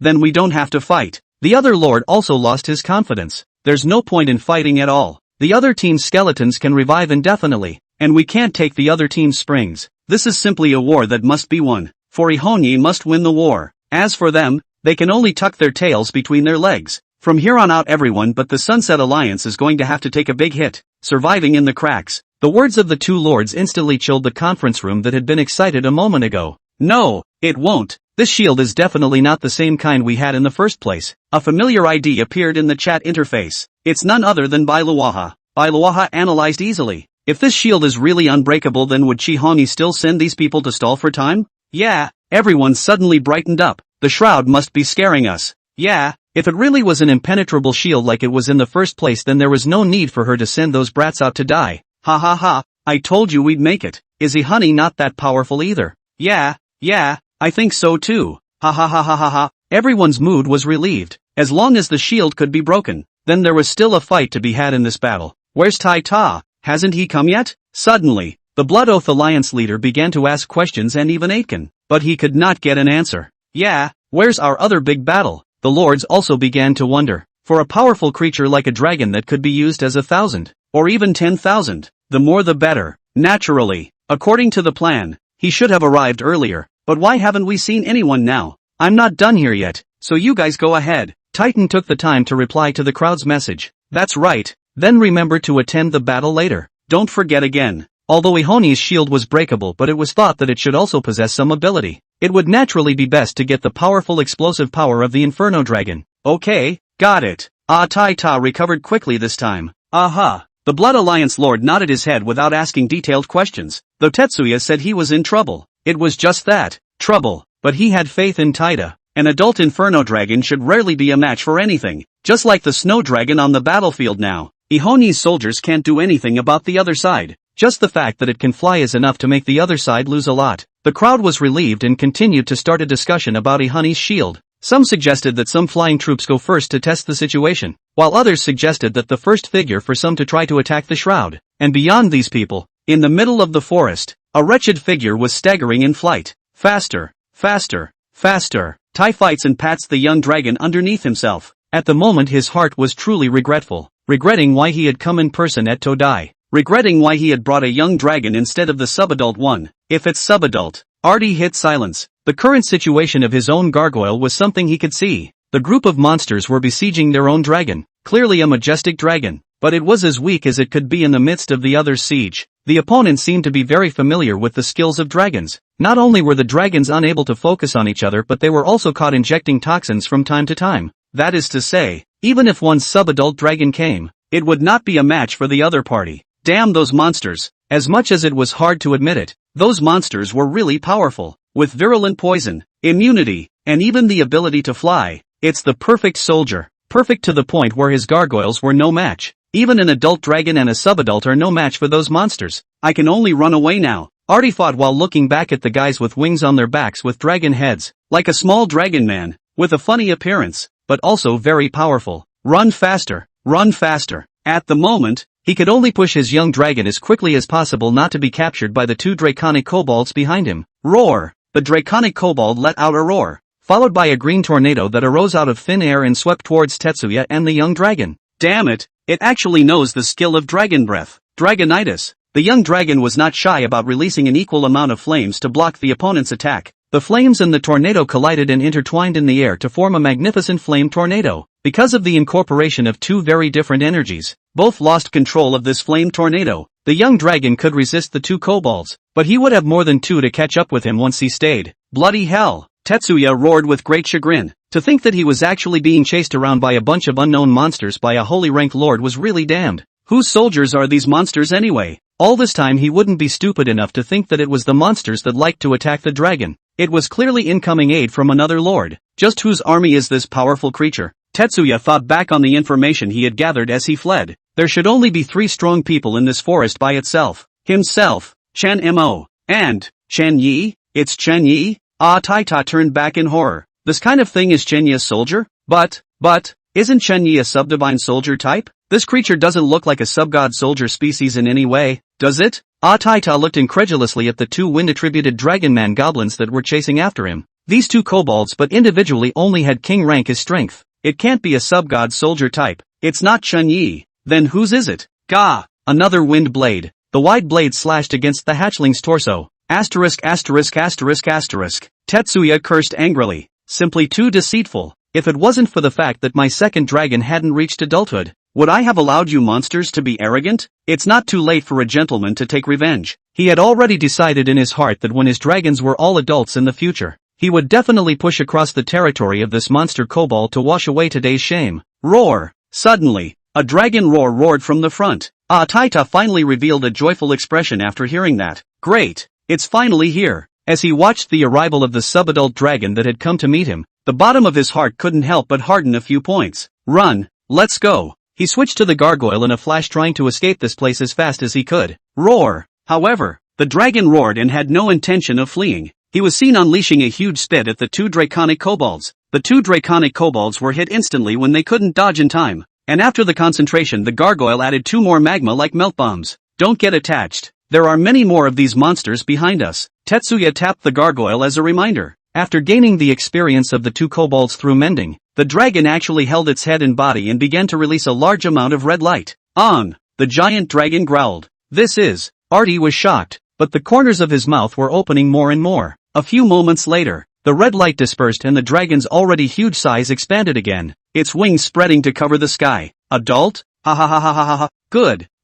Let's go. Let's kill back. Titan's face was filled with excitement. An adult gargoyle and a subadult gargoyle are 2 different things. The terrifying strength brought by 2 adult dragons could easily take down even a fortified city with tens of thousands of troops defending it. 2 adult dragons. I still don't believe I can't take down one of your monster kobolds. Tetsuya reconfirmed his opponent's information panel, confirming that these draconic kobolds didn't take the horrible magic immunity. Another flashback to the panel when I took the black-armored goblin. Subadult gargoyles might not pose a threat to the opponent, but adult ones could definitely break through the opponent's defenses. Go! With a clench of his teeth, the giant dragon turned into streams of light, lifting up a shocking heat wave and sea of fire towards the battlefield that had been placed. A gentleman's revenge never lasts overnight. Chapter 151, Fragile Shield, Victory in Battle. It takes a long line to catch a big fish. Inside the territory, Chen Yi slowly commanded the Dragon Man goblins to chase after Taita. He didn't intend to kill the other party directly. Otherwise, with the flight speed of a Dragon Man goblin,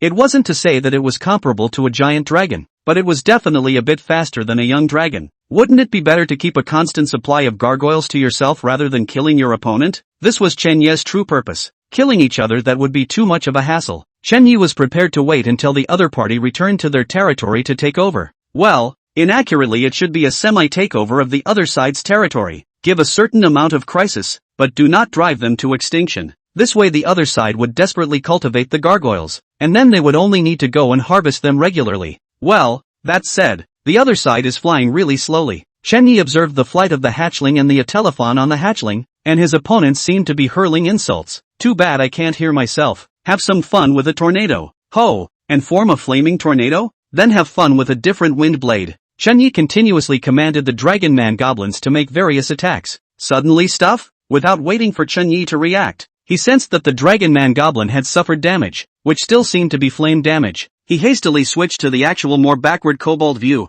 only to see a huge subadult gargoyle using an attack to make up for it. So it's incoming reinforcements. Chen Yi sighed, but this reinforcement came just in time, and at subadult level it also possessed the qualification to be used by kobolds. I just don't know the males and females. Chen Yi sighed, then ordered the goblins to speed up in preparation to take down the dragon. But the next second, the red aura blossomed, and he ordered the kobolds to stop their advance again. Gargoyle progression? Chen Yi looked at the scene in front of him in shock. Although he hadn't experienced a giant dragon's advancement, that dragon's size was rapidly growing larger. That's just right. Chen Yi didn't stop either, just quietly watched the other party advance. The stronger the dragon goblin bread was correspondingly stronger. That's why he requires sub-adulthood as a minimum. A few moments later, the giant dragon advanced successfully. Tai Ta was excited, and Chen Yi followed suit. He checked his dispatched kobolds. There were 400 of them, almost the majority of his battle force. Take it down. Chen Yi smiled at the corner of his mouth. More than 400 goblins were enough to take down 2 dragons. He had been able to take down the dragon with 200 king's rank goblins when he didn't have an air force before, and now that he had air control he naturally took down the dragon more easily. The black armored goblin's magic immunity paired with the dragoon goblin's air control and long range skills is just perfect. Was planning to split some of the kobolds to round up the second head. However, he saw that the second giant dragon actually took the initiative to fly towards the battlefield. Take the initiative to send. People are still strange. Good Lu. Know that I ahead is not necessarily enough. Chen Yi laughed lightly, but did not stop. Good people like that don't come along very often anymore. Who was it last time? Forgot. But, come what may, more of such things as gargoyles are better. On the other side, the battlefield where the crowds were fighting chaotically had similarly gained an advantage. The allied forces were like a breakthrough in raiding those hellish brats, and at one point, they were even about to kill that protective shield. As the allied forces went on a killing spree, without realizing it they actually killed their way through Wahoni's territory. This kills through? Some people looked suspiciously at the bodies of brats and all sorts of strange corpses that littered the ground. Although his own side had suffered heavy losses as well, the extremely powerful lord that his lord had spoken of had actually been killed through by himself. The soldiers were a little puzzled, but more over the joy of victory. It seems that Ihoni is no better. Some among the lords also began to mock Ihoni's self-importance. If the other side called for help from Sunset, perhaps they and the others would have a difficult time fighting. After all, the thin camel of the Sunset was bigger than a horse, and there were always loyal Ihonis. Unfortunately, she hadn't. Perhaps she'd been tapped too much, or perhaps Ihoni wasn't willing to rely on the strength of others. In short, she's a human being after all, and a man that is bound to lose. Don't be careless, there's another guard. Someone reminded the cocky lord from earlier. The joy of victory is understandable to all, but there is no victory yet. Also, I'll do it. I'll let my family's soldiers try it out to see just how hard the shield is. The man immediately commanded his commanding lords to order an attack on the shroud, and without the lord's orders, the soldiers who had killed all the enemies had spontaneously launched an attack on a transparent shield. You have attacked the shield. Shield of the shield -1. 9,999 remaining. Guard 10,000/9999. The value of the shield was quickly reported. A value of 10,000. I thought it was much higher. It looks like Ihoni has run out of gas. The previous lord taunted again. A protection value of 10,000 might be a very high protection if placed in normal times, but in front of the allied forces, it was nothing. There were still 20,000 of the allied forces left in the battle so far, not including the high-ranking lords here who hadn't taken the fight lightly. 10,000 is not a small amount. Let's just wait for the Inferno Dragon. Waiting for King Inferno Dragon. He's on his own if he doesn't come. I can break through this bit of protection value on my own. That fellow, Tai Ta, is still not showing up even at this hour? Probably thinking of reaping the benefits of fishing. Don't blame me for talking badly. If he comes to claim credit after the battle, I'll be the first to disagree. That lord had already started ordering the strength belonging to him to start attacking the shield frantically as he spoke. Not enough for someone. Bailawaha stood above the sky in the center of the battlefield and shook his head. People who start fighting before they've even taken the fight are the most foolish. Shall we send troops there? The inquiry from the Eastern Ironheart came from herein by Luaha. Luaha maneuvered his scroll to slowly descend while replying to Dongfang Tiexin's message. No need. The high-ranking lord's troop is the last card. Now is not the time to open it. Speak to the rest of the high lords as well. And stay put for now. The scroll landed and he arrived at the battlefield filled with blood and goo. This was the first time he had been this close to the battlefield. Some of the skeletons around him were starting to revive, and some of the soldiers that weren't dead were struggling. Brutal. Blood and body-filled skeletons with no ground at all underneath the landing. Nearly 100,000 dead here lay on the ground, and the bodies are the new ground. Luaha walked on this uneven new ground that was one bleeding added to Dongfang Tiexin. Just say the word. It doesn't matter if the other person listens or not. He wasn't a big fan of some of his piggybackers. Eastern Ironheart nodded. Good. Suck. Luaha breathed heavily, filled with relief. After a brief moment of pleasure he realized that he seemed to enjoy the spectacle somewhat. Casually pinching up the body of a hellspawn he surveyed it with interest. But the body of the hellspawn melted in his own hands. This stuff, it still melts? Luaha was surprised at the state of the other party, which seemed to have no entity. If there is no entity, then why is the blood on the ground still bright red? Shouldn't it be covered in black liquid? Interesting. So where does all this stuff go? With great effort he peeled away one body to explore downward. Finally, he peeled away the last body to see the actual ground, which had no black liquid above it. Only, that hand and gaze rested on the last body. Gollum. Luaha swallowed the fluid in his mouth. In his perspective, this last body was actually missing a large portion? Where's the man's back? Underneath the morose white bones, there was still no back. Heart pounding like a war drum, he quickly peeled away one body after another. Sure enough, the bodies had lost their backs. Werewolves, wraiths, orcs, humans, all lost half of their bodies. No, it's the bodies on top that are still intact, and the ones underneath are mostly eaten away. Luaha woke up with a start, and that devours their backs? Looking down at his feet, the black liquid that littered the battlefield looked like it was alive. No,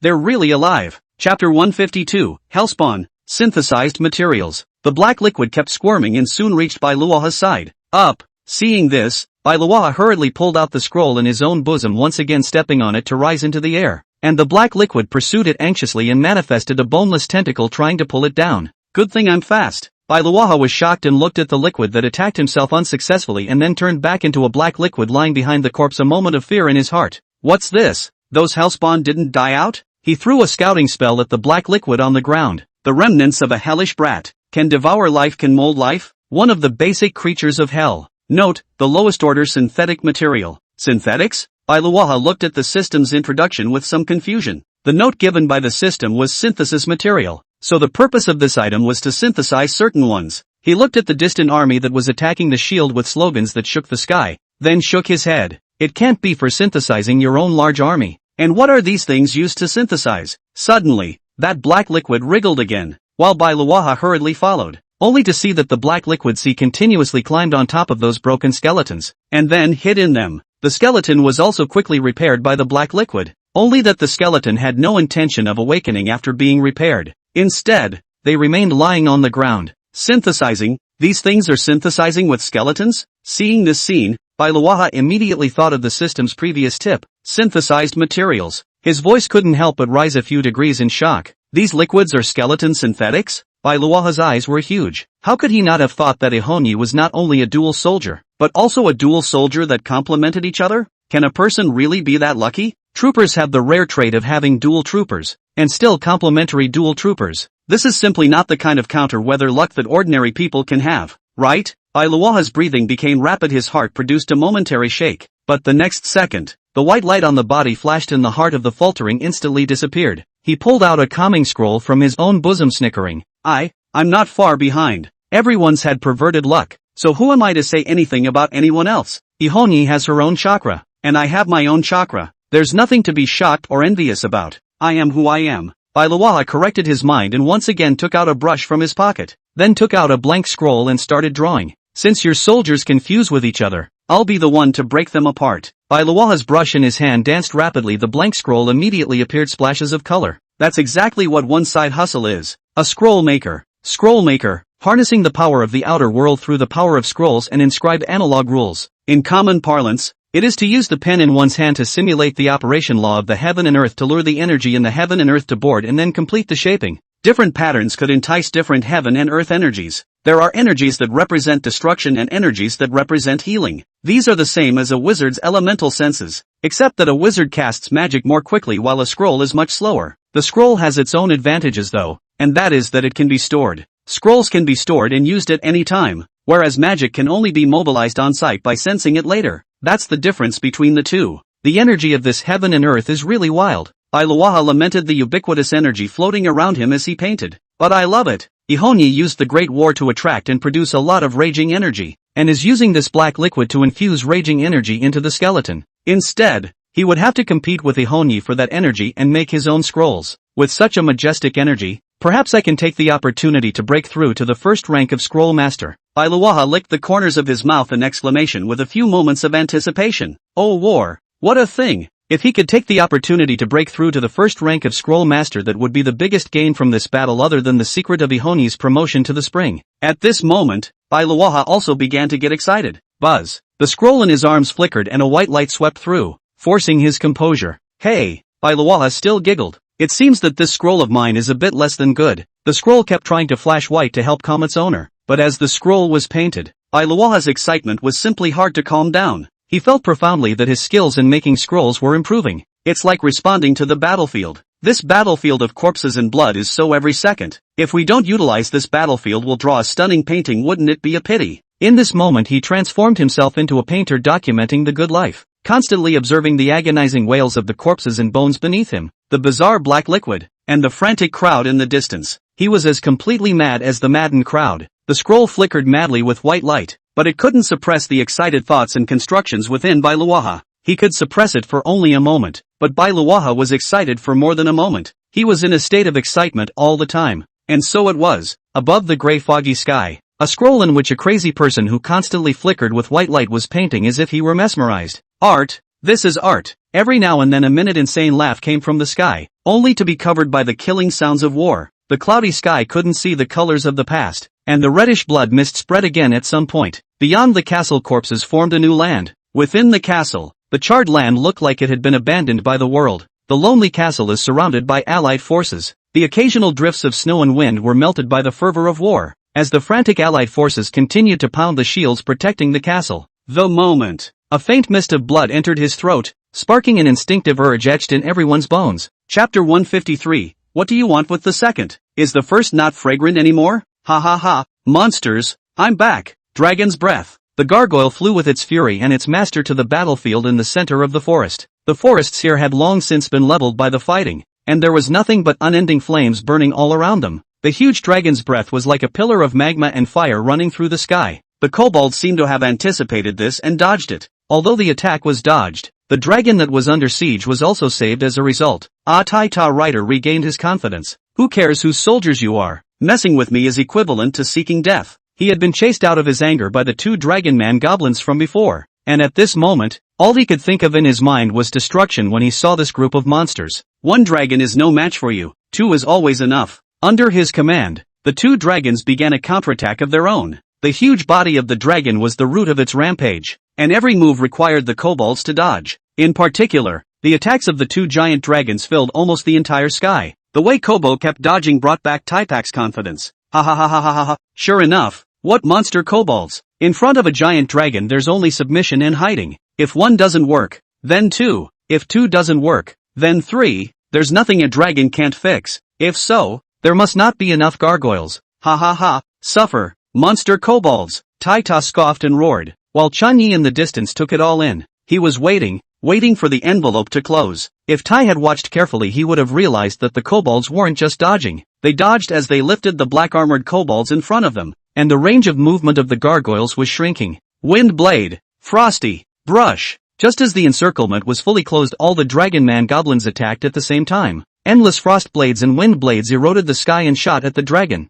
Humph. Taita grunted coldly, and then the dragon's wings protected in front of his body, and a circle-shaped shield incarnated by flames surrounded himself. Inferno shield. The double protection of the two giant dragons stood together, and there was no possibility for the opponent to break through. The frost and wind blades were melted by its high temperature when they touched the Inferno shield. Few of them broke through the first layer, but they were resisted by the second layer of the Inferno shield. Ha ha ha, I've said two giant dragons. What? Tetsuya was about to taunt, But then he saw something charging in against the dragon's inferno shield. They were like black fleas that swooped down on the dragon's body and began to utilize their scales for rooting and subsequent toxin infusion. There were even a few black-armored kobolds flying in the direction of Taita. Damn! Forgot that these black-scaled kobolds have extremely high magic immunity. How did they get up here? It's high up here. A teeter cursed angrily, but I myself had no choice but to shift. Because the battlefield had changed quite beyond one's expectations, the gargoyle couldn't protect him from the consequences, and even became a drawback to the gargoyle himself. He once again summoned his young dragon to ride it and fly high in the sky to observe the situation on the battlefield, which knew that this time, the dragon man goblin did not mean to let the other party go, actually followed his height.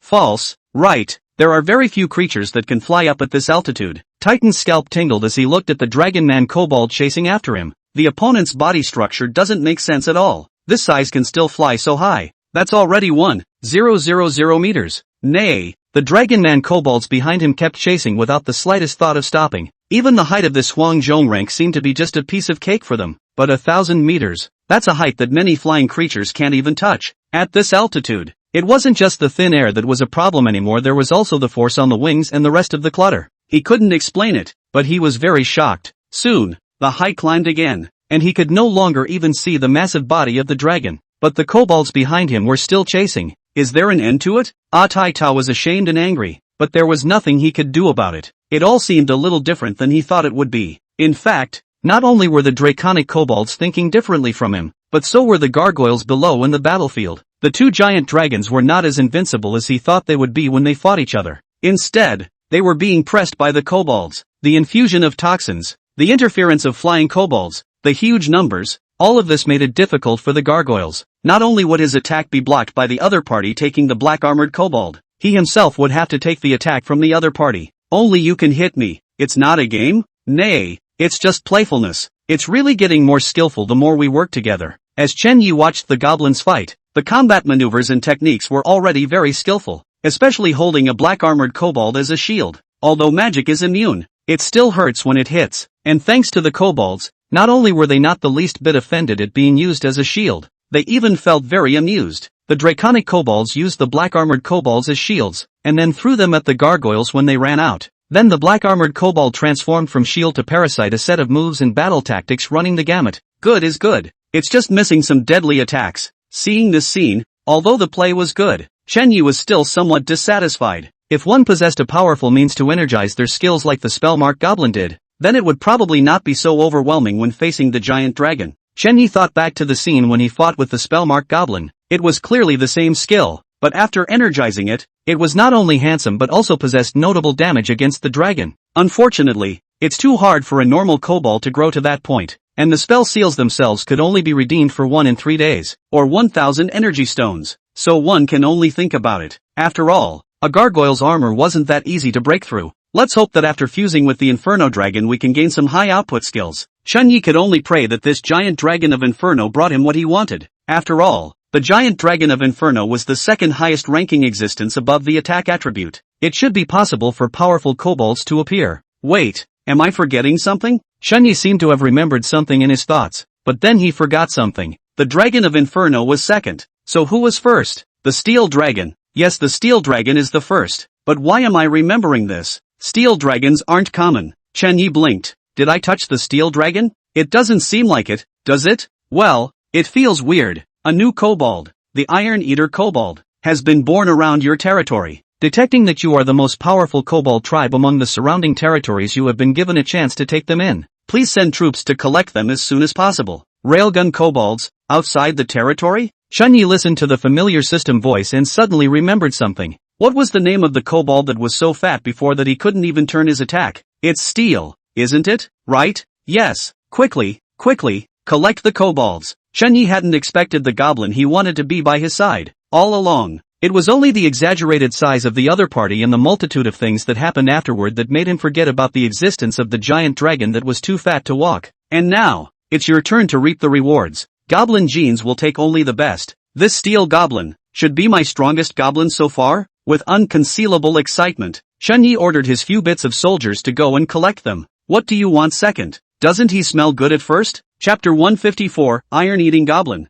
Terrifying Dragon's Breath. Congratulations on successfully taking in the Iron Eater Goblin. Taken in so quickly? Chen Yi watched the collected goblins through his vision. He was still very much looking forward to the goblin that was born from this kill-first steel dragon, though that fat, crippled gargoyle doesn't even look like a steel gargoyle. However, when he thought back carefully, the other party's dragon's breath was indeed the strongest among the dragons he had ever seen. In that case, I don't think my own kobolds will be any weaker. Chen Yi watches his new kobolds with anticipation. Then, wrong look, change it. He switched the kobold's vision link. Wrong again, change it again. Chen Yi blackened his face. Although the two vision links were already in his mind, he was unwilling to believe it. What happened to the promise of taking only the best of the goblin genes? How come it didn't work this time? The third one. If the third one is still like this, I'll admit it. Chen Yi took a deep breath, then switched the view of the third kobold. But the results remain the same, only to see a chubby little fatty flying beside the black-armored kobold. The other's form was simply similar to that steel dragon, only not crippled or so fat that it couldn't fly. Can this form really fight? Chen Yi looked at the small flying pig-like winged lizard, and in the next moment, he checked his opponent's panel through the fountain of conception. Iron-eating kobolds. Quality, king rank. Attributes, 60. Level, LV5. Killing creatures raises level. Loyalty, diehard. You are the kobold's absolute faith. Weapons, none. Skills, poison mist. Dragon healing. Dragon breath. Characteristics, ignores reproductive isolation. Note, hey, you won't leave any dragon alone. 3 skills, this, nymphets. Chen Yi wanted to wonder if his goblin gene had an upper limit. How come he didn't suppress the other party when it came to the giant dragon gene this time? Even if you look fat, you only have 3 skills? 3 skills, 2 dragon breath skills. This would definitely be very surprising if the clans in the city of Ostrobothnia saw it, because all of their secret skills, even if they are well bred, usually only have 1 dragon breath skill. Even this 1 dragon's breath skill is not guaranteed. Never mind. Tattooed piglet. Show me your skills. Cast dragon's breath. Chen Yi no longer had any hope for this goblin. But it's not heartbreaking, because it's whoring yourself out for nothing. How is it possible to make money by whoring out troop types? Even if this dragon could only fly and only eat, he would admit it. So he could at least be a meat shield for a bit. By the way, speaking of white johns, I seem to have bought a kobold, right? He looked to the only degraded kobold in the territory. The lethargic kobold. The other side is sleeping. Good thing I didn't buy more. At the time, Chen Yi's voice said the back was messed up by the gusty wind. Along with the mess was the hair that was frantically falling back in a frenzy of hate. The hot air came from his left side, and the air this had a distinct track trail. Chen Yi looked forward to see that his territory had broken into a large hole at some point, and even the 1-meter thick wall had been pierced right through, and the sizzling heat he felt came from after that air orbit. What is it? Chen Yi swallowed his saliva. The human empires. Missiles? Is there such a thing in the other world? Chen Yi looked at this sudden scene in fear. He didn't know how to describe it, but already surrounded by protective kobolds, this attack several times over had been profoundly threatening. Rumble! A huge fire exploded from the sky and a pure white mushroom cloud rose. This thing, is a missile, right? Is the human empire hiding this deep? Chen Yi's voice had trembled, but in the next second, the system's beep pulled him back to reality. Your Iron Eater Goblin has killed the elk, gaining experience 300. Your Iron Eater Kobold kills. Your Iron Eater Kobold kills.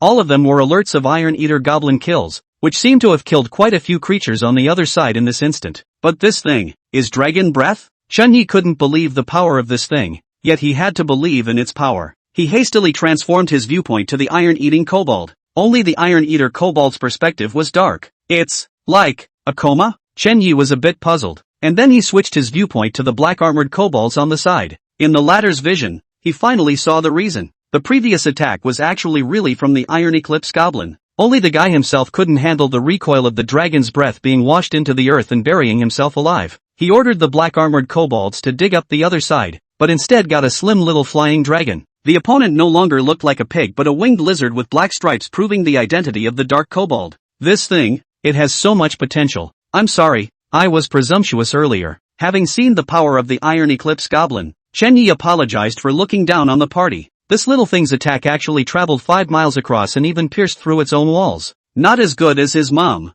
who cuts off rivers and melts down mountains, but no less good. Be aware that goblins can be upgraded. Can it be used again? Chen Yi inquired, but the kobold patted his stomach. Chen Yi understood in a second. This means that only when his belly grows big will he release the kind of dragon's breath. How long will it take you to recover? Gah! Watch the food? Chen Yi was once again shocked. As long as he ate, it would be fine? Eat what? Gah! Air? Asterisk. Are all my kobolds this frugal? Chen Yi couldn't get the smile off his face. It was still his own goblin that was good to feed. All you need for growth is land, moonlight, sunlight, and air. Save your money, it's too much. Compared to those creatures that were more expensive to train soldiers than to summon them, Chunyi felt that he had made a fortune. Little flying dragons that fly. That's a lot more powerful than some siege crossbow. Chunyi looked at the 49 Iron Eater goblins behind the black armored goblin with satisfaction in his eyes. These can be a treasure in their own right. With this, are you still afraid that you can't take the dragon? You, take a couple of Iron Eater kobolds and fly them in the direction of the Inferno Dragon, Chunyi ordered, pointing at a draconic kobold. At the moment he was like a child who had gotten a novel toy and wanted to show it off impatiently. Gah! The draconic kobold let out a strangled cry and casually ripped off a side rope and flew in the direction of the iron-eating kobold. Chapter 155, The Trickster's Way. Chunyi's entry into the game. What? The gargoyles have taken it? The dragoon goblin had just arrived at the battlefield with a string of Iron Eater goblins, only to see two gargoyles that had fallen to the ground. The draconic kobold was just about to hold an iron-eating kobold and launch it at the fallen dragon, but Chunyi stopped him. Bring back the dragon. Hey! Chunyi did not expect the giant dragon to be so unforgiving. It's only this much poison and you can't take it, and you haven't even used your new weapon yet. But you can't use an attack on a giant dragon that can't afford it. In the end you have no choice but to bring the other side back with your new weapon. Kagaha? A black armored kobold in the middle of the battlefield curiously pokes the stomach of an iron-eating kobold. This little bulbous thing can fly, hey! The black armored kobold envied, and at the same time wished he could fly. Unfortunately, he didn't string seeds with the gargoyles. With the dragon already ambushed, Chunyi dispatched a few black armored kobolds to march towards Shenmo's territory. The mission had been accomplished, and it was natural to protect the target of the mission for a while, but Ihonyi's side was unreachable. Seemingly in the middle of a good fight, Ihonyi never came online. Chunyi could only protect his mission objective first for the sake of his big pie. Thus, the black armored goblins temporarily replaced the defenders of Shenmo's territory. Asterisk asterisk asterisk asterisk. Asterisk asterisk asterisk asterisk this. How is this possible? Taita had just escaped back to his territory with his familiarity with this side of the terrain when he saw the scene of his giant dragon being captured alive. Why are these ugly monsters so powerful? Asterisk asterisk asterisk asterisk. Aren't I a holy order lord? Why am I not the king of this forest? He blasted his fist on top of the rock wall of the valley, and chunks of rock shattered down. Hoo-hoo! The veins on top of his fists were bulging, and Taita's heart was very unwilling. He had never heard of any opponent that could exterminate an adult dragon. Could it be that the other party is a natural enemy of the dragon? Titus was caught up in self-doubt, wondering if his information was inaccurate. But the inherited memories clearly said that the only natural enemies of the giant dragons were the rest of the giant dragons. No, there was one, but wasn't that creature exterminated by the dragons? There's also the fact that the size of the two doesn't match up at all. And where the hell did these damn monsters come out of? Asterisk asterisk asterisk asterisk. Taita propped up the wall with one hand and clenched his other hand into a fist, raining down attacks on top of the rock wall. His anger was constantly being vented. It wasn't until the blood flowed out of his skin that the surface rock walls shattered into slag and he finally regained his composure. Calmed down from the great grief of losing two dragons. Can it be that the other side is really Chunyi's soldier? After calming down, Taita had a guess, albeit an inaccurate one. But he couldn't find a better excuse. You know that the Alliance can be attacking Ihonyi nowadays, and if he himself loses his power at this point then he will definitely be kicked out of the first tier. Not even just kicked out of the first tier. If that group of guys knew that they had lost two adult dragons, perhaps there would be quite a few of them coveting their position and attacking them. A saint-ranked lord, or a saint-ranked dragon lord. Such a position was something that many people wanted to have. It has to be Chunyi. Tetsuya figured out his situation after some thought. The one who fought against himself had to be Chunyi. From this moment onwards, no matter who one was fighting against, that person was Chunyi. The only way it could make sense was if Chunyi entered the game, and he himself dragged Chunyi down. It was the only way to get a piece of the battlefield from Ihonyi without exposing the loss of your own troops. Yes, that's it. It has to be Chunyi. Artie gradually organized his thoughts, and then opened the meeting group of the Alliance in the group. He first ambiguously inquired, how is the situation? Is it good on Ihonyi's side? Oh, it's okay, although the opponent's bottom card keeps coming but we are at an advantage. But by breaching the other side's shields we'll be able to go in from a long drive. The Blood Alliance Lord, who was always keeping an eye on the situation of all the lords, immediately noticed the other party the moment Tai hit the line. Tetsuya let out a long breath. The situation he feared the most was when the battle was bad and he still needed his support. He doesn't have any more support available to travel to the battlefield right now. Almost got it here, but the shields are a little high on the quota. Can I get 2 spit shots from your Inferno Dragon? The Lord of the Blood League inquired. The rest of the crowd seemed to have their attention on the battlefield at all times, and no one was in the water group unless 8 was. I'm afraid this won't work, Tetsu said hesitantly. What's wrong? What's wrong? The Lord of the Blood League was keenly aware of a hint of the unusual flavor. In the past, Taita's character wouldn't have rejected this situation, and 2 rounds of Dragon's Breath is just 2 rounds. It can't make a deep and huge loss to the dragon. Could it be that the other party's giant dragon was seriously injured while meeting Chenemo? The Blood Oath Alliance Lord's eyes continued to dart. Chi Hongyi's bottom card was so difficult to deal with. It was reasonable for the other party's Vice Alliance Master to have more means. Just how injured is the other person? The Blood Oath Alliance Master's eyes flickered, seemingly have some kind of scheme is turning. Naturally knowing what the other party was thinking, Taita forced himself to put on his own hardness and said, problems indeed encountered. The Lord of the Blood Alliance was also very cooperative. Isn't it a small problem? What? Not solved? Taita couldn't help but squeeze his fingers together as he watched the message. The other party didn't know if it was an intentional taunt or if he was testing his own strength. He could also only follow what he had thought of before and said, I met Chen Yi. Chen Yi? Upon hearing this name, the Blood Oath's voice couldn't help but rise. Chen Yi is also involved in the war? At this moment, no calculations, no machinations existed. If Chen Yi was also involved in the war, did he and the others still have a chance of winning? One must know that Chen Yi was a rumored sub-god lord and the recognized strongest lord. Although both of these names are now somewhat untrue, they still represent strength. The opponent possessed absolute strength even if he wasn't a sub-divine lord.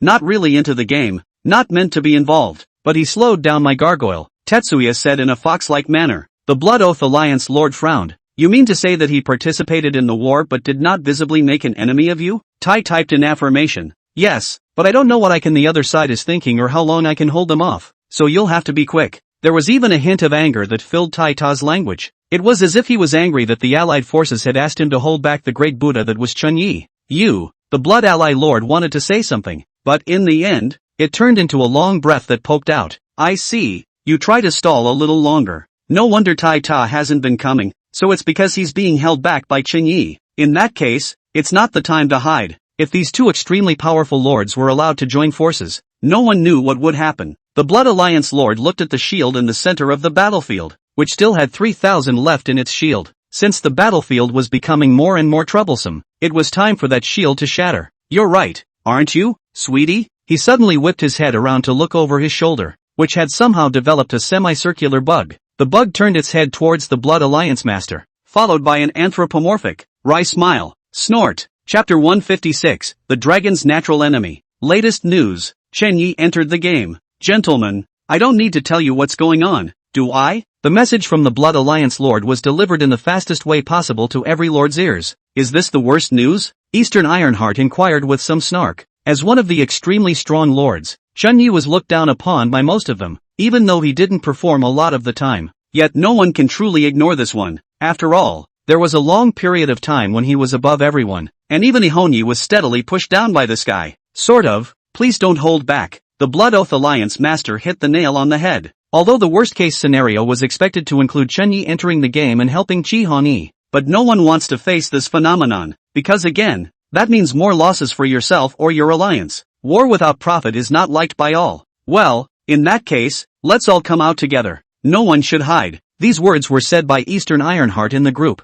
Since we need to break through that shield as quickly as possible, we need to all be together. You can't have one family exposing their cards and the rest taking the ready-made. Can you? I have no problem with that. I don't have a problem with that either. And this way we can get rid of Ihonyi as soon as possible anyway. Yeah, let's get it over with. I always have a bad feeling about this. Most of the remaining lords expressed their agreement with this proposal. After all, compared to the 2 allies, their cards were much smaller, and their main force was not themselves. Where's Taita? Hasn't he come yet? Eastern Ironheart inquired. She could care less about the rest of the lords, but Tetsuya was one of the 3 allies of an important alliance. Although the opposing alliance members had been on the front line of the battle, they themselves had not shown up. It seems that the Lord of the Blood League had anticipated this and put a screenshot of the fight with Tai in the group. Crowd. No wonder. Then there's no problem. Let's get started. The Eastern Ironheart release did not see anything wrong. After all, in her speculation, Chen Yi was nothing more than a saint-ranked lord, a powerful saint-ranked lord at best.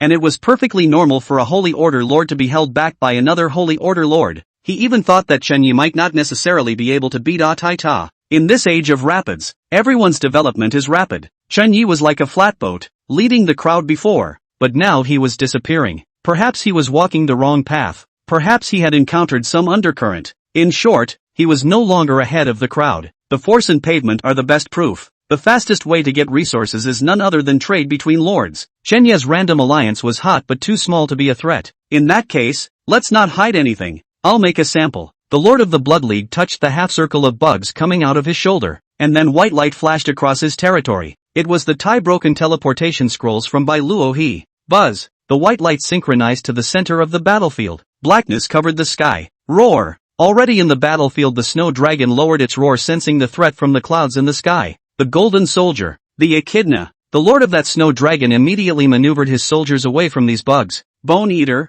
Not just a soldier type whose strength could be judged by rank. This thing possessed an extremely high armor-breaking ability. Any soldier who touched them would only end up being devoured. It's even rumored that devouring a giant dragon in sufficient numbers isn't out of the question. I didn't expect it to actually be this type of soldier. That snow dragon lord exclaimed. Nearly 1,000 white echidnas looked like a rock with white wings smashing down heavily on the shield. Knock, knock, knock. The lord troopers around the shield subconsciously dodged as they watched the rain of stones that covered the sky. Rocks the size of faces suddenly rained from the sky, which could cause serious injuries if they were directed at people like himself. The lords watched the white bugs fall. Nearly 1,000 of them. It's coming down. Run. The rest of the lords also received orders from their own allies to rush to avoid the stones. The bone eaters couldn't eat anything, and they didn't want their own soldiers to become rations for the other side. Buzz. The stone in the pass suddenly unfolded its wings to take off into the air again at the point where it was about to fall to the ground. Gollum. Luckily this thing doesn't mean to stay. A wave of fear ran through the crowd.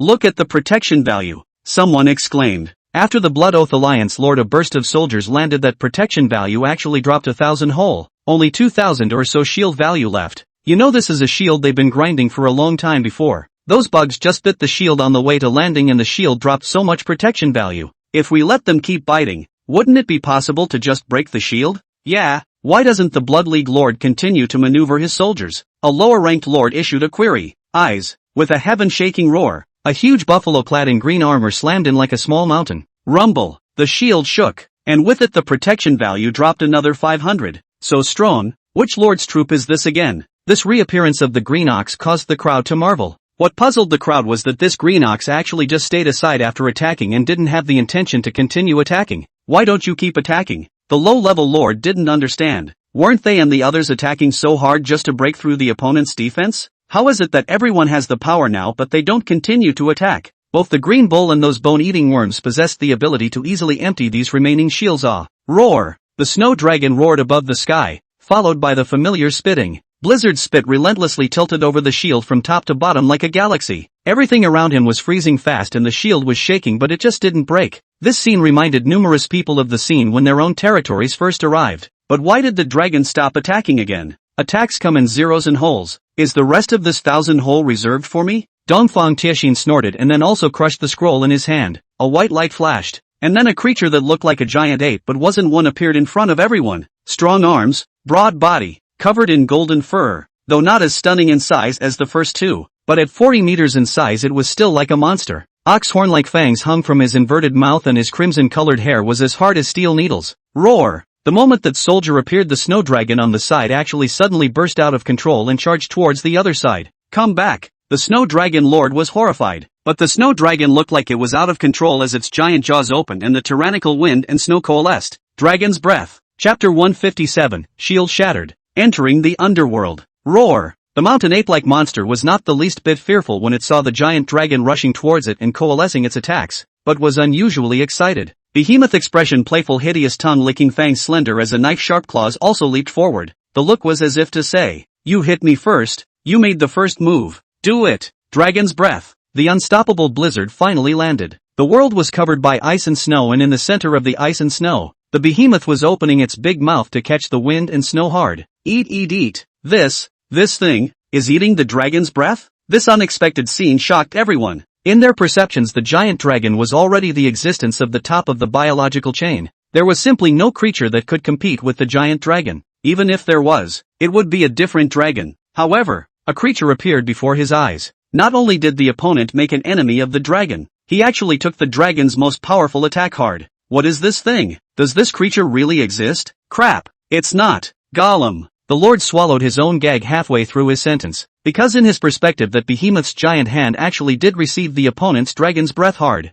Not only did he take it hard, he swallowed it. Giant dragon spit. Eaten? Not only were the low-ranked lords shocked, the high-ranked lords were equally shocked. They didn't know anything about Dongfang Tiexin's soldiers, but this moment gave them a great shock. As expected, everyone who could become an ally had two skills. Roar! That Behemoth's giant hand heaved both fists at his own chest with a thudding war cry. Next moment, the huge palm with the sharp blade had already arrived in front of the dragon's body. No one knew how that small mountain-like body had leapt 100 meters in a single bound, but he had grabbed onto the dragon's neck. Behemoth, let go of him. Dongfang Tiexin's voice came, and that behemoth let go of its food very unwillingly. Roar! Behemoth lets go, but the snow dragon refuses, and its huge claws are about to claw at Behemoth's back. Snow dragon, stop! This time it was no longer a command, but a scolding, even with a few rebukes. The snow dragon's lord was already full of rage. It was just as well that he was late in giving the order for the first attack. If he still disobeyed this time he would have to consider whether or not to continue nurturing this giant dragon.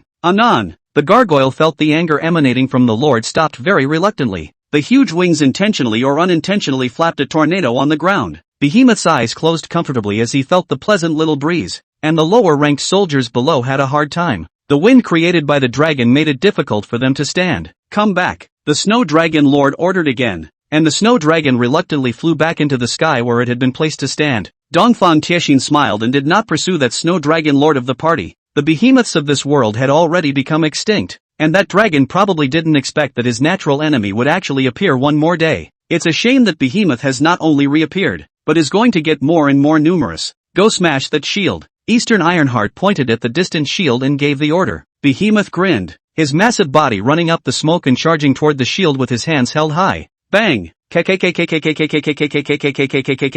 clash of the claws and the shield was like two thunderous voices colliding with each other, and the materialized soundwave appeared in the battlefield lifting off quite a few bronze soldiers. As expected, Alliance Masters, none of them is a saving grace. All the lords sighed again. Dongfang Tiexin's soldiers were only of the king rank, yet they shocked everyone. Those who could become the alliance leader of the three major alliances with the gold and king ranks naturally had extraordinary means. Were the rest of the king rank lords and even saint rank lords not wanting to create a new alliance? No, they couldn't build it. They were strong, but not strong enough. There was also a difference between the king rank and the saint rank of the same level. They weren't strong enough to get a piece of this already small cake, so they had to fight alone and in the name of their friends. What's going on? Why did you go against orders and take a shot at that behemoth? The Snow Dragon Lord angrily questioned his troopers, but all he got was a short history about dragons. The general idea is that the strongest in the world besides the gods are the dragons, but one day a strange creature intrudes. They are inexplicably in this world. They could also become stronger by eating dragons. A move that angered the dragons and led to a purge of the race by all the dragons.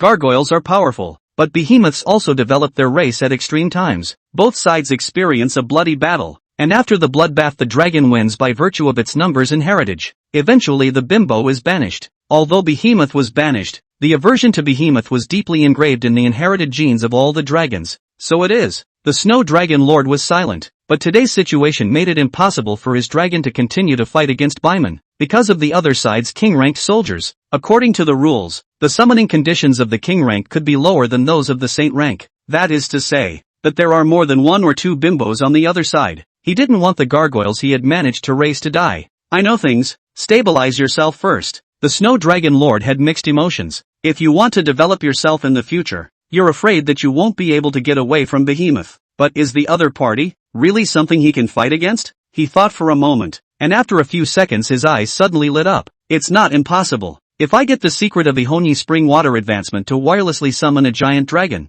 then the opponents in summoning advantage will be null and void. The Snow Dragon Lord's eyes glowed. He knew that the more powerful a creature was the more limitations it would possess, and the other party's behemoth definitely possessed limitations he didn't know about as well. And there's no limitations on the gargoyles, other than slow growth. By the way, I can still join forces with Tai Ta. The other dragon must also possess the same inherited memories as Behemoth. Lord Snowdragon mused. Unconsciously, the alliance that had been planned for so long shattered and cracked like a shield under the giant hand of Behemoth. Ka! A final crunch of glass. The shield that had held out for so long shattered and disappeared into points of light. You've invaded a strange lord's territory. Please be careful. A system alert came, but no one cared, because they themselves are here to invade. Within the castle, Chi Hongi, who was on top of the stone seat, couldn't help but get up as well. One of these allies is really surprising. Behemoths, echidna, snow dragons, inferno dragons that didn't show up, and have been studying the Lord who descended in person on my hellspawn.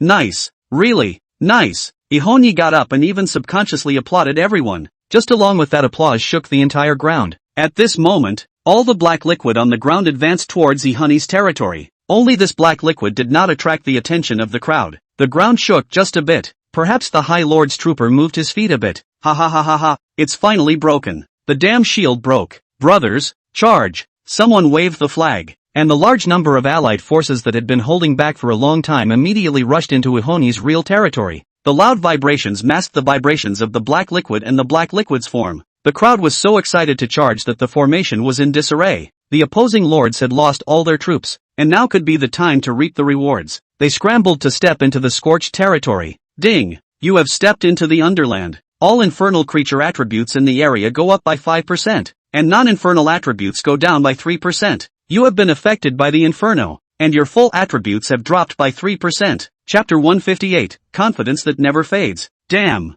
what is this thing? Something wrong with the land? It's just a drop in attributes, but 3%, almost negligible. Stepping into the charred blackness, some people are horrified, others bashful. It's just a 3% reduction in attributes. No big deal, one of the lords said with the help of his own soldiers. Yeah, don't worry, all of the opponent's troops have already been killed by us, so what if we lower it by another 3%? The other lord also said with some disinterest. Don't be careless. Eastern Ironheart reminded the high lords in the group. Why didn't the opponents set the battleground here if they didn't have a backhand? Yeah, and let's not forget the bonus attribute of having a hellish creature. The Lord of the Blood Alliance followed suit. The rest of the high-ranking lords agreed. They didn't have the same leniency as the lower-ranked lords with regard to Ihonyi. It's only when you get close enough to be powerful that you realize how difficult the other side really is. Although it's been tricky for you so far under Arakaye's mark, there's always something about the other side that feels unreal to me. Lord Snowdragon said. Yeah, I feel something's wrong too. Another High Lord agreed. The Eastern Ironheart and the Blood-Swallowing Alliance Lord did not speak. In fact,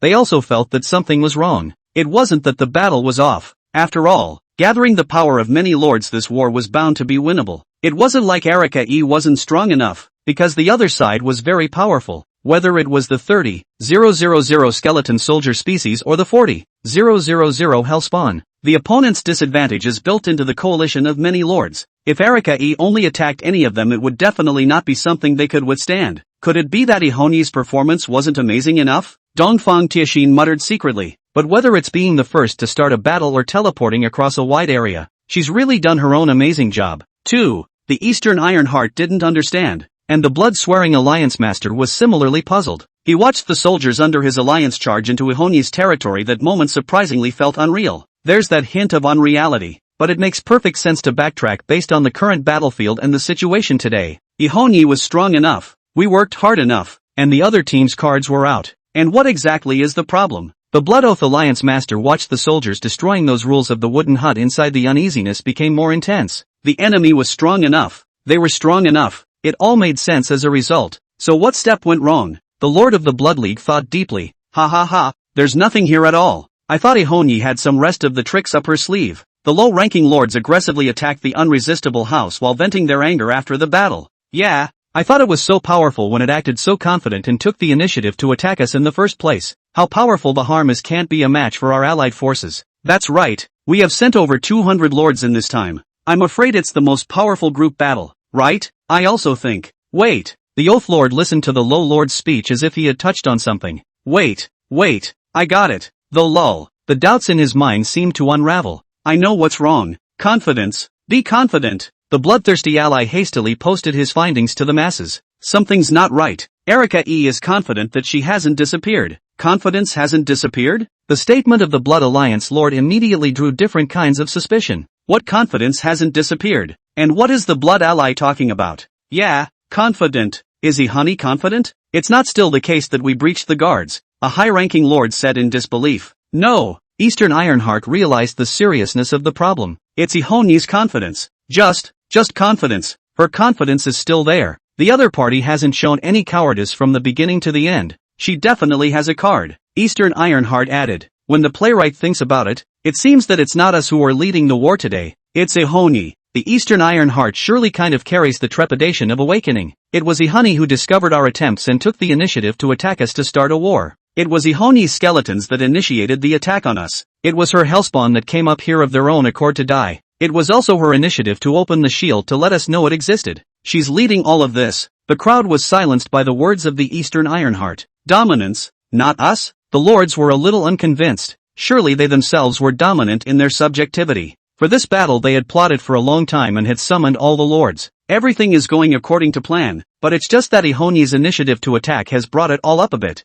Yeah, that's right. The bloodthirsty lord organized his words to add. The shield was not there at first. Otherwise our scouts won't be able to get in. The full extent of the shield during the 7-day protection period is known to everyone. There's no way our scouts can get in there. It's impossible to get in. Then what was her purpose in turning on the shield so late? The words of the Eastern Tieshin and the Blood Swallow Alliance Lord instantly awakened all the high-rank lords. None of the people were stupid, and they instantly began to think about the other party's reasons for doing so. Why would the other side do that? His purpose? Stall. Ihoni is trying to get our attention. She's stalling, the Snow Dragon Lord said with realization, then immediately ordered his snow dragons to leave Ihoni's territory. Stalling for time and that infernal attribute boost. That doesn't make the other side have another type of soldier? The eyes of the rest of the high-ranked lords all shrank in instant horror. Back off! Back off! Back out of Ihoni's territory! They simultaneously barked orders to their commanders and their own troopers. Quit? Why? The low lord was a little bit bewildered. Why did he quit when he was clearly going to raid the other side? The lower-ranked lords were puzzled, but some chose to believe their allies and bosses. A portion of the troopers had withdrawn, while others were resolutely advancing. Asterisk is about to get everything on the other side this time to quit.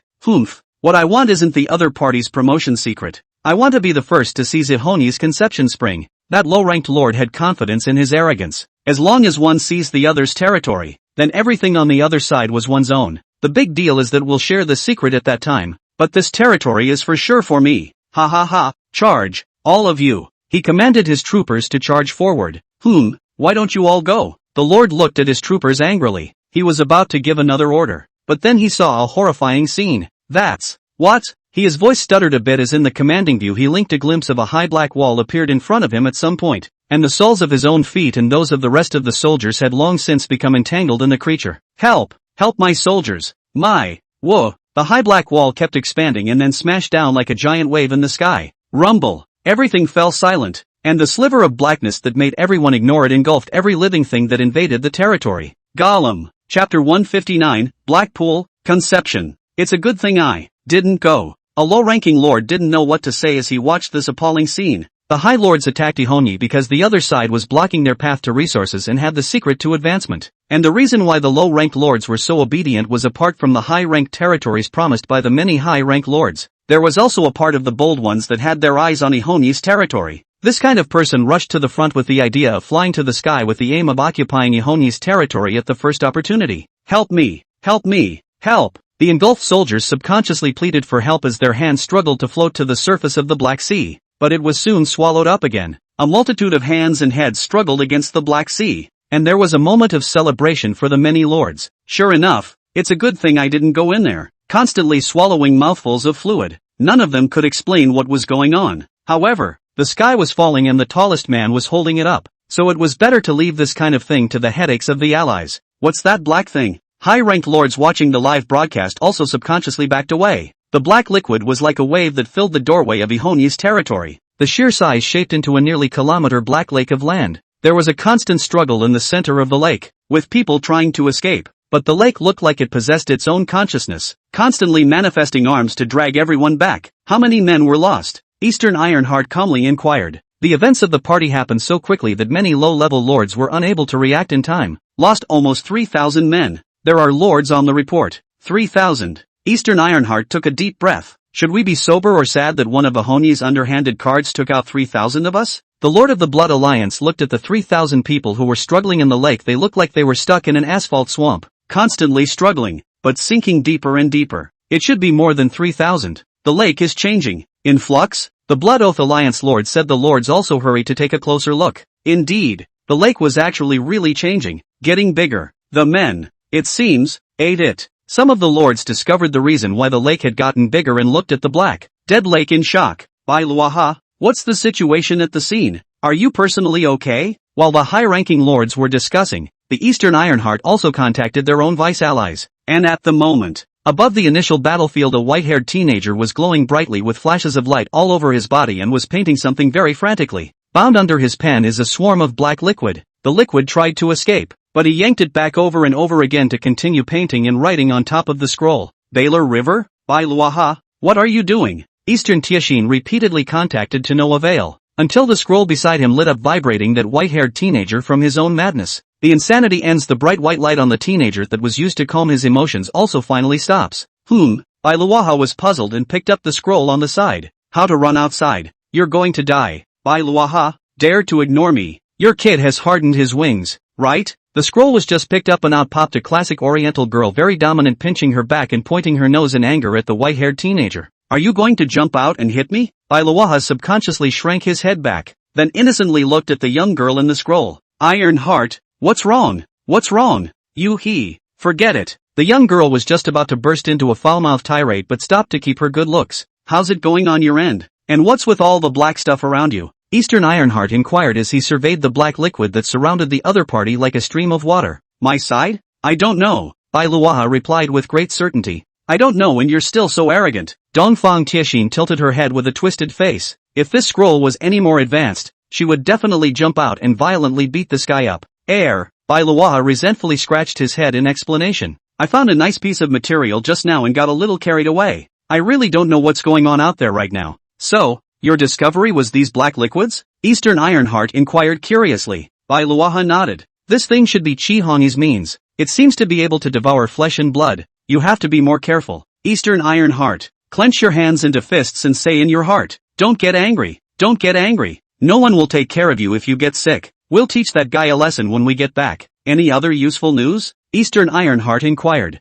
Luaha was shocked. Am I no use for this message? I have a feeling this might be a honey's backhand. It's super important, right? Eastern Ironheart forced the corners of his mouth to draw out clenched fists. Voice somewhat deformed said. So, you are no other news, right? Luaha shook his head. Of course there is. I utilized these scrolls and immediately. I'll be damned. Now.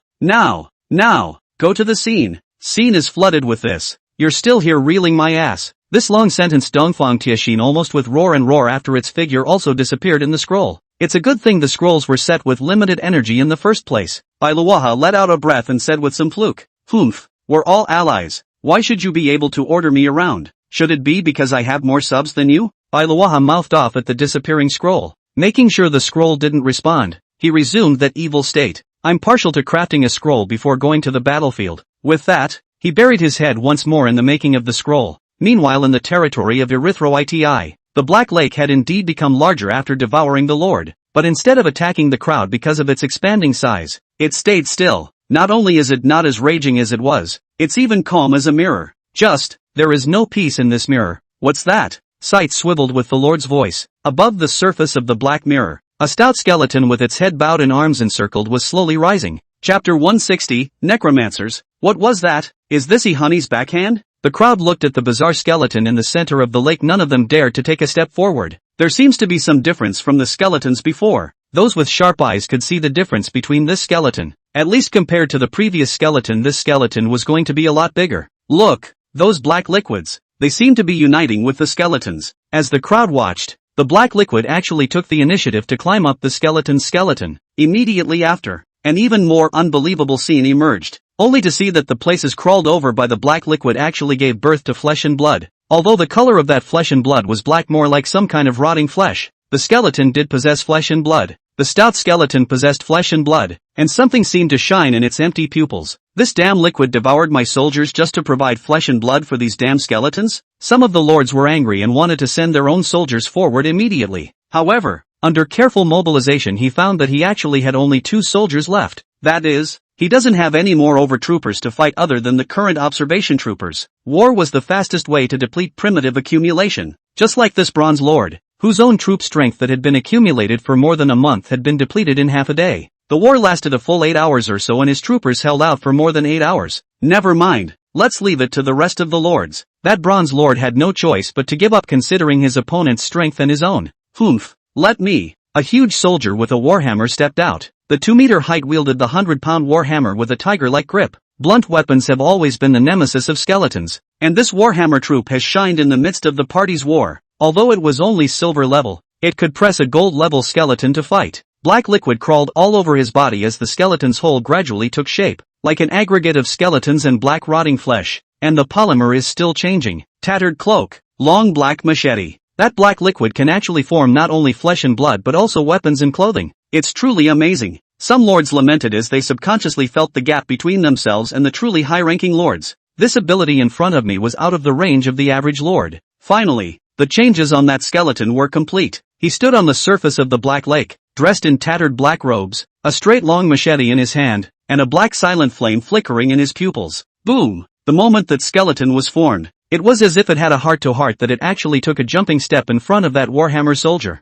Funny, don't think you'll be able to hold back a few points just because you've grown some meat. That Warhammer soldier species didn't talk too much? His voice and his own Warhammer landed on the skeleton's body at the same time. Boom! The skeleton raised his hand to fend it off, and that look seemed very easy. You have activated the skill proximity. You have obtained general information about the other party. Necromancer, quality, king rank, high-ranking servants of the Hell Camp, powerful. Note, there is no need to suffer in life, but after death you will surely go to hell. King rank soldier? Snow Dragon Lord Kate looked at the information that came back from her skills in shock. His skills could make it possible for him to unleash some of his own skills through his soldiers, and the party then gained information about the skeleton. He hurriedly sent the skeleton's message to the masses of the temporary alliance. Next, phew, the necromancer caught the soldier's 100 pounds of warhammer, and then a force in his hand. Black flame instantly bursts and such as the spirit fire of the fire snake instantly flooded the warhammer soldier. Boom! The opponent had become ashes and fallen without even making a sound of pleading for mercy. The prerequisite for lower-ranking soldiers to take on higher-ranking soldiers is that there are enough of them. Damn it, my troopers, everyone together, this is a battlefield. Don't talk to him about rules, he's only one person. The lord who had lost his Warhammer troopers immediately called on the rest of the lords to swarm against the necromancers. Realize that your own troop special training a Warhammer is basically about the same resources as a gold lord. Kill. Needless to say, the call of the low lords was useful. Fear of unknown creatures drove everyone to swarm the area. In an instant, at least 100 figures pounced on the necromancer. This was mostly bronze, with a little silver and occasional gold. The true high lords are watching, and the low lords thought they could kill back. Anyway, there was only one person on the other side, while there were almost 20,000 troops on their side. Kill, fire, lightning, frost, spears, machetes, one after another. Weapons and various attribute attacks fell on the necromancer. The necromancer was soon blown to pieces by these attacks that blasted the flesh and blood that had managed to coalesce. The broken body revealed a white skeleton, half of which was destroyed by the first round of attacks. This was the principle that more ants could devour an elephant, as long as damage could be inflicted. It was an existence that could be killed. Can't kill?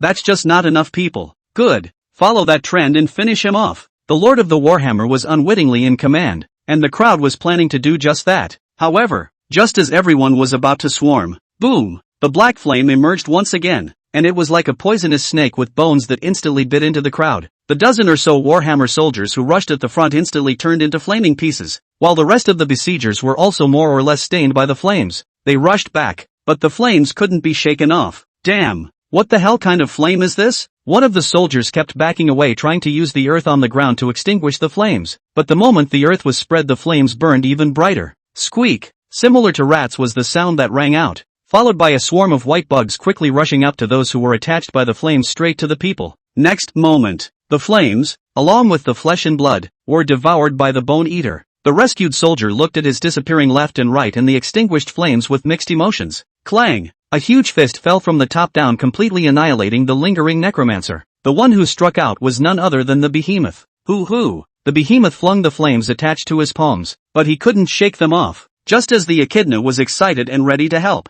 the behemoth took the initiative to detach itself from that area of fur, thus getting rid of the flames. Be careful. These flames are a little hard to handle, Eastern Ironheart reminded the crowd. The crowd nodded heavily. It's worthy of being a honey's backhand. It's difficult to deal with, that lord had just said. But then doubts arose, because although the flames on those necromancers are difficult to deal with, but after all, there is only one of them, and if you use this as your base card, it's a little small. What's a little small? The high-ranking lord unconsciously voiced what he was confused about in his mind, drawing questions from the rest of the lords. This means is a bit small as a base card. The former had to add and refine his statement. In his opinion this means was strong, but it was too small. Too small to be the opponent's bottom card. The number is too small. If there were more of them, it would definitely be a huge threat. That lord went on. Che, more up, what do you think this is? No sooner were these words spoken than they were opposed by the rest of the lords. This guy called the Necro Knight is a king-rank soldier. It's good that Ihonyi was able to combine one of them.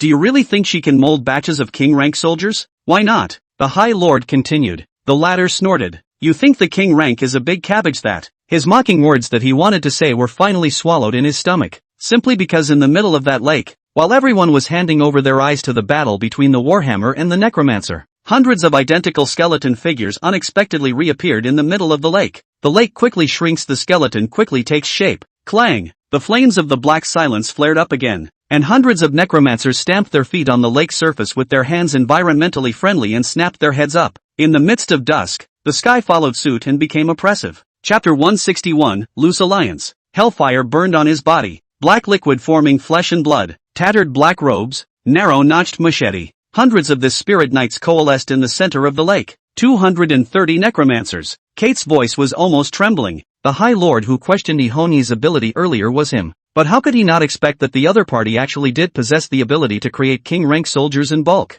After the Great War, more than 200 newborn king-rank soldiers. Is this your true skill? Dongfang Tiexin's face was heavy as he looked at the scene in the center of the battlefield. The black liquid was still gestating, but it seemed that after gestating a multitude of 40 nights, the lack of energy had only repaired some of the skeletons that should have been revived in the first place. Nearly 10,000 hell skeletons were revived, and standing in front of those hell skeletons were necromancers. Such a strong military force left the crowd dumbfounded. Those more than 10,000 bundles of blackened skeletons not only spread over the empty territories of Ehani Iban, but also made up the fear in most people's hearts. You know, they had destroyed 30,000 skeletons and 40,000 hellspawn before that, but now more than 10,000 enemies have actually popped up. The exhaustion of the fight and the newborn enemy had completely shattered the newly coalesced military momentum of the allied forces. Ding! Hellish creatures appear. All infernal creature attributes go up 5% and non-infernal attributes go down 3%. Rumble! The system's beep was like a thunderbolt hitting all the lords straight in the heart. Can you really win with this kind of this? Such a thought could not help but arise in the minds of the many lords. No wonder Erika E challenged all the lords' alliance with one person. It turns out that behind arrogance and pride is strength. Numerous lords had their hearts in the right place, and even more so, had their soldiers secretly retreat behind the crowd. The army is scattered. Eastern Ironheart said gruffly. The so-called coalition forces are, to put it bluntly, coyotes when it comes to occupying an absolute advantage. And when they lost their absolute advantage, they all turned into lambs and cowered. According to the strength of both sides, his side still had nearly 20,000 men and various high-ranking lords, while the 7 red clothes had 200 king-rank soldiers and 10,000 hell skeletons. The battle was not unbeatable. It was just that no one wanted to fight to the death after losing the absolute advantage. Do you all have any more crushing stuff? If you don't, we'll have to fold here together. Dongfang Tiexin spoke to the crowd, but no one answered. Meanwhile, deep within the fortress, on top of the throne escorted by several necromancers who should have been enjoying the battle, Ihonyi looked at one of the necromancers kneeling down in front of her with amusement. While the party managed to coalesce the necromancers, she pulled 10 necromancers to her side to use as guards. But in the midst of the 10, she found something interesting. You still have a sense of self? Ihonyi sat with her legs folded and her head tilted forward to survey the kneeling necromancer before her. The necromancer bowed his head without speaking, the flames in his eyes growing larger and smaller at times. No, Ihonyi snorted. If you don't, then I'll see for myself. Her palms stretched out, a morose aura erupted violently like a mountain torrent. The majesty from the King of Hell stared deathly at the alien necromancer in front of him. Next, come out. With a yank at the kneeling necromancer, Ihonyi dragged a near-transparent figure out. Puff! The soulless necromancer collapsed to the ground like a puppet with broken strings. So it's you. Ihonyi seemed to understand something. It was true that she hadn't sacrificed a lord yet, but it was normal for such an unexpected situation to occur. No, please let me go. I can be your knight. I can't betray. Owen's soul writhed in agony above the sky. A wry smile did rise from the corners of Ihonyi's mouth. Release you? Do you really think I don't know who first spread the word in the Sunset League that lords can change? The smile at the corner of her mouth grew more cruel, and the flames of hell sprang up appropriately in her hands. Ah,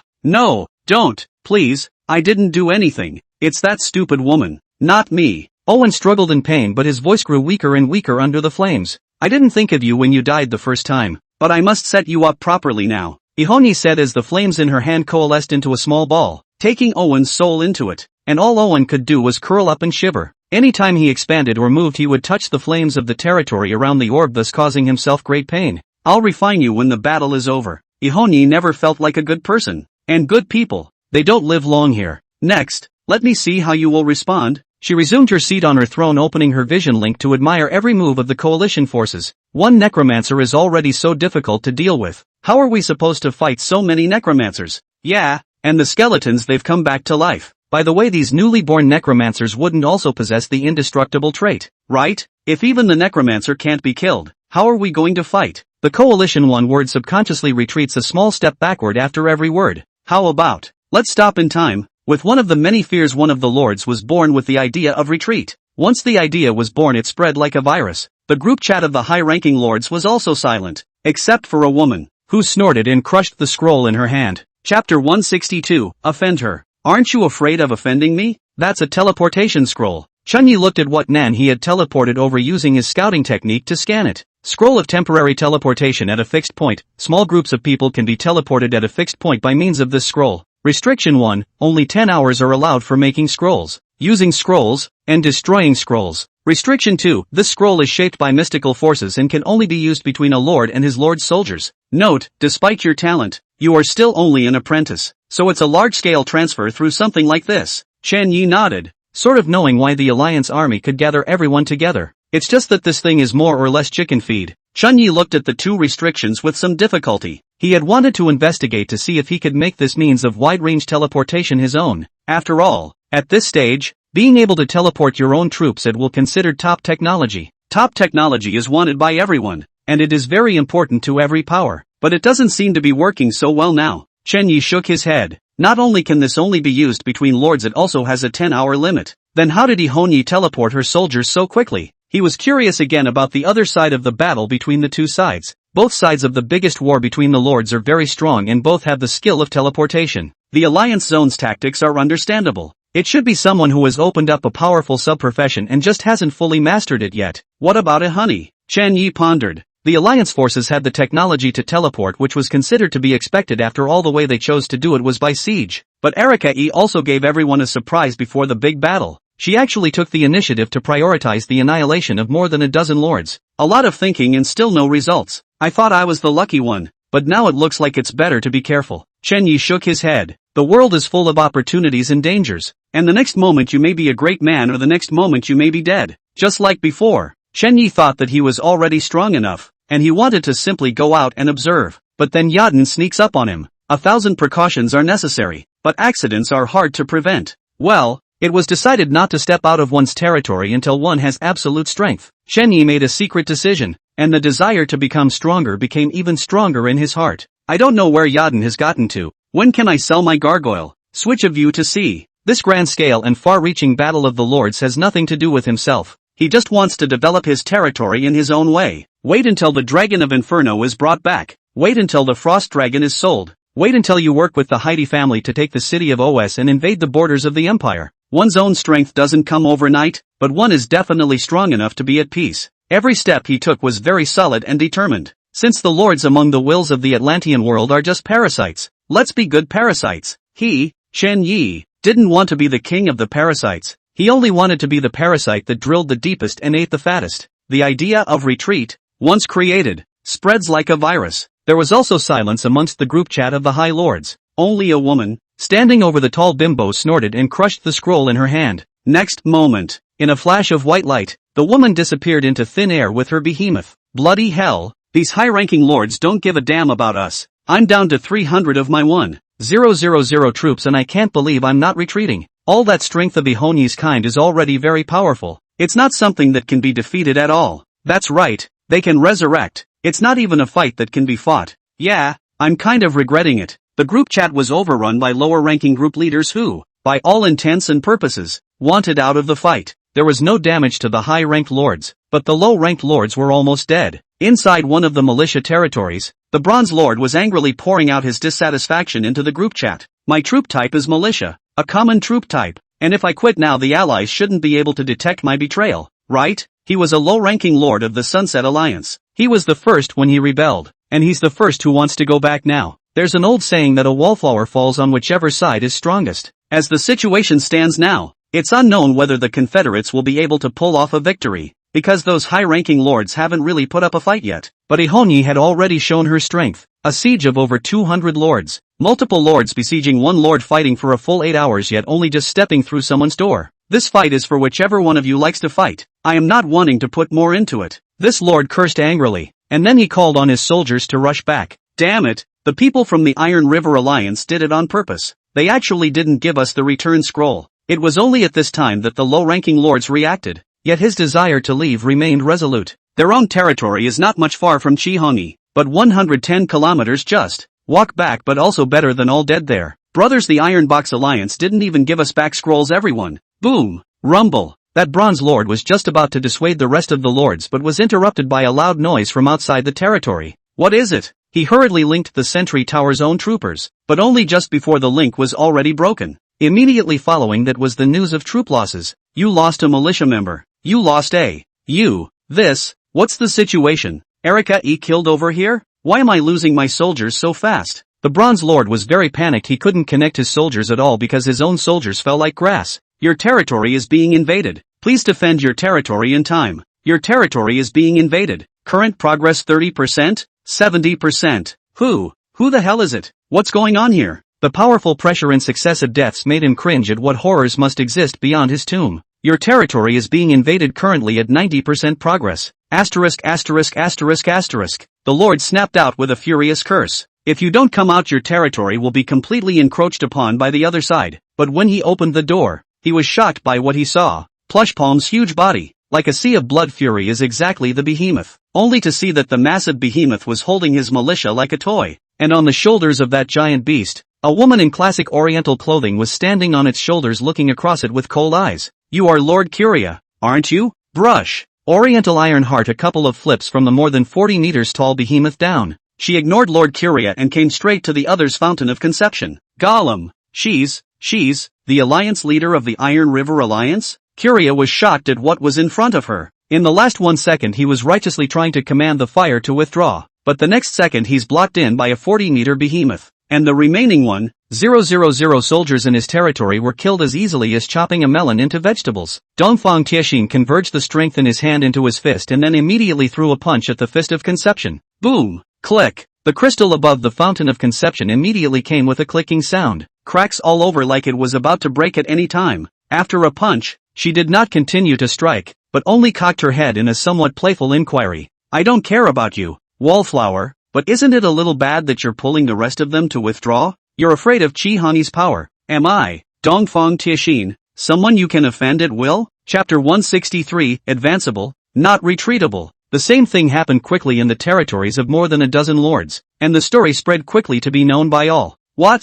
Oriental Ironheart, you? Stunned, the Blood Oath Alliance Lord opened the group chat channel of the high-ranking lords and wanted to ask, but the Eastern Ironheart beat him to it. Don't worry, I didn't go after everyone, just these few Sunset Alliance rebels. The crowd is silent. This Iron River Coalition seems to love to take on the antis and hate antis and wallflowers that much, but you're likely to shake up the already unstable military even more. No, it won't. The big thing is to actually strike down a few wallflowers, Eastern Ironheart firmly said. These are the men who promised me in the first place that they would fight to the last, and poured out their troops before I gave them the scrolls. She thought back to the few low-ranking lords she had struck. At that time, many people thought that this was a good time to pick up a leak and wanted to get involved. But the scroll was provided by the Iron River Alliance, and to participate in the siege rolls are necessary. So a lot of people made deals with the Iron River Alliance. That's why the number of Union men would break 200 at the time of the Great War. I didn't get my scrolls from the wind. Dongfang Tiexin did not continue to explain. She had no decision-making power over the lords under other allies or the scattered lords, but she wasn't going to let go of those who had made a deal with her, who had said they would fight to the bitter end. Since the other party chose to betray Ihonyi for fear of her force, she would have to bear her own wrath. It's good in this case. Killing a chicken to make an example of a monkey. I'm sure it will do some good. The Lord of the Blood Alliance came out to round things off.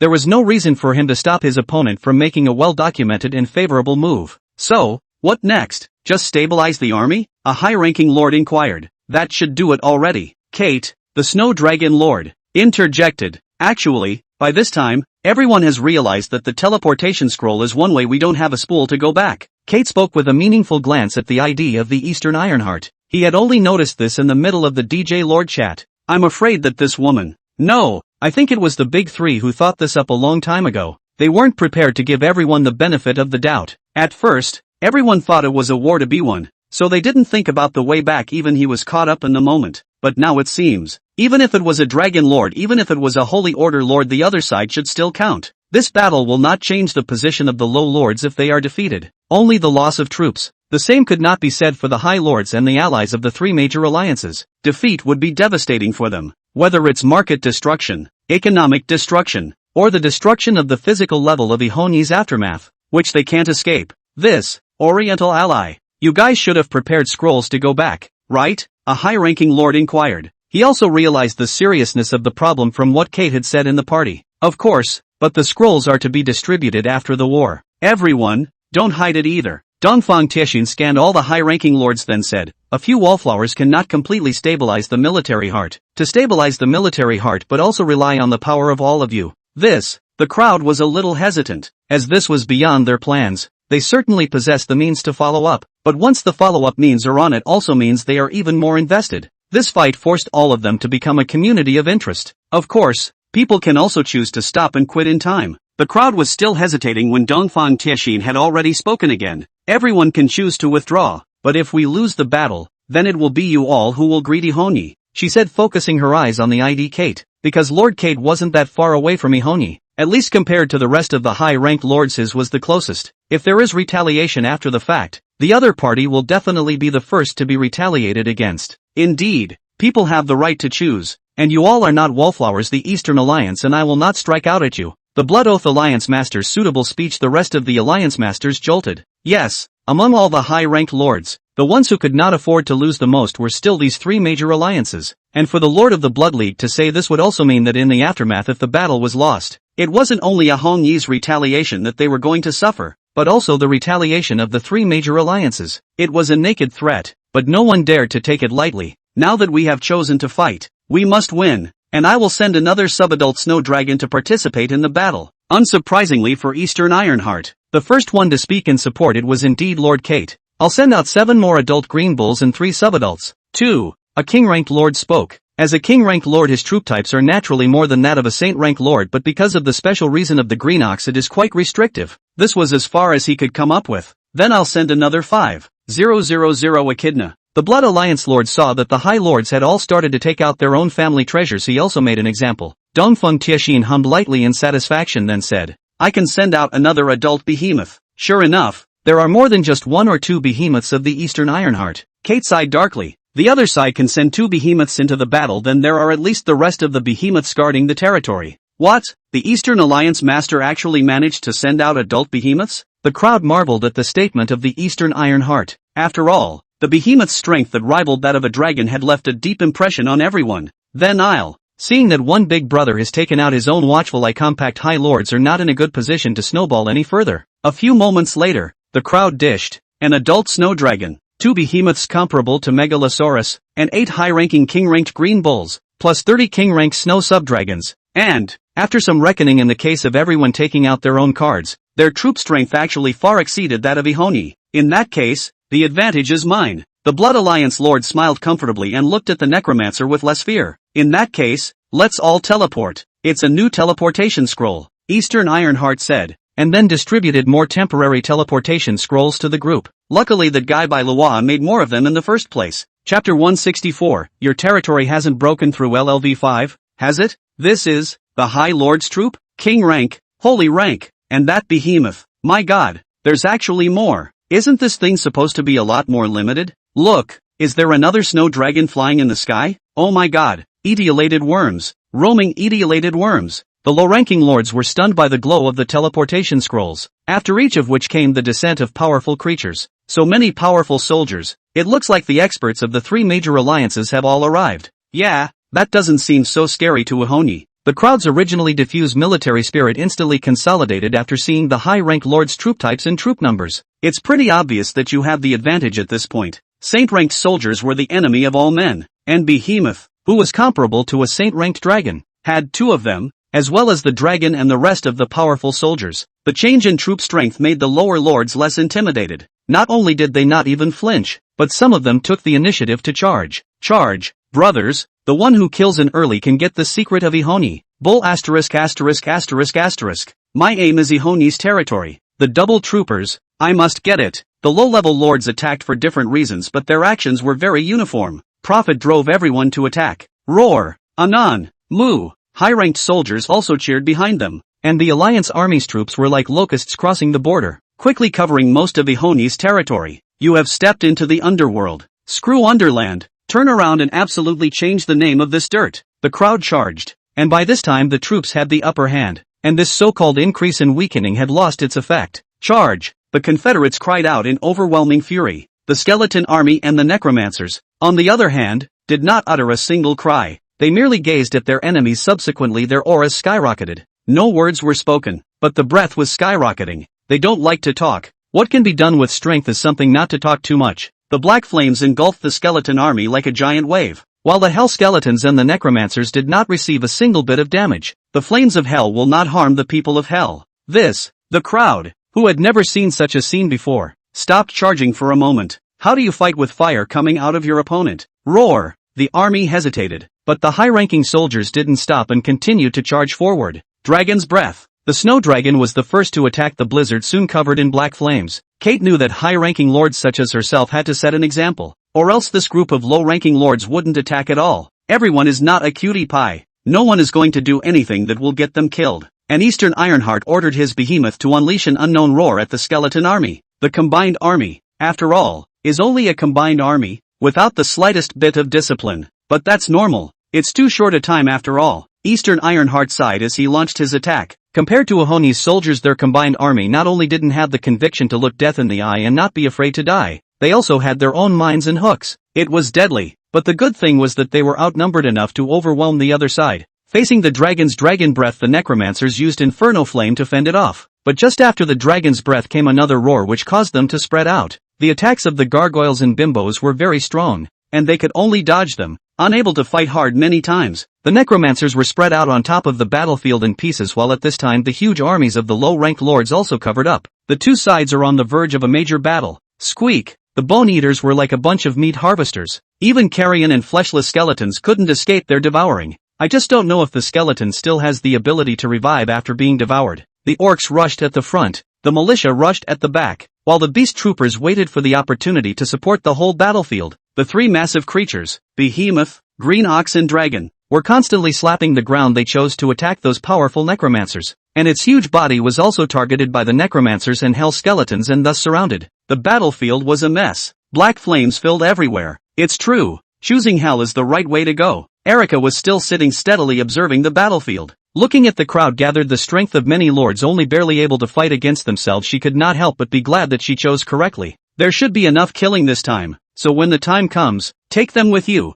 Ihoni thought so. There were only a handful of lords who were truly loyal to her, and those 10 she did not allow to fight in the war. For one thing, it doesn't play a significant role. Secondly, there are other arrangements. She would naturally not treat those who had truly submitted themselves. By the way, how is Chen Mo doing? Ihoni suddenly thought of the most loyal lord of the 10. She didn't even know why Chen Mo would appraise herself so much. The remaining few lords were merely feeling powerful, or possessed a conscience and did not want to bear the name of betrayal. But Chen Mo was different. Can't say what's different, but the other guy is pretty loyal to himself. Using the power of a king-rank lord to drag down a saint-rank lord. You have shown your strength. I wonder if Chen Yi saved you. Ihoni opened the chat channel, and Chen Mo had been waiting for a long time. When Chen Mo saw Ihoni draw her hand out, she hurriedly reported her situation to tell the other party not to worry. So, Ihoni was a bit surprised after learning about the situation. It didn't occur to him that Chen Mo could actually deal with 2 giant dragons at the same time. So it seems you're hiding it well enough. A bright light flashed in Ihoni's eyes. She had thought that Chen Mo was taking advantage of the crowd's misunderstanding to fox around. Now it seems that the other party is not a tiger but definitely a giant wolf.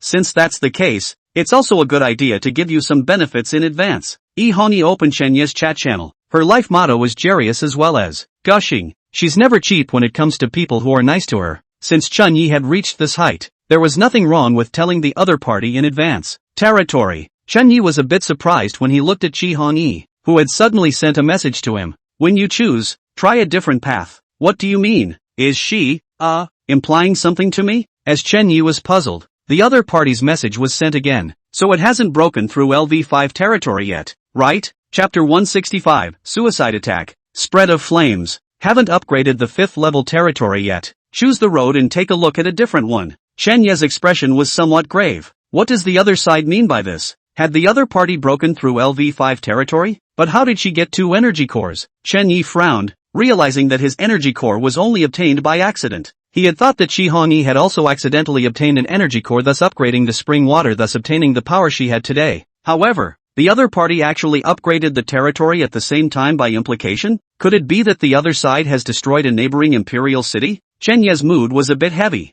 I didn't expect the other party to be so decisive. His plan was to plot and then take, but Hongyi had actually acquired it. Is it difficult to directly slaughter a city of people? Chen Yi swallowed his saliva. It's still a bit brutal. No, my thinking is off. He suddenly remembered something. The other side has been actively preparing for the war. How could they take time to gain to slaughter a city again? But in that case, does Erika E break through LV5 territory or not? Chen Yi was a bit unsure. Since you can't get it, just ask. There are times when it is much better to ask directly than to second guess yourself. You acquired 2 energy cores? Chen Yi asked. If the other side is sure, then there is no doubt that it is a double breakthrough. If the answer is no, then the other side is talking about the rest of the unknown. That's straightforward? Shi Hongyi was somewhat surprised that Chen Yi would ask so directly. After all, if one told the other party that he had broken through the LV5 territory, it would be the same as telling the other party his bottom card. Would she say such a thing? Will say, because she doesn't care. Breakthrough.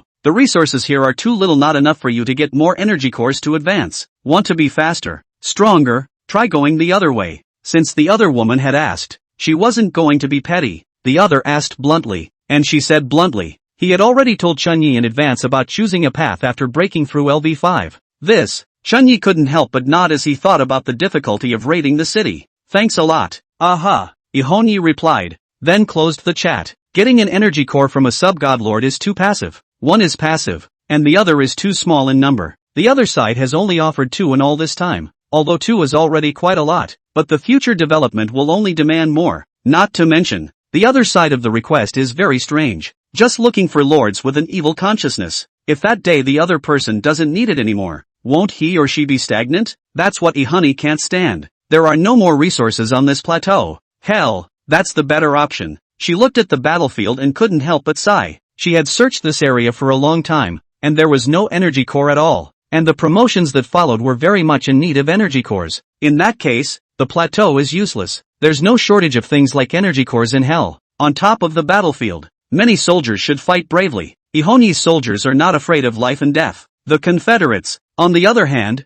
were numerous. Even though the hell skeletons kept resurrecting on top of the battlefield, they had already lost their significance under the opposing side's powerful troop crush. Skeletons revived in the middle of the battlefield were just speed killed by the opponent. Kill, the more dead the better. Ihoni calmly looked at the corpse. She didn't know when she started to ignore the corpse, started to ignore death. Death seemed sparse to her. We can't keep fighting like this. There's something wrong with this land. Eastern Ironheart spoke calmly. The behemoth was surrounded by necromancers, and at first it was able to dodge the dangerous hellfire by dodging, but now the entirety of Ihoni's territory was almost surrounded by a sea of fire. His behemoth's huge body was simply unavoidable, and he could only defend himself by metabolizing his hair. But the metabolized newborn hairs are simply not comparable to the previous hairs in terms of quality of defense. In other words, her bimbo is weakening. Indeed, the other side's flames are truly troublesome. The Lord of the Blood Alliance also found out what the problem was. Having fire and smoke in the middle of a battlefield is perfectly normal. After all, it wasn't just Ihoni who had a number of soldiers among their allied forces that possessed the ability to release flames.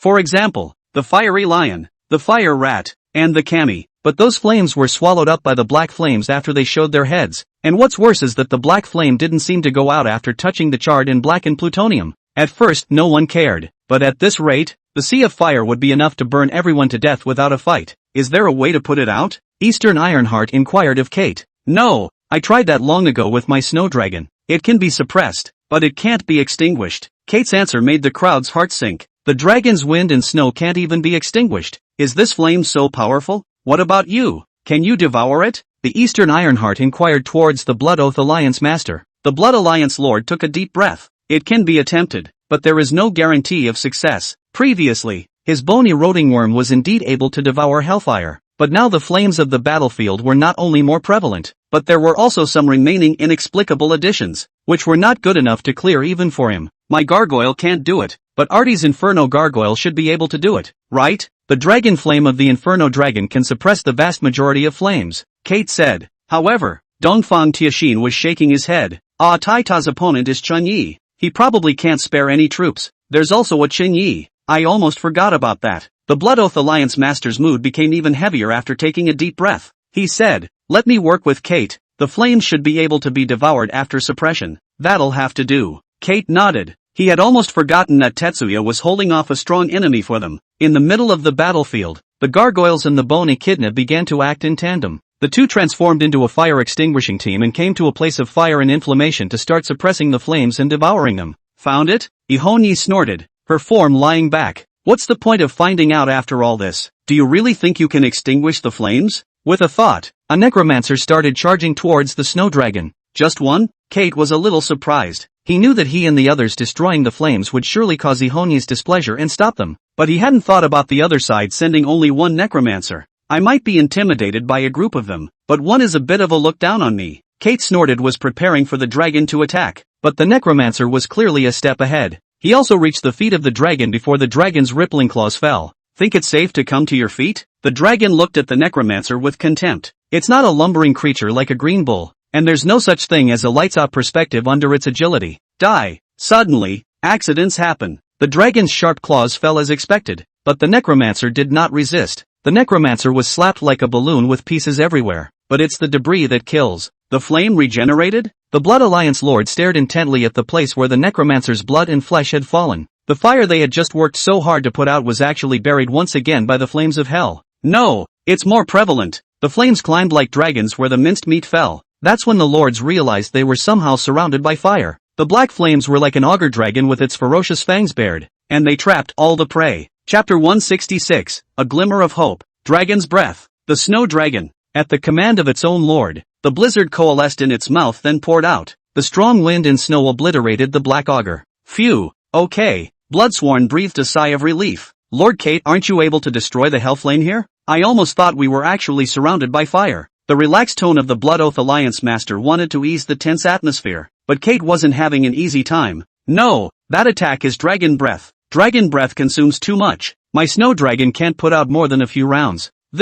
Some set their eyes on the battlefield. Sure enough, the snow dragon, the symbol of wind, snow and disaster, had shown its strength. It panted heavily, and the scale armor on its body no longer fit or even trembled slightly. Being a snow dragon, it didn't like its surroundings. In the previous battle, it had already used a lot of dragon breath, and now, under the fire, 2 rounds of dragon breath was already the limit. Don't unleash the dragon's breath. Work with my soldiers to put out a gap in this fire first. The Blood Alliance Lord's newly relaxed mood was once again raised at this moment. Although each of their soldiers were powerful enough to basically ignore ordinary flames, this was no ordinary flame. The flames of hell are attached to the bones and ignited. There's no need to put it out. It's hard to put out this fire, so just don't. Dongfang Tianxin's words startled the crowd. If they don't extinguish it, if they don't extinguish the fire, even if they are victorious, then they can't escape being overwhelmed by the fire. Oriental Ironheart opened up new ideas to the crowd with a slight smile. There's one place in this territory where it's impossible to start a fire. How could it be right? Kate was about to retort, but then something occurred to her. Ihonyi would never set fire to her own fortress. We are safe when we attack the core of Ihonyi's true territory. Right. She couldn't have burned herself together even if she was crazy. The crowd was as excited as if they had discovered a blind spot.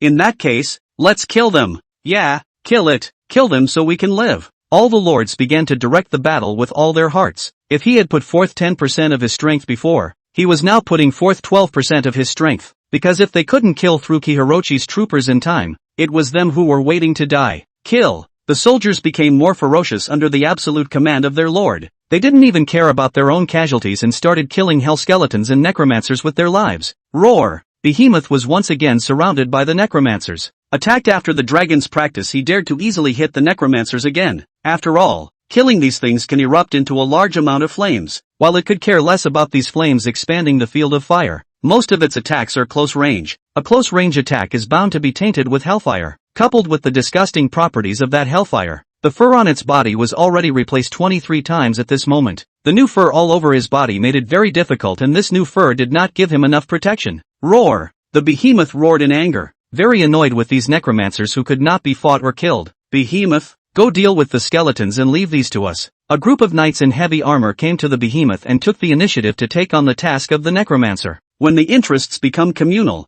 they will make the optimal plan. Using the knights' heavy armor against the jet of flame, they could eliminate some of the necromancers in a short time. Provided, of course, that they are used to take massive casualties. But casualties were casualties, and that was better than them being engulfed in flames en masse after the battle. Dongfang Tianxin relaxed slightly at this scene. Ihonyi, you seem to be inadvertently promoting our cooperation. The heavily armored knight took over the necromancer's task. Behemoth freed up his hands to abuse the reviving and already revived hell skeletons. Buzz! Roar! The necromancers roared for the first time, charging into the crowd as if they were mad, then erupting in dazzling black flames as they were about to fall. The necromancer's self-destructive style of play makes the flames even grander. I don't think these necromancers can be revived, right? Can't be resurrected and you still operate like that? Dongfang Tianxin murmured as he observed the battlefield. The other party seemed to be somewhat addicted to stormtroopers. In Ihonyi's eyes, aren't all these soldiers? To this extent, everyone has already been considered to have played their cards, and the other side should have no more means. Yet she still chose to fight mob style. Is it an addiction to using skulls? The behemoth of the Eastern Ironheart looked up. The battle rages on,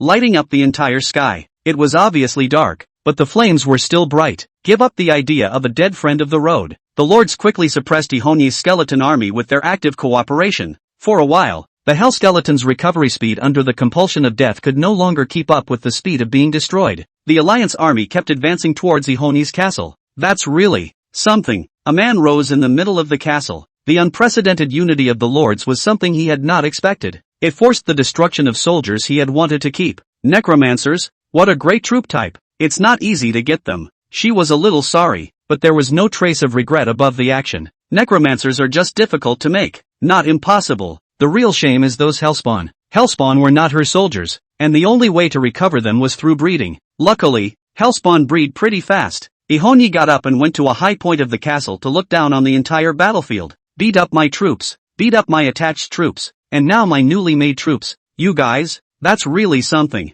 Ihonyi sighed. It seemed that these lords weren't so bad after all. He looked from top to bottom at the Alliance armies that were gradually encircling him. Is it trying to get a silver lining by surrounding me? Snort. Erika E smiled disdainfully, then snapped her fingers. A seedling of black flame was released in its palm. She dropped the fire without a care in the world. The fire fell down to the ground along the castle and then multiplied quickly with the help of the underground earth. Boom! In just a few seconds, the flames were like a giant dragon, engulfing the entire castle. Okay. Ihonyi ignored the flames that had scorched up from below to do back to her position. Next, let's see how else you guys can win a silver lining. While all the allied forces were unaware of the situation, the haughty queen had pronounced a death sentence for them. Chapter 167, The Burning Castle. Lifeless, you have been promoted to LV5 territory. Does that mean there's no reward for first place? Shunyi raised his head to look up while also being somewhat disappointed. He was ahead of himself before, so he generalized the rules for upgrading springs and territories. Based on today's situation, the higher the upgrade, the less the rewards, but the higher the quality. Like before, the crowds rewarded after upgrading were the top 10 or so, then the top 5, then the top 3, and this time, it seems like it's only the top 2. That is to say, after Chenyi and Chihonyi took the top 2 spots, the remaining lords couldn't get the special rewards from the system even if they upgraded their territories and springs again. Damn it, only second again? Chenyi somewhat lamented his territorial rewards. I had thought that I would be the first to promote my territory after taking the city of Oz. However, it was clear that the other party had been promoted to LV5 territory from what Ihonyi had said. Dual promotion. I'm really curious where you got the 2 energy cores from. And what's your reward for being first? After the spring upgrade it's an unlimited release of your own troops? What about after the territory upgrade? Anything new? He was becoming more and more curious about what happened to Ihonyi. Unconsciously, he actually developed a feeling of wanting to obtain Ihonyi's secret as well. A moment later, Chenyi shook his head. Forget it, it's not for me, I have my own path. But, the other side's information can be gathered. By joining the allied forces and invading Ihonyi together, with their current strength, they can definitely cooperate with the allied forces to take down Ihonyi.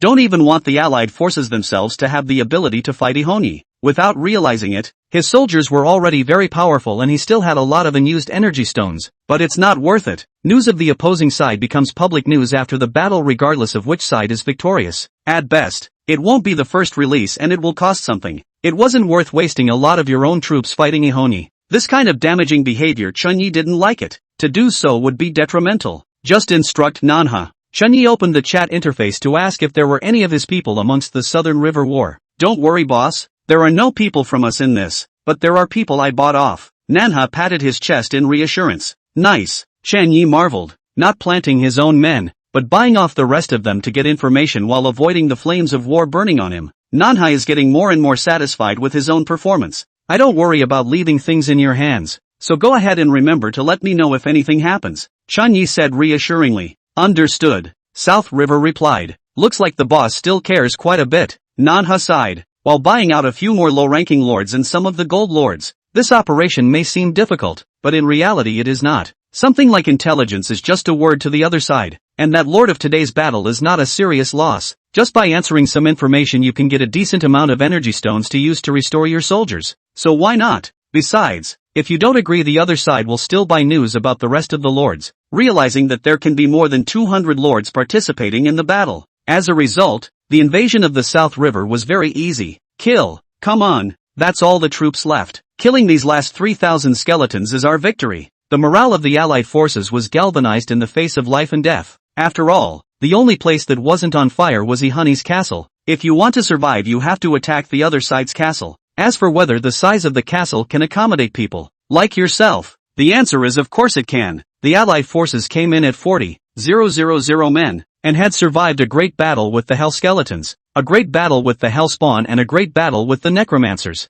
Battle after battle after battle. Their numbers had long since fallen short of 40,000. There are only about 3,000 Hell Skeletons left, and they aren't doing much better. The coalition army only has 5,000 troops, and that's if you include the troops of all the high-ranking lords. A high-ranking soldier is a high-ranking soldier. A low-level lord observes a high-level lord's troop types through own troop types. Behemoth was covered in flame-scorched scars and had 10 of his fur left. The dragon also still had unextinguished black flames on its body, while the green bull had a giant horn and half of its own body burned off. The High Lord's soldiers can be dismal, but they all survived. The flames of such wounds are extermination against low-rank lords. Soldiers of low strength just become ashes after encountering them, while soldiers of high-ranking lords are just injured. After secretly sighing in his heart, this low-ranked lord was even more certain of his idea of seizing Ihoni's territory. Ihoni's territory, the skeletons that can be revived, the endless brats, and the powerful necromancer. It's almost like it could be described as a trio of soldiers. It's really powerful. He licked the corner of his mouth, showing his excitement. Almost to the castle. Mine. This territory must be mine. That low-ranking lord maneuvered his soldiers and began to hide. After all, arriving at the castle would also mean Ihani's complete defeat, and retaining her power was necessary at this time. It's almost time to arrive at Ihoni's territory, and this territory is mine. The other low-ranked lord greedily looked at the hell skeleton that was retreating in steps. Mine. Whether it's your secret or territory, it's mine. A king-ranked lord also showed greed. Ihongi's territory looked like it possessed some kind of mysterious power that made people go crazy. Hey, hey, hey, hey, hey, hey, hey. I'm not looking for territory. I'm not looking for secrets. I just want your people. And there shouldn't be anyone to steal that from me, right? A gold lord wiped off his saliva to reveal his lewd expression. The once strongest lord, caught by himself to become his. Hey, hey, excited, really excited. The gold lord rubbed his hands together in great anticipation. It was said that Ihongi was also extremely beautiful. Just how beautiful could she be? Lords, territories, Atlan, what a place. Ha ha ha, Atlanta, made me everything I am. He held his hands up very reverently. At this moment, along with the Hell Skeleton's retreat, everyone was born with strange emotions and thoughts. There will be victory in the end, and there will be no one who does not rejoice. Everyone was in a state of ecstasy and victory until one person pulled them out of their dreams. Look, the skeletons aren't retreating, not backing out. That's exactly where it is. Ha ha ha ha ha, it's at the castle. It's definitely at the castle. We're winning. I want her spring, and none of you will take it from me. I want her secrets. The lords wanted to go crazy, but they all froze in place. I thought we were at the place? Why doesn't have a castle? What about the castle? The lords watched as the hell skeletons stopped retreating, and there was no safe fortress or castle in front of them. There's just an endless sea of fire. The flame was 100 meters high, like a lion. The flaming lions formed the final enclosure of the sea of fire as the castle spontaneously combusted. What's this about? Chapter 168, Last Resort. Count yourselves as winners if you can break through. No, no, where's Ihonyi's castle? Where is she? Yeah, where's our only chance of survival? The castle. Where is the castle? That flaming high wall, is it? Isn't it? Bull asterisk asterisk asterisk asterisk. Who sets themselves on fire? That's right, she lords are human too. There's no way they can survive under these flames. The crowd was frantic in place. How excited the party was now desperate. But that flame is the shape of a castle. It was pointed out that the burning of the castle woke up the sleeping crowd. Impossible. My secret. The secret of my spring promotion. Once I unshackle myself, I can dominate everything. It shouldn't be like this. Damn it. My Ihonyi, my strongest lord slave. My. Damn it. If you're going to die, why did you kill yourself? Can't you just let me ask for the secret before I kill you? The multiple lords were in a frenzy, and they were like a mad dog wantonly displaying their ambitions and fangs. Get out of here, all of you. There's nothing I want here, I'm leaving. Don't stand in the way of my withdrawal. A tall, thick-skinned orc was maneuvered by the lord to ram through the surrounding allied forces towards the 100-meter firewall. Though rushing out now would likely result in a heavy death toll, the flames would only get grander. If you don't leave now, you'll die a much worse death later. Damn, isn't this useless? Asterisk asterisk asterisk asterisk. There were lords who regretted their participation in the battle. You didn't get any meat and you got yourself all fishy. What a loss. Bad luck. Chagrin lord after chagrin lord. What do you think? Eastern Ironheart inquired towards the rest of the high lords. Somewhat unexpectedly, I didn't expect Ihonyi to be so rigid. The lord of the Blood Alliance hadn't expected this outcome either. Something doesn't seem real to me. I don't think Ihonyi would be so stupid as to burn herself, right? Kate expressed her incomprehension. She could have left with the remaining soldiers. 3,000 soldiers can still seize the remaining lord's territories even if they become wandering lords, right? It's probably because he can't see the territories of the lower-ranked lords. Some of the rest of the high lords replied. Crowd. It's also true that this is someone who was so egotistical for the sake of saving face that he challenged all of our allied forces by himself. Or active offense. The previous high lord added. Eastern Ironheart was silent once again. This siege of Chihongyi has mobilized a total of more than 200 lords, and 80% of the high-level lords, which is also considered worthy of each other's identity. Then, withdraw? Since Ihonyi was already dead, their purpose had been accomplished and there was no reason to keep stopping. Damn, what does this skeleton mean? Doesn't want me to go. The orc general who had tried to leave earlier roared angrily and tore apart an infernal skeleton. But just as he was about to continue his charge, the rest of the hell skeletons once again came to block him. These skeletons? Why are they still so orderly? Yeah, not only are they in order, but they know how to stop that orc general. Some of the remaining lords noticed the scene and looked at the skeletal soldiers with a grave expression. Suddenly, someone remembered something. We've been lied to. Is Ihonyi not in the territory at all? She's in remote command. She's not even inside the castle. That lord saw the neat skeletons and suddenly remembered that lords had long-range vision to maneuver their soldiers. Yeah, isn't that how we attack each other? One word woke up the dreamer, and everyone was immediately alerted. Ihonyi didn't kill herself. Only this explains why the skeletons continue to attack. Kill those skeletons? Let's break out. A lord shouted, and the rest of the lords hurried to follow. Humph. Stupid. Since the other party didn't commit suicide, the territory is still there. I'm not going to break out. I want to take control of her territory. The lords had different aims, yet once again they had a common enemy. Burst crush. Lion's roar. Orc charge. The lords charged again, instantly dispersing 3,000 hell skeletons with 5,000 troops. It was only a matter of time before the skeleton knuckleheads were destroyed, and in the middle of the castle, a man amidst the black flames was quietly watching it all. That's pretty good. All the way down here. Erica, you watched the situation below from within the flames. The black flames made many high-ranking soldiers avoid it, but the other party walked among the flames as if they were oblivious. The flames of hell couldn't hurt the slightest bit, and even actively avoided a vacuum. You have broken through to the last level, and this flame is my last resort. She looked down silently, as if gazing at some already dead soul. Ha ha ha, broken. Finally broken. No more of these annoying skeletons. Everyone rush out. The crowd had crushed the last 3,000 skeletons, but the flames had also surrounded them. The sea of fire in the sky topped the sky, calling the scorched black land scorching hot. The corpses, bones and blood all over the ground were evaporated into blood mist the moment they flowed out. It's like hell here, but they are the kings of victory. Ihonyi, use whatever else you have. You should have some means of hearing it, right? It's come to this, so don't hide. An anthropomorphic voice from a snowy wandering dragon stained by war and blood. Snow swimming dragon, a king-ranked soldier, one of the vice-allies of the Sunset Alliance. Ihonyi's voice came from the castle. It was calm, elegant, and also contained some light anger. Is that how you speak to the Alliance? The crowd was shocked. No way. Why is this sound coming from the castle? Could it be that Ihonyi is in the castle? Some of the lords were surprised. Impossible. Even my orc soldiers can only last less than 5 seconds in the midst of the fire.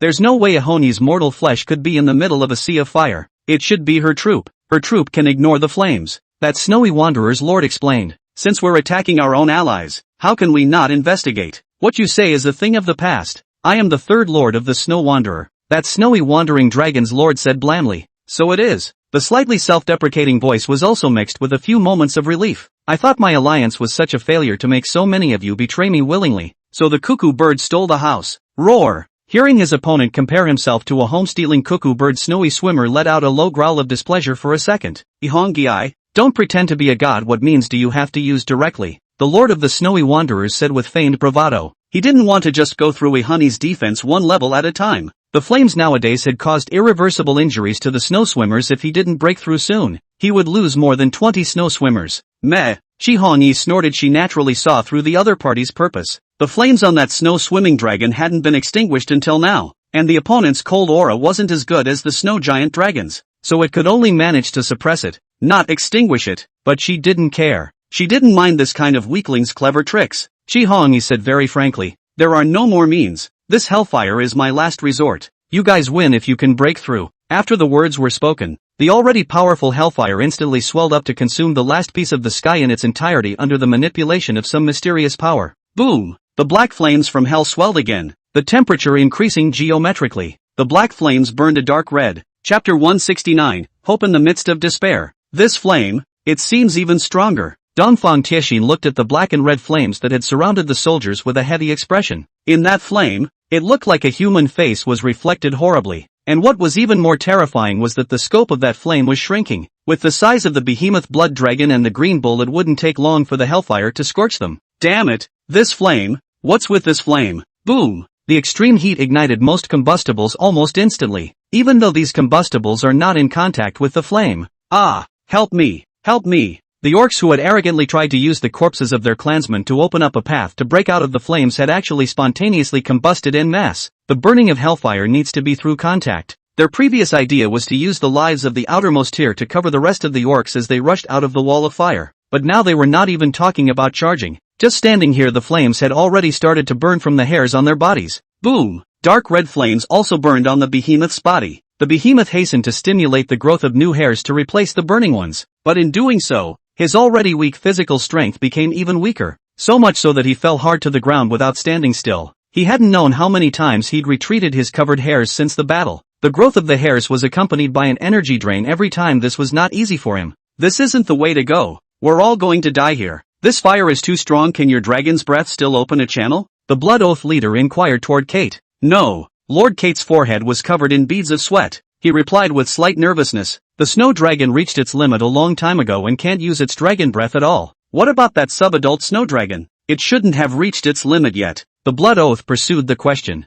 This made it even harder for Lord Kate, who was already in a bad mood. He didn't know about the others, but this adult snow dragon and sub-adult blood dragon of his own were basically 80% of his own strength. If we lose these two dragons, that leaves only the two young dragons in the territory. He gritted his teeth and said, no, it was tried in the previous battle. The dragon's breath of a young dragon is not enough to break through the hellfire. Kate looked hard at the ball of hellfire surrounding the city. The black hellfire was already very difficult for him, and this dark red-colored hellfire almost made him despair. Asterisk asterisk asterisk asterisk. The Blood Oath Alliance Master looked at the 100-meter flame giant ball in a grave manner. In the midst of the giant ball, they were like prisoners. Kihanji had already stated that she had no further means, but this last resort stopped everyone in their tracks. Unbeatable? He took a deep breath and was very emotional. What awaits them if they don't win? While it was impossible for the lords to coalesce again after a defeat, Ihonyi could develop and recover quickly after a victory. Then it was self-evident what awaited them. The high-ranking lords. Right now, Ihonyi didn't know the exact location of their territory, but with the passage of time and the development of the territory, the other party would know one day. Damn, why are you stuck on the last step? Ungrateful. Is it hard to really retreat? He looked at the sea of fire with an immense struggle in his heart. The Bone Eater has the ability to devour the opponent's flames. It was just that there was an upper limit to this devouring, and he couldn't be sure how thick this wall of flames was, and whether or not his own 3,000 bone-eating worms could actually devour all of this flame. If you can, break out and wait for the flames to go out. Then kill your way back in, by then the victory will be ours. Suddenly, he said with a hard heart, Eastern Alliance Master, give me more scrolls and I'll teleport some more bone echidnas over there. Since this is a battle that cannot be lost, let's up the ante and win for sure. The Lord of the Blood Alliance's eyes were firm. Wait, a high-ranking lord interrupted the Blood Oath Alliance Master and tweeted Eastern Ironheart. Scrolls? We've got scrolls for that. Shouldn't you have a scroll to go back? Eastern Alliance Master? We can go back through the scroll.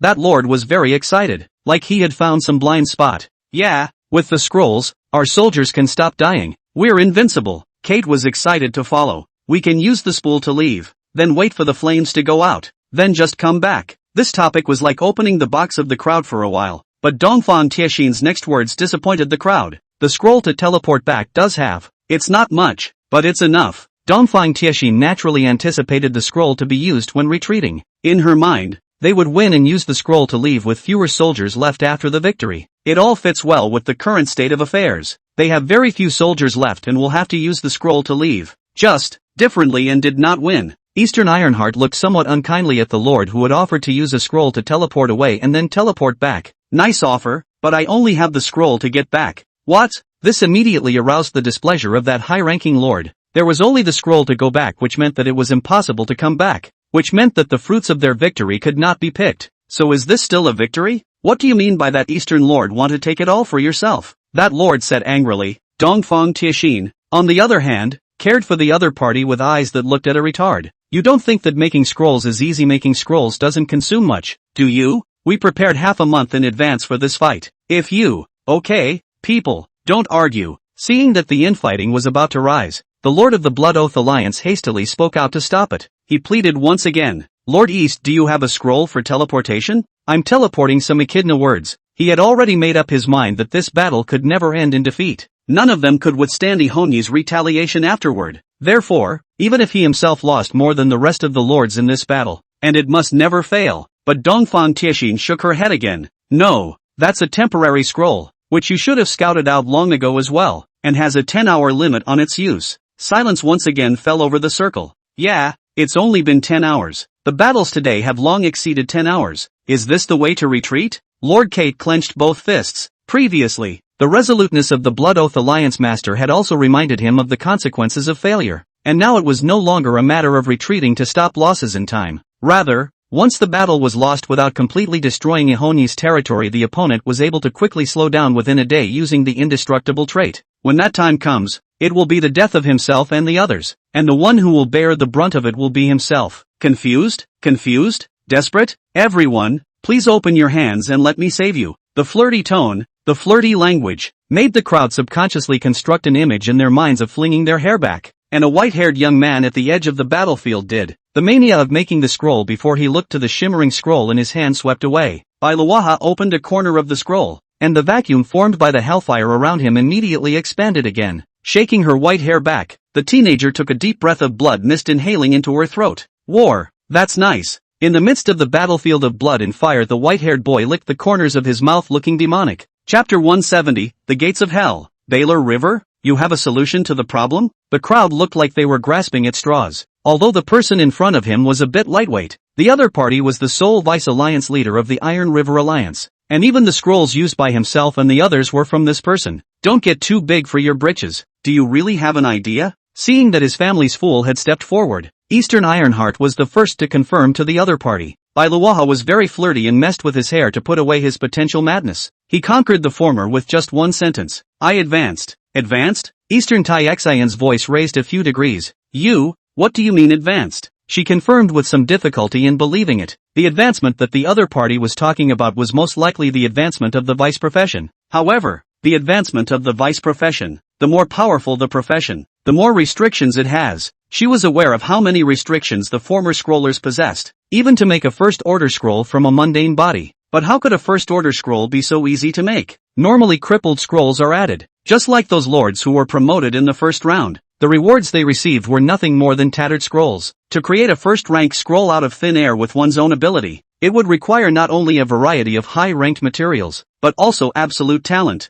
Only absolute talent can accomplish this kind of advancement. Otherwise Bailuaha would only be one of those painless half-assed scroll masters. Bailuaha smiled. It's the one you're thinking of. Dongfang Tiexin, if you dare to lie to me, I will remove both of your legs. Balo. A real breakthrough. The chat between the two lapsed into silence. A few moments later, Eastern Ironheart took the initiative. I'll leave it to you then. Alliance Master Bai. Still there? Alliance Master Bai. What exactly is the solution? White Alliance Master. The time the two chatted privately, the masses had blown up with numerous messages from 8 by Luaha. And by Luaha didn't mince words and didn't even speak. Just opened the video link. Chatting between the lords is done with a call link and a video link. Except that the latter two require energy stones for support. No one is going to have that luxury when everyone is trying to grow. So few people turn on the latter two except when words fail to express them. After all, there are many things that language and words can express very clearly. What do you mean? So confident? The Blood Alliance Lord was also shocked by Luaha's maneuver. The other party actually turned on the video directly, which is absolutely certain.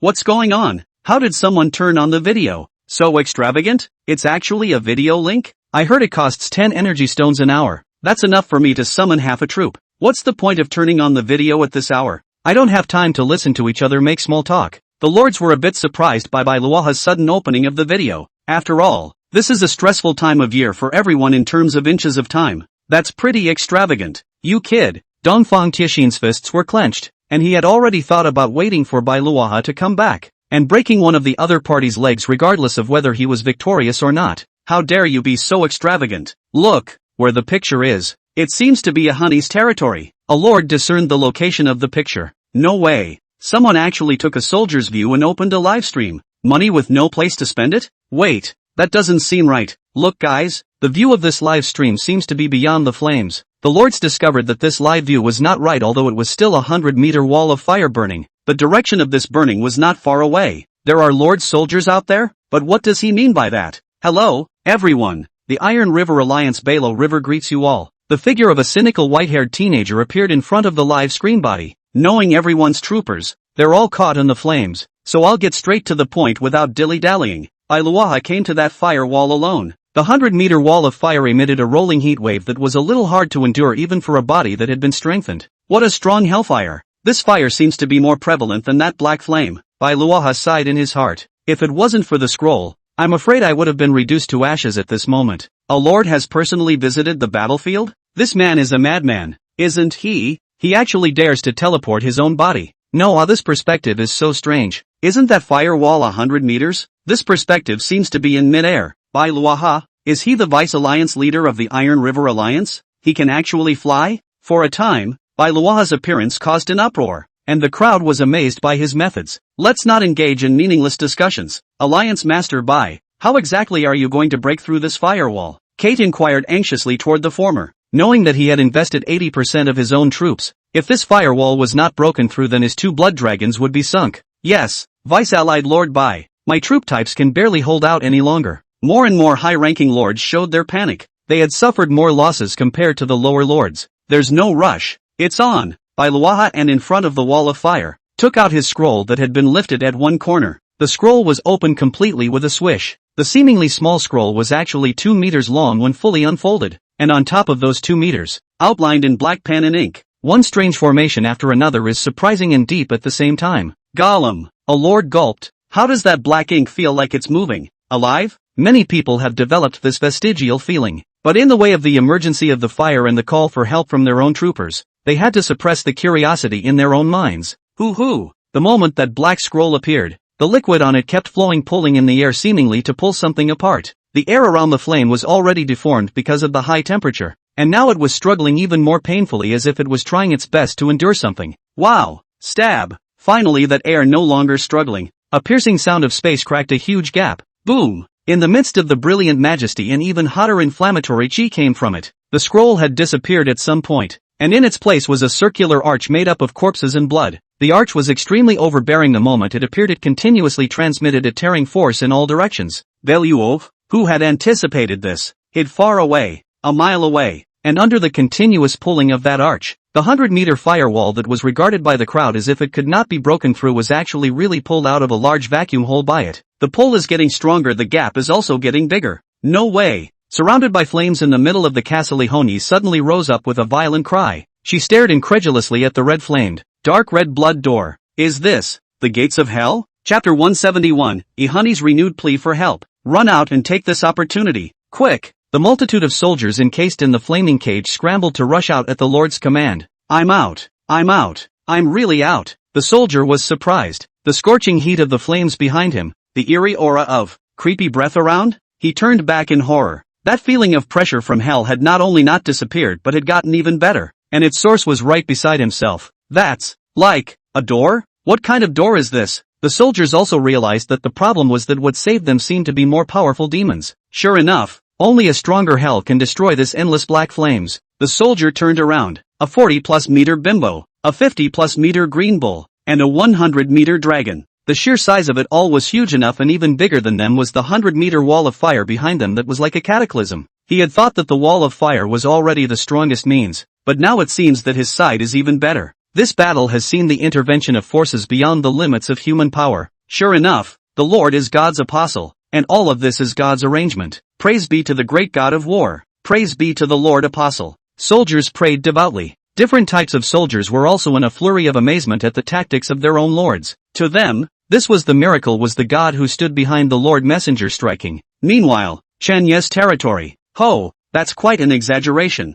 Chen Yi nibbled on the chilled large watermelon that he had exchanged from the trading area while looking at the information that Nanhe had sent. This thrilling battle was reversed and then reversed again, with every step being unexpected. Prickly. The texture of watermelon abalone juice swirled around the taste buds as you bit into the tender watermelon. Atlanta's variant of watermelon is pretty tasty. Chen Yi looked at the huge 100-meter flame cage and the many lords, trapped in the flames like trapped beasts, and couldn't help but take 2 more bites. It's a hot scene to watch. The coolness of the chilled watermelon made it close the chat screen. This battle had nothing to do with himself. He only needed to know the final victor and the situation of the battlefield. The Heidi family unexpectedly agreed to my deal. Chen Yi thought back to the news that the kobold had sent back. To his surprise, Heidi Arden did not elaborate on her ordeal when she returned. She made a passing reference to what had happened to her, focusing instead on her gargoyle business. The other parties seemed to be desperate to buy his own gargoyle, but it was just what he wanted: the male's dragon to have no use but to be left as a decoration. I just don't know if the Inferno dragon wants it. Chen Yi gnawed on his watermelon in a depressed manner. His initial intention was to sell the frost dragon, but who would have thought that in just 2 days he would encounter another Inferno dragon, and 2 of them at that. 1 male and 1 female among the 2. Keep the female for yourself. The male, well, it really doesn't seem to be of much use, so why don't we talk about selling it together to the Haitian family? Chen Yi thought about it, and he really couldn't muster much interest in the male dragon. This thing would be perfect if it could be tamed to become its own mount. Who wouldn't want to be a dangling dragon rider? But he had also tried to tame the frost dragon in front of his territory's gate. The other party's condescension was far beyond one's imagination. There was no possibility of taming it. Since they can't be domesticated, they have to be sold. Deep bind the Heidi family by selling the gargoyles and selling bronze weapons, and then the Heidi family will dismantle the city of Ostrobothnia from within. Shen didn't want to waste his troops, but he had no choice but to do so if he wanted to obtain the energy core. And a city that could have such an undercard would see its own power grow by leaps and bounds. After all, the most valuable thing wasn't the city or the energy core in the city, but the 100,000 people in the city. It is the population that is the greatest asset. I just don't know what Shah was thinking. When Chen Yi thought of the city of Ostrobothnia and the Heidi family, he also thought of his first dark hand, Saravel Shah. It had been more than a week since the other party had taken the initiative to report back to him or her. Not only did they not report on the Chamber of Commerce, nor did they report further on trading bronze weapons with the Haitian family. Though having the perspective of a kobold, he also learned that everything was going very well. It is now prime to bind the Heidi family and capture a tenth of the market in Ostrobothnia. But none of this was actively reported by Sa. Just like the ancient tree's soul and the ancient tree's heart, having the other party tell them to themselves and investigating them by themselves are 2 different things. Shah, don't let me down. Chen Yi couldn't help but crush the watermelon in his hand. Power is a good thing, but power can sometimes make people lose their minds. It's hard not to be a little puffed up by a lost girl of nobility who has nothing to gain power and status with the help of an outsider. Perhaps Sa thought her behavior wasn't considered inflated within the family's nor or the empire's etiquette, but Shen Yi didn't want her to think. The next step in expansion is blasting. If the opponent was sufficiently inflated, Chen did not recommend blasting them. I'm your only option and you're not my only option. I hope you understand. Chen Yi was a bit sorry. He didn't really want to give up Sa as a capable Chamber of Commerce assistant if he could help it. Drip, drip. A sudden noise interrupted his thoughts. Who? HM? How is it you? Shen Yi picked up the communication, and it was actually Chi Hon Yi, and it was still a video communication. Isn't this woman at war with little money left? I can't believe she's still video communicating. Chen Yi muttered secretly in his heart. You're Shi Hongyi was surrounded by flames and was in the middle of the fire looking at Chen Yi holding small pieces of watermelon and a field of watermelon fragments. Eat melon, isn't it obvious? Chen Yi casually threw the watermelon he had crushed in his hand due to his emotional outburst onto the ground and replaced it with a new one. The opponent's black and red flames were like hell, reminding him of Nanha's intelligence, and of a chilled watermelon. Yi Hongyi, the always calm woman, was a little out of sorts at this moment. I'm hard at war, fighting a hot war. You are eating watermelon? She wanted to say something but didn't know what to say. The other party was strong, but not involved in the war, and was indeed qualified to eat melon. What's the matter with you? Chen Yi watched the other party eat the watermelon. It didn't help that the other guy was looking hot in the background, and it was obviously early winter, but he just wanted watermelon. Shi Hongyi took a deep breath and turned to Chen Yi. This is all my savings, take the stuff and I want you to help protect a few people. Chen Yi blinked his eyes as he looked at the person in front of him. Tall figure, burgundy hair, icy temperament. Is that how queens beg? It had to be said that Yi Hongyi's beauty was not her looks, but her temperament, noble and haughty, different from that kind of jaded aristocrat. She's like an icy and haughty queen, similar to Estes in some anime. The latter instantly freezes your body, the former instantly ignites your heart. The two look like queens with different attributes, but is this part of the forced sale? Is that how she always begs? If you don't say anything, I'll take that as a yes. Shi Hongyi decisively hung up the phone while Chen Yi was frozen. This begging gesture and tone of voice was only the second time in this life, although the first time was also for Chen Yi, but it's different from this time. Chen Yi fell into deep thought as he looked at the communication that had hung up and the miscellaneous teleportation items on the ground. Is this, sort of, a trust? Why backstab me by giving me everything when it's clearly an advantage? He fell into deep thought as he looked at the list of 10 people that Yi Hongyi then sent. Is it hard to believe that the battle has been reversed again? Next, latest intelligence transmission from South River. Chapter 172, The Reward for the First. I'm Mine, by Luaha. Can you make scrolls as a side occupation? Chen Yi looked at the latest battle report. The original battle situation was indeed just as he expected. Shi Hongyi was about to win a great victory. However, because of Bai Luaha's appearance and the special scroll that Bai Luaha took out caused the fire field to be torn open, the battle is reversed. Bai Luaha, the sole Vice Alliance leader of the Iron River Alliance, one of the very few guys with a vice profession. It seems that these three major alliances can't be underestimated. Chen Yi recalled the other party's information. As an important member of the Iron River Alliance, he had naturally investigated the other party long ago. What's more, the other party acted ostentatiously, revealing his sub-professional abilities at every turn. Therefore, he had information about this person long ago. He looked at the information Nanha had passed on, which stated the source of the secondary occupation, which was ostensibly stone gambling, but in reality, it was doubtful. The other party did not possess any record of the purchase. Of course, it does not exclude the possibility of the other party sending their subordinates to buy it. There's a lot of talent out there, so keep an eye out for it, Chen Yi said to Nanhe. Understood, Nanha replied and left. No wonder you came to me to trust me. So you were overwhelmed by the sudden turn of events? Chen Yi curiously picked up the pile of things on the ground. You have gained energy stones X3. Good man, I told you how to give up a video call. He weighed the energy stone in his hand. Who would have thought that the other party had been poor enough to do this? Among all the legacies of the Sunset Alliance, there were actually only 3 energy stones left. Chen Yi shook his head and continued to use his scouting technique. You have gained Skeleton's Bone Powder X4. Note, skeletons that can't reply lose their immortality completely. You have acquired the Shattered Round Shield. Note, was once used by some hellish creature, used and then lost its owner. You have obtained a teleportation scroll, expired.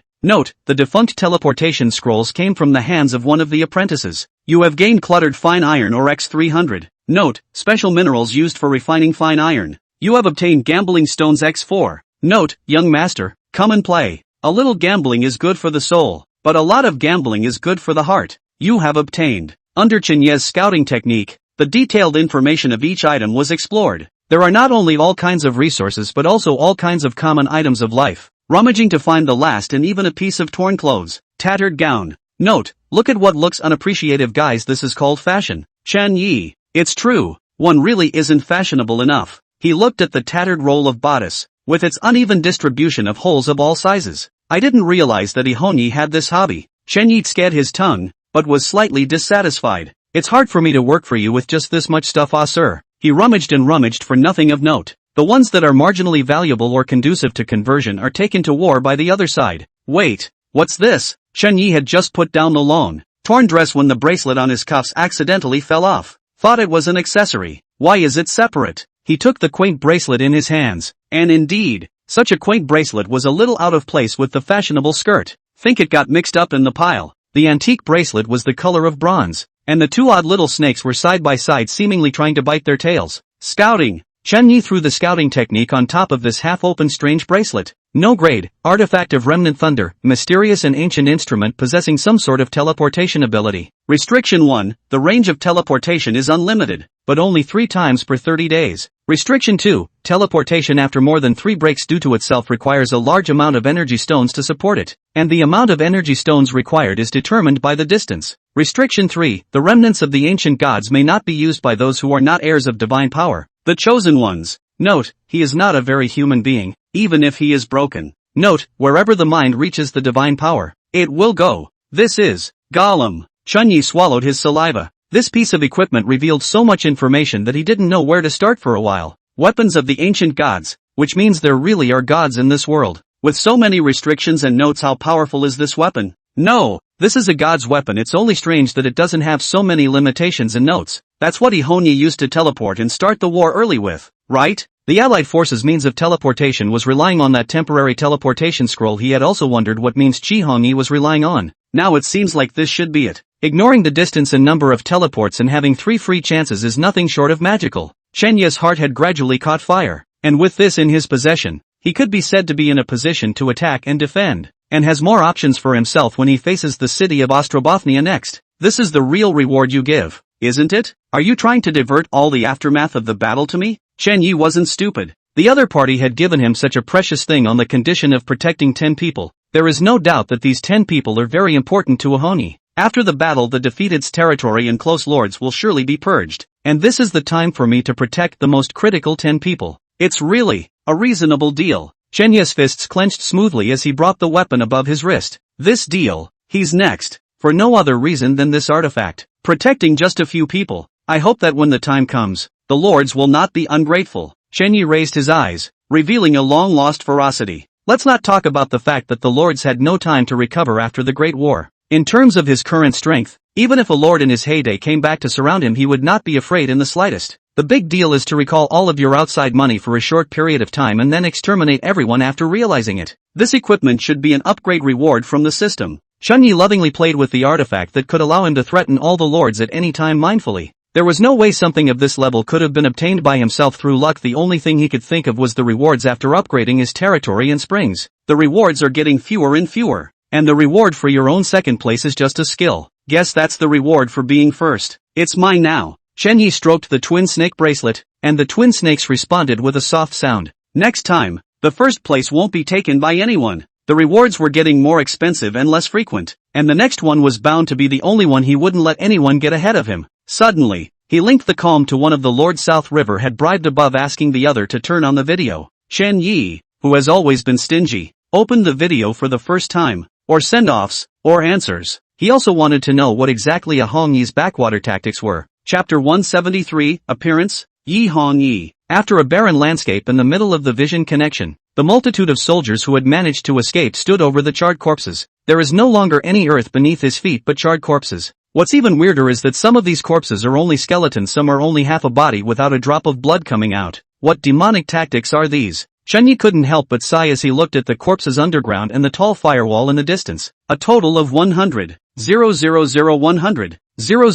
lords have been sent over with a variety of different types of troops. He also didn't know whether the scene here was the result of Hongyi or a certain lord of a special troop type. This hellfire. How come it's somewhat similar to my kobold's grayish mist? The damage seems a bit higher than mine, though, and there's too much fire element on this Hongyi. Isn't the attribute of a skeleton indestructible? How did it get involved with fire? Chen Yi, an outsider to the matter, spat unmercifully. The war was none of his business. He had only come to compliment the other side on their last game. Suddenly, the eyes saw something shocking. Wow, this cow is so big. It must be nice to catch it for breeding. Holy behemoth, this thing really exists. Wow, that bug isn't bad either. It's actually devouring flames. Sheng Ye looked like Lu Laolao had entered the Grand View Garden for a moment and couldn't react.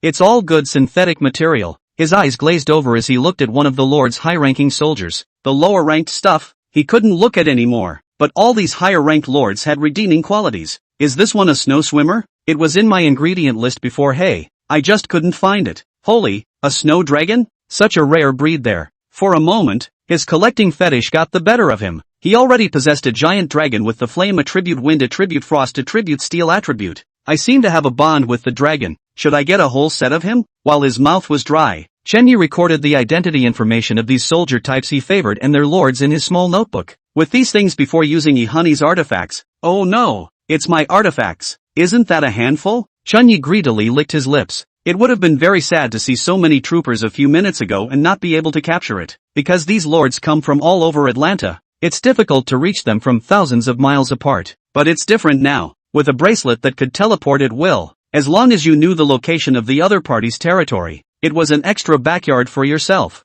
Have an artifact that allows you to pass your troops to any location at any time. It's not just having a military force ready to annihilate the other side. It's also expanding one's scope of exploration and sphere of influence. It could be said that from now on, as long as Chenyi wanted, his alliance could expand to anywhere. And these are the places where any mutiny or disobedience to yourself will be killed in the next 1 second with an army. It was also that Ihani got this artifact got it late. Otherwise there would still be a rebellion there. Don't worry, I'll make good use of what you've given me. Chenyi looked at the artifact on his wrist with satisfaction, and then looked in the direction of Ihani. When the other party made the video connection with himself, he was oh so surrounded by a sea of fire, which meant that he was still in the midst of the flames. Right? Let's see what kind of battle power you can come up with in a backwater battle. Shi Hong-yi, Chenyi will remember this woman. The opponent not only threatened, but at one point even surpassed him for a while. Although Chenyi did not aspire to have a kingly heart, but the strong will always earn respect. Escaped. Ha ha ha, we escaped. The many lords who escaped the fire began to cheer. When this flame goes out, that's when Ihani will die.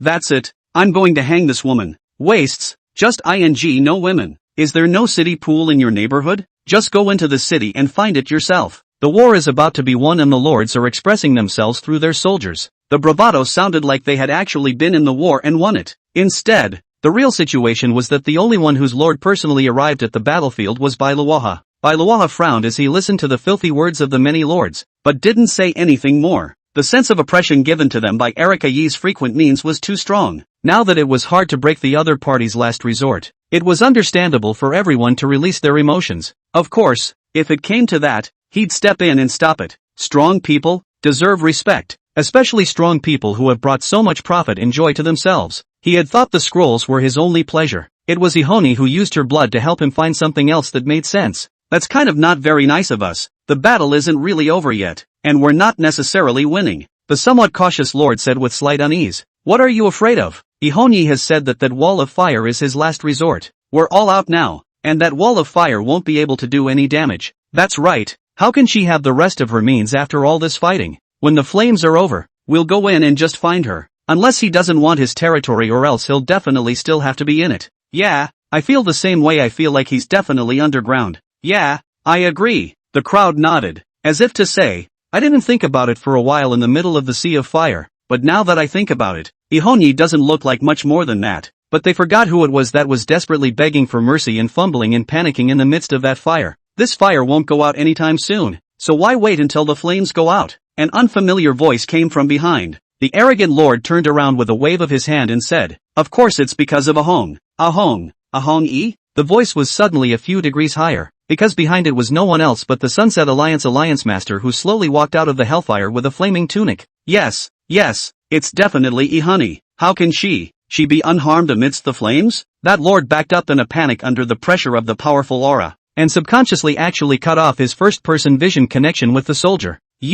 Why do you dare to walk out? No, why can you ignore the flames? Is she or isn't she Ihoni? The lords backed away, shocked. He looked at the powerful figure that slowly walked out bathed in dark red flames. Gollum. The flames didn't bounce off, the flames did burn on her body. Except that burning state wasn't damage, more like submission. Brush. With a wave of her hand, the hundreds of meters of flames instantly disappeared. Only the lingering pungent smell and burning heat in the air proved they had been here before. The remaining flames burned at the hem of its garment. Shi Hongyi didn't say anything, just looked at the crowd with a few snickers. Chapter 174, You Win. One-sided. Everyone had only heard of Ihoni but had never seen it. Lords didn't need to meet with each other. The power or lack of power of their soldiers pretty much determined everything, and that's what Ihoni did. She never came out of the woodwork, yet she made herself known to everyone. They wanted to push each other back, but then they developed a look of awe after actually seeing the mountain. She just cancelled that flame with a wave of her hand. Does she still have a card? Why doesn't she keep her word? Didn't you say that the flame was the final card? The lords spoke to each other, but no one wanted to go forward. Maybe it was the other side's legends along the way, or maybe it was the status quo that over 200 lords were nearly defeated during the battle. The crowd was somewhat fearful of Erika, even though there were no longer any soldiers behind her. What a strong sense of oppression. League leader Chi, is he keeping the rest of his cards? In the midst of the many retreats, a white-haired teenager stepped forward. Bailuaha looked at Chihongi, and both sides stared at each other for a moment. Ihongi was the first to speak. No more. As I said before, you'll win if you break my flame. The icy voice stated a certain reality, a gesture that didn't look like a loser in any way. When Bailuaha heard that the other party really didn't have more means, the heart hanging in his heart was even more relaxed. It's a good thing there aren't more means yet, but anything more and we're going to fail. The flippant tone speaks of reality. Chihongi also let out a light laugh. You're very good. If it wasn't for you, it would be impossible to break through my hell flame just with these people. Bailuaha's appearance was her biggest surprise. Not only was the opponent there in person, but he also used the opening of the hell gate to break his hell flame. Ihongi looked to the side at the disappearing hellmouth with some regret. If only it could have existed longer. Bailuaha glanced at the hell gate summoned by his scroll. He didn't even know what he was summoning, just using the liquid made up of that hellish brat to outline the pattern in his mind. A hellish scene driven by the heart in the middle of a battlefield. He asked Chihongi with some curiosity, Alliance Master Chi, if my stuff lasts a bit longer, you could lose faster. That doesn't seem like a good thing for you, does it? Me? Fail? Chihongi snorted and tilted her head back to look at Bailuaha condescendingly and questioned, where do you see my failure? This question stumped Bailuaha, and he didn't know how to answer for a moment. But a centurion off to the side had already charged at the maneuver of his lord. With such a great time, of course, one should take the other side and then deprive it of its territory. There are no more soldiers. Why are you acting like a big tail? He was the first lord to react. Although Erika was powerful, the other side had lost their soldiers. Soldier types were like a lord's sword, and Ihongi, who had lost her soldier types, had naturally lost her sword. If you lose your sword, what will you fight me with? Perhaps the soldiers are in hand, or perhaps they are thousands of miles away. He took the lead in ordering his troopers to charge. Damn, cunning, sly, so sly. I'm still waiting for the conversation to end. Damn it, it's been preempted. Once a high mountain is desecrated, all men lose their reverence. The lord looked at the fact that someone had actually attacked Ihongi already, and for a moment regretted that he had been too slow to do so. Click, thinking that time was the reason Ihongi's hellskulls had been coalescing. And at this moment a few hell skeletons that had broken and coalesced half of their bodies came trembling in front of Ihongi's body. They sensed the danger of their lord standing in their way. Pity, get out! That centurion roared, kicked one, canned one, swept through one, and arrived in front of Ihongi's body at an extremely fast speed. He was also a golden soldier, but his condition was much better than those half-coalesced skeletons, so he bypassed everyone and managed to get to the other side. This territory, it's mine. That lord's pupils gradually dilated, and his excitement was hard to hide. It is going to be a success on its own. Damn, just getting ahead. Damn, grab it later. The rest of the lords fought the same assortment of ideas. Even Bailuaha had something in mind. However, he was thinking of preserving Ihongi. Perhaps it was the sympathy of the strong that led him to this idea. The other party could die or lose their territory, but he couldn't bear to watch Ihongi fall into the hands of the rest of the lords. However, while everyone was expecting it, Ihongi raised her hand, taking the centurion's sword hard with her own hand. Doesn't the woman want her hand? Everyone was subconsciously startled. It was important to realize that the lord's body had been strengthened and opened its own panels when he broke through the territory though. But the lords who were preoccupied with upgrading their own territories had no time to exercise themselves. Their physical strength is at best stronger than the average person who wouldn't be killed by the aftershock. Therefore, in front of them, Chihongi's reaching out was undoubtedly the same as seeking death. Pity. Even Bailuaha let out a sigh of regret. But the knife had already fallen,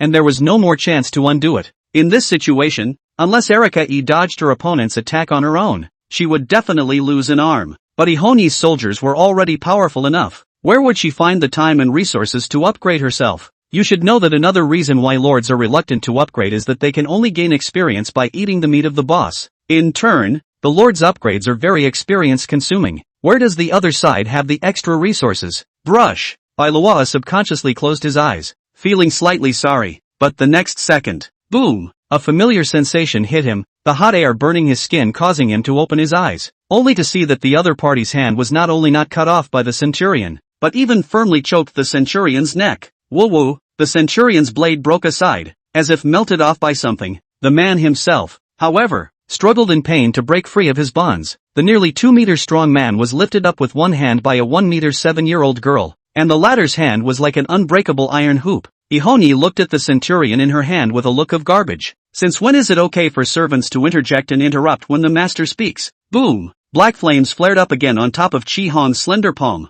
and the black and red flames instantly enveloped the centurion. The opponent couldn't even struggle or shout before he turned into a handful of black pieces of powder and fell to the ground. The small mountain pile left by the ashes was blown away by the wind. Chi-Hong glanced at the crowd. I said that you guys win even if you break my means. A sweeping glance was made, and the crowd, placed in agitation, backed away once more. There were clearly thousands of people on his side, but he was scared back several steps by the look of a woman. It was as if a second slower and he and the others would be entangled in that black flame. Ihoni withdrew her wrist and continued, but when did I ever say I lost? The flames rose quietly, around Ihoni and in the hearts of the crowd. Chapter 175, Satisfying the Conditions. Opening of the Gates of Hell. What's going on with this stance, anyway? This is beyond the realm of lordly enhancement, isn't it? Iluwaha was shocked and took 2 steps back at the same time, because at this moment, the flames on Ihoni's body were already comparable to that of a necromancer, with his bare hands setting fires and the super high temperatures of the flames. This is like the necromancer possessed. Nope,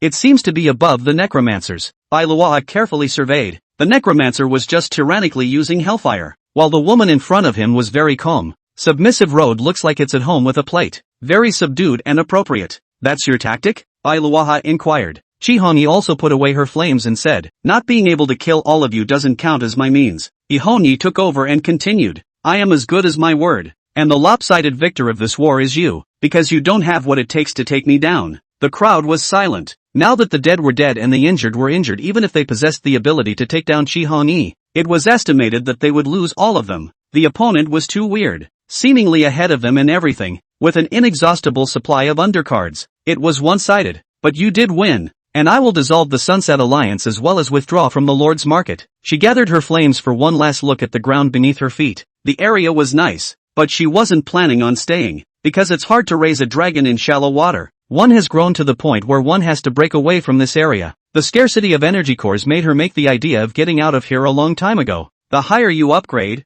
the more energy cores you need, and she searched the surrounding territory several times without finding the energy core. So far, all of her energy cores have come from a deal with the sub-god lords. However, this feeling was too passive, and as he leveled up, the sub-god lords would surely not be able to keep up with his needs. Chi-Hong did not like to be passive and preferred to take the initiative. Therefore, she took the initiative to promote the rebellion, took the initiative to start the war. And winning or not winning this battle is nothing more than deciding whether or not one enters that place alone. She certainly wanted to bring her subordinates along if she could. Not all of them, but the 10 that are truly loyal, using war and blood to open the portals of hell. If there is enough time, she will take her base and squad to a new battlefield. But now it's not quite enough. Although he hadn't failed completely, he didn't have any more time to gather his subordinates. Taking people down there would take a lot of preparation, and the Confederates wouldn't give her time to prepare. Humph, what defeat is not complete defeat? As long as we take her, isn't she completely defeated? There are those among the lords who usurp and brainwash against the rest of the lords. They were not happy with Ihoni's disbanding of the Sunset Alliance. They want the secrets of territorial promotion and each other's territories. That's right,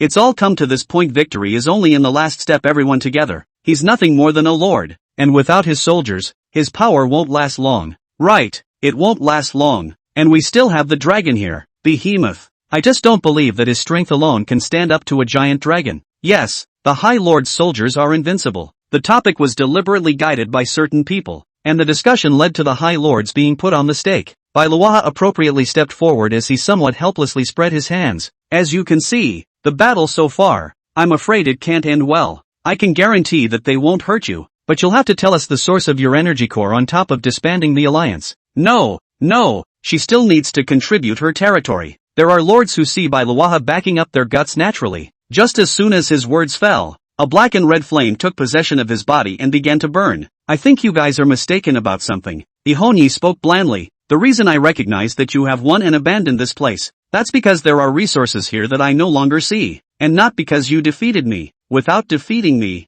You are not qualified to make conditions with me. The voice was still dominating even when faced with mountains of behemoths and dragons. As for the energy core, you should forget about it. It's not something you can get and it's too rare. Ihoni even shook her head when she said that. If it wasn't for the fact that energy cores were so scarce, she wouldn't have left here so quickly. Roar! The gargoyle could no longer tolerate the shouting of the Ant-Man in front of him, and with a roar of fury, he pounced on him. 10 meters of giant grass fell for Ihoni as like a landslide in front of his body. 3 huge pillars with sharp claws came crashing down on him, but he himself was not the least bit intimidated. Roar! Ihoni raised her hand, and a black and red fire dragon the size of several accounts rushed in the direction of the stone pillar. The giant dragon hastily retracted its own sharp claws at this scene. The power of Hell's flame. He had long since appreciated it at this moment. He didn't dare to fight against it at all. I thought that this human could only emit a few meters of flame, and this kind of flame was like scratching an itch or even extinguishing it for him. But a fire dragon of several feet was a different story. This attack was enough to threaten himself, and even if more came he might not be able to resist and fall. How can this tiny human body contain so much energy? He didn't understand, but didn't dare to step forward again.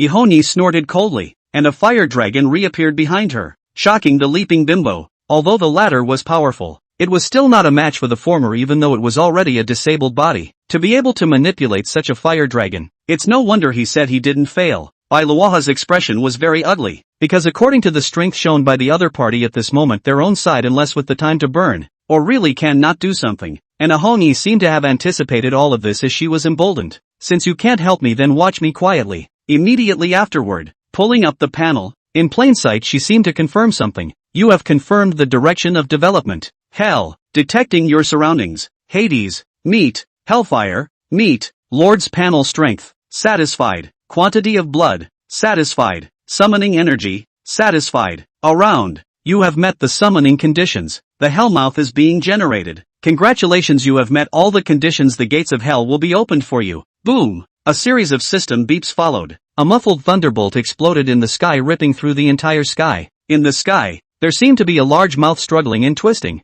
Above the ground, countless blood, corpses and skeletons were transformed into pure energy converging towards the sky. The blood-red energy looked like twisted tentacles connecting to the twisted mouth in the sky. Finally, stab! The giant mouth was completely torn apart by something. Chapter 176, The Mighty Ihoni. Energy stones are too rare. Are there no cities around her? Chunyi looked at Ihoni with some doubt. From the other party's mouth, he roughly heard that it seemed that the other party had intentionally abandoned this place because of insufficient resources and too few energy cores. Maybe something like the quantity core is a bit difficult to raid a city, but it's not called rare. Chunyi pondered for a moment, having a bold guess. It's hard to believe that Ihoni didn't know that the energy core requires a raider city, but if we don't know, where did she get her energy core? Cam, what is that? Chunyi was pondering, when he suddenly saw a bizarre scene above the sky. The corpses laid out on the ground were rapidly converging towards the sky, and a huge mouth appeared above the sky at some point. Your giant mouth struggles and grows with the infusion of energy, and finally shatters completely. The terrifying aura could be deeply felt even if Chunyi was not present.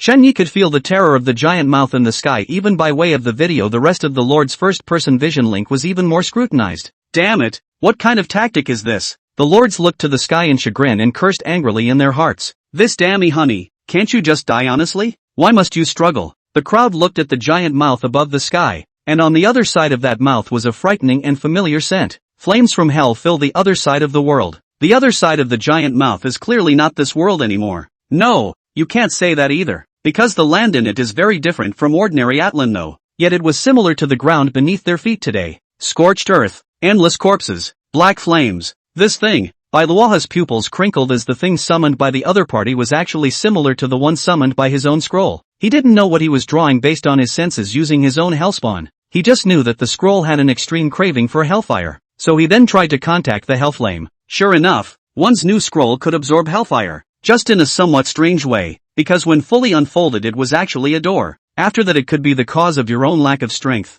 That city of Earthgate disappeared completely after saving most of the soldiers on its own. He had thought he would never see that thing again in his life. After all, its main ingredient, the liquid of the hellspawn, was Ihoni's soldier. But now he actually saw even more massive doors. After that giant mouth, it should be the door, right? Bailuaha had no reason to develop a wave of yearning. Behind the door, something seemed to be calling itself. What the hell was that? Damn you Ihoni! The lower-ranked lords were still cursing Ihoni's tactics. Quickly, attack Ihoni! We can't let our opponent complete the means, a lord reminded the crowd. Not sure what the other guy is doing though, but it's always right to stop the enemy. The high lords were silent for a second. The only thing that could stop Ihonyi from stopping the latter now was their high-ranking soldiers. However, Ihonyi's powerful. Let's go up together. I don't believe that she can't still strike us all down. She's no more than a lord who's lost his soldiers. Everyone knows how hard it is to upgrade a lord's panel. This Ihonyi might just be faking it. Kate looked at Ihonyi reluctantly. He didn't want any mistakes to result in Ihonyi surviving, because the first person the other person is going to retaliate against after they slow down is themselves. At that time, not to mention the necromancers, simply 30,000 hell skeletons and hellfire would be enough to suffer. Slow experience gains. The lords lapsed into silence, and it had to be said that Kate had reminded them. The difficulty of leveling up was something they were aware of, and many had only leveled up once or twice so far. Leveling up is really difficult. One of the lords chimed in. In fact, at this time if Tai Ta was present he would have stood up and denied the lord, because he then knew a quick way to boost his experience. The practice field. He had trained an Owen that was comparable to the king's rank with this thing. He had attempted to train numerous wandering lords as special soldiers, and Owen had only experimented. And the experiment was a great success. If there wasn't a lack of time, there would definitely be one more of the same army of lords participating in this battle. A group of lords comparable to king-rank soldiers with self-awareness and special abilities. Unfortunately, has no ifs. Today's situation is that Ihonyi once again show the means of the crowd scorned. Put up a fight. Ihonyi must die. With a clench of his teeth, the Blood Oath leader agreed with Kate as well. After all, it did affect the development of the three major alliances if the opponent didn't die. Ihonyi said on the surface that this didn't care about the resources here and didn't look at them, but his alliance had unintentionally enveloped a huge half of the market. Buzz off! A large number of echidna began to wriggle the vibrations of their wings emitting an ear-splitting roar. The echidna transformed into a tentacle and advanced in the direction of Ihonyi. At the same time, the green ox with a hissing roar similarly crashed over with its own small mountain-like body. Seek death. Ihonyi didn't care about the former's death-defying behavior, and with a wave of her backhand was a large amount of hell's flame emerging. Snort. The bone eaters were at the forefront gnawing on the flame dragon like ants, instantly wrapping it up. The echidna has the ability to contact hellfire for a short period of time. Although it couldn't nibble on much hellfire flame, it could limit a hellfire dragon. Seeing that the green ox's body was already about to crash over, Ihonyi didn't dare to be careless. Rising and jumping dodged it easily. The green bull, a giant that only attacks in a straight line, is good against equivalent giants or attacking cities and fortresses, but there's not much you can do about the ones that are much smaller and faster than yourself. What speed! The lords immediately sent their own soldiers to follow. However, Ihonyi navigated her way through the crowd with ease. Although the opponent's single means of attack was only flames, it also possessed extremely high speed. That's what no one expected. Humph. Let you be as strong as you want. My goal from the beginning can only be this thing in front of me. Kate maneuvered her dragon to the side of the giant mouth in the sky above. I don't know what this thing does, but as long as this is destroyed, Ihonyi is a complete lamb to the slaughter, right? His eyes were ruthless as he looked at the gates of hell. Unleash the dragon's breath. The dragon's breath coalesced in the mouth of the giant dragon, and the wildly reported energy continued to converge. It was true that the snow dragon had already exhausted itself, but it could still use its final dragon breath using certain special secret techniques. He had wanted to use this move to escape in a sea of fire. At that time, even if he and the others failed, he would be able to retain his strength to the greatest extent possible. Roar! Boom! The blizzard rolled the dark clouds in a frenzy of energy lurid attack accurately bombarded on top of that huge mouth. Ka-ching! This surprised Kate as the giant mouth closed a bit in the flesh. This scene was also seen by all. Ihonyi looked up and was furious. Seek death. Chapter 177, The Mighty and the Unknown. Seek death. The voice was cold and clear, and by the time the dragon heard it he had already seen a small person come to his side. It was none other than Ihonyi, and at the moment, her opponent was using that less than 20-centimeter fist to attack herself. Giggle. The gargoyle let out a snort of disdain. If the other party used that hellfire, he might still be a few points more afraid, but now this petite fist was ready to tickle itself? Seeing the way the other party attacked he even lost the intention of dodging. Let's just let him take a few hits himself and destroy what's above the sky while he's at it. Shuelong thought like this, but the next 1 second the sky spun around his whole body lost balance. How is this possible? The dragon clearly sensed that its scale armor had been breached by someone else, and the person who had breached it was that woman. How is this possible? She's only a district human. No magic was used. No skills were used. It's impossible. The gargoyle couldn't believe it, but the truth was indeed right in front of him. His massive 100-meter body was blown away by a punch of less than 20 centimeters. Crowd. Everyone was frozen in place. This kind of drama of an ant taking down an elephant with one finger was much more shocking than using flames to threaten the crowd. Damn bugs! Ihani pinched down one of her own arms. Elated bug flames burst into life, and the bug immediately became fragmented. What? Bugs? This Ihani is actually treating a giant dragon as a bug? Yeah, so strong. Is this really human? She didn't use a skill just now, did she? I don't think so. Taking down a giant dragon with pure strength? It's not the same. You added all attack and speed? Shen Yi, who was watching the live broadcast via video while the crowd was shocked, noticed a difference. Ihoni's voice at the end wasn't talking about the gargoyles. By damn bugs she meant bone eaters. Because of the dragon's surprise attack caused Chihirochi to have to quickly get rid of the echidna's entanglements to come and protect that door. It can harden a giant dragon, but it is burrowed into by the bone eater, which is several levels lower than a giant dragon. Chunyi could roughly determine that Chihani had added all of her personal panels to speed and strength. This practice of adding one or two attributes all together might not be much in the early stages, but when the attribute points pile up it will definitely be a qualitative change in existence. He asked himself that he couldn't do that kind of speed in Fang Kai, but it definitely wasn't that far off. Chunyi added all of his attributes so far to speed and mental strength. Spiritual power was not manifested for the time being, but speed. In this regard, he could reach 80% of what Chihani's party had done. The speed that the latter had displayed just now was only the speed of an ordinary king rank. It's just that everyone's soldiers are suffering from a variety of injuries, which is why they can't keep up with Ihani's speed. As for that terrifying power, with no defense and only strength, she's a high offense brittle. In other words, in the eyes of the crowd, the very strong and peculiar means of Chihani was only a little stronger than himself in Chenya's opinion. The one thing that his opponent had and he didn't was control over the flames. Is this the ability you acquired after upgrading your territory? Chunyi looked at Chihani, intimidating the crowd with silence in his heart. All the irrationality that the other side has shown so far is well documented. The spring upgrade is breaking the shackles of the number of summoned soldiers. That territorial upgrade was breaking something he could already roughly see. Is the upgrade of the territory followed by a focus on upgrading the personal panel? Chen Yi pondered. Then what would be the ability I would gain? A flame as well? There should be a high probability that it won't be flaming, but it's really hard to guess exactly what it is.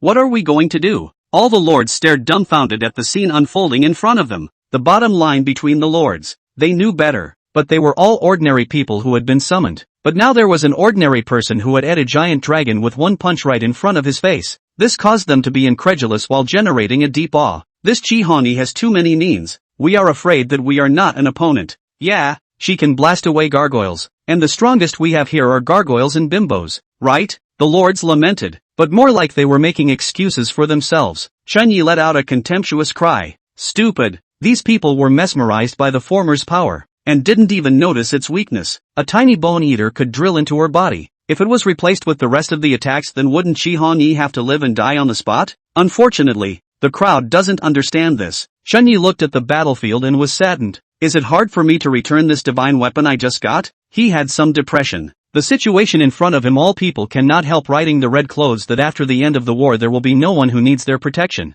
Since the terms of the agreement were not reached, it would be on my conscience to take them myself. Chenyi tucked the bracelet toward his sleeve. The big deal is to return the rest of the clutter to her. And as for the bracelet, what bracelet? Didn't see it. In the battlefield, above the sky. Ihoni briefly stayed in the sky using the properties of flames. She scanned the crowd, then rested her eyes on Bai Luoha after the soldiers. I'll leave you alive today, and I hope you know what to do in the future. Leave me alive? What does that mean? Bai Luoha was a bit stunned. To be honest, he was also shocked by the strength displayed by his opponent. If Chihani wanted to kill herself, I'm afraid it would just be a matter of lifting her hand.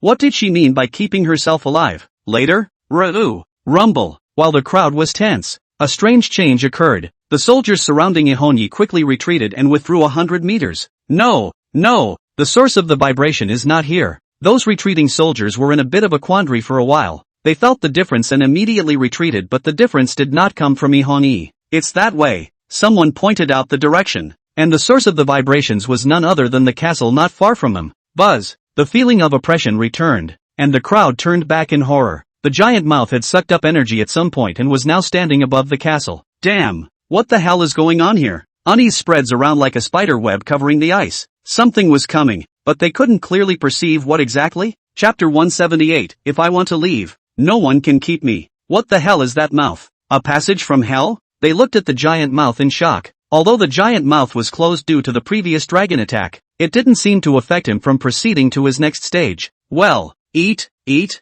in full view of everyone. The 100-meter mouth opened and then closed toward the castle, and the castle disappeared into oblivion as the crowd watched. A vacuum immediately appeared in the castle and the land below it as the giant mouth took a bite. Inexplicably disappeared as if it had been literally eaten by something. After devouring the castle, the 100-meter beak stayed in place, and the blood-red tentacles began a second round of energy replenishment. What is this, Ihoni up to? It's the core of her own territory. Doesn't she care anymore? And that giant mouth. What the hell is that? Void beasts? Porky pig? Aubergine? The crowd was shocked at Ihoni's maneuvering, realizing that the thing the giant mouth was attacking was her own core. She actually let that thing attack her core? Wasn't that thing used to attack us? She wants to cut herself? The lords were intimidated and very shocked by the former's maneuvering. That thing? It's supposed to be used for spatial transfer. Is she really ready for a change of scenery? Chunyi cautiously looked at the huge mouth. He didn't think that Ihoni would be stupid enough to destroy his spring-in territory. Combined with the previous reminder from Ihoni to let herself develop in a different place, the consignment not too long ago and the current situation, she seems to be able to shift her territory. The vanished land turned into a huge pit in the abyss, and the giant mouth continued to devour the charred land after it was replenished. The crowd just watched for a moment not knowing whether to stop it or not. Are we going to continue?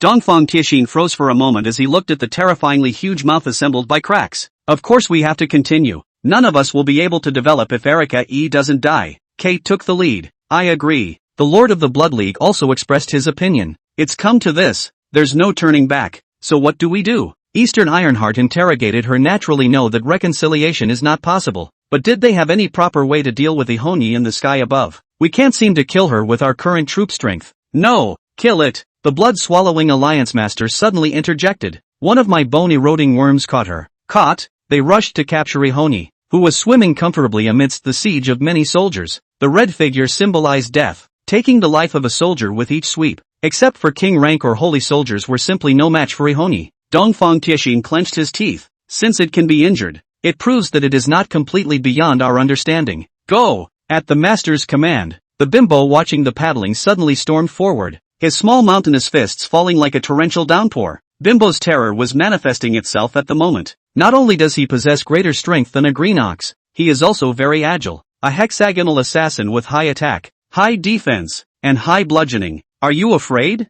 The answer, of course, is fear. Facing this behemoth that feeds on dragons, even Erika E didn't dare to be careless. Boom, boom, boom, boom. Behemoth's wide open and tyrannical attacks had seen the center of the battlefield create a vacuum zone. The rest of the soldiers didn't even dare to approach and were in this vacuum zone. And Ihoni, who was in the center of the vacuum zone, was also having a pretty hard time. Put! The giant fist grazed the side, but the shock was very strong even though it didn't hit. The constant vibrations caused a mouthful of blood to spurt out as her internal organs broke. Asterisk asterisk asterisk asterisk. Does this bimbo not care about his own death? Ihoni was also very chagrined to face a behemoth that was unafraid of her flames. When the opponent attacked himself, he attached the flames while he was at it. At the moment, Behemoth still became a flaming villain, but the other party was not the least bit afraid. Hurt her. Eastern Ironheart was overjoyed. She had just asked Behemoth to use all of his reserve energy to replace his fur in order to fend off Ihoni's attack, and it had actually worked. If you can hurt it, then you can beat it. Go! With Dongfang Tianxin at the vanguard, the rest of the high-rank lords attacked Ihoni like mad. The relationship between the two sides has long since reached the point of death, and no one will stay back if they can lay their hands on him.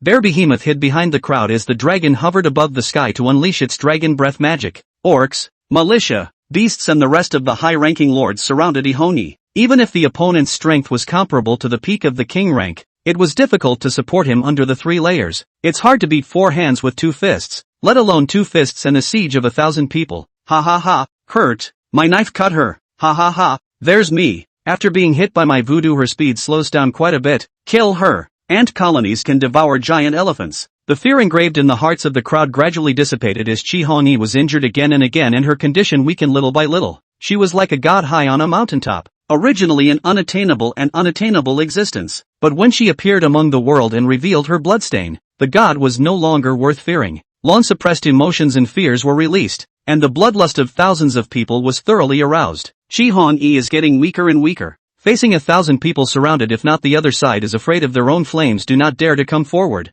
I'm afraid that just a few dead guards will be enough to let himself die. And the crowd is getting excited. The gods are not living up to their majesty, and the building is about to fall. Suddenly, Death to all. Flames rose like high walls in all directions, and the flames of anger bloomed in the center of the battlefield. Volcanic eruption-like power reappears. The instant the massive 100-meter flames swelled burned hundreds of soldiers as well as a subadult snow dragon. Hoo, forcing me to release the thousands of strands of hellflame I've accumulated. You guys did a good job. To these people, Ihonyi sent her praise. Hoo, but you still can't kill me. She inhaled slowly then straightened up. If you can't kill me, then wait for my return, and at that time, all disobedient ministers will be killed. Her ghostly cold pupils scanned the crowd, the flaming lotus slowly turning in her pupils. Ihonyi, don't pretend to be a god. The flame released by you disappears very quickly. When the flame is extinguished it will be your time to die. Kate spoke angrily. Just now, the other party suddenly burst out with a big move making them lose a subadult dragon. My death? Ihonyi looked playfully at the bruised snow dragon above the sky.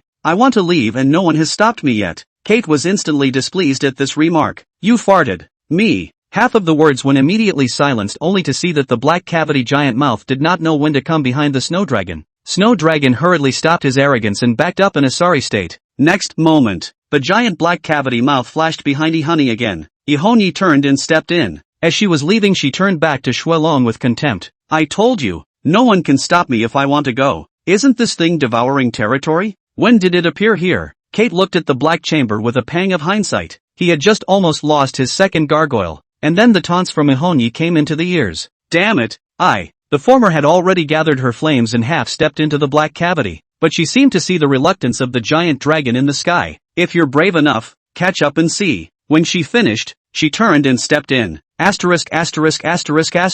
Kate hammered the air angrily, but didn't dare actually go after it. The flames devoured by the ebon worm were saturated. The behemoth was hairless, the green bull was too slow, and the dragon didn't dare to chase after it. The total number of participants in the battle so far is up to 150,000 people. The Alliance lost a lot of high-ranking soldiers, more than 68,000 low-ranking soldiers, and 90,000 Ihonyi, 20,000 resurrected hell skeletons. The two sides dueled in the heart of the Sunset Alliance's alliance territory with a myriad of tactics. More than 2,000 men besieged Ihonyi without success. Ihonyi stepped into the black cavity in full view of everyone and didn't know where she was. Chapter 179, The Late Arrival of the Mountain of the Will of the World. Gone? Just let her go? The crowd looked at the already disappeared Erika E and dispersed the sky full of dusky color somewhat untrue. Or what? Bailuaha glanced at the various types of soldiers who remained in a circle. She wants to leave and you can't stop her. Bailuaha turned around to survey his surroundings. The ground paved with corpses had already turned into pure energy and disappeared, the ground revealing unsightly gullies with various weapons. And in the midst of these gullies, a huge deep pit stood like an abyss.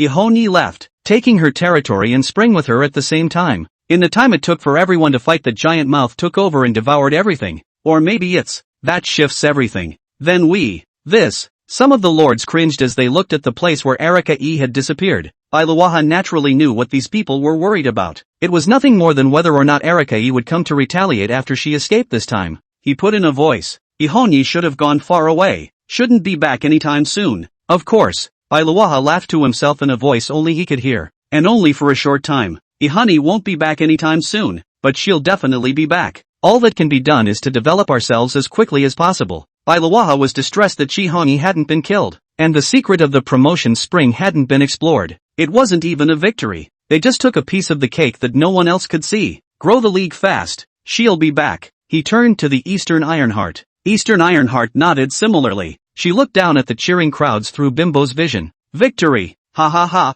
Ihonyi escaped. We are victorious. These people have forgotten what they started with. Eastern Ironheart shook his head. Under the frequent tactics of Kihanji, they felt that driving Kihanji away would be the greatest victory. Pathetic. The crowd cheered, but there were smart people who did not participate, because they know what they have to face in the future. Today's Ihonyi already possessed such means, so when the other party returned, what kind of bloodshed would it be? Suddenly, rumble, the just cleared sky once again coalesced with dark clouds, this time bringing with it not dusky, but depressingly dark clouds. The crowd looked up. Dark clouds rolled in and muffled thunder roared. Boom! A purple thunderbolt several feet thick viciously landed in the abyss. Rumble! The earth trembled as this lightning shattered the last bit of underland. There was no longer any residue of the underworld's breath, but the thick lightning still fell. Several feet of thunder made the already tattered earth even more broken and devastated. Sparks of thunderbolts shone in the abyss. So terrifying. This is heavenly might? Snowdragon had no choice but to lower his altitude. He also appeared small under the heavenly mighty thunder. Skydragon's 100 feet of thunderclouds accumulated in the sky, coalescing into a huge vortex of thunderclouds. The endless thunder in the center of the vortex was tyrannically bombarding a Hongyi's former territory. This horrifying scene chilled everyone. Several feet of thunder had already made it extremely difficult for many low-rank soldiers just by brushing the edges. Hundreds of feet of thunderclouds enveloped the giant dragon, enveloping the entire sky. As far as the eye could see, there was black and heavy thunder, which pressurized the crowd. How does this thundercloud look like? Taking the piss? That was the only way Chen Yi could explain what he saw. A Hongyi had left, but the thunder continued to blast her former territory. At the moment, Thundercloud was like a rising child who came late to the battlefield because he was obstructed by the will of another world. The enemy had disappeared with what was his, and he was left with nothing but impotent rage. TSK, TSK, TSK, it looks like you can't whore yourself out for nothing and act as a security guard. Chen Yi shook his head, although he was a bit surprised by the outcome of the war. This seemed to be good. At least that's peace of mind. Disconnecting the video link, he no longer relates to the rest of the war. His chain is not between the lords, or very little of the relationship, so he didn't care about the fights between the rest of the lords. As long as he wasn't involved, he wouldn't deliberately get involved in anything, much less fight for some name or something. Doing great things quietly and making a lot of money quietly is the real way. Of those 10, 3 are here with me, and 7 more are a bit far away. Chen Yi frowned. The 3 on his side are okay, one of them is Chen Mo. The other 2 are a bit far away, but not too far. Just send some people over. It was even easier for Chen Mo, who still had goblin soldiers holding down the fort at his place right now, and the other 7 can only protect 3 even if they use bracelet teleportation. What's more, he didn't intend to use his precious teleportation opportunity here. Looks like it's time to talk to those allies. It shouldn't be too much to protect a few people. Chen Yi looked at his territory full of goblins and thought about the tattered soldiers in the middle of the battlefield. With their own strength already inferior to their own and with a large loss of troops, they thought they should be able to talk properly. In that case, let's take care of the stuff in OSS City first. The kobolds who escorted Yarden back have passed back the latest news. The Heidi family had agreed to the Chiron business and were preparing to send someone to come and receive it. Counting the time, we should be almost there, right? Chen Yi connected himself to the kobolds on the section of the road he had opened up that led straight to the outskirts of the forest. Sure enough, I saw a group of people. One of the leaders was none other than Heidi Arden. Yo, catching up isn't. Chen Yi was greatly surprised, because further on, there was actually another group of people. It's Sarah Velsha. Rushed together? That's just as well. Let's see what good news you've brought back for me. Sha, don't ever let me down. Chapter 180, I'm just afraid the deal's going wrong. This path seems to be getting safer and safer, and some of the low-ranked magical beasts that were visible before are actually all gone now. Sa walked on the path Chen Yi had planned, looking around at the increasingly safe roads with thoughts running through her mind. This path was created by Chen Yi for his own travel to and from the forest. After all, he was captured by the Minotaur in the first place because the guards were too weak. For everything Chen Yi had done, she was somewhat subtly touched even though she hadn't said anything. After all, Chen Yi had not only saved himself, he had also given himself the opportunity to be reborn. Gave her a chance to compete with those younger siblings as heir apparent. Although I have given a lot myself, it was all voluntary. I wonder how long the master will take this time. Sa was a little expectant but at the same time a little proud. Proud to be the one for Chen. The other party, being a brave man who was counted by the empire, was his only choice for a change, even though his own choice was him. The master's outlet for venting and externalizing is also only himself. There can be, but not for long. Sa proudly puffed out her chest, and the queen's superior attributes grew vaguely in her heart. One has gained power and the Chamber of Commerce has made it to a certain point. To put it more bluntly is to say that you matter more. Themselves are more important. And for the host, is it possible to make some demands? Sa glanced at the kobold guards at her side. The strength of this guard was really far beyond one's imagination. Some of the usual enemies were just fine. Even the inventory and malicious attack of the city lord's mansion a few days ago were easily intercepted by these few kobolds. At first her heart was not happy when the number of kobolds increased to 5. However, when these 5 goblins easily defeated the dragon blood guard, she realized that Chenya's arrangement was for her own good. I disobeyed your orders, yet you continue to look out for me. The master is the best. Sa's heart was slightly sweet at the thought.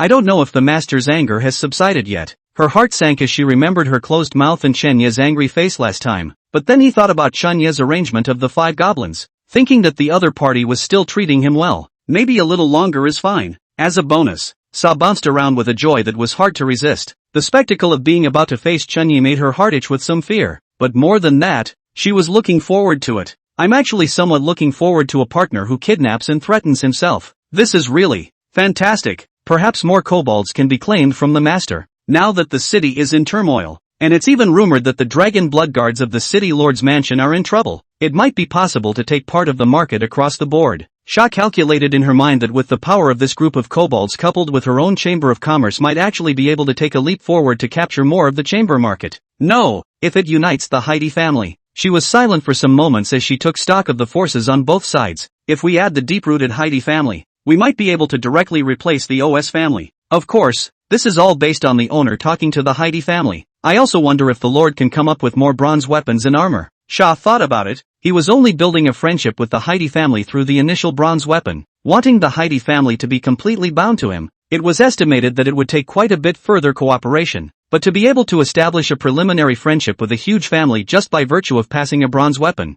I'm kind of over-delivering on the Lord's mission, aren't I? After all, the main task at the time was just to try to establish diplomatic relations, which one had already exceeded. Sa was a little smug. It must be a compliment from the Lord. With anticipation she quickened her pace, even in order to see Chunyi quickly. She used the beginner's magic of wind orbit on herself. This magic deepens the traces of wind in front of one's face, thus reducing the air resistance at the time of action. Sa half-floated 10 centimeters above the ground going full speed with the wind, while the kobolds brute forced their way through the wind resistance with their strong physical bodies. The already cleared road was quickly rushed at full speed plus magic. She arrived around Chinya's territory. Still familiar walls, familiar patrols and, which is what? Sha was violently stunned. The magical elements under her feet instantly dissipated due to the huge fluctuation of her mind. She stumbled a few times before stopping in her tracks. The kobold beside him, on the other hand, instantly straightened up like a javelin. Because of Chenye's order, the goblins defaulted to being on a mission at the moment and in a fighting state, so the all-around response is amazing. That's why some marveled at and wanted the goblin squire, more than anything else. The absolute soldier who does not ask questions, performs in all directions, and is forbidden to do what he is told. Is not this the perfect soldier? She even vaguely felt that this kind of soldier was going to surpass the dragon blood guards by a few notches. Not the single combat aspect, but all of it. Of course, she wasn't in the mood to ponder about muscling up the goblin guards right now. Rather, he was shocked by the scene before him. Master no less. What has Gollum done in the few days? I have been gone again. Gollum? Sa looked at the hill in front of the territory with some trepidation. The icy blue hill was extremely oppressive, and what was even more terrifying was the terrifying pressure coming from that icy blue snow mountain. It was the scent of a giant dragon. Wasn't it the wind attribute dragon that Master faced before? What about this? In front of us? She looked incredulously at the frost giant dragon's massive size of 150 meters, all curled up together. This was definitely an adult frost dragon, but how did the Master do it? Has the Master's strength developed to this point in the time I've been gone? Sa's eyes were glowing with thought. The Master would surely take the gargoyle business into his own hands. And what is one's going to do with this dragon? Alive? For sale or? Chunyi didn't know what Sa was thinking. It was only through the kobold's perspective that Sha froze in place upon seeing the dragon. And in the meantime, the Heidi family group is also approaching the territory. Heidi Arden was looking intricately in the direction of the territory. Why did I come when I obviously could have not? Could it be? No, definitely not to see Chenyi. I'm just scared that the deal is going wrong. Well, yeah, that's it. Yarden nodded to himself as he called a handsome tiger at the end of the line. Yeah, I just followed it because I wasn't comfortable with it. Nothing more. Chapter 181, How should a giant dragon be utilized? Young Lord Sama, we're about to arrive at the territory of the one you spoke of, aren't we? Should we be on guard? The leader of the guards inquired towards Yarden. There were 13 people in the group, and apart from Yarden and the 2 kobold guards, there were 10 masters of the Heidi family. Each of them rode a spotted tiger on their hips to escort the young lord. There's no need to be on guard. We're no match if that one wants to hurt us, Yarden said. The guards? You look at me. I look at you. Subsequently shut their mouths. Although they are the real core fighting force of the undersea family, although they are all diamond-level powerhouses, but, if the other party really takes a huge dragon, then their strength is really not enough to see. A giant dragon. It can crush them repeatedly many times, right? And these 2 guards beside him, the head of the Heidi family's guards subconsciously glanced at the 2 black-armored kobolds in armor. Orders are forbidden, extremely obedient, with extremely high combat strength, and even fearless of life and death. This kind of guard is not something that ordinary people can have. I heard the lady say that these are monsters, but, can train monsters to such an extent. If it is the use of control magic, then it is okay, but if it is not, then the strength of the other party can be intriguing. a powerful man hidden deep in a dangerous forest. The other side even cleared a safe path through the forest to the outside. In the middle of this forest where magical beasts were rampant. Even walking around the corner one could run into quite a few high-level magical beasts. But we've been walking for so long, not to mention the high-level magical beasts, we haven't even seen a few low-level ones. Not even the most common compound-eyed rats were seen. Aang. A weak voice reached their ears, and the crowd was immediately alerted. The voice was weak, but it stirred fear from within them. Is that sound a dragon's roar? The crowd was shocked. Then the captain added with precision. It's a weak keening. Let's go. It looks like the other side really took down a giant dragon. The head of the escort walked ahead with heavy eyes. Yadin saw this but muttered in a very amused whisper. Told you guys I made a deal about a giant dragon. And you still don't believe me. The guards didn't dare to answer, but they just felt that the burden on their bodies was a few points heavier. If what the young lord said was false, then at best they would be out for a run with them. But now it's been confirmed that it's all true. In other words, they were about to face the terrifying existence that had captured the dragon alive. Let's hope there's enough funding. The head guard touched the ring on his hand. Although young Lord Yadin was very sincere and sure, Mrs. Heidi did not believe all of it. Of course, if there really was such a powerful person, he must not be offended. Thus, in addition to the 50,000 gold coins in young Lord Yadin's ring, he still had 20,000 gold coins in reserve here. 70,000 gold coins to borrow a seed. I hope that may other party can agree to it. Now that he had truly heard it, he naturally wouldn't doubt the truth of that giant dragon pressure from his mind. Just hope the other side can agree to this deal for themselves. With this deal, the Heidi family's power will take a quantum leap. Am I staying this time? I don't suppose the gargoyle deal is going to happen anytime soon, is it? But he'll still treat me if I stay. I don't think so. I'm bringing someone with me this time. Ah, no, it seems like bringing someone is nowhere near as powerful as him. Far more than the escort captain's worries. This Heidi family's young master's mind could be said to be stirred into a muddle at the moment. Anticipation, fear, panic, a jumbled mess of rubbing together. It's all because of one man. And this man, at the moment, was sitting leisurely on top of his rocking chair. See master. Inside the cabin, Sa walked into the salute. Get up. Chunyi casually shot a glance at Saravir Shah. My lord, the chamber has grown well during this time, and the furs you gave are being sold. It's just that winter hasn't really set in yet, and it may take a while for them to be sold out. Of these, fox pelts are the most popular, followed by Shah's organized report on his chamber's operations and sales of all types of furs. Aha! Chen Yi nodded. This is a new shipment. There's no need for sellouts or starvation marketing. Just go for volume in the winter. Bring out some of the valuable hides and skins for sale in small quantities. Yes, Lord. Sa nodded in agreement and then offered the proceeds of the period. 10,000 energy stones? That's not bad. Chen Yi scanned the ring. The furs prepared last time only cost less than 1,000 energy stones, but 10,000 energy stones were harvested, and that was even if they were not sold out. 10 times more profitable and still a sustainable economic path. Look away, I made the right choice too. Chun Yi pondered over the warning given to him by Ehoni. The other side wants to jump out of their original development, which would be to leave for another place like she did. Whether that place had more core energy he didn't know, but it definitely wasn't as quick as his own access to energy stones today. The rewards of one's investment were about to come. 10,000 energy stones was just the beginning. In less than a month, his own power will be at its peak. Only 7 days of selling had gained 10,000 energy stones. How much could one gain when one waited for a month? Not to mention 2 male dragons. Sell these 2 features again for another significant price. The price he had previously negotiated with Yadin was 50,000 gold coins a line. 50,000 gold coins is 500,000 energy stones. You have your path to follow, and I have mine. Perhaps the path Honey had chosen was the right one for her, but her own choice was definitely the right one as well. 1 dragon was 500,000 energy value, and 2 dragons was 1 million. So when the time came to gut the Heidi family, and then use the Heidi family to control the city of Oz, took control of the city of Oz to take out the energy core for the advancement of the territory. The city of Oz is then used to create a constant stream of energy stones for itself and to attack neighboring cities, thus gaining core energy. Such a path seems much smoother than that unknown path of diversion. Cow. The kobolds on top of the walls priced. Chen Yi sent a request for Yadin's arrival and entry. Chen Yi got up but then saw Shah on the sidelines. He opened his mouth and asked, "Why haven't you left?" "Lord, I found the gargoyles at the mouth of the city wall." "Oh, you noticed?" "Yeah, it's pretty obvious. Come along then." Chen Yi got up and led Shah there, and Heidi Yadin had indeed arrived at the door. Shah, on the other hand, is excited to follow. Sure enough, that gargoyle lord was indeed prepared to leave it to himself. Also, There's no one to help the Lord with it but me, I guess. She was a little honored and a little smug.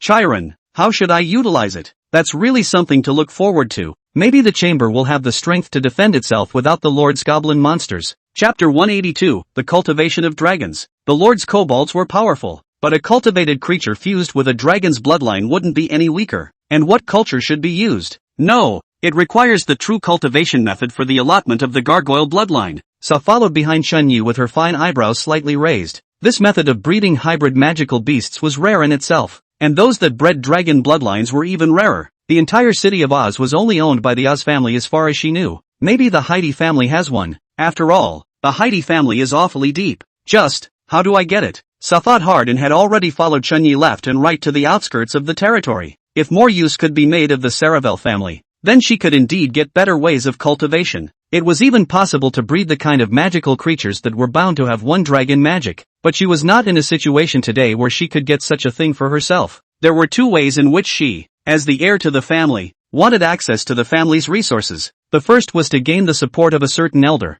thus gaining the connections and resources in the other party's hands. The second is redemption, by surrendering benefits and gold coins in exchange for resources from the clan. Generally heirs don't use the second one. After all, the first one is much easier and costs nothing. But, she didn't have the support of any elders. Even the identity of the heir was obtained by herself through the exchange of benefits. Therefore, the only way she could get the family to nurture the inherited dragon bloodline was the second one. May the second surrender enough interest. Her interests could all be Chunyi's. If you want to use it, you can only discuss it with Chunyi, and I wonder if the master would agree. Sa was a little unsure. After all, the Lord has already bred kobolds, compared to also possessing the method of breeding. Perhaps, can ask the Lord? Nope, the goblin that the Lord had bred was powerful, but it hadn't displayed the dragon's breath skill. Sa thought about the way the black-armored kobolds fought back then, and while powerful, they did not carry the scent of a dragon. That is to say that the master possesses the method to cultivate magical creatures, but lacks the means to cultivate gargoyles. Yes, that must be it, or it wouldn't be so bad to leave the gargoyles alone. Sa affirmed.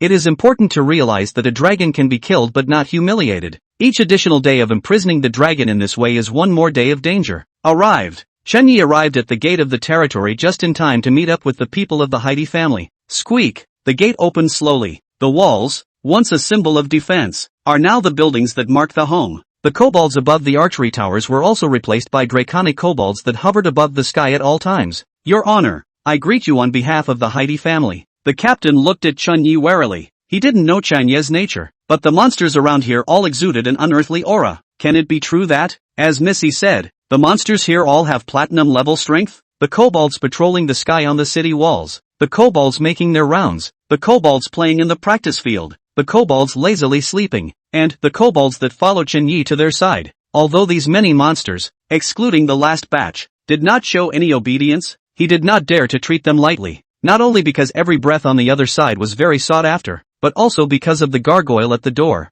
The other party is a ruthless man who can capture a dragon alive. Finished reading? Chunyi similarly sized up these people brought by Yarden. He didn't pay any attention to the captain, but turned to Yarden. Where's the money? Bring the money and you take the stuff. Poof. Yarden grunted, seemingly a little displeased with the nonchalant attitude. What actually happened was that he threw out his savings ring with great confidence. Here is the 50,000 gold coins previously agreed upon, and the dragon belongs to us for 3 days. 3 days? Chunyi frowned. Yet Dan was a bit surprised. But then, thinking of Chunyi's treacherous character, he gritted his teeth and changed his words. 2 days. 2 days? Chunyi was once again puzzled. Didn't these people pay for the purchase of the dragon? What do you mean 3 days and 2 days? Hey, don't go too far. Yarden glared at the former with some displeasure. At the same time, the guards behind him subconsciously placed their own hands on the ring. Sure enough, things didn't go as well as expected. It seems that the other side didn't realize that there weren't enough gold coins. 20,000 gold coins. And I don't know if I can satisfy the other party's appetite. Giant dragon breeding 50,000 gold coins once. Is the market situation pricing? But this kind of market is often the market without price. Even a 50% or 100% price increase would not be surprising. It's only 20,000, which is a bit low to be honest. But the fact that the family was able to take out so many gold coins and so many high-ranking guards just with the young lord's words also showed Yarden's status in the Heidi family. With an attitude of trying, I didn't expect the other party to actually possess a giant dragon. The head of the escort was also a bit of a dilemma. But dragons are sometimes unattainable, And the Heidi family's plight today is a time when they desperately need to grow in strength. Taking advantage of the OS family's weakness may be able to take this opportunity to strengthen themselves, and then take down the other side in one fell swoop to reclaim everything belonging to the Heidi family. If that's not possible, we'll have to use the credibility guarantee of the Undersea family. The chief of the escort was somewhat helplessly dark. Damn, this guy is definitely going to raise the price. Not for 2 days, so 1 day? Yadin rode on top of the spotted tiger, grinding his teeth as he looked viciously at Chunyi. The spotted tiger, on the other hand, was even more keenly aware of what horrors were in store. Noi clamped his tail. This human man in front of him was so terrifying, even more terrifying than the giant dragon outside the city. As magical beasts, they already possessed a certain level of intelligence. If the gargoyles were oppressed by their bloodline, the terror of the man in front of him came from the soul. I can't tell, but I'm just scared. He was like a bottomless abyss that one dared not gaze into, and like a mist at the end of a gray fog that one could not fathom. 1 day is too little, isn't it? Mating is estimated to take 2 days at least. Yadin ground his teeth in his mind to calculate how he could gain benefits from Chunyi, a treacherous old businessman, and gouge. Maybe I can use the beauty trick and have to sacrifice myself. Wait. Arden froze in place just as he tried to come up with a plan. It was only at this time that she realized the person standing beside Chunyi. Why does this person look somewhat familiar? She looked at Sarah Velsha, and Sa's mind had long since been reduced to mush. Heidi family's young master. Why is the other party here? Chapter 183, Awakening. This woman. Heidi took a deep breath. Sarah Sa, noble and generous skirt, proud figure and exquisite face, and the precious snowfox skin ran in the middle of the other party's neck. This is definitely her. But why is this woman here, still standing by Chinya's side? Yadin didn't know what the situation was, but immediately felt a sense of total oppression. You know this woman is second only to your own mother. Whether it was her figure, appearance, or temperament, the other party was an existence comparable to her own mother, and his own mother was an existence sought after by the entire city of Oz before. Shah's words, if not because of its back of the Saravir family and the royal prince, then probably would have long been taken down by unknown lords. This woman was smart. Not only did she use the prince as a shield, she also created her own chamber of commerce in the middle of the two major chambers of commerce. A strong opponent. A sixth sense from a girl strongly stimulated Yadin. She subconsciously took the former as her opponent. President Sarah, are you here? Yadin was the first to speak up and ask Sa in a conciliatory manner. Sa's heart sank, but his face remained unchanged. He didn't know how to answer anymore, so he turned his head to Chunyi. When she saw no reaction from the latter, she said mildly, "Stock up."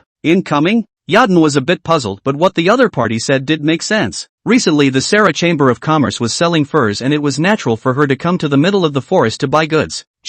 She looked at the other party standing behind Chunyi Fei, slightly bowing in a slightly puzzled manner. Such a state, she seems to have seen somewhere, somewhat similar to herself. Yes, that's yourself. He was not this appearance when he was initially enslaved by Chunyi. It was just that there were some things to see through and not say, and she didn't delve into them. Instead, he turned his head towards Chunyi, and Chunyi he was looking his head towards Sa. Incoming. Interesting answer. While there was nothing wrong with that answer, he wasn't satisfied. The reason why he didn't make a sound when Sa looked at him, in order to usually try to see where he stood in the other man's mind. Incoming. So that's what you think. It's true, power can make you lose yourself. On the surface, they call me Lord, but in reality, they have treated me as an up and down partner. Oof. Chenye's heart snorted coldly. There was already a plan in his mind. If you don't listen anymore, abandonment is the way to go. Chen Yi, 2 days is the bottom line. There's nothing that hasn't been said about breeding hybrids within a day. I know what you're thinking. Here's the added price. Yadin had taken out a ring and threw his personal money at it. Even though there were only a few hundred gold coins in it, she threw out a savings ring in a very extravagant manner in order to mimic that kind of transaction between the big boys. Chen Yi received the savings ring with a sweep of his mouth, but still accepted it without moving. There are 300 gold coins in the ring, and the savings ring is worth 200 gold coins, for a total of 500 gold coins.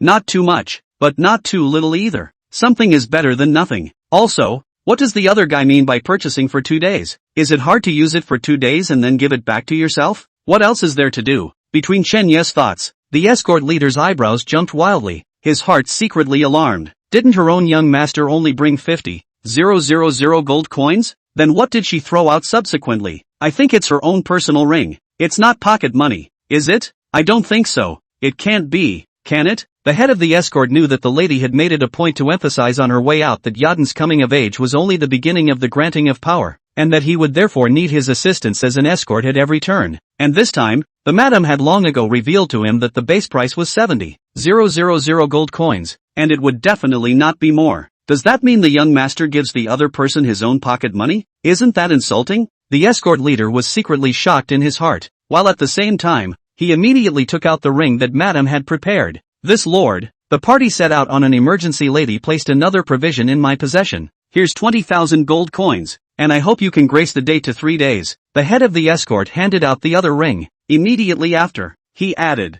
when it's done, the Heidi family will add their thanks to your honor. That was what Mrs. Heidi meant. If it was true, as the young lord had said, that there was a strong man hidden in the forest, and that he had the right to belong to a giant dragon, must be pleasing. 70,000 gold coins was already quite a lot, and the subsequent addition of thanks was entirely to pull Chen Yi in. Chen Yi himself, on the other hand, was dumbfounded within dumbfounded. I'm going to sell you the dragon for 50,000 gold coins, but you guys don't want the dragon, so what's with the wave after wave of money? Chen Yi paused, confirming that the other party would not continue to give away money before saying with some regret, 3 days is 3 days, the giant dragon belongs to you. Thank you, my lord. The head of the escort placed his left hand in his right hand and bowed slightly on his chest in acknowledgement. Seadan snorted coldly and led his guards in the direction of the dragon. On her way out, she also glanced at Saraversa. As this glance went on, Sa clenched her shell teeth straight away. This giant dragon, didn't the lord leave it to me? Why did you give Yaden that one? And isn't the lord not going out? Shouldn't the Heidi family be contacted through me? Why is the lord connected to the Heidi family? If the lord has already made contact with the young master of the Heidi family, what is the established friendship I just established? The other party has already sent their young master to make a deal, and I've just gained the other party's trust. Is that even worth bragging about one's credits? So much so that the idea of trying to create a stronger magic item to defend the Chamber of Commerce or even unite with the Heidi family to fling the city of Oz had also gone out the window. No, this may still be going on, but the one who carries it out is no longer himself, but the Lord. Suddenly, a word vibrated like thunder in Sa's head. A figure once condescended to her. You have to remember that it's not me who needs you, it's you who needs me. Chen Yi ignored Sha's reaction and followed out, wanting to see how the Heidi family cultivated string seeds. Although he was the originator in this regard, he also wanted to see how the other party utilized the male dragon. After all, one string species can only be female dragons. If you can learn what the other side does and can even male dragons, my lord is counting on you for safety in the meantime. Without waiting for Chen Yi to get closer, the chief of the guards had already stepped forward and bowed and quickly set up a huge tent. The tent was dozens of meters covering half of the dragon's body, while also blocking Chen Yi's vision. Cut. Chen Yi coldly cut his life. Others don't want to let see it,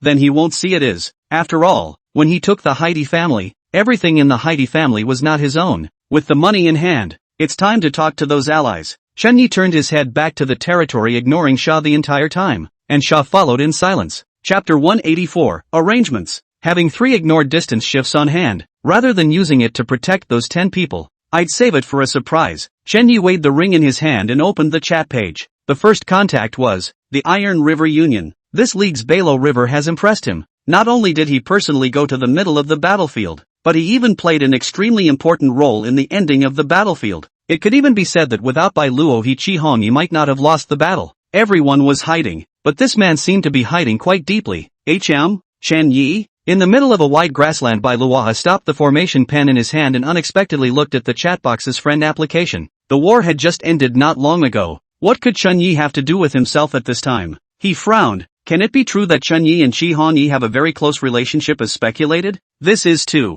seek revenge? Bai Luo was a bit surprised, but he still clicked on the chat box. After all, the other party was no stronger than he was, and he couldn't possibly take a shot at himself through the chat box. Did Great Lord Chen seek me out for a customized scroll? If so, I'll give a 20% discount. Oh, Bai Luo took the lead in asking with a gesture of reaching out, and Chen Yi immediately refused, then made it clear that he was here to talk business. Talking business, Bai Luo repeated in a small murmur. It's good that you're not here to seek revenge, he inquired. I wonder what kind of scrolls Great Lord Chen needs. Chen Yi, told you, I'm not here to customize scrolls. I'm here to talk to you about penmanship. This time Bai Luo also reacted. The other party really didn't seem to be here to talk about scroll business. Not scrolls, so business between alliances? I'll bid 10,000 energy stones to help me protect a few people, Chen Yi said. Sure enough, it's a problem between alliances. Bai Luo sighed in his heart and then pulled in Dongfang Tianxin. Tai Xin, look at this. Chen Yi wants to do business with us. The two were not far from each other. Plus his scrolls utilized the ability to fly at low altitude. Soon he arrived in front of the Iron River Alliance's rightful ally, protecting a few people and bidding 10,000 energy stones. What a generous offer. Dongfang Tianxin sighed at Chen Yi's financial power. It's not that he can't get 10,000 energy stones, but 10,000 energy stones to protect a person is a bit extravagant. Who is he trying to protect? A king-ranked lord? Using 10,000 energy stones to protect a few people. I'm afraid that the only ones who could deserve that price would be king-ranked lords. After all, the rest of the low-rank lords wouldn't necessarily earn 10,000 energy stones even if they destroyed 10 or 8 of them. It was at this time that Chen Yi also gave the other party the list of the 3 people who were in the range of the Iron River Alliance. 10,000 energy stones, borrowing Iron River's name to protect 3 bronze-level lords. He couldn't think of any reason for the other party to refuse. Not to mention at a time like this when there is a desperate need for rejuvenation after a big battle. Yo, send it over. Bai Luoha froze. Dongfang Tianxin immediately pursued. Is it that king rank lord? Not king rank. A couple bronzes. Bai Luoha was also greatly surprised. It's just a few bronze lords, but these guys seem to be from the Sunset Alliance. Someone from the Sunset Alliance? The bronze lords? Interesting. After the battle,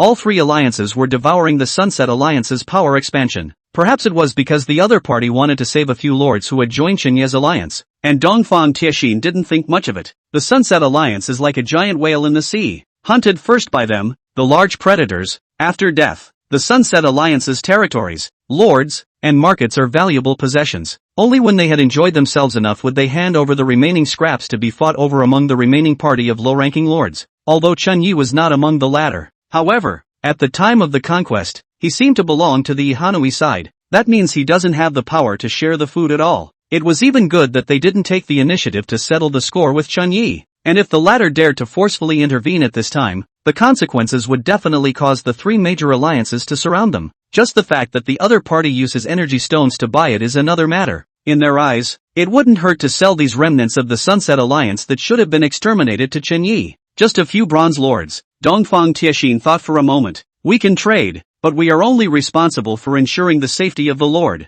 No problem. Chen Yi also agreed in one breath. With the Iron River Alliance's current status protecting a few bronze lords, there shouldn't be many who wouldn't give face. After negotiating the Iron River Alliance, he then negotiated towards the Fury Blood Alliance. As it was, he used 10,000 energy stones to preserve the 4 bronze lords. The Lord of the Blood Alliance seemed to give himself more face. If it wasn't for Chen Yi insisting that the other party could even not want positive energy. It's just that Ihonyi named and paid for the artifact to protect these people by herself. He was afraid that something would change, so he had to let the other person take the energy stone. Only by taking the payment, the other party will not be able to easily say that they can get away with it when something goes wrong. Combined with the remaining 2 lords' territories that the kobolds were on their way to, the cost of getting a broken artifact was just 20,000 energy stones. 20,000 energy stones were a drop in the bucket for today's self. Chen Yi was in a good mood. On the other hand, the Blood Alliance Lord was very puzzled and even a little frightened as he looked at the energy stone in his hand. Something about Tai hitting him sideways.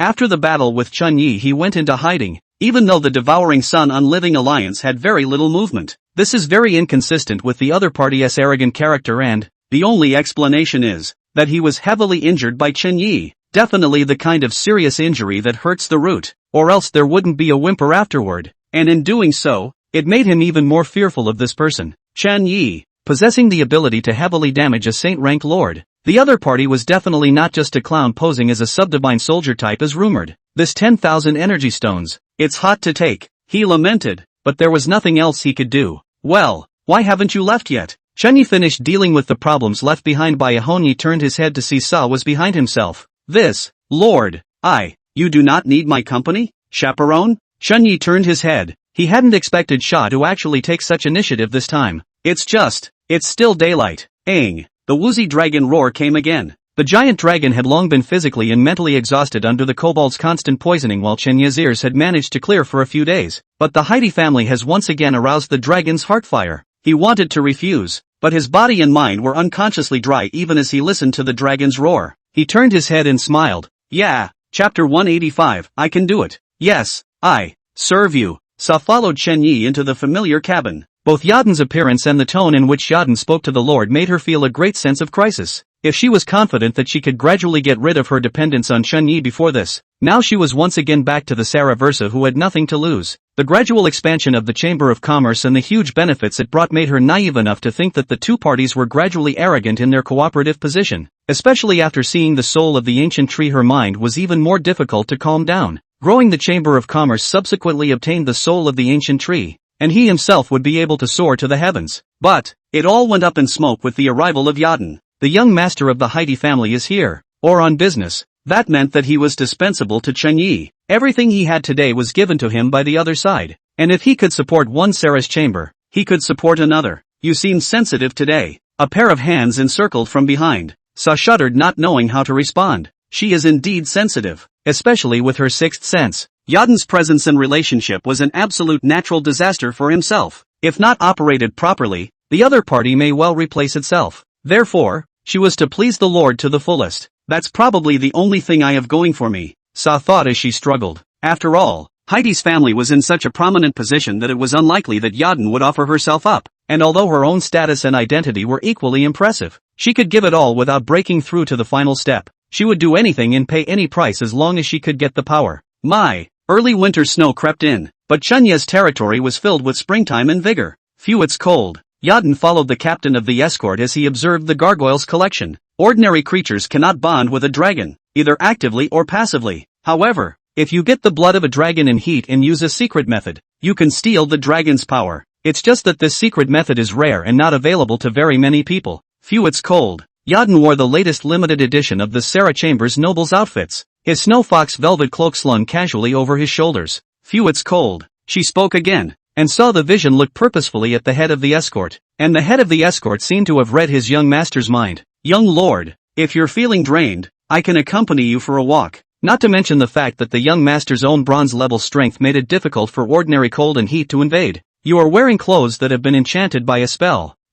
Even if an ordinary person wears them and stands in a cold winter of -10 degrees, they won't have the slightest feeling. The young master was obviously trying to get out, so how could he be ignorant enough to break it up? Well, no need. There's no danger here with that group of monsters guarding the place. I'll go out and look around by myself. Ardent Yankee Cold covered his hands and was huffing and puffing. No danger except for those monsters. The corners of the guard leader's mouth twitched. The biggest danger here is that group of monsters you mentioned, right? Unfortunately, he was always a step too slow, and the young lord had already lifted the tent. The rustling snowflakes outside the tent looked like white sprites fluttering between the green leaves. So it's snowing? Pipe, no, it's so cold. Yarden tilted his head, very pleased with the snow. Just enough excuses for myself. Young lord, the frost giant dragon entrenched here does intensify the cold. If you feel cold, I can repitch a tent for you at a distance. The chief of the guards also noticed the problem as soon as he came out of the tent. Turns out it's snowing. Snow and frost gargoyles complementing each other does intensify the chill. His own physicality ignored the ice and the dragon's breath. But the young lord is only bronze. Indeed, I was negligent. With that, he walked under the wall a few dozen meters away, ready to build another tent. There's no need to go to all that trouble. Isn't it readily available in here?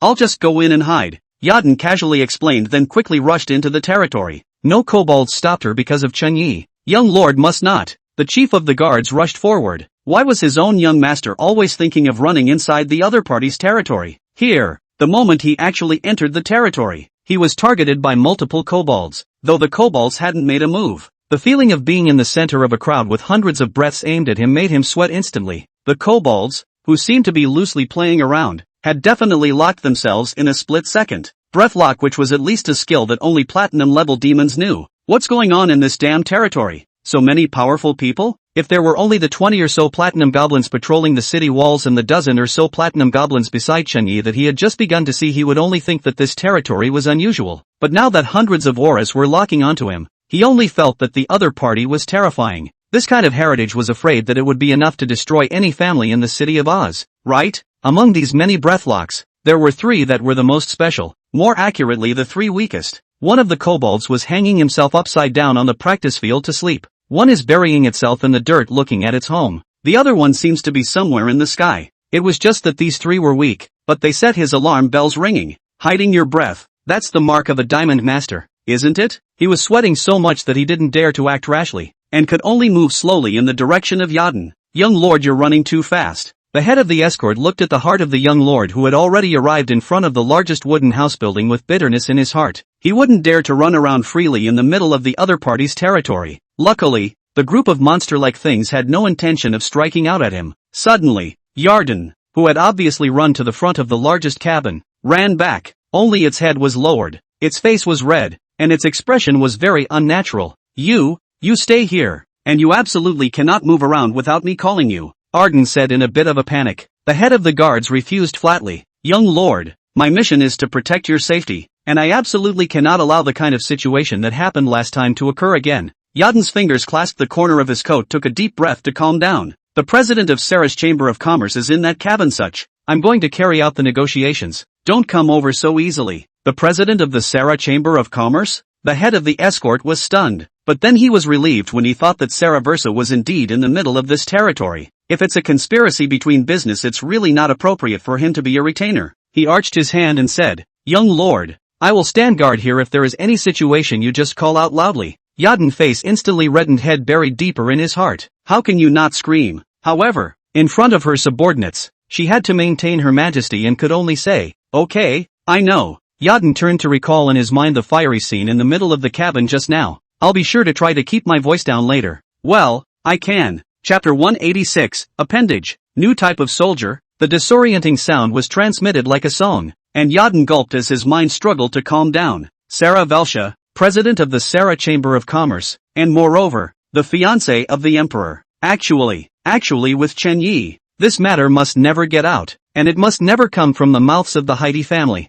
The engagement between Sarah Versa and the prince. Although it was obvious to anyone with a clear eye that the prince was merely taking advantage of the former's status, while acting as, but even so no one dared to offend Sai anymore, because the other party was the woman of the prince, representing the face of the royal family. In the entire Titan Empire from the bottom up are ordinary nobles, meritorious city lords, hereditary princes and royal family members. Ordinary honored nobles are well understood, that is, a large number of nobles, and meritorious city lords are on the basis of the former have a certain amount of industry was granted a city. Hereditary knights, on the other hand, are nobles who have greater establishment and carry royal blood on top of their meritorious city lords, because they were the equivalent of their own family. These people were given a country. The Titan Empire has been expanding its territory through years of war, and in order to make it easier to manage, most of the important parts of the land were granted to the clansmen. These men were called kings, and above all the many merits and princes is the emperor. The emperor of the entire Titan Empire was the only emperor of 100 small countries in a circle of tens of thousands of cities. There's no way that Chen also doesn't know the identity of Sarah Versa, but he actually dares to. Yarden marveled in his mind as he bravely walked forward. To the emperor, Sa was just an identity to be used. But even with this status, insults should never be allowed. This was the reason why Isha's face and figure had not been bullied among the many cities. As long as he moved the matter of the royal son's marriage contract, no nobles would dare to touch the mold. But it's so exciting. Arden licked his lips, not just parched. The submerged curiosity inside was reactivated. Not only dare to capture the giant dragon alive, but also dare to make a move on the emperor's woman. This Chen Yi, what exactly is his identity? Not afraid of death? Curiosity drove her closer to the wooden door, which was half covered with a springy light. That's a damn shame. That's how I was bullied in the first place. Yarden secretly clenched his small fists as he watched the scene within it. Lord, the Chamber of Commerce has been expanding rapidly lately. Your goal has been met. I know, but the energy stones you brought back are nowhere near what I was aiming for. Chen Yi gasped. Lord, redeem me. This is, Sa said half a sentence, but froze. Now that the city of Oz is in turmoil, it is a good time to expand. So my subordinate has decided to use the funds for expansion without authorization. The two were actually discussing matters for real, which made Arden shy and want to keep snooping. Now that the situation is such that I have gained the trust of the Heidi family, I just need you. All that is required is for you to continue my guard for a certain amount of time so that I can face the Heidi family as equals. And I can. The next voice sounded like anger burning. Yarden froze and couldn't hear a thing. Good. Much fancy. The flames of passion seemed to burn into Yarden's face. I'm prying for information. She patted her cheek, attempting to find useful information amongst a sea of ravings. What is the young lord doing? Isn't it a negotiation? Why don't you go in? The chief of the escort guards looked at his own young master who was picking at the doorway late in the day. Suddenly, it seemed like a fresh breeze, and the wooden door opened of its own accord. Come in. Chen Ye's voice came out. Under his extremely high mental power enhancement, Yadin's picking at the doorway, he had already known about it. There just wasn't anything to hide about this stuff, and he was going to change the target of the deal. Instead of giving Sarah Verset enough of a hand to build a friendship with the Heidi family with equal status, why don't you just build a friendship with the Heidi family yourself? With your power, it's not certain who's on and who's off. Fawn sold 500,000 energy stones. No, it was 700,000 energy stones, under which he could easily overthrow the entire city of OS. The reason why he didn't do so was because he didn't want his territory and power to be exposed to the eyes of the Empire too soon. If he had been the one to launch a raid on the surrounding cities, it would have caused the Empire to crack down. But if you secretly control the city of Oz and then use the city of Oz to march to the perimeter, it can only be considered an internal melee. The Empire doesn't care about a meritorious city lord trying to get to the top. Well, I see you're busy, so I'll either do it or not. The moment he was spotted, Yadin turned his head to leave, but the next second, a pair of pure white eyes met hers, and she was surprised when she unconsciously stepped inside. This abyssal eye is pretty good. Chunyi smiled as he looked at Yadin, who was approaching him. He took the initiative to expose the other's true inner thoughts with just a slight enticement. We're all businessmen, so let's get together and talk about $1 billion business. The first snow came with ferocity and soon covered Chenya's territory. It's snowing. After the winter snow comes another year of spring. The snow will still be this snow. The spring will still be that spring, and the city of Oz will still be the Oz family. Ostendon reached out to catch the snowflakes falling from the sky and spoke dominantly. My lord, have successfully acquired that Oriental woman's beast-taming bloodline. Steward Fei appeared beside Ostendon with bowed hands. Ostendon inquired with a sidelong glance. How is it? Can the newly fused magical beasts become mounts? The reason why the dragon-blooded warhorse was precious was because of its strong endurance, two was because of its uncommon strength, and the third was because of its tameable character. The mutual fusion of bloodlines could indeed create stronger magical beasts, but the wrong blend is also likely to mold uncontrollable monsters. Therefore, being a mount obedient and tameable is what counts. Butler Fei once again arched his hand. My lord, tameable and with good attributes in all aspects. Very good. The man stood with his hands in the snow, his expression finally slightly relieved. So it seems my second son isn't useless, or at least left me with a good backup option. Tandin shrugged it off. He wanted to see with his own eyes how his newly trained magical beasts really were. In the meantime, Su Qingyin also planked at the recently born magical beast in front of her. You have discovered a newly born trooper, the crocodile horned horse. Because of the blood relationship between your soldiers and the crocodile horned horses, the crocodile horned horses are extremely favorable to you. The crocodile horned horse senses your power and submits to you of its own accord. Congratulations on successfully recovering your first vassal, the crocodile horned horse. Attachment? Without the spring, haven't my soldiers stopped growing? What is this attachment? Again? She looked at the crocodile horned horse in front of her in shock. If this thing submits to itself, then I am equivalent to having 300 soldiers? Su Qingyin looked incredulously at the first crocodile horned horse to be born. Such things seem to exist in place of Enna's soldiers. And, no summoning restrictions? No, it is not necessary to summon at all. Chapter 187. Are you interested in becoming my daughter? If there's enough of this stuff. The wild hope in Su Qingyin's heart was once again ignited. Fleeing the forest in a mess because her plan had failed was a knot in her heart that she couldn't get out of her mind. It was originally thought to gain a seat in the city of Oz by climbing up the ranks of the powerful, but now it seems. She looked above the schoolyard at the newborn crocodile horned horses that hadn't been born for long in one of the small wooden huts. If there's enough of these, can I kill them back as soldiers? Crocodile horned horse. Quality, silver. Attributes, 20. Level, LV3. Weapons, none. Skills, quicksand. Punching. Current status, weak. Note, a hybrid species fused using some sort of secret technique seems to blend well. There are panels. Okay, it works. Su Qingyin excitedly looked at the group of crocodile horned horses in her heart as the plan for revenge arose. Good looking. How soon can you come of age? A gruff voice came from the end of the schoolyard as a broad-bodied man clad in a blood-red cloak approached. Behind the man the chubby Butler Fei was squinting. Reporting back to your excellency. According to our prediction, this horse should reach adulthood around March. 3 months? It's too slow. Catalyze a batch out for use first. Tandin stroked the crocodile horned horse with a flash of ruthlessness under his eyes. Something like hypnosis comes with the bloodline secret technique and is usually used in emergencies. It's just that creatures that are spawned don't tend to end up very well. Yes, Butler Fei nodded. Today's situation, whether it's the dissension of the 3 great clans or the need to rescue young Master Rouge, all of them require a strong battle force. Therefore, it was to be expected for the former to spawn a warhorse. Obviously a horse but with scaly armor as hard as a crocodile and vicious fangs at the muzzle. It was hideous looking and hardy, which pleased Dante. Although this kind of warhorse was not as good as the dragon-blooded warhorse in terms of combat power, it was definitely the best substitute for the dragon-blooded warhorse, because not only did this warhorse not have the tedious cultivation of a dragon-blooded warhorse, it also didn't need the bloodline of a giant dragon. Along the way, Steward Fei gave him a general overview of the crocodile-horned horse, nurtured quite perfectly. Even the skills possessed two of them.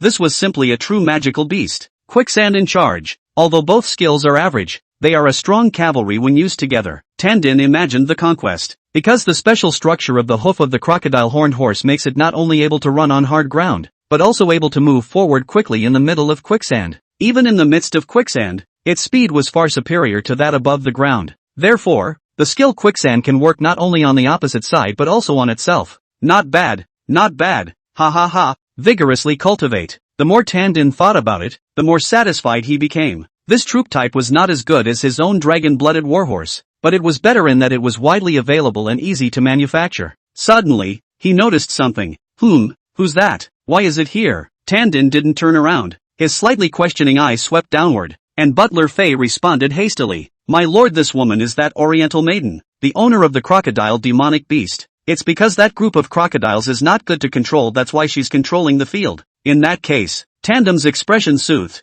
Bestow death. Being the core secret of the family, he absolutely did not allow any bystanders to know about it. Something like a crocodile-horned horse had already been bred, and the rest of the crocodile-horned horses could reproduce on their own, and there would be no need for those crocodiles. Yes, Butler Fei stepped forward. Wait. Dante waved his hand and the former stopped instantly. He looked at the woman not far away, his pupils shrinking. Why does this woman have a special aura about her? There's absolutely no mistaking the aura. Diamond-level experts could conceal their aura, while star-level experts could disperse their aura. Stored on the body in front of him, the power of the aura is weak, but it does possess it. To say that it is an aura is perhaps a bit too much. This aura is still in the lower part of the aura. Maybe call it temperament. Tandin frowned. It wasn't the kind of mass aura that comes with nobility, but rather a reflection of strength. Or maybe it's a manifestation of talent. Truly strong people are born with a different aura. This woman, from the Eastern continent? He remembered where the woman had come from, and what he had thought to be a believable statement now seemed to be somewhat true. Butler Fei arched his hand. According to what she said, she came from the Eastern continent, but in actuality it's not certain, and that kind of place our scouts can't reach yet. Tandin waved his big hand. There is no need to confirm. This woman should be from the Eastern continent. To have a miniature aura at the bronze level. This woman, she might be able to quickly fuse what I brought back from the Holy Church. He thought this in his mind while smiling broadly and stepping forward quickly. Tandin said boldly, Woman of the Eastern continent, would you be interested in becoming my daughter, the third young master of the OS family? What? Housekeeper Fei froze in place, and Su Qingyue was at a loss for words. The Lord of the City of Oz. She knew, of course, that it was this Lord of the City. Sick, you don't even know me, and you want to be my father? Su Qingyin was a bit contemptuous, but did not say anything. As sick as the man in front of him may seem, becoming the other man's daughter seems a lot better than hooking up with his son. Just, what is the cost underneath this sudden benefit? For a moment she was a little afraid to accept the kindness from this lord of the city. What? No? Tandin's rough eyebrows furrowed, followed by an unrivaled aura that pressed down like the sky. It was thick like a mountain, yet contained bursts of flame. Under this strong aura, Butler Fei hastily retreated, and Su Qingyue, who was in the center of the aura, was instantly overwhelmed to the ground. However, in the next second, a cold force surged out of the petite body. The chilly Korean stream confronts the mountain's dominance, though the chilly aura was worn out just as it appeared, and then reappeared to be worn out again. However, he had actually carried the pressure of the star-level powerhouse in front of him. Ha ha ha, yes, very good, chilly, cunning, really nice aura. Tandin was very satisfied with Su Qingyue's performance, and he smiled as he renewed his invitation. Become my daughter. I will give you untold resources and power. Su Qingyin gritted her teeth and raised her head with the help of that and cold aura on her body. She actually stood up stiffly. The other party's brash aura made her very unhappy, and she subconsciously wanted to refuse. Poof! The soft grunt of a newborn crocodile horse woke her up. Blue chills blossomed between her eyes and a light smile rose from the corners of her mouth. Yeah, I promise. Brush. One moment. The overwhelming pressure of the party instantly disappeared without a trace, leaving only the cold stream sparsely sweeping by, becoming more and more prevalent. Su Qingyin looked towards the crocodile-horned horse, and her smile grew, whispering, Meet your righteous father. Chapter 188, Show of Strength. Very good. Dante looked at Su Lian excitedly. He took the other party in for two main reasons, the first being that this woman's talent was really good. The second was that one could use the other's identity to enter the Eastern continent. The Eastern continent had always been mysterious and dangerous, but it also contained great treasures. If one could obtain the resources of the Eastern Zhou, then one might be able to break through to the Star Third Stage. Either way, a solid profit. He turned his head to look at Butler Fei behind him and inquired, "Which family has been dancing the most in recent days?" Butler Fei thought for a moment and said, "My lord, the Paro family seems to have intentionally used the Dragonblood guards to make us lose more than a dozen of them in the midst of their fight with the Sala Chamber of Commerce." This thing? Tandon's brow furrowed, a matter he knew about, but he didn't want to do anything to Saravisha because of the face of the emperor. More importantly, she didn't violate her own interests, she violated the interests of the two major chambers of commerce. In Tandem's view, the two business families, like the Heidi family, are not to be used for their own purposes or to be eliminated. Even more than that, he preferred to have Saravisha replace the two business families, because Saravisha doesn't have a strong background compared to the two big families. It's easier to control. It was just a pity that the other party did not have the background to lead a big family, especially the Paro family. The other party's back was the main vein of the imperial capital. In that case, let's send someone to combat their arrogance first. Tandon thought about it. As the saying goes, the sky is high and the emperor is far away. Since the Paro family chose to pick out the head, then let's teach the Paro family a lesson first. Just a quick note from,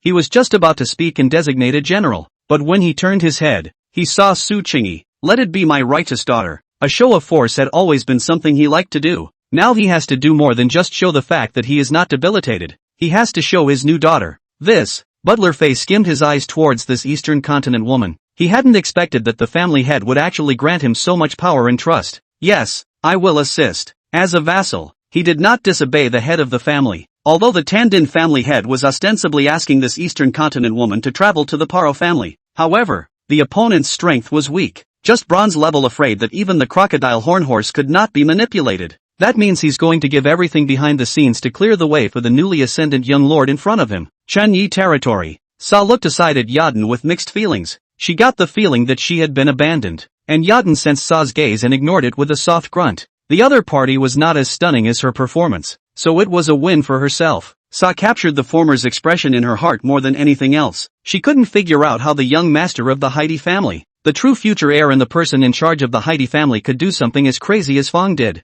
You should know that the other party is not as unpopular as yourself, but he is the true heir to the Heidi family who has gathered thousands of favorites in one. But such a person is so active. Okay, you can go back. Chunyi drove people away without mercy. There was no way. The bed was a bit small. Ha, yes. Sa froze for a moment, then responded, "Is this a sign that you have fallen out of favor?" But, so upset. It was clear that she was only one last step away, and once she acquired enough guards, she could take the Sarah Chamber of Commerce to the next level. It would be an opportunity to appropriate most of the assets of the city of Oz. She struggled fiercely within herself as she wore her new clothing. Suddenly, Saravilsa bit her red lip and turned around. "Lord, the issue of the guards on the chamber's side. Escort problem. 5 kobolds would have been enough, right? Just develop your Chamber of Commerce without worry. I'll have Hedi Yadin support you if needed." Sa unloaded a breath of bitterness in her heart. In this moment she seemed to have really lost something. Once Shaw was gone, Yadin, who was on the sidelines, got up and quickly dressed as well. She turned to Chunyi. "I didn't promise you to help guard the Chamber of Commerce or anything." Chunyi smiled and said softly, "I know, but you will, won't you?" Arden was speechless for a moment. Chunyi's tone is so gentle. This is considered gentle. Well, at least it wasn't mean to me. But, so what? She was stubborn like the squirrel that must have the nuts. "You have so many powerful magical creatures. Why are you asking me to make a move? Wouldn't it be better to just give him a few?" Yadin was a little disgruntled. Chunyi smiled, stretching himself out completely on the bed with a single reach. "The armor isn't in place yet, and it wouldn't be appropriate to let them go to the city in that likeness." In fact, Chunyi also wanted to dispatch his troops into the city of Os, but not to the Chamber of Commerce, but to the Heidi family. His own strength was strong enough he could control the entire Heidi family in a very short period of time, thus making the other party his puppet. Except that all of this assumes they have the right reason and full armor to go into the city. Otherwise, with this devilish stance, not to mention appearing in the city of Os, even approaching the city of Os would be surrounded by the guards on the city walls. At that time, it wouldn't just be about taking down the Heidi family. It would be about confronting the entire city of Oz. The several great clans might have civil wars when they were safe, but when they had a common enemy, they were united. He didn't want to face the 4 great families at the same time. Humph. Then, depends on the mood. If the mood strikes me, I'll help you. Yadin came to the door with his clothes on and his little agape nose flaring. How about Sarah Velsh's awesome background? Not as usual, you have to help her yourself. She stepped out in front of the door with her front foot, then retracted it. Glancing at Chun-Yi on the bed, she threw out the few gold coins she had left then quickly left. Well, pay the money and don't lose out on yourself. Several gold coins were thrown in front of Chun-Yi, which instantly aroused his damn desire to win. Just as he was about to pull that little girl back and fight another 300 rounds, the sound of drip drip drip came. Gu Xiaoyu, brother Chen-Yi, I'm done building what you asked for. Can we teleport now? Chen-Yi froze the artifact. Yes, he has no one else here, but he can teleport. It's just that. It's been too long. What is the thing he had Lori build to? Brush. Violet white light flashed, followed by a series of metallic clashing sounds resounding beside Chen-Yi. He fixed his eyes on the armor he had customized so long ago. Armor, 500 sets so soon. Boom. Before the words were finished, a pile of armor landed on the side of the bed, crushing the already rickety wooden bed completely. Chen-Yi, gotta change the bed. Chapter 189, there's a fire dragon in the backyard, do you want it? The white light kept flashing a pile of armor that soon covered the entire house. Chen also hurriedly put away some of the armor, or else the entire cabin would be burst when all 500 sets of armor were teleported over. It seems that not only do we need to change the beds, but we also need to update the buildings in the territory. Chen-Yi thought about it. Shi Hongyi's was a large castle. Chen Mo's was a small village. It was time to upgrade his own place. It's just a shame that the kobolds don't know how to build, and the orc tents that were looted back were extremely rudimentary. I've heard that the Earth Elf clan seems to specialize in this area of construction, so I'll look for a few lords to trade with later. As the lord's economy became more and more developed, some soldier types that were weak but had special skills were brought to the surface. You can trade with each other by paying a certain price of energy stones. Of course, in the midst of this prerequisite, one would also have to go to the Iron River Alliance's store to purchase an exclusive teleportation scroll. The business was just emerging, and both the soldiers and the teleportation scrolls were very expensive. But fortunately he was rich enough to not care nowadays. Well, there's still the total exchange of energy stones with the Heidi family to come. Chen-Yi scratched his head and got up. When the sale of the gargoyles was based on the Empire's currency, he had forgotten that the common currency among his lords was energy stones. It just so happens that the armor is in place. So by the way, let's change the gold coins for total. Brother Chen-Yi, my forge master has been promoted to LV3. Hahaha, now it only takes me more than 10 minutes to forge a bronze weapon. Gu Xiaoyu told Chen-Yi about his success. 10 minutes? That's sick? The corners of Chen-Yi's mouth twitched. No wonder so many restrictions were set in the first place. This career development is really sick, thanks to the support given by brother Chen-Yi. Otherwise I would still be forging synthetic fine iron right now. Gu Xiaoyu was grateful from the bottom of her heart for her own ally. Chen-Yi and the Casual Alliance had given him great support during his own growth. Without practicing with a large amount of fine iron and various materials, she wouldn't be at LV3 now. You're welcome. Wasn't this all discussed in the first place? Chen-Yi laughed lightly, and he was also very satisfied with this forge master from the White Whore. These are for you. Try forging something if you want. Chen-Yi transmitted a bunch of cherished materials collected from Manhwa to Gu Xiaoyu. The other side's forging required drawings, but not long ago Gu Xiaoyu had discovered that he could actually synthesize drawings. Although she could only synthesize some of the most basic weapons so far, it was a good sign. Using her proficiency with various materials and her knowledge of various armor weapon forges, she can synthesize the most common alternative armor. Wow! Thank you, brother Chen-Yi. Gu Xiaoyu's eyes glowed as she accepted the various teleportation materials. That way you can take your own forging to the next level. Ha ha ha ha ha. Swing the sledgehammer. Swing the sledgehammer. Brother Chen-Yi, I'll forge away first. Gu Xiaoyu didn't want to stay for a moment after getting the real material. It can be said that after learning about the powerful abilities of her profession, she didn't want to get involved in anything but forging and swinging a sledgehammer. Even the great battle between the lords not too long ago, she had merely heard about it. Getting in the way of him swinging a sledgehammer? No obstruction. Does it matter? Then it's okay. Go go go. Chen-Yi waved his hand. He was a bit helpless with this muscular loli, and the others seemed to be enjoying himself. When I came to the door, a cold wind blew and the world was white with snow. Atlantis seems to have unusually cold winters. It was only a short while ago that the snow outside had fallen a foot deep. He took out 100 suits of armor and summoned 100 black-armored kobolds to arm them. Follow me. Ga! Chen-Yi ordered, and the kobolds wobbled to follow. Coming to the gate of the territory, he walked straight toward which out of that large tent. Please stop. 2 guards with long swords stood guard outside the tent door. Ga! The black-armored kobolds saw this scene and drew their long knives without saying a word. slashing one to the ground. Chen Ye's eyes narrowed. He fixed his eyes, and the one who struck out was none other than that spell-marked goblin. That wisdom seems to have improved quite a bit. The goblin's behavior took him by surprise, because not only did he take the initiative to teach the guards who were blocking him a lesson, he also used the back of his blade in a very measured manner. It was only cut down and not injured. After chopping, he silently stood back behind Chen Yi. That looks like it's saying that in our chassis, you still dare to be rude to our master. This lord, what are you? The chief of the guards rushed out when he heard the commotion. He saw the two elite guards being cut down to the ground at a glance, and his pupils suddenly shrunk. Sure enough, this monster is just as powerful as what the young lord described. An ordinary platinum swordsman actually slashes one, and there are hundreds of such monsters. What on earth is this lord? The guard commander has been feeling the power of the display step by step since he stepped in. Nowadays, he had even lost the courage to face Chen Yi straight on. What's wrong? Yarden lifted the tent and stepped out. He had only just returned to his tent when he didn't expect Chen Yi to chase him out, and Chen Yi did not interact too much with the chief of the escort when he saw the arrival of the rightful owner. He crossed over to the latter and said directly, I heard that your family is weak, so I'm sending you some guards. The head of the escort was blinded in place. Not me. I'm still here. Isn't it a bit presumptuous of you to say that this family is not strong enough in front of a chief of guards? He was about to retort, but he looked around at the guards who had just stood up and fell silent again. Well, it's better for me to stay out of discussions between masters.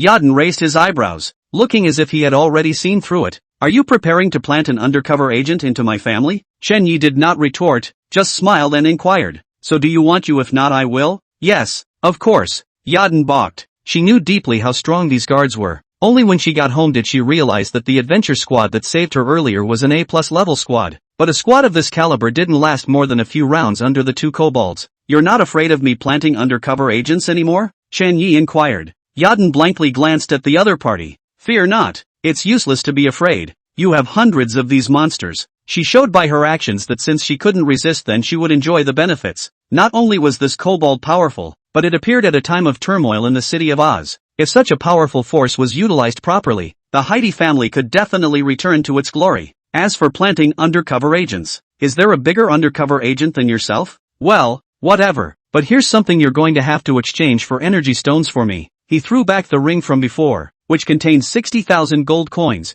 Yarden's eyes narrowed at the sweep. You're not afraid I'll take it for myself? Chen Yi looked at the 100 black-armored kobolds and one spell-sealed kobold on the side. No fear. Cut. Yarden gave a cold cut. The former's eyes she naturally saw. Is there anything else? If not, please go back. We're doing secret research here. The slightly angry tone didn't sound like a discussion between two people, but more like the exasperation of a young couple whose scheme didn't work. Chen Yi smiled. Yes, of course. I still have a fire dragon in my backyard. Do you guys want it? Two. What did you just say? Yarden subconsciously agreed, but then jerked back. Chapter 190, The Remnants of the Sunset. Chen Yi didn't hold much illusions about the gargoyle sale before, even thinking that it would be nice to buy a few tens of thousands. But how do you know that the giant dragon is actually so good at selling? Not only is the price ridiculously high, but it's even just borrowed, not purchased away. This kind of good business, he can do it indefinitely by utilizing two giant dragons, right? Anyway, that's what Chen Yi thought. Gollum, the chief of the guards, and Yarden's throats quirked, then looked at the person in front of them in shock. And the gargoyles? The dragon of Inferno? Are you really not afraid of death? There were two reasons why mounts of the dragon bloodline were rare. 1. Chiron is powerful and difficult to capture. 2. Forcibly capturing a giant dragon will be attacked by the entire dragon race if they are discovered. It would be understandable if Chen Yi capturing a giant dragon was audacious. But now he's captured two and looks like he's planning to make an ongoing business out of it? Capture a dragon and use its bloodline to keep the seed. If you kill the dragon afterward, that will be the end of the matter. If you don't kill or the dragon escapes, then you must always be wary of this dragon's retaliation. And if one captures more than one dragon and wants to do this kind of business sustainably, this is tantamount to seeking death. The head guard and Yarden were too shocked to speak for a moment. Chen Yi raised his eyebrows in a depressed manner. Do you guys want it or not? Megalosaurus is such a good seller and the other side is in desperate need of expanding its strength. There is no reason not to accept it. He saw panic above the expressions of the two men in front of him. What's the point of panicking? Isn't it just that it'll draw revenge from the giant dragon?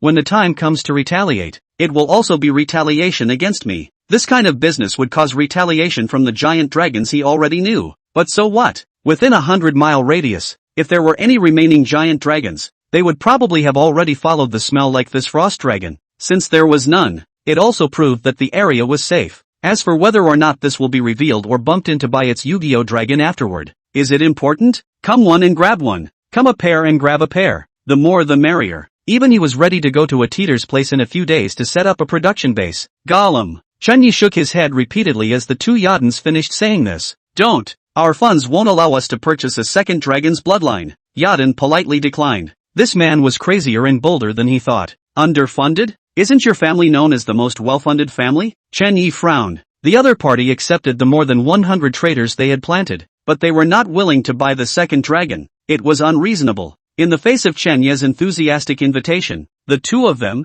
Yadan, waved their hands and refused. One giant dragon was already a great risk. It was absolutely impossible to ask for another giant dragon's bloodline. And, her family really can't get any more money. It might have been possible before, but nowadays, the city of Oz was in turmoil, and the Heidi family had not only prepared the dragon bloodline as a backhand. Is the market for this stuff so narrow? Chunyi glumly looked at the large tent covering half of the frost dragon's body. The frost dragon's eyes relaxed and just happened to meet Chenya's eyes. Instantly another jolt hurriedly exerted all its strength to turn itself around. It's horrible. Just horrible. This man was the culprit that caused it to grow stronger once a day, one day at a time, and nearly refined the dragon's death. No one knew how he had spent the last week or so. May there be no she-dragons in this world. If that's possible, it never begs for a mother dragon again. Cut. Chenyi gave an irritated cut when he saw the frost giant dragon turn its head with great effort. So what exactly should we do with these two dragons? Chenma territory. Summoning soldiers. Chenmo used his last few energy stones to summon a human male soldier. See the Lord. My lord, be careful. As soon as that human male soldier came out, he saw the densely packed black-armored kobolds around him and instantly went on alert. Chenmo waved his hand and let out a long sigh. These aren't enemies. Go clean up the territory. The human males scanned the weak, then turned and arched their hands. No. Chenmo watched his soldiers leave and then looked at the neatly equipped and waiting goblins in the middle of this territory. If you didn't know, you'd think this was kobold territory. But, the group of kobolds helped him fight off the dragon but did not encroach on his territory, and even helped guard it. Did you arrange this, Lord Ally? Chenmo sighed as the territory was not shattered and he could still access the chat interface to observe the direction of the entire situation. Ihonyi has been defeated and Sunburst has been completely disbanded. The three alliances launched a joint siege against the Sunset Alliance. Members of the Sunset Alliance voted and fled. No one is going to fight for their lives, and if this alliance falls apart, then another one is. This was also the reason why Ihonyi didn't rally the crowd to revolt in the end. The Sunset Alliance appears to be powerful, but in reality it is scattered. Most of the decision makers have been turned against. There is no possibility of rallying the Sunset and then fighting back. He stood there in the charred, blackened ground that had been scorched by the Dragon of Inferno, looking at the reluctant kobolds. These goblin-like monsters are strong, but, as a handicapped party, do you really have confidence in guarding me? Being a remnant and a die-hard loyalist of Kihanji, he knew that he had long been targeted by numerous lords. If it wasn't for this group of kobolds, he might have been picked up and replaced by just one bronze lord this morning. Nowadays, guess it's getting close. There was more than one lord who had his sights set on him, and there was even no shortage of some king-rank lords. Bronze gold level. You guys can block that king level? Or is the lord behind this kobold willing to offend a king-rank lord for my sake? Chenmo sighed and silently picked up the fallen wood. Although the dragon had destroyed his territory, there were a few energy stones that had fallen in the midst of the territory's debris. Destroying the original building has a chance of dropping energy stones, which would have been the means by which everyone accumulated energy stones in the beginning. But now it was the only straw that saved his life. Only by slowly accumulating energy stones in this way can you summon more soldiers to go out hunting, thus expanding your ranks. Good news. There are energy stones to be had for destroying buildings. Bad news. The territory is all but destroyed. Forget it, it's already like this. If there really is a king-level lord who has his eyes on this scorched earth, then let them have it. Chenmo put down the charred black wooden stick in his hand and chose to lie flat. As for the human male soldier from earlier, he also changed his order for him to go hunting. In the meantime, somewhere in the forest of 1,000 specters, this lord, you really aren't here to invade me? A tiger and leopard cat lord under a majestic subdragon timidly inquired. Facing this holy lord, he didn't dare to breathe, fearing that the other party was here to destroy him. Above the snow swimmer, a lord's projection looked down at the other side. First of all, I don't see the benefit of destroying what you've gained. Secondly, I don't want to explain. Just send out your soldiers to follow the team. That silver lord had been coy and refused to give in, but after seeing the unkind eyes of the king's rank snowy swimming dragon immediately changed his demeanor and expressed his willingness. Snow Swimmer nodded in satisfaction as he watched the hundreds of tiger and leopard cats follow his troopers. Once the group was more or less assembled, he continued on to the next territory. War feeds on war, and war feeds on war. 500 people already, and there's hope of getting 10,000 people together before reaching Chenya's territory. Chapter 191, Energy Core. Familiar feeling. The Lord of the Snow Wanderers looked at his army with excitement. The War of the Sunless Alliance had given him a lot of benefits, and his share of the Araka weapons alone had bought him a lot of energy stones, not to mention the many lower-ranked lords who were forced to convert to their side in order to stay alive. Every low-ranking lord he had scavenged, and was now exactly as rich as he could be. Since the plan of the three major alliance organizations to besiege Ahoni had succeeded, why couldn't he himself follow suit? As the king-rank lord of the winning side, he was certain that he could challenge Chunyi after gathering his army. Although Chunyi had been rumored to be a subdivine lord and was now confirmed to be a saint-rank lord, times were different now. He became more powerful after the war and expanded his strength and power more than twice. As for Chen Yi, I heard that in the middle of the war with Chihongi he intercepted the warrior alliance's ally, Tai Ta, and the two men on one side fought a bloody battle that ended with both of them returning with serious injuries. Atita was surrounded by warrior league lords who guarded him and didn't dare go for that idea, but Chen Yi didn't. The casual alliance. The alliance that's too small to be true.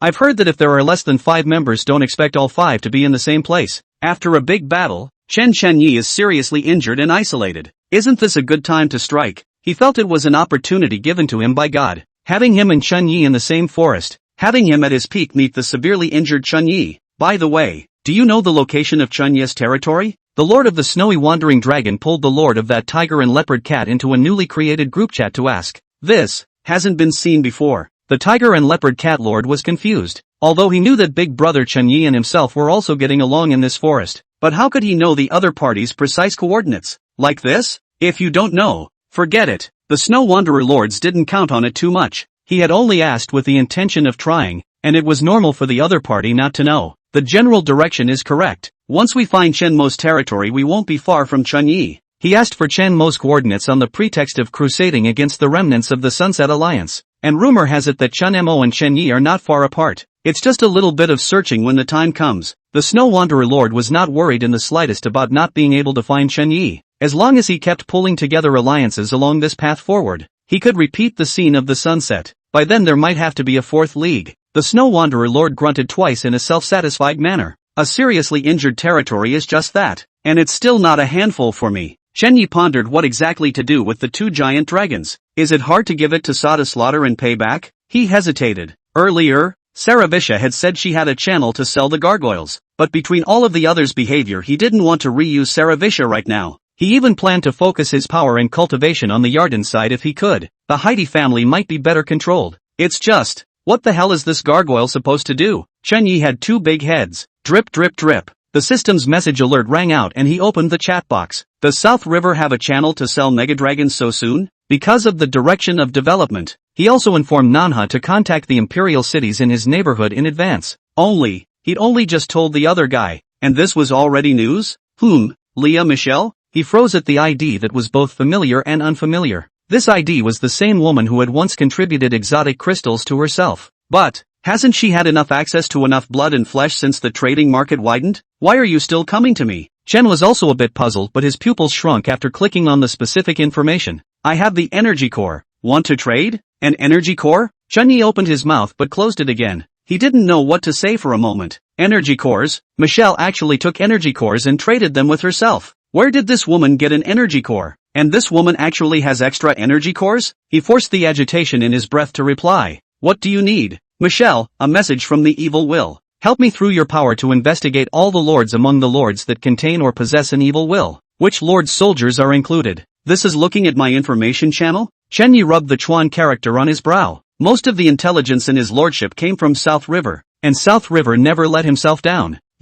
What kind of strange request is this from the other side to trade energy cores with just some information? Any specific targets? No. Any special requests? No. That's it? Chen Yi couldn't believe that this favor had come so suddenly. Just by investigating the intelligence of the lords themselves, you can obtain a valuable energy core? Michelle suddenly added. Those can be ruled out. Immediately afterward, a long list of names was sent. Chen Yi's eyebrows jumped wildly. This nymphette. With a broad sweep, The lords among these lists who were active on a daily basis conducive to gathering information were counted. That means investigating lords who dive for bubbles, or even don't bubble at all? The favorable intelligence of the lords that the other side has all of them, and the unfavorable ones are also very difficult to collect. Michelle replied with an expressionless face. Yes, that's why I need you to help me. Oh, by the way, please don't let more people know about this. Chen Yi nodded his head replying okay. Arrangements were then made for South River to investigate. This matter seems simple, but it is a difficult task, and it is estimated that nothing can be investigated without 10 days and half a month. It's better to get started on the city of Oz yourself, and Chiron for sale. Wait, Chen Yi suddenly remembered something, and he violently turned his head to click on Michelle's chat box once again. I think I remember you charging for the meat of magical beast bosses, right? Michelle froze. Yes, she added as she glanced aside at Stonehenge. Right now the meat of a low-ranked boss doesn't do much for me. I need high-ranked magical beast creatures or boss creatures. Higher order? Chen Ye's eyes lit up. Do dragons count? Michelle cocked her outer head. Count. Chen Yi, then what are you going to exchange for? Michelle, what's with this familiarity? Chapter 192, Core Energy in Hand. Territory Upgrade. What do you need? Energy stones? Michelle inquired tentatively. The lords were developing, and naturally, so was she. Although it's getting worse because of the troop limitations, you can bring in a decent amount of money once in a while by hiring it. The corner of Chen Ye's mouth curved up in a trace of an arc. Energy stones can also be I just sold a set of gargoyles for 700,000 energy stones. Michelle, she looked at the 10,000 energy stones that she was about to take out of her space, and then looked at the message on the system interface and fell silent. She wanted to tell Chen Yi that she was blind not stupid. 700,000 energy stones. If you had 700,000 energy stones, would the most powerful lord still be a honey? His own hard work only collected 10,000 energy stones. The other party opened his mouth as 700,000. Blowing powerful also did not blow so. This guy was obviously trying to make things difficult for himself. But this giant dragon blood and flesh. Michelle looked at the message and then at the only sacred statue not far from the territory. The angel who had already sprouted 3 wings was gazing into the distance with his holy sword in hand. This angel is crippled and can only be summoned again by giving birth to a 4th wing, but she didn't have the ability to make her wings grow. This is because the meat required for statues is becoming higher quality and harder to find. As the most devout of believers, she must quickly help the god of light restore the #1 fighting force under his command. Previously, when he traded with Chi Hong-yi, the back and forth between the two sides was very smooth, and both sides got what they wanted. But how is it that once Chen Yi arrived, things became a bit strange? She took a deep breath and fought for it. You don't have to blow me up. Very few people in today's situation are able to come up with 10,000 energy stones in one breath. Michelle had just sent this message out when she immediately saw a photo from Chen Yi, only to see energy stones piled up in groups of 10, roughly sweeping the huge 30,000. Chen Yi said, the tip of the iceberg. Want to keep looking? Although his gold coins hadn't been fully converted into 700,000 energy stones, the stage game brought in by Sa and Nanha was a full $30,000. Well, that's still after hiring the lords. Michelle, no need. She wanted to obtain the dragon's blood and flesh, but didn't know how to ask for it. The flesh and blood of a powerful dragon should breed a 4th wing if it can be obtained. Looking at the broken statue, and then at Chen Ye's tightly bitten lips seeping out the slightest hint of blood red. How is this man so treacherous? She knew that Chen Yi was doing this to tell himself that he wasn't lacking in energy stones, but used the energy core to total the exchange of the giant dragon. She cannot have the rest of the chips to investigate the evil will. The god of light gave her 2 tasks. The first was to find the presence of the evil will among the lords and destroy it, and the second was to repair the broken idol. Although the oracles are both sacred to himself, it seems that it is now a choice between the two. Michelle agonized over what she should do. How she hadn't expected that in a split-second's effort she had gone from party A to party B. What to do? So torn. Other side. Chen Yi playfully contemplated the other party's so-called evil will. What conditions are meant to be considered evil will? Ugly looking? Stinky? Or some special creature that can't grow an inch of grass all the way out here? The latter seems unlikely. He thought long and hard about what Michelle had said about the evil will. If it's the kind of evil soldier that when it appears, there's not an inch of grass around, it should not be silent. After all, such powerful creatures were at least of the king or saint rank, and it was impossible for them not to be known by themselves. Now that all the high-ranking lords under the alliance had shown their faces, he was roughly aware of them all. But there's no evil will. In that case it's only possible to look above the low-ranked lords as well. Low-ranking lords are large and unobtrusive. He pondered about the evil will, not giving the energy core deal the slightest bit of thought. It wasn't that Chen Yi didn't care about the energy core. but he was certain that the other party would oblige him. Gargoyles for energy cores? That sounded like a losing deal anyways, because the last one to get an energy core ahead of the crowd was still the Sunset Alliance ally who had taken on over 200 lords with one man.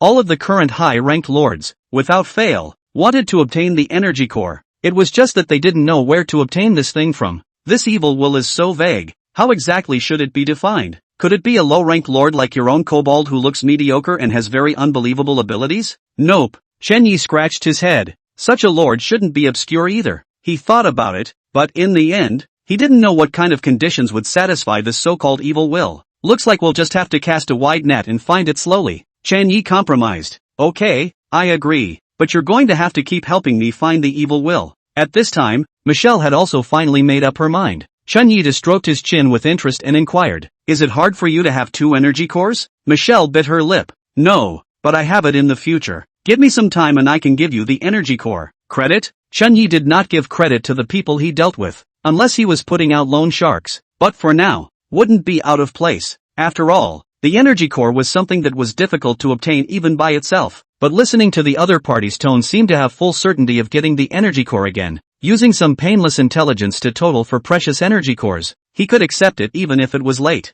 The big deal is that he also gave the other side a message later is? Chen Yi's side of the reckoning was ping-ponging, while Michelle was worried about whether Chen Yi could agree. After all, she no longer had any extra energy cores. Okay, you can take credit, Chen Yi said. Phew, Michelle took a long breath. Okay, immediately afterward, the two exchanged chips. Chen Yi exchanged the Dying Inferno Dragon to Michelle, who in turn gave Chen Yi an energy core. Dramatic white light flashed, and a deal was struck between the two parties. A diamond-shaped core glittering with holy light floated in Chen Yi's hand. This core was different from the barren and dreamy nature of the soul of the ancient tree, which seemed to contain some kind of powerful and tyrannical force. Energy core, something sacred and powerful. Note, a reward from God, given to a particular faithful believer. As long as it is. Chen Yi looked at the information on the scouting tree unmoved. As long as it's an energy core. Immediately afterward, he gently held the energy core in his palm and suspended it high in the air. Upgrade the territory. Chapter 193, Personal Panel, Ihani's Powerful Secret, Dark Kobold Territory, Dark Kobold Territory, Territory Level, LV4, Territory Size, 4,000 meters, Territory Abilities, Notification of News After an Invasion,